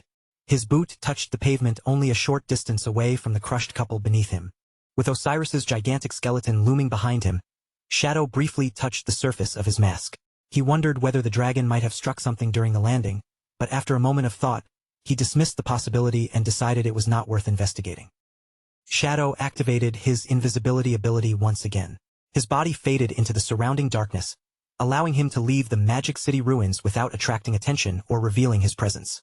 A system notification appeared as the teleportation completed, informing Shadow that traveling to Lucky Town had consumed 5.4 years of his lifespan. Shadow immediately complained about the price, realizing that every return to a novice town doubled the previous cost and was becoming increasingly expensive. Even though Shadow still possessed more than 2,000 years of lifespan, he remained unbelievably stingy about spending any of it. The loss of only 5.4 years made his heart ache as though he had suffered a major defeat, and he continued grumbling to himself while keeping his entire body hidden from sight. Still concealed by his invisibility, Shadow passed quietly through the entrance of Lucky Town. Two guards stationed beside the gate seemed to notice a faint disturbance as he walked between them, but no matter how carefully they looked around, neither could see the person who had just slipped past. Shadow slowed slightly and studied the clothing worn by the two guards. Their matching uniforms and disciplined posture made their identities obvious, allowing him to conclude that they belonged to the official government forces. After taking in the town's orderly layout, Shadow realized that government personnel had already been stationed here to guide inexperienced players and prevent hostile attacks near the safe zone. What surprised him was the timing. In his previous life, this kind of organized protection had not appeared until several months later. Shadow continued through the peaceful streets, silently considering how much history had already changed. His decision to cooperate with the government had likely allowed the authorities to organize far more efficiently than before. The results were visible everywhere, especially among the elderly players, who were now surviving comfortably inside the town's protected environment. As he passed through a quiet corner of the street, Shadow noticed an unexpectedly heartwarming sight. An elderly man and woman sat close together on a bench, smiling and behaving like a young couple still deeply in love. That peaceful atmosphere was suddenly shattered by a desperate scream for help. The cry rang through the town so sharply that even Shadow was caught off guard and immediately turned his attention toward the commotion. Near the town gate, an enormous black insect monster had grabbed hold of a helpless player. The same two official guards Shadow had passed only moments earlier reacted at once, rushing toward the creature before it could finish its attack. The female guard opened the magic book in her hands and rapidly cast a defensive spell. A radiant holy shield formed around the captured player just in time, intercepting the insect's strike and protecting the victim from further harm. At the same moment, the male guard charged straight at the monster while angrily cursing it. He planted his foot, launched himself high into the air, and brought his weapon down in a powerful leaping slash that dealt more than 1,600 points of damage. The female guard followed his attack without hesitation. Holy energy gathered above her open spellbook, condensing into a blazing fireball before she hurled it directly toward the giant insect. But despite its enormous body, the creature moved with shocking agility. It twisted sharply through the air and avoided the incoming fireball before the holy flames could touch it. Using that brief opening, the insect turned and scurried away at full speed. The male guard could only watch it escape once again, his expression tightening with frustration as the troublesome creature slipped beyond his reach. Both guards looked upward as the fleeing insect rejoined four others of its kind, restoring the pack to 5. The female guard's shoulders sank in despair as she explained that killing a single one accomplished nothing, because another monster would immediately respawn and replace it. Watching everything while remaining invisible, Shadow quickly understood why the guards had failed to resolve the problem. The 5 gold-grade monsters were not especially powerful on their own, but whenever they began losing, they simply took flight and escaped. Since the official team had no reliable aerial capability, the ground-bound guards were unable to pursue them. Back on the ground, the male guard hurried over to examine the elderly player they had just rescued. The old man remained on his knees in the dirt, his entire body trembling as tears ran down his frightened face. Yet the old man's fear vanished almost instantly, replaced by furious ingratitude. Instead of thanking the people who had saved him, he raised his head and began screaming at the guards, loudly accusing them of being completely useless. Still sitting in the dirt, the old man continued berating his rescuers without restraint. He complained that the flying monsters had blocked the town for several days, preventing everyone from going outside to hunt. He then accused the guards of neglecting elderly players and threatened to file an official complaint against them. The female guard looked both stressed and bewildered as she tried to calm him down, explaining that Shadow was supposed to arrive and deal with the monsters. Her partner was already losing patience, and he sharply warned the old man to show at least a little respect toward the people protecting him. Unfortunately, mentioning Shadow only stirred the surrounding crowd into greater agitation. The old man and several nearby players immediately demanded to know where Shadow was. They mocked him for acting like some important big shot, claiming he was taking far too long to handle nothing more than a few bosses.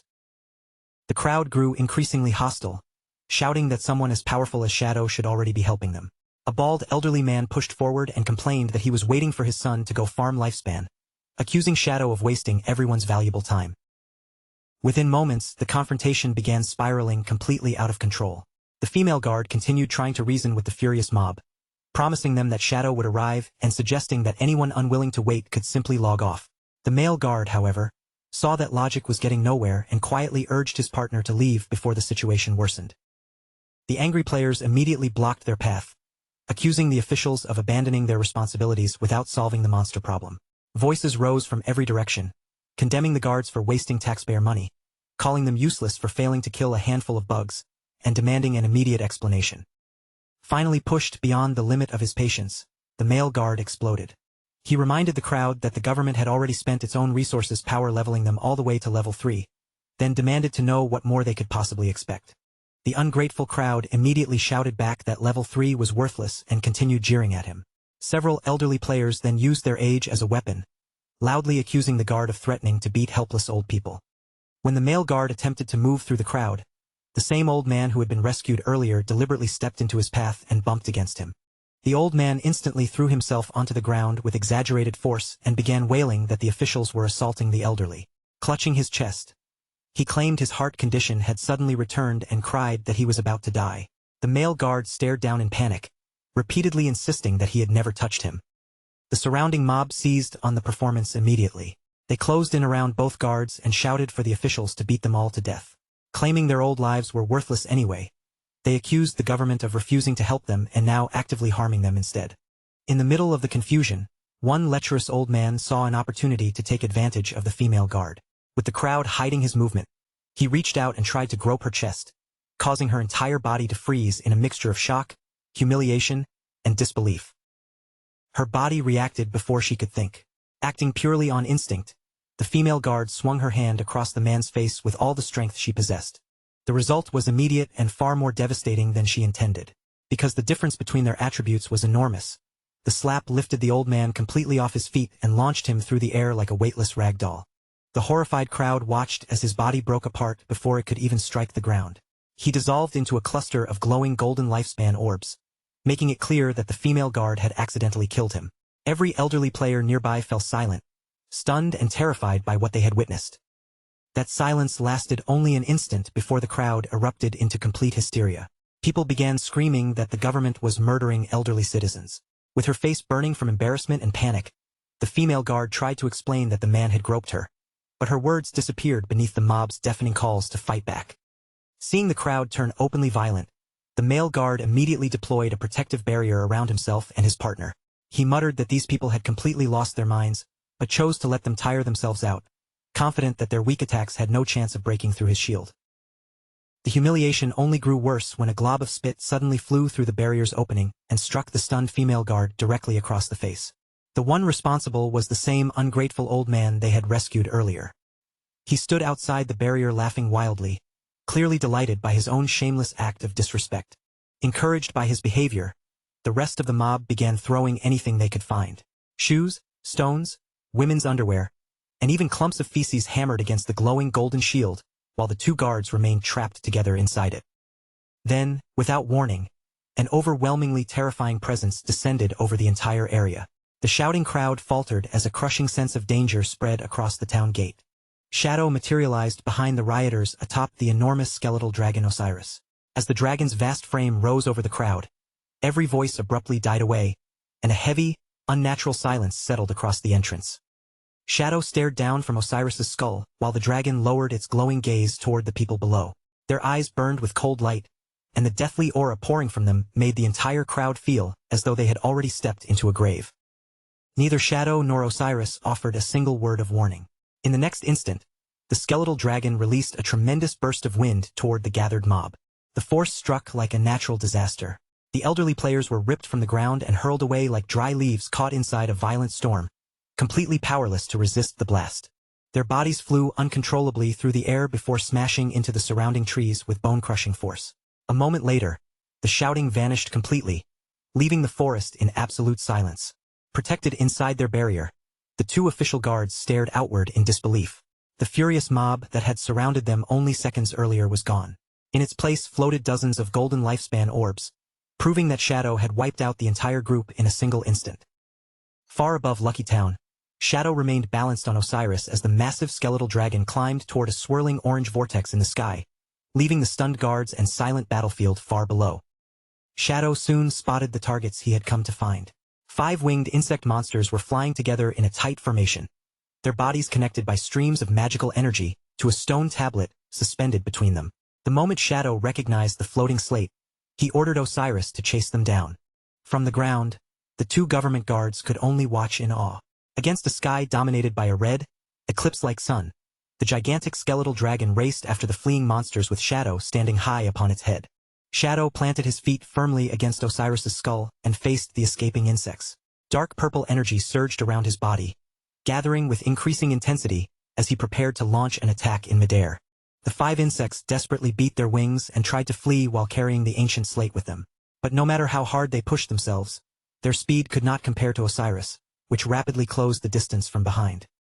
Shadow's eyes blazed with an intense purple glow as his gaze locked firmly onto the fleeing prey. With the targets now completely within his reach, he prepared to strike. In a flash, Osiris twisted its enormous skeletal body through the air and swept forward with a devastating slash. The strike was perfectly timed and frighteningly precise, cutting through all 5 gold-grade insect bosses at once and splitting every one of them cleanly in half before they could scatter. Far below, the 2 guards could only stare up at the sky with their mouths hanging open. The bosses that had troubled them for days had been eliminated in a single instant, leaving both of them speechless at how effortlessly Shadow had ended the battle. Back on the ground, however, the situation with the elderly mob had taken an absurd turn. The players Shadow had just wiped out with Osiris's wind had already respawned and marched straight back to the scene.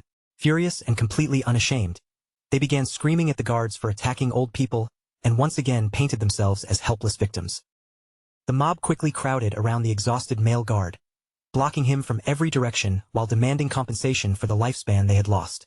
Surrounded by shouting faces and accusing fingers, the guard looked utterly overwhelmed, wondering whether this ridiculous harassment would ever come to an end. Then a vast shadow suddenly spread across the ground and swallowed the entire group. The male guard instinctively looked upward, only to see the enormous severed bodies of the 5 insect bosses plummeting from the sky directly toward the crowd. Before any of the elderly players could move out of the way, the giant carcasses slammed into the earth with bone-crushing force. The impact flattened the mob beneath them, killing the troublesome players for a second time and transforming their bodies into another glittering field of lifespan orbs. A moment later, the ancient stone slate dropped from above and buried itself upright in the dirt. It stood among the scattered golden orbs left behind by the twice-killed old man and his equally unfortunate companions. Osiris descended beside the fallen rewards and landed with surprising grace for such an enormous skeletal creature. Shadow glanced over the ground with genuine confusion, wondering why 5 bosses had dropped so much loot. He had no idea that their falling bodies had accidentally helped him farm the annoying mob all over again. The ungrateful old man, who had only just been crushed beneath one of the falling monsters, respawned and crawled angrily across the ground. Rather than showing the slightest gratitude, he pointed a trembling finger at Shadow and shouted about the danger of falling objects, demanding to know whether there was any law left in the world. Shadow ignored the old man's ranting and calmly crouched down to retrieve the stone slate. Refusing to be dismissed, the old man pushed himself upright and confronted him directly. He shouted that he was still speaking and demanded proper respect, arrogantly claiming that he had eaten more salt in his life than Shadow had ever eaten rice. Just as Shadow reached for the slate, the old man suddenly grabbed the opposite end and tried to wrench it away. He screamed in Shadow's face, asking whether he had gone deaf. Shadow slowly turned his gaze toward him, genuinely surprised that someone this weak would actually dare to rob him in plain sight. Shadow answered without wasting a single word. At point-blank range, his hand flicked forward and released a dagger. The blade pierced straight through the old man's neck, cutting off his complaints so abruptly that the surrounding air fell silent. The force of the strike launched the old man backward and produced more than 13,000 points of critical damage. His fingers released the slate as he died yet again, and his body dissolved into drifting light before it could even settle on the ground. Shadow calmly caught the falling slate before it touched the dirt. With the nuisance finally removed, he shifted his attention toward the large amount of scattered loot and ordered Osiris to summon its smaller bone dragons. The gigantic skeletal dragon responded immediately. Without the slightest hesitation, Osiris raised its head and carried out its master's command. A swarm of small black skeletal dragons soon descended from the sky, their bony wings beating rapidly as they spread across the area. They swooped toward the ground and began collecting the countless lifespan orbs dropped by the mob that had already been killed twice. The female guard and her partner watched the summoned creatures fill the sky above them. Both looked completely confused, unable to understand why Shadow had suddenly called forth so many small dragons or what he intended to do with them. Meanwhile, back at the town gate, the ungrateful old man had respawned for a third time. Standing before the guards and the returning mob, he thrust out an accusing finger and announced that he had finally uncovered the truth. According to him, the officials were secretly working with Shadow to murder innocent players and steal their belongings. The female guard stared at him as though she could not believe what she was hearing. The old man then launched into an exaggerated performance, clutching his head and screaming as though he had suffered an unbearable loss. Without a shred of shame, he lied that he had been carrying 1,000 years of lifespan and claimed Shadow had stolen every last year from him. The female guard's anger exploded at the shameless accusation, and sparks of electricity seemed to crackle from her furious eyes. She shouted back, demanding to know who he thought he was fooling. The old man stubbornly insisted that his son had given him the lifespan, then accused her of defending Shadow only because she wanted a share of the stolen reward. Turning away from the guards, the old man began stirring up the crowd. He promised that if everyone helped him force Shadow to return his supposed 1,000 years, he would reward each person with 1 year of lifespan. Once again pretending to be a helpless victim, he shouted that they could not allow government officials and Shadow to bully innocent elderly people. The promise of easy lifespan immediately overwhelmed the crowd's judgment. Blinded by greed, the surrounding players agreed to support him and began shouting in unison, demanding that Shadow return the stolen lifespan and give them back what they claimed was rightfully theirs. The male guard clenched his teeth so tightly that his jaw ached. He desperately wanted to arrest the troublemakers, but they were clever enough to remain inside the town's protected safe zone, where neither he nor the other guards were permitted to attack them. Led by the shameless old man, the elderly players raised their fists above their heads and shouted with growing excitement. Greed shone across their faces as they loudly demanded a share of the lifespan that had never existed in the first place. Without warning, the small bone dragons dove straight into the middle of the crowd. Their sharp claws closed around the elderly players and lifted them from the ground before anyone had time to understand what was happening. The entire mob was hoisted helplessly into the air, their arms and legs dangling beneath the dragons. The old man looked upward in terror, struggling wildly as he demanded to know where these monsters had suddenly come from. The bone dragons continued climbing until they were high above Lucky Town. Carrying the screaming players over the outer wall, they transported the entire mob beyond the protection of the safe zone. The old man thrashed in their claws and frantically shouted for help, repeatedly demanding that they let him go. The skeletal dragons obeyed his words with perfect literalness. All at once, their claws opened, releasing the elderly players and sending the entire group plummeting toward the ground outside the town. As the earth rushed toward him, the old man's face twisted in panic. He screamed that he had not meant for the dragons to release him at that exact moment, but by then, there was nothing beneath him except empty air. Shadow walked calmly through the town gate while bodies crashed into the ground behind him one after another. The female guard watched him with reddened cheeks as he casually explained that the safe zone only prevented players from directly harming one another. It did not stop the laws of physics, which meant gravity remained perfectly capable of killing them. With a cold and level gaze, Shadow informed the two guards that his bone dragons would remain stationed around Lucky Town. Whenever unruly players caused trouble, the dragons would simply carry them outside the safe zone. Whether the guards chose to arrest and imprison those people or allow them to fall was entirely up to them. He then confirmed that the 5 bosses in the sky had been eliminated and turned to leave. The male guard suddenly called after him, pointing toward the large amount of loot still scattered across the ground. As Shadow's body began dissolving into teleportation light, he simply told the guards to keep everything as a gift. A moment later, he vanished, leaving both officials staring after him in stunned silence. The male guard gazed down at the ground, now covered with glowing lifespan orbs, and could barely contain his amazement. To him, Shadow's willingness to leave behind such a valuable treasure proved just how generous and extraordinary the mysterious expert truly was. He turned excitedly toward his partner and called her by her nickname, Electric Fox. Gesturing toward the scattered rewards, he invited her to help gather the enormous pile of loot Shadow had left behind. Electric Fox did not respond. She stood completely frozen, staring dreamily in the direction Shadow had disappeared. Her partner studied her love-struck expression with a mixture of confusion and disgust before asking what on earth she was doing. Still completely captivated, Electric Fox clasped both hands against her chest and sighed. With a distant smile on her face, she declared that her heart had already left together with Shadow. To pull her back to reality, the male guard picked up one of the lifespan orbs and tossed it directly at her. The glowing sphere struck her squarely on the forehead with a solid impact. Electric Fox cried out in pain and immediately glared at him. Her partner scolded her for standing around daydreaming and harshly reminded her that someone as important as Shadow would never notice a minor figure like her. He compared her to a toad foolishly dreaming of eating swan meat. The insult instantly set her off. Electric Fox shouted that he was the real toad, not her. Instead of taking offense, the male guard cheerfully agreed and joked that if he was a male toad and she was a female toad, then perhaps the two of them naturally belonged together. Holding several glowing orbs in her hands, Electric Fox froze once again. A deep blush spread across her face as his teasing left her visibly flustered and unsure how to answer.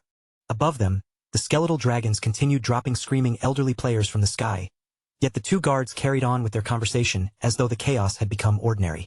The male guard teased Electric Fox by asking whether she secretly had a crush on him. She immediately denied it and called him disgusting. But when he casually suggested having dinner together that evening, her expression changed at once, and she excitedly asked whether he was serious.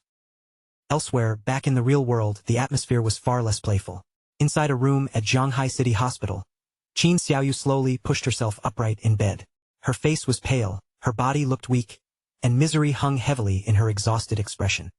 A male official standing beside the bed expressed sympathy over the terrible ordeal that had cost Qin Xiaoyu both of her legs. Yet after that brief display of concern, the conversation quickly shifted toward a far more pressing issue, the enormous price of her medical treatment. The female official informed Qin Xiaoyu that saving her life and treating her injuries had consumed 50 years of lifespan. The government would reimburse 10 years of that amount, but Qin Xiaoyu herself was still responsible for paying the remaining 40.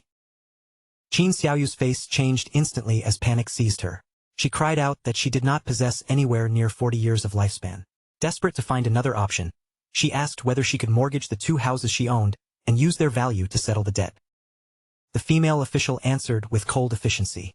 Qin Xiaoyu's properties had already been inspected and evaluated, but under the rules of this new world, both houses together were worth no more than 3 days of lifespan.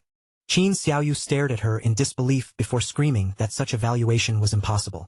She had spent millions in old-world currency and another 200 days of lifespan purchasing those properties, and she could not accept that their value had now fallen to almost nothing. Growing increasingly frantic, Qin Xiaoyu offered to pay 500,000 in cash instead. The officials calmly explained that currency from the old world had already become worthless and that medical debts could only be settled with lifespan. Her body began trembling as she finally admitted that she did not have enough to pay. The male official gave her a firm ultimatum. Qin Xiaoyu had exactly 3 days to gather the required lifespan. If she failed to pay within that period, the hospital would immediately discontinue every form of medical treatment she was receiving. The officials did offer her one possible way out. Qin Xiaoyu could join the government's logistics team and gradually work off what she owed. The labor would take place in the game world and involve mining or gathering materials or helping rebuild damaged areas for no less than 15 hours every single day. Qin Xiaoyu buried her face behind both hands as tears poured through her fingers. Between broken sobs, she protested that her body was crippled and insisted there was no possible way someone like her could perform heavy physical labor. The official immediately pointed out the flaw in her argument. Although her real body was disabled, her body inside the game was still perfectly complete, and as stronger healing abilities appeared in the future, there might even be a chance to restore her legs entirely. That answer pushed Qin Xiaoyu into an even greater breakdown. What truly terrified her was not the labor itself, but the humiliating status that came with it. She screamed that she refused to become a laborer or spend every day surrounded by sweaty, foul-smelling people, recoiling as she called the very thought disgusting. She continued throwing a fit, her cries growing louder as she complained about how miserable her life already was. Wailing uncontrollably, she demanded to know why she was still being treated so cruelly and repeatedly insisted that none of what had happened was her fault. The two officials simply stood there without saying a word. Neither of them appeared moved by her tears, and judging from their cold expressions, Qin Xiaoyu's determination to see herself as the victim had failed to earn even the slightest sympathy. After a moment, the female official calmly offered her one remaining option. She asked whether Qin Xiaoyu had any relatives or close friends willing to serve as guarantors. With someone trustworthy backing her, they could authorize a low-interest loan covering the 40 years of lifespan she owed, sparing her from being assigned to forced labor. Tears continued rolling down Qin Xiaoyu's cheeks, as she desperately searched her mind for someone who might help. Her brother, Qin Feng, was already dead, or at least that was what she believed. Her mother was the only person left, yet Qin Xiaoyu had no idea whether she would be willing, or even financially capable of guaranteeing such an enormous debt. Overwhelmed by pain and fear, Qin Xiaoyu pulled her knees toward herself and curled into a trembling ball. Her earlier screams faded into quiet, helpless sobs as the weight of her situation finally pressed down on her.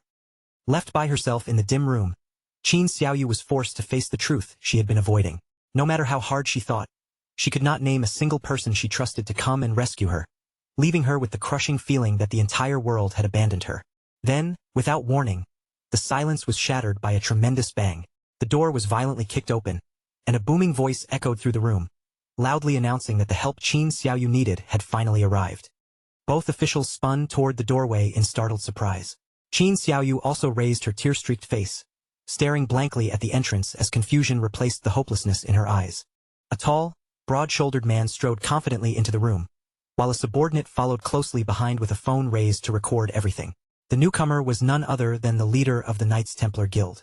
He held out his hand for Qin Xiaoyu's phone and casually scoffed that a mere 40 years of lifespan was hardly worth worrying about. Qin Xiaoyu immediately recognized the powerful guild leader standing before her. His stern face softened into a seemingly warm smile as he told her that the moment he heard about the terrible disaster she had suffered, his heart had ached for her. A transaction notification suddenly appeared on Qin Xiaoyu's phone, and her eyes widened as color rushed into her cheeks. The Knights Templar Guild leader had transferred a full 100 years of tradable lifespan to her. Completely overwhelmed by such apparent generosity, she could barely form the words as she stammered out her thanks. The guild leader casually lowered himself onto the edge of her bed and wrapped one arm around her shoulders as though they were already family. He told Qin Xiaoyu there was no need to thank him and promised that, should she require even more lifespan, he could continue arranging loans for her. But as she looked over the transaction details, her gaze stopped on one alarming condition: a 30% annual interest rate. Noticing her hesitation, the guild leader brushed the matter aside with complete ease. He explained that the 30% interest was simply the price of having him act as her guarantor. Then, wearing his most charming smile, he urged Qin Xiaoyu not to worry about money and to concentrate only on receiving treatment and recovering as soon as possible. With his arms still resting around her, he proudly declared that the Knights Templar Guild would always be her strongest support and the only home she truly needed. Qin Xiaoyu's eyes filled with grateful tears as she looked up at him in admiration and thanked him again, never realizing that his kindness had just trapped her inside a brutally predatory contract. When the Knights Templar Guild leader finally rose to leave, his subordinate kept the phone trained on him, carefully recording every gesture. The guild leader turned back with a friendly wave, telling Qin Xiaoyu to rest properly because he still had important business waiting for him elsewhere. Before stepping through the doorway, he delivered one final, carefully chosen line. In a warm and reassuring voice, he promised Qin Xiaoyu that no matter when she wished to return, the doors of the Knights Templar Guild would always be open and waiting for her. Once the room fell quiet again, Qin Xiaoyu remained on the bed with tears streaming down her face. Yet the hopelessness from moments earlier had vanished. Her cheeks flushed with emotion. She tightened one hand into a determined fist and vowed that she would work harder than ever, completely convinced by the guild leader's carefully performed act of kindness. The instant he stepped outside the room, however, the guild leader's gentle expression disappeared. His subordinates gathered around and showed him the footage they had recorded. After reviewing it, he nodded in satisfaction and ordered them to edit the video properly before releasing it to the public. As the group moved through the hospital corridor, the guild leader gave precise instructions on how the story should be presented. The finished video had to dwell on Qin Xiaoyu's misery, making her situation appear as tragic as possible, while emphasizing that when everyone else refused to help her, the Knights Templar Guild alone had stepped forward.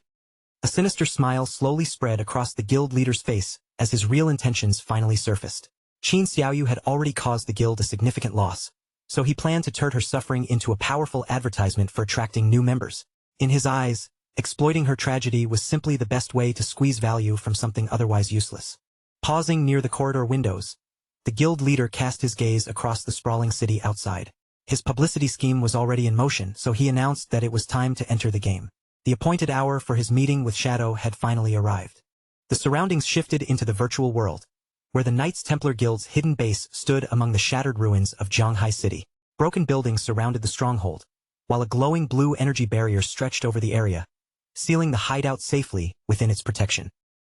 Deep inside the grimy and poorly maintained base, the mighty guild leader was seated on a toilet.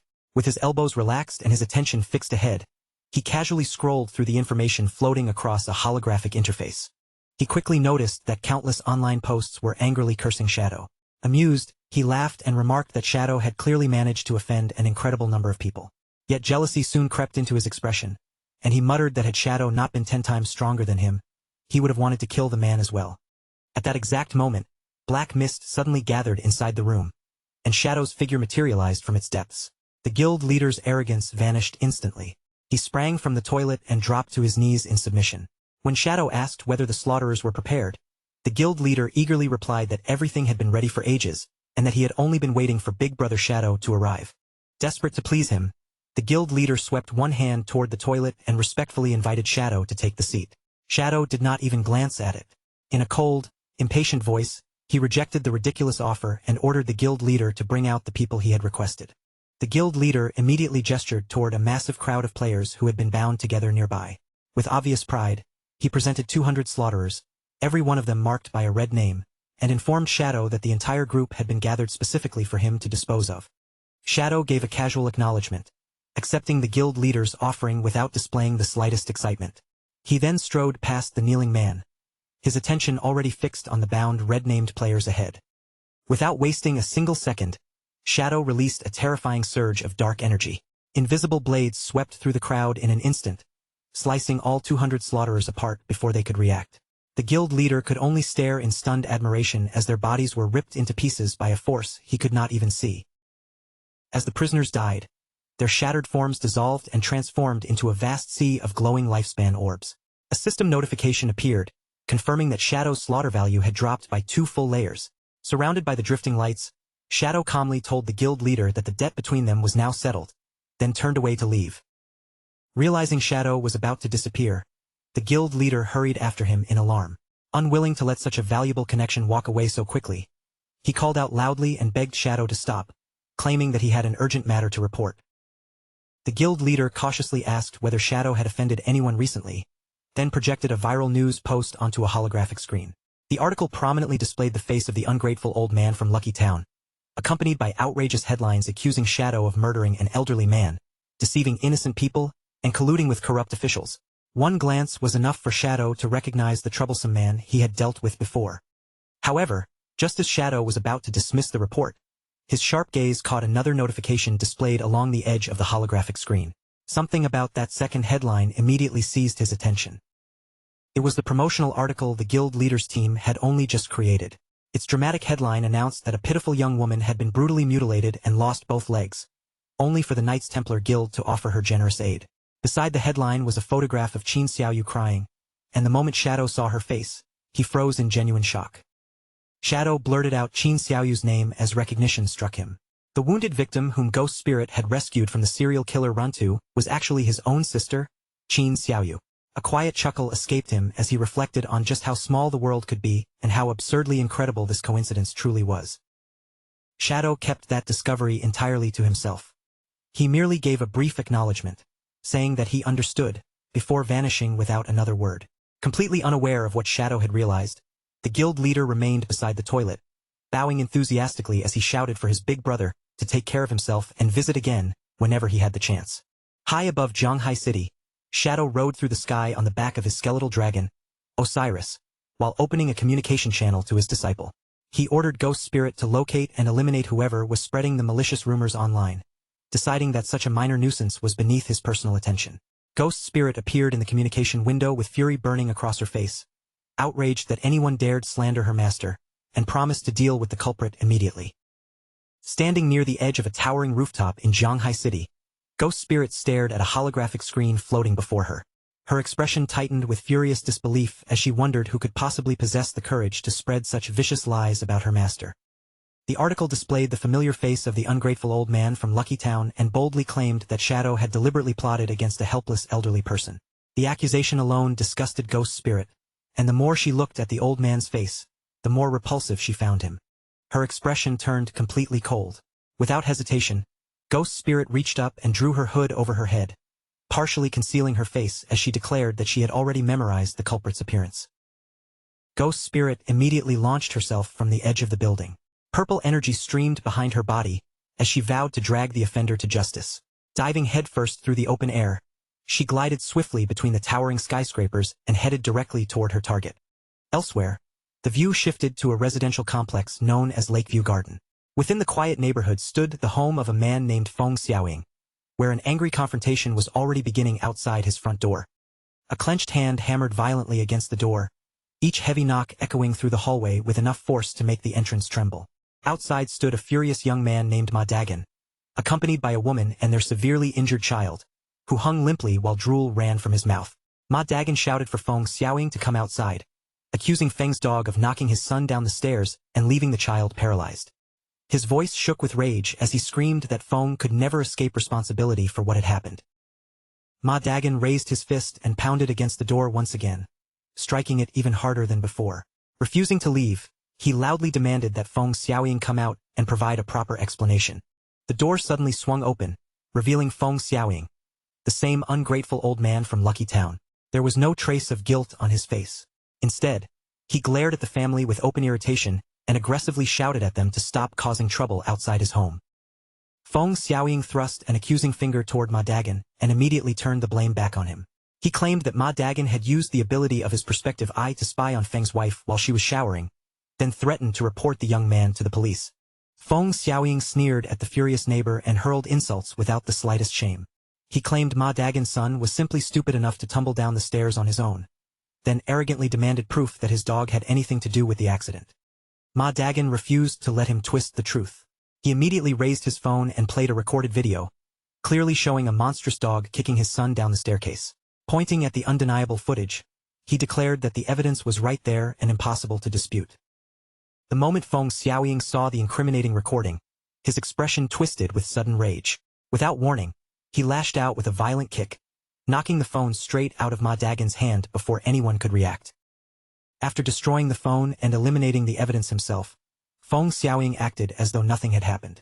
With shameless confidence, he spread his hands and demanded to know where this so-called proof was, openly mocking Ma Dagon now that the recording was gone. Ma Dagon's patience finally snapped. Fury burned across his face as he activated his eagle-eye skill, and his sharpened gaze instantly locked onto Feng Xiaoying as though fixing a target in place. Keeping his glowing eyes trained on the old man, Ma Dagon issued a dangerous warning. He declared that he could release poisonous fog at any moment, and if Feng Xiaoying continued behaving so unreasonably, he would hunt him down no matter where he tried to hide. Feng Xiaoying did not appear frightened in the slightest. Instead, he looked Ma Dagon up and down with open contempt, then mocked his threat as though the younger man were nothing more than a ridiculous clown. Provoked beyond restraint, Ma Dagon dared Feng Xiaoying to keep laughing. His eyes began glowing a brilliant blue as energy gathered within them, and he prepared to unleash his skill directly at the arrogant old man. A system outline immediately appeared around Feng Xiaoying, confirming that Ma Dagon had successfully selected him as the target. Yet while the old man continued shouting accusations, another unexpected notification suddenly flashed before Ma Dagon's eyes. No matter how hard Ma Dagon tried, the skill would not activate. The energy remained trapped inside him, and the system made it clear that he was completely unable to release any ability at all. Ma Dagon stood rooted to the spot, his glowing eyes widening in confusion. He could not understand why the skill he had already prepared suddenly refused to respond. Seeing his bewilderment, Feng Xiaoying let out a low, sinister giggle. The frightened old man from moments earlier seemed to vanish as his posture straightened and his entire demeanor took on a far more menacing edge. An orange glow suddenly lit up Feng Xiaoying's eyes as he burst into crazed laughter. He taunted the terrified Ma Dagon over his useless skill, sneering as he asked whether the fool had truly believed that stupidity alone could make him fearless. Panic finally broke across Ma Dagon's face. He turned toward his wife and shouted that something was wrong, desperately telling her that none of his skills could be activated. Feng Xiaoying's mocking grin widened as the shadow of a massive figure appeared in the doorway behind him. At last, the old man revealed the truth. His son possessed the hidden class known as Magic Forbidden Warlock, and he had already established a magic forbidden barrier that prevented everyone inside from using skills. The figure stepped forward into the light, revealing a towering, heavily muscled man with a small poodle peeking out from inside his shirt. Feng Xiaoying instantly changed his tone and began playing the victim, crying that Ma Dagon had sexually harassed and terrorized him. The son's expression turned cold, and in the next instant, his huge body moved with shocking speed. Before Ma Dagon could even raise his hands, the muscular son seized him by the throat. Holding him firmly in place, he drove a brutal kick straight into Ma Dagon's stomach with overwhelming force. The impact launched Ma Dagon across the hallway like a broken doll. He slammed violently into the opposite wall, and blood immediately sprayed from his mouth as his body crumpled from the devastating blow. His wife screamed in horror and rushed to his side, desperately trying to cast healing magic over his injured body. But the moment the spell formed, its light flickered weakly and vanished, completely suppressed by the magic forbidden barrier. Before she could try anything else, Feng Xiaoying's son reached down and grabbed her. With effortless strength, he lifted the frightened woman entirely off the floor. Holding her suspended in the air, the muscular man coldly stated that he did not hit women. He ordered her to pick up her husband and disappear, then warned that neither of them should ever dare show their faces before him again. Tears streamed down the woman's cheeks as she struggled in his grip. Through desperate sobs, she insisted that Feng Xiaoying's family was responsible for everything and begged them to accept responsibility for what had happened to her child. The son stared at her without saying a word. His face remained unreadable for several tense seconds before his fingers finally loosened and he released his hold. However, there was no mercy in his eyes. Looking down at the woman with utter contempt, he slowly drew one fist backward and coldly declared that they lived in an age where the strong survived by preying upon the weak. The woman's face went pale with terror as the enormous fist shot toward her. She screamed helplessly, unable to dodge the blow rushing straight at her head. At the final instant, glowing ribbons of purple energy materialized around her waist. They yanked her away with incredible speed, pulling her safely out of the attack's path just as the son's fist smashed into the wall beside where her head had been. Fragments scattered from the damaged wall as the muscular son pulled back his fist. Confusion crossed his face, and he immediately looked upward, searching for whoever had interfered with his attack. Ghost Spirit now stood between the woman and the threatening father and son, shielding the injured family behind her. When the shaken wife asked who she was, Ghost Spirit answered in an icy voice that they were not qualified to know her identity, though she already knew exactly who they were. A terrifying purple light ignited within Ghost Spirit's eyes as she fixed Feng Xiaoying and his son with a murderous glare. She declared that she knew they were the ones spreading malicious rumors to smear Shadow's name, and she had come to make them pay for it. The muscular son stared at her in shock and asked whether she was Shadow. Before Ghost Spirit could answer, Feng Xiaoying shouted from behind him not to be frightened, pointing out that Shadow was clearly a man and could never be someone with such a small, petite figure. His father's words restored the son's confidence, and a smug smile returned to his face. He boasted that even if the real Shadow appeared, it would make no difference. He was already level 16 and had invested every stat point into strength and constitution, making him invincible inside the magic forbidden barrier, where victory depended entirely on physical combat. Ghost Spirit did not retreat even half a step. Purple energy curled around her body as she looked at the arrogant giant with open pity. Calling him an idiot, she calmly declared that she would personally teach him just how stupid he truly was. With the entire hallway trapped inside the skill-suppressing field, the confrontation erupted into battle. Neither side could rely on ordinary abilities, leaving only speed, strength, and close-range combat to decide the outcome. Feng Xiaoying's son planted his feet firmly on the floor, his massive frame filling the narrow hallway. Completely confident in the barrier surrounding them, he loudly proclaimed that no one could defeat him within his magic-forbidden domain. Ghost Spirit answered his arrogance with a sharp glare. Her lips curled with disdain as she mocked him for being nothing more than a frog trapped at the bottom of a well, mistaking his tiny world for the whole sky. Before the large man could respond, Ghost Spirit vanished from where she stood. She crossed the distance at blinding speed, catching him off guard with an attack far faster than he had expected. Her leg whipped through the air in a swift kick aimed at his body. Startled by the speed and agility behind the strike, the muscular man immediately realized that Ghost Spirit's combat class had to be an assassin. When Ghost Spirit followed with another punch, he twisted his enormous body in midair. Despite his size, he rotated quickly enough to slip past the incoming blow and avoid the follow-up attack. The exchange made the difference between their raw attributes obvious. Ghost Spirit possessed superior speed and technique, but the Sun's heavily reinforced physical statistics gave him a clear advantage in direct strength and durability. Ghost Spirit refused to slow down. She pressed forward with a relentless barrage, sending punch after punch and kick after kick toward the larger man from every opening she could find. She suddenly changed direction and attacked from another angle, hoping to break through his defense. But the muscular Sun had already read her movement, and with almost no effort, he caught her fist in his palm and stopped her attack dead. Keeping her hand trapped in his enormous grip, Feng Xiaoying's Sun laughed at the difference between them. He admitted that she was fast, but mocked her complete lack of power, reminding her that without skills, her physical strikes felt like nothing more than harmless tickles. Ghost Spirit twisted and struggled to free herself, but his grip would not loosen. The giant suddenly drove a crushing uppercut into her, launching her body violently through the air. Ghost Spirit crashed hard against the ground as Feng Xiaoying cheered excitedly for his son from the side. The muscular man flexed with pride, taunting her over the enormous difference in their strength and warning her not to die before he was finished. Thrown against the wall and battered by the impact, Ghost Spirit lay motionless for a moment. Seeing that she could no longer move, the Sun guessed that she must be one of Shadow's subordinates and decided she would be useful for interrogation. The towering man stormed over and seized Ghost Spirit by the collar, rage twisting his face. He shouted that Shadow had killed his mother inside the game again and again, and that he was determined to kill him in return. Giving Ghost Spirit only 10 seconds to reveal everything she knew about Shadow, he violently dragged her closer. With one arm, he lifted Ghost Spirit completely off the ground and held her in front of his face. His voice dropped into a threatening growl as he warned that if she refused to speak, he would tear one of her hands from her body. Yet Ghost Spirit showed no trace of fear. Hanging from his grip, she slowly raised her eyes toward him, wearing a mocking smile as she calmly called him an idiot once again. The insult left the muscular man briefly confused, and his expression stiffened as he wondered why she was still so confident.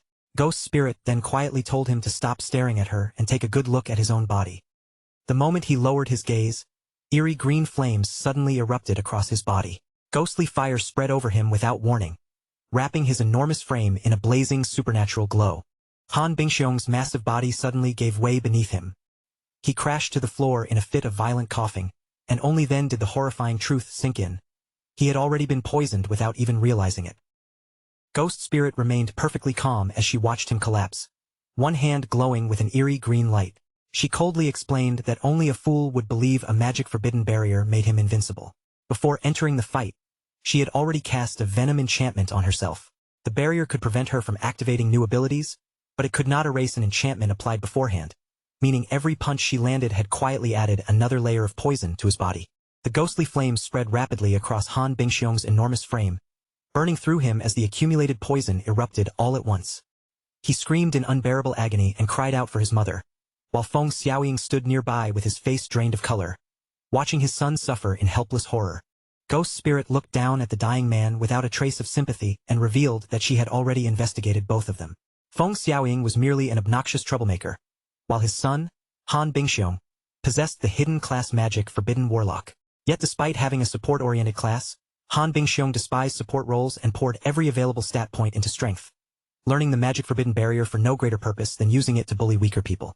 A moment later, Han Bingxiong's body went still, and his life came to an end beneath the burning green flames. Ghost Spirit stared at his remains and remarked coldly that even the most basic priest ability, Dispel, could have removed the poison and saved him. Feng Xiaoying completely lost control when he saw his son die. Trembling with panic, he screamed that Ghost Spirit had murdered Han Bingxiong and frantically reached for his phone, intending to summon the officials at once. Before Feng Xiaoying could complete the call, a boot suddenly swept in from the side. The phone was kicked cleanly from his hand and sent skidding across the floor before he could even react. Feng Xiaoying slowly raised his head in terror and found Ma Dagon standing over him. The injuries from before had already been completely healed, but the fury on Ma Dagon's face had only grown stronger. With Han Bingxiong dead, the suppressing barrier had disappeared, and Ma Dagon coldly announced that it was finally the old man's turn to pay. Feng Xiaoying recoiled and began screaming desperately for someone to save him. His cries echoed through the corridor, but no one came to his aid. Ma Dagon stepped forward without hesitation and drove a vicious kick directly into the old man's face. A grim smile spread across Ma Dagon's face as he looked down at the fallen man. He assured Feng Xiaoying that he would eventually hand him over to the officials, but only after beating him until every bit of anger had been satisfied. His wife stood behind him and eagerly promised to keep restoring his strength with healing magic so he could continue for as long as necessary. Ma Dagon immediately activated a transformation ability. His entire body expanded as thick muscles swelled beneath his clothes, while a venomous enhancement spread through him and filled his strengthened frame with dangerous power. With his transformed body towering over Feng Xiaoying, Ma Dagon unleashed a relentless storm of heavy punches. Each fist crashed into the old man with brutal force, battering him again and again without giving him any chance to escape. Ma Dagon's wife cheered him on from nearby, showing no sympathy for Feng Xiaoying after everything he had done. At the same time, she continuously cast healing magic over her husband, restoring his condition and allowing the furious assault to continue uninterrupted. The punishment finally ended when Ma Dagon raised his leg high above the old man. Gathering all his remaining force, he brought his foot down in one final crushing stomp directly onto Feng Xiaoying's face. Feng Xiaoying died beneath the final blow, and his body dissolved into scattered particles of light. Ma Dagon remained standing over the empty floor, breathing heavily as the rage he had carried finally began to fade. Once he caught his breath, he asked his wife whether the mysterious girl who had saved them was still nearby. She confirmed that Ghost Spirit had remained and mentioned that she had even used an angel's heart ability. Ma Dagon immediately turned around, eager to express his gratitude. He declared that without Ghost Spirit's intervention, his entire family would have been finished, and he wanted to thank her properly before suggesting that they contact the officials about everything that had happened. However, when the couple searched the corridor, their mysterious savior was nowhere to be seen. Ma Dagon's wife stared at the pieces of torn clothing left on the floor, completely confused as she wondered when Ghost Spirit had managed to leave without either of them noticing. By then, Ghost Spirit had already leapt from the residential building. Her slender figure dropped rapidly through the open air, leaving the chaos inside far behind her. As she descended beside the building, Ghost Spirit opened a communication window and reported to Shadow that the mission had been completed. Shadow praised how quickly she had handled the matter, and the simple compliment immediately brought a delighted smile to her face. 300 kilometers from Magic City, four cloaked figures trudged across a barren wasteland under Chu Kunshin's guidance. As they pushed deeper into the desolate region, one of the subordinates glanced around uneasily and asked Chu Kunshin whether he might have led them to the wrong location. Poisonous gas drifted constantly across the scorched landscape, mixing with thick volcanic fumes that burned through the air.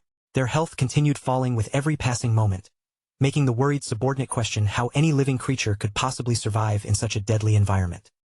Theodore remained completely confident despite the danger surrounding them. Chu Kunshin focused on his ability to perceive the ley lines beneath the ground and assured the group that the treasure they sought was real, and hidden inside a cave somewhere very close to their current position. It did not take long for them to discover an enormous cave mouth carved into the wasteland. Waves of ominous crimson energy poured continuously from the dark entrance, staining the surrounding air with a threatening red glow. Before allowing anyone to enter, Theodore turned toward Zuma, the group's sole walker. He ordered Zuma to transform all four of them into an invincible spirit state the instant any danger appeared. Zuma listened carefully and confirmed that he fully understood the instruction. The four cloaked figures stepped directly into the swirling red vortex and cautiously made their way through the treacherous terrain beyond it. After traveling deeper into the cave, they finally reached the edge of a towering cliff that overlooked a vast sea of glowing red liquid below. Chu Kunshin's eyes suddenly widened as he noticed something in the distance. He thrust out one hand and shouted excitedly for the others to look toward the center of the Crimson Sea. Theodore followed Chu Kunshin's finger and immediately burst into laughter. Rising from the middle of the red pool was an enormous plant engulfed in fiery light, and the moment he saw it, Theodore knew they had finally found what they came for. Chu Kunshin identified the gigantic plant as the Hellflower of Nightmares. Staring at the monstrous flower with complete certainty, he declared that once they used this terrifying object, Shadow's death would become unavoidable. The group had entered the deep purgatory volcano, a nightmarish forbidden zone where the environment itself could kill ordinary players. A system warning appeared before them, announcing that lifespan was being consumed at 10,000 times the normal rate. Zuma began trembling as he stared at the blazing entity growing from the crimson pool. He nervously asked Theodore what kind of creature it was, admitting that merely looking at the thing made his soul shake with instinctive fear. Theodore calmly explained that the towering entity was the Hellflower of Nightmares. Despite its horrifying presence, he reassured Zuma that the creature would not attack them as long as they avoided disturbing it and did nothing that might cause it to awaken. Chu Kunshin glanced toward Theodore and reminded him that the item he wanted had now been successfully located.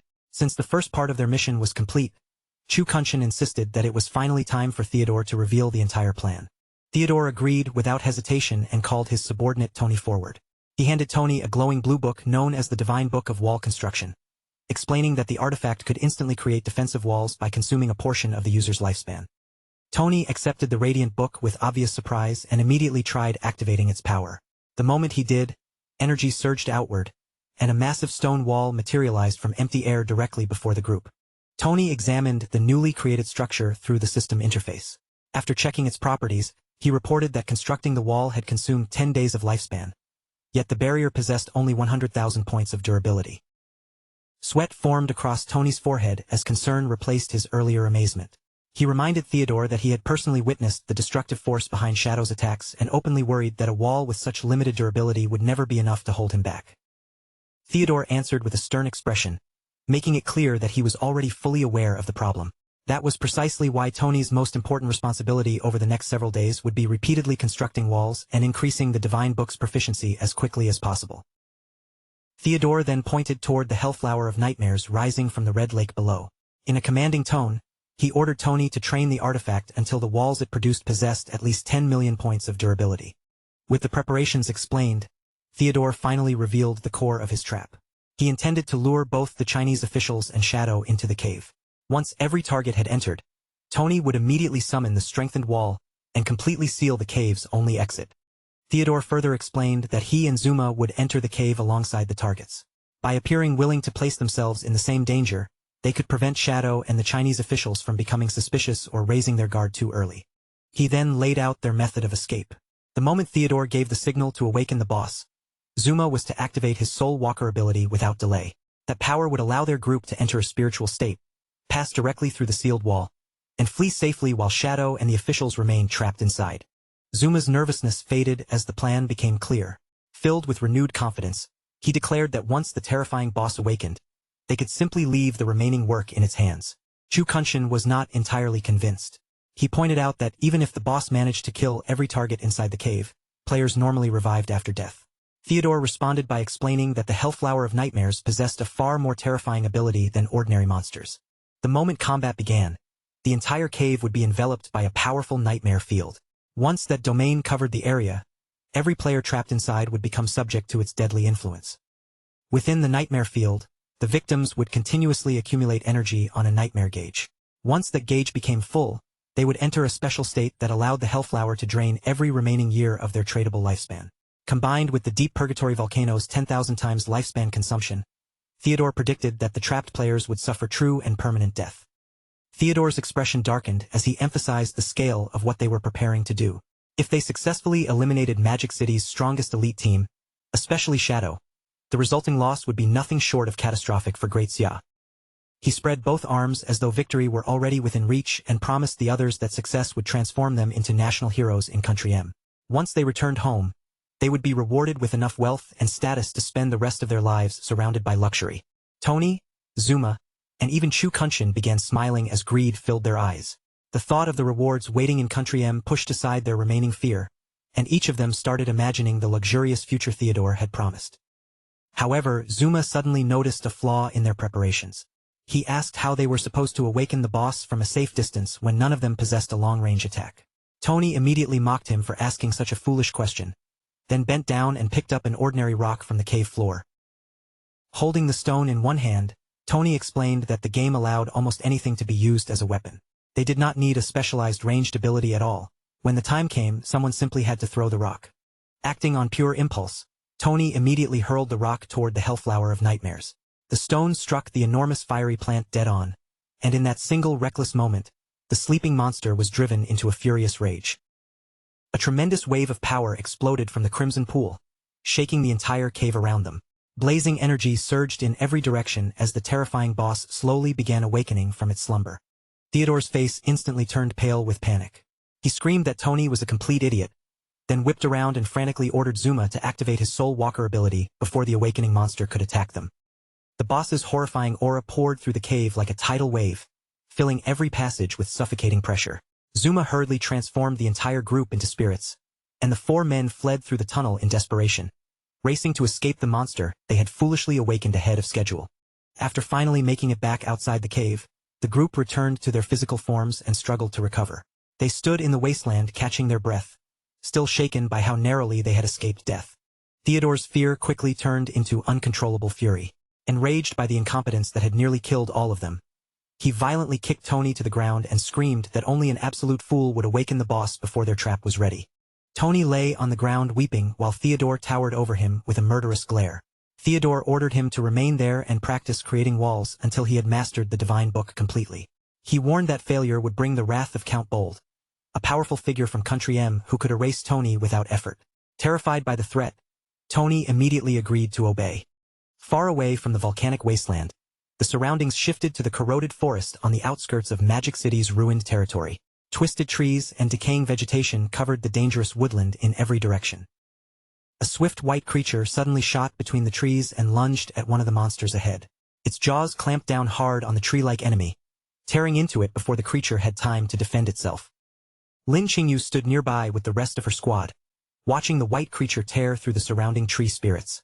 One enemy after another was destroyed, their wooden bodies bursting apart before dissolving into clusters of brightly glowing lifespan orbs. One of Lin Qingyu's teammates stared at the creature in admiration and praised the incredible strength of her dragon, eagerly asking when she had obtained such a valuable treasure. Lin Qingyu laughed and casually claimed she had simply gotten lucky while opening a treasure chest the previous day. The teammate marveled that it might be the first dragon mount in the entire game, adding that its 100% movement speed bonus would have been worth an unbelievable fortune in older games. Before Lin Qingyu could enjoy the praise any longer, her expression abruptly changed. Her eyes sharpened as she sensed an unusual disturbance moving through the forest around them.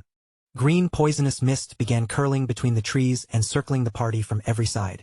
Lin Qingyu immediately shouted for everyone to stay alert, warning them that additional monsters were hiding nearby and preparing to strike. The ground suddenly trembled beneath their feet as enormous wooden spikes and tangled vines erupted from the soil, surrounding the entire squad. Thick green tendrils whipped through the air with terrifying force, blasting the players and Lin Qingyu's white mount backward amid a chaotic explosion of dirt and shattered wood. From beneath the ruined forest floor, a gigantic tree monster slowly rose into view. Its enormous body towered over the party, radiating a terrifying presence that made the surrounding trees appear tiny by comparison. The system immediately identified the creature as Azura, the corroded ancestor. It was a level 25 emerald grade boss, far more dangerous than the ordinary tree spirits the squad had been fighting moments earlier. The squad was quickly pinned down beneath the boss's relentless pressure. One of the male teammates lay sprawled on the ground, staring at the monster's information in despair. Azura possessed 1 million health points, while his own damage reached only around 1,000 per second. Realizing how hopeless the difference was, he frantically asked what they were supposed to do. Lin Qingyu hurriedly opened her interface, searching for any possible way out. After seeing the overwhelming gap between them and the boss, she shouted that they had only one solution left. They needed to invite Big Brother Shadow and have him come rescue them. Without wasting another second, Lin Qingyu sent Shadow an urgent message. She reported that an enormous emerald-grade boss had appeared, then invited him into the party so he could track their exact location. Standing among the ruins of Magic City, Shadow calmly accepted the request and confirmed that he understood. Shadow checked the party's coordinates on his interface and immediately sent a reply. He informed them that he was currently more than 10 kilometers away, but assured the desperate squad that he would come to their location at once. Back inside the corroded forest, Lin Qingyu examined the distance on her map, and her heart immediately sank. She shouted that Shadow was on his way, but estimated that traveling more than 10 kilometers would take him nearly half an hour. Her teammates cried out in panic, warning that the poison was draining their health too quickly and their healing abilities could no longer keep up. Realizing the squad would never survive that long, Lin Qingyu cursed under her breath and ordered everyone to retreat immediately. Yet the instant the command left her mouth, Osiris descended from the sky directly above the gigantic tree boss. Standing atop the skeletal dragon, Shadow calmly announced that he had arrived, leaving Lin Qingyu staring upward in complete confusion. A tremendous gust created by Osiris's arrival swept across the entire forest. A system notification informed the squad that the powerful wind had dispersed the poisonous gas and removed all of their negative status effects. Lin Qingyu and her teammates stood frozen with comically wide eyes. The male teammate stammered that their captain had predicted half an hour, yet Shadow had arrived in less than half a minute. Another player trembled in awe as he stared upward and asked whether Shadow was actually riding a flying dragon. High above them, Shadow stood steadily atop the head of the skeletal dragon Osiris. He looked down at Lin Qingyu's squad while every player below continued staring back at him in speechless disbelief. Osiris's purple eyes glowed as the skeletal dragon focused on Lin Qingyu's white mount below. After studying the smaller creature for a moment, Osiris wondered aloud whether it might be some kind of hybrid dragon.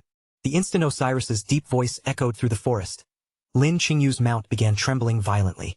The smaller creature lowered itself in terror, clearly overwhelmed by the presence of the enormous skeletal dragon above. The members of Lin Qingyu's squad stared at one another in stunned silence. None of them could believe what they had just heard, and they wondered aloud whether the gigantic dragon had truly spoken like a person. Standing calmly on Osiris's head, Shadow explained that creatures of epic grade or higher possessed the ability to speak.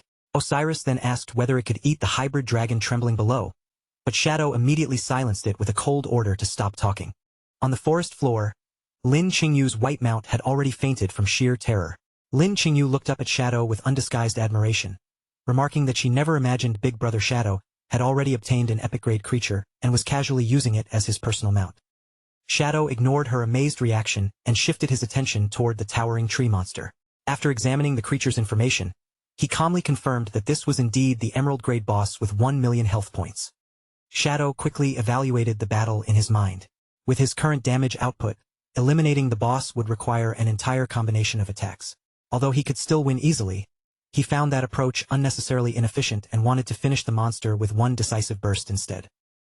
Deciding that the timing could not be better, Shadow took out the glowing ancient god slate. The system identified it as the blessing slate belonging to Alakasi, the blood source ancient god. Its special power allowed the user to bestow a blessing upon any chosen skill, granting that ability a random enhancement.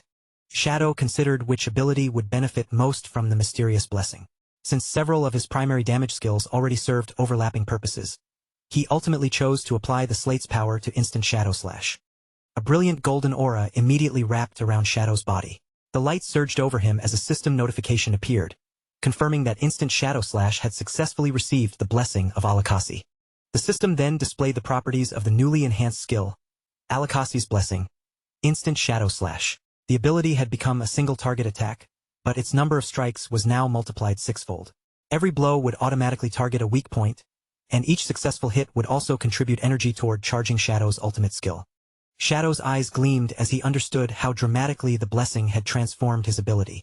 Instant Shadow Slash was no longer a broad attack meant for multiple enemies. It had become a terrifying burst skill focused entirely on one target. After a quick calculation, he determined that a single activation would now deliver 54 separate strikes. When Shadow included the attacks from his clones, that number increased to an astonishing 216 hits. Such a barrage would be enough to fill his ultimate meter several times over. Down below, Lin Qingyu's teammates could only stare in confusion, wondering why Shadow's entire body had suddenly begun glowing with golden light. Once he finished calculating the skill's new potential, Shadow decided there was no reason to delay. The emerald-grade boss standing before him would serve as the perfect target for testing his newly enhanced ability. Dark energy suddenly spiraled around Shadow's body. In the next instant, his figure vanished completely from atop Osiris, leaving only a fading trail of shadow behind. A moment later, one of Lin Qingyu's teammates finally spotted him. Shadow had already appeared high in the air above the forest, directly within striking distance of the enormous boss. The teammate shouted in alarm that Shadow was challenging the boss by himself. But before anyone could react further, Shadow accelerated with unbelievable speed and unleashed the empowered instant Shadow Slash against the gigantic tree monster. A devastating storm of attacks instantly engulfed Azura's massive body. Blades and shadows struck its weak points dozens of times in rapid succession, while countless damage numbers, each exceeding 10,000, erupted across the boss almost simultaneously. The enormous number of successful hits instantly filled Shadow's ultimate meter. Red energy ignited within his eye as he realized that using this single basic ability once was now enough to completely charge his ultimate attack. Shadow did not pause to admire the result. The moment his ultimate became available, he surged forward through the remaining shadows and immediately unleashed the Crimson Blade. A colossal red slash tore across the forest and cleaved directly through the corroded ancestor. The final strike dealt 450,000 damage, completely wiping out the boss's remaining health. A system notification confirmed that Shadow had killed the emerald-grade monster and immediately displayed the rewards he had earned. The squad watching from below was left utterly speechless. The male teammates screamed in disbelief that Shadow had just killed an emerald-grade boss almost instantly. Lin Qingyu, however, remained surprisingly calm. She simply asked whether this was really their first time watching Big Brother Shadow fight a boss, implying that such impossible victories were perfectly normal for him. Surrounded by the fading remnants of the Crimson Blade's red aura, Shadow quietly assessed the strength of his upgraded skill. A single use of instant Shadow Slash could now inflict roughly 600,000 damage. Compared to that explosive power, even the 450,000 base damage of his Crimson Blade ultimate suddenly seemed somewhat inadequate. Shadow descended to the forest floor amid the glowing lifespan orbs left behind by the fallen boss. As he reflected on the battle, he realized that his previous methods had been clumsy and inefficient against high-level enemies. Constantly cycling through several abilities now felt far too troublesome. With his sword still gripped firmly in one hand, Shadow considered the effect of the ancient god slate. Its blessing had created an exceptionally powerful connection between instant Shadow Slash and Crimson Blade, greatly increasing both his damage output and his ability to survive extended battles. Even so, Shadow understood that this new strength represented only the beginning. The true potential hidden within the Shadow class had barely started to reveal itself, and far greater power was still waiting to be uncovered. Lin Qingyu hurried over with excitement written across her face, unable to stop herself from praising how unbelievably powerful Shadow was. Shadow barely reacted to the compliment. He simply dropped the loot obtained from the defeated boss in front of her squad and casually told them they could divide it among themselves. Their exhaustion vanished at once, and the delighted team repeatedly thanked him for his generosity. Once the rewards had been handed over, Shadow turned to Lin Qingyu and asked whether any other bosses had appeared nearby. Her eyes immediately lit up. She nodded enthusiastically and began listing several monsters scattered across the surrounding areas, eagerly describing one location after another. Before Lin Qingyu could finish naming every target, Shadow calmly cut her off. Rather than waste time discussing them, he told her to climb onto his dragon, so they could visit each location and eliminate the bosses one by one. Lin Qingyu could barely contain her excitement at the invitation. The moment she climbed aboard, Osiris spread its enormous wings and shot into the sky. Shadow remained steady atop the skeletal dragon while Lin Qingyu screamed behind him, their figures rapidly disappearing into the distance. The two male members of Lin Qingyu's squad were left standing alone beneath the trees. They stared silently at the empty sky where their captain had vanished, and after several defeated seconds, one of them finally asked the painfully obvious question. What exactly were the two of them supposed to do now? Meanwhile, in the real world, several officials were gathered around a long table inside a Magic City conference room. At the front of the chamber, a large display screen showed a clear image of Theodore for everyone present to examine. One official reported that Theodore, a representative from the country M embassy, had offered them intelligence concerning the first known diamond grade boss. Another official immediately narrowed his eyes and questioned whether someone would truly hand over information that valuable without demanding payment. The reporting official clarified that Theodore had named only one condition. In exchange for leading them to the diamond grade boss, he wanted the authorities to arrange a flight that would return him safely to country M. The senior official at the head of the table did not look convinced. Such an insignificant request seemed completely out of proportion to the value of the intelligence, and that imbalance made the entire offer feel suspiciously like a carefully prepared trap. His subordinate quickly offered another perspective. Theodore had not merely provided a location. He had also volunteered to enter the area and personally accompany their team to the boss. If the intelligence were truly part of an ambush, then joining the expedition himself would be almost suicidal. Even so, the lead official raised a more immediate problem. Before debating Theodore's intentions, they first had to determine whether their forces were even capable of defeating a diamond-grade boss. No player or organization had successfully killed one so far. That uncomfortable fact carried an obvious implication. Even Shadow, the legendary player whose strength had shocked the entire world, might not necessarily possess enough power to bring down a monster of that rank. After considering the problem in silence, the lead official proposed a different approach. Instead of sending their own forces alone, they could reach out to Shadow and attempt to cooperate with him. Another man at the table immediately supported the suggestion. According to their latest reports, Shadow could defeat emerald-grade bosses single-handedly and with frightening ease. If his overwhelming power were combined with the official's strongest elite professionals, then securing the world's first diamond-grade boss kill might actually become possible. The lead official remained cautious, his expression showing little excitement. He demanded to know whether those reports had been properly verified or whether everyone was simply basing this entire plan on exaggerated rumors about Shadow's strength. In response, the subordinate raised a phone and played a clear recording of Shadow fighting. He explained that the footage had been captured by a special phone created through a divine authority book, making the evidence reliable. After seeing Shadow's power with his own eyes, the lead official was left momentarily speechless. With undeniable proof now in front of him, the lead official finally agreed that cooperation with Shadow offered their best chance. The remaining officials voiced their approval without objection, and the leader announced that someone would be dispatched immediately to establish contact with him. Elsewhere in the virtual world, a heavily armored mechanical monster staggered across the battlefield. Its massive metal body lurched forward unsteadily, already struggling to withstand the damage it had suffered. Shadow faced the mechanical enemy without the slightest concern. Dark energy gathered around him as he launched the attack that had become one of his most recognizable techniques.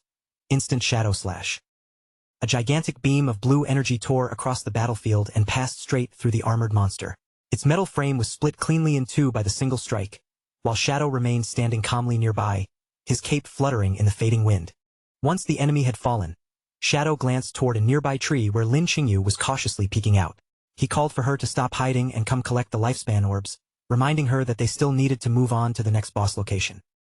Lin Qingyu quickly emerged from behind the tree, her cheeks flushed and her expression still filled with excitement. As she approached, she reported that the officials had discovered a diamond-grade boss and eagerly asked whether Shadow had any interest in joining the operation.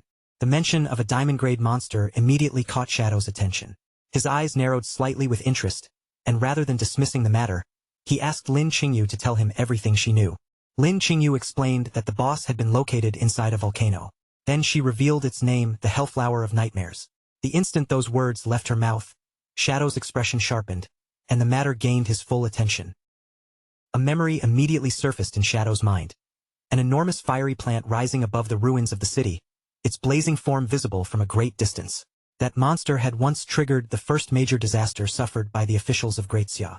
In the history Shadow remembered, foreign forces had used the Hellflower of Nightmares to annihilate more than 100 official professionals stationed in Magic City. The resulting catastrophe plunged the entire region into chaos for half a year and ultimately caused the deaths of thousands of people. Shadow also remembered the man who had stood behind that disaster. The mastermind responsible for setting the tragedy into motion had been Theodore. Suspecting that Lin Qingyu's people had not discovered the boss themselves, Shadow questioned her more carefully. She admitted that a foreigner had provided the location, and the higher authorities were now preparing a massive force of 100 players to launch a crusade against it. Shadow immediately rejected that plan, stating coldly that the officials understood nothing about the danger they were facing. He ordered Lin Qingyu to gather 25 elite players, each at least level 18 and already finished with their first-class advancement. Lin Qingyu stared at him in shock. Players meeting such demanding conditions were already among the strongest professionals available, so she asked whether Shadow truly required that many high-level elites just to support him during the raid. Shadow confirmed that he did. Although the Hellflower of Nightmares was officially classified as a diamond-grade boss, its actual attributes were already close to those of an epic-grade monster. There were only two realistic ways to kill it. The first was to crush it with overwhelming power, and Shadow openly admitted that he did not yet possess enough strength to accomplish that alone. That left them with only the second method, confronting the monster through a properly organized strategic raid. For that approach to have any real chance of success, Shadow explained that the team needed at least 25 capable players.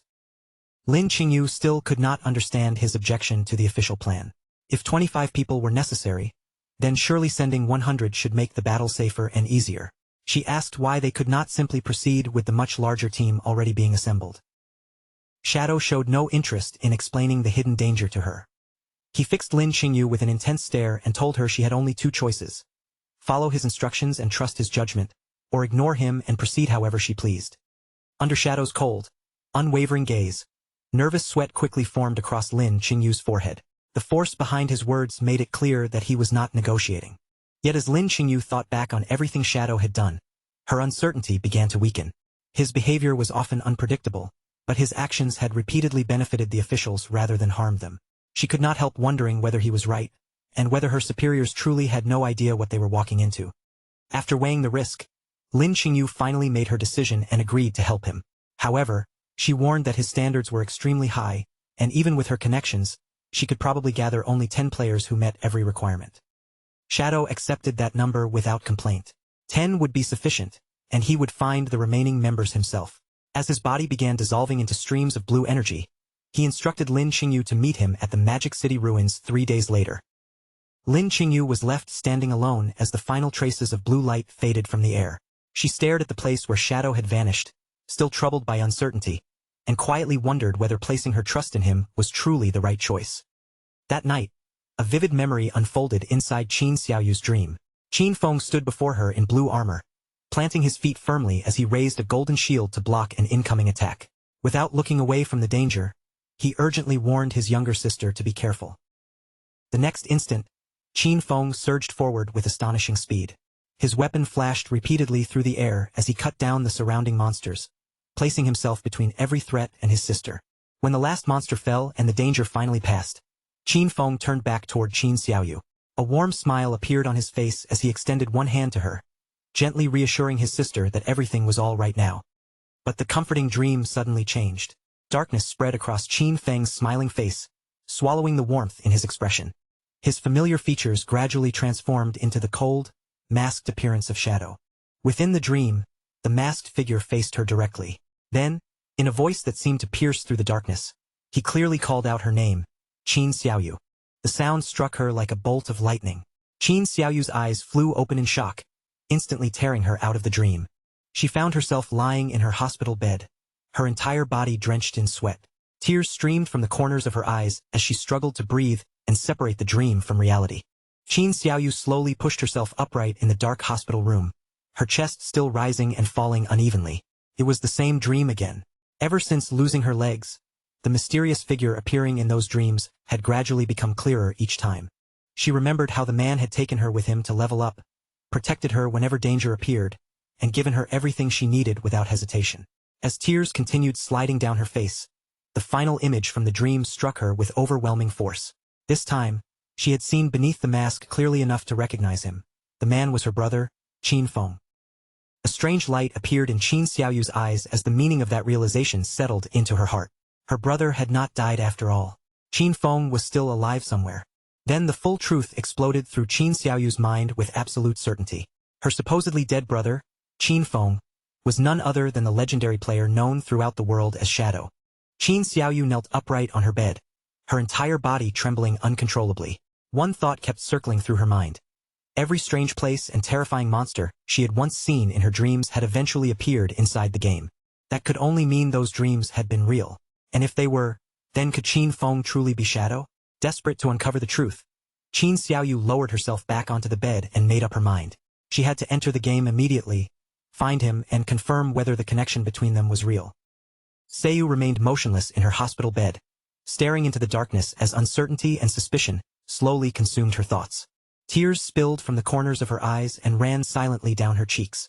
Shadow had ignored her again and again, so even if he really was her brother, perhaps he simply had no intention of recognizing her. Worse still, no one else would believe such an unbelievable claim, and pursuing the truth might even cost her life. The horrifying memory of how she had lost her legs suddenly flashed through her mind. Her body stiffened beneath the covers, and a violent shiver passed through her as the old trauma returned in full force. Yet as she lay alone in the darkness, surrounded by silence, Qin Xiaoyu understood one painful truth. This might be the final hope she would ever receive. Determination slowly replaced the fear in her eyes. Even if she had to use the last bit of strength left in her body, she would seize this chance with both hands and do everything possible to reunite with him. Inside the Knights Templar hideout, the guild leader held Qin Xiaoyu steady, while asking why she had suddenly logged back into the game. Although her legs appeared perfectly intact in this world, he reminded her that all of her attributes had been reduced by half, and the lingering stumble debuff made it extremely difficult for her to walk normally. Almost as if to prove his warning, Qin Xiaoyu's legs suddenly gave way beneath her. She lost her balance and toppled helplessly toward the floor. The guild leader hurriedly asked whether she had injured herself. Qin Xiaoyu immediately put on a pitiful expression and tearfully insisted that she only wanted an opportunity to repay the kindness the guild had shown her. With pleading eyes, she begged him to let her continue her previous duty, standing near the entrance and watching the door for Big Brother Shadow.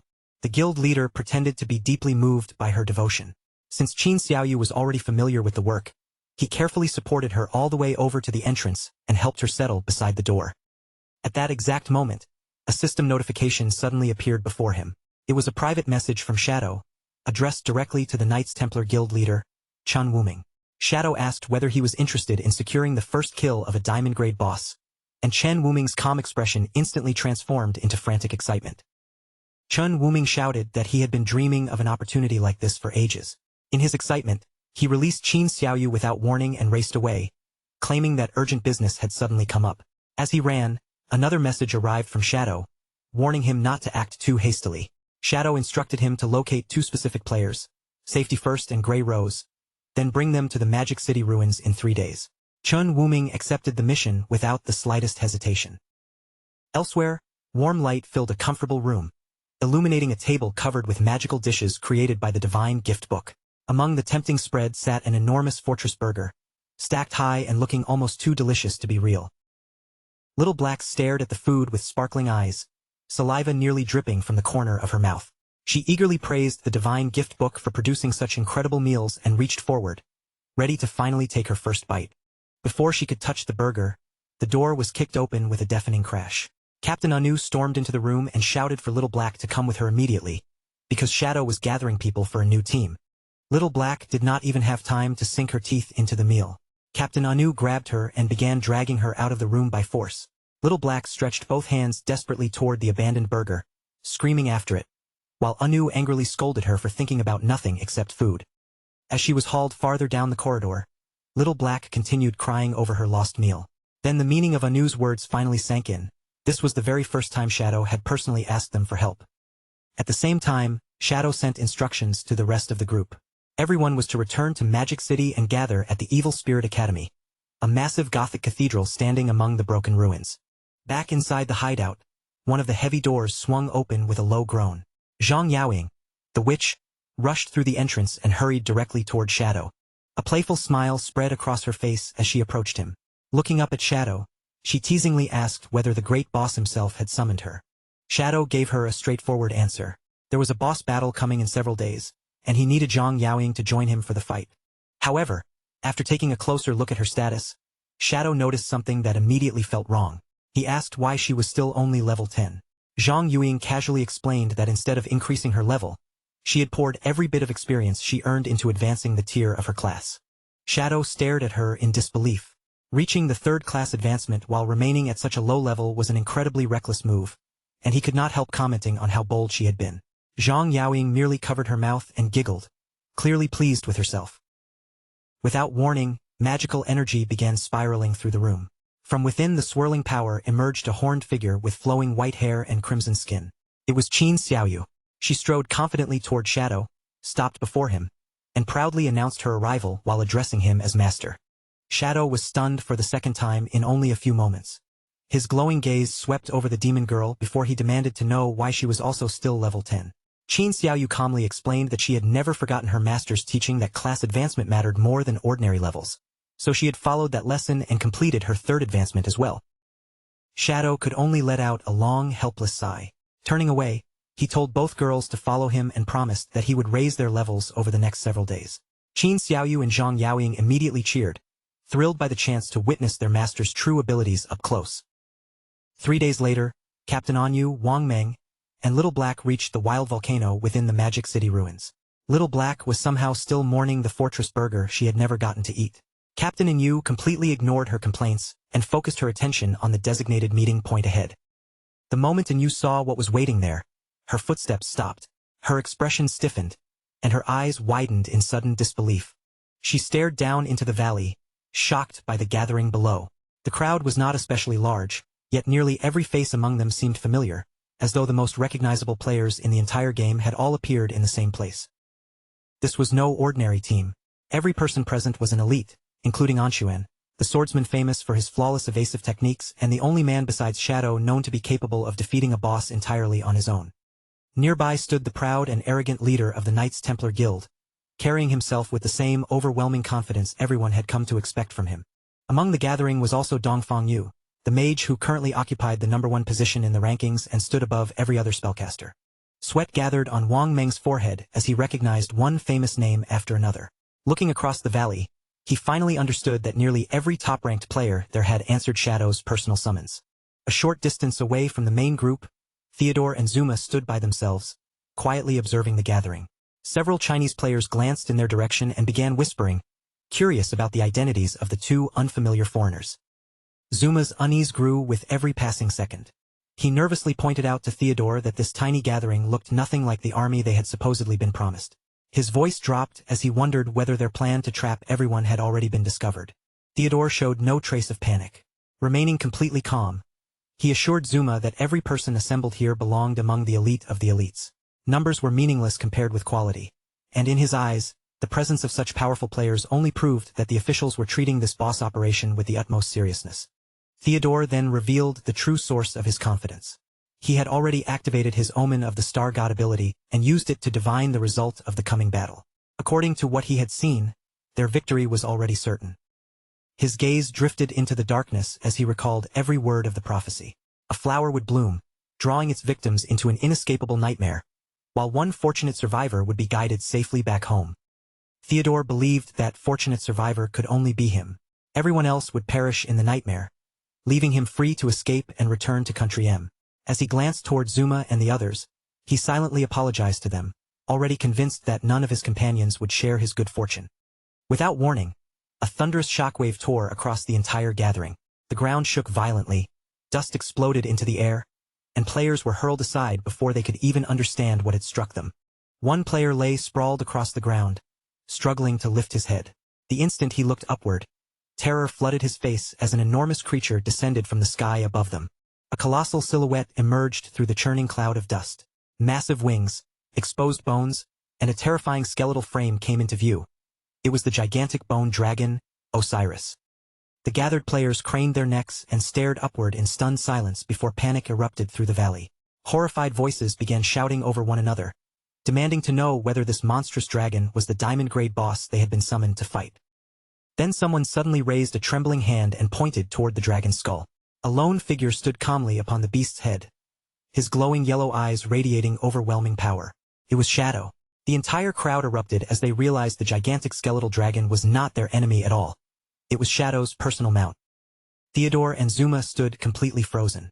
Cold sweat poured down their faces as they stared at the terrifying creature and the man standing above it. Theodore's confidence shattered in an instant. He began stammering uncontrollably, unable to comprehend how Shadow had grown so powerful in such a short time, let alone obtained an epic-grade mount of this magnitude. Shadow stepped off the skeletal dragon and dropped through the air.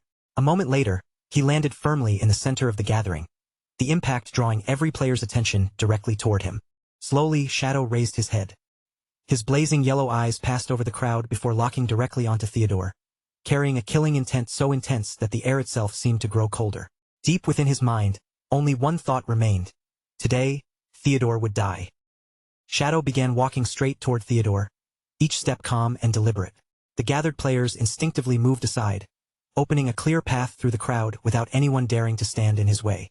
Theodore remained rooted to the spot as Shadow steadily closed the distance between them. Shadow paid no attention to anyone else, keeping his glowing gaze fixed entirely on him. After briefly sweeping his eyes across the assembled elites, Shadow calmly observed that everyone who had been summoned had finally arrived. He then turned his attention back to Theodore and, in an unquestionable tone, ordered him to move ahead and lead the way. Theodore's body stiffened as he started forward, with Shadow following directly behind him like an oppressive shadow. Sweat streamed down Theodore's face, because they had never met before, yet Shadow had somehow called him by name without hesitation. Forcing down his panic, Theodore tried to convince himself that a top-ranked player like Shadow probably possessed some skill capable of identifying strangers. He turned toward the others with a carefully manufactured smile and invited everyone to follow him deeper inside to hunt the diamond-grade boss. Beneath that false confidence, he repeatedly reminded himself that his divination had never been wrong. The result was absolutely certain, and his plan could not possibly fail. Before long, the group reached the mouth of a vast cave. An ominous crimson glow seeped from the darkness within, bathing the jagged stone entrance in a sinister red light. Deeper inside the cave, Chu Kunshin glanced back with clear irritation and warned his companions that their targets had entered. Tony and Mei Jing were pressed close together behind him, and Mei Jing immediately complained about being interrupted at such an inconvenient moment. With an annoyed expression, Mei Jing grumbled that the intruders had completely ruined the mood. Tony quickly reassured her that once this final job was finished, they would escape to Country M, where they could enjoy themselves however they pleased without anyone disturbing them again. Shadow, Theodore, and Zuma advanced into the narrow tunnel first. Theodore gestured politely for Shadow to continue farther into the cave, while hidden voices ahead whispered that the targets were drawing closer. Concealed within the surrounding darkness, Tony, Mei Jing, and Chu Kunshin readied themselves to attack, their eyes shining with murderous light. Tony declared that the moment had finally come to avenge Shirshir.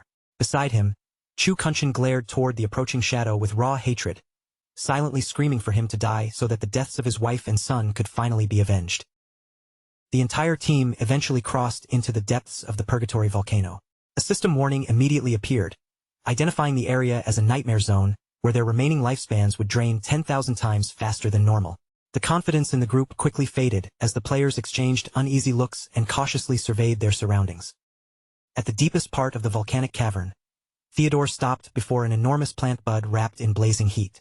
Towering above them like a sleeping monster, it was the diamond-grade boss he had promised, the Hellflower of Nightmares. Theodore studied the massive fiery bud, then cautiously suggested that their current numbers might not be enough. In his opinion, they should leave and gather additional players before attempting the battle. Lin Qingyu immediately rejected the suggestion. Their group was already packed with the strongest elites available, so she bluntly told Theodore to stop delaying them and explain how the boss was supposed to be fought. A shadow passed over Theodore's expression.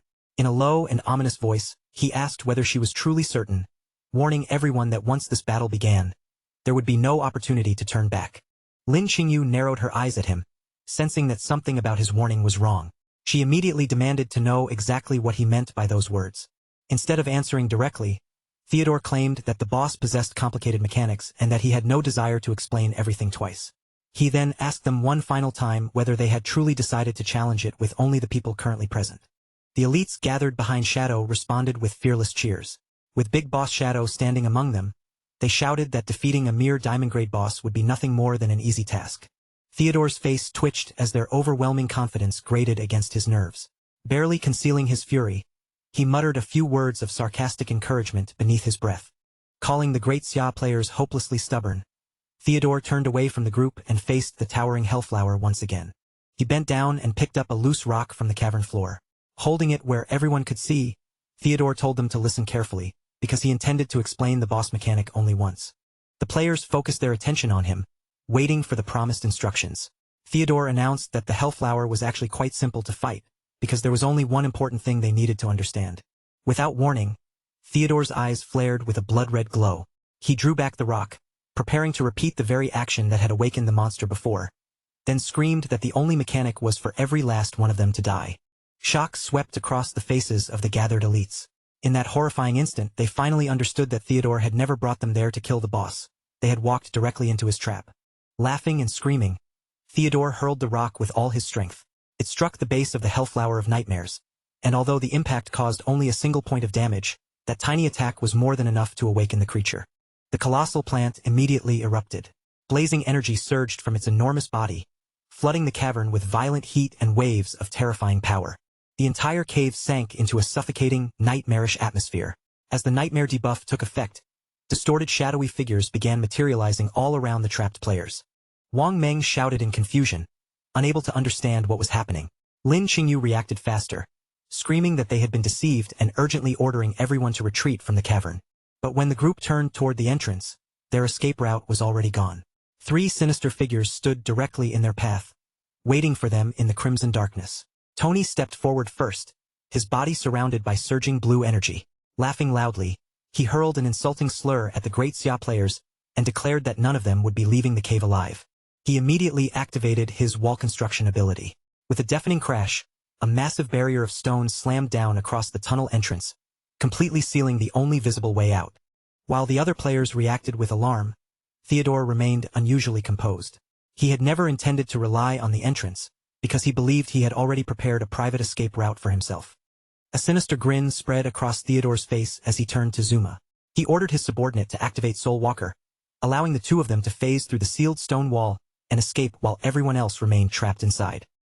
Zuma had not even begun using the ability when a blazing energy arrow ripped through the darkness, pierced straight through his head, killing him instantly before he could take a single step. Theodore whipped around, cold sweat breaking across his face. The instant he saw Zuma collapse, he understood that someone had discovered his carefully prepared escape plan. Lin Qingyu stood behind him with a radiant crossbow aimed directly at his body. She admitted that Shadow's suspicions had been correct, then coldly declared that those who did not belong to their people would always conceal treacherous intentions. With that judgment delivered, she sentenced Theodore to death.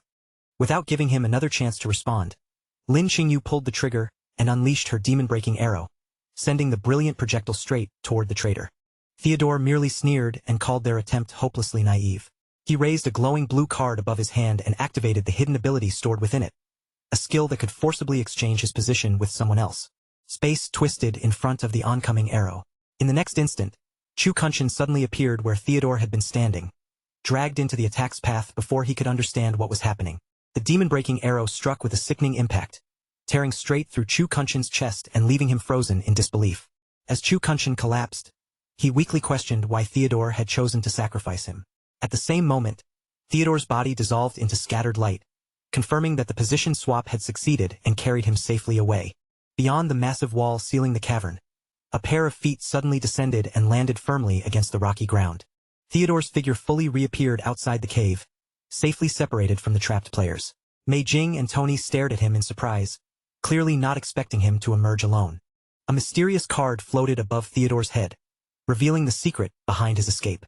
It was the Dark Star Boundary, a trump card that allowed him to exchange positions with anyone carrying a matching card.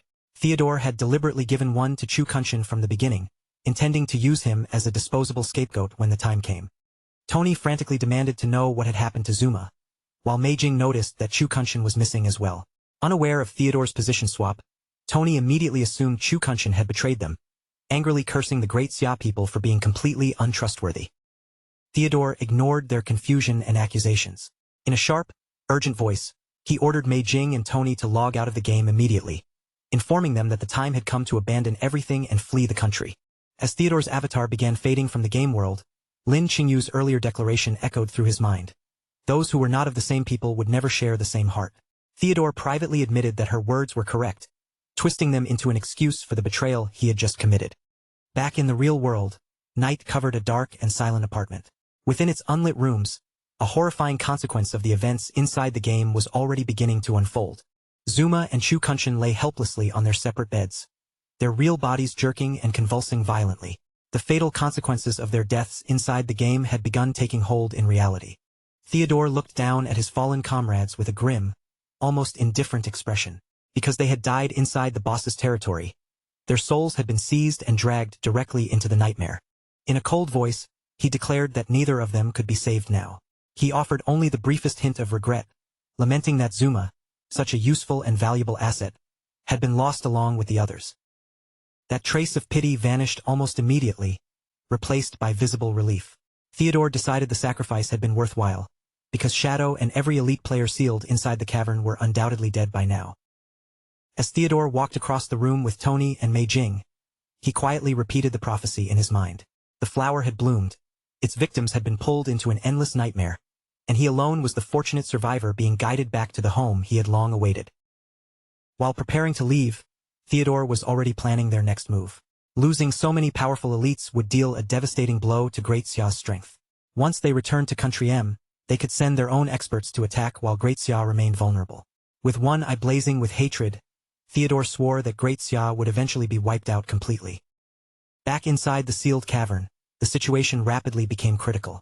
The enormous hellflower of nightmares unfolded its fiery petals completely, flooding the entire cave with a dangerous and unnatural glow. The players were instantly thrown into confusion as crimson bars appeared above their heads, marking each of them with the nightmare status. Uneasy voices spread through the raid as the elites realized that something had gone terribly wrong. Wang Meng nervously explained the horrifying truth to Little Black. Anyone trapped in the nightmare state could neither revive nor log out of the game, which meant that dying inside this place would result in permanent death. The revelation crushed what little confidence the group had left. They were sealed inside with a diamond-grade boss, while the nightmare zone drained their remaining lifespans 10,000 times faster than normal. Just as despair began swallowing the entire group, a party invitation from Shadow suddenly appeared before every player, leaving the frightened elites staring at the notification in surprise. Shadow stood ahead of them with his back turned, his dark cape drifting behind him in the scorching air.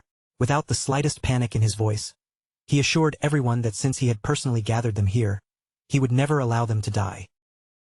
He turned his head just enough for one glowing eye to appear beneath the shadow of his hood.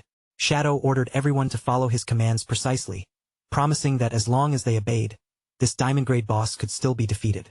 Realizing that Shadow was now their only hope of surviving, the Knights Templar Guild leader and the other elites exchanged determined looks before nodding in agreement. One name after another appeared on the party list as the elites accepted Shadow's invitation. Dongfang Yu, Anchuan, Qin Xiaoyu, Zhang Yaoying, and the rest all officially joined his team.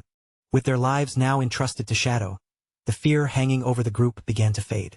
The players raised their voices together, cheering loudly for Big Brother Shadow. Shadow wasted no time and immediately began issuing orders. Turning toward the witch Zhang Yaoying, he commanded her to activate Soul Link at once. Zhang Yaoying answered with a playful salute. She lifted her enormous brush and swept it through the air, painting a massive glowing rune above the gathered party. The spell activated the moment the rune was completed. Dark purple chains of magical energy burst outward, wrapping around every party member and linking all of their souls together. As the chains connected, Shadow explained their purpose. Soul Link allowed every member to share their resistances, slowing the rise of the nightmare gauge across the entire party. That was precisely why he had gathered players who had already completed their first-class advancement. Only they possessed the hidden resistance required to endure the nightmare. At last, the elites understood how far ahead Shadow had planned. The battle began without warning. The Hellflower of Nightmares launched several enormous thorn-covered vines, which swept across the cavern and immediately coiled around multiple players, trapping them in place. Shadow warned the party that if anyone died or completely entered the nightmare state, the boss would devour that player and restore its own health. Survival had to come first, and anyone who fell needed to be revived immediately. Taking full command of the raid, Shadow revealed that the boss possessed 36 million health points divided across 3 phases. During the first phase, the Hellflower controlled 6 separate vines, so he had assigned one team to keep each vine occupied. Shadow then singled out Anxuan and ordered him to deal with one vine entirely by himself. Anxuan was initially taken aback, but his surprise quickly turned to satisfaction when Shadow openly acknowledged and praised his abilities. The cavern erupted into chaos as all 6 vines attacked at once, whipping through the air with such incredible speed that they became little more than blurred streaks of thorns. Living up to his reputation, Anxuan slipped past the incoming strike with perfect timing. He immediately counterattacked, unleashing his Moonshadow skill directly against the pursuing vine. However, Wang Meng and the Knights Templar Guild leader froze when they saw the damage number. Anxuan's powerful attack had dealt only 250 damage, causing both men to panic over how little health had been removed. Shadow calmly revealed the reason. During its first phase, the Hellflower was protected by a shield that reduced all incoming damage by 90%. The party's confidence collapsed again as several players wondered aloud how they could possibly defeat a monster under such brutal conditions. Ignoring their despair, Shadow launched himself high into the air. He activated Blessing of Release together with instant Shadow Slash, sending a gigantic beam of blue energy crashing into the boss. Even through the 90% shield, the strike dealt an astonishing 666,666 damage. Landing smoothly, Shadow stated that this was exactly how they would fight it. Before the boss could recover, Shadow closed the distance and followed with Throat Cut. The second attack landed as another critical strike, carving away more than 630,000 health. The Knights Templar Guild leader screamed in disbelief at the enormous damage. Shadow then explained the actual strategy. If even one vine lost its target, the boss would unleash a wide-area attack capable of killing the entire raid. Therefore, everyone else only needed to hold the vine's attention and remain alive while Shadow dealt all the damage himself. Reassured by his overwhelming strength, the elites shouted that they understood and would obey. The Hellflower responded by releasing the rest of its vines. Thick masses of twisting thorns spread throughout the cavern, filling nearly every open space around the trapped raid team. Every player tensed as the thorny assault approached. Shields rose, weapons were drawn, and the elites braced themselves to withstand the next wave of attacks. Shadow moved before anyone else could react. He rushed directly into the path of the assault and struck the first vine with enough force to knock its massive body aside. Leaping above the writhing vines, Shadow unleashed a storm of rapid slashes. Blue streaks flashed through the cavern as he tore through one vine after another, using his overwhelming power to shield the entire team. Little Black, however, completely forgot about defending herself. She stared up at Shadow with open admiration, cheering over how handsome he looked while marveling at the unbelievable damage behind every attack. That moment of distraction immediately came back to punish her. A vine slipped past her lowered guard and wrapped tightly around her body before she even noticed it approaching. The vine yanked Little Black high into the air, leaving her helplessly suspended above the battlefield. Panic replaced her admiration as she kicked wildly and screamed for someone to save her. Shadow reacted instantly. He appeared behind the vine in a blur and swung his weapon once, releasing a brilliant arc of blue energy that sliced the thick stalk cleanly in half. As Little Black dropped from above, Shadow caught her safely in his arms. At the same time, the remaining force of his strike finished off the severed vine completely. With the first phase finally cleared, Shadow stood over the injured Little Black and sternly scolded her for losing focus. He warned that if she continued daydreaming during battle, she would not survive the next mistake. Humiliated, aching, and close to tears, Little Black sobbed as she apologized. Once all 6 vines had been defeated, the Hellflower of Nightmares began pulsing violently. Waves of fiery light traveled through its enormous petals as the boss prepared to transform. One of the players noticed movement deep inside the blazing flower. Pointing toward its center, he shouted for everyone else to look at what was beginning to emerge. A humanoid silhouette slowly rose from the center of the hellflower, its entire body surrounded by twisting flames and burning petals. The raid team stared in astonishment as a beautiful woman emerged from the monster. Her long hair flowed like living fire, and her eyes glowed with dangerous light. Several players were briefly captivated by her appearance before the deadly reality of the battle snapped them back to attention. The transformed boss attacked immediately. Raising her hands, she launched 3 enormous spheres of blazing nightmare energy toward the gathered players. Shadow shouted a warning and announced the beginning of the second phase. He explained that the 3 fiery spheres were made of concentrated nightmare energy and would randomly lock onto 3 members of the raid. He continued by warning that touching even one orb would instantly raise a player's nightmare gauge by 10%, while also causing the orb to split into 2. Before he could finish speaking, one of the spheres slammed directly into a player. Exactly as Shadow had predicted, the orb divided into 2 smaller spheres the moment it made contact. The new orbs shot away in opposite directions, sending another wave of panic through the raid. While the others shouted and scrambled away, Shadow remained completely composed. In a steady voice, he ordered everyone to calm down and stop moving blindly. Because the nightmare orbs traveled slowly, Shadow instructed the targeted players to lure them away from the main group. Everyone else was to handle the vines as they reappeared. He then revealed one crucial advantage of the second phase. The boss's damage reduction had fallen from 90% to only 50%. With the strategy firmly established, Shadow ordered the raid team to concentrate entirely on handling the dangerous mechanics. Meanwhile, he charged straight ahead, intending to confront the Hellflower's main body alone. Shadow dropped rapidly from the air, his weapon aimed directly at the fiery humanoid figure rising from the center of the Hellflower. As he closed in, Shadow decided that a diamond-grade boss of this level would be the perfect opponent for testing the true limit of his current firepower. Without holding anything back, Shadow activated Shadow of Slaughter. Dark energy surged around him as several identical Shadow clones took shape at his side. 5 figures descended upon the boss at once. Shadow himself and 4 fully formed clones. They spread out in midair, surrounding the fiery woman from every possible direction. All 5 raised their weapons together and unleashed the Crimson Blade Ultimate. A gigantic pillar of crimson energy swallowed the boss, producing 4 devastating damage strikes that each climbed far beyond the million mark. More precisely, every one of those 4 crushing hits dealt over 1.5 million damage, tearing an enormous portion from the Hellflower's health in a single coordinated attack. Shadow gave the boss no chance to recover. He instantly followed with throat cut, opening a deep wound and inflicting a powerful bleeding effect that continued draining her health. After completing the attack, Shadow pulled back and quickly assessed the results. Even with the boss reducing all damage by 50%, his opening burst had still dealt nearly 6 million damage.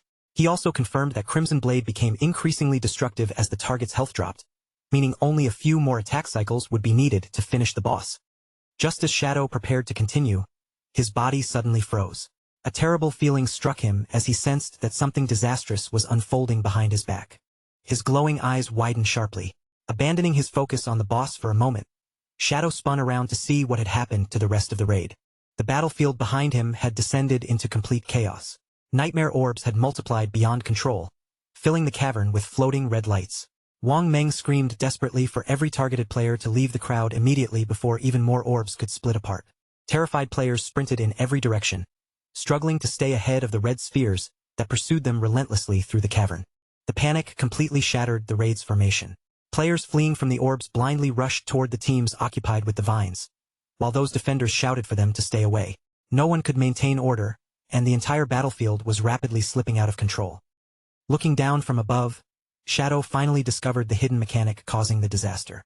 Whenever one of the boss's vines struck a nightmare orb, the orb received a 3-second burst of speed, making it almost impossible for its target to evade. Realizing the team could not endure much longer, Shadow clenched his teeth and shouted for everyone to hold on just a little more. He needed only 5 seconds to force the boss into its third phase. Shadow turned his full attention back toward the Hellflower. Determination burned in his glowing eyes as he began preparing the most powerful burst combination he could unleash. While mentally complaining about how many enhancements he needed to stack at once, Shadow activated Silent Concealment and Dark Depth, increasing both his stealth capability and his offensive power. He followed by activating Black Light Shield. Dark energy wrapped around his body, raising his attack power by an additional 30%. Finally, Shadow used Shadow of Slaughter once again. New clones emerged beside him, and each one inherited every enhancement currently active on his body. With every preparation complete, Shadow launched himself forward. His body crossed the battlefield at such blinding speed that the others could barely follow his movement. Closing the distance in an instant, Shadow unleashed the modified version of his signature technique, Instant Shadow Slash. Shadow and all of his clones blurred into streaks of motion, attacking at exactly the same time. Blue slashes flooded the entire area, and within a fraction of a second, the system registered an unbelievable total of 216 separate hits. But Shadow shouted that the assault was far from over. Before the boss could react, he and every clone raised their weapons and unleashed Crimson Blade together. For enormous pillars of crimson energy crashed down upon the Hellflower's humanoid form, ripping through her defenses and shaking the cavern with their combined force. The fiery woman's body jerked violently from the impact. Severely wounded, she bent forward and vomited a stream of green blood onto the ground. Shadow immediately appeared beside her and finished the combination with throat cut. The strike landed as a critical blow, pushing the total damage against the monster beyond a staggering 18 million. Nearby, the other players watched with a mixture of horror and amazement. Their strongest attacks were struggling to deal even a few hundred damage, yet Shadow had erased roughly 20 million health in one overwhelming wave. Several of them could only wonder whether he was truly human. The Hellflower's humanoid body reeled backward, trembling and convulsing uncontrollably as the unbearable pain spread through the entire monster. The gigantic stalk beneath her began twisting violently, its fiery surface gradually turning a deep shade of purple. Recognizing the transformation immediately, Shadow warned the raid that the boss had now entered Phase 3. The boss released a piercing scream filled with equal parts agony and rage. Her body became increasingly wild and unstable as she gathered power for the final and most dangerous stage of the battle. An ominous purple light swallowed the cavern. The sudden change in color transformed the entire battlefield, replacing the previous fiery glow with an atmosphere of suffocating dread. Wang Meng looked upward in terror as countless vines twisted together above the raid. They fused into enormous, deformed wooden pillars that burst violently from the ground. Shadow recognized the new threat the moment the pillars appeared. Without wasting a second, he raised his voice and began shouting fresh orders to the team. He explained that these wooden pillars acted like magnets for the nightmare orbs. Every orb absorbed by a pillar would allow the Hellflower to recover 10% of its total health. Shadow commanded everyone to destroy the pillars before they could heal the monster. He then explained the changed rules of Phase 3. Although the red nightmare orbs would no longer multiply upon contact, each individual orb had become far more lethal. Touching even one orb now would instantly force a player into the nightmare state. Even worse, if someone already trapped in that state was struck, the orb would transform into nightmare insects that devoured the victim's remaining lifespan until death. The raid stared fearfully at the floating spheres, realizing that one mistake could mean permanent death. Shadow narrowed his glowing eyes behind the mask and screamed for everyone to concentrate. He ordered them to avoid the orbs and hold their positions for just 10 more seconds. At the same time, he calculated their path to victory. The boss had less than 10 million health remaining, while his strongest skills needed only 3 more seconds to finish cooling down. Shadow knew that one more full-powered instant Shadow Slash would be enough to kill the monster. But before those final seconds could pass, a desperate scream suddenly tore across the battlefield. Shadow turned toward the sound in shock. One player's nightmare gauge had filled completely, and the man's eyes now burned with a crazed red glow. Wang Meng screamed in horror as he watched his teammate collapse. He shouted to the others that someone from their squad had completely fallen into the nightmare state. The afflicted player dropped to the ground and twisted in unbearable agony. Directly above his helpless body, a crimson nightmare orb hovered ominously. Before anyone could save him, the red orb descended and sank directly into his body. The gruesome transformation began instantly, giving him no chance to resist. The player's body burst open as hundreds of red nightmare insects erupted from beneath his flesh. They devoured him from the inside out, consuming every remaining second of his life. A system notification confirmed that Summer Horse had lost all of his lifespan and suffered permanent death. The Knights Templar Guild leader broke under the pressure and began running blindly through the battlefield. Wang Meng shouted for him to stop moving so recklessly, but terror had already overwhelmed every trace of reason. Wang Meng realized the danger a moment too late. The fleeing guild leader had dragged one of the nightmare orbs directly toward a wooden pillar. The guild leader could only apologize helplessly as the pillar's twisting vines reached out and seized the sphere. The wooden pillar absorbed the orb immediately and transferred its energy straight into the Hellflower. That single orb restored an enormous 3.6 million health, and Shadow could only watch as the boss's health bar began climbing again. Shadow realized that the battle was rapidly escaping his control. Nearly everyone's nightmare gauge was approaching its limit, leaving him with only one final opportunity to end the fight.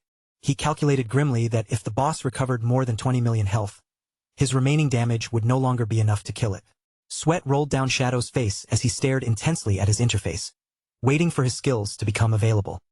Across the chaotic battlefield, players screamed at one another to dodge the red orbs. Every floating sphere now carried the threat of permanent death, driving the already frightened raid deeper into panic. The teams assigned to destroy the wooden pillars finally began cracking under the pressure. With their nightmare gauges reaching critical levels, they shouted that they could no longer hold their positions. Shadow watched the battle descend further into chaos, his expression turning grim. At this rate, there was no doubt about it, the entire team would soon be wiped out.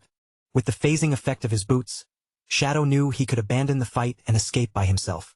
Yet he remained rooted in place, painfully aware that everyone else would be left behind to die.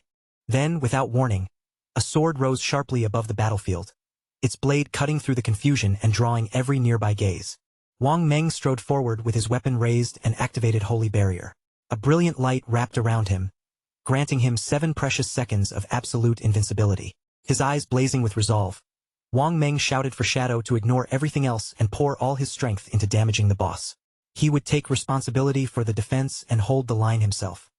Shadow stared at the tank in surprise, clearly caught off guard by Wang Meng's sudden determination. He immediately questioned what kind of plan the man was trying to carry out. Wang Meng offered no hesitation and wasted no time explaining. He activated Speed Blessing, lowered his body, and charged directly into the deadly field of floating red orbs. Little Black could only watch in disbelief as Wang Meng slammed his invincible body into orb after orb. By intercepting them himself, he prevented their energy from reaching and healing the boss. Captain Anyu screamed for Wang Meng to stop, warning that his actions were completely reckless. Holy Barrier might block the incoming damage, but it could not stop his nightmare gauge from rising. Once those 7 seconds ended, the nightmare bugs would emerge and devour him instantly. Despite her warning, Wang Meng simply gave them a calm, peaceful smile. He already understood the price he would pay, but this was the only path left that could possibly lead them to victory. Knowing that he was rushing straight toward his own death, Wang Meng continued forward without slowing down. He declared that he trusted Shadow completely and believed their leader would carry everyone to victory. Captain Anyu's eyes began to glow as she made her decision. Rather than reject Wang Meng's desperate gamble, she chose to place her faith in the same plan. She activated Symbiotic Dragon Spirit, and an enormous blue dragon erupted into existence beside her. Its vast body was bound directly to Captain Anyu's own life force. With one forceful sweep of her sword, Captain Anyu pointed toward the swarming nightmare orbs. At her command, the massive blue dragon opened its jaws and began devouring them. Because Captain Anyu's life was linked to the dragon, every trace of corruption passed into her immediately. Her nightmare gauge shot to its maximum, and blood spilled from her mouth as she endured the curse in Shadow's place. At that exact moment, the final seconds of Wang Meng's invincibility disappeared. The protective light faded from his body, leaving him completely exposed to the threat of permanent death. Before long, Wang Meng's strength finally gave way, and he dropped to his knees on the battlefield. Even then, a faint golden aura continued glowing around his battered body. Little Black screamed as she finally understood what Captain Anyu and Wang Meng were doing. They were using their own bodies to consume the orbs and buy Shadow more time, so she immediately rallied the rest of the team to join them. The remaining players rushed forward without turning back, throwing themselves into the paths of the red orbs. They knew they still had a chance to survive, provided Shadow could kill the boss quickly enough. Anchuan, the swordsman, wore a confident smile even as the orbs struck his body one after another. He declared that their only responsibility now was to keep buying time for Shadow. Even Zhang Yaoying, the witch, stood shoulder to shoulder with the others and laughed in the face of approaching death. There was no trace of hesitation left in her expression. One of the support players suddenly realized they could still contribute before falling into the nightmare state. He cast a blessing on Shadow and shouted for everyone to use their remaining skills to strengthen their leader. The other mages immediately understood and followed his lead. One after another, they released every enhancement spell they possessed, stacking all of their remaining buffs onto Shadow. Shadow stood at the center of the raging energy, his body now carrying every buff the team could provide. Blue lightning crackled violently around him as his companions screamed for him to kill the boss and drag them back out of the nightmare. Watching his teammates willingly sacrifice themselves, Shadow felt both amused and fiercely determined. A faint smile touched his face as he muttered that every last one of them was unbelievably reckless. The combined power his teammates had poured into him surged through every part of his body. Shadow's entire form seemed ready to overflow beneath the weight of that enormous energy. Without wasting another second, Shadow unleashed a rapid chain of abilities. Silent Concealment, Deepest Darkness, Shield of Black Light, Shadow of Slaughter, and grace of release all activated in succession. With his strength pushed to its absolute peak, Shadow calmly extended one finger toward the boss. Then, in a cold and commanding voice, he issued the order for the final attack. Dark figures instantly materialized across the battlefield. Shadow's clones spread out in a wide circle, completely surrounding the hell flower of nightmares from every direction. All of the clones attacked at the same instant, unleashing a perfectly synchronized barrage. Countless purple slashes formed a violent vortex around the boss, tearing through its petals and registering 216 hits in the blink of an eye. Shadow remained motionless amid the storm of energy, his cape whipping behind him. Then he launched himself high into the air, positioning his body directly above the heavily weakened monster. From that height, Shadow plunged toward the flower's center like a falling meteor. His eyes burned with lethal intensity as the rushing air tore past his descending body. His weapon came down in one overwhelming vertical strike. The enormous slash split the boss cleanly in two, cutting through both the monstrous flower and the space around it. The hell flower of nightmares erupted into a spiraling vortex of violent energy. Across the nightmare realm, the twisted red pillars began collapsing as the boss's influence rapidly faded away. A system window appeared before the party, announcing that they had achieved the world's first kill of a diamond-grade boss. Below it, Captain Anyu and Wang Meng lay exhausted but alive, surrounded by green healing flames as the nightmare finally released them. Anchuan and Zhang Yaoying immediately burst into cheers. After everything they had endured, the two could finally celebrate the fact that their impossible gamble had succeeded. Captain Anyu bitterly complained that the curse had drained 10 full years from her lifespan. Wang Meng comforted her, saying that survival made it a small price to pay, and their victory proved that placing their trust in Shadow had been the correct choice. As the boss's remains dissolved completely, golden loot orbs began raining across the ground. One greedy player immediately leaped toward the treasure, only for the others to shout him down and insist that Shadow should handle the distribution. Little Black glanced around the battlefield and suddenly noticed something was wrong. Their leader was nowhere to be seen. Confused, the entire team began calling out and asking where Shadow had gone. Shadow's voice finally reached them through the party channel, telling everyone to wait because his business was not finished yet. The others exchanged puzzled looks, pointing out that the boss had already been killed. Far in the distance, Shadow appeared beneath a shroud of swirling purple energy. His voice turned icy as he confirmed that the monster might be dead, but the people who truly deserved death were still alive. Shadow mounted his skeletal dragon, Osiris, and rose rapidly into the sky. The enormous undead creature carried him upward as the battlefield disappeared beneath them.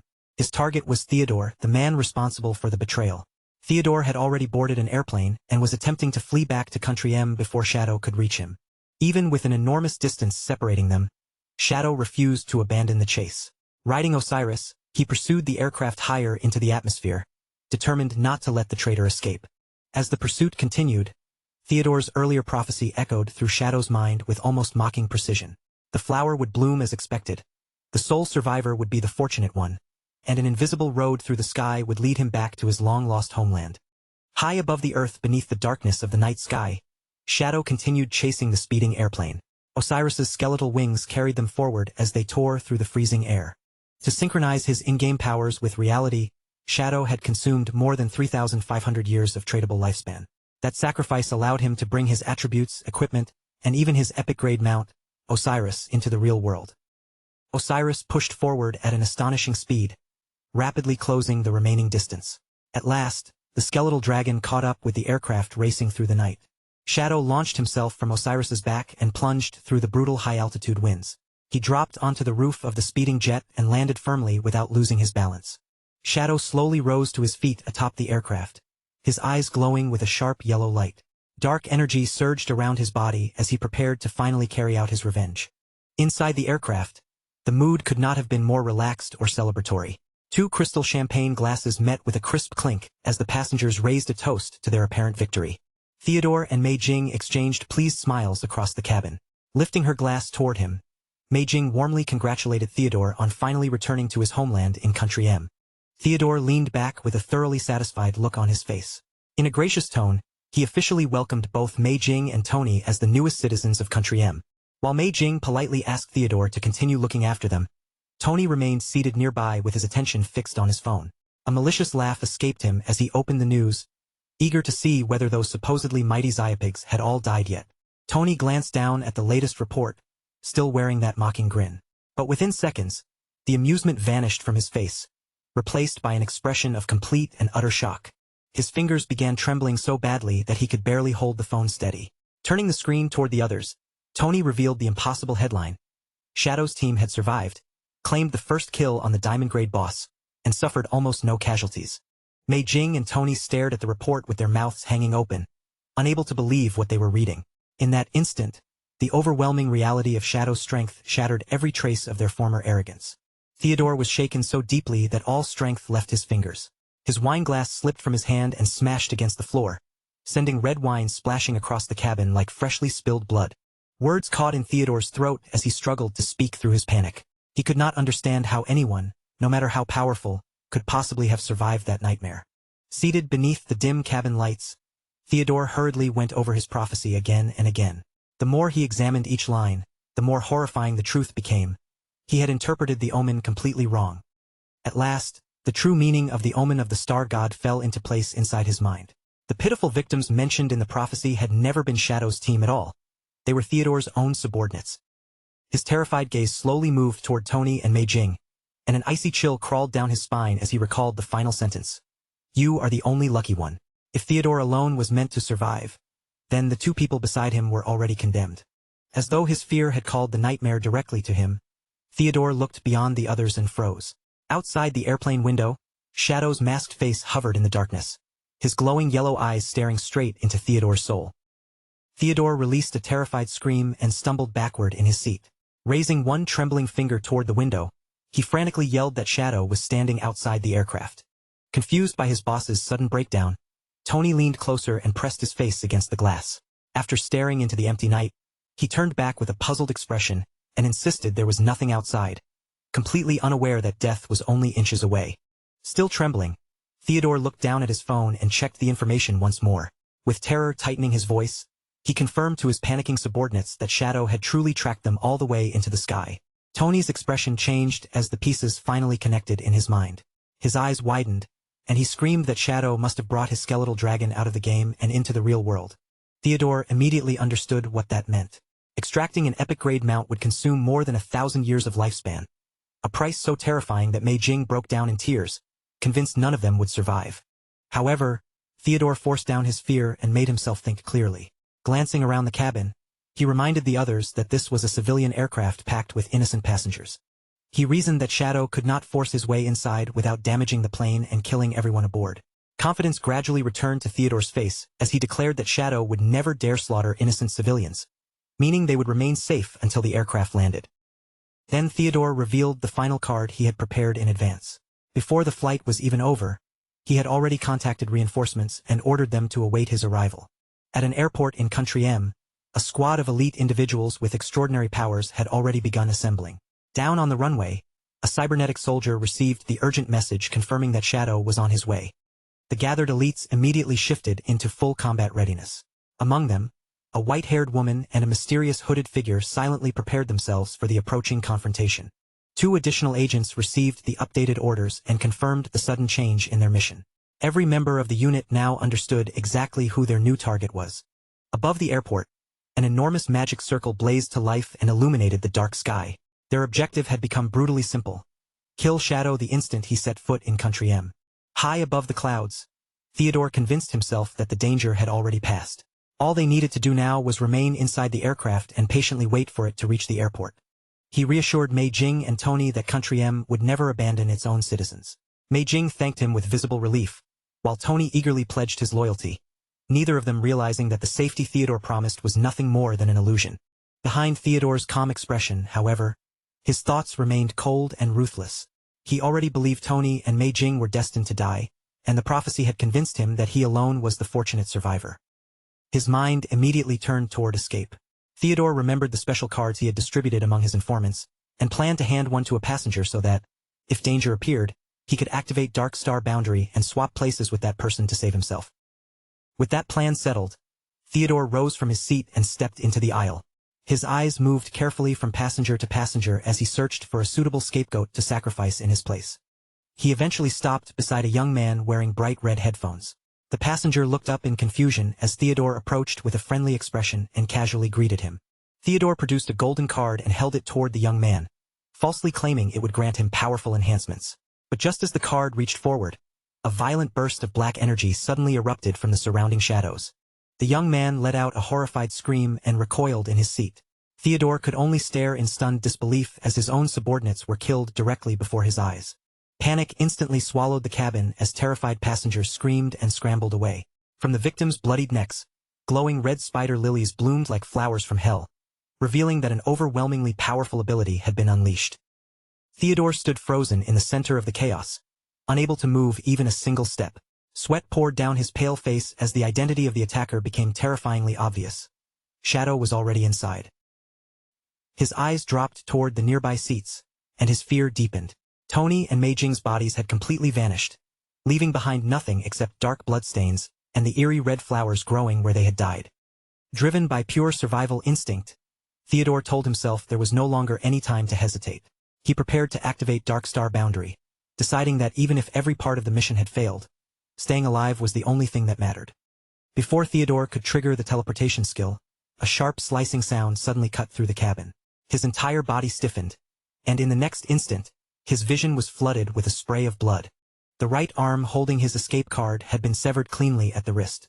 Theodore screamed in unbearable agony as his detached hand spun through the air before his horrified eyes. As the severed hand began falling toward the cabin floor, another hand reached out from the darkness. Shadow caught it effortlessly before it could touch the ground. Shadow stood directly behind the trembling traitor, calmly gripping Theodore's severed limb. His yellow eyes glowed through the mask as he mockingly promised Theodore would indeed return to Country M, following the Great Z belief that fallen leaves must return to their roots, even if only his corpse made it home. The amusement disappeared from Shadow's gaze, replaced by a cold and murderous sharpness. Leaning closer to the mutilated man, he ordered Theodore to carry one final message before death claimed him. Elsewhere, the full horror hidden within Theodore's prophecy had already come true. Inside a darkened room, the lifeless bodies of Chu Kunshin and Zuma rested upon a bed, both having suffered the fatal consequences of being dragged into the nightmare zone.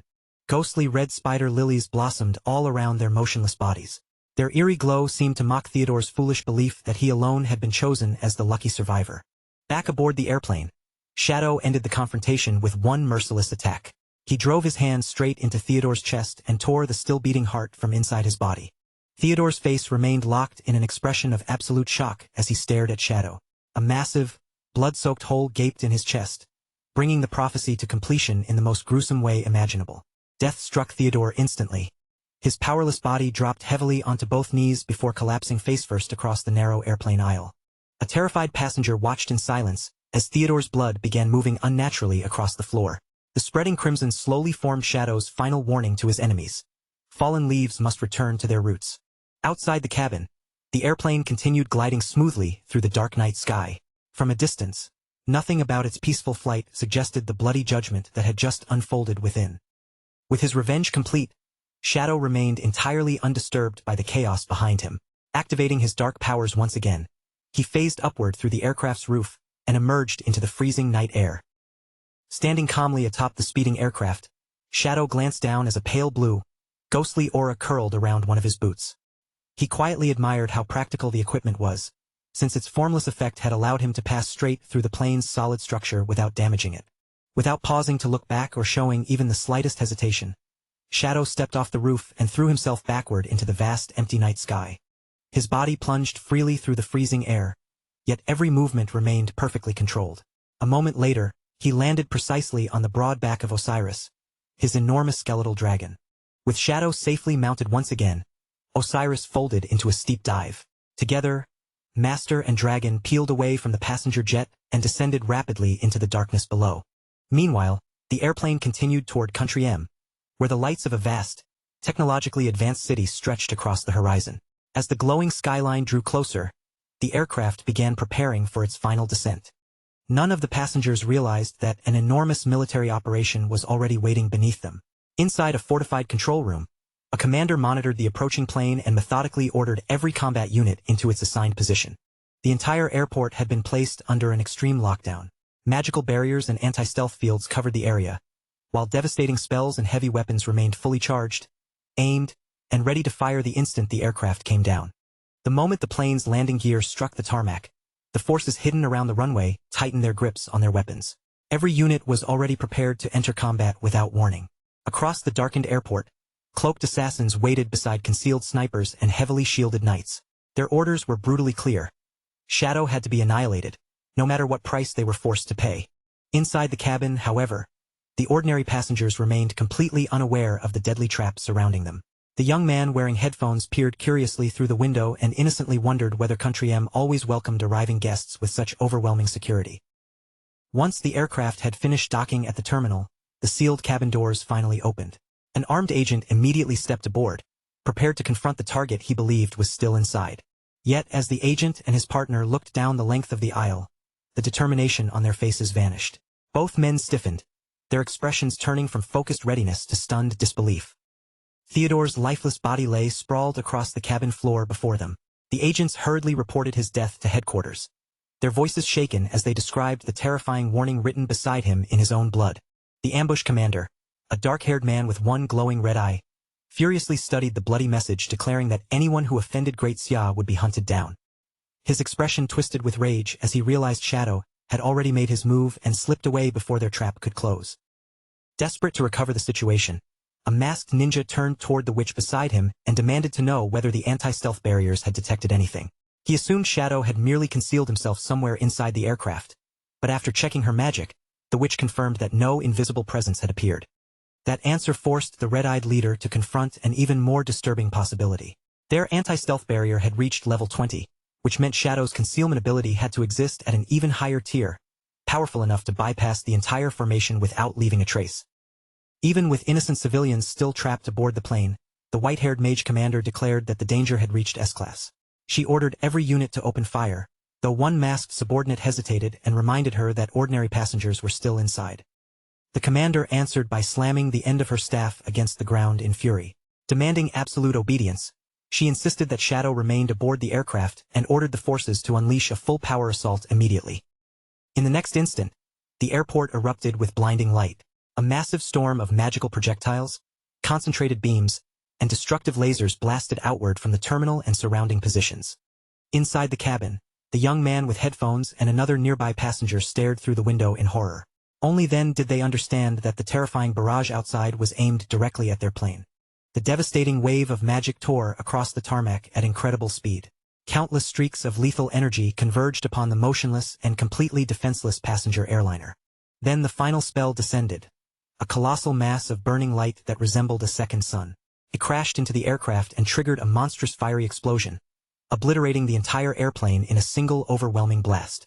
As flames swallowed the shattered wreckage, a scout carefully checked the life detection barrier. He soon reported that the formation could no longer sense a single living person anywhere inside the smoking remains. The red-eyed leader stood silently before the roaring inferno, watching the flames consume what was left of the aircraft. Before long, a huge bald man with a muscular build approached alongside another high-ranking official. The bald man immediately confronted the commander in anger. He warned that Great Xia would never overlook the open slaughter of its civilians and that all flights between the two nations would almost certainly be suspended. Throwing both arms into the air in frustration, the bald official complained that years of careful planning had just been ruined. Without civilian flights, they could no longer secretly smuggle spies into Great Xia, leaving them with far fewer ways to restrain their enemy. The red-eyed leader slowly turned and fixed the bald man with a cold, contemptuous glare.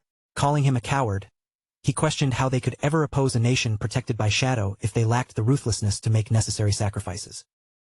His single red eye burned even brighter as he emphasized the merciless reality governing their world. Unlike ordinary defeat, death here was permanent, and hesitation could never be undone. Standing before the enormous wall of fire, the red-eyed leader calmly defended his extreme decision. If Shadow had truly remained inside that plane, then this had been their best opportunity to eliminate him, and even the smallest chance of success was worth sacrificing the aircraft and every person aboard. The tension among Country M's forces finally boiled over. The bald man glared at the red-eyed commander with open fury, stepped forward, and declared that he had never trusted him from the very beginning.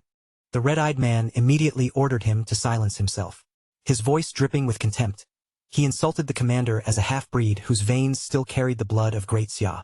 Before the bald man could respond, the red-eyed leader moved with blinding speed. His fist slammed brutally into the muscular man's face before anyone nearby could even react. The impact exploded with terrifying force. Despite his enormous frame, the bald man was ripped from the ground and hurled backward through the air like a weightless object. Crackling golden energy wrapped around the red-eyed leader as his true hatred finally surfaced. He declared that he despised the great Xia blood within him, calling it a curse that had brought nothing but endless despair, while insisting that his loyalty to Country M remained absolute. After the violent confrontation subsided, attention shifted away from the burning runway. The forces of Country M began retrieving the body of their fallen comrade from inside the ruined operation. 2 agents soon approached the red-eyed commander, with the white-haired mage walking among them. Between them, they carried Theodore's mutilated and completely lifeless body. Without ceremony or visible respect, the agents released their grip. Theodore's corpse dropped heavily onto the floor in front of the waiting leader. The red-eyed man knelt solemnly beside Theodore's remains as a mysterious mixture of purple and golden energy gathered around him. He told the fallen agent to rest peacefully, praised him as a hero of Country M, and promised that his body would be returned to his hometown for burial. When he rose again, the true nature of his terrifying power was finally exposed. 3 luminous blue cards emerged from his hands, revealing his hidden class, the Corpse Collector, an ability capable of extracting strength and skills from the dead. Studying the glowing cards, he coldly praised Theodore for his enormous contributions and the extensive spy network he had planted. A system notice explained that touching a corpse allowed the Corpse Collector to obtain that person's professional skills, while collecting duplicate abilities would increase their levels. Holding 1 blue card before his maliciously glowing red eye, the leader watched as the system confirmed his success. He had obtained Theodore's core powers, including the Star God's divinatory omen and the spatial ability known as Dark Star Boundary. Armed with his fallen comrade's skills, he swore that he would personally bring about Great Xia's complete and irreversible destruction. The red-eyed leader lifted his arm high, displaying the newly acquired blue card above him. Brilliant light spread outward from it, bathing his body and the surrounding area in a supernatural glow. He immediately activated his new divination ability, searching for a path that could lead to Shadow's defeat. A cosmic vision appeared before him, revealing a desperate mother reaching toward her child as the child fell into a star-filled abyss, prompting him to consider how that maternal bond could be turned against his enemy. Meanwhile, 2 subordinates, including the white-haired mage, examined the intelligence Theodore had left behind. They concluded that Fika Heavy Industries, a guild operating in Great Xia, along with its leader Huang Huifan and her son Huang Ziqing, matched the clues contained within the prophecy. The red-eyed leader confirmed their deduction and revealed that one of Theodore's informants was already hidden inside that guild with a special card. As a holographic map appeared before them, he explained that Dark Star Boundary could instantly swap his position with the informant, allowing him to infiltrate Great Xia without being detected. With another deliberate movement of his hand, the red-eyed leader summoned an additional blue card. Its magical surface glowed brightly as it formed between his fingers. He handed the magical cards to the white-haired mage and her partner. His instructions were strict. They were to protect the cards carefully and under no circumstances activate them themselves. The leader then announced that he would enter Great Xia alone ahead of the others. His subordinates were ordered to remain behind and wait for his signal, after which he would use his power to teleport Country M's elite forces into enemy territory in one massive group. As he stared down at the glowing card, crimson scars across his abdomen began shining with an ominous light. With unwavering conviction, he vowed to prove that Country M would ultimately conquer the entire apocalyptic game. The red-eyed leader activated the spatial ability without further delay. A towering pillar of brilliant blue light erupted around his body, and within the next instant, he vanished completely. The instant the red-eyed leader vanished, another man abruptly appeared in the exact spot he had occupied. Still crouched awkwardly with a roll of toilet paper in hand, the bewildered newcomer looked as though he had been pulled straight out of a bathroom. The young man stammered that he had just been sitting in the restroom, unable to understand where he was. An agent calmly told him not to panic, addressed him as Theodore's friend, and welcomed him to Country M, leaving the poor man speechless at his impossible relocation. Back inside the Nightmare Hellflower's boss chamber, the surviving party members remained gathered after the brutal battle. With the danger finally gone, they waited among the scattered treasure for Shadow to return. A cluster of digital blue light suddenly gathered in the chamber, forming the outline of a human body. Within moments, Shadow completed his login and materialized inside the game once again. The waiting players spotted him the moment his figure became solid. One of them immediately brightened and excitedly shouted that their leader had finally returned. Lin Qingyu, the leader of the Knights Templar Guild, greeted Shadow with a warm smile. She explained that everyone had obeyed his instructions and left every piece of loot untouched so that he could personally collect it. Shadow extended one hand, yellow energy snapping and crackling between his fingers. After thanking the entire team for their hard work, he told them the recovered treasure should be used to strengthen their combat power. He then released an enormous gathering ability. A gigantic golden fist known as the Greedy Hand formed overhead, blazing with brilliant light before smashing down and sweeping up the scattered spoils from across the battlefield.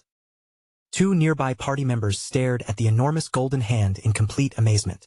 They quickly realized that such an ability would dramatically increase the amount of rewards the group could recover.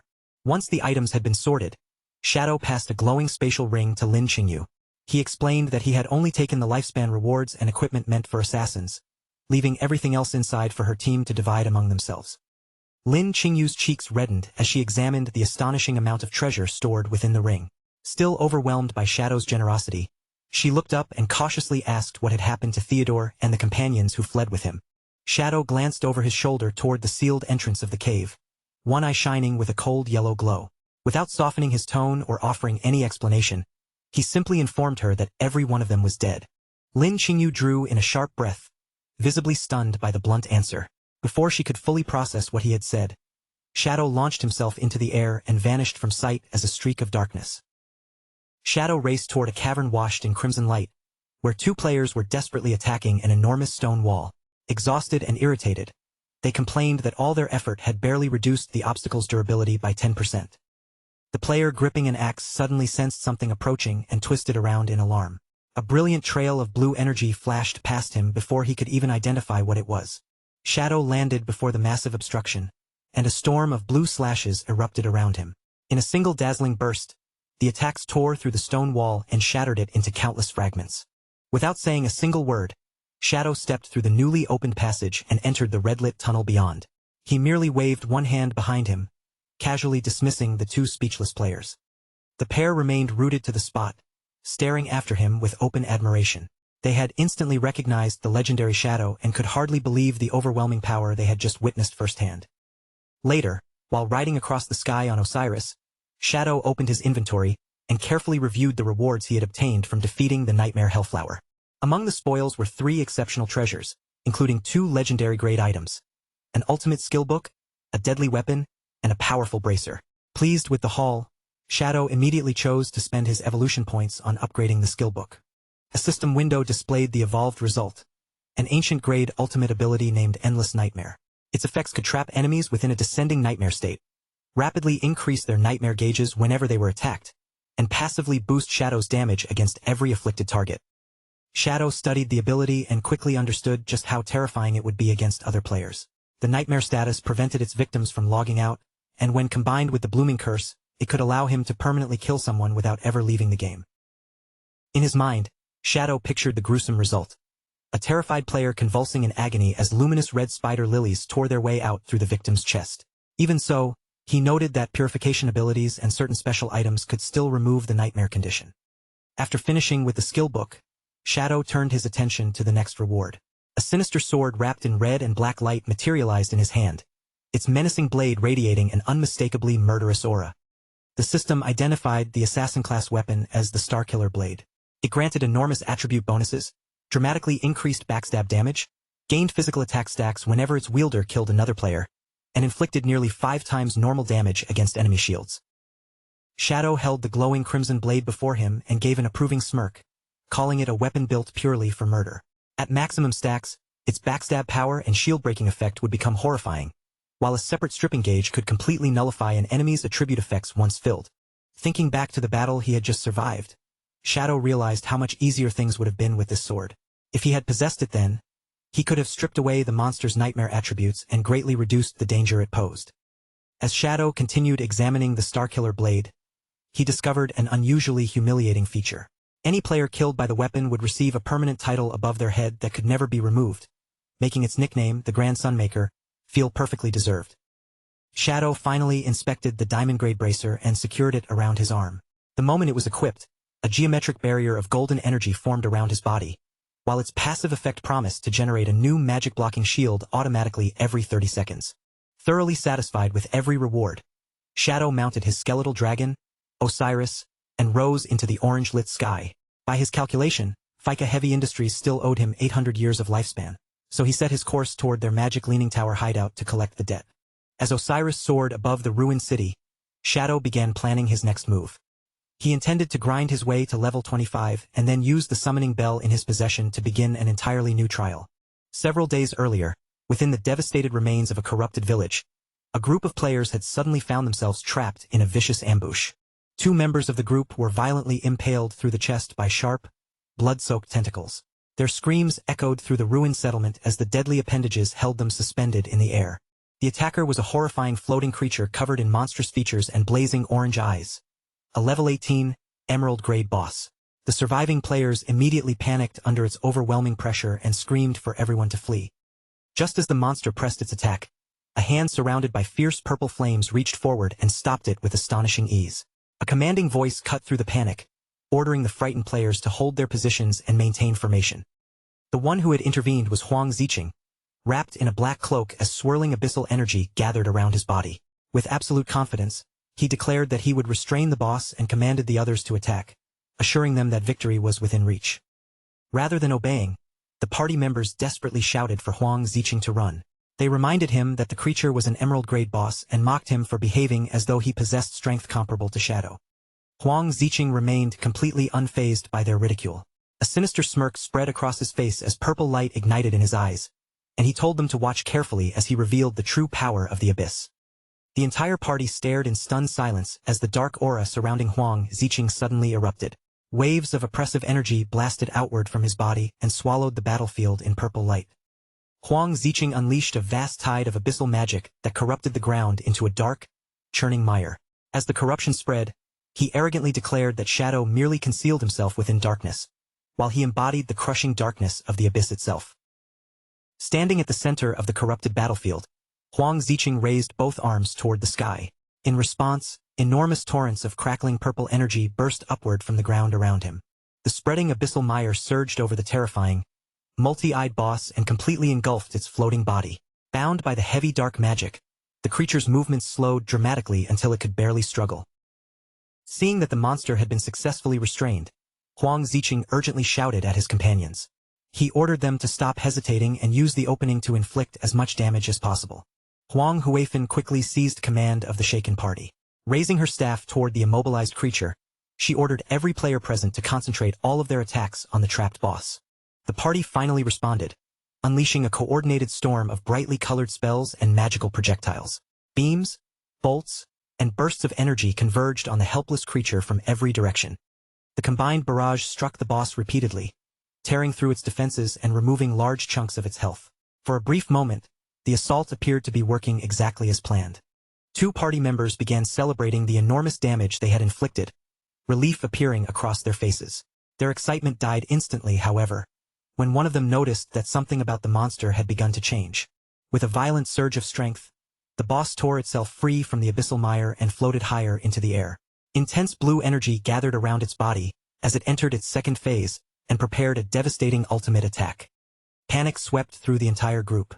A hooded player frantically ordered everyone to activate defensive barriers against the incoming area-wide strike, while an armored fighter turned and fled, screaming that no barrier could possibly stop it. Above the terrified party, the boss's accumulated energy reached a terrifying peak. The air trembled around its body as the monster hovered on the verge of unleashing its ultimate attack. Just before the boss could release its ultimate attack, a hand wrapped in dense dark energy reached forward. Glowing purple chains erupted from the shadows, coiling around the monster in an instant and forcibly interrupting the devastating skill. Huang Huifan and the hooded player stared at the bound creature in complete confusion. Neither could understand how an attack powerful enough to wipe out their entire party had been stopped with such effortless ease. Then Huang Ziqing's cold voice echoed across the battlefield. Rather than reassure his frightened companions, he contemptuously insulted them and dismissed the entire group as a collection of useless trash. With a sinister purple glow burning in his eyes, Huang Ziqing pointed directly at his mother.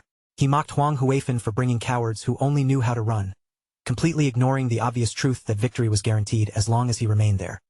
Huang Ziqing threw his head back and laughed wildly as his dark aura swelled around him, declaring that he would forcibly awaken their hidden potential and reveal the terrifying strength of Fika Heavy Industries. He raised one hand high, allowing swirling purple energy to engulf his entire arm. Without warning, ominous red flames began appearing around the confused party members.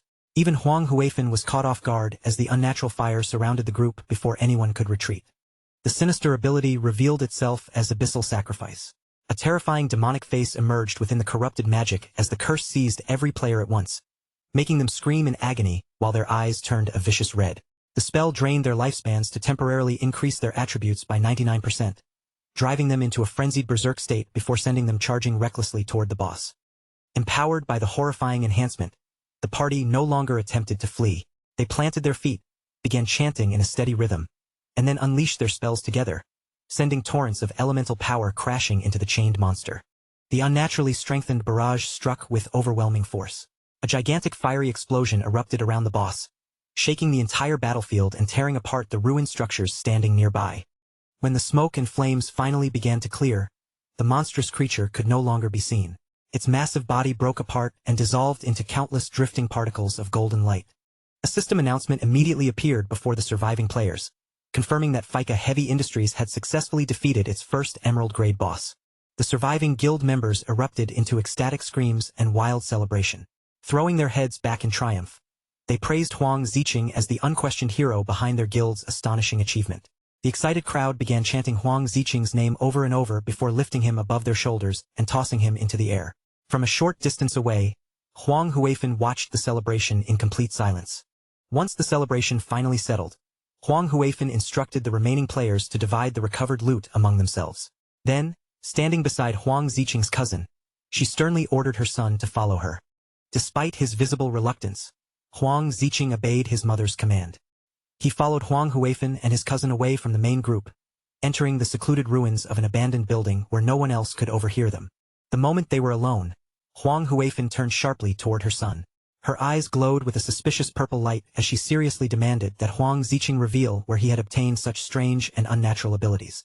Already irritated by the questioning, Huang Ziqing complained that his mother was treating him as though he had committed some terrible mistake, even after he had just secured an enormous victory for the guild. Huang Huifan remained unmoved and firmly ordered him to answer her. Huang Ziqing clicked his tongue and deliberately avoided meeting her gaze. With a defensive chill in his voice, he claimed that the dark abilities had simply been awarded to him after he defeated a powerful boss.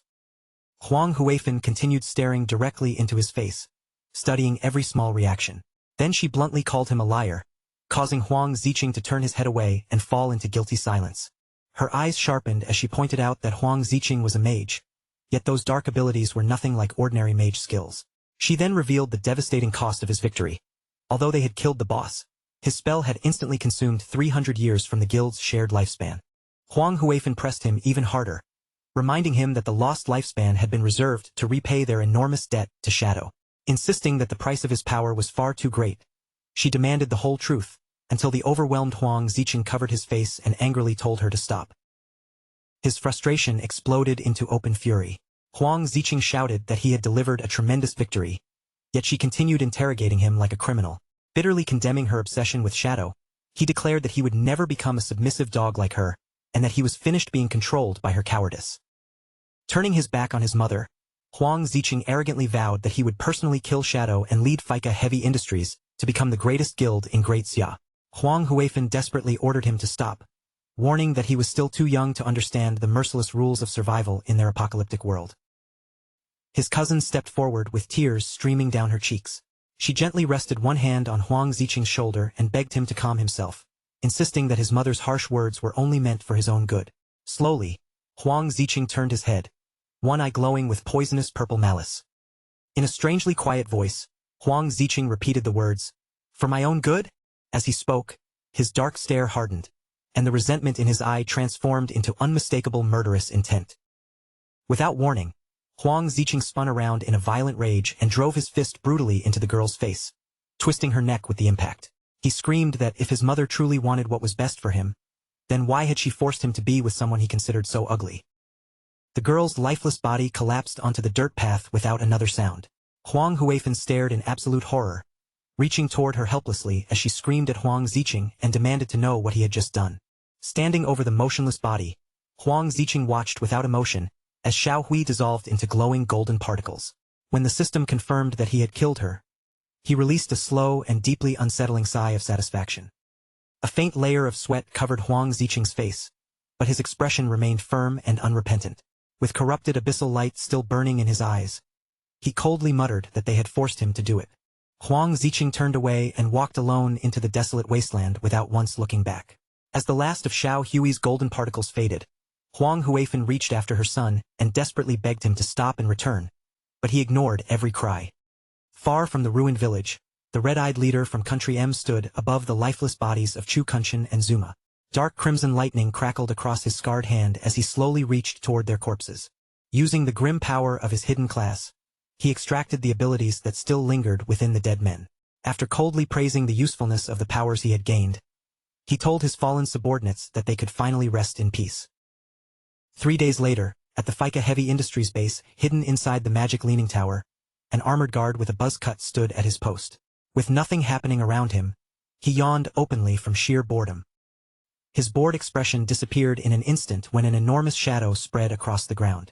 Looking upward, the guard froze in complete confusion as the light above the hideout was suddenly eclipsed. The gigantic skeletal dragon Osiris plunged rapidly from the sky. Purple energy spiraled around its enormous body as it descended directly toward the guild's base. The guard screamed in panic, believing that a colossal dragon boss had come to attack them. Chaos immediately swept through the guild members nearby. One player ordered everyone to prepare for battle, while a cloaked member frantically told them to drop their weapons and run. Shadow stood calmly within the swirling dark aura, his yellow eyes glowing as the crowd panicked below him. He told everyone to relax, revealed his identity, and demanded that they summon Huang Huifan, announcing that he had come to collect the 800 years of lifespan her guild still owed him. The cloaked member was horrified to realize that the legendary Shadow was the one riding the skeletal dragon. He immediately dropped to his knees and nervously apologized, explaining that Shadow had arrived at a bad time because Huang Huifan was absent, which confused Shadow since they had arranged this meeting in advance. Still kneeling and trembling, the guild member explained that Huang Huifan and her son had been involved in a severe argument 2 days earlier. Ever since that conflict, neither of them had logged back into the game, leaving the remaining guild members with no idea what had happened. The frightened player repeated that the guild leader and her son had suffered a major falling out several days ago. Since then, both of them had remained completely offline, and no one in the guild had been able to contact them. Shadow considered the situation in silence. Knowing that Huang Huifan was normally someone who honored her promises, he concluded that only a serious and unavoidable problem in the real world could have caused her to miss their appointment. Before he could investigate further, a system message suddenly appeared before Shadow. One of his contacts had sent him an urgent bounty request offering an exceptionally valuable reward. The message explained that the surviving remnants of the hunted Black Dragon Guild had escaped south and taken refuge within the Manhwa region. According to the contact, players throughout Manhwa were usually relaxed and preferred progressing at a slower pace. However, the fleeing remnants had reunited with their regional headquarters, and their combined strength had quickly become overwhelming. Their violent campaign had thrown the entire Manhwa region into chaos, forcing local officials to send an emergency request for Shadow's assistance against the purple dragon magic destroying their city. After weighing the situation, Shadow accepted the mission, noting that he had never traveled to Manhwa before. Drawing on the memories of his previous life, Shadow knew Huang Huifan was destined to lead FICA Heavy Industries into the ranks of Great Xia's strongest guilds. Believing she was not in immediate mortal danger, he instructed the guard to contact him the instant she logged back in so he could return. Shadow climbed onto the back of his enormous skeletal dragon, and Osiris immediately carried him into the sky. He messaged his contact that he would reach Manhwa within an hour, leaving the recipient stunned, since such a travel time meant the dragon could fly at supersonic speed. Meanwhile, in the real world, relentless rain poured over the gloomy skyline of the magic capital. Dark clouds smothered the city as water streamed down every road and building. Beneath the heavy downpour, a somber Huang Huifan walked alone through the storm.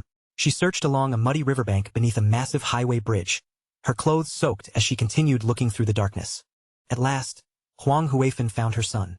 Huang Ziqing sat huddled on the wet ground beneath the bridge, pressing his body against a cold concrete support, while the rain continued pouring around him. As Huang Huifan drew closer through the rain, Huang Ziqing slowly lowered his head, refusing to meet her gaze. Beneath his shadowed brow, one eye shimmered with a faint blue glow, cold, unnatural, and visibly tainted by a corrupting power. Keeping her voice gentle, Huang Huifan asked her son to come home with her. She had already investigated the dark power he was using and discovered that it originated from an abyssal item. Her expression then hardened as she warned him that, despite the terrifying strength those abilities granted, the corruption would gradually eat away at his sanity until nothing remained but a mindless servant of the abyss. Tears gathered in Huang Huifan's eyes as she finally admitted how badly she had failed Huang Ziqing. For far too long, she had overlooked his feelings and ignored the pressure building inside him. Only now did she understand that her neglect had driven him toward dangerous shortcuts, all because he desperately wanted to prove his worth. With genuine remorse in her voice, she confessed that she had been wrong.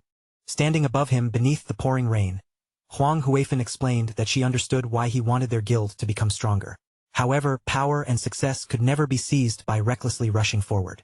Her gaze remained firm as she reminded him of the cruel rule governing everything in this world. Nothing was gained without paying an equal price. Huang Huifan slowly extended an open hand toward him, promising that from this moment forward, she would respect the choices he made for himself. She vowed never again to treat him like a helpless child or force him into relationships he had never wanted. All she asked was that he return with her, so the two of them could strengthen their guild together, not as mother and child but as equal partners. Her words finally broke through Huang Ziqing's defenses. He lifted his face toward her, tears spilling freely from his glowing purple eyes and mixing with the rain running down his cheeks. Overwhelmed by emotion, he opened his trembling lips and softly called out to his mother. Before their hands could meet, a glowing green portal suddenly spread across the wall behind them. The red-eyed leader stepped through its swirling light and shattered the fragile reunion. He warned Huang Ziqing that going home with his mother would only drag him back into the same miserable past, where every decision he made would once again remain under her control. The red-eyed leader remained in an intangible soul-walker state, his body untouchable and completely immune to damage. Fixing his crimson gaze on Huang Ziqing, he posed a far more tempting question. What would the young man choose if someone offered him enough power to turn every one of his dreams into reality? Startled and immediately on guard, Huang Huifan demanded to know who this mysterious intruder was. The red-eyed leader did not even acknowledge her. His attention stayed locked on Huang Ziqing as he promised to raise their guild above every rival in the magic capital, make Huang Ziqing the greatest mage of all, help him kill Shadow, and place him at the very top of the leaderboards. A cruel smile slowly spread across the red-eyed leader's face as he watched temptation take hold. In a calm, confident voice, he assured Huang Ziqing that granting every one of those desires would be laughably easy for someone with his power. Huang Huifan immediately stepped forward to shield her son, shouting that she would never allow some unknown stranger to deceive him. Purple magical light erupted around her as several radiant phantom chains materialized in the air. With a sharp command, she ordered the intruder to freeze where he stood. Without giving him another chance to speak, Huang Huifan thrust both hands forward. The glowing phantom chains shot across the space with tremendous force, twisting through the rain as they rushed to wrap around the red-eyed leader and bind him completely. The red-eyed leader did not flinch. He merely watched with an icy stare as the purple chains reached him, only to pass straight through his intangible body as though he were nothing more than a shadow suspended in the air. Huang Huifan froze in absolute disbelief when her spell failed to make contact. Her eyes widened as the chains continued harmlessly beyond him, and in that same instant, the red-eyed leader allowed his intangible form to drop, becoming solid once again. The moment his body regained substance, the red-eyed leader exploded forward with blinding speed. Before Huang Huifan could recover or raise another defense, he closed the distance and violently clamped one hand around her head. Using an epic-tier warrior technique he had most likely stolen from the corpse of its original owner, the red-eyed leader executed a devastating heroic throw. He swung Huang Huifan downward with brutal force, smashing her head into the ground so violently that the concrete beneath her cracked and shattered outward. With Huang Huifan injured and bleeding beneath him, the red-eyed leader looked down at her with open contempt. He claimed he had expected far more from the head of one of Great Xia's leading guilds. Mocking her grand ambitions, he sneered that someone possessing such pathetic strength could never hope to turn her dreams into reality. The red-eyed leader then turned his attention back to Huang Ziqing. Surprisingly, he admitted that Huang Huifan had spoken the truth about the abyssal vase. Anyone who continued using its power would gradually suffer deeper mental corruption as the abyss tightened its grip on their mind. However, he claimed there was one crucial fact Huang Huifan had conveniently left unspoken. The corruption caused by the abyss was not permanent, it could be purified. Huang Ziqing stared at him in stunned silence, while the red-eyed leader carefully used that revelation to pull the young man further under his influence. The red-eyed leader accused Huang Huifan of deliberately hiding the purification method, so she could keep controlling her son.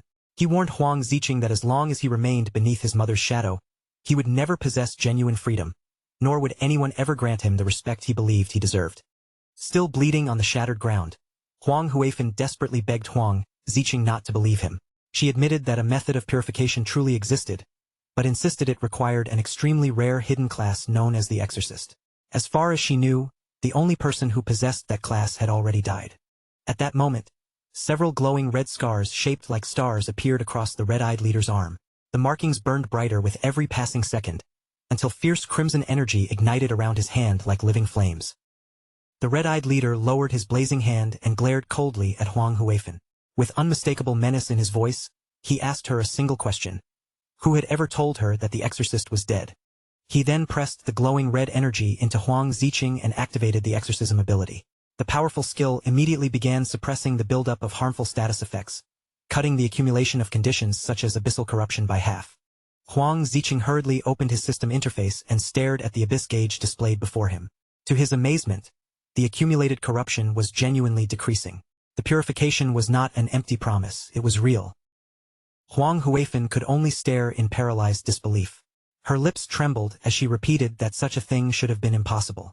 Certain that the real exorcist had died long ago, she demanded that the red-eyed man reveal who he truly was. The red-eyed leader ignored her completely. Meanwhile, Huang Ziqing clenched both fists in excitement, realizing that purification would allow him to draw even more power from the abyssal item without immediately losing himself. Huang Huifan frantically warned him that the true exorcist had been a woman, meaning this man had to be an impostor.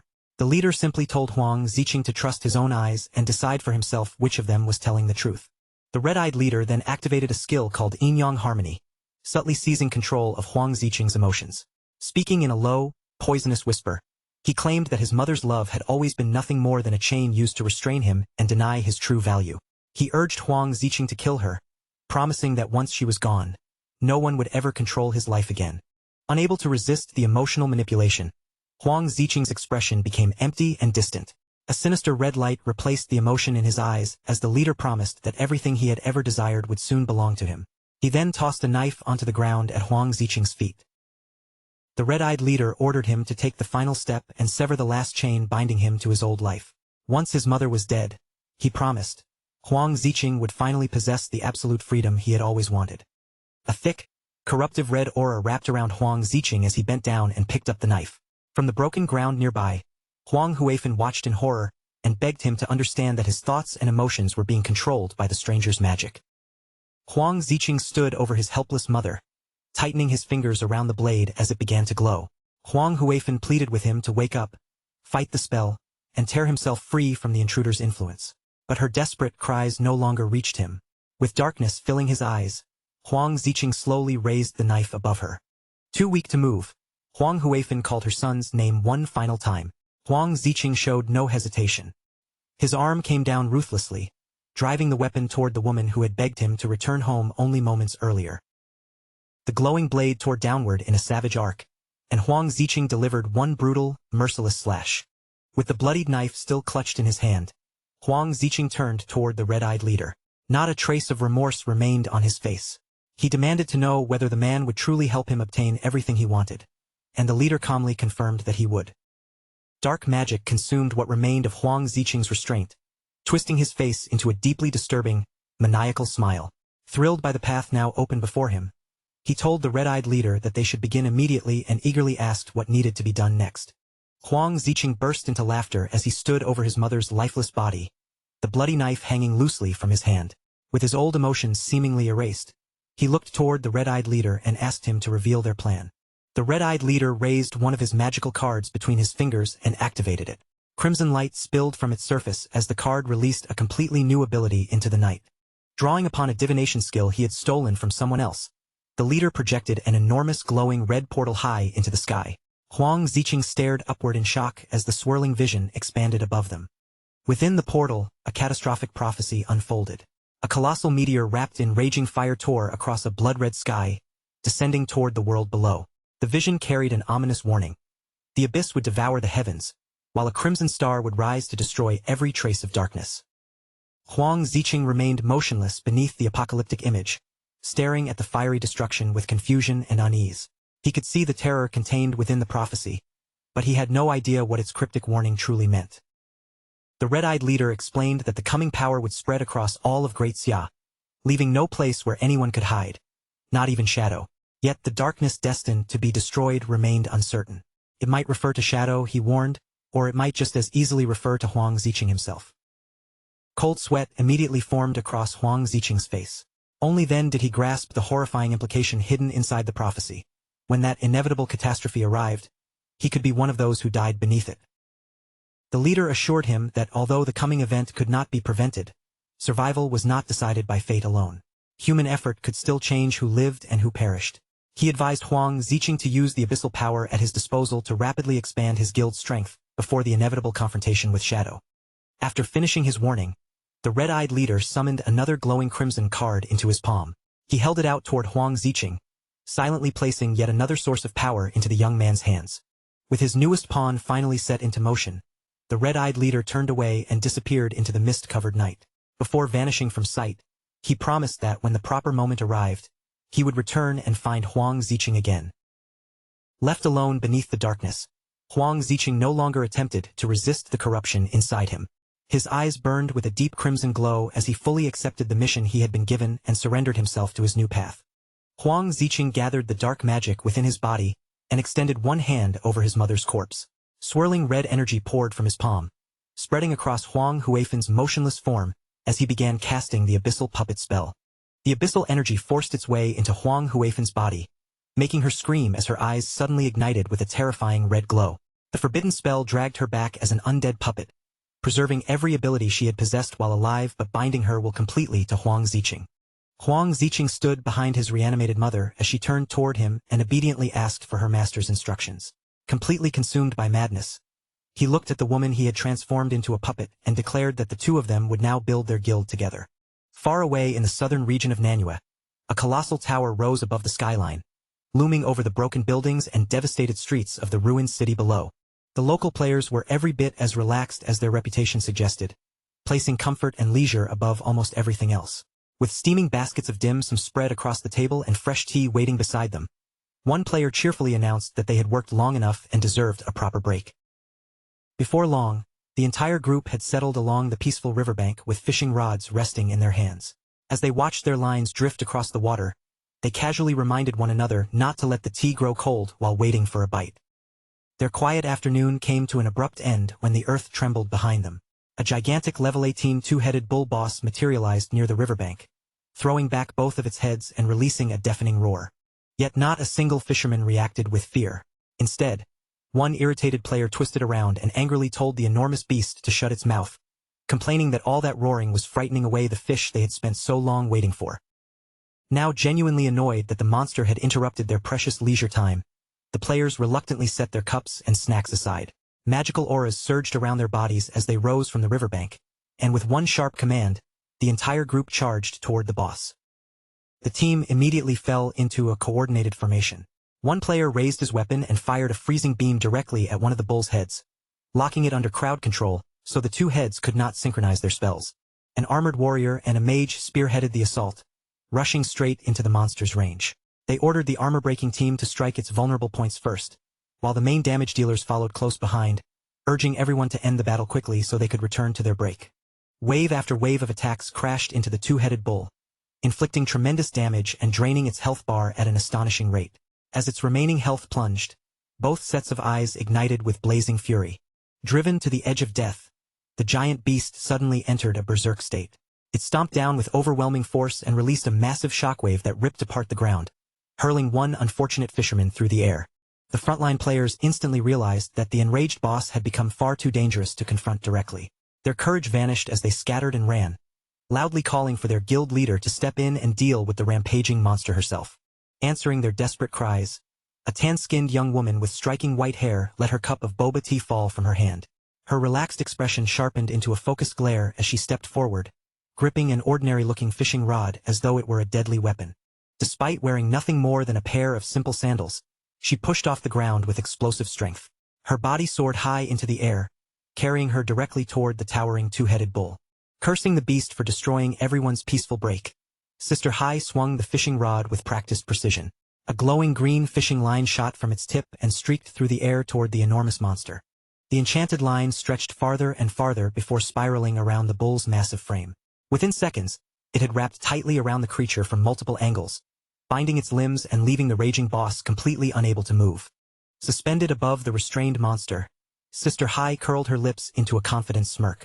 With the beast helpless beneath her, she tightened her grip on the rod and prepared to deliver the finishing blow. She suddenly wrenched the fishing rod backward with all her strength, activating her ultimate ability. The razor-sharp magical line tightened around the boss and sliced deep into its body, dealing a fatal burst of damage that erased the last of its health.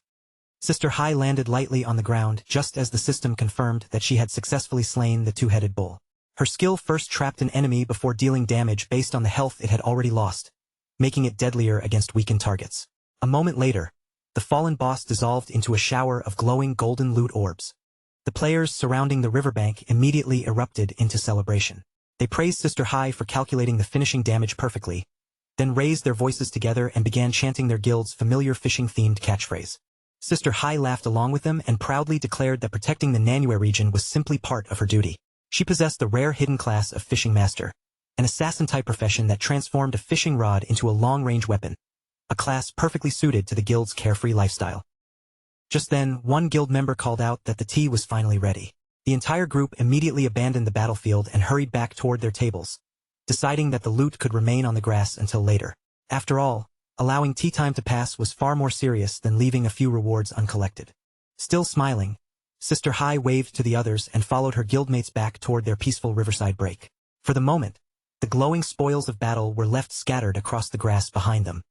While the Manhwa players happily drank tea and continued their cheerful conversation, the untouched loot orbs remained glittering beside the river. None of them noticed the faint rustling sound that suddenly came from the nearby bushes. A bald man with blue eyes and a long scar crept forward from the foliage. As one of the surviving members of the Black Dragon Guild, he sneered at the Manhwa Guild for carelessly abandoning valuable loot just to enjoy tea, then silently signaled for his hidden men to move. The Black Dragon members activated a level 15 group stealth ability known as Shadow Veil.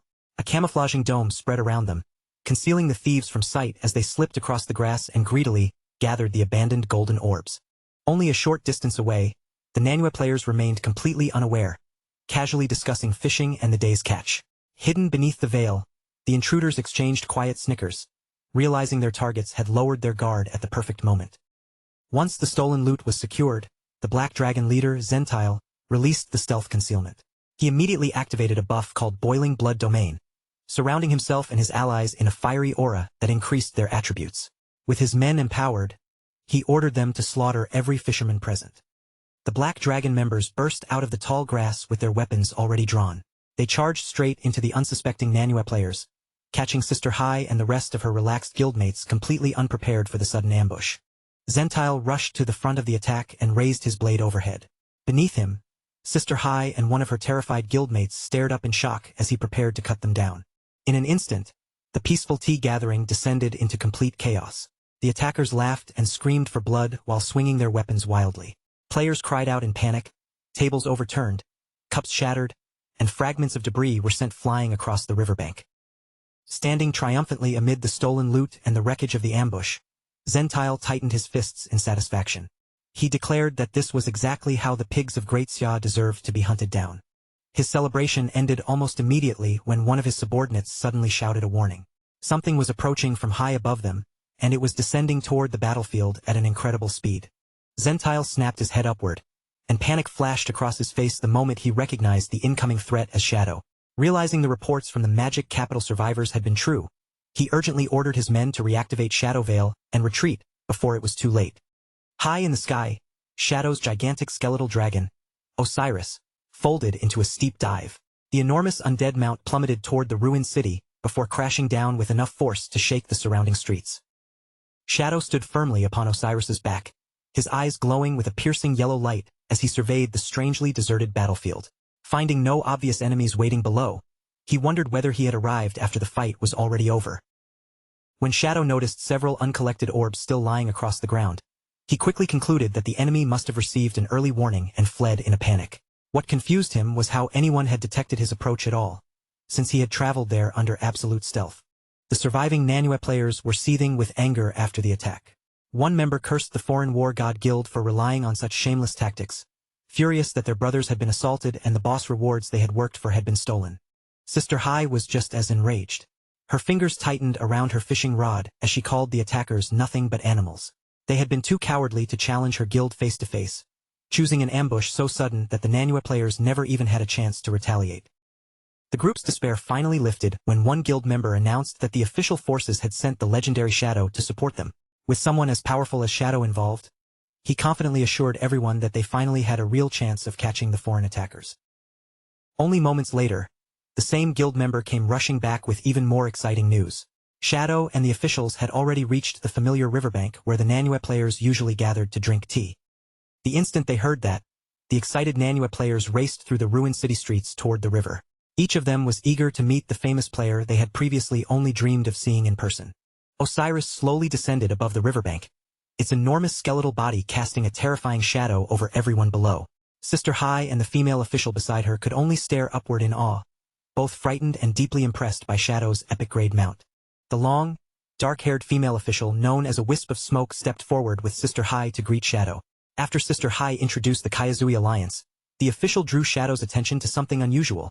The attackers had escaped in such a hurry that they had not even collected the lifespans scattered across the ground.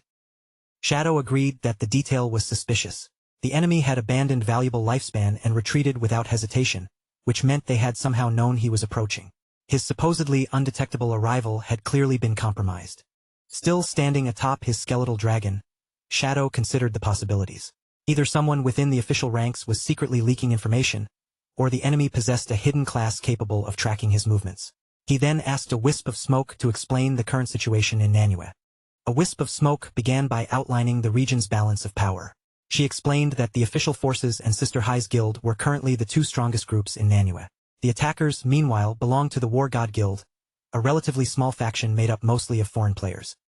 She added that the enemy had an assassin capable of using an advanced group stealth skill, which was the main reason the officials had repeatedly failed to capture them. In the past, however, the War God Guild had been weak and insignificant, limiting itself to minor theft and petty trouble. Everything changed when the remaining members of the Magic Capital's Black Dragon Guild entered the region and joined forces with them. After forming that alliance, the War God Guild suddenly began massacring players without restraint, and Sister Hai's group had already become their seventh target that very day. Shadow quietly processed everything she had told him. The surviving Black Dragon members were far too weak to create this much chaos through strength alone, so he concluded that there had to be another reason behind the War God Guild's sudden and unusually violent rampage. The official nodded in agreement and shared the results of their investigation. The attackers' behavior made no sense if profit was their only motive. They slaughtered everyone they encountered, including harmless low-level players, and frequently left valuable lifespan behind simply to guarantee a clean and safe escape. A wisp of smoke explained that the enemy's reckless massacres had caused their kill value to soar at an alarming rate. That penalty prevented them from leveling up and guaranteed they would drop every bit of stored lifespan if they died. Because no ordinary player would willingly accept such self-destructive consequences, she suspected the behavior was connected to the activation requirements of some hidden class, exactly as Shadow had theorized. Shadow listened without interrupting, quietly reviewing everything he knew about the game's punishment for murder. Once a player accumulated excessive kill value, their progression would be forcibly halted, and death would make them lose all the lifespan they carried. Worse still, the system imposed increasingly severe penalties as that value continued rising, with every new level of bloodshed bringing harsher and more dangerous restrictions. What troubled Shadow most was the final consequence waiting at the highest levels of kill value. If a player pushed the number far enough, they risked summoning the Executioner, a terrifying demonic creature covered in multiple arms and created solely to hunt down offenders. Once the Executioner appeared, there would be no simple way to escape it. The creature would pursue its marked target without rest, continuing the hunt until that player was completely and permanently erased. Shadow silently considered whether the War God Guild was deliberately trying to summon the Executioner, though he could not understand what advantage such a suicidal plan would offer them. Just as unsettling was their ability to predict his movements so precisely, allowing them to complete a flawless retreat before he ever reached the riverbank. Searching through his memories, Shadow realized that only the diviner class possessed the power to glimpse future events. The sole diviner he had ever known was Theodore, the man Shadow himself had assassinated during the ambush aboard the airplane. Then a chilling possibility struck him. Shadow remembered that he had not activated his weapon's special curse to inflict permanent death on Theodore. That meant someone from Country M might possess a rare item or hidden class capable of exploiting the dead, allowing them to seize Theodore's corpse and steal the diviner's prophetic abilities. Determined to uncover exactly where the leaked information was coming from, Shadow looked down from the back of his skeletal dragon. He asked a wisp of smoke and Sister Hai to tell him the precise location of the War God Guild's hideout. A wisp of smoke revealed that their headquarters was an underground industrial complex known as the Blood Slaughterhouse. She immediately warned Shadow against entering it carelessly. Her forces had raided the facility once before, only to encounter powerful high-level traps that delayed them at every turn while the enemy slipped away with ease. Shadow showed no concern over the warning and calmly told her to lead him there. If they wanted to expose the enemy's true objective and discover how his arrival had been predicted, they only needed to break into the base and capture a single member alive for interrogation. Beneath the ground, the blood slaughterhouse stretched through a grim industrial facility bathed in sinister red light. Armed guards moved constantly through its metal corridors, patrolling every entrance and keeping watch over the hidden base. Deep inside the underground complex, a dark-skinned man with a tribal tattoo and glowing red eyes approached Zentile, the surviving leader of the Black Dragon Guild. Stopping before him, the tattooed man asked whether the intelligence he had provided earlier had proven useful. Zentile admitted that the information had been completely accurate. Shadow had descended from the sky at exactly the predicted moment, just as the warning had claimed. Without that early notice, Zentile acknowledged that he and every one of his men would have been slaughtered before they could escape. The tattooed man's crimson eyes gleamed as a satisfied smirk crossed his face. He repeated Theodore's original prophecy, speaking of a pitch-black dragon knight arriving in silence, the fortunate few escaping in time, and an ominous crimson star eventually descending to wipe away every trace of darkness. With growing excitement, he told Zentile that the prophecy's first stage, delivered to them by their mysterious lord, had already come true through Shadow's arrival. He insisted that once they accumulated enough kill value, they would summon the ominous star itself and use its power to annihilate Shadow. Balancing on the bandaged stump where one of his legs had once been, the tattooed man declared that Shadow's death was now unavoidable. Once Great Xia lost its strongest player, the remaining forces would be left defenseless, allowing his lord to lead the elite warriors of Country M into the region and destroy them all. Bitterness filled his voice as he recalled everything that had happened to them. Shadow and the officials of the magic capital had driven their guild all the way to the Manhwa border and killed Theodore along the way. Even after that, Shadow had continued hunting them relentlessly, cornering them in Manhwa until they had nowhere left to run. The tattooed man's face twisted with hatred as those memories flooded back. Trembling with rage, he swore that every humiliation, injury, and loss he had suffered would eventually be repaid through revenge. He began naming the people he intended to target once Shadow was finally dead. His first victim, he declared, would be the young pink-haired witch belonging to the Sky Guild. Blaming Shadow's allies for the loss of both his arm and leg, the tattooed man pictured Lin Qingyu next. His expression grew increasingly vicious as he promised to seize the magic capital official by the hair and tear it violently from her head. At last, his thoughts turned toward Captain Yu, the official from Zhanghai. With a depraved grin, he began describing in graphic and hateful terms exactly what he planned to do to her once their side achieved victory. Zentile and the men around him responded with dark laughter, clearly entertained by the tattooed man's gruesome fantasies. Zentile admitted that the violent speech had stirred up everyone's bloodlust, but as the laughter faded, suspicion slowly hardened his expression. He confronted the tattooed man with an obvious flaw in the story. Theodore, the only diviner they had known, had already been killed by Shadow. If Theodore was truly dead, then there should have been no way for them to obtain any new prophecies. Zentile pressed the issue, refusing to trust empty promises. He demanded real proof that the prophecy was genuine and not simply a trick designed to turn the Black Dragon survivors into disposable pawns while the foreigner escaped safely back to his homeland. Rather than becoming offended, the tattooed man merely smirked. He told Zentile that he understood the suspicion perfectly, because he had once carried those exact same doubts, at least until the day he personally met their lord. To erase the remaining uncertainty, the tattooed man produced a magical card from his belongings. Red flames suddenly ignited across its surface, and he raised it before the cautious Zentile, telling everyone present to watch closely. Announcing that he would immediately return to Country M, the tattooed man activated the burning card. Crimson energy surged upward, and a red spatial portal rapidly formed in the air above him. One of the bald Black Dragon members stared at the portal in disbelief. He instantly recognized the magic being used as one of the abilities that had originally belonged to Theodore. However, instead of simply carrying the tattooed man away, a figure wrapped in dark, flame-like energy stepped out from the portal. The tattooed man froze in astonishment, immediately recognizing the arrival as the mysterious lord he had been praising.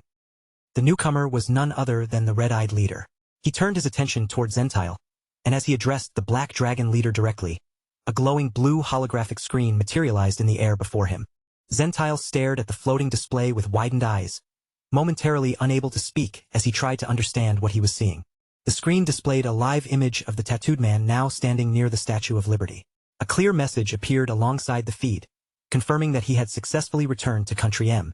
As Zentile watched the live broadcast, tears of disbelief gathered in his eyes. Intercontinental teleportation was real. The red-eyed leader had not merely opened a portal. He had used Theodore's ability to exchange positions with the tattooed man across an enormous distance. Faced with power that seemed almost divine, Zentile and his followers immediately dropped to their knees. Overwhelmed with awe, Zentile pledged his absolute loyalty to the mysterious leader and begged the man to return them safely to their homeland as well. The red-eyed leader agreed to grant their request, but only under one condition. Before they could leave, they had to summon the ominous star and kill Shadow. As he spoke, he secretly activated Yin-Yang Harmony, releasing a powerful spell that manipulated the emotions of everyone around him. The mind-altering power seized Zentile and his men almost instantly. Their eyes flared with fanatical crimson light as artificial bloodlust overwhelmed their reason. With their emotions completely distorted, they roared that Shadow must die, transforming themselves into perfect pawns for the red-eyed leader's plan. Meanwhile, back on the surface beneath a cloudy sky stained with red, Shadow finally reached the suspected location. Sister Hai and another player from Manhwa stood beside him as the three surveyed the terrain ahead. They looked down into a vast sunken area filled with thick, ominous crimson mist. The Manhwa player pointed toward a massive concrete bunker embedded below and informed Shadow that this was the War God Guild's headquarters, the Blood Slaughterhouse. The male player warned Shadow not to underestimate the structure. The hideout was extremely dangerous, and its confusing internal layout made it difficult for intruders to navigate once they entered. He explained that the War God Guild intentionally left the outer barrier inactive, making the bunker appear easy to enter and tempting enemies inside. Beyond the entrance, however, the facility became a trap-filled maze. During an earlier raid targeting Zentile, those concealed mechanisms had inflicted heavy losses on their forces before the Black Dragon leader escaped. Shadow corrected one detail in the explanation. The hideout did not merely keep its outer barrier disabled, it had no external barrier at all and depended entirely on the deadly traps within for protection. After acknowledging that danger, Shadow turned to the guide and asked for his name. The man introduced himself as Unlucky Agwang. Despite the miserable nickname, he insisted that his actual luck was excellent, though some strange curse seemed to follow him everywhere. Teams around him frequently died, bosses suddenly went berserk, and his companions somehow triggered traps without fail. He added that a wisp of smoke had sent him to act as their guide in exchange for a generous reward. Sister Hai angrily explained that the War God Guild itself was not particularly strong. The real problem was its heavily fortified bunker and the guild's cowardly habit of striking without warning before retreating. Those tactics had prevented the authorities from forcing them into a fair battle and wiping them out. The bunker's internal alarm system created another serious obstacle. The instant anyone broke into the facility, Zentile would receive an immediate warning, giving the Black Dragon leader more than enough time to flee before the attackers could reach him. Shadow dismissed their concerns with complete confidence. Hideouts like this were powered and controlled by a central crystal.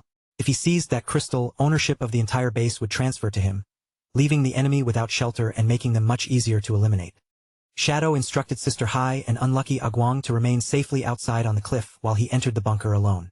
He had barely taken a step toward the edge when Agwang quickly moved forward and stopped him. Sister Hai volunteered to accompany Shadow and serve as his guide, warning that attempting to face the hidden traps alone would be unnecessarily dangerous. Agwang agreed, pointing out that her experience during the previous failed raid would help them recognize the bunker's defenses. After considering it, Shadow accepted Sister Hai's offer to lead the way. Shadow then turned toward Unlucky Agwang and bluntly stated that he had no intention of letting the man's terrible luck sabotage the mission. Flushing with embarrassment, Agwang insisted that his nickname was only a joke. After all, anyone who had survived this apocalyptic game for so long had to possess remarkably good fortune. Shadow ignored Agwang's desperate excuses, but ultimately allowed both of them to accompany him. He warned that, if an emergency occurred, they would be responsible for protecting themselves. They eagerly agreed, and the trio leaped from the cliff together, descending toward the bunker entrance glowing red through the mist. The moment they crossed into the Blood Slaughterhouse, a deafening alarm rang throughout its crimson-lit corridors. The warning echoed through every metal passage, announcing that intruders had breached the facility. Inside the Blood Slaughterhouse, Zentile raised his head as the piercing alarm echoed through the metal corridors. The Black Dragon leader's expression instantly hardened, and every trace of his earlier excitement disappeared as he listened to the repeated warning. The red-eyed leader calmly asked what had happened. One subordinate dismissed the intrusion as another group of local officials returning to throw away their lives, but Zentile suspected something far more dangerous. He believed Shadow had found the base, and for the first time, he wondered whether the countless traps inside could truly stop such a legendary player. Unwilling to gamble blindly, Zentile turned toward the red-eyed leader and asked him to use his prophetic abilities. He wanted to see how the coming battle would end before deciding whether they should remain and fight or abandon the hideout immediately. The red-eyed leader readily agreed. Drawing upon the divination powers he had stolen, he summoned a glowing crimson card into his hand and activated the ability known as Omen of the Star God. A prophetic image unfolded in the air above them, revealing the same cryptic future they had already heard. A black dragon knight arriving in silence, a fortunate person escaping, and a crimson star descending to destroy the darkness. Zentile stared upward in confusion, pointing out that this was exactly the prophecy the tattooed man had recited earlier. The red-eyed leader smoothly twisted the situation to his advantage. He explained that prophecies revealed only major turning points, so the vision would continue repeating until those events finally occurred. By showing the same omen again, he claimed, fate was proving that Zentile and the approaching intruder were deeply connected. Zentile accepted the explanation without question, and a confident smile returned to his face. Certain that destiny was unfolding exactly as foretold, he concluded that the person who had triggered the alarm could only be Shadow. A fiery red aura surged around Zentile as his confidence swelled into arrogance. Since his own power glowed crimson, he proudly declared that he must be the ominous red star from the prophecy. Convinced victory belonged to him, he boasted that Shadow would suffer a miserable death inside the bunker's endless network of traps. The red-eyed leader watched with quiet satisfaction as his pawn willingly marched toward destruction. He merely told Zentile that he was free to interpret the prophecy however he wished. Then, promising to return when the proper moment arrived, the mysterious man prepared to make his escape. A red spatial portal opened as the leader activated his teleportation ability and vanished, exchanging places with the tattooed man in Country M. The crippled man tumbled out of the portal and landed inside the hideout, while the completely unsuspecting Zentile greeted him with delighted enthusiasm. The tattooed man immediately understood the cruel truth. His lord had never intended to take him home. He had merely been used as a tool so the leader could escape instead. Zentile remained blind to the terror on his face and excitedly asked him to help kill Shadow, still convinced that he himself was the prophesied Crimson Star. The tattooed man stared at Zentile as though he had lost his mind. Having witnessed Shadow's overwhelming strength firsthand, he knew exactly how terrifying their enemy was. Panic rose inside him as he realized Zentile genuinely believed their scattered forces could defeat that unstoppable monster. Meanwhile, Shadow, Sister Hai, and unlucky Agwang descended into the enormous industrial depths of the blood slaughterhouse. The moment they landed, thick crimson mist curled around their legs, filling the surrounding chamber with an ominous and suffocating atmosphere. Sister Hai suddenly raised a hand and stopped the others from moving any farther. She warned Shadow that they had entered an extremely dangerous trap chamber, the very place where her forces had suffered devastating losses during their previous raid. Pulling out a map, Sister Hai pointed toward a narrow trail of tiles glowing faintly blue across the floor. She instructed both men to follow that marked route exactly if they wanted to cross safely, warning them not to place a foot anywhere outside the designated path. Shadow stepped onto the blue tiles without the slightest hesitation and calmly followed the route across the chamber. Behind him, a visibly nervous unlucky Agwang moved with far greater caution, carefully placing each foot where Sister Hai directed him. After all three reached the other side safely, Agwang finally released the breath he had been holding. Curious about the danger they had avoided, he turned to Sister Hai and asked what would happen if someone accidentally stepped on the wrong tile. Sister Hai explained that concealed spikes would instantly burst from the floor and impale whoever made the mistake. To demonstrate, she picked up a heavy rock and hurled it onto one of the dark tiles outside the glowing blue route. The stone crashed heavily against the tile, producing a sharp bang that echoed throughout the enclosed chamber. Then came an uncomfortable silence. Shadow, Sister Hai, and Agwang all stared at the rock lying motionless on the dark tile, but no spikes appeared and no mechanism activated. The supposedly deadly trap had done absolutely nothing. Shadow glanced at Sister Hai and calmly asked whether she was certain this room actually contained traps. Her face tightened with frustration as she insisted she was telling the truth, declaring that she had personally been killed 6 times in this exact chamber. Determined to prove she had not imagined any of it, Sister Hai marched onto the dark section of the floor and began stomping stubbornly across the tiles. With every harmless step, her confusion grew, and she angrily wondered why none of the mechanisms were responding. Agwang gave Shadow an embarrassed look and apologized for Sister Hai's increasingly wild behavior. Since the traps appeared to be broken, he suggested they stop wasting time and continue farther into the bunker. Believing the chamber was now harmless, Agwang casually stepped onto an ordinary-looking tile ahead. The instant his foot touched the surface, a loud mechanical click rang out, and the floor beneath them suddenly blazed with an ominous red warning light. Agwang's strange bad luck curse immediately took effect. Deadly black spikes exploded upward from the floor with terrifying force, yet somehow they avoided Agwang completely. Instead, they erupted beneath Sister Hai and impaled her while she was still stomping across the nearby tiles. Agwang stared at the scene with his mouth hanging open, utterly horrified by what had happened. He screamed in confusion, unable to understand why the trap triggered by his own mistake had ignored him and attacked his teammate instead. Sister Hai died on the spot, her body dissolving into a cluster of glowing golden orbs. Agwang hurriedly apologized to his fallen guide, overwhelmed with guilt, while Shadow remained perfectly composed and said they only needed to wait for her to respawn and return. Examining the activated mechanism, Shadow confirmed that Sister Hai had not been lying about the danger. The enemy had apparently altered the trap configuration after the earlier raid, changing the chamber settings so that the route once considered safe had now become part of the killing mechanism. With the maze capable of changing its own defenses, their old information was now completely unreliable. Shadow ordered Agwang to collect Sister Hai's remaining orbs and leave the blood slaughterhouse immediately before his curse caused another disaster. High above the chamber, Zentile and his men watched everything from a concealed observation room. Seeing Shadow clearly through their surveillance equipment, they finally confirmed that the famous player himself had entered the base. A vicious grin spread across Zentile's face when he heard Shadow ordering a retreat. He mocked the intruders for believing they could simply turn around and walk out after stepping into a trap designed by the Black Dragon Guild. Without giving them another second to react, Zentile raised his fist and slammed it down onto a large crimson button built into the control panel. Heavy machinery groaned somewhere beneath the chamber. Shadow and Agwang both reacted to the sudden noise, but before either could move, the floor directly under their feet split apart. An enormous trapdoor dropped open beneath the two players.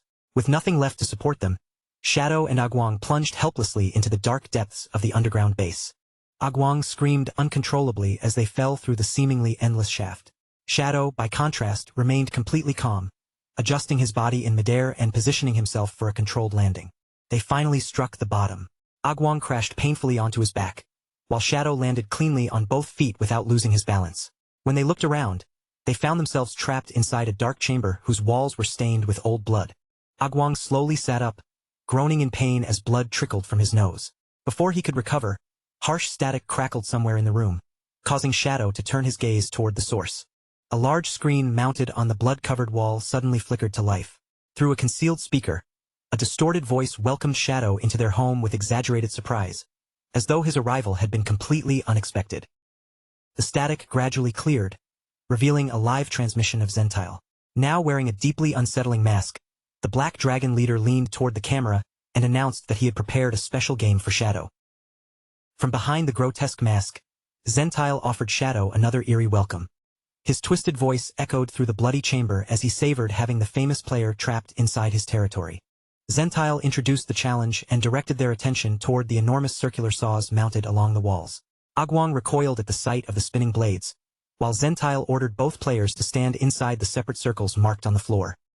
Shadow showed no fear and calmly stepped into his assigned circle. Beside him stood a short pedestal topped with a red button, while one of the massive saw blades spun dangerously close to the edge of his position. Zentile then explained the rules. Shadow and Agwang would take turns pressing their buttons, and each press carried a 1 in 6 chance of activating the saw beside the other player. The probability would rise with every turn, ensuring that, by the 6th press, one of them would definitely be killed. Whoever survived the game would receive all the lifespan dropped by the loser. After claiming the reward, the winner would supposedly be allowed to leave the chamber unharmed. Agwang immediately scoffed at the setup and pointed out what seemed like an obvious weakness in Zentile's plan. Even if he died, he would simply respawn, and Shadow could return the lost lifespan afterward as though nothing had happened. Growing more confident, Agwang declared that Shadow was practically invincible anyway. He doubted an ordinary circular saw could so much as leave a scratch on someone with that level of power. Shadow offered no response and continued observing the room in silence. Zentile laughed at their ignorance and called them both fools. Inside his emerald-grade hideout, the base's special rules were absolute. Once the saw activated, it would deliver a guaranteed kill regardless of the victim's defenses, abilities, or overwhelming strength. Zentile then revealed that, as the recognized master of the blood slaughterhouse, he possessed a minor privilege within the game. Unlike the trapped players, he had a certain degree of control over how the challenge unfolded. To make their situation even more dangerous, Zentile opened another mechanism and released a swarm of disgusting spider-like creatures into the chamber. Agwang stared in shock as the crawling monsters poured across the bloody floor around them. Agwong quickly drew his knife and prepared to slash the creatures apart, but Shadow immediately stopped him. He identified them as nightmare exploding bugs and warned that damaging even one would trigger an explosion, setting off a poisonous chain reaction powerful enough to kill everyone trapped in the room.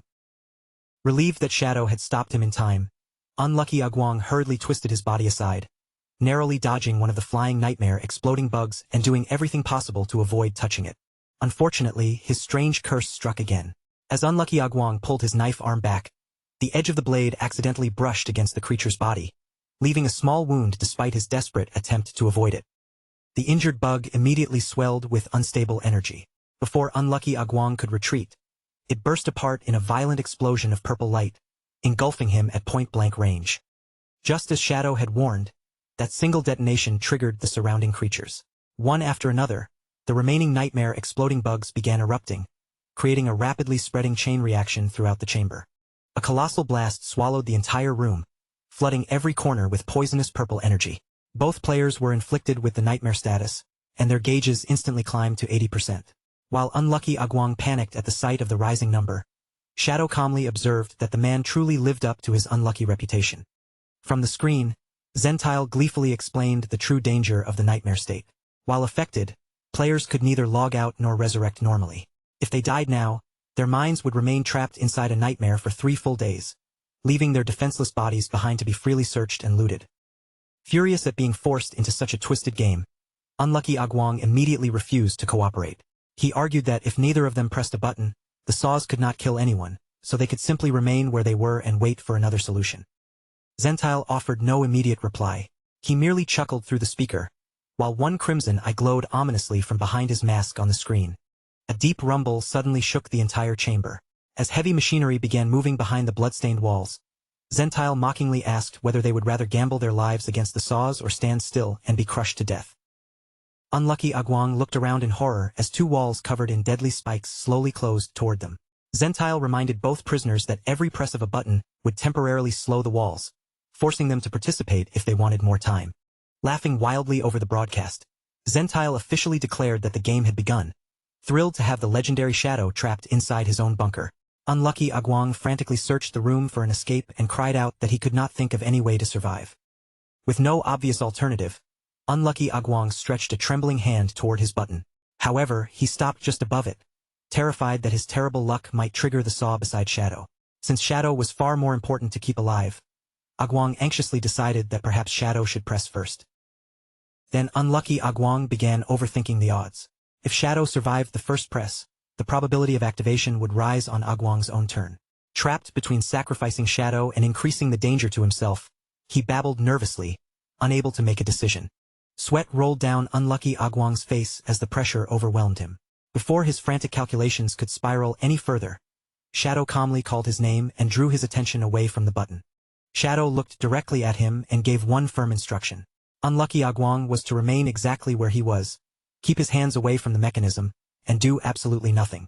Unlucky Agwong stared back in confusion. He pointed toward the approaching spiked walls and reminded Shadow that they were only moments away from being crushed if neither of them pressed a button. Shadow remained completely unmoved and repeated the same command in an even voice. Agwong was not to touch anything, even as the deadly walls continued grinding closer from both sides. Watching everything through the surveillance feed, Zentile leaned toward the screen and mocked Shadow's refusal to participate, clearly mistaking his calm behavior for helplessness. Zentile sneered that the famous and supposedly unstoppable player appeared to have surrendered without even trying to resist. To him, Shadow's silence looked like proof that the trap had finally broken his confidence. The spiked walls drew dangerously close, leaving almost no room around them. With tears gathering in his eyes, unlucky Agwong pressed both hands against one wall and struggled uselessly to hold it back, begging Shadow to do something before they were crushed. Zentile laughed louder and told the pair to enjoy their final moments as the walls flattened them. Once they were dead and their minds were imprisoned by the nightmare status, he promised to enter the chamber and loot their helpless bodies personally. As the remaining space vanished, unlucky Agwong turned toward Shadow one final time. With panic breaking his voice, he desperately called out the legendary player's name. Convinced that death was unavoidable, unlucky Agwong tearfully cursed his miserable fortune. Of all the ways he could have died, he complained, his terrible luck had chosen to have him crushed completely flat between 2 walls. Unable to bear watching any longer, unlucky Agwong squeezed his eyes shut and tensed his entire body. The spikes reached him, touching his clothes as he braced for the crushing impact. Several seconds passed, yet the expected pain never came. Confused, unlucky Agwang slowly opened his eyes and discovered that the deadly mechanism had stopped moving. The spiked walls and enormous saw blades had frozen only inches from their bodies. Zentile's furious voice erupted through the speaker as he cursed the machinery and demanded to know why every trap had suddenly stopped working. A series of system notifications appeared before him, announcing that the blood slaughterhouse had been successfully breached and its central core had been stolen. Zentile stared at the messages in stunned disbelief. Before Zentile could react to the warning, one of Shadow's small spectral dragons burst into the control room and attacked him. The entire ambush unfolded clearly on the live broadcast still playing inside the trap chamber. A final system message confirmed that possession of the central crystal had transferred complete ownership of the blood slaughterhouse from Zentile to Shadow. Still pinned between the motionless walls, unlucky Agwang stared at the screen in amazement. Shadow had somehow captured the enemy's entire base without taking a single step from his circle. Shadow remained unfazed as light flickered within his eyes. Through their telepathic connection, he contacted Osiris and calmly asked why the operation had taken 1 minute longer than his original calculation. Only then did the full strategy become clear. While Zentile had been focused on tormenting them with his deadly game, Shadow had secretly summoned 12 spectral wyverns elsewhere inside the bunker. The small dragons had slipped past the facility's traps without drawing attention. Moving through routes the human intruders could not use, they infiltrated the upper levels and ambushed the guild members inside the control room. Outside the bunker, the gigantic skeletal dragon Osiris apologized for the slight delay. He explained that the blood slaughterhouse contained an unusually complicated maze and numerous guards, forcing the spectral wyverns to take longer than expected to reach their target. Despite that delay, Osiris confirmed that the operation had succeeded. Inside the base, one spectral wyvern was already carrying away the stolen core crystal, while the others had captured Zentile alive without setting off the bunker's alarms. Shadow ordered one of the wyverns to disable every remaining trap and open a safe route through the facility. The small dragon immediately obeyed, landing before them and leaving unlucky Agwang staring at its unexpected appearance in astonishment. As the spectral wyvern began guiding them through the newly opened passage, unlucky Agwang finally understood what had happened. Shadow had prepared the entire infiltration strategy before any of them had even stepped inside the bunker. He realized that Zentile's deadly game had never been the real battle. Shadow had deliberately allowed the enemy to focus on them, using himself and Agwang as bait while the spectral dragons quietly seized control of the hideout. Shadow confirmed that Agwang had understood correctly. However, he added that the operation would have proceeded far more smoothly if Agwang's terrible luck had not caused the nightmare exploding bugs to detonate. Hearing that, Agwang could only smile awkwardly in embarrassment. Shadow then turned his attention to the nightmare status still affecting them, since dying before it expired would carry serious consequences. He ordered a spectral wyvern to carry unlucky Agwang out of the bunker and told Agwang to hide somewhere far away, where his curse could not create any more disasters. A spectral wyvern lifted the loudly protesting unlucky Agwang and carried him away through the passage. Almost immediately afterward, Osiris contacted Shadow again with troubling news. Shadow released a tired sigh and asked what had gone wrong this time. Osiris reported that Zentile's group had activated a self-destruct ability to avoid being taken alive, allowing them to die and respawn safely elsewhere. Their mass suicide, however, had caused them to drop hundreds of years of accumulated lifespan across the control room floor. Shadow realized that his nearly perfect capture operation had been ruined in its final moments. With resignation, he concluded that unlucky Agwang's curse was not merely inconvenient. It was a genuinely terrifying power capable of destroying even the most carefully prepared plan. After completing her respawn, Sister Hai returned and found Shadow standing outside the bunker. Staring at the blood slaughterhouse in amazement, she asked how the enemy stronghold had somehow become his property during the brief time she had been gone. Sister Hai then started asking what had happened to unlucky Agwang. Shadow immediately interrupted her and warned her not to speak the man's name aloud, unwilling to risk attracting another wave of inexplicable bad luck. Shadow tossed a golden ownership key towards Sister Hai, who caught it with sparkling eyes. He explained that he had already reached the maximum number of hideouts he could possess, so he was transferring the blood slaughterhouse to her guild and the Manhwa officials. Overjoyed by the gift, Sister Hai eagerly promised to treat him to tea. Shadow immediately crushed her excitement by clarifying that the bunker was not a free gift. Once they gathered enough resources, he expected payment totaling 1,500 years of lifespan. Sister Hai broke into exaggerated tears over the enormous price, though she still thanked him for handing over such a valuable base. At that moment, the long-haired female official, a wisp of smoke, came running toward them, calling Shadow's name as she hurried across the ruined ground. A wisp of smoke thanked Shadow for eliminating the immediate threat and presented him with a glowing blue skill book as his reward. It contained the finest assassin ability available in Manhwa. She had personally brought the book to him and, knowing how much trouble unlucky Agwang had caused, had already exiled the unfortunate guide to the distant border. The system identified the reward as the gold-tier ability shield of Shadow Dance. Whenever the user entered stealth, the skill generated damage immune shields equal in number to the user's stealth level, and the ability could be activated again after a 5-minute cooldown. Shadow's eyes lit up with satisfaction. Damage immunity was essentially a brief window of absolute invincibility, and that made the skill incredibly valuable against powerful bosses. Their attacks could tear straight through even his enormous lifesteal shields, but with this ability active, he could ignore those devastating blows entirely.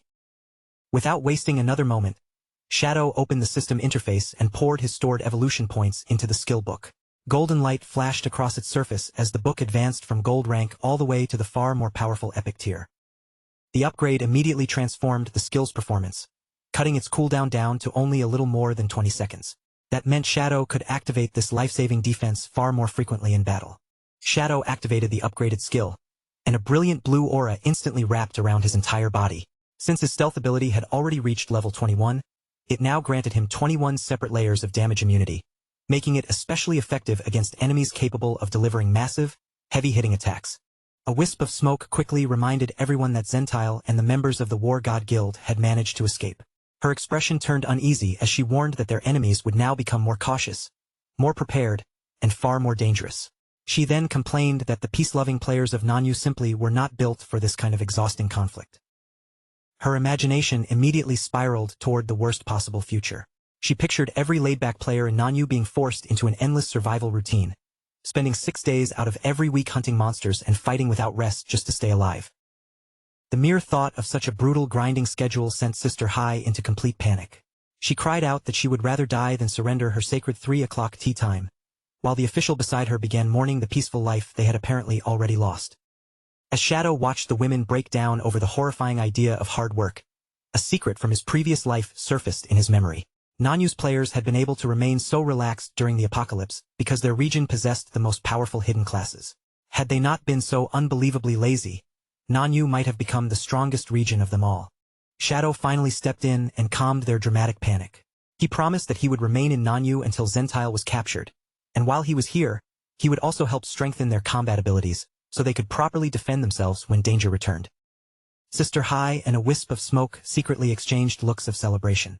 The official smugly concluded that even someone as cold and powerful as Shadow could not withstand the tears of several women. Their exaggerated display of misery had worked perfectly, successfully convincing him to help them. The women immediately abandoned their sorrowful expressions and burst into cheerful celebration. Smiling brightly, they surrounded Shadow with enthusiastic thanks, clearly delighted that their plan had succeeded. They eagerly began discussing how they could team up with Shadow to hunt bosses. However, without even the slightest shame, they also established their preferred working hours. 9 in the morning until 6 in the evening, with a proper tea break in between, while weekends and public holidays were strictly reserved for rest. Shadow could only stare at them, completely speechless in the face of such shameless laziness. Rather than argue, he told them to form a party so he could help raise their levels.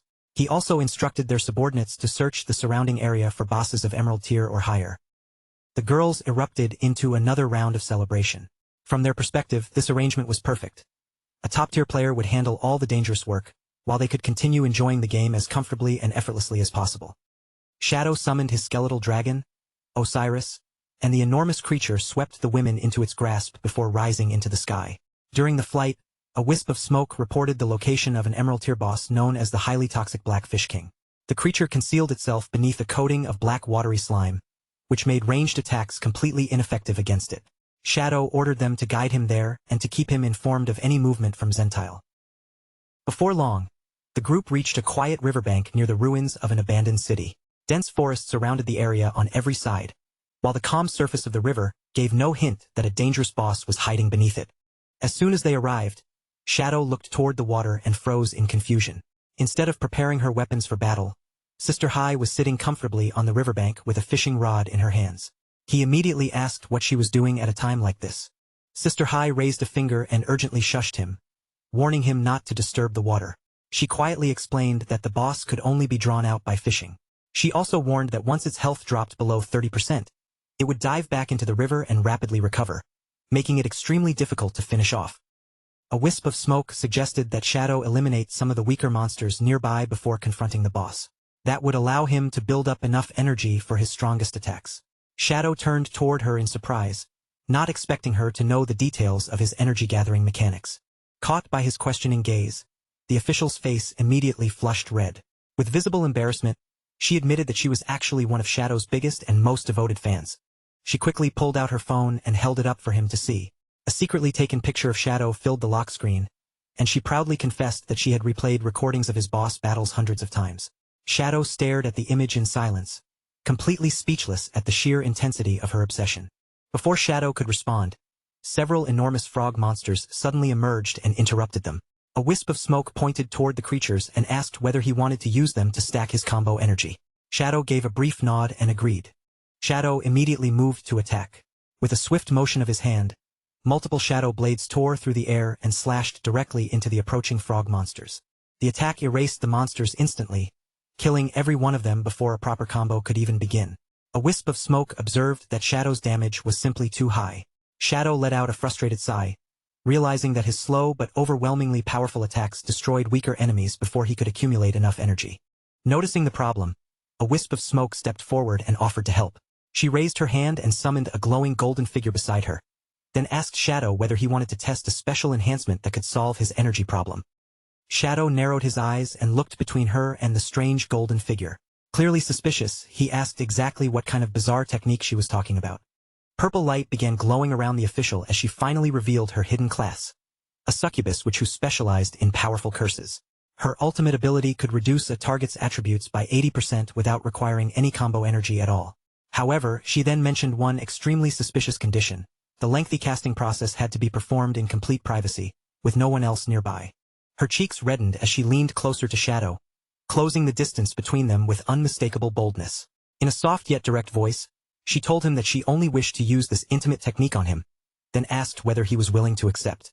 Shadow showed no interest whatsoever. He rejected the offer in a flat, emotionless tone and simply turned around before walking away, leaving a wisp of smoke standing behind him with obvious disappointment. Without looking back, Shadow declared that he had no need for her unusual assistance. He already had a method of his own for gathering all the energy he required. Shadow turned toward his skeletal dragon and issued a direct command. Osiris was to gather every remaining monster in the surrounding area and force them all into one concentrated group. Osiris spread its massive wings and launched into the air. Dark magical power surged around the dragon as it created a violent vortex, lifting the scattered frog monsters from the ground and dragging them helplessly into the sky.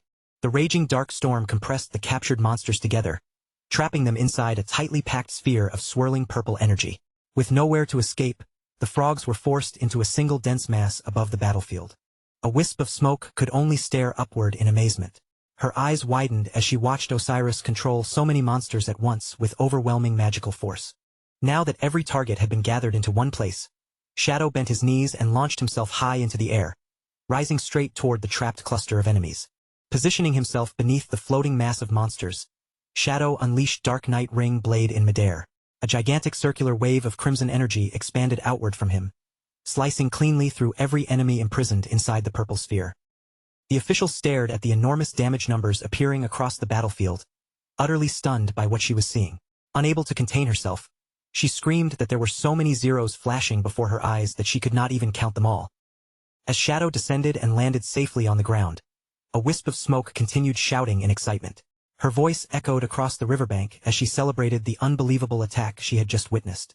With his combo energy finally filled to the maximum, Shadow announced that he was ready to face the boss. He turned toward Sister Hai and asked whether the Black Fish King had taken the bait. At that exact moment, her fishing rod suddenly bent into a deep curve. Bracing herself against the powerful pull, she shouted that the fish was hooked. Sister Hai planted her feet firmly and yanked backward with all her strength. A gigantic fish covered in dark scales burst from the river, spraying water across the bank as she shouted her guild's catchphrase. The moment the creature landed, Sister Hai rapidly retreated, leaving Shadow to handle the dangerous fight. A massive crimson slash tore across the giant fish the instant it emerged. The attack struck with tremendous force and produced 40,000 points of damage in a single blow. Shadow landed directly on top of the highly toxic Black Fish King and quickly assessed the situation. The thick slime coating its body reduced incoming damage by 90%. Unless he killed it with one decisive strike before its health fell below 30%, the monster would simply escape into the river and recover. The enormous beast released a furious roar and jerked its head backward. Its jaws opened wide as dark, poisonous liquid began gathering inside its mouth, ready to be launched toward the shore. The Black Fish King unleashed its rotten mud attack, spewing a huge wave of toxic sludge across the riverbank. Sister Hai and the official immediately turned and fled in panic, fully aware that even brief contact with that deadly poison could be disastrous. Shadow paid no attention to the approaching sludge. Instead, he summoned several radiant golden orbs around himself, and within each glowing sphere stood a shadow clone, already positioned and prepared to strike.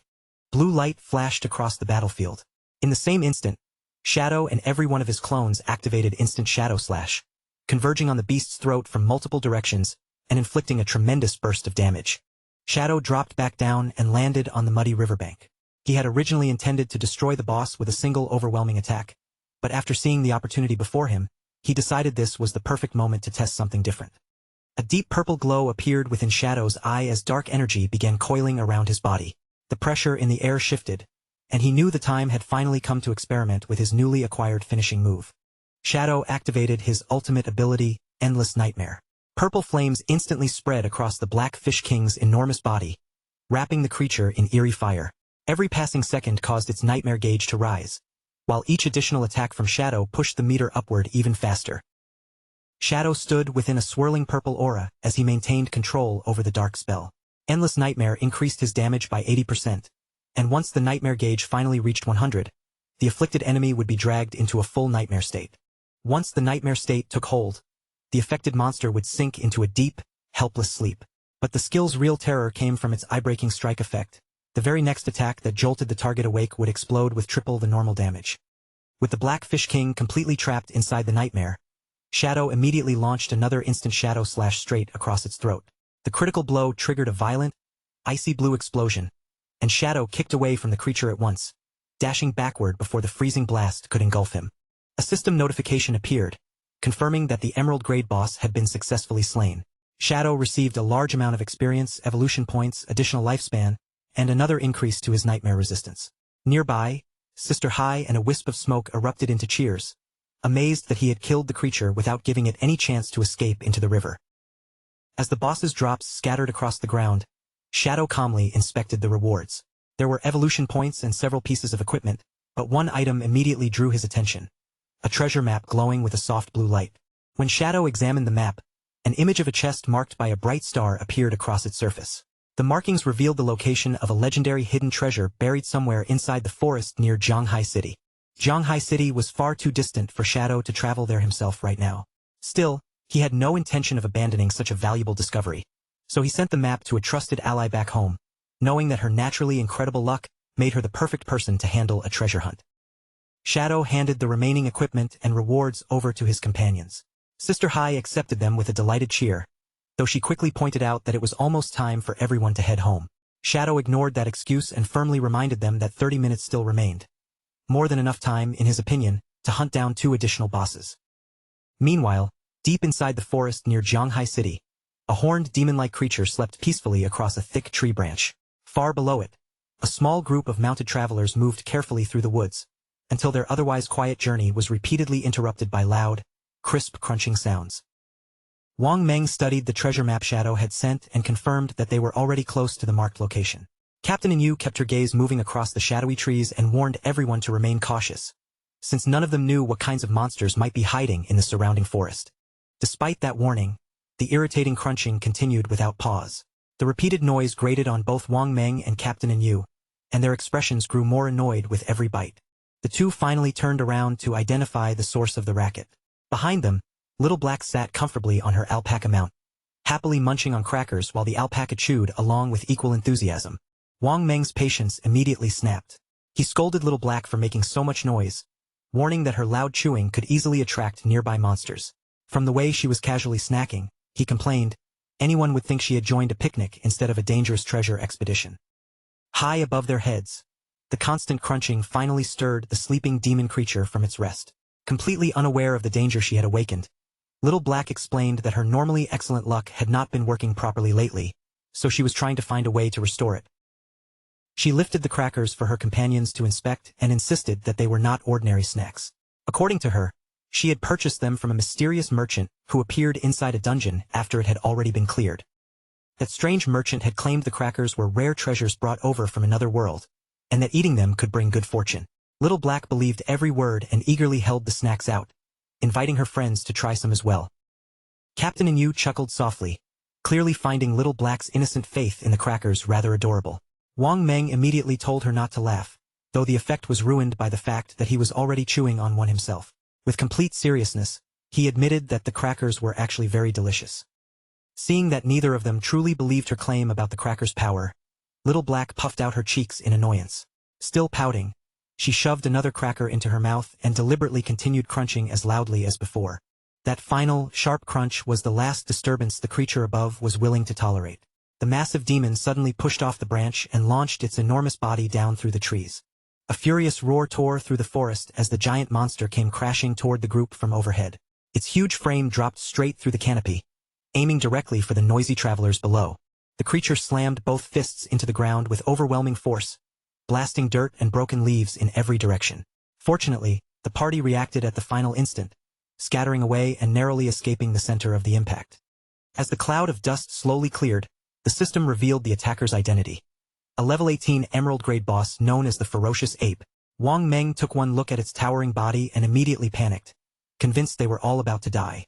Then the ape's blood-red eyes locked onto the source of the noise, and with another enraged roar, it violently hurled Little Black and her alpaca deep into the forest.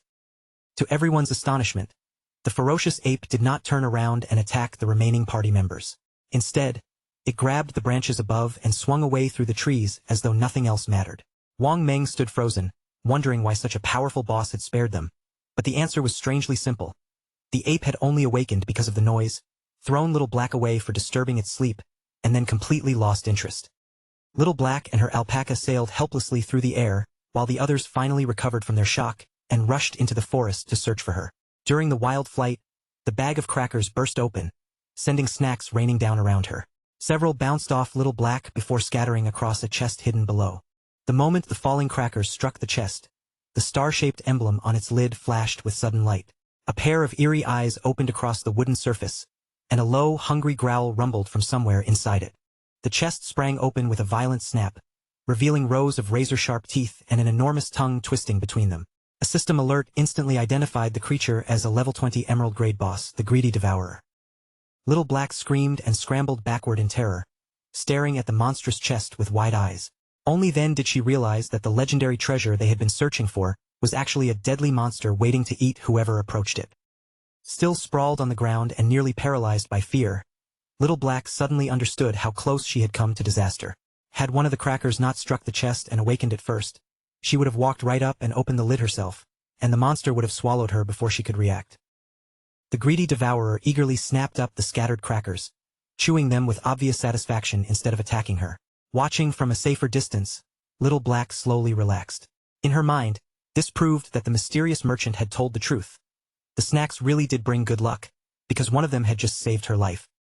Her relief lasted only a few seconds before reality set in. Even if the crackers had protected her once, she had absolutely no chance of defeating an emerald-grade boss by herself.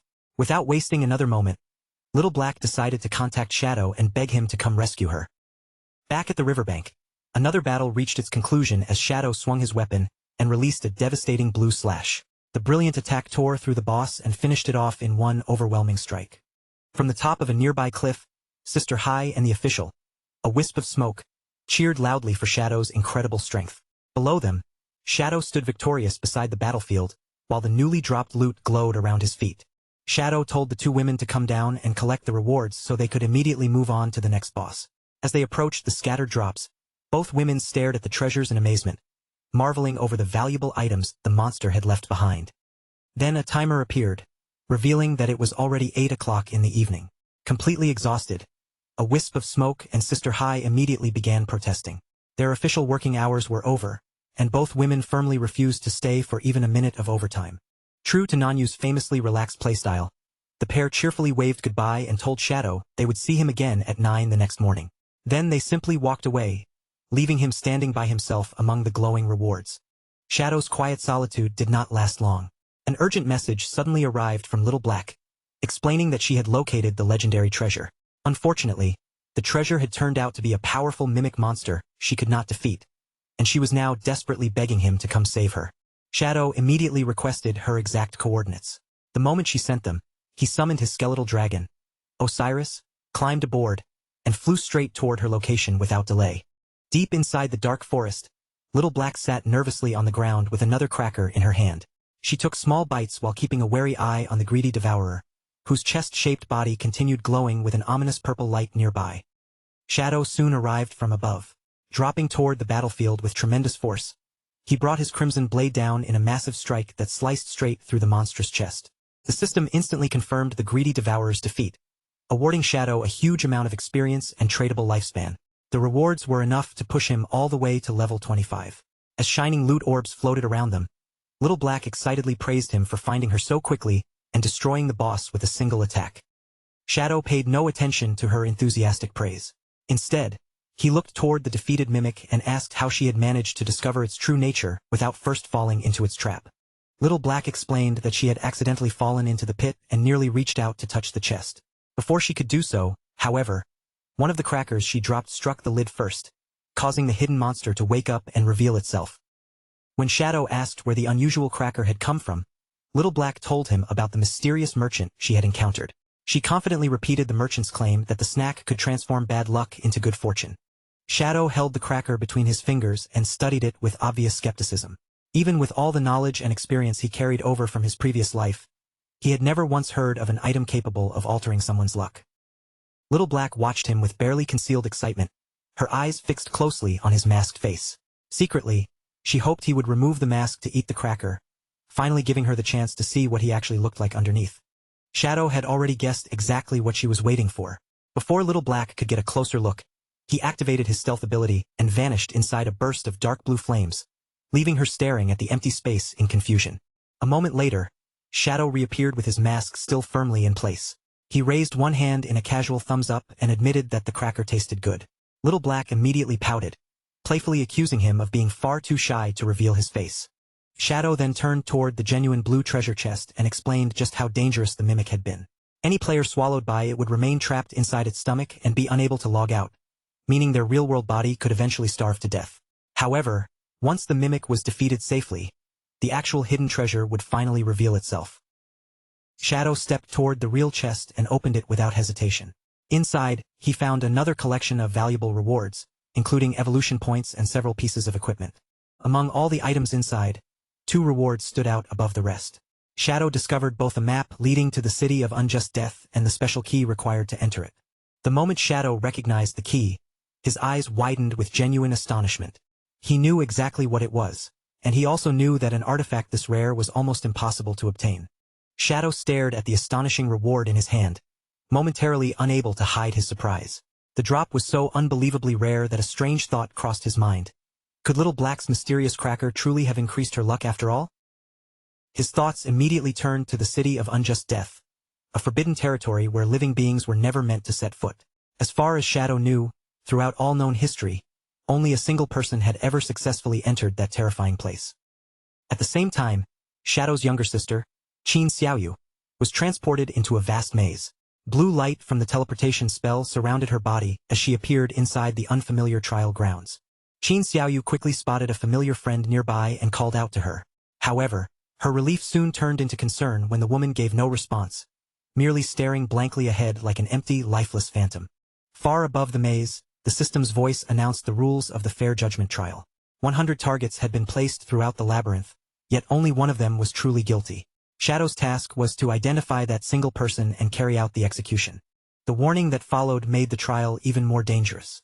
Should Shadow mistakenly kill even one innocent target, he would immediately fail the entire challenge. Shadow turned toward Asat his and asked how he was supposed to distinguish the guilty person from the 99 innocents. Instead of giving him a direct answer, Asat his replied cryptically, telling him to trust his eyes and use them to uncover the truth. Golden light immediately flared inside Shadow's eye as he looked across the maze with unwavering confidence.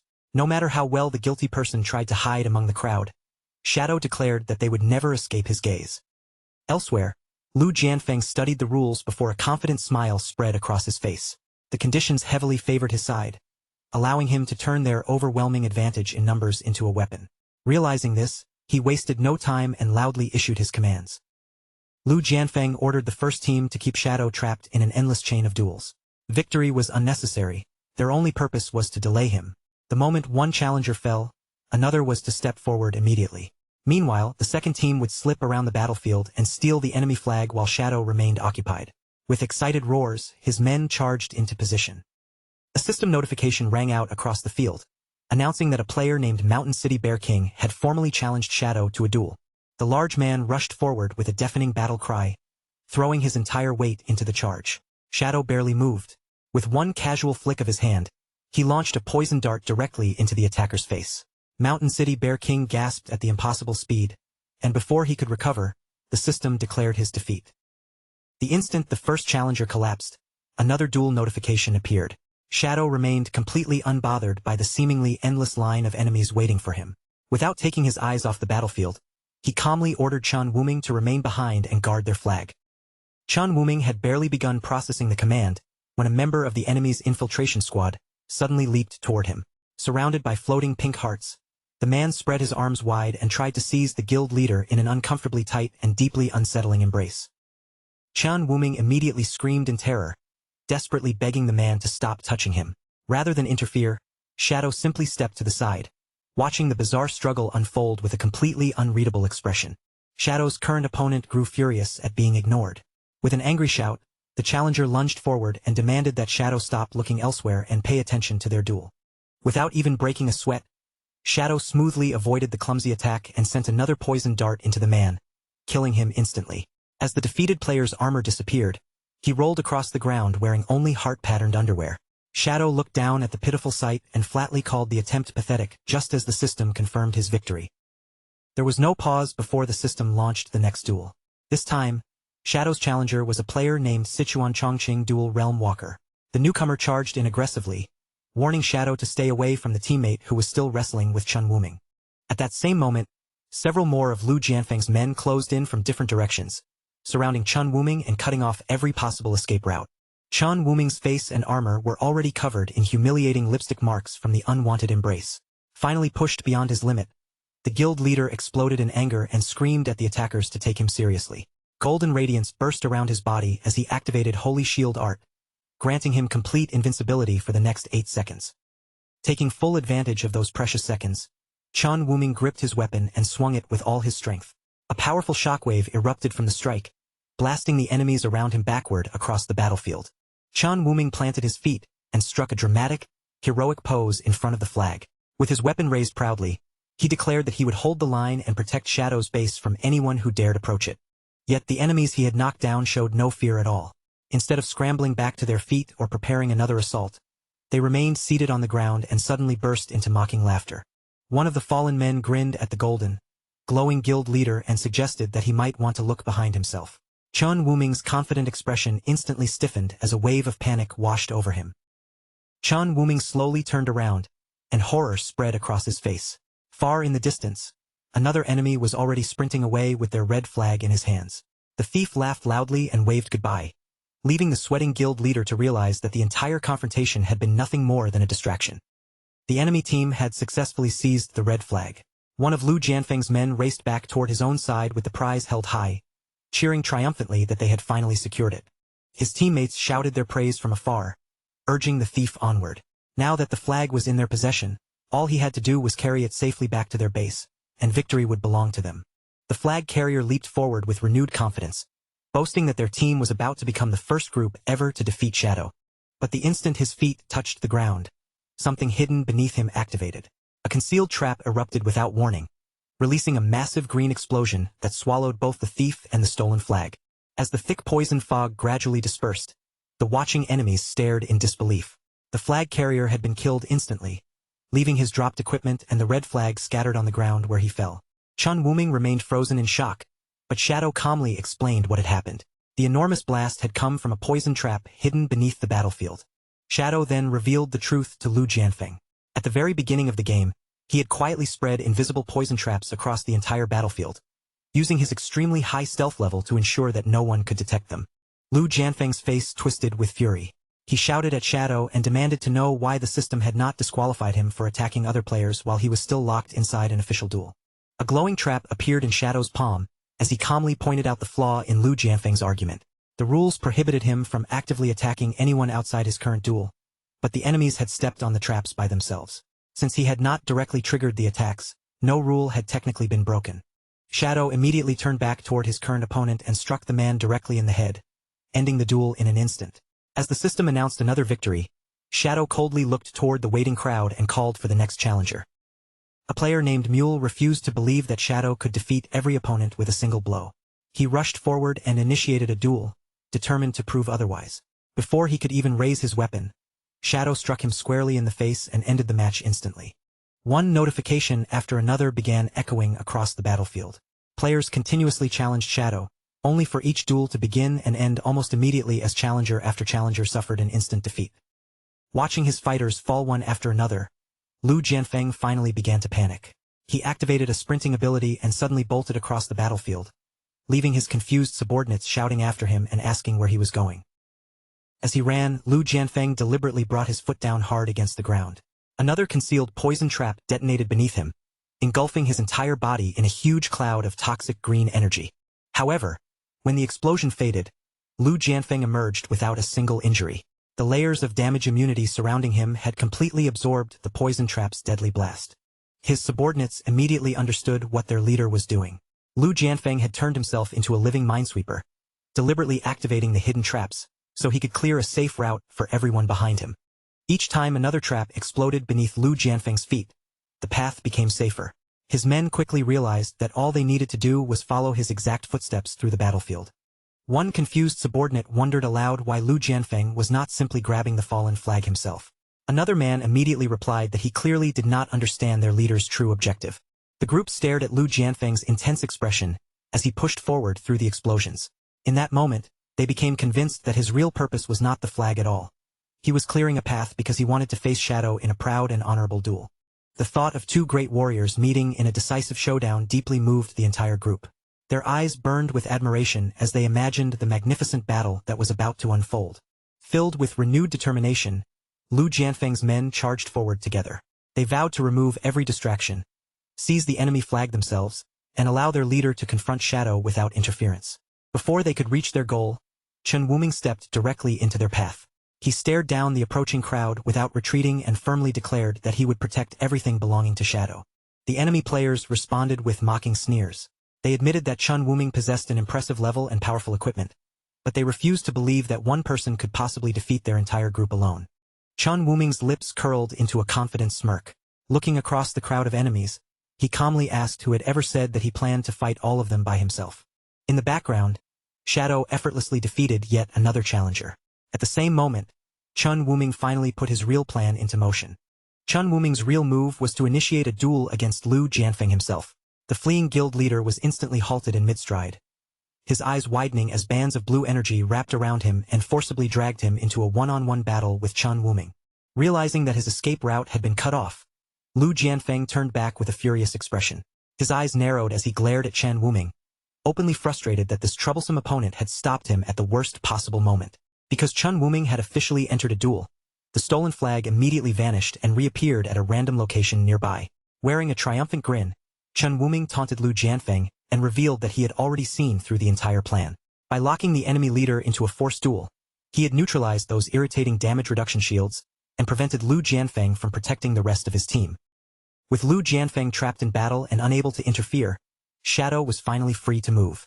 A terrifying crimson aura erupted from his body and rolled across the battlefield like a wave, washing over the remaining enemies and leaving them frozen in place by pure fear. Shadow glanced toward Chen Wuming and gave him a rare word of approval.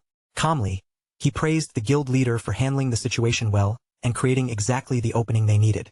Without Lu Jianfeng's shields and protection, the remaining subordinates immediately lost their confidence. They exchanged frightened looks, their faces sinking into despair as they realized they were now completely exposed before Shadow. Before any of them could retreat or raise their weapons, Shadow vanished into a blinding streak of red energy. Crimson slashes flashed through the terrified group one after another, cutting them down with effortless precision and sending every last player straight back to their respawn point. When the red light finally faded, Shadow stood alone among piles of scattered equipment and glowing rewards. In only a few moments, he had completely wiped out the entire enemy squad. Just then, a voice rang out from behind him, warning that the fight was not finished yet. Shadow turned and saw Lu Jianfeng standing there, gripping an unconscious Chen Wuming by the collar.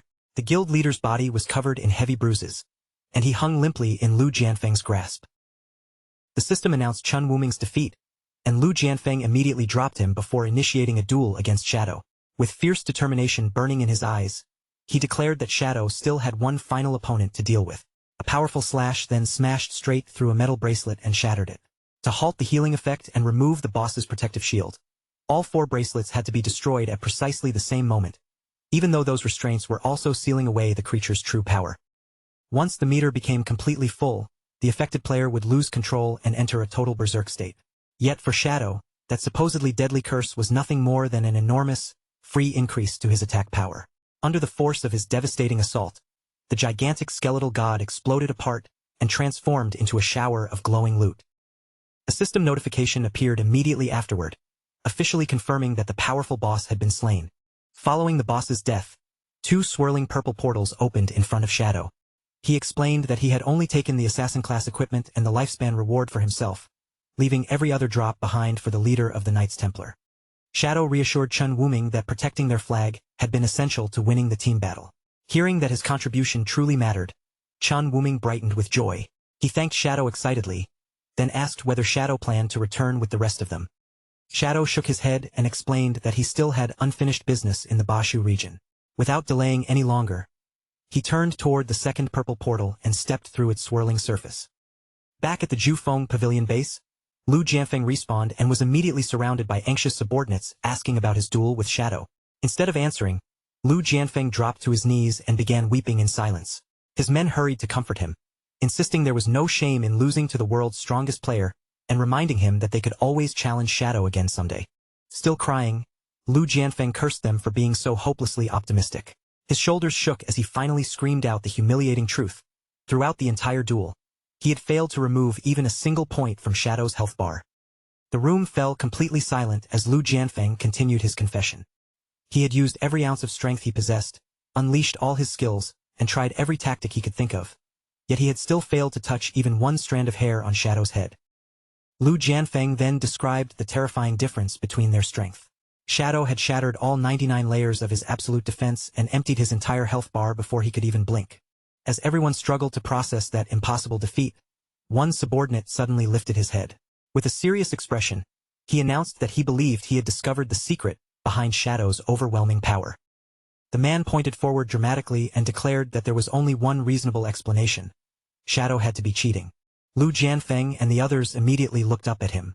Their tearful expressions gave way to stunned silence as they absorbed the bold accusation. The subordinate argued that every player operated beneath the exact same system, so Shadow's achievements should have been impossible. No ordinary player could defeat a diamond-grade boss alone, instantly break through fully stacked shields, and avoid every incoming attack without being touched. To him, the evidence was obvious. Shadow had to be using some kind of hack. Desperate to find any explanation that made their defeat less humiliating, the others quickly began nodding along. The more they considered it, the more they convinced themselves that his reasoning made perfect sense. Their misery rapidly transformed into anger. They agreed that losing against a cheater did not count as a real defeat, and one furious member demanded to know how they could report Shadow and have his account permanently banned. While the group loudly cursed the supposed hacker, a sudden, sharp knock sounded from the other side of the door, cutting through their angry shouting. Already furious and humiliated, one of the men shouted toward the entrance. He angrily demanded to know who would dare disturb them at a moment like this. The subordinates stormed over and yanked the door open, already shouting threats at whoever stood outside. The instant they saw their visitor, however, every man froze in absolute terror. A tall figure dressed in darkness stood silently within the doorway. It was Shadow himself.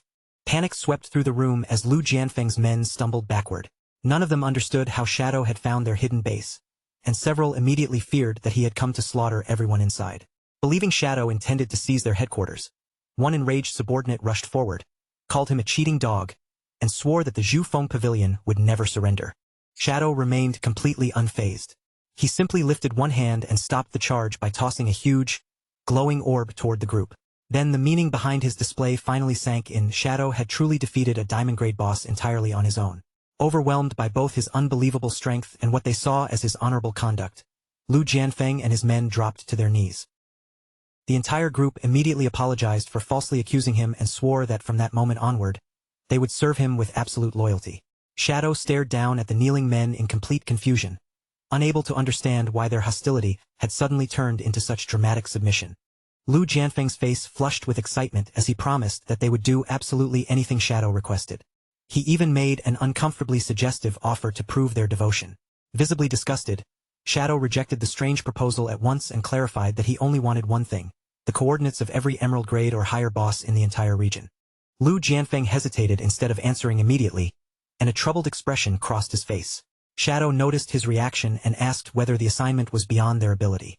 Sweating nervously, Lu Jianfeng explained that the major local guilds had already eliminated every emerald-grade boss found on the surface.